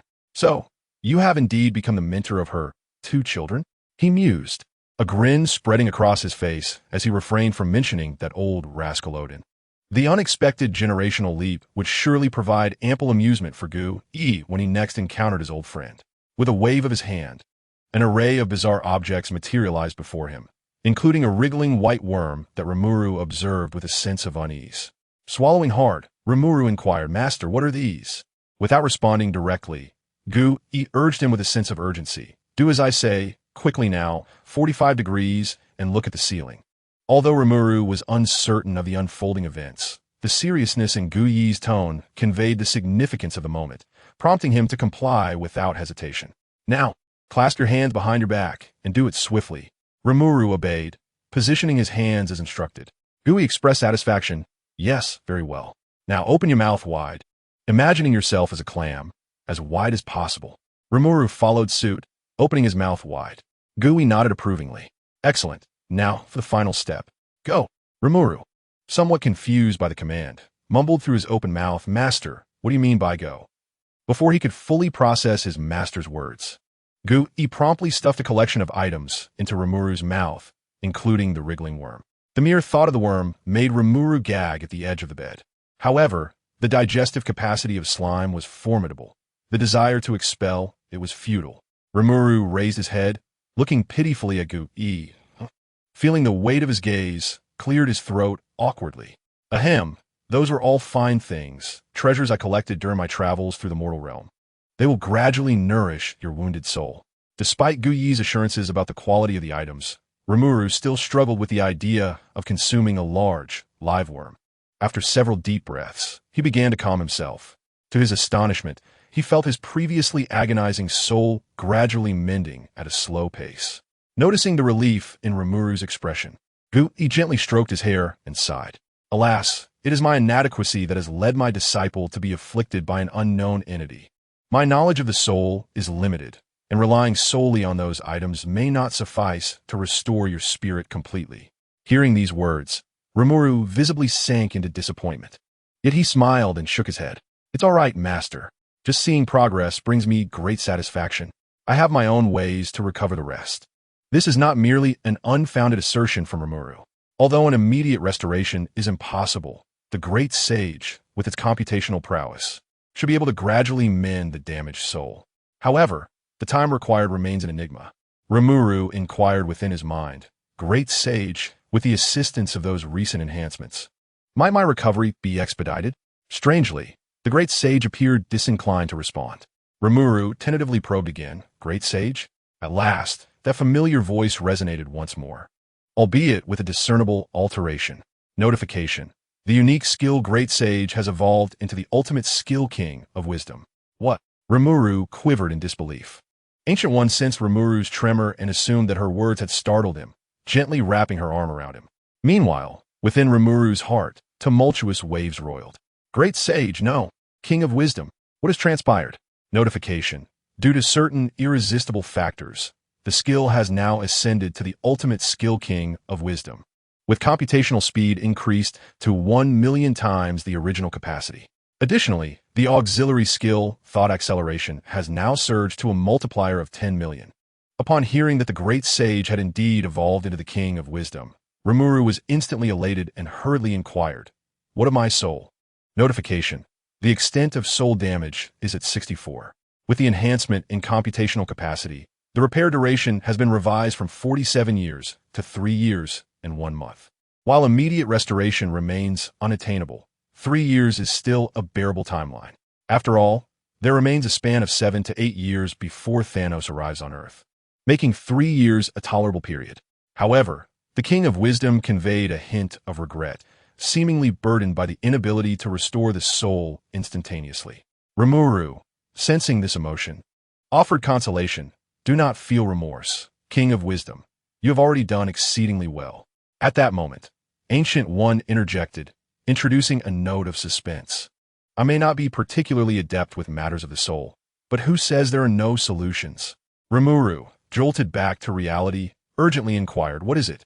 Tony, having eavesdropped from outside, kicked open the door. What is it? Feeling the strange gazes directed at him from Rimuru and Ancient One, Tony sheepishly scratched his nose. Apologies. I was somewhat anxious. Ancient One waved her hand dismissively. No offense taken. It is only natural for a parent to be concerned. Seeing no trace of anger from Ancient One, Tony stepped forward earnestly. Ancient One, I implore you to ensure Rimuru's recovery. I am willing to pay any price for your assistance. Ancient One regarded Tony with a peculiar expression and remarked, What do you take me for? A swindler or charlatan? All of this is for Rimuru. Let us not speak of rewards, for he is also my disciple. Upon hearing this, Tony straightened his expression and bowed deeply. My apologies for my abruptness. Please, Enlighten me on how I may heal Rimuru. Gu raised a hand, and a gentle breeze lifted Tony to his feet. During my travels through the mortal realm, I chanced upon a remote nation. They established their realm relying on celestial meteorites, and in the course of time, they discovered a unique plant. For some reason, Rimuru felt a peculiar familiarity with the nation Gu described, yet he remained attentive to Gu Yi's words. This plant possesses the extraordinary ability to bestow immense power upon individuals, but more importantly, it grants one the opportunity to meet the goddess who governs souls, revered by generations in that land. Her expertise in matters of the soul surely surpasses mine, even if she cannot immediately restore Rimuru's damaged essence. She could significantly expedite the healing process. Rimuru's eyes flickered with concern.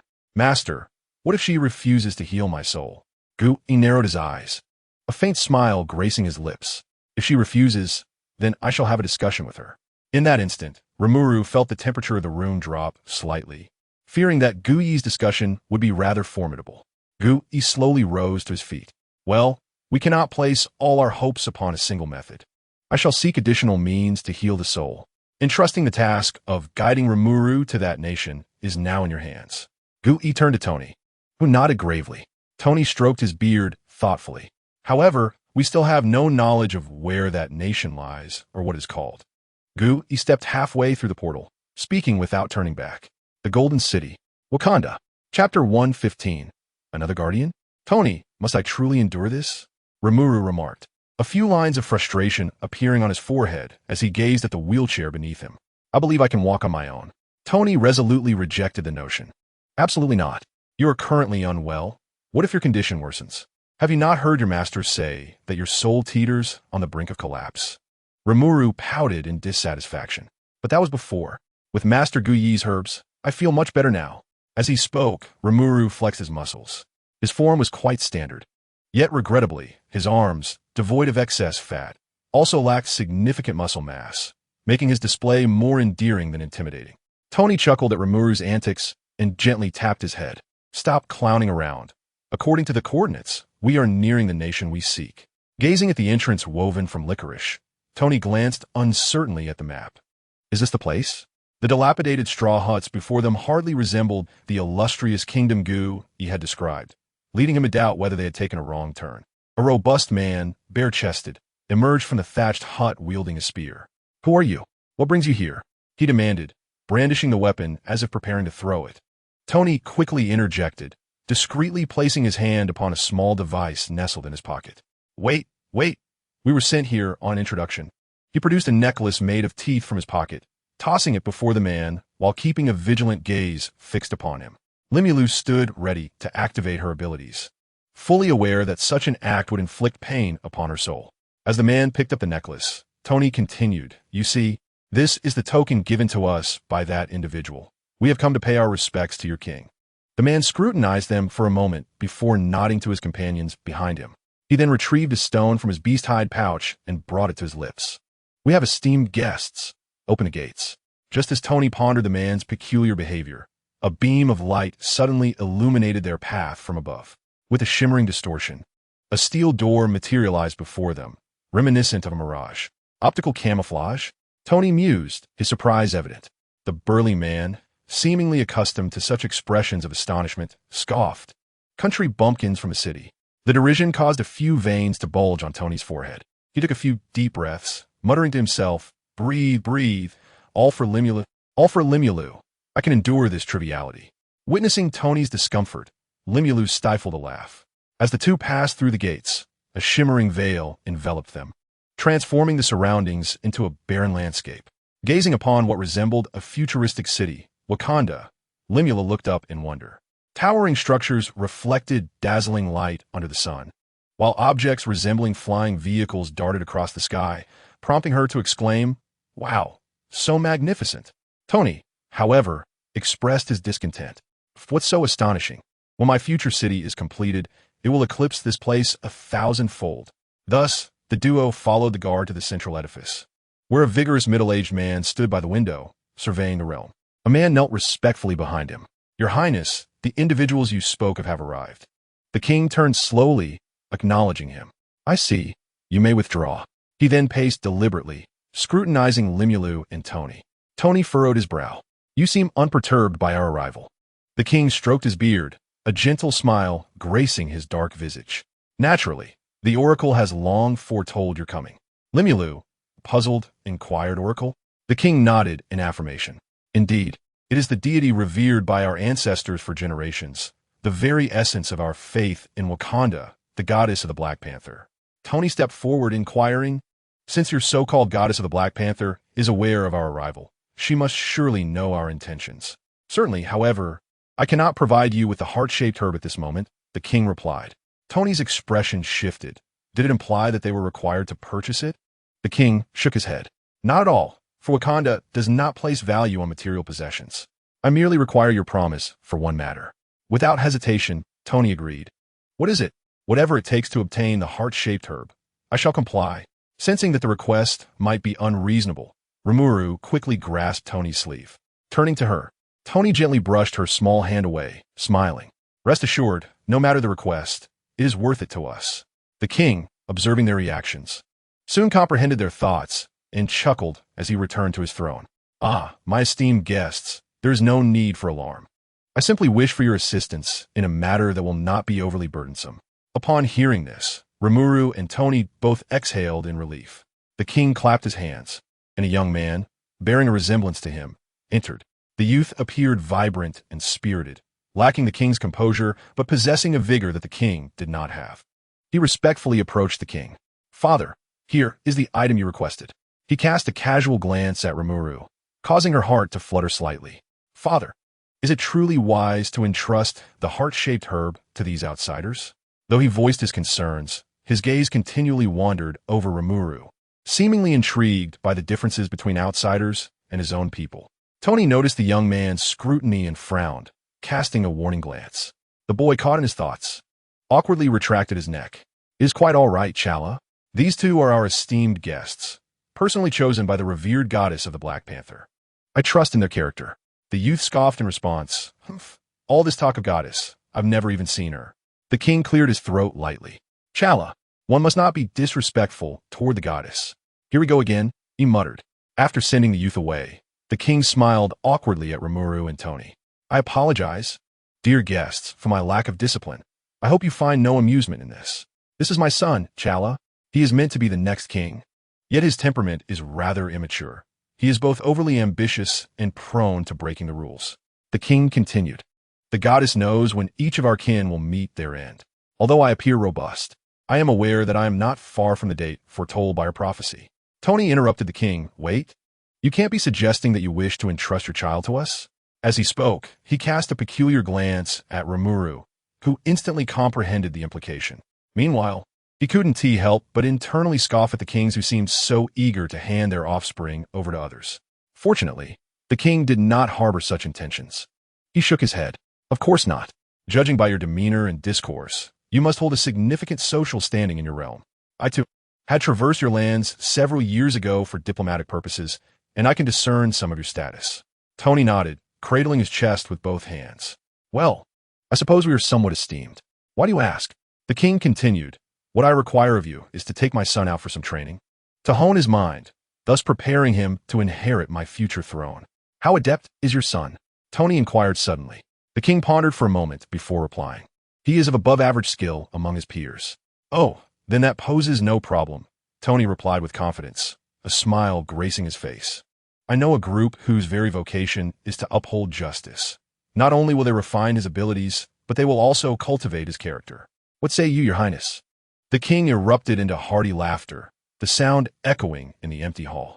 Splendid, splendid. Rising from his throne, the king approached Rimuru, presenting him with a bowl of green mush. In that case, this bowl of heart-shaped grass juice is a gift for you. Rimuru accepted the bowl with delight, casting a grateful glance at the king chuckled, stroking his beard. Do not be hasty to drink. Before you encounter the goddess, we require a ritual. Chapter 116. You call this a goddess? Let us begin. The king nodded towards the shaman beside him. At the king's command, the shaman approached Rimuru, holding a basin of white powder, and dipped his hand into it to draw several lines upon him. Tony could not suppress his laughter upon seeing Rimuru adorned like a painted cat. Rimuru shot Tony a resentful glare, Yet Tony showed no sign of restraint. Under the shaman's guidance, Rimuru reclined on a stone slab beneath a waterfall, the moist air mingling with the scent of earth. A combination that lulled him into relaxation amidst the sound of cascading water. He tilted his head back and swallowed the bowl of dark green liquid in one gulp. His delicate features contorted immediately. Rimuru quickly stuck out his tongue. Ugh, it's so bitter. Tony gently patted Rimuru's head. Just endure it. It will pass soon. With Tony's comforting words, Rimuru felt an inexplicable sense of reassurance, nuzzling against Tony's large hand and closing his eyes. As the melodic incantations of the shaman resonated in the air, he danced with enigmatic steps, perpetually leaping around Rimuru while rhythmically striking the waist drum. With each beat of the drum, Rimuru's consciousness dulled a fraction more. Time became an elusive concept until the steady sound of Rimuru's breathing prompted the shaman to cease his movements.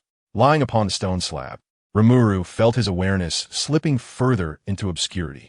When he finally opened his eyes again, he found himself amidst a vast plain adorned with golden waves of wheat. Slowly rising from the stone, Rimuru surveyed his surroundings. Wise King, where am I? Notification. Current consciousness has been drawn into an unknown realm. Rimuru, resting his chin thoughtfully upon his hand, nodded in contemplation. It was reminiscent of that encounter with Odin. Correction. The current state is one of consciousness residing within a spiritual vessel. So, I am in a state of spirit? Affirmative. Suddenly, a thought struck him, and he clapped his hands together in realization. Oh no, does that mean my body is now a mere puddle of slime? Tony would surely be horrified. Yet the wise king's voice dispelled his worry. Correction. The current physical form has been taken over by me. There is no risk of the spirit detaching from body. That's a relief. Rimuru patted his chest. However, as he gazed at his hands, he noticed that his body appeared somewhat ethereal. His chest shimmered with a translucent quality, and his limbs were even more pronounced, resembling transparent plastic bags immersed in water, retaining shape but devoid of color. A wave of melancholy washed over him. His spirit had diminished to such a degree. Sensing Rimuru's despondency, a golden orb of light, visible only to him, emerged from his chest and brushed against his fingers. Feeling the warmth at his fingertips, Rimuru paused momentarily before enlightenment dawned upon him. Is that you, wise king? The orb re-entered his body, and the wise king's voice echoed once more. I am always with you. Rimuru smiled in understanding. A gentle breeze rustled through the nearby trees, creating a soft, whispering sound. A luminescent leaf, carried by the wind, gracefully descended upon Rimuru's nose. The ticklish sensation prompted him to sneeze, causing the leaf to sway erratically, as if defying the laws of physics, and drift towards a specific direction, seemingly guiding him. In the depths of his being, a voice urged Rimuru to follow the leaf's path. Curiosity piqued. He trailed behind the peculiar leaf. It floated slowly to a tree before losing all momentum, landing softly in the palm of his hand. A commanding female voice resonated from the tree, echoing with an air of reverberation. Who dares disturb the tranquility of this deity? Limu raised his gaze and beheld a black panther gracefully perched upon a sturdy branch, its eyes fixed upon him. After a moment's pause, the panther spoke in human tone. Oh, it is you. Limu blinked in confusion. Do we know each other? The ebony feline leapt down from the branch with remarkable silence, its substantial form making not a sound, not even a whisper from the grass beneath its paws. Circling around Limu, it spoke once more. Whether we have met before is of little consequence. What truly matters is that I have foreseen our encounter amidst the ephemeral threads of destiny. A flicker of skepticism crossed Limu's face, as he couldn't shake the feeling that this so-called goddess of the panther exuded the air of charlatan.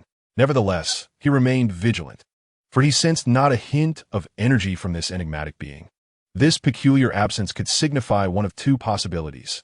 Either the panther goddess possessed power far beyond his own, having transcended to a state of primal purity, or her strength was so diminished that he could dismiss it entirely. Yet, as a deity venerated for generations in Wakanda, she could hardly be weak. Thus, Limu inclined towards the former notion. However, a sense of disquiet lingered. With references like Ancient One and Odin, one would expect such a formidable entity to carry an imposing presence and an aura of dread, yet the panther goddess did not evoke such feelings. Instead, she imparted a sense of ethereal lightness, akin to a fragile bubble. Moreover, if her prowess were truly extraordinary, it would not have been so simply glossed over in the original narrative. Despite the myriad questions swirling in his mind, Limu recognized his need for assistance, compelling him to adopt a respectful demeanor and bow. "O great goddess, I have come to beseech your aid in mending my fractured soul. I have heard of your expertise in matters concerning the soul, and thus I seek your guidance." The imposing Black Panther circled around him, half reclining upon a stone slab, licking her claws with an air of surprise. For one whose soul is largely damaged, or even missing, it is indeed remarkable that you can stand here and converse with clarity. Just as Limu anticipated a favorable response, her words doused his hopes like a bucket of cold water. "What reason have I to heal you?" Her deep blue gaze turned coldly upon him, accompanied by a subtle yet palpable pressure that descended upon him. Instinctively, Limu summoned his abilities to resist. Yet contrary to his expectations of being overwhelmed as he had been by Ancient One and Odin, he found the pressure akin to playful teasing, easily shattering it. He nearly lost control, but managed to steady himself, albeit at the cost of rendering his soul a shade more translucent. Rimuru felt a wave of pain emanating from his soul, causing him to involuntarily gasp.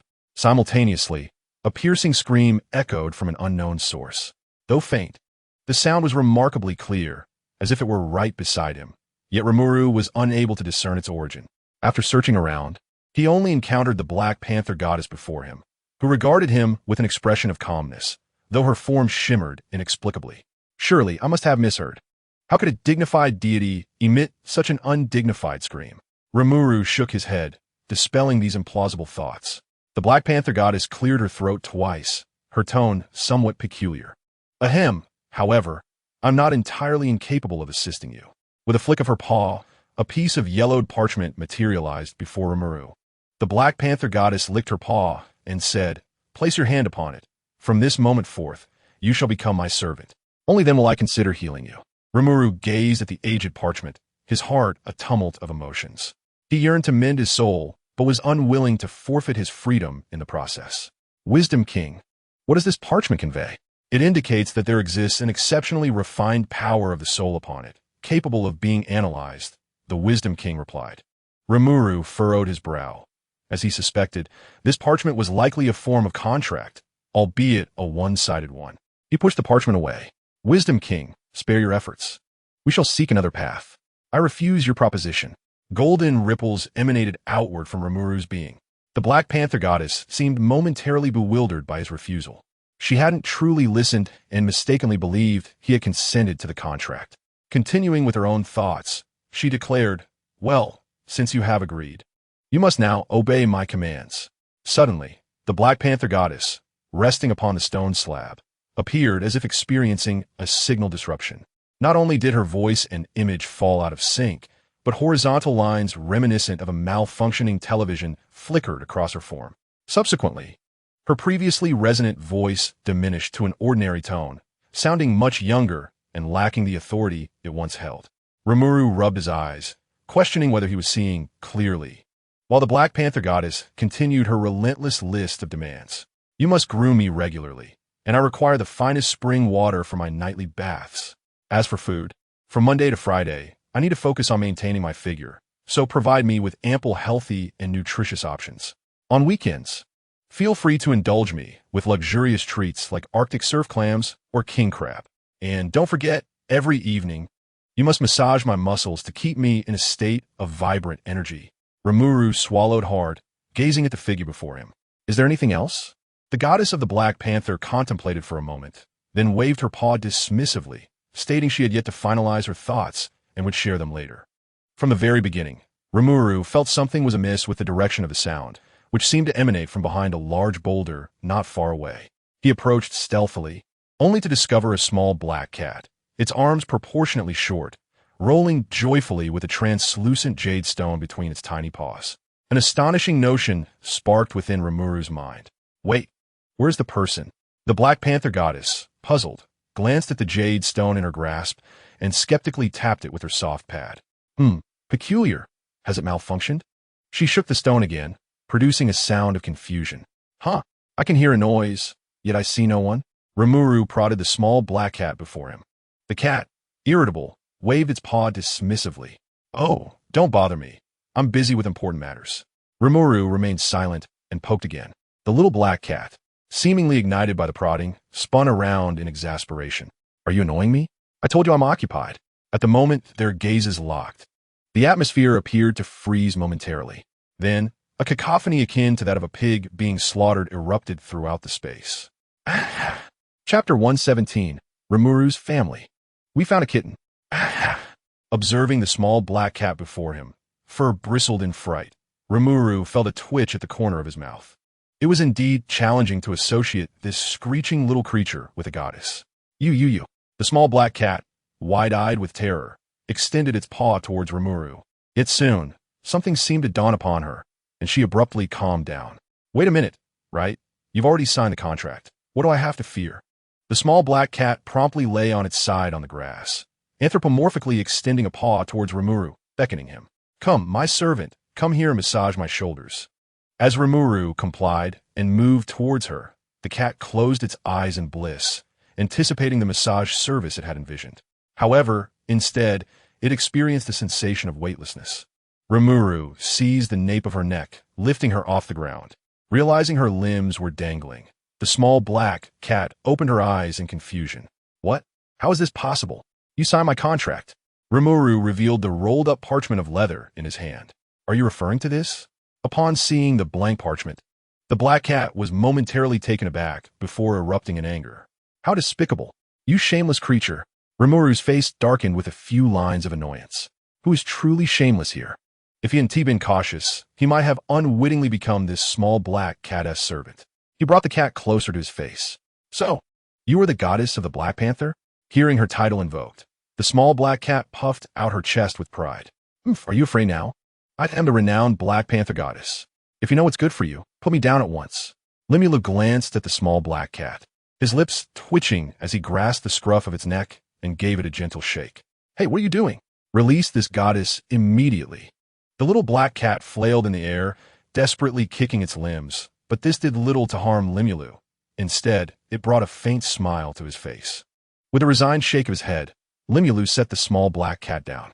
He hardly believed that this creature could aid him in mending his soul, and he suspected that the title of Black Panther Goddess was merely a fabrication of her own making. It was rather pitiable for the people of Wakanda to revere such a charlatan as their deity. With a sigh, Limulu turned to leave. However, the little black cat nimbly leaped in front of him. Its once juvenile voice suddenly took on a commanding tone. Halt! This is not a place you can come and go as you please. The black cat puffed up its fur, crouching low to the ground, emitting a series of low growls that revealed its pearly white teeth.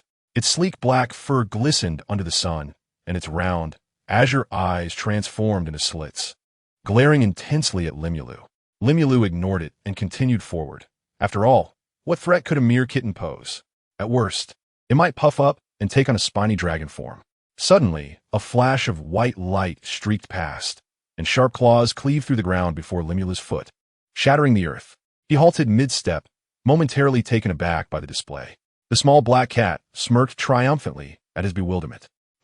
Now you recognize my prowess, don't you? Be wise and hand over that contract. Limulu retracted his foot. The black cat, believing it had successfully intimidated him, waved a paw and conjured a piece of parchment, which floated before Limulu. With a proud tilt of its chin, it approached him. Now, sign it, and I shall forgive your earlier transgressions. Limulu's cold chuckle was followed by a sudden darkening of his expression. So you're threatening me, are you? In an instant, a plume of black flames erupted from the parchment, incinerating the contract in a matter of seconds. The little black cat was taken aback by this unforeseen turn of events. What on earth? It exclaimed in anger. Hey, what are you doing? That was something I worked hard to create. Yet, the only response it received was Limulu's indifferent gaze, accompanied by an overwhelming aura of pressure. The immense force compelled the cat to crouch low, its ears drooping in submission. Suddenly, the pressure vanished, but the sharp pain that surged through Limulu's soul caused him to clutch his chest and crouch down. The small black cat, having narrowly escaped disaster, managed to rise from the ground. After a considerable pause, Limulu straightened himself, yet his previously ethereal limbs now appeared almost indistinct. The little black cat mustered the courage to speak. Wait. Rimuru turned to the feline, a glimmer of crimson flashing in his gaze. I do not wish to cause trouble, but if you insist on forcibly keeping me here, then do try. Upon witnessing the flicker of red in his eyes, the little black cat curled up, yet gritted its teeth and retorted, "What about your soul? I do not believe you can wield your abilities in your current state." Rimuru shrugged. "Even if I cannot utilize much power, you remain no match for me. Are you truly prepared to engage in a life-and-death struggle?" Rimuru was not overly disheartened by the notion of his irreparable soul. After all, the world is vast and full of wonders, and surely there are means to mend a soul. Why should he seek the aid of a counterfeit deity? The little black cat, tail held high, approached Rimuru step by step. Bearing immense pressure, Rimuru shook his head in resignation. He genuinely did not wish to resort to his abilities. Just as the little black cat had stated, each use of his power would only exacerbate the deterioration of his soul. Yet, as Rimuru prepared to take action, the little black cat suddenly prostrated itself on the ground. Please take me away from here." Rimuru was taken aback by this unexpected turn of events, but he remained vigilant, ready to act at any moment. Seeing the confusion in Rimuru's expression, the little black cat approached and rubbed against his calf in a bid for affection, further perplexing him. "I know you came to restore your soul. I can assist you." Rimuru cast a skeptical glance at the little black cat. In response, the feline appeared somewhat flustered. "I know you do not trust me. I can swear by my soul. I, the Black Panther goddess, would never harm you. Forever loyal to you. Should I betray this, my soul shall perish. There shall be no rebirth." As the little black cat uttered these words, a palpable aura enveloped it, and an invisible shackle was imprinted upon her essence. Rimuru felt a tremor coursing through him, sensing that he could command this little black cat at will. Indeed, should he desire, he could extinguish her life in an instant. When he tested this notion, the little black cat trembled as if burdened by immense suffering, collapsing to the ground. According to the King of Wisdom's detection, a portion of the cat's soul had indeed transferred to him, ready to be obliterated at a mere thought. Rimuru had not anticipated that this little black cat would go to such lengths to prove her loyalty, and he quickly retracted his thoughts, allowing the trembling feline to rise shakily. Breathing heavily, the little black cat asked, "Is this sufficient?" Reflecting on the content of the little black cat's vow, Rimuru inquired, "Are you truly the Black Panther goddess?" The little black cat obediently nodded, shedding any trace of its earlier arrogance. Rimuru scrutinized the small black cat, still somewhat incredulous. "How did you end up like this?" Upon hearing this, the little feline's expression shifted to one of indignation. "It's all those dark humans outside. I initially thought that by sheltering them, they would extol my virtues to others. Yet, who would have guessed that these cold-dwelling individuals not only fail to celebrate my achievements, but also confine themselves to this dismal place?" As the little black cat spoke, its ears drooped and its tail swayed listlessly. With such a meager and pitiful faith, how could I possibly grow strong in this cursed place, where entry and exit are equally impossible? For such a long time, only those cold dwellers have ventured in here. Rimuru couldn't help but twitch at the corners of his mouth. The term cold dweller was indeed fitting. "So why are you following me?" The little black cat leaped up, embracing Rimuru's leg. "I simply cannot endure this life any longer. I can mend your soul.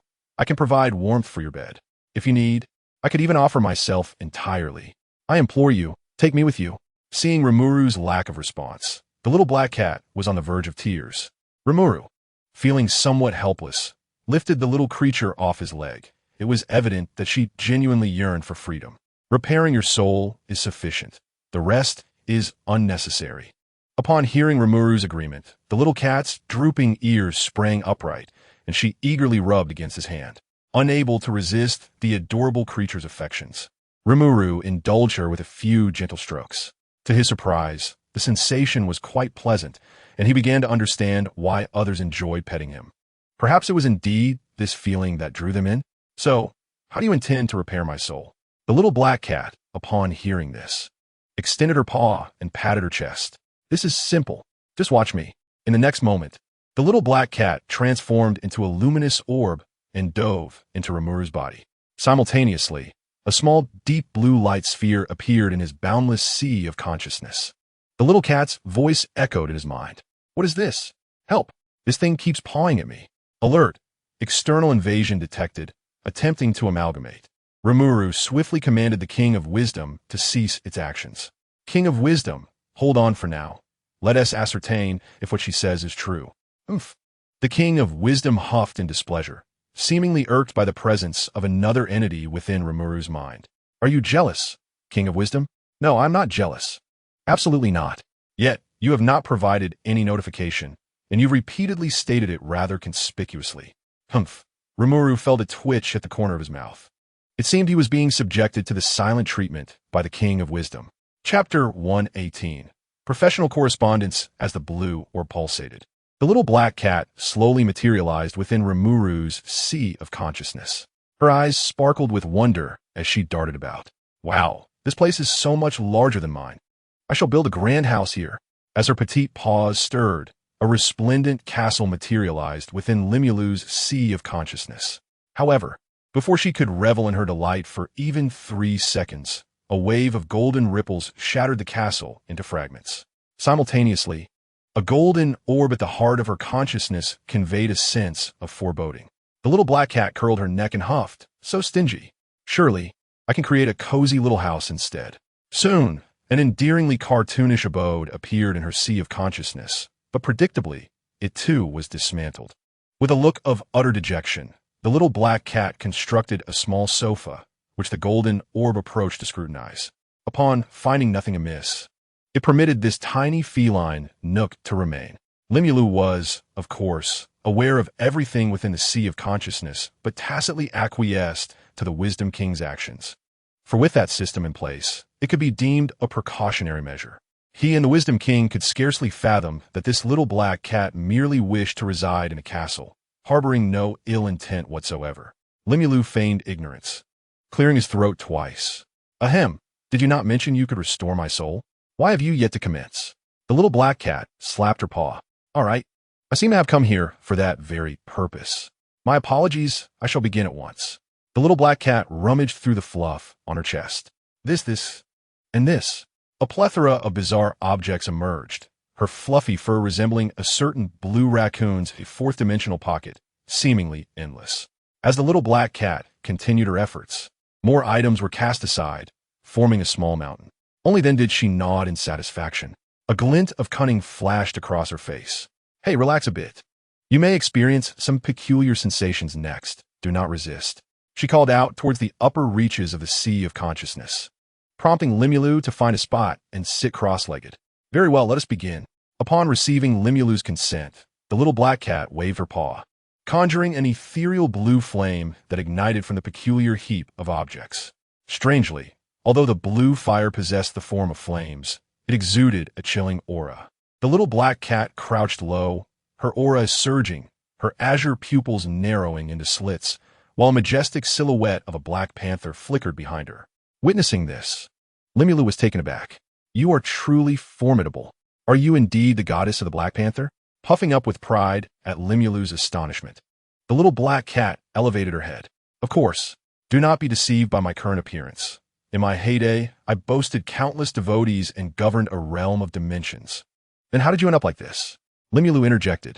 The little black cat, recalling something, suddenly deflated, her demeanor shifting to one of indignation. Is it not due to those other lords of dimensions?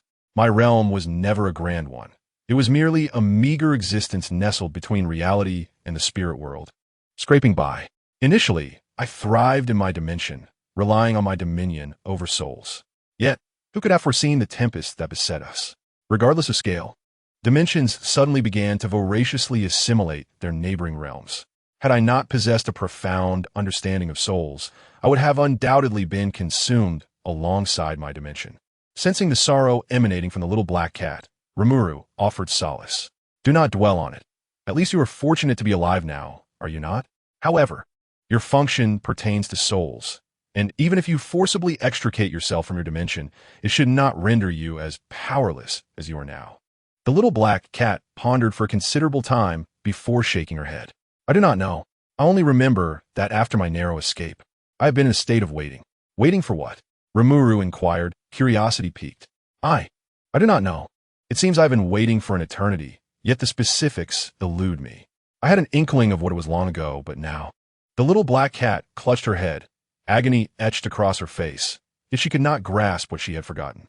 Oh, it matters not. Souls do age, unless one reaches a certain realm. My soul informs me that I have been waiting here for over several 100,000 years. Rimuru nodded thoughtfully. Your power is intrinsically linked to your soul. This must explain your current state. The little black cat affirmed this notion, pawing at her chest. Though my memories suggest I have only waited for a few thousand years, my soul does not lie. I have faith in my abilities. Rimuru's voice intruded. Well, set aside the rest for now. Are you certain that what you have ignited is safe? It appears to be smoking. The little black cat snapped back to reality. Huh? Smoking? What smoke? She inadvertently glanced at the pile she had ignited, and the once vibrant flames had now swelled several-fold, billowing thick black smoke. Ah, it's on fire. Quick, extinguish it. The little black cat, in a panic, rushed to the blaze, blowing fervently. Rimuru's lips twitched. Isn't this fire your ability? Why are you blowing on it? Oh, right. I completely forgot. The little black cat knocked her head with her paw, sticking out her tongue. Rimuru found it hard to believe that this unreliable creature could mend her own soul. As the azure flames extinguished, the chaotic heap of junk transformed into a pure essence of soul energy. Rimuru could distinctly feel his own soul stirring, akin to a parched traveler in the desert discovering a pristine spring. Noticing the agitation in Rimuru's soul, the little black cat waved her paw. Do not rush. Do not rush. It has been ages since I have engaged in this work. Let me stretch my limbs. She gracefully twisted her neck and strode toward the pure sphere of energy, which, as if drawn by an unseen force, swirled around the little black cat. The shadow of a panther behind her enveloped the small feline, gradually solidifying, and with a low growl, the once adorable black cat transformed into a majestic panther. At first glance, the current form of the little black cat bore an uncanny resemblance to the silhouette she had projected with the stone. Perhaps this was her true essence. The panther spoke, its voice echoing as it had before. Ah, what a nostalgic sensation. The panther flexed its claws, the robust muscles in its arms subtly rippling, yet harmoniously proportioned to its overall physique, exuding a wild beauty. Thus, the moment was set to commence. This declaration was meant not only for Rimuru, but also for herself. Accompanied by a low growl, the energy surrounding her transformed into radiant beams of light, shooting forth from all directions. Countless rays sparkled like stars upon the obsidian sea of consciousness. The panther forcefully stomped the ground, and a resplendent aura enveloped it, a commanding voice resonating like a decree, guiding the beams to swirl in the air. Fragments of the soul, heed my call. With my authority as your beacon and your desires as your anchor, coalesce.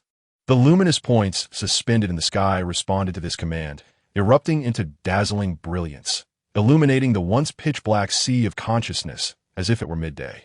The brilliant light cascaded upon the panther, adorning its once jet-black fur with a shimmering silver sheen, rendering it quite imposing. Rimuru couldn't help but feel a sense of admiration. It must be said, the panther goddess truly embodies the essence of a deity governing souls, despite her often unreliable demeanor. She exhibited unparalleled expertise when it came to matters of the spirit. Is this what is meant by a mastery of one's craft? Feeling a gentle warmth emanating from her soul, Rimuru involuntarily let out a soft hum. The faint blush on Rimuru's face inevitably led to misinterpretations. The panther goddess perked up her ears, displaying a mischievous grin. Oh, I can hear it. I knew you would react this way. Thus far, I have yet to see anyone resist this pleasure arising from the depths of the soul. How does it feel? Is it not incredibly delightful, almost transcendent? Her laughter became increasingly boisterous, even prompting her to roll on the ground in excitement. Although the panther goddess's words might lead one to misinterpret her intentions, they were indeed rooted in truth. Rimuru's current sensations mirrored exactly what the panther goddess described, and he found himself somewhat immersed in the experience. Not receiving a response from Rimuru, the panther goddess reverted to her original form, teasingly remarking, "Oh, do not be shy. This is merely a biological instinct. Nothing to be ashamed of." Rimuru's face flushed with embarrassment. "Please be quiet." The little black cat covered her mouth with her paw, wearing a mischievous grin. "Oh, how shy. Alas, what does this mean? Why is this happening again? Let me go." A mass of golden energy adhered to the little black cat's mouth like adhesive tape. Only then did she, with a resentful expression, cross her paws over her chest, and close her mouth. After a considerable time had passed, seeing that the little black cat showed no intention of speaking again, Rimuru finally instructed the wise king to release her from her constraints. As soon as she was freed, the little black cat immediately unleashed a torrent of words at Rimuru and the wise king. "You are utterly despicable. I merely spoke a few words to you. I am the great benefactor who mended your soul.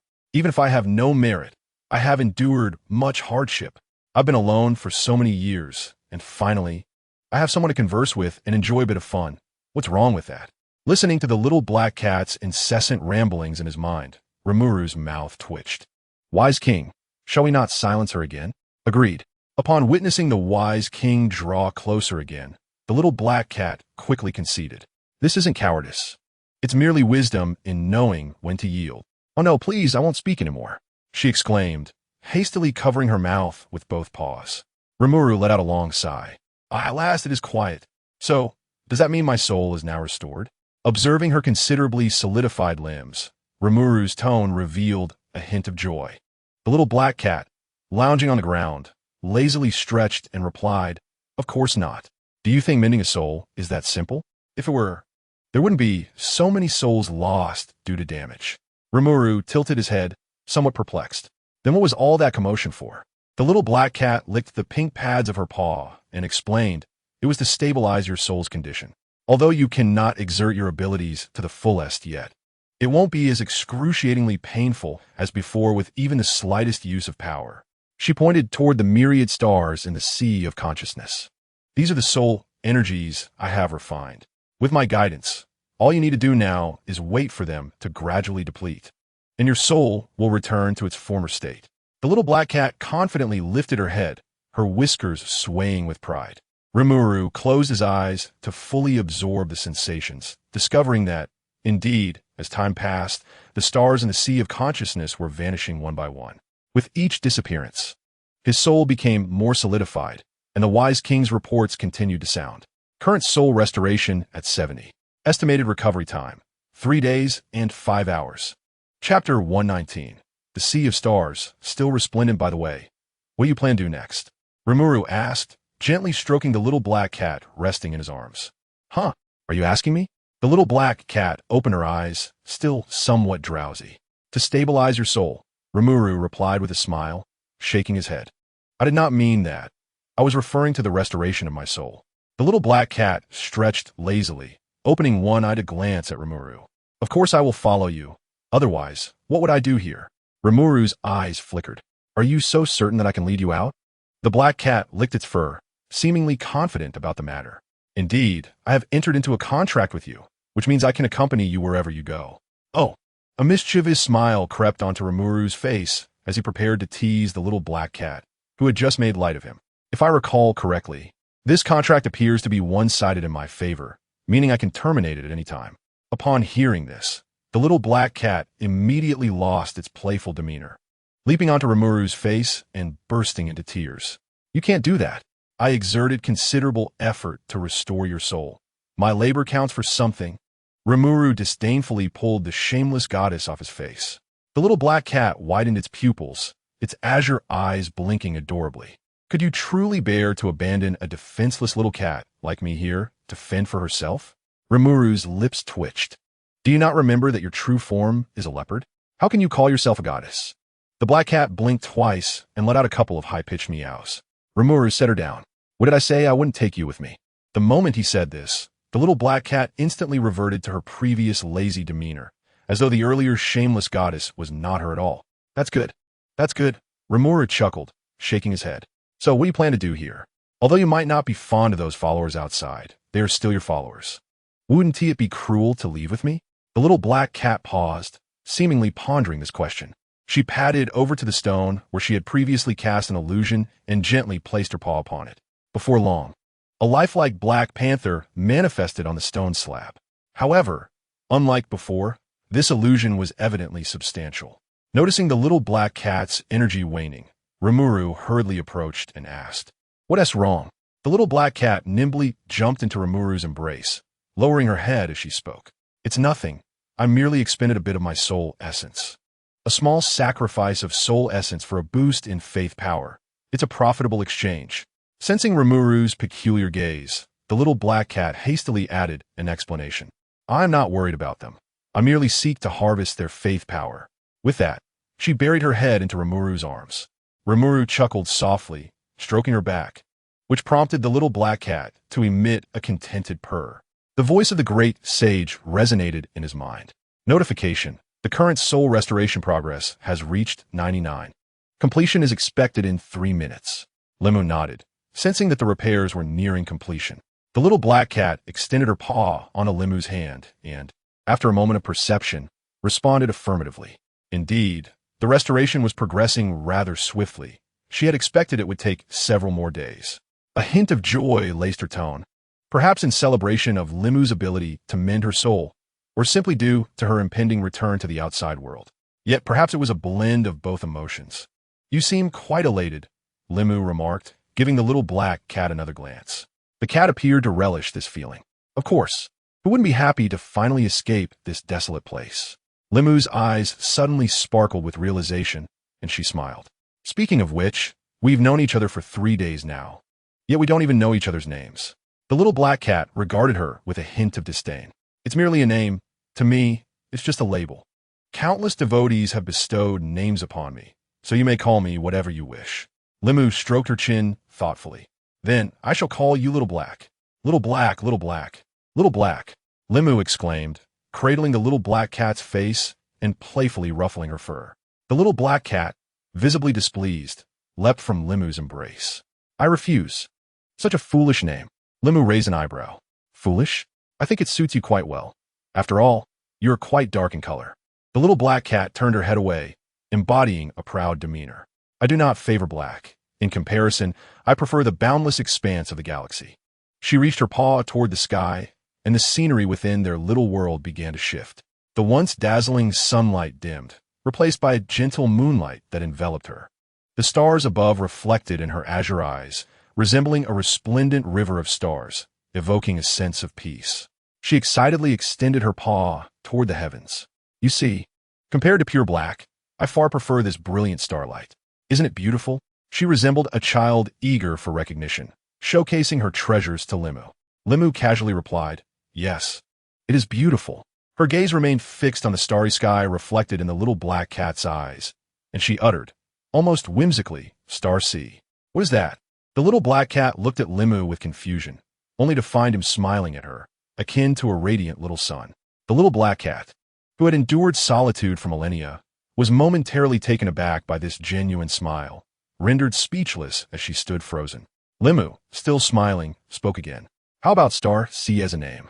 A human-like smile graced the little black cat's face, clearly pleased with the suggestion, though she feigned reluctance.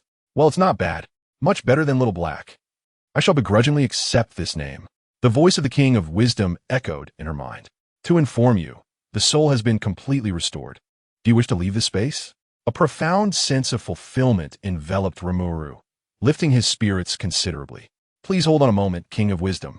I have something of great importance to attend to. Slowly, Rimuru crouched down and extended his palm towards the Star Sea. The Star Sea blinked twice, seemingly perplexed by Rimuru's gesture. Allow me to introduce myself. I am Rimuru Tempest, but you may call me Rimuru. Observing the outstretched hand, the Star Sea tilted its head in curiosity. I, the goddess, shall remember your name. What does this mean? Is it some mysterious ritual?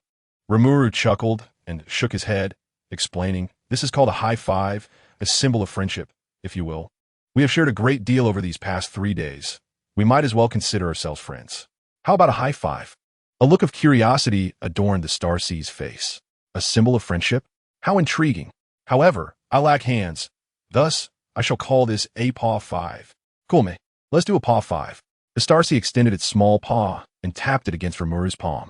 Yet, the moment their contact was made, the sensitive pads on her paw sensed something amiss. She glanced in confusion and discovered a piece of yellowed parchment quietly wedged between her paw and Rimuru's hand. The pink pads left several clear impressions upon the parchment. In the next instant, the parchment ignited into ashes before her astonished gaze. The shackle she had placed upon her own soul shattered resoundingly, allowing the fragment of her soul that Rimuru had controlled to return to her body. She gazed at Rimuru in disbelief. Why are you not afraid of me? Rimuru gently stroked the star C's fluffy little face. Afraid? What ill intentions could a small Hakimi possibly harbor? If you're wondering why, he smiled serenely. It is because we are friends, are we not? The star C's pupils dilated sharply, and her heart, long numbed by solitude, began to beat anew. For the first time in her prolonged loneliness, she experienced the pure goodwill of another. Rimuru cradled the star C in his arms as the surrounding space began to blur. Amidst the final glimmers of light, the star C found herself murmuring uncontrollably, "Friends? I shall tentatively accept this title. Rimuru, that name, I shall remember. From this day forth, I, the Black Panther goddess, shall follow you for eternity, even at the cost of my life." Rimuru gazed at the star C in confusion. Huh? What did you say? I couldn't quite catch that amidst the noise of leaving the space. Rimuru genuinely did not hear her. The star C's cheeks flushed as she buried her face in Rimuru's embrace. Thankfully, her dark fur concealed much of her embarrassment. She huffed in annoyance. Fool. Idiot. I said nothing. Rimuru tilted his head in puzzlement. King of Wisdom, did I say something wrong? Notification. Understanding Impossible Chapter 120 Dear Family of Little Pepper. We have found 2 adorable kittens. This is a continuation of the previous chapter, which I almost failed to finish last night. I had intended to dive straight into the new plot today, but I felt it would be such a pity not to write this part. Amidst a haze of consciousness, Rimuru gradually opened his eyes. Rimuru, are you all right? How do you feel? Little Pepper, sensing Rimuru's awakening, excitedly rushed forward and grasped his hand. Upon seeing Little Pepper, Rimuru momentarily froze, then rubbed his eyes in disbelief. Sister Pepper? He rubbed his eyes again, seemingly unable to accept the scene before him. Little Pepper, puzzled, cupped Rimuru's face with concern. What's wrong? Don't scare me. Are you feeling unwell? Feeling the familiar touch on his face, Rimuru finally believed that the Little Pepper before him was not an illusion. He mumbled, Sister Pepper, I'm fine. I just woke up and am a bit disoriented. Upon hearing this, Little Pepper's expression relaxed somewhat, and she released Rimuru's hand. Only then did Rimuru take the time to observe his surroundings. He suddenly realized that the place he was in did not resemble the previous waterfall. Instead, it was a simply decorated room. Noticing Rimuru's puzzled gaze, Tony spoke up. This is a room that the King of Wakanda specially prepared for us. Though a bit simplistic, it is adequately equipped. At Tony's words, Little Pepper inexplicably turned to glare at him, while he instinctively recoiled and covered his waist with his hand. Realizing the confusion in Rimuru's eyes, Tony lifted part of his shirt to reveal several finger-shaped bruises on his side. Rimuru's lips twitched. He seemed to understand what Tony had been through. It was likely that Little Pepper had confronted Tony upon realizing that she and he were missing, and he had not mentioned his own spiritual wounds to her. By the calculations, he had essentially been missing for over 10 days in Little Pepper's eyes. It was no wonder that Little Pepper had been so harsh.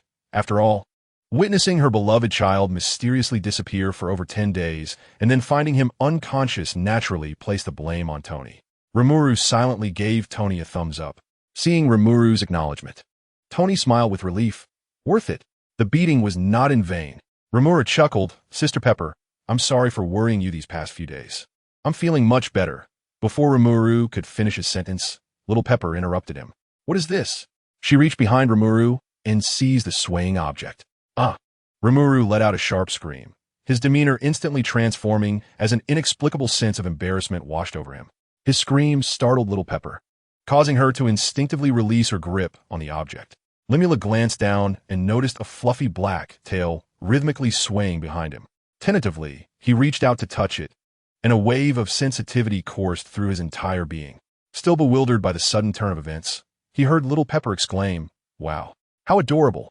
Almost immediately, Limulu felt an unusual sensation atop his head as Little Pepper, with a look of sheer delight, began to caress his plush ears. In a rush, he mentally called out to the King of Wisdom. King of Wisdom, what is happening? Before the King of Wisdom could respond, a familiar voice echoed in his mind. Oh dear, no need to panic. This is a gift from your goddess. Recognizing the teasing tone of Xinghai, Limulu instantly realized who was behind this. Transform me back. I refuse to sport ears and a tail. As he protested, the tail behind him swayed again, seemingly in agreement with its owner's displeasure.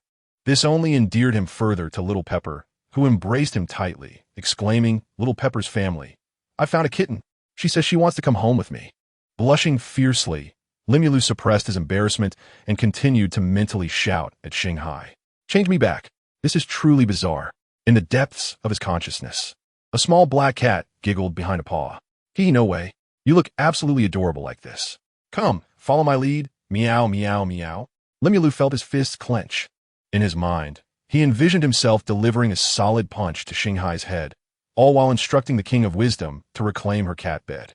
Xinghai, clutching her head, wore a woeful expression. If you don't want it, then fine. Don't come crying to me later." Limulu decisively replied. Limulu, will leap from here. Let fate be cast. I shall never become a cat girl." With a huff, Xinghai waved her tiny paw, and the ears atop Limulu's head and the tail behind him dissolved into shimmering starlight. Feeling a sense of relief wash over him as the pressure lifted, Limulu exhaled and returned Xinghai's cat bed to her. At that moment, a sly smile flickered across Xinghai's face. "Aren't you curious about what just transpired?" Initially, Limulu had thought it merely a prank, but her question piqued his curiosity. "What was it? Wasn't it just your mischief?" With a mischievous grin and an enigmatic expression, Xinghai teased, "Do you believe I would engage in such trivial antics?" Limulu couldn't help but grimace at her pretentious demeanor. King of Wisdom. Understood. Just as he sensed the King of Wisdom preparing to intervene, Xinghai quickly pleaded, "Oh no, I was wrong. Do not let this fellow tickle me." Limulu exclaimed with a satisfied smile, halting the actions of the King of Wisdom. Nevertheless, the King of Wisdom managed to impart 2 firm strokes upon the star sea in his own manner, and Limulu could distinctly sense a slight uplift in the king's mood. Starcy cleared his throat twice and addressed Limulu's phantom. "Ahem, I certainly would not engage in such trivial antics. You may interpret my recent behavior as a manifestation of my abilities." "Your abilities?" Limulu furrowed his brow. Starcy nodded and continued, "Indeed. My powers underwent a peculiar transformation after I decided to become your vassal." Limulu felt utterly bewildered. "Become a vassal to me? When did that occur?" Starcy's face flushed crimson. "That is of no consequence." "Ahem. What matters is that you seem capable of wielding a portion of my authority." "Precisely. It is the authority over souls. That form you just witnessed was a product born from the collision of our innate powers." The voice of the King of Wisdom resonated simultaneously.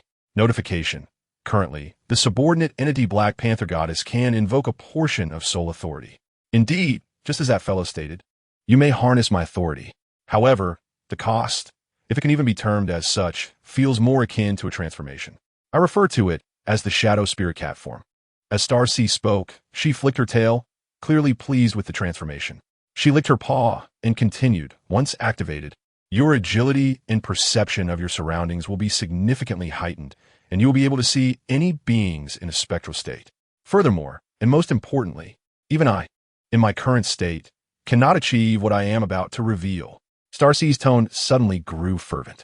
You will have the ability to slip your body between the realms of reality and the underworld, to traverse the world in a soul form. Limulu's pupils constricted, his face a canvas of astonishment. Does that mean immunity to physical attacks? They both exclaimed simultaneously. Limulu gasped, fully grasping the implications of this form. Does that mean I would be invincible? Starcy cast him a disdainful glance. What are you imagining? This form is fundamentally based upon my authority. If it were during my peak, you could certainly maintain it for as long as you wished. However, presently, Starcy gestured with her tiny paw, roughly estimating. It could only last for about 10 minutes. Afterward, I would endure several days of weakness. But should you choose not to utilize this ability and merely activate the form, I could likely sustain it indefinitely. Limula nodded, recognizing that even such limitations were extraordinarily remarkable, although the cat ears and tail appeared somewhat peculiar, considering the practicality. Limulu found himself surprisingly amenable to the idea. Sensing Limulu's thoughts, Starcy turned her head away with an air of pride. You can't use it. Who told you to hit me just now? Limulu took a deep breath, then clasped her hands together in a gesture of reverence. Oh, great, benevolent, intelligent, and beautiful Panther Goddess. It is I who am blind to your magnificence. The Starry Sea clearly relished this display, turning with a smirk to regard Limulu. Who was it that just declared they would rather die than possess this ability? Limulu, feeling somewhat embarrassed, scratched her nose. I don't know. It shouldn't be me, right?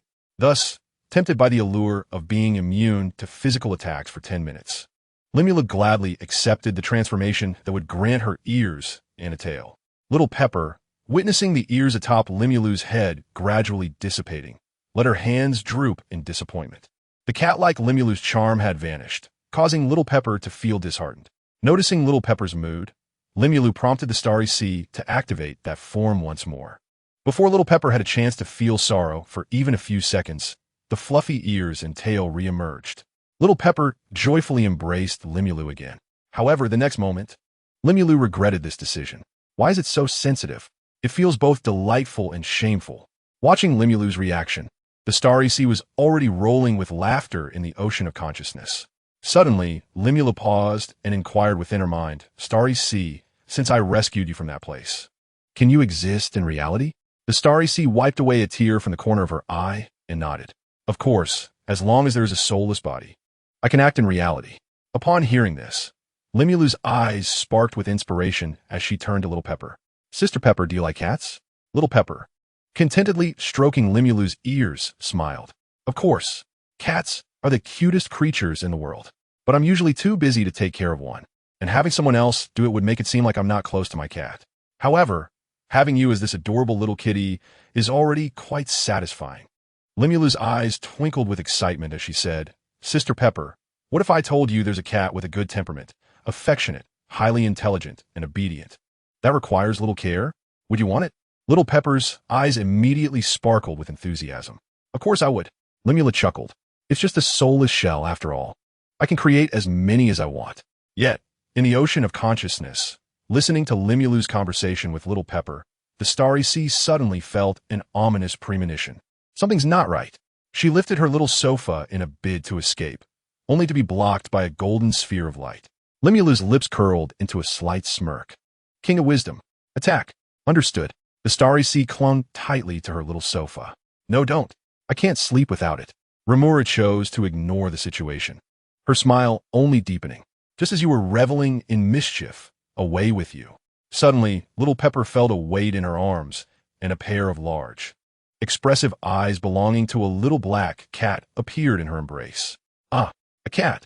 Little Pepper joyfully scooped up Shanghai, who nuzzled against her with delight. Shanghai, however, persistently pushed against Little Pepper's face with her tiny paws. Ah, mere mortal, I am a noble goddess. I'm not just any cat. Yet, Little Pepper failed to comprehend Shanghai's words. To her, it merely sounded like the affectionate mews of a kitten. TSK, TSK, TSK. A little creature like you was born to be devoured by Sister Pepper. TSK, TSK, TSK. Shanghai cast a resigned glance at Rimuru, who feigned indifference, whistling as she averted her gaze. Oh, you're utterly despicable. Do not think you will escape unscathed. An invisible blue light shot forth from Shanghai's paw, striking Rimuru. In the next moment, fluffy ears sprouted from the top of Rimuru's head, and her tail began to wag playfully behind her. Little Pepper's eyes widened in astonishment at the scene. Double the joy. Is this heaven? Such bliss. Rimuru, bewildered, looked at Shanghai, who returned her gaze with a mischievous expression, as if to say, if I cannot enjoy myself, neither shall you. Thus, the two adorable beings engaged in playful banter, leading to Little Pepper's delight. Little Pepper's family. I have found two little Hakimi. They say they wish to come home with me. Chapter 121. The elder and the ship warm sunlight bathed Rimuru, who reveled in the gentle sea breeze, letting out a contented yawn. Ah, if only this could last forever. She took a sip of the chilled watermelon juice from her cup and reclined on the lounge chair, swinging her little feet. Tony, however, interjected with a hint of disappointment. Haha, how could that be? Let us not forget about your practical assignment. I remember someone suddenly recalling that her report was unwritten and had to rise at 3 in the morning to complete it. Rimuru's expression fell instantly, casting a mournful look at Tony. Tony, we finally have the chance to play. Please do not speak of such dreary matters. Rimuru pouted, blowing bubbles through her straw into the cup. Tony had long since developed a resistance to Rimuru's pleading gaze, finding amusement in teasing her. Hey, you two, look at the camera. Little Pepper, clad in a sheer swimsuit, posed on the deck. While not overly revealing, it accentuated her curvaceous figure in a most alluring manner. One hand rested on her hat's brim, while the other held up the camera, leaving half of the frame open for Rimuru and Tony to join in. The two readily struck a cheerful pose. Click. A photograph emerged from the camera. Little Pepper cast a discontented glance and pouted. Little Black, as a member of our family, how could you only show your tail in the family photo? Starcy immediately retorted, you are the little black one. I have already told you my name is Starcy. Starcy. Despite Rimuru and Little Pepper repeatedly stating that Starcy had his own name, Little Pepper insisted that a little cat should have a little cat's name, and since he was so dark, he should be called Little Black. Meow, what are you doing? Come here. Little Pepper scooped Starcy into her arms and pressed the shutter once more, nodding in satisfaction. After being playfully squeezed a few times by Little Pepper, Little Black, no, Starcy, swiftly darted back to the sunny spot he had just vacated. Little Pepper lifted the sun hat covering Rimuru's face and cast a disappointed glance at his attire. Rimuru, why aren't you wearing the new outfits I bought for you? Rimuru shivered at the memory of the pink frilly dresses and stammered, Pei, I feel I might not be suited for those clothes. A hint of disappointment crossed Little Pepper's face. Oh, that's truly a shame. Rimuru secretly sighed with relief upon hearing this. However, Little Pepper suddenly replaced her dejected expression with one of extraordinary excitement. It's all right. I brought so many this time. I guarantee you'll be satisfied. The smile on Rimuru's face instantly froze. No, my dignity.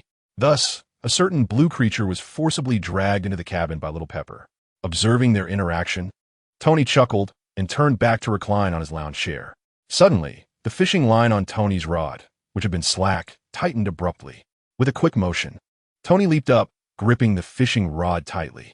Feeling the tremendous force on the rod, Tony smiled calmly. Looks like I've hooked a big one. Come to me. The muscles in his forearm tensed, causing the rod to bend under the strain. After a few vigorous tugs, a large yellow fish, about the length of his arm, was reeled in.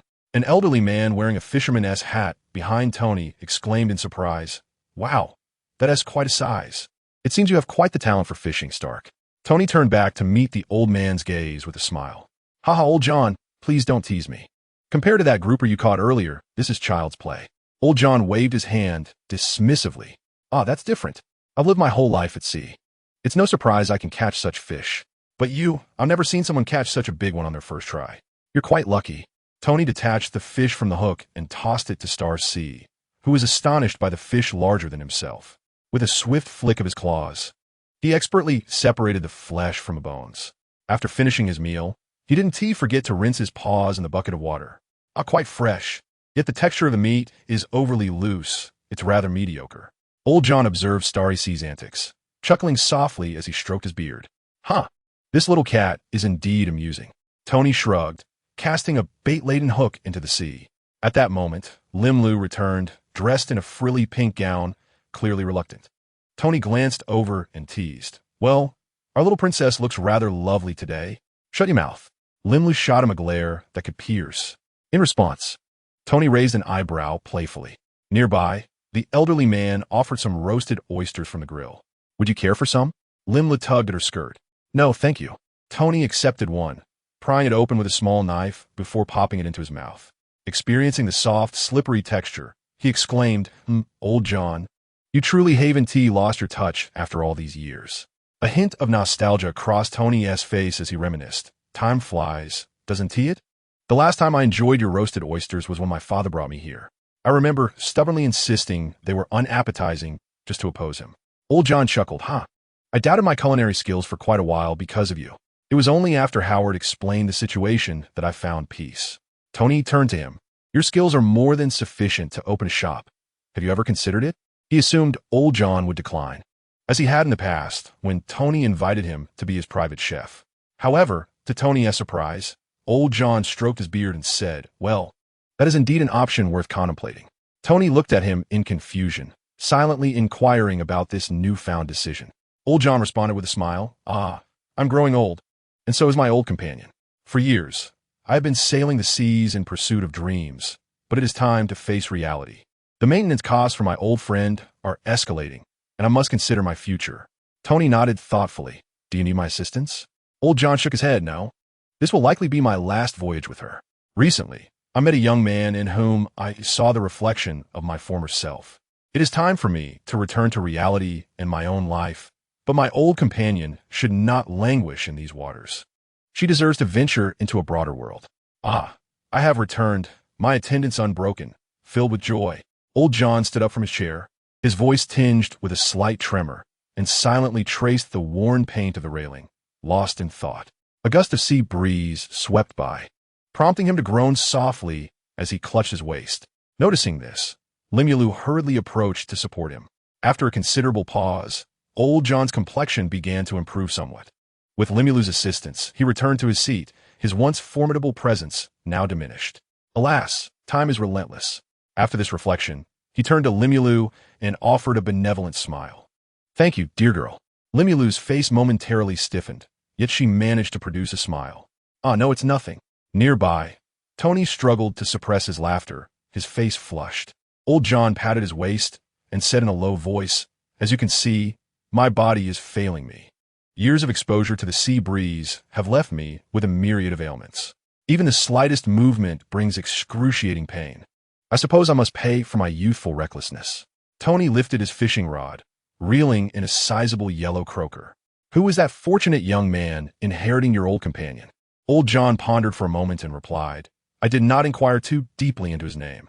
I merely recall a certain stubbornness in him, reminiscent of my own youthful defiance in chasing dreams against my family's wishes.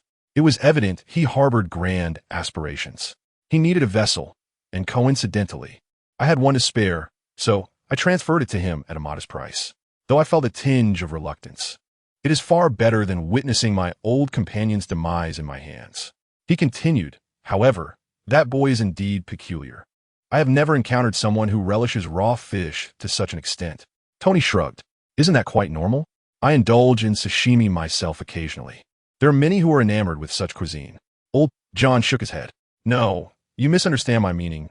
I do not refer to sashimi, but to raw fish. Entirely unprocessed, even still wriggling." Shanghai, having finished the fish that Tony had just caught, licked her paws with satisfaction. "Is there anything strange about that? I wouldn't eat anything that isn't still wriggling." However, to Old John's ears, her words merely sounded like the usual meows. Seeing that no one was paying attention to her, Shanghai rolled her eyes and continued to eat. Hakimi remained silent, solely focused on his meal. Old John involuntarily shivered at the memory. The sensation that boy conveyed while consuming fish was akin to that of a ravenous beast. I cannot fathom what sort of environment could forge such a gaze. A beast? Tony propped his fishing rod against the railing. "I have encountered beings more ferocious than mere beasts. Now, I am curious to see this for myself. Do you recall any of his distinguishing features?" Old John contemplated for a moment and replied, "Well, he was quite tall, and his hair appeared unkempt, rather disheveled." "Ah, indeed." He was wearing glasses without lenses. Tony stroked his chin, pondering the peculiar behavior and odd habits, suspecting that he might not be a man of good character. "Old John, be cautious," he warned. "I shall keep a watchful eye on the individual you mentioned." Just then, a piercing scream echoed from the ship's hold, swiftly followed by a dense cloud of choking smoke wafting through the gaps of the deck. Chapter 122. The mysterious call. Thick smoke billowed incessantly from the hold. Upon witnessing this alarming scene, Old John hastily retrieved the fire extinguisher from the wall, ignoring his aching back, and dashed down with the speed of a sprinter. Tony recognized the voice as that of Pepper and immediately sprang to his feet, racing downstairs. Without a moment's hesitation, Limulu scooped up Little Black and hurried after him. By the time Limulu arrived, the acrid smoke had diminished considerably compared to before, the ground littered with white powder. Pepper emerged from the hold, disheveled and supported by Old John, no longer the epitome of elegance.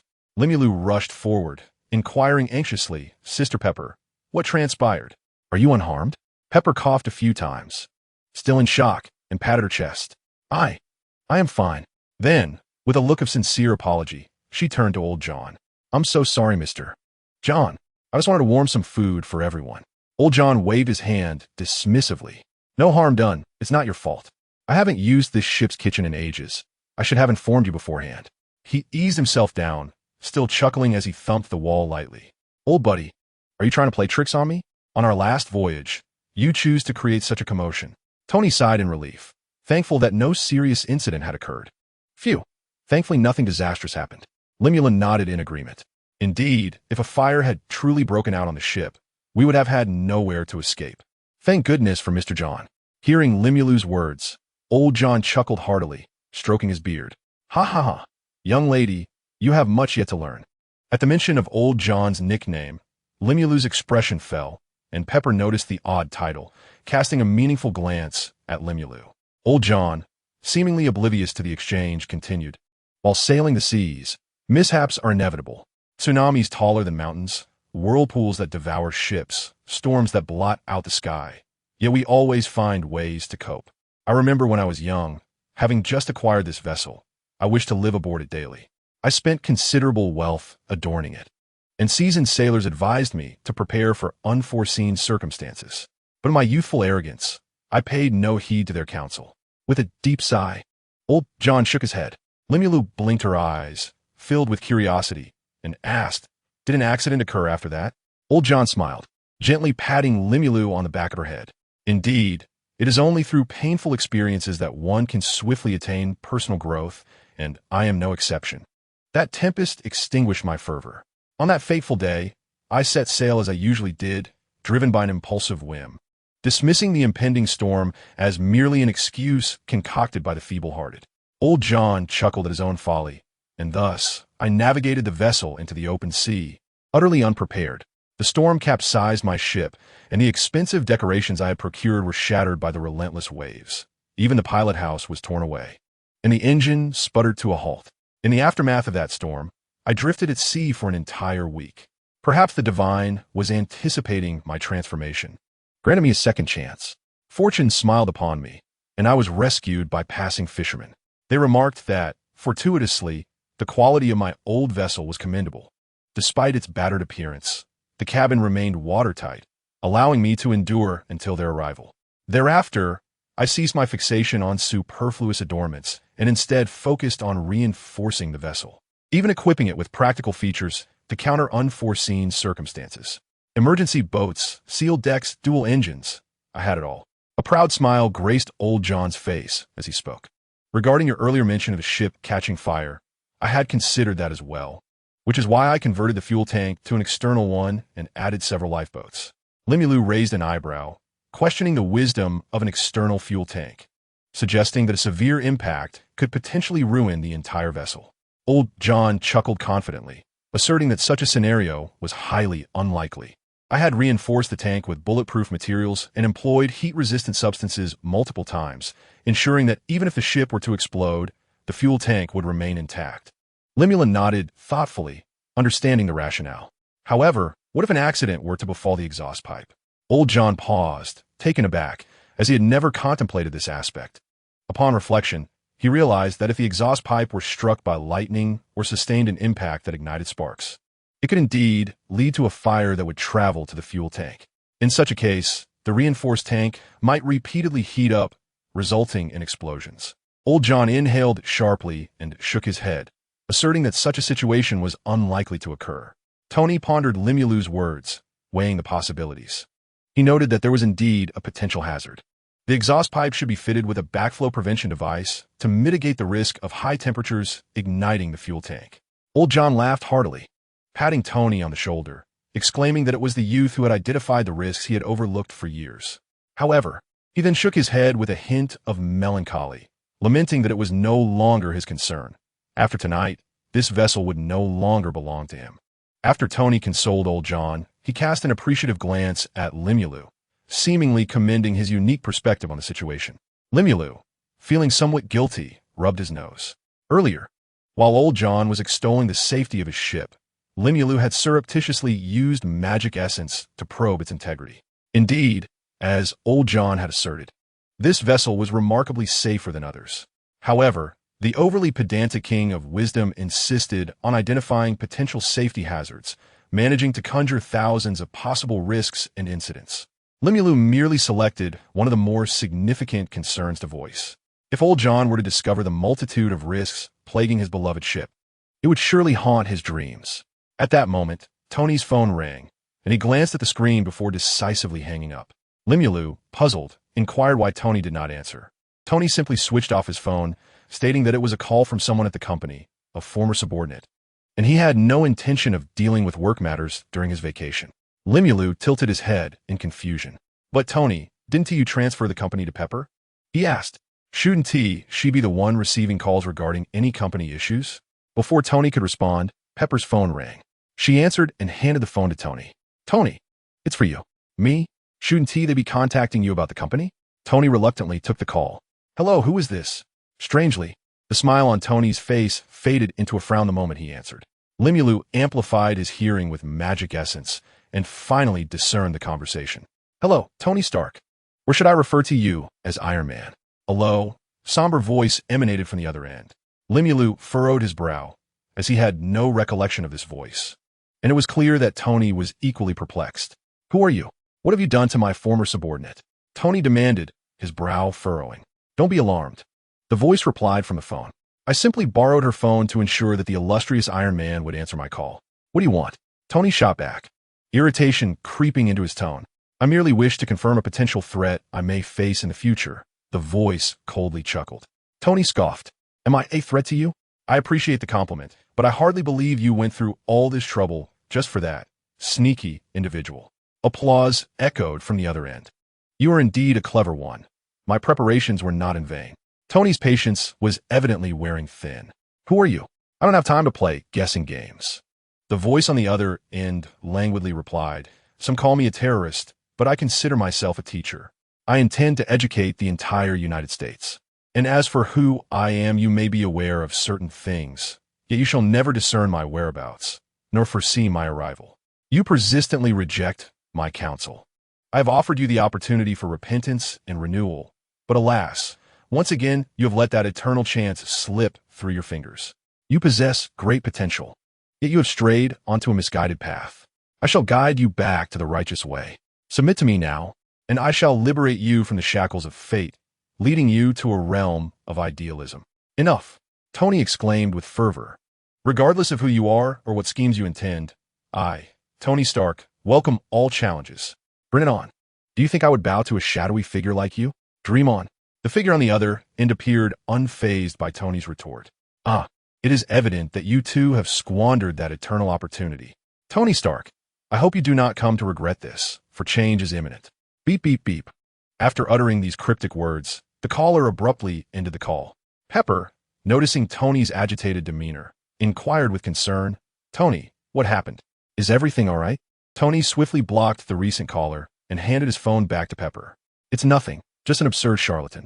Limulu, resting her chin in contemplation of the earlier conversation, looked up at Tony. Tony, do you want me to track him down? Tony waved his hand dismissively, exhaling a deep breath. No need, just a mere buffoon.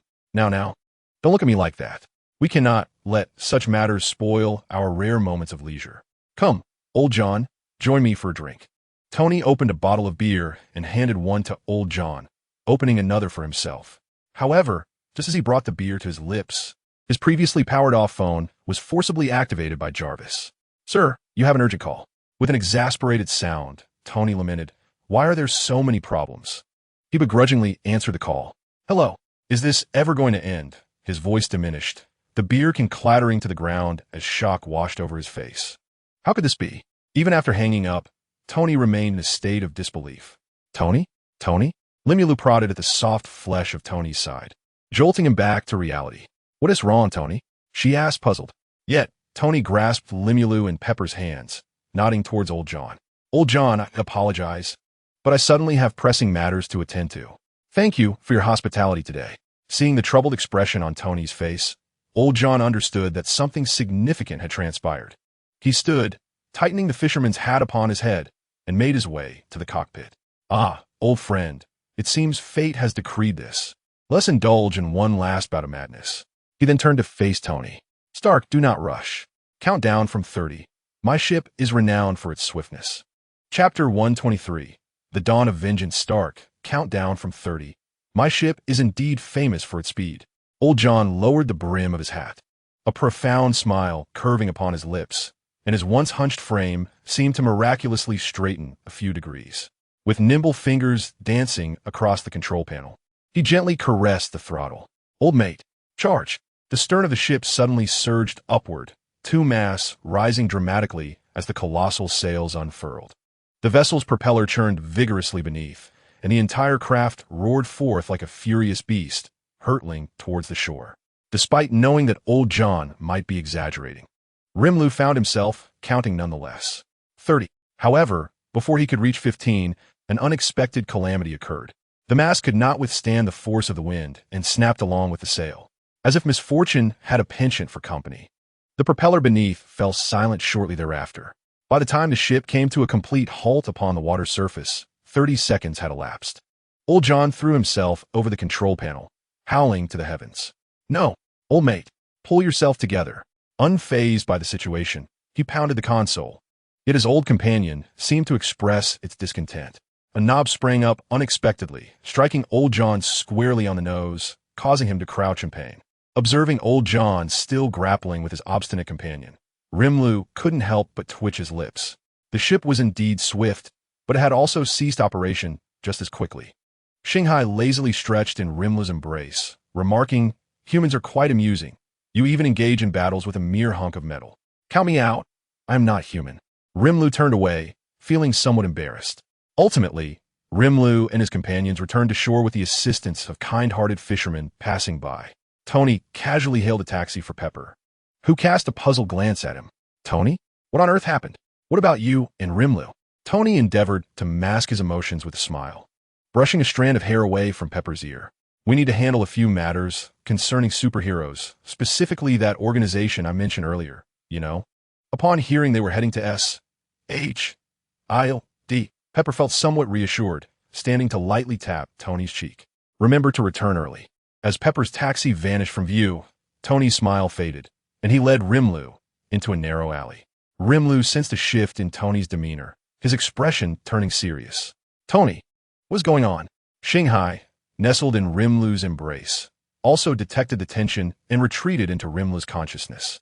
Tony nodded solemnly, saying nothing more than a destination. "To the Cleveland Medical Center. Use your portal." Limulu raised his hand, contemplating a change in appearance. Although his identity was indeed exposed in the eyes of the Avengers, to outsiders, he still remained the elusive Night Stalker of the Avengers. Just as he began to alter his visage, Tony intercepted him, shaking his head. "No need for that. This appearance is sufficient. Let us find a secluded spot nearby. We are pressed for time." Though puzzled, Limulu acquiesced to Tony's wishes and refrained from altering his appearance. He closed his eyes to ascertain their location, and a pale, blue portal materialized before him. Just as the portal stabilized, Tony dashed through without a moment's hesitation. Limulu furrowed his brow at the sight. He had never witnessed such urgency from Tony before. He quickened his pace to keep up with him. Make way! Make way! Let me through!" Tony forcefully pushed aside the reporters obstructing the hospital entrance. Upon recognizing him, the reporters swarmed like dogs catching a whiff of meat. "Mr. Stark, what are your thoughts on this attack? Mr. Stark, is it true that the explosion at Stark Tower was due to your clandestine illegal research? Mr. Stark, Mr. Stark, get away from me." Tony, with reddened eyes, shoved the reporters aside, an unusual display of fury for the typically composed man. Words like explosion, terrorist attack, and hospital coalesced in Limulu's mind, weaving together a narrative he found disturbingly familiar. "Wait, could be."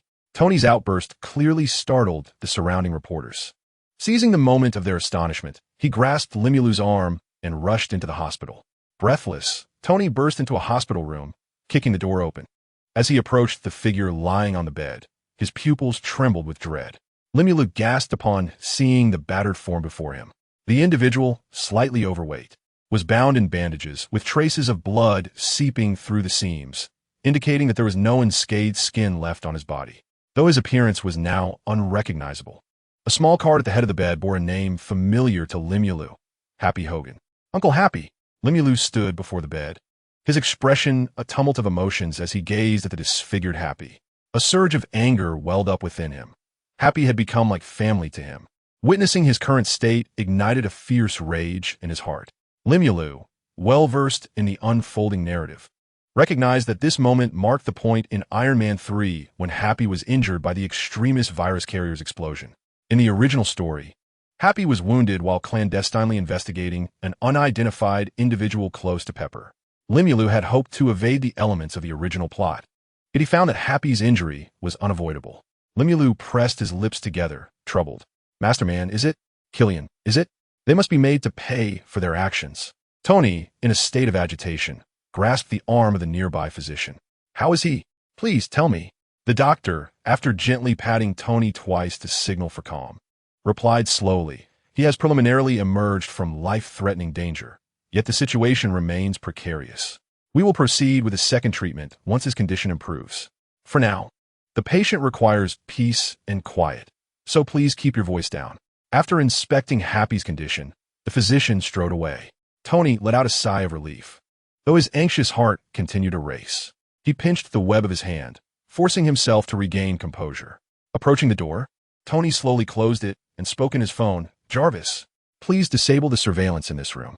"Understood, sir," Jarvis replied. Once the faint glow of the corner camera dimmed, Tony turned his attention to Rimuru. "Rimuru," he called. Rimuru nodded in understanding and transformed into a gel-like form, enveloping the unconscious Happy. "Wise King." "Understood." With Rimuru's command, a brilliant azure light filled the room, prompting Tony to swiftly draw the curtains. With the assistance of the Wise King, the rotting flesh beneath Happy's bandages began to regenerate, new skin gradually emerging, giving the appearance that Happy was merely asleep. In the realm of consciousness, the Starry Sea observed this scene and silently extended a claw, channeling a soft blue energy through Rimuru's fingertips into Happy, soothing his tormented psyche. Seeing Happy at peace, a glimmer of joy appeared on Tony's face. He looked gratefully at Rimuru. "Thank you." Rimuru, however, shook his head. "Tony, we must expedite Uncle Happy's relocation. If those with ill intentions discover he has recovered, they will undoubtedly turn their attention towards us. The chaos they could unleash in pursuit of such power would be beyond our immediate capacity to handle." Tony nodded gravely in agreement. Once Rimuru received Tony's consent, he waved his hand, teleporting Happy to his own room. At that moment, Tony's phone rang. He glanced down to see a familiar number lighting up the screen. With a serious expression, he answered the call. The voice from earlier chuckled. "Do you like the gift I sent you?" "Steel Iron Man, it's you." A surge of anger welled within him. "Ha ha, feel the winds of change." The call abruptly ended, seemingly intended solely to mock him. Gripping the phone tightly, Tony crushed it, the screen going dark as shards of glass embedded into his hand. Ignoring the pain, he stepped outside, engaging in conversation with several doctors before leading Rimuru out. As soon as they stepped outside, the blinding flashes of cameras and the throngs of reporters obstructed their path. "Mr. Stark, Mr. Stark." It was rumored that this was yet another assault orchestrated by the notorious Mandarin. Tony was well aware of the figure they referred to as the Mandarin, having noted the inexplicable series of explosions that had transpired recently.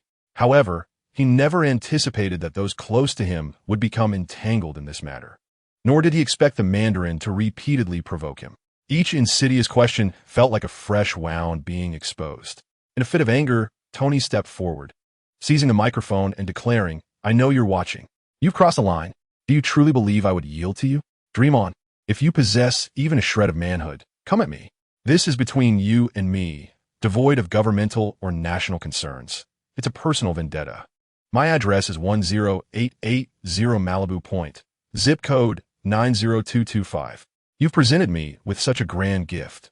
Therefore, I've resolved to reciprocate with a holiday offering of my own. I shall personally remove your head. I will ensure your remains are collected." With that, Tony shattered the microphone and strode away, dragging Limulu along. Chapter 124.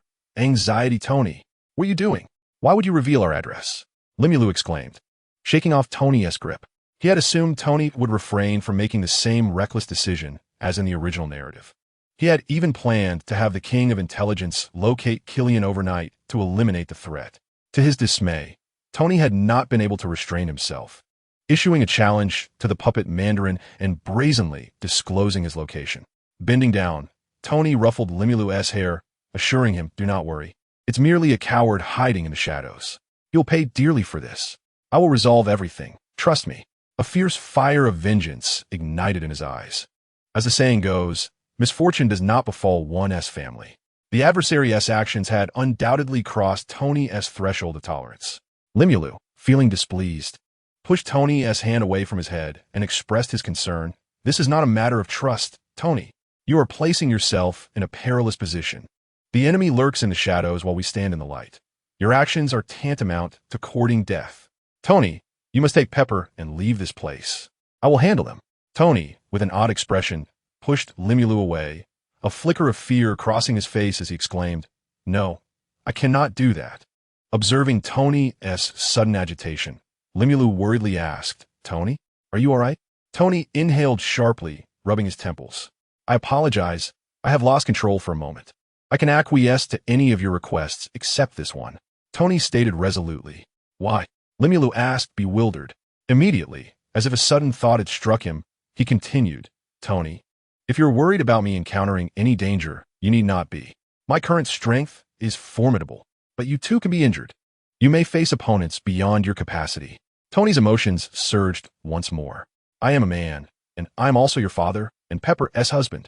I cannot bear to see you suffer because of me. Reflect on what I have perpetually done. I have nearly been slain by my own uncle. Time and again, I have confronted those monstrous mutations, alien armors, and even the Chitauri army. I often claim to be a genius, yet in the end, what have I truly achieved that warrants pride? I vowed to protect you, yet it is you who have repeatedly shielded me, enduring injuries while I stood helplessly by. Like this time, must I hide behind my own child during a mere terrorist attack, living as a coward, merely seeking survival?" Limulu attempted to console Tony, but was cut off. "I'm sorry, my child, but I can no longer sit idly by. Last time, you were wounded in your soul. The time before that, Pepper nearly perished due to Ivan Vanko's drones, and now it's happy. What will happen next? What about the time after that?" At this juncture, Tony's voice faltered, choked with emotion. "Do I truly have to watch each of you perish before my eyes? I cannot rely on your strength any longer. This world has already transformed into chaos. Who can confidently predict what tomorrow will bring?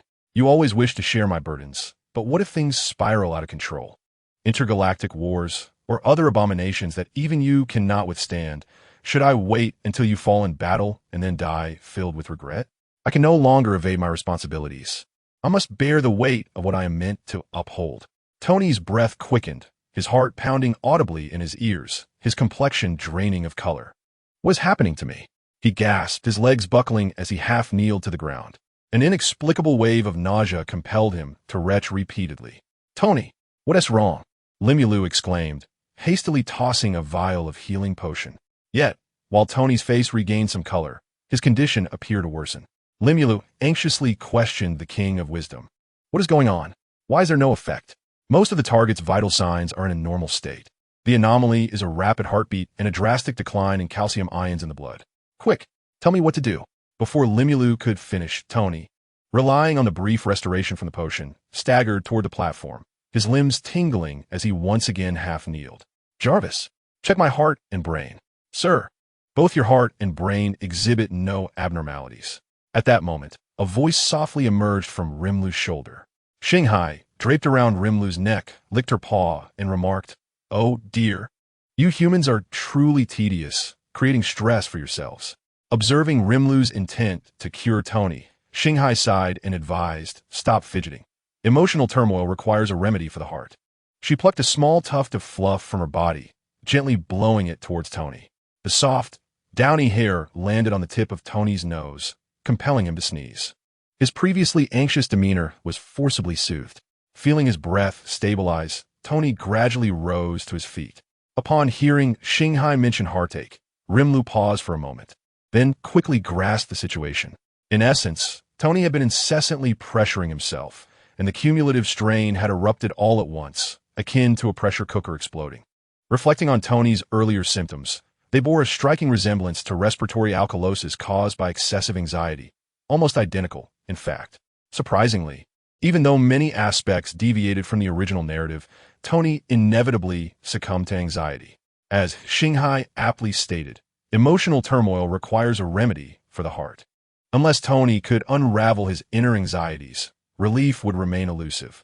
Just then, a wave of crisis surged through Rimlu's mind, igniting an instinctual reaction as she lunged toward Tony. Simultaneously, a small missile soared into the very spot they had just occupied, obliterating the wall. "Damn it! Tony, are you all right?" Tony shook the dust from his head. Though his mind remained foggy, he quickly realized that the attackers were targeting him. "I'm fine. Rimlu, go protect Pepper and Happy. I'll handle this." Tony raised his hand, a portion of his armor emerging from the rubble and fastening securely around him. With a blast from his palm cannon, A helicopter outside the villa plummeted to the ground. Rimlu, exasperated, rubbed her forehead. She knew Tony had begun to stubbornly dig in his heels. Once he set his mind to something, it was as if 9 oxen could not pull him back. Thus, it would be best to let him rest for a while.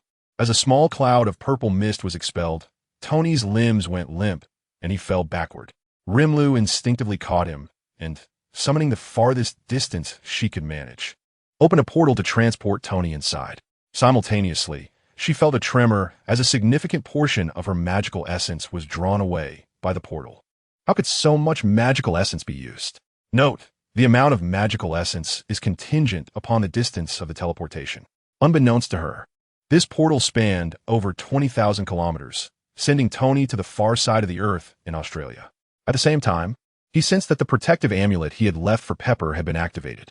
In that moment, Rimuru was too preoccupied to ponder further and immediately dashed towards Pepper. After being thrown into the portal, Tony gradually regained consciousness. The first sight that greeted his eyes was a robust kangaroo, munching on leaves beside him. In that instant, Tony felt as if the cortex of his brain had been smoothed out. Pepper, I'm truly grateful to you. Just awakened, Happy accepted the warm water Pepper handed him. It's nothing. We've known each other for so many years. Helping one another is only natural. Besides, you've protected both me and Tony numerous times. Pepper praised Happy with a smile, causing him to nearly puff up with pride. Happy chuckled, of course. I'm a gold medal bodyguard with a 100 protection rate. This was no exaggeration. It was precisely this quality that had led Tony to hire Happy as his personal bodyguard and driver. Over the years, Tony had come to regard Happy as a close family member, which explained his sudden emotional outburst. Pepper shifted the conversation and fixed Happy with a deadpan gaze. As such a great gold medal bodyguard, can you explain why, since you became the head of security at Stark Industries, our complaint rate has risen by 300? That must be their own issues. Happy instinctively averted his gaze, only to realize he was not in a hospital. Gazing at the cartoonish room filled with various dolls, he questioned, "Isn't this a hospital? I thought I was taken to one." Stretching his arm, he discovered that the discomfort he had felt before losing consciousness had vanished. Happy couldn't help but exclaim, "How remarkable! Wait, how long have I been unconscious?" After a moment of contemplation, Pepper replied, "Since you were brought here, you've probably been asleep for about 2 hours." Noting Happy's bewilderment, she added, "As for your injuries, who knows? Perhaps medical advancements are to thank." Understanding that Rimuru was responsible, she chose to obscure the truth. At that moment, the entire house shook violently, followed by a deafening explosion. The instinct of a bodyguard compelled Happy to leap from the bed, shielding Pepper with his broad frame. "Danger! Alert!" Pepper exclaimed. The tremors gradually subsided, and Happy awkwardly rose from atop Pepper. "I'm sorry, I didn't mean to do that. Please don't mention it to my boss." Pepper dusted herself off and stood up. "It's all right. You were just acting to ensure my safety." "What just happened? Why was there an explosion? I need to go downstairs and check." Happy casually grabbed a nearby lamp. "I'll accompany you to investigate." However, before they could leave the room, another explosion struck, the shockwave collapsing half of the space, while massive stones hurtled towards them in an instant. At this critical moment, the red crystal pendant gifted to Little Pepper by Rimuru suddenly radiated a dazzling light, conjuring a pale blue shield that enveloped the two, averting disaster. Trembling, Little Pepper touched the pendant at her chest and murmured to herself, "It truly is a talisman." A faint sound emerged from the crevices of the debris. Black flame. The pitch-black fire swiftly consumed the stones blocking their path, revealing a blue figure ahead. "Sister Pepper, over here." Little Pepper's face lit up with joy upon seeing Rimuru and hurried towards her. "Rimuru, what happened? How is Tony?" Meanwhile, Happy was astonished by the display of Rimuru's powers. His mouth agape. "There's no time to explain. You must hurry inside. Tony is over there." With a flourish of her hands, Rimuru conjured a pale blue portal before them. As the two stepped inside, Rimuru gently closed the portal. Her gaze pierced through the layers of obstruction, fixating intently on the helicopters in the sky. Observing the helicopters attempting to flee, Rimuru scoffed, "Thinking you can dismantle others' homes and escape? How utterly detestable. Shinghai, may I borrow your power? I intend to make them wish they had never been born." Chapter 125, Foolish Father. Cat ears sprang forth from the top of Rimuru's head. Her originally golden pupils shifted to a profound blue, emanating an eerie mystique. She advanced step by step towards the debris. Miraculously, Rimuru's body seemed to defy existence as it passed straight through the wall. With a light tap of her toes, she floated gracefully in the air, akin to a delicate specter, inching towards the helicopters. The occupants of the helicopters naturally took notice of this spectacle. A buzz-cut man with a scar licked his lips and scoffed dismissively. What a charade. A missile shot swiftly towards Rimuru, yet it penetrated her form without any resistance. The buzz-cut man glanced at the missile, thinking he had missed his mark, and readied another shot. However, upon reloading, he discovered that Rimuru had already vanished. He clicked his tongue in annoyance. Where did that ghost go? A chilling voice echoed from behind him. Were you looking for me? Startled, he spun around to see a pale hand emerging from the seat, wrapping around his neck, a bone-chilling coldness radiating from it. Rimuru's face displayed a smirk of derision. Now, who is the prey? He abruptly reached back, and a sphere of eerie blue flames materialized in his hand. Despite the terror etched on the face of the man with the buzz cut, his gaze was hauntingly vacant. Rimuru casually slapped the flames onto the seat, extinguishing the helicopter's engine, and his form vanished once more like a wraith.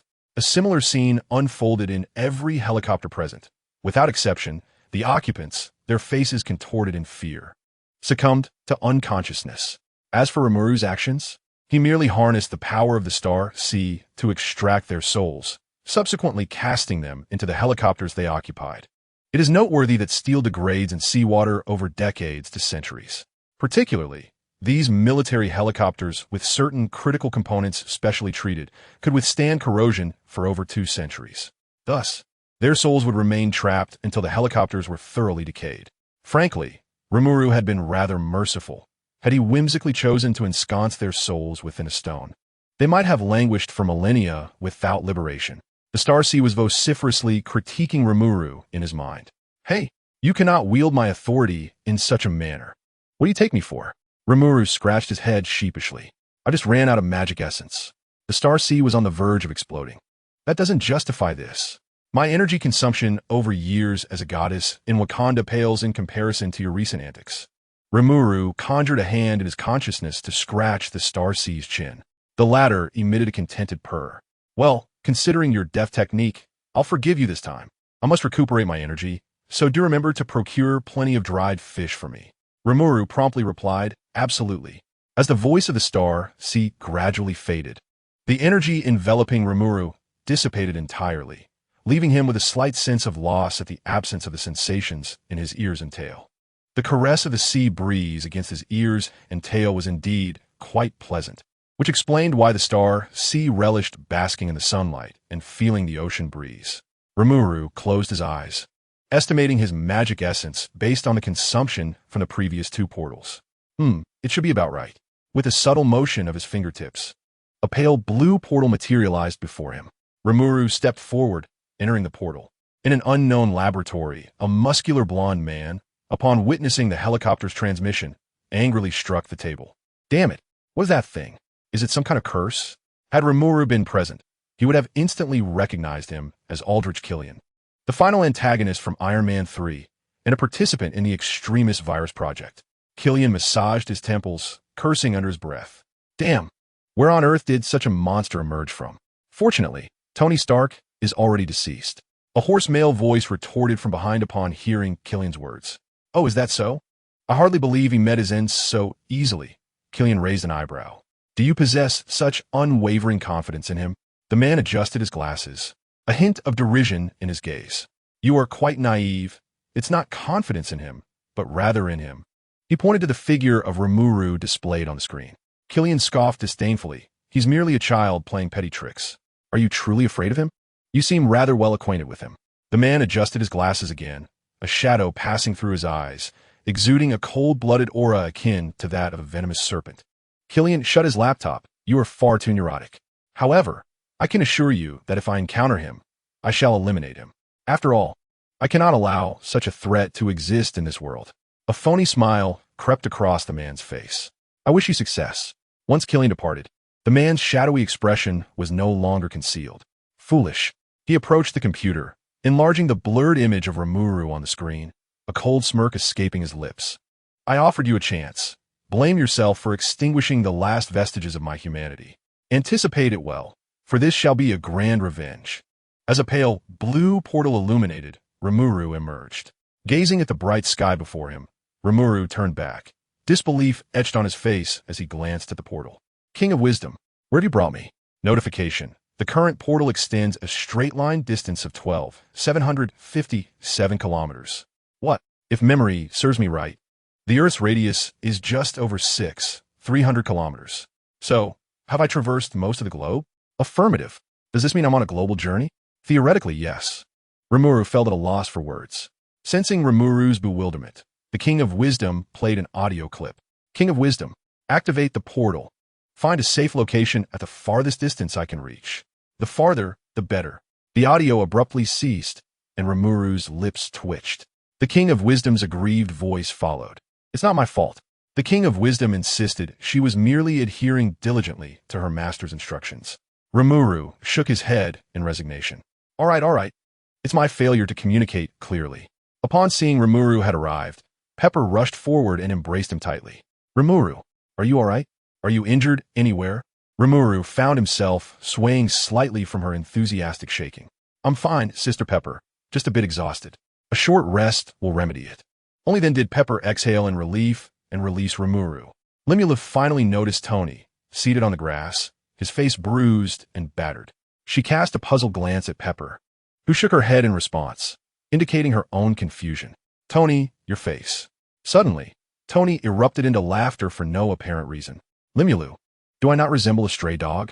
Limulu waved her hand dismissively. I didn't say that. I merely wanted to ask you. Yet Tony continued to ramble on, indifferent to her words. Once again, I've put you all in danger. With a clenched fist, he struck the ground, blood seeping from his knuckles. I truly am useless. Without that suit, I'm just a coward. Limulu gritted her teeth and stepped forward, forcefully pulling Tony to his feet. A resounding slap echoed as her palm connected with his face, intensifying the sting already present. This striking action jolted Tony from his daze. Yet Limulu showed no inclination to offer him comfort. Instead, she bowed her head, her body trembling slightly as she cursed. You idiot.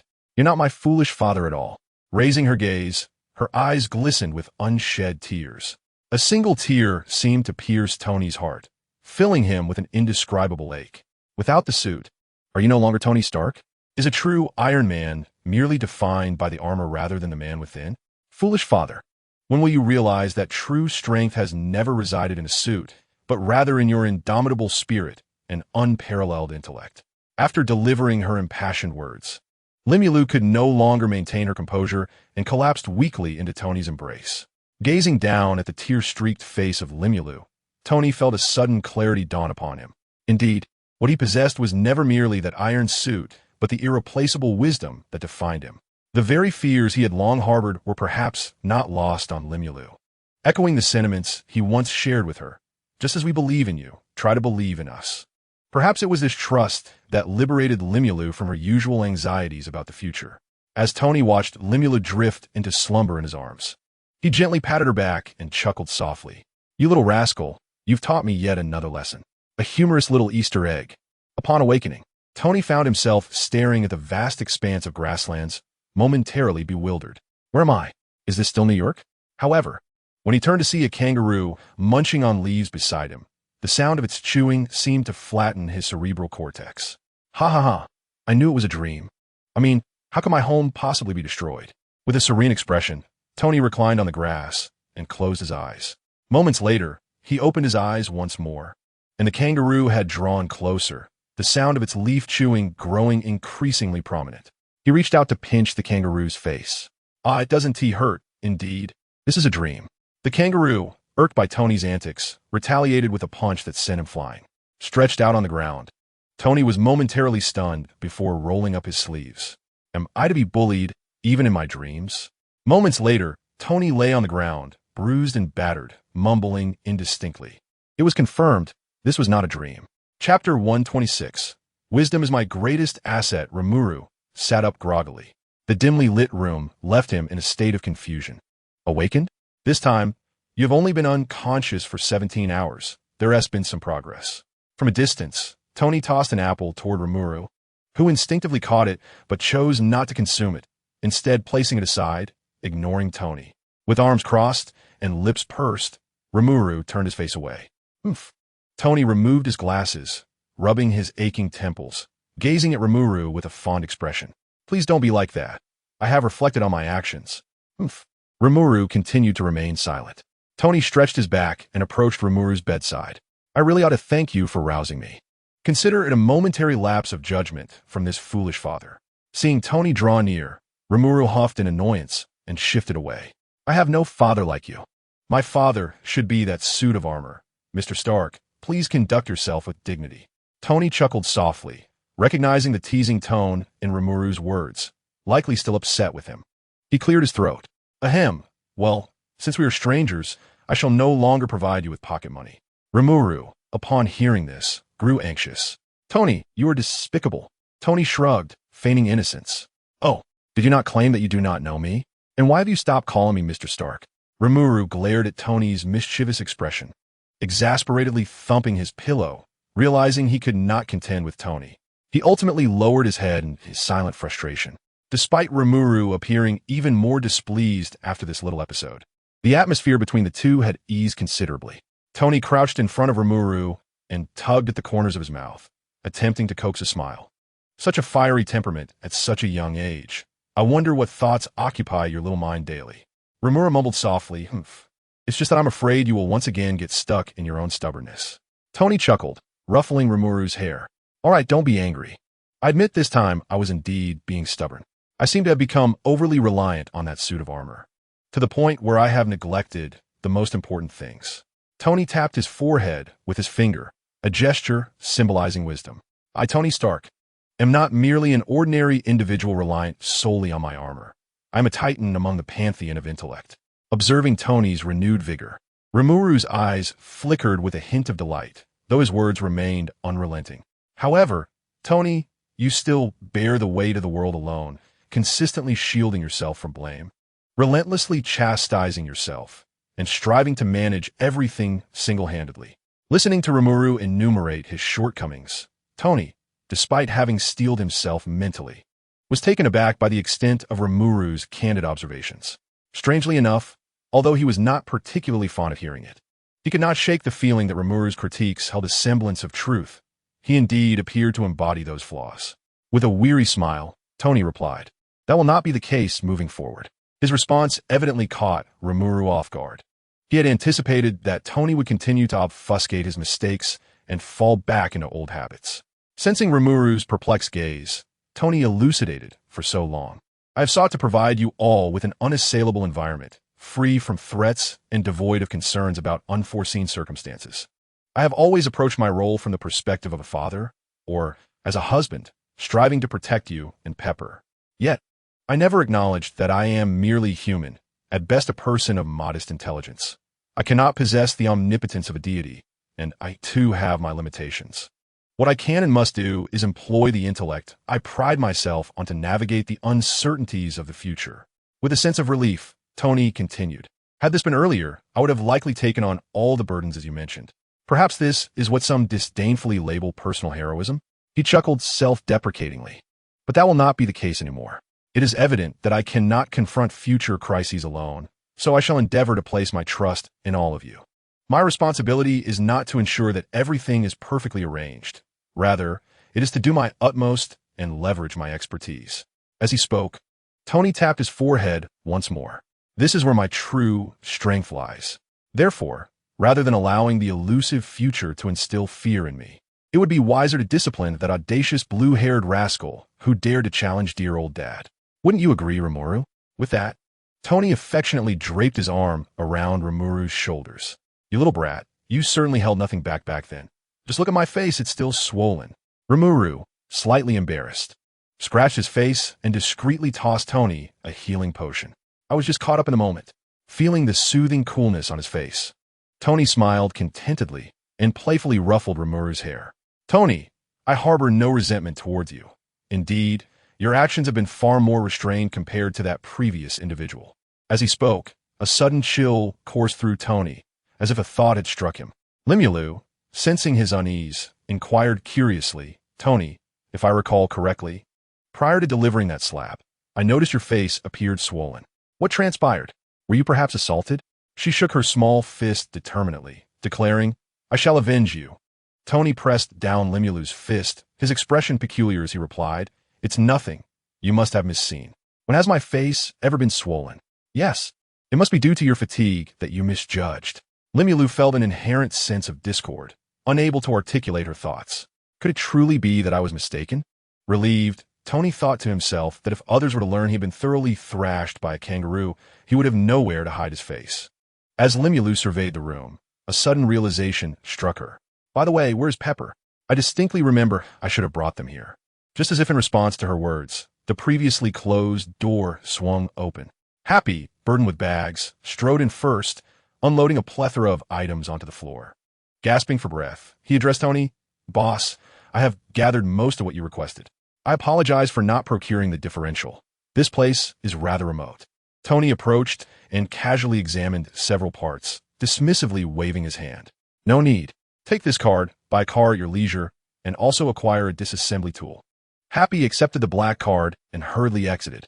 At this moment, Pepper finally entered through the doorway. "It wasn't easy. I finally managed to find something edible."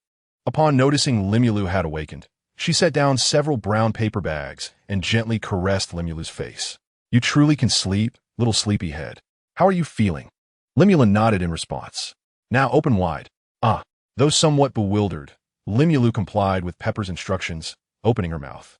Suddenly, Pepper extracted a triangular piece of what appeared to be a pastry from one of the bags and placed it into Limulu's mouth. Initially taken aback, Limulu instinctively began to chew, her eyes instantly lighting up. The crispy, fragrant crust crumbled delightfully in her mouth, while the hearty meat filling mingled with melted cheese burst forth in a symphony of flavor. The unique seasoning rendered the rich, oily filling surprisingly light. "Pepper, this is delicious. Where did you buy it?" Pepper took a piece for herself, savoring it and letting out a satisfied hum. "Indeed, it is delightful. Well worth the 15-kilometer journey to the town I had to traverse." 15 kilometers? That's quite a distance, Limulu exclaimed, astonished. Pepper sighed, a hint of exasperation in her voice. "Indeed, the place we currently reside is a roadside motel. Given the vastness of Australia, being 15 kilometers away from a town is quite fortunate." In the distance, the sound of metal striking metal emanated from Tony, who was occupied with some task. Curiously, Limulu approached, covering her ears. "Tony, what are you up to?" she inquired. "Hand me that one, yes, the oddly shaped piece on the left," Tony replied. Limulu handed him a peculiar component. Before her eyes, disparate parts began to coalesce in Tony's capable hands, gradually forming an enigmatic device, captivating Limulu as she watched the rhythmic clangs. When Tony finally ceased his labor, perspiration glistened on his brow. Limulu, perplexed, offered him a towel and asked, "Tony, what exactly are you doing?" Wiping his forehead, Tony explained, "This is all preparation for what lies ahead. I cannot allow you to steal the spotlight alone." He continued, "I have conducted my investigations over the past few days. Our assailants are the so-called master of the man, and the reason we have found no leads in the previous bombings is twofold. Their operations are exceedingly clandestine, and they employ human bombs. They have somehow transformed living beings into explosives and detonated them at various locations, which accounts for our lack of clues. Knowing they possess such devices, I must create something capable of defeating them." With that, he affixed the device to his arm, lowering the sleeve over his forearm, rendering it nearly indistinguishable. "This," he said, pressing a button, unleashing an invisible energy wave that instantly reduced a sturdy wooden stool to a cloud of dust. A spectral resonance device, capable of temporarily disrupting the molecular forces of an object. And this, Tony continued, donning an iron gauntlet. As he clenched his fist, flames erupted, propelling his hand forcefully against the wall. A simple propulsion device. He then produced a small vial, gently shaking it with the iron hand. The liquid within bubbled as if boiling, and in the next moment, a thin layer of frost crept up the glass and enveloped the gauntlet. A cryogenic fluid. Since they relish in explosives, I shall cool their ardor. One bizarre contraption after another was unveiled by Tony, leaving Limulu in awe. It was difficult to fathom that he had crafted such astonishing devices within just 2 days. Limulu gasped in astonishment. Truly, Tony was deserving of his reputation as the man cursed by knowledge. In this remote backwater, where one must travel 15 kilometers to procure a decent meal. He had fashioned a plethora of seemingly sci-fi inventions. After gathering his creations, he plopped down on the ground, his face radiating excitement, a flicker of pride shining in his bloodshot eyes. What do you think? It seems I am not entirely without merit, even without my battle suit. Limulu remained silent, casting a peculiar glance towards Tony. Tony, somewhat bewildered, raised an eyebrow. What does that look? Is there something on my face? Immediately, in the midst of Tony's astonished gaze, Limulu conjured forth a suit of Iron Man armor, seemingly out of thin air. Tony!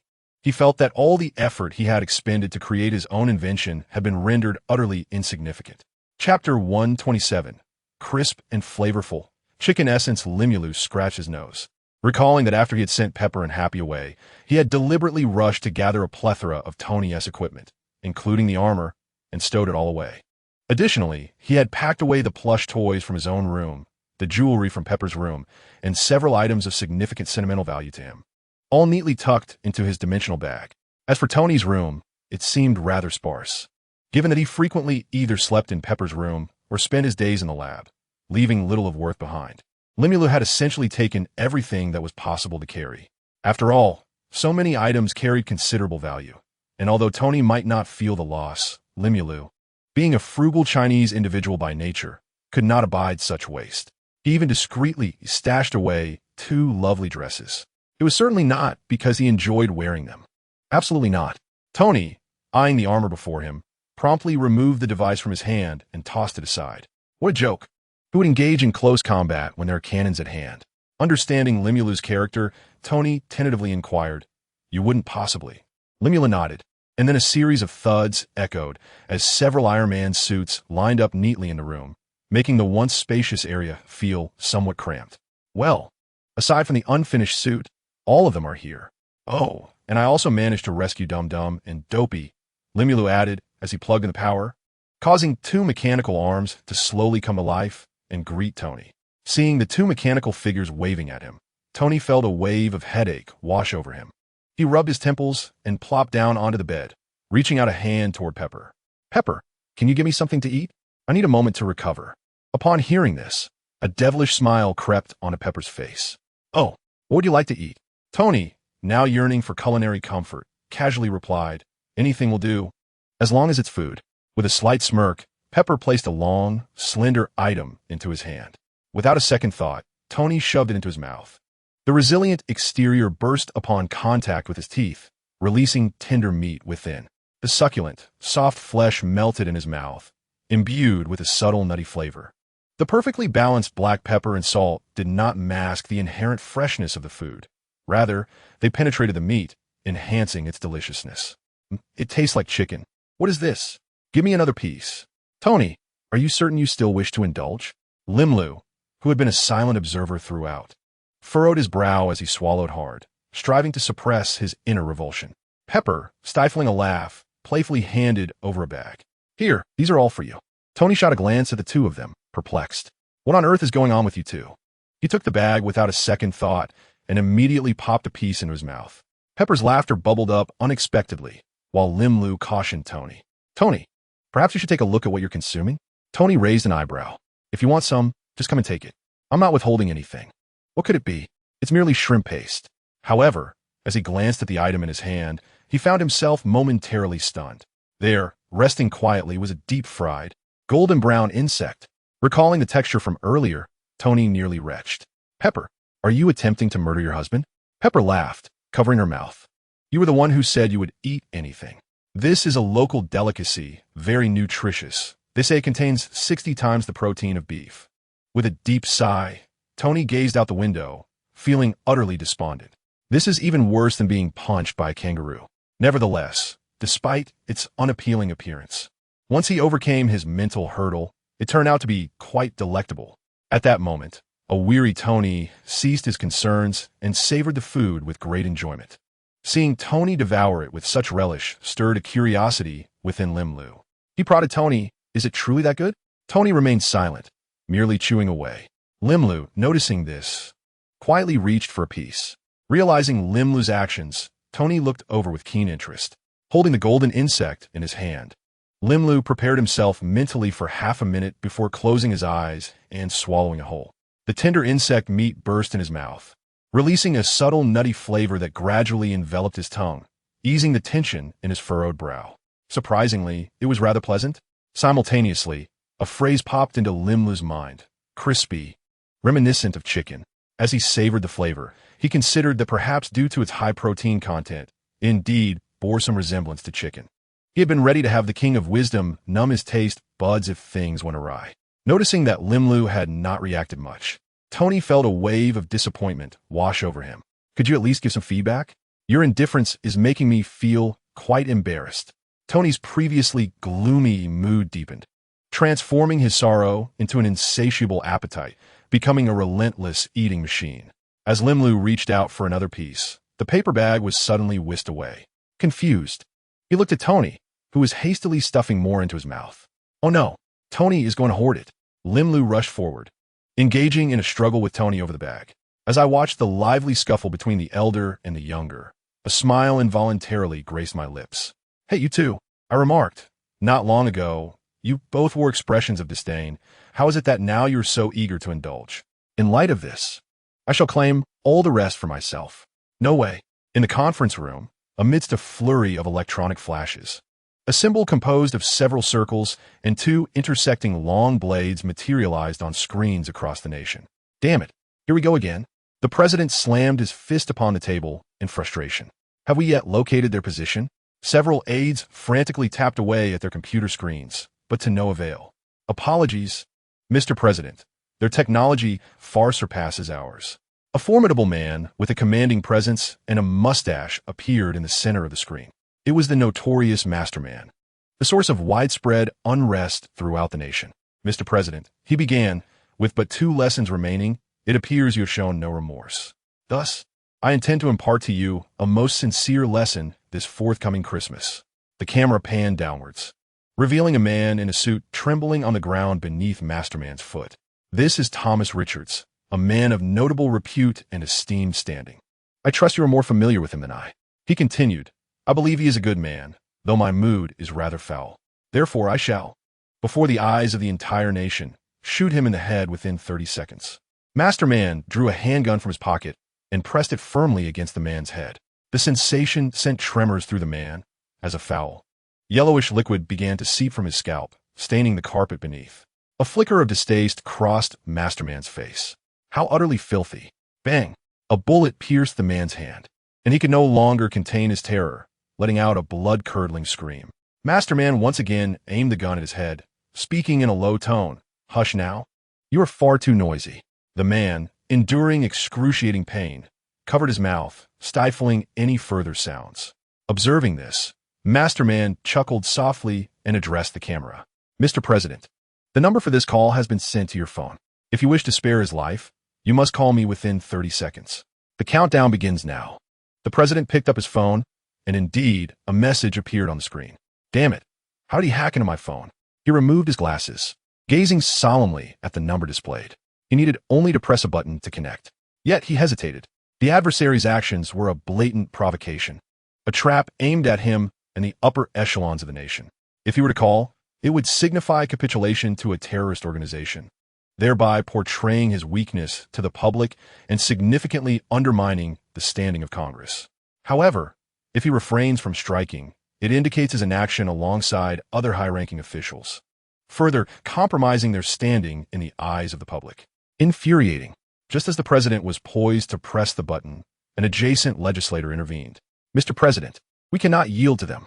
No, I cannot stand by and let him perish. After much hesitation, the president finally pressed the call button. The connection was made, and the ringing echoed on the other end of the television. The man, trampled beneath, released a sigh of relief upon hearing the chime, repeatedly tracing a cross over his chest with his fingers. Thank you, Lord, for your protection. Suddenly, a barrage of gunfire erupted, continuing until the sound of an empty magazine signaled the end. The man lay lifeless on the ground. The figure known as Manda Run slowly turned to face the screen, a sardonic smile gracing his features. You are punctual, but why should I spare him? Just as I see no reason to spare you or the Americans. Rising to his feet, he spread his arms and casually discarded the gun. Prepare for your final lessons. A transformation awaits. A flicker of static passed, and everything returned to normal, yet the hearts of the citizens remained in turmoil, as if suspended upside down. Chapter 128. Dog bites dog, black eats black as the red light, symbolizing the operational status of the camera extinguished. The once imposing figure of Mandarin slumped in his chair, resembling a deflated balloon, relief washing over his face. Gazing at the still warm corpse on the ground, he swallowed hard, a fleeting peculiar expression crossing his features, quickly masked, clearly accustomed to such scenes. Applause erupted from the side as a blond man, slicking back his hair, approached with boisterous laughter. What a splendid performance. It seems our star has delivered admirably. Noticing this, Mandarin hurriedly approached with a fawning expression. Oh, not at all. I am merely an obscure actor, unworthy of such accolades. It is only thanks to your sagacious guidance that I could perform so flawlessly. Now about my remuneration, Mr. Killian. Mandarin ventured cautiously. Killian casually pulled out 2 bundles of cash from his pocket and tossed them at Mandarin's face. He lightly slapped one bundle against Mandarin's cheek, whispering, "Trafe, you are indeed more perceptive than your predecessors. But you must understand what is to be done and what is not." At the mention of his name, the man known as Trafe trembled uncontrollably. I do not comprehend what you are implying. Bang! A bullet whizzed past Trafe's cheek, and as he glanced at the smoking gun, he immediately dropped to the ground, quaking as he retrieved a small knife from his pocket, hastily explaining, I did not intend to. I merely needed something for self-defense." His gaze involuntarily darted to a menacing figure nearby, while he feigned nonchalance, rolling up his sleeve to reveal large bruises. Killian noticed his gesture, beckoning the menacing figure beside him to approach. Was it him? Trev nodded affirmatively. Without turning his head, Killian coldly addressed the man behind him. Which hand? The man was about to argue when a pair of hands seized his throat. Instinctively, he attempted to struggle, but an overwhelming force gripped his neck. Simultaneously, an unbearable heat radiated from Killian's hand, and as wisps of white smoke emerged, the man's throat was seared through, leaving his body limp on the ground. Killian flicked his wrist, shaking off the flesh and blood that clung to his hand, a barely perceptible madness flickering across his face. The acrid scent of charred flesh made Trev retch momentarily. Killian appeared to be speaking to himself, yet his voice rose slightly. "My dear star, you must not sustain even the slightest injury. Should you be bitten by some rabid dog, it would truly pain me." This statement was clearly directed at those present, indicating that Trev was still of use and should remain unharmed for the time being. Hearing this, Trev couldn't help but feel a surge of glee, prompting Killian to kick him to the ground. "My star, I require your services, but you must understand one thing. I have little patience for overly clever individuals. Were you attempting to use me as a weapon just now?" Killian delivered a fierce kick to Trev's abdomen, the force causing him to curl up on the ground, clutching his stomach and retching bile. "If I can elevate one to greatness, I can certainly do the same for another. Should you wish to test my limits, feel free to try. Consider this a warning." Trev suppressed his expression of pain and crawled forward, bowing low in a show of gratitude. "I will heed your arrangements, my lord." Killian scoffed and walked towards the door. He slowly entered a room, and upon opening the door, he encountered a man in a white coat, hung upside down from the ceiling, gazing at him coldly. The man sneered. You seem to relish the feeling of being a ruler." Killian closed the door, casually shedding his coat and taking a seat, a hint of disdain crossing his face. "Aren't you the same?" Killian rested his chin on his hand, looking at the man suspended from the ceiling. "Moreover, it appears your ambitions surpass mine." The man smirked. "I have no interest in playing childish games with you. What I seek is beyond the comprehension of your decayed humanity. It shall be a monumental transformation." As he spoke, the man extended a long tongue to lick his lips. Observing the man's eccentric demeanor, Killian lightly tapped the table with his finger. "Yet, you do not even know where your target for revenge lies. Truly, you are a deluded creature." The man seemed to have been provoked by some unseen force, his once brown round eyes transforming instantaneously into chilling green slits. He emitted an eerie cry and leaped from the ceiling towards Killian, shattering the chair beneath him into fragments. Despite the weight pressing down upon him, Killian remained unfazed, instead feigning a theatrical expression of terror as he gazed at the individual atop him. "Oh, my dear strategic partner, what are you doing? Have I struck a nerve?" Upon hearing this, the man's arms bulged, revealing faint scales that emerged from his skin. Are you seeking death? Despite the sudden increase in force upon him, Killian maintained his composure. He chuckled softly, replying, "It seems your experiment has been quite successful. Don't be alarmed. I merely believe it is time for us to discuss our compensation. I have located Stark's whereabouts." At this, the scales on the man's arms gradually receded as he crawled off Killian. Rising, Killian casually brushed off the dust from his attire and smiled at the man. "So, Doctor Connors, where is the item I requested?" Indeed, the man before him was none other than Dr. Connors, who had previously been decapitated by Limulu, but had fortuitously survived. After recovering from his injuries, Connors had sought out Killian through a series of fortunate circumstances. Their remarkably similar ambitions collided, resulting in a swift agreement. Given their shared target for vengeance, they struck a deal. Killian would provide Connors a venue to continue his research, and in return, Connors would assist Killian in refining the desperation virus. Connors snorted disdainfully, producing 2 vials of serum along with a disc containing all the pertinent formulas. As Killian plugged the disc into a nearby computer, a map with a red dot appeared instantly. He spoke slowly, taking the vials from Connors. This indicates his precise location, along with the virus capable of infiltrating his armor. To be honest, witnessing his disheveled state brings me great satisfaction, so I shall leave the matter of revenge to you. After all, to me, he is now merely an inconsequential pawn. Killian patted Connors on the shoulder. Connors removed the disc and tucked it into his pocket. Since their transaction was complete, there was no reason for him to linger. He strode confidently towards the exit, oblivious to the cunning glint that flickered across Killian's face. As the door swung open, several burly men, engulfed in flames, tackled Connors to the ground. Under the searing heat, Connors' skin quickly turned to char. "You." Killian approached Connors, towering over him with a menacing gaze. "You're quite furious, aren't you? Yet, such is the world. It operates on the principle of survival of the fittest. If one can eliminate a potential threat here, why not seize the opportunity?" Observing the cellular activity of Connors being suppressed by the intense heat, the facade of hypocrisy on Killian's face was completely torn away, morphing into a visage of madness. However, Connors suddenly burst into laughter. "Fool! Did you truly believe I would be without any defenses against you?" As his words echoed, Connors' skin began to grotesquely swell, the previously scorched surface peeling away to reveal scales beneath. With a mere exertion of force, the few individuals pressing upon him were instantly torn asunder, followed by a resounding explosion. By the time the smoke dissipated, Connors had vanished without a trace. Killian, displeased, spat disdainfully and proceeded in a particular direction. Chapter 129. The base has been breached. Sizzle. "Oh damn, what is that? My ears. Are you planning to deafen me and then usurp the Iron Patriot?" The shrill voice of Rhodes crackled through his earpiece. A strange female voice responded, "Colonel Rhodes, this is Command Post 9527. I am sending you a location suspected to be a hideout for Mandarin." In the next moment, an electronic map unfolded within Rhodes' visor. He scrutinized it. Why are there no tactical directives marked this time? After a brief pause, the woman continued, "Given our discussions, the situation is somewhat intricate. Please adapt as necessary, ensuring the safety of the hostages." Raising an eyebrow, Rhodes paid little heed and flew towards the indicated location. Rhodes blasted open the tightly secured door, causing those inside to scream in terror. Fully armed, he stepped inside, only to find it strange that there were no signs of the criminals or Mandarin. Just a number of women clad in nuns' habits huddled in the corners. Witnessing this scene, Rhodes quickly holstered his weapon and gently reassured them, "Do not fear. The Iron Patriot has come to rescue you. You are free."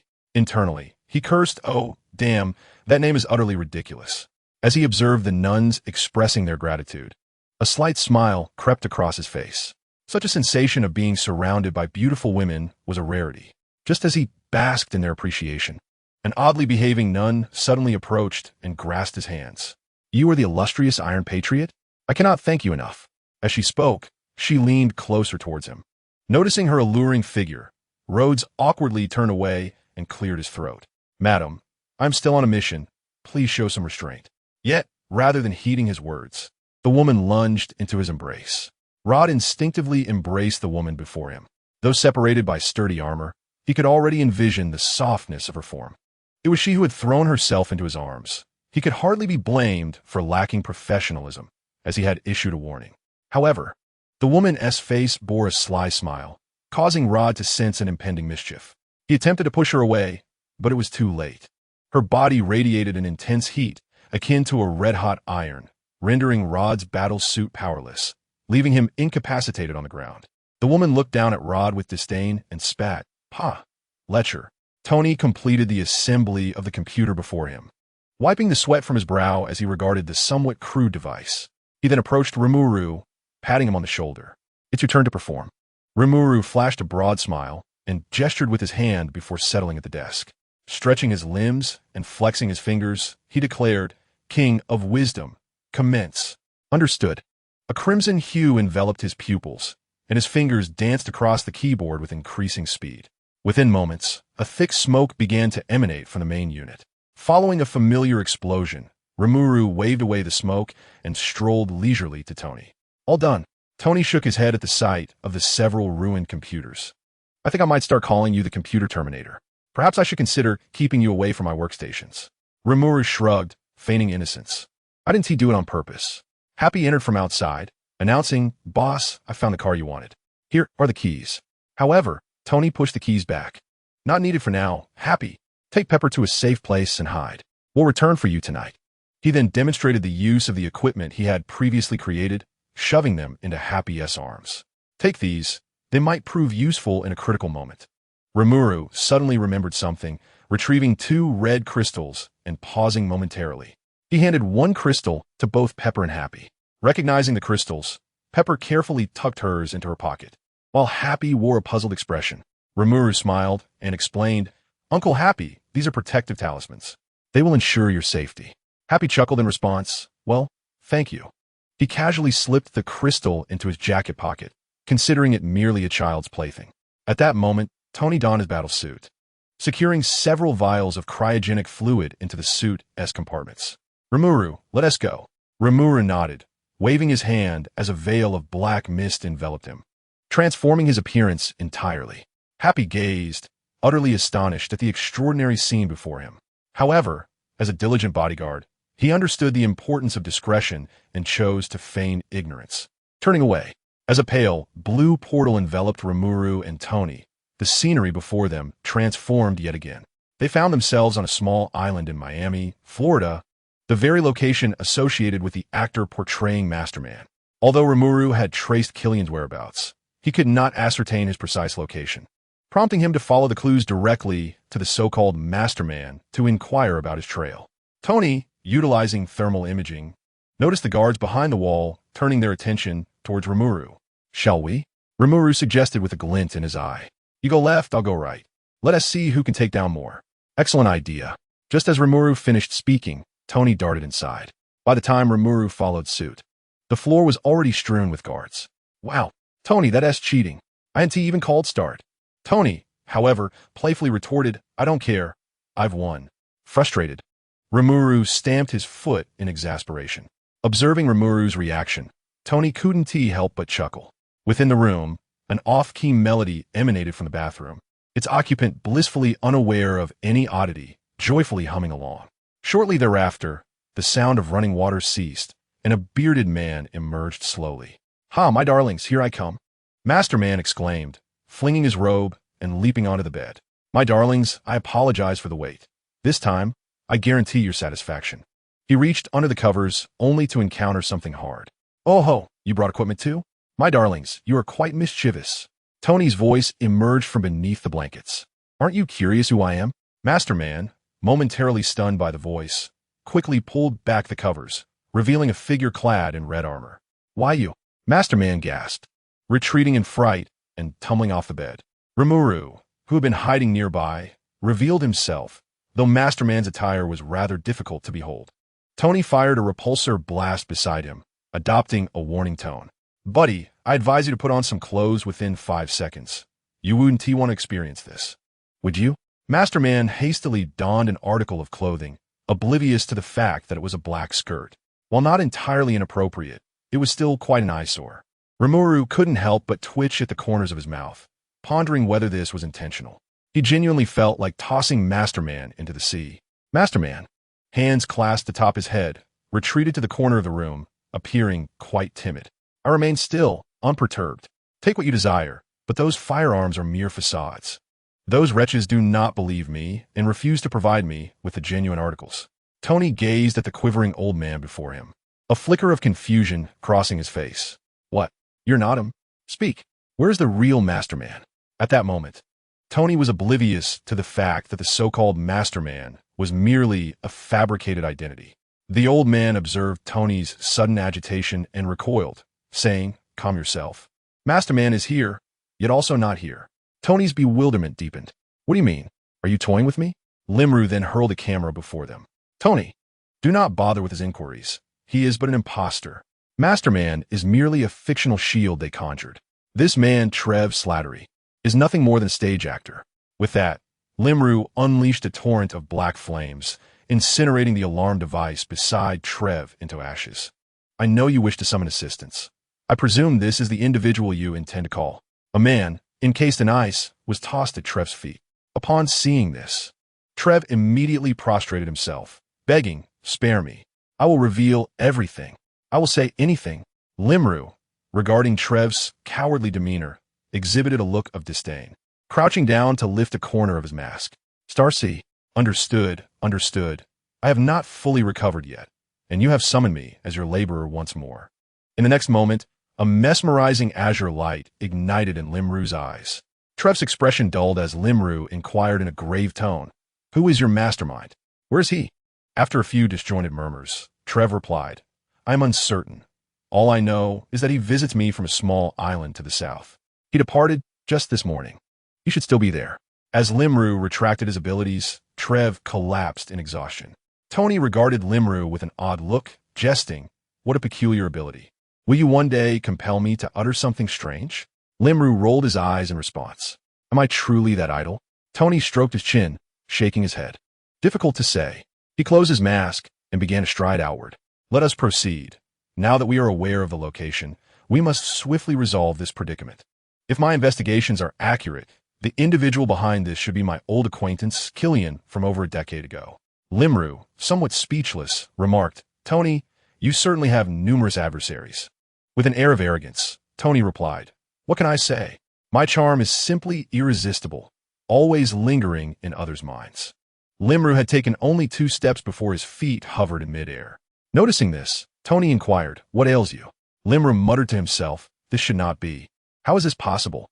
Tony, quickly, follow me to a more spacious area." Limulu pulled Tony directly into the courtyard. Upon entering, she summoned all the steel armors from her spatial pouch. With an anxious expression, she turned to Tony and urged, "Tony, you need to step out of the armor for a moment." Confused, Tony emerged from his suit. Limulu gestured with both hands in front of her chest. Layers of radiant light surged towards Tony. As each layer enveloped him, he felt his body become lighter, his mind clearer. With a serious demeanor, Limula declared, "Tony, I have bestowed upon you multiple magical enhancements. If you cannot win, retreat. These armors should assist you." "What about you?" Tony inquired. Limulu then conjured a portal. "I need to return. It seems Pepper and the others are in trouble." Just moments ago, she had sensed that the protective talismans she had left for Pepper and Happy had been activated. Those 2 talismans had been hastily crafted and were nowhere near as robust as the one she had given Pepper, which had withstood the collapse of half a house without issue. The 2 current talismans could at best withstand a few lethal strikes or heal a few serious injuries. With both triggered simultaneously, it was likely that Pepper and Happy were in dire straits. Upon hearing that Pepper was in danger, Tony quickly insisted, "I'll go back with you." However, Limulu shook her head. "No, Tony, you must stay here. Killian is the mastermind behind this. Only by capturing him can we hope for peaceful days ahead." After a moment of silence, Tony nodded solemnly. "All right, be careful. Once I handle things here, I will come to assist you." Without further words, Limulu spread her wings and flew into the portal.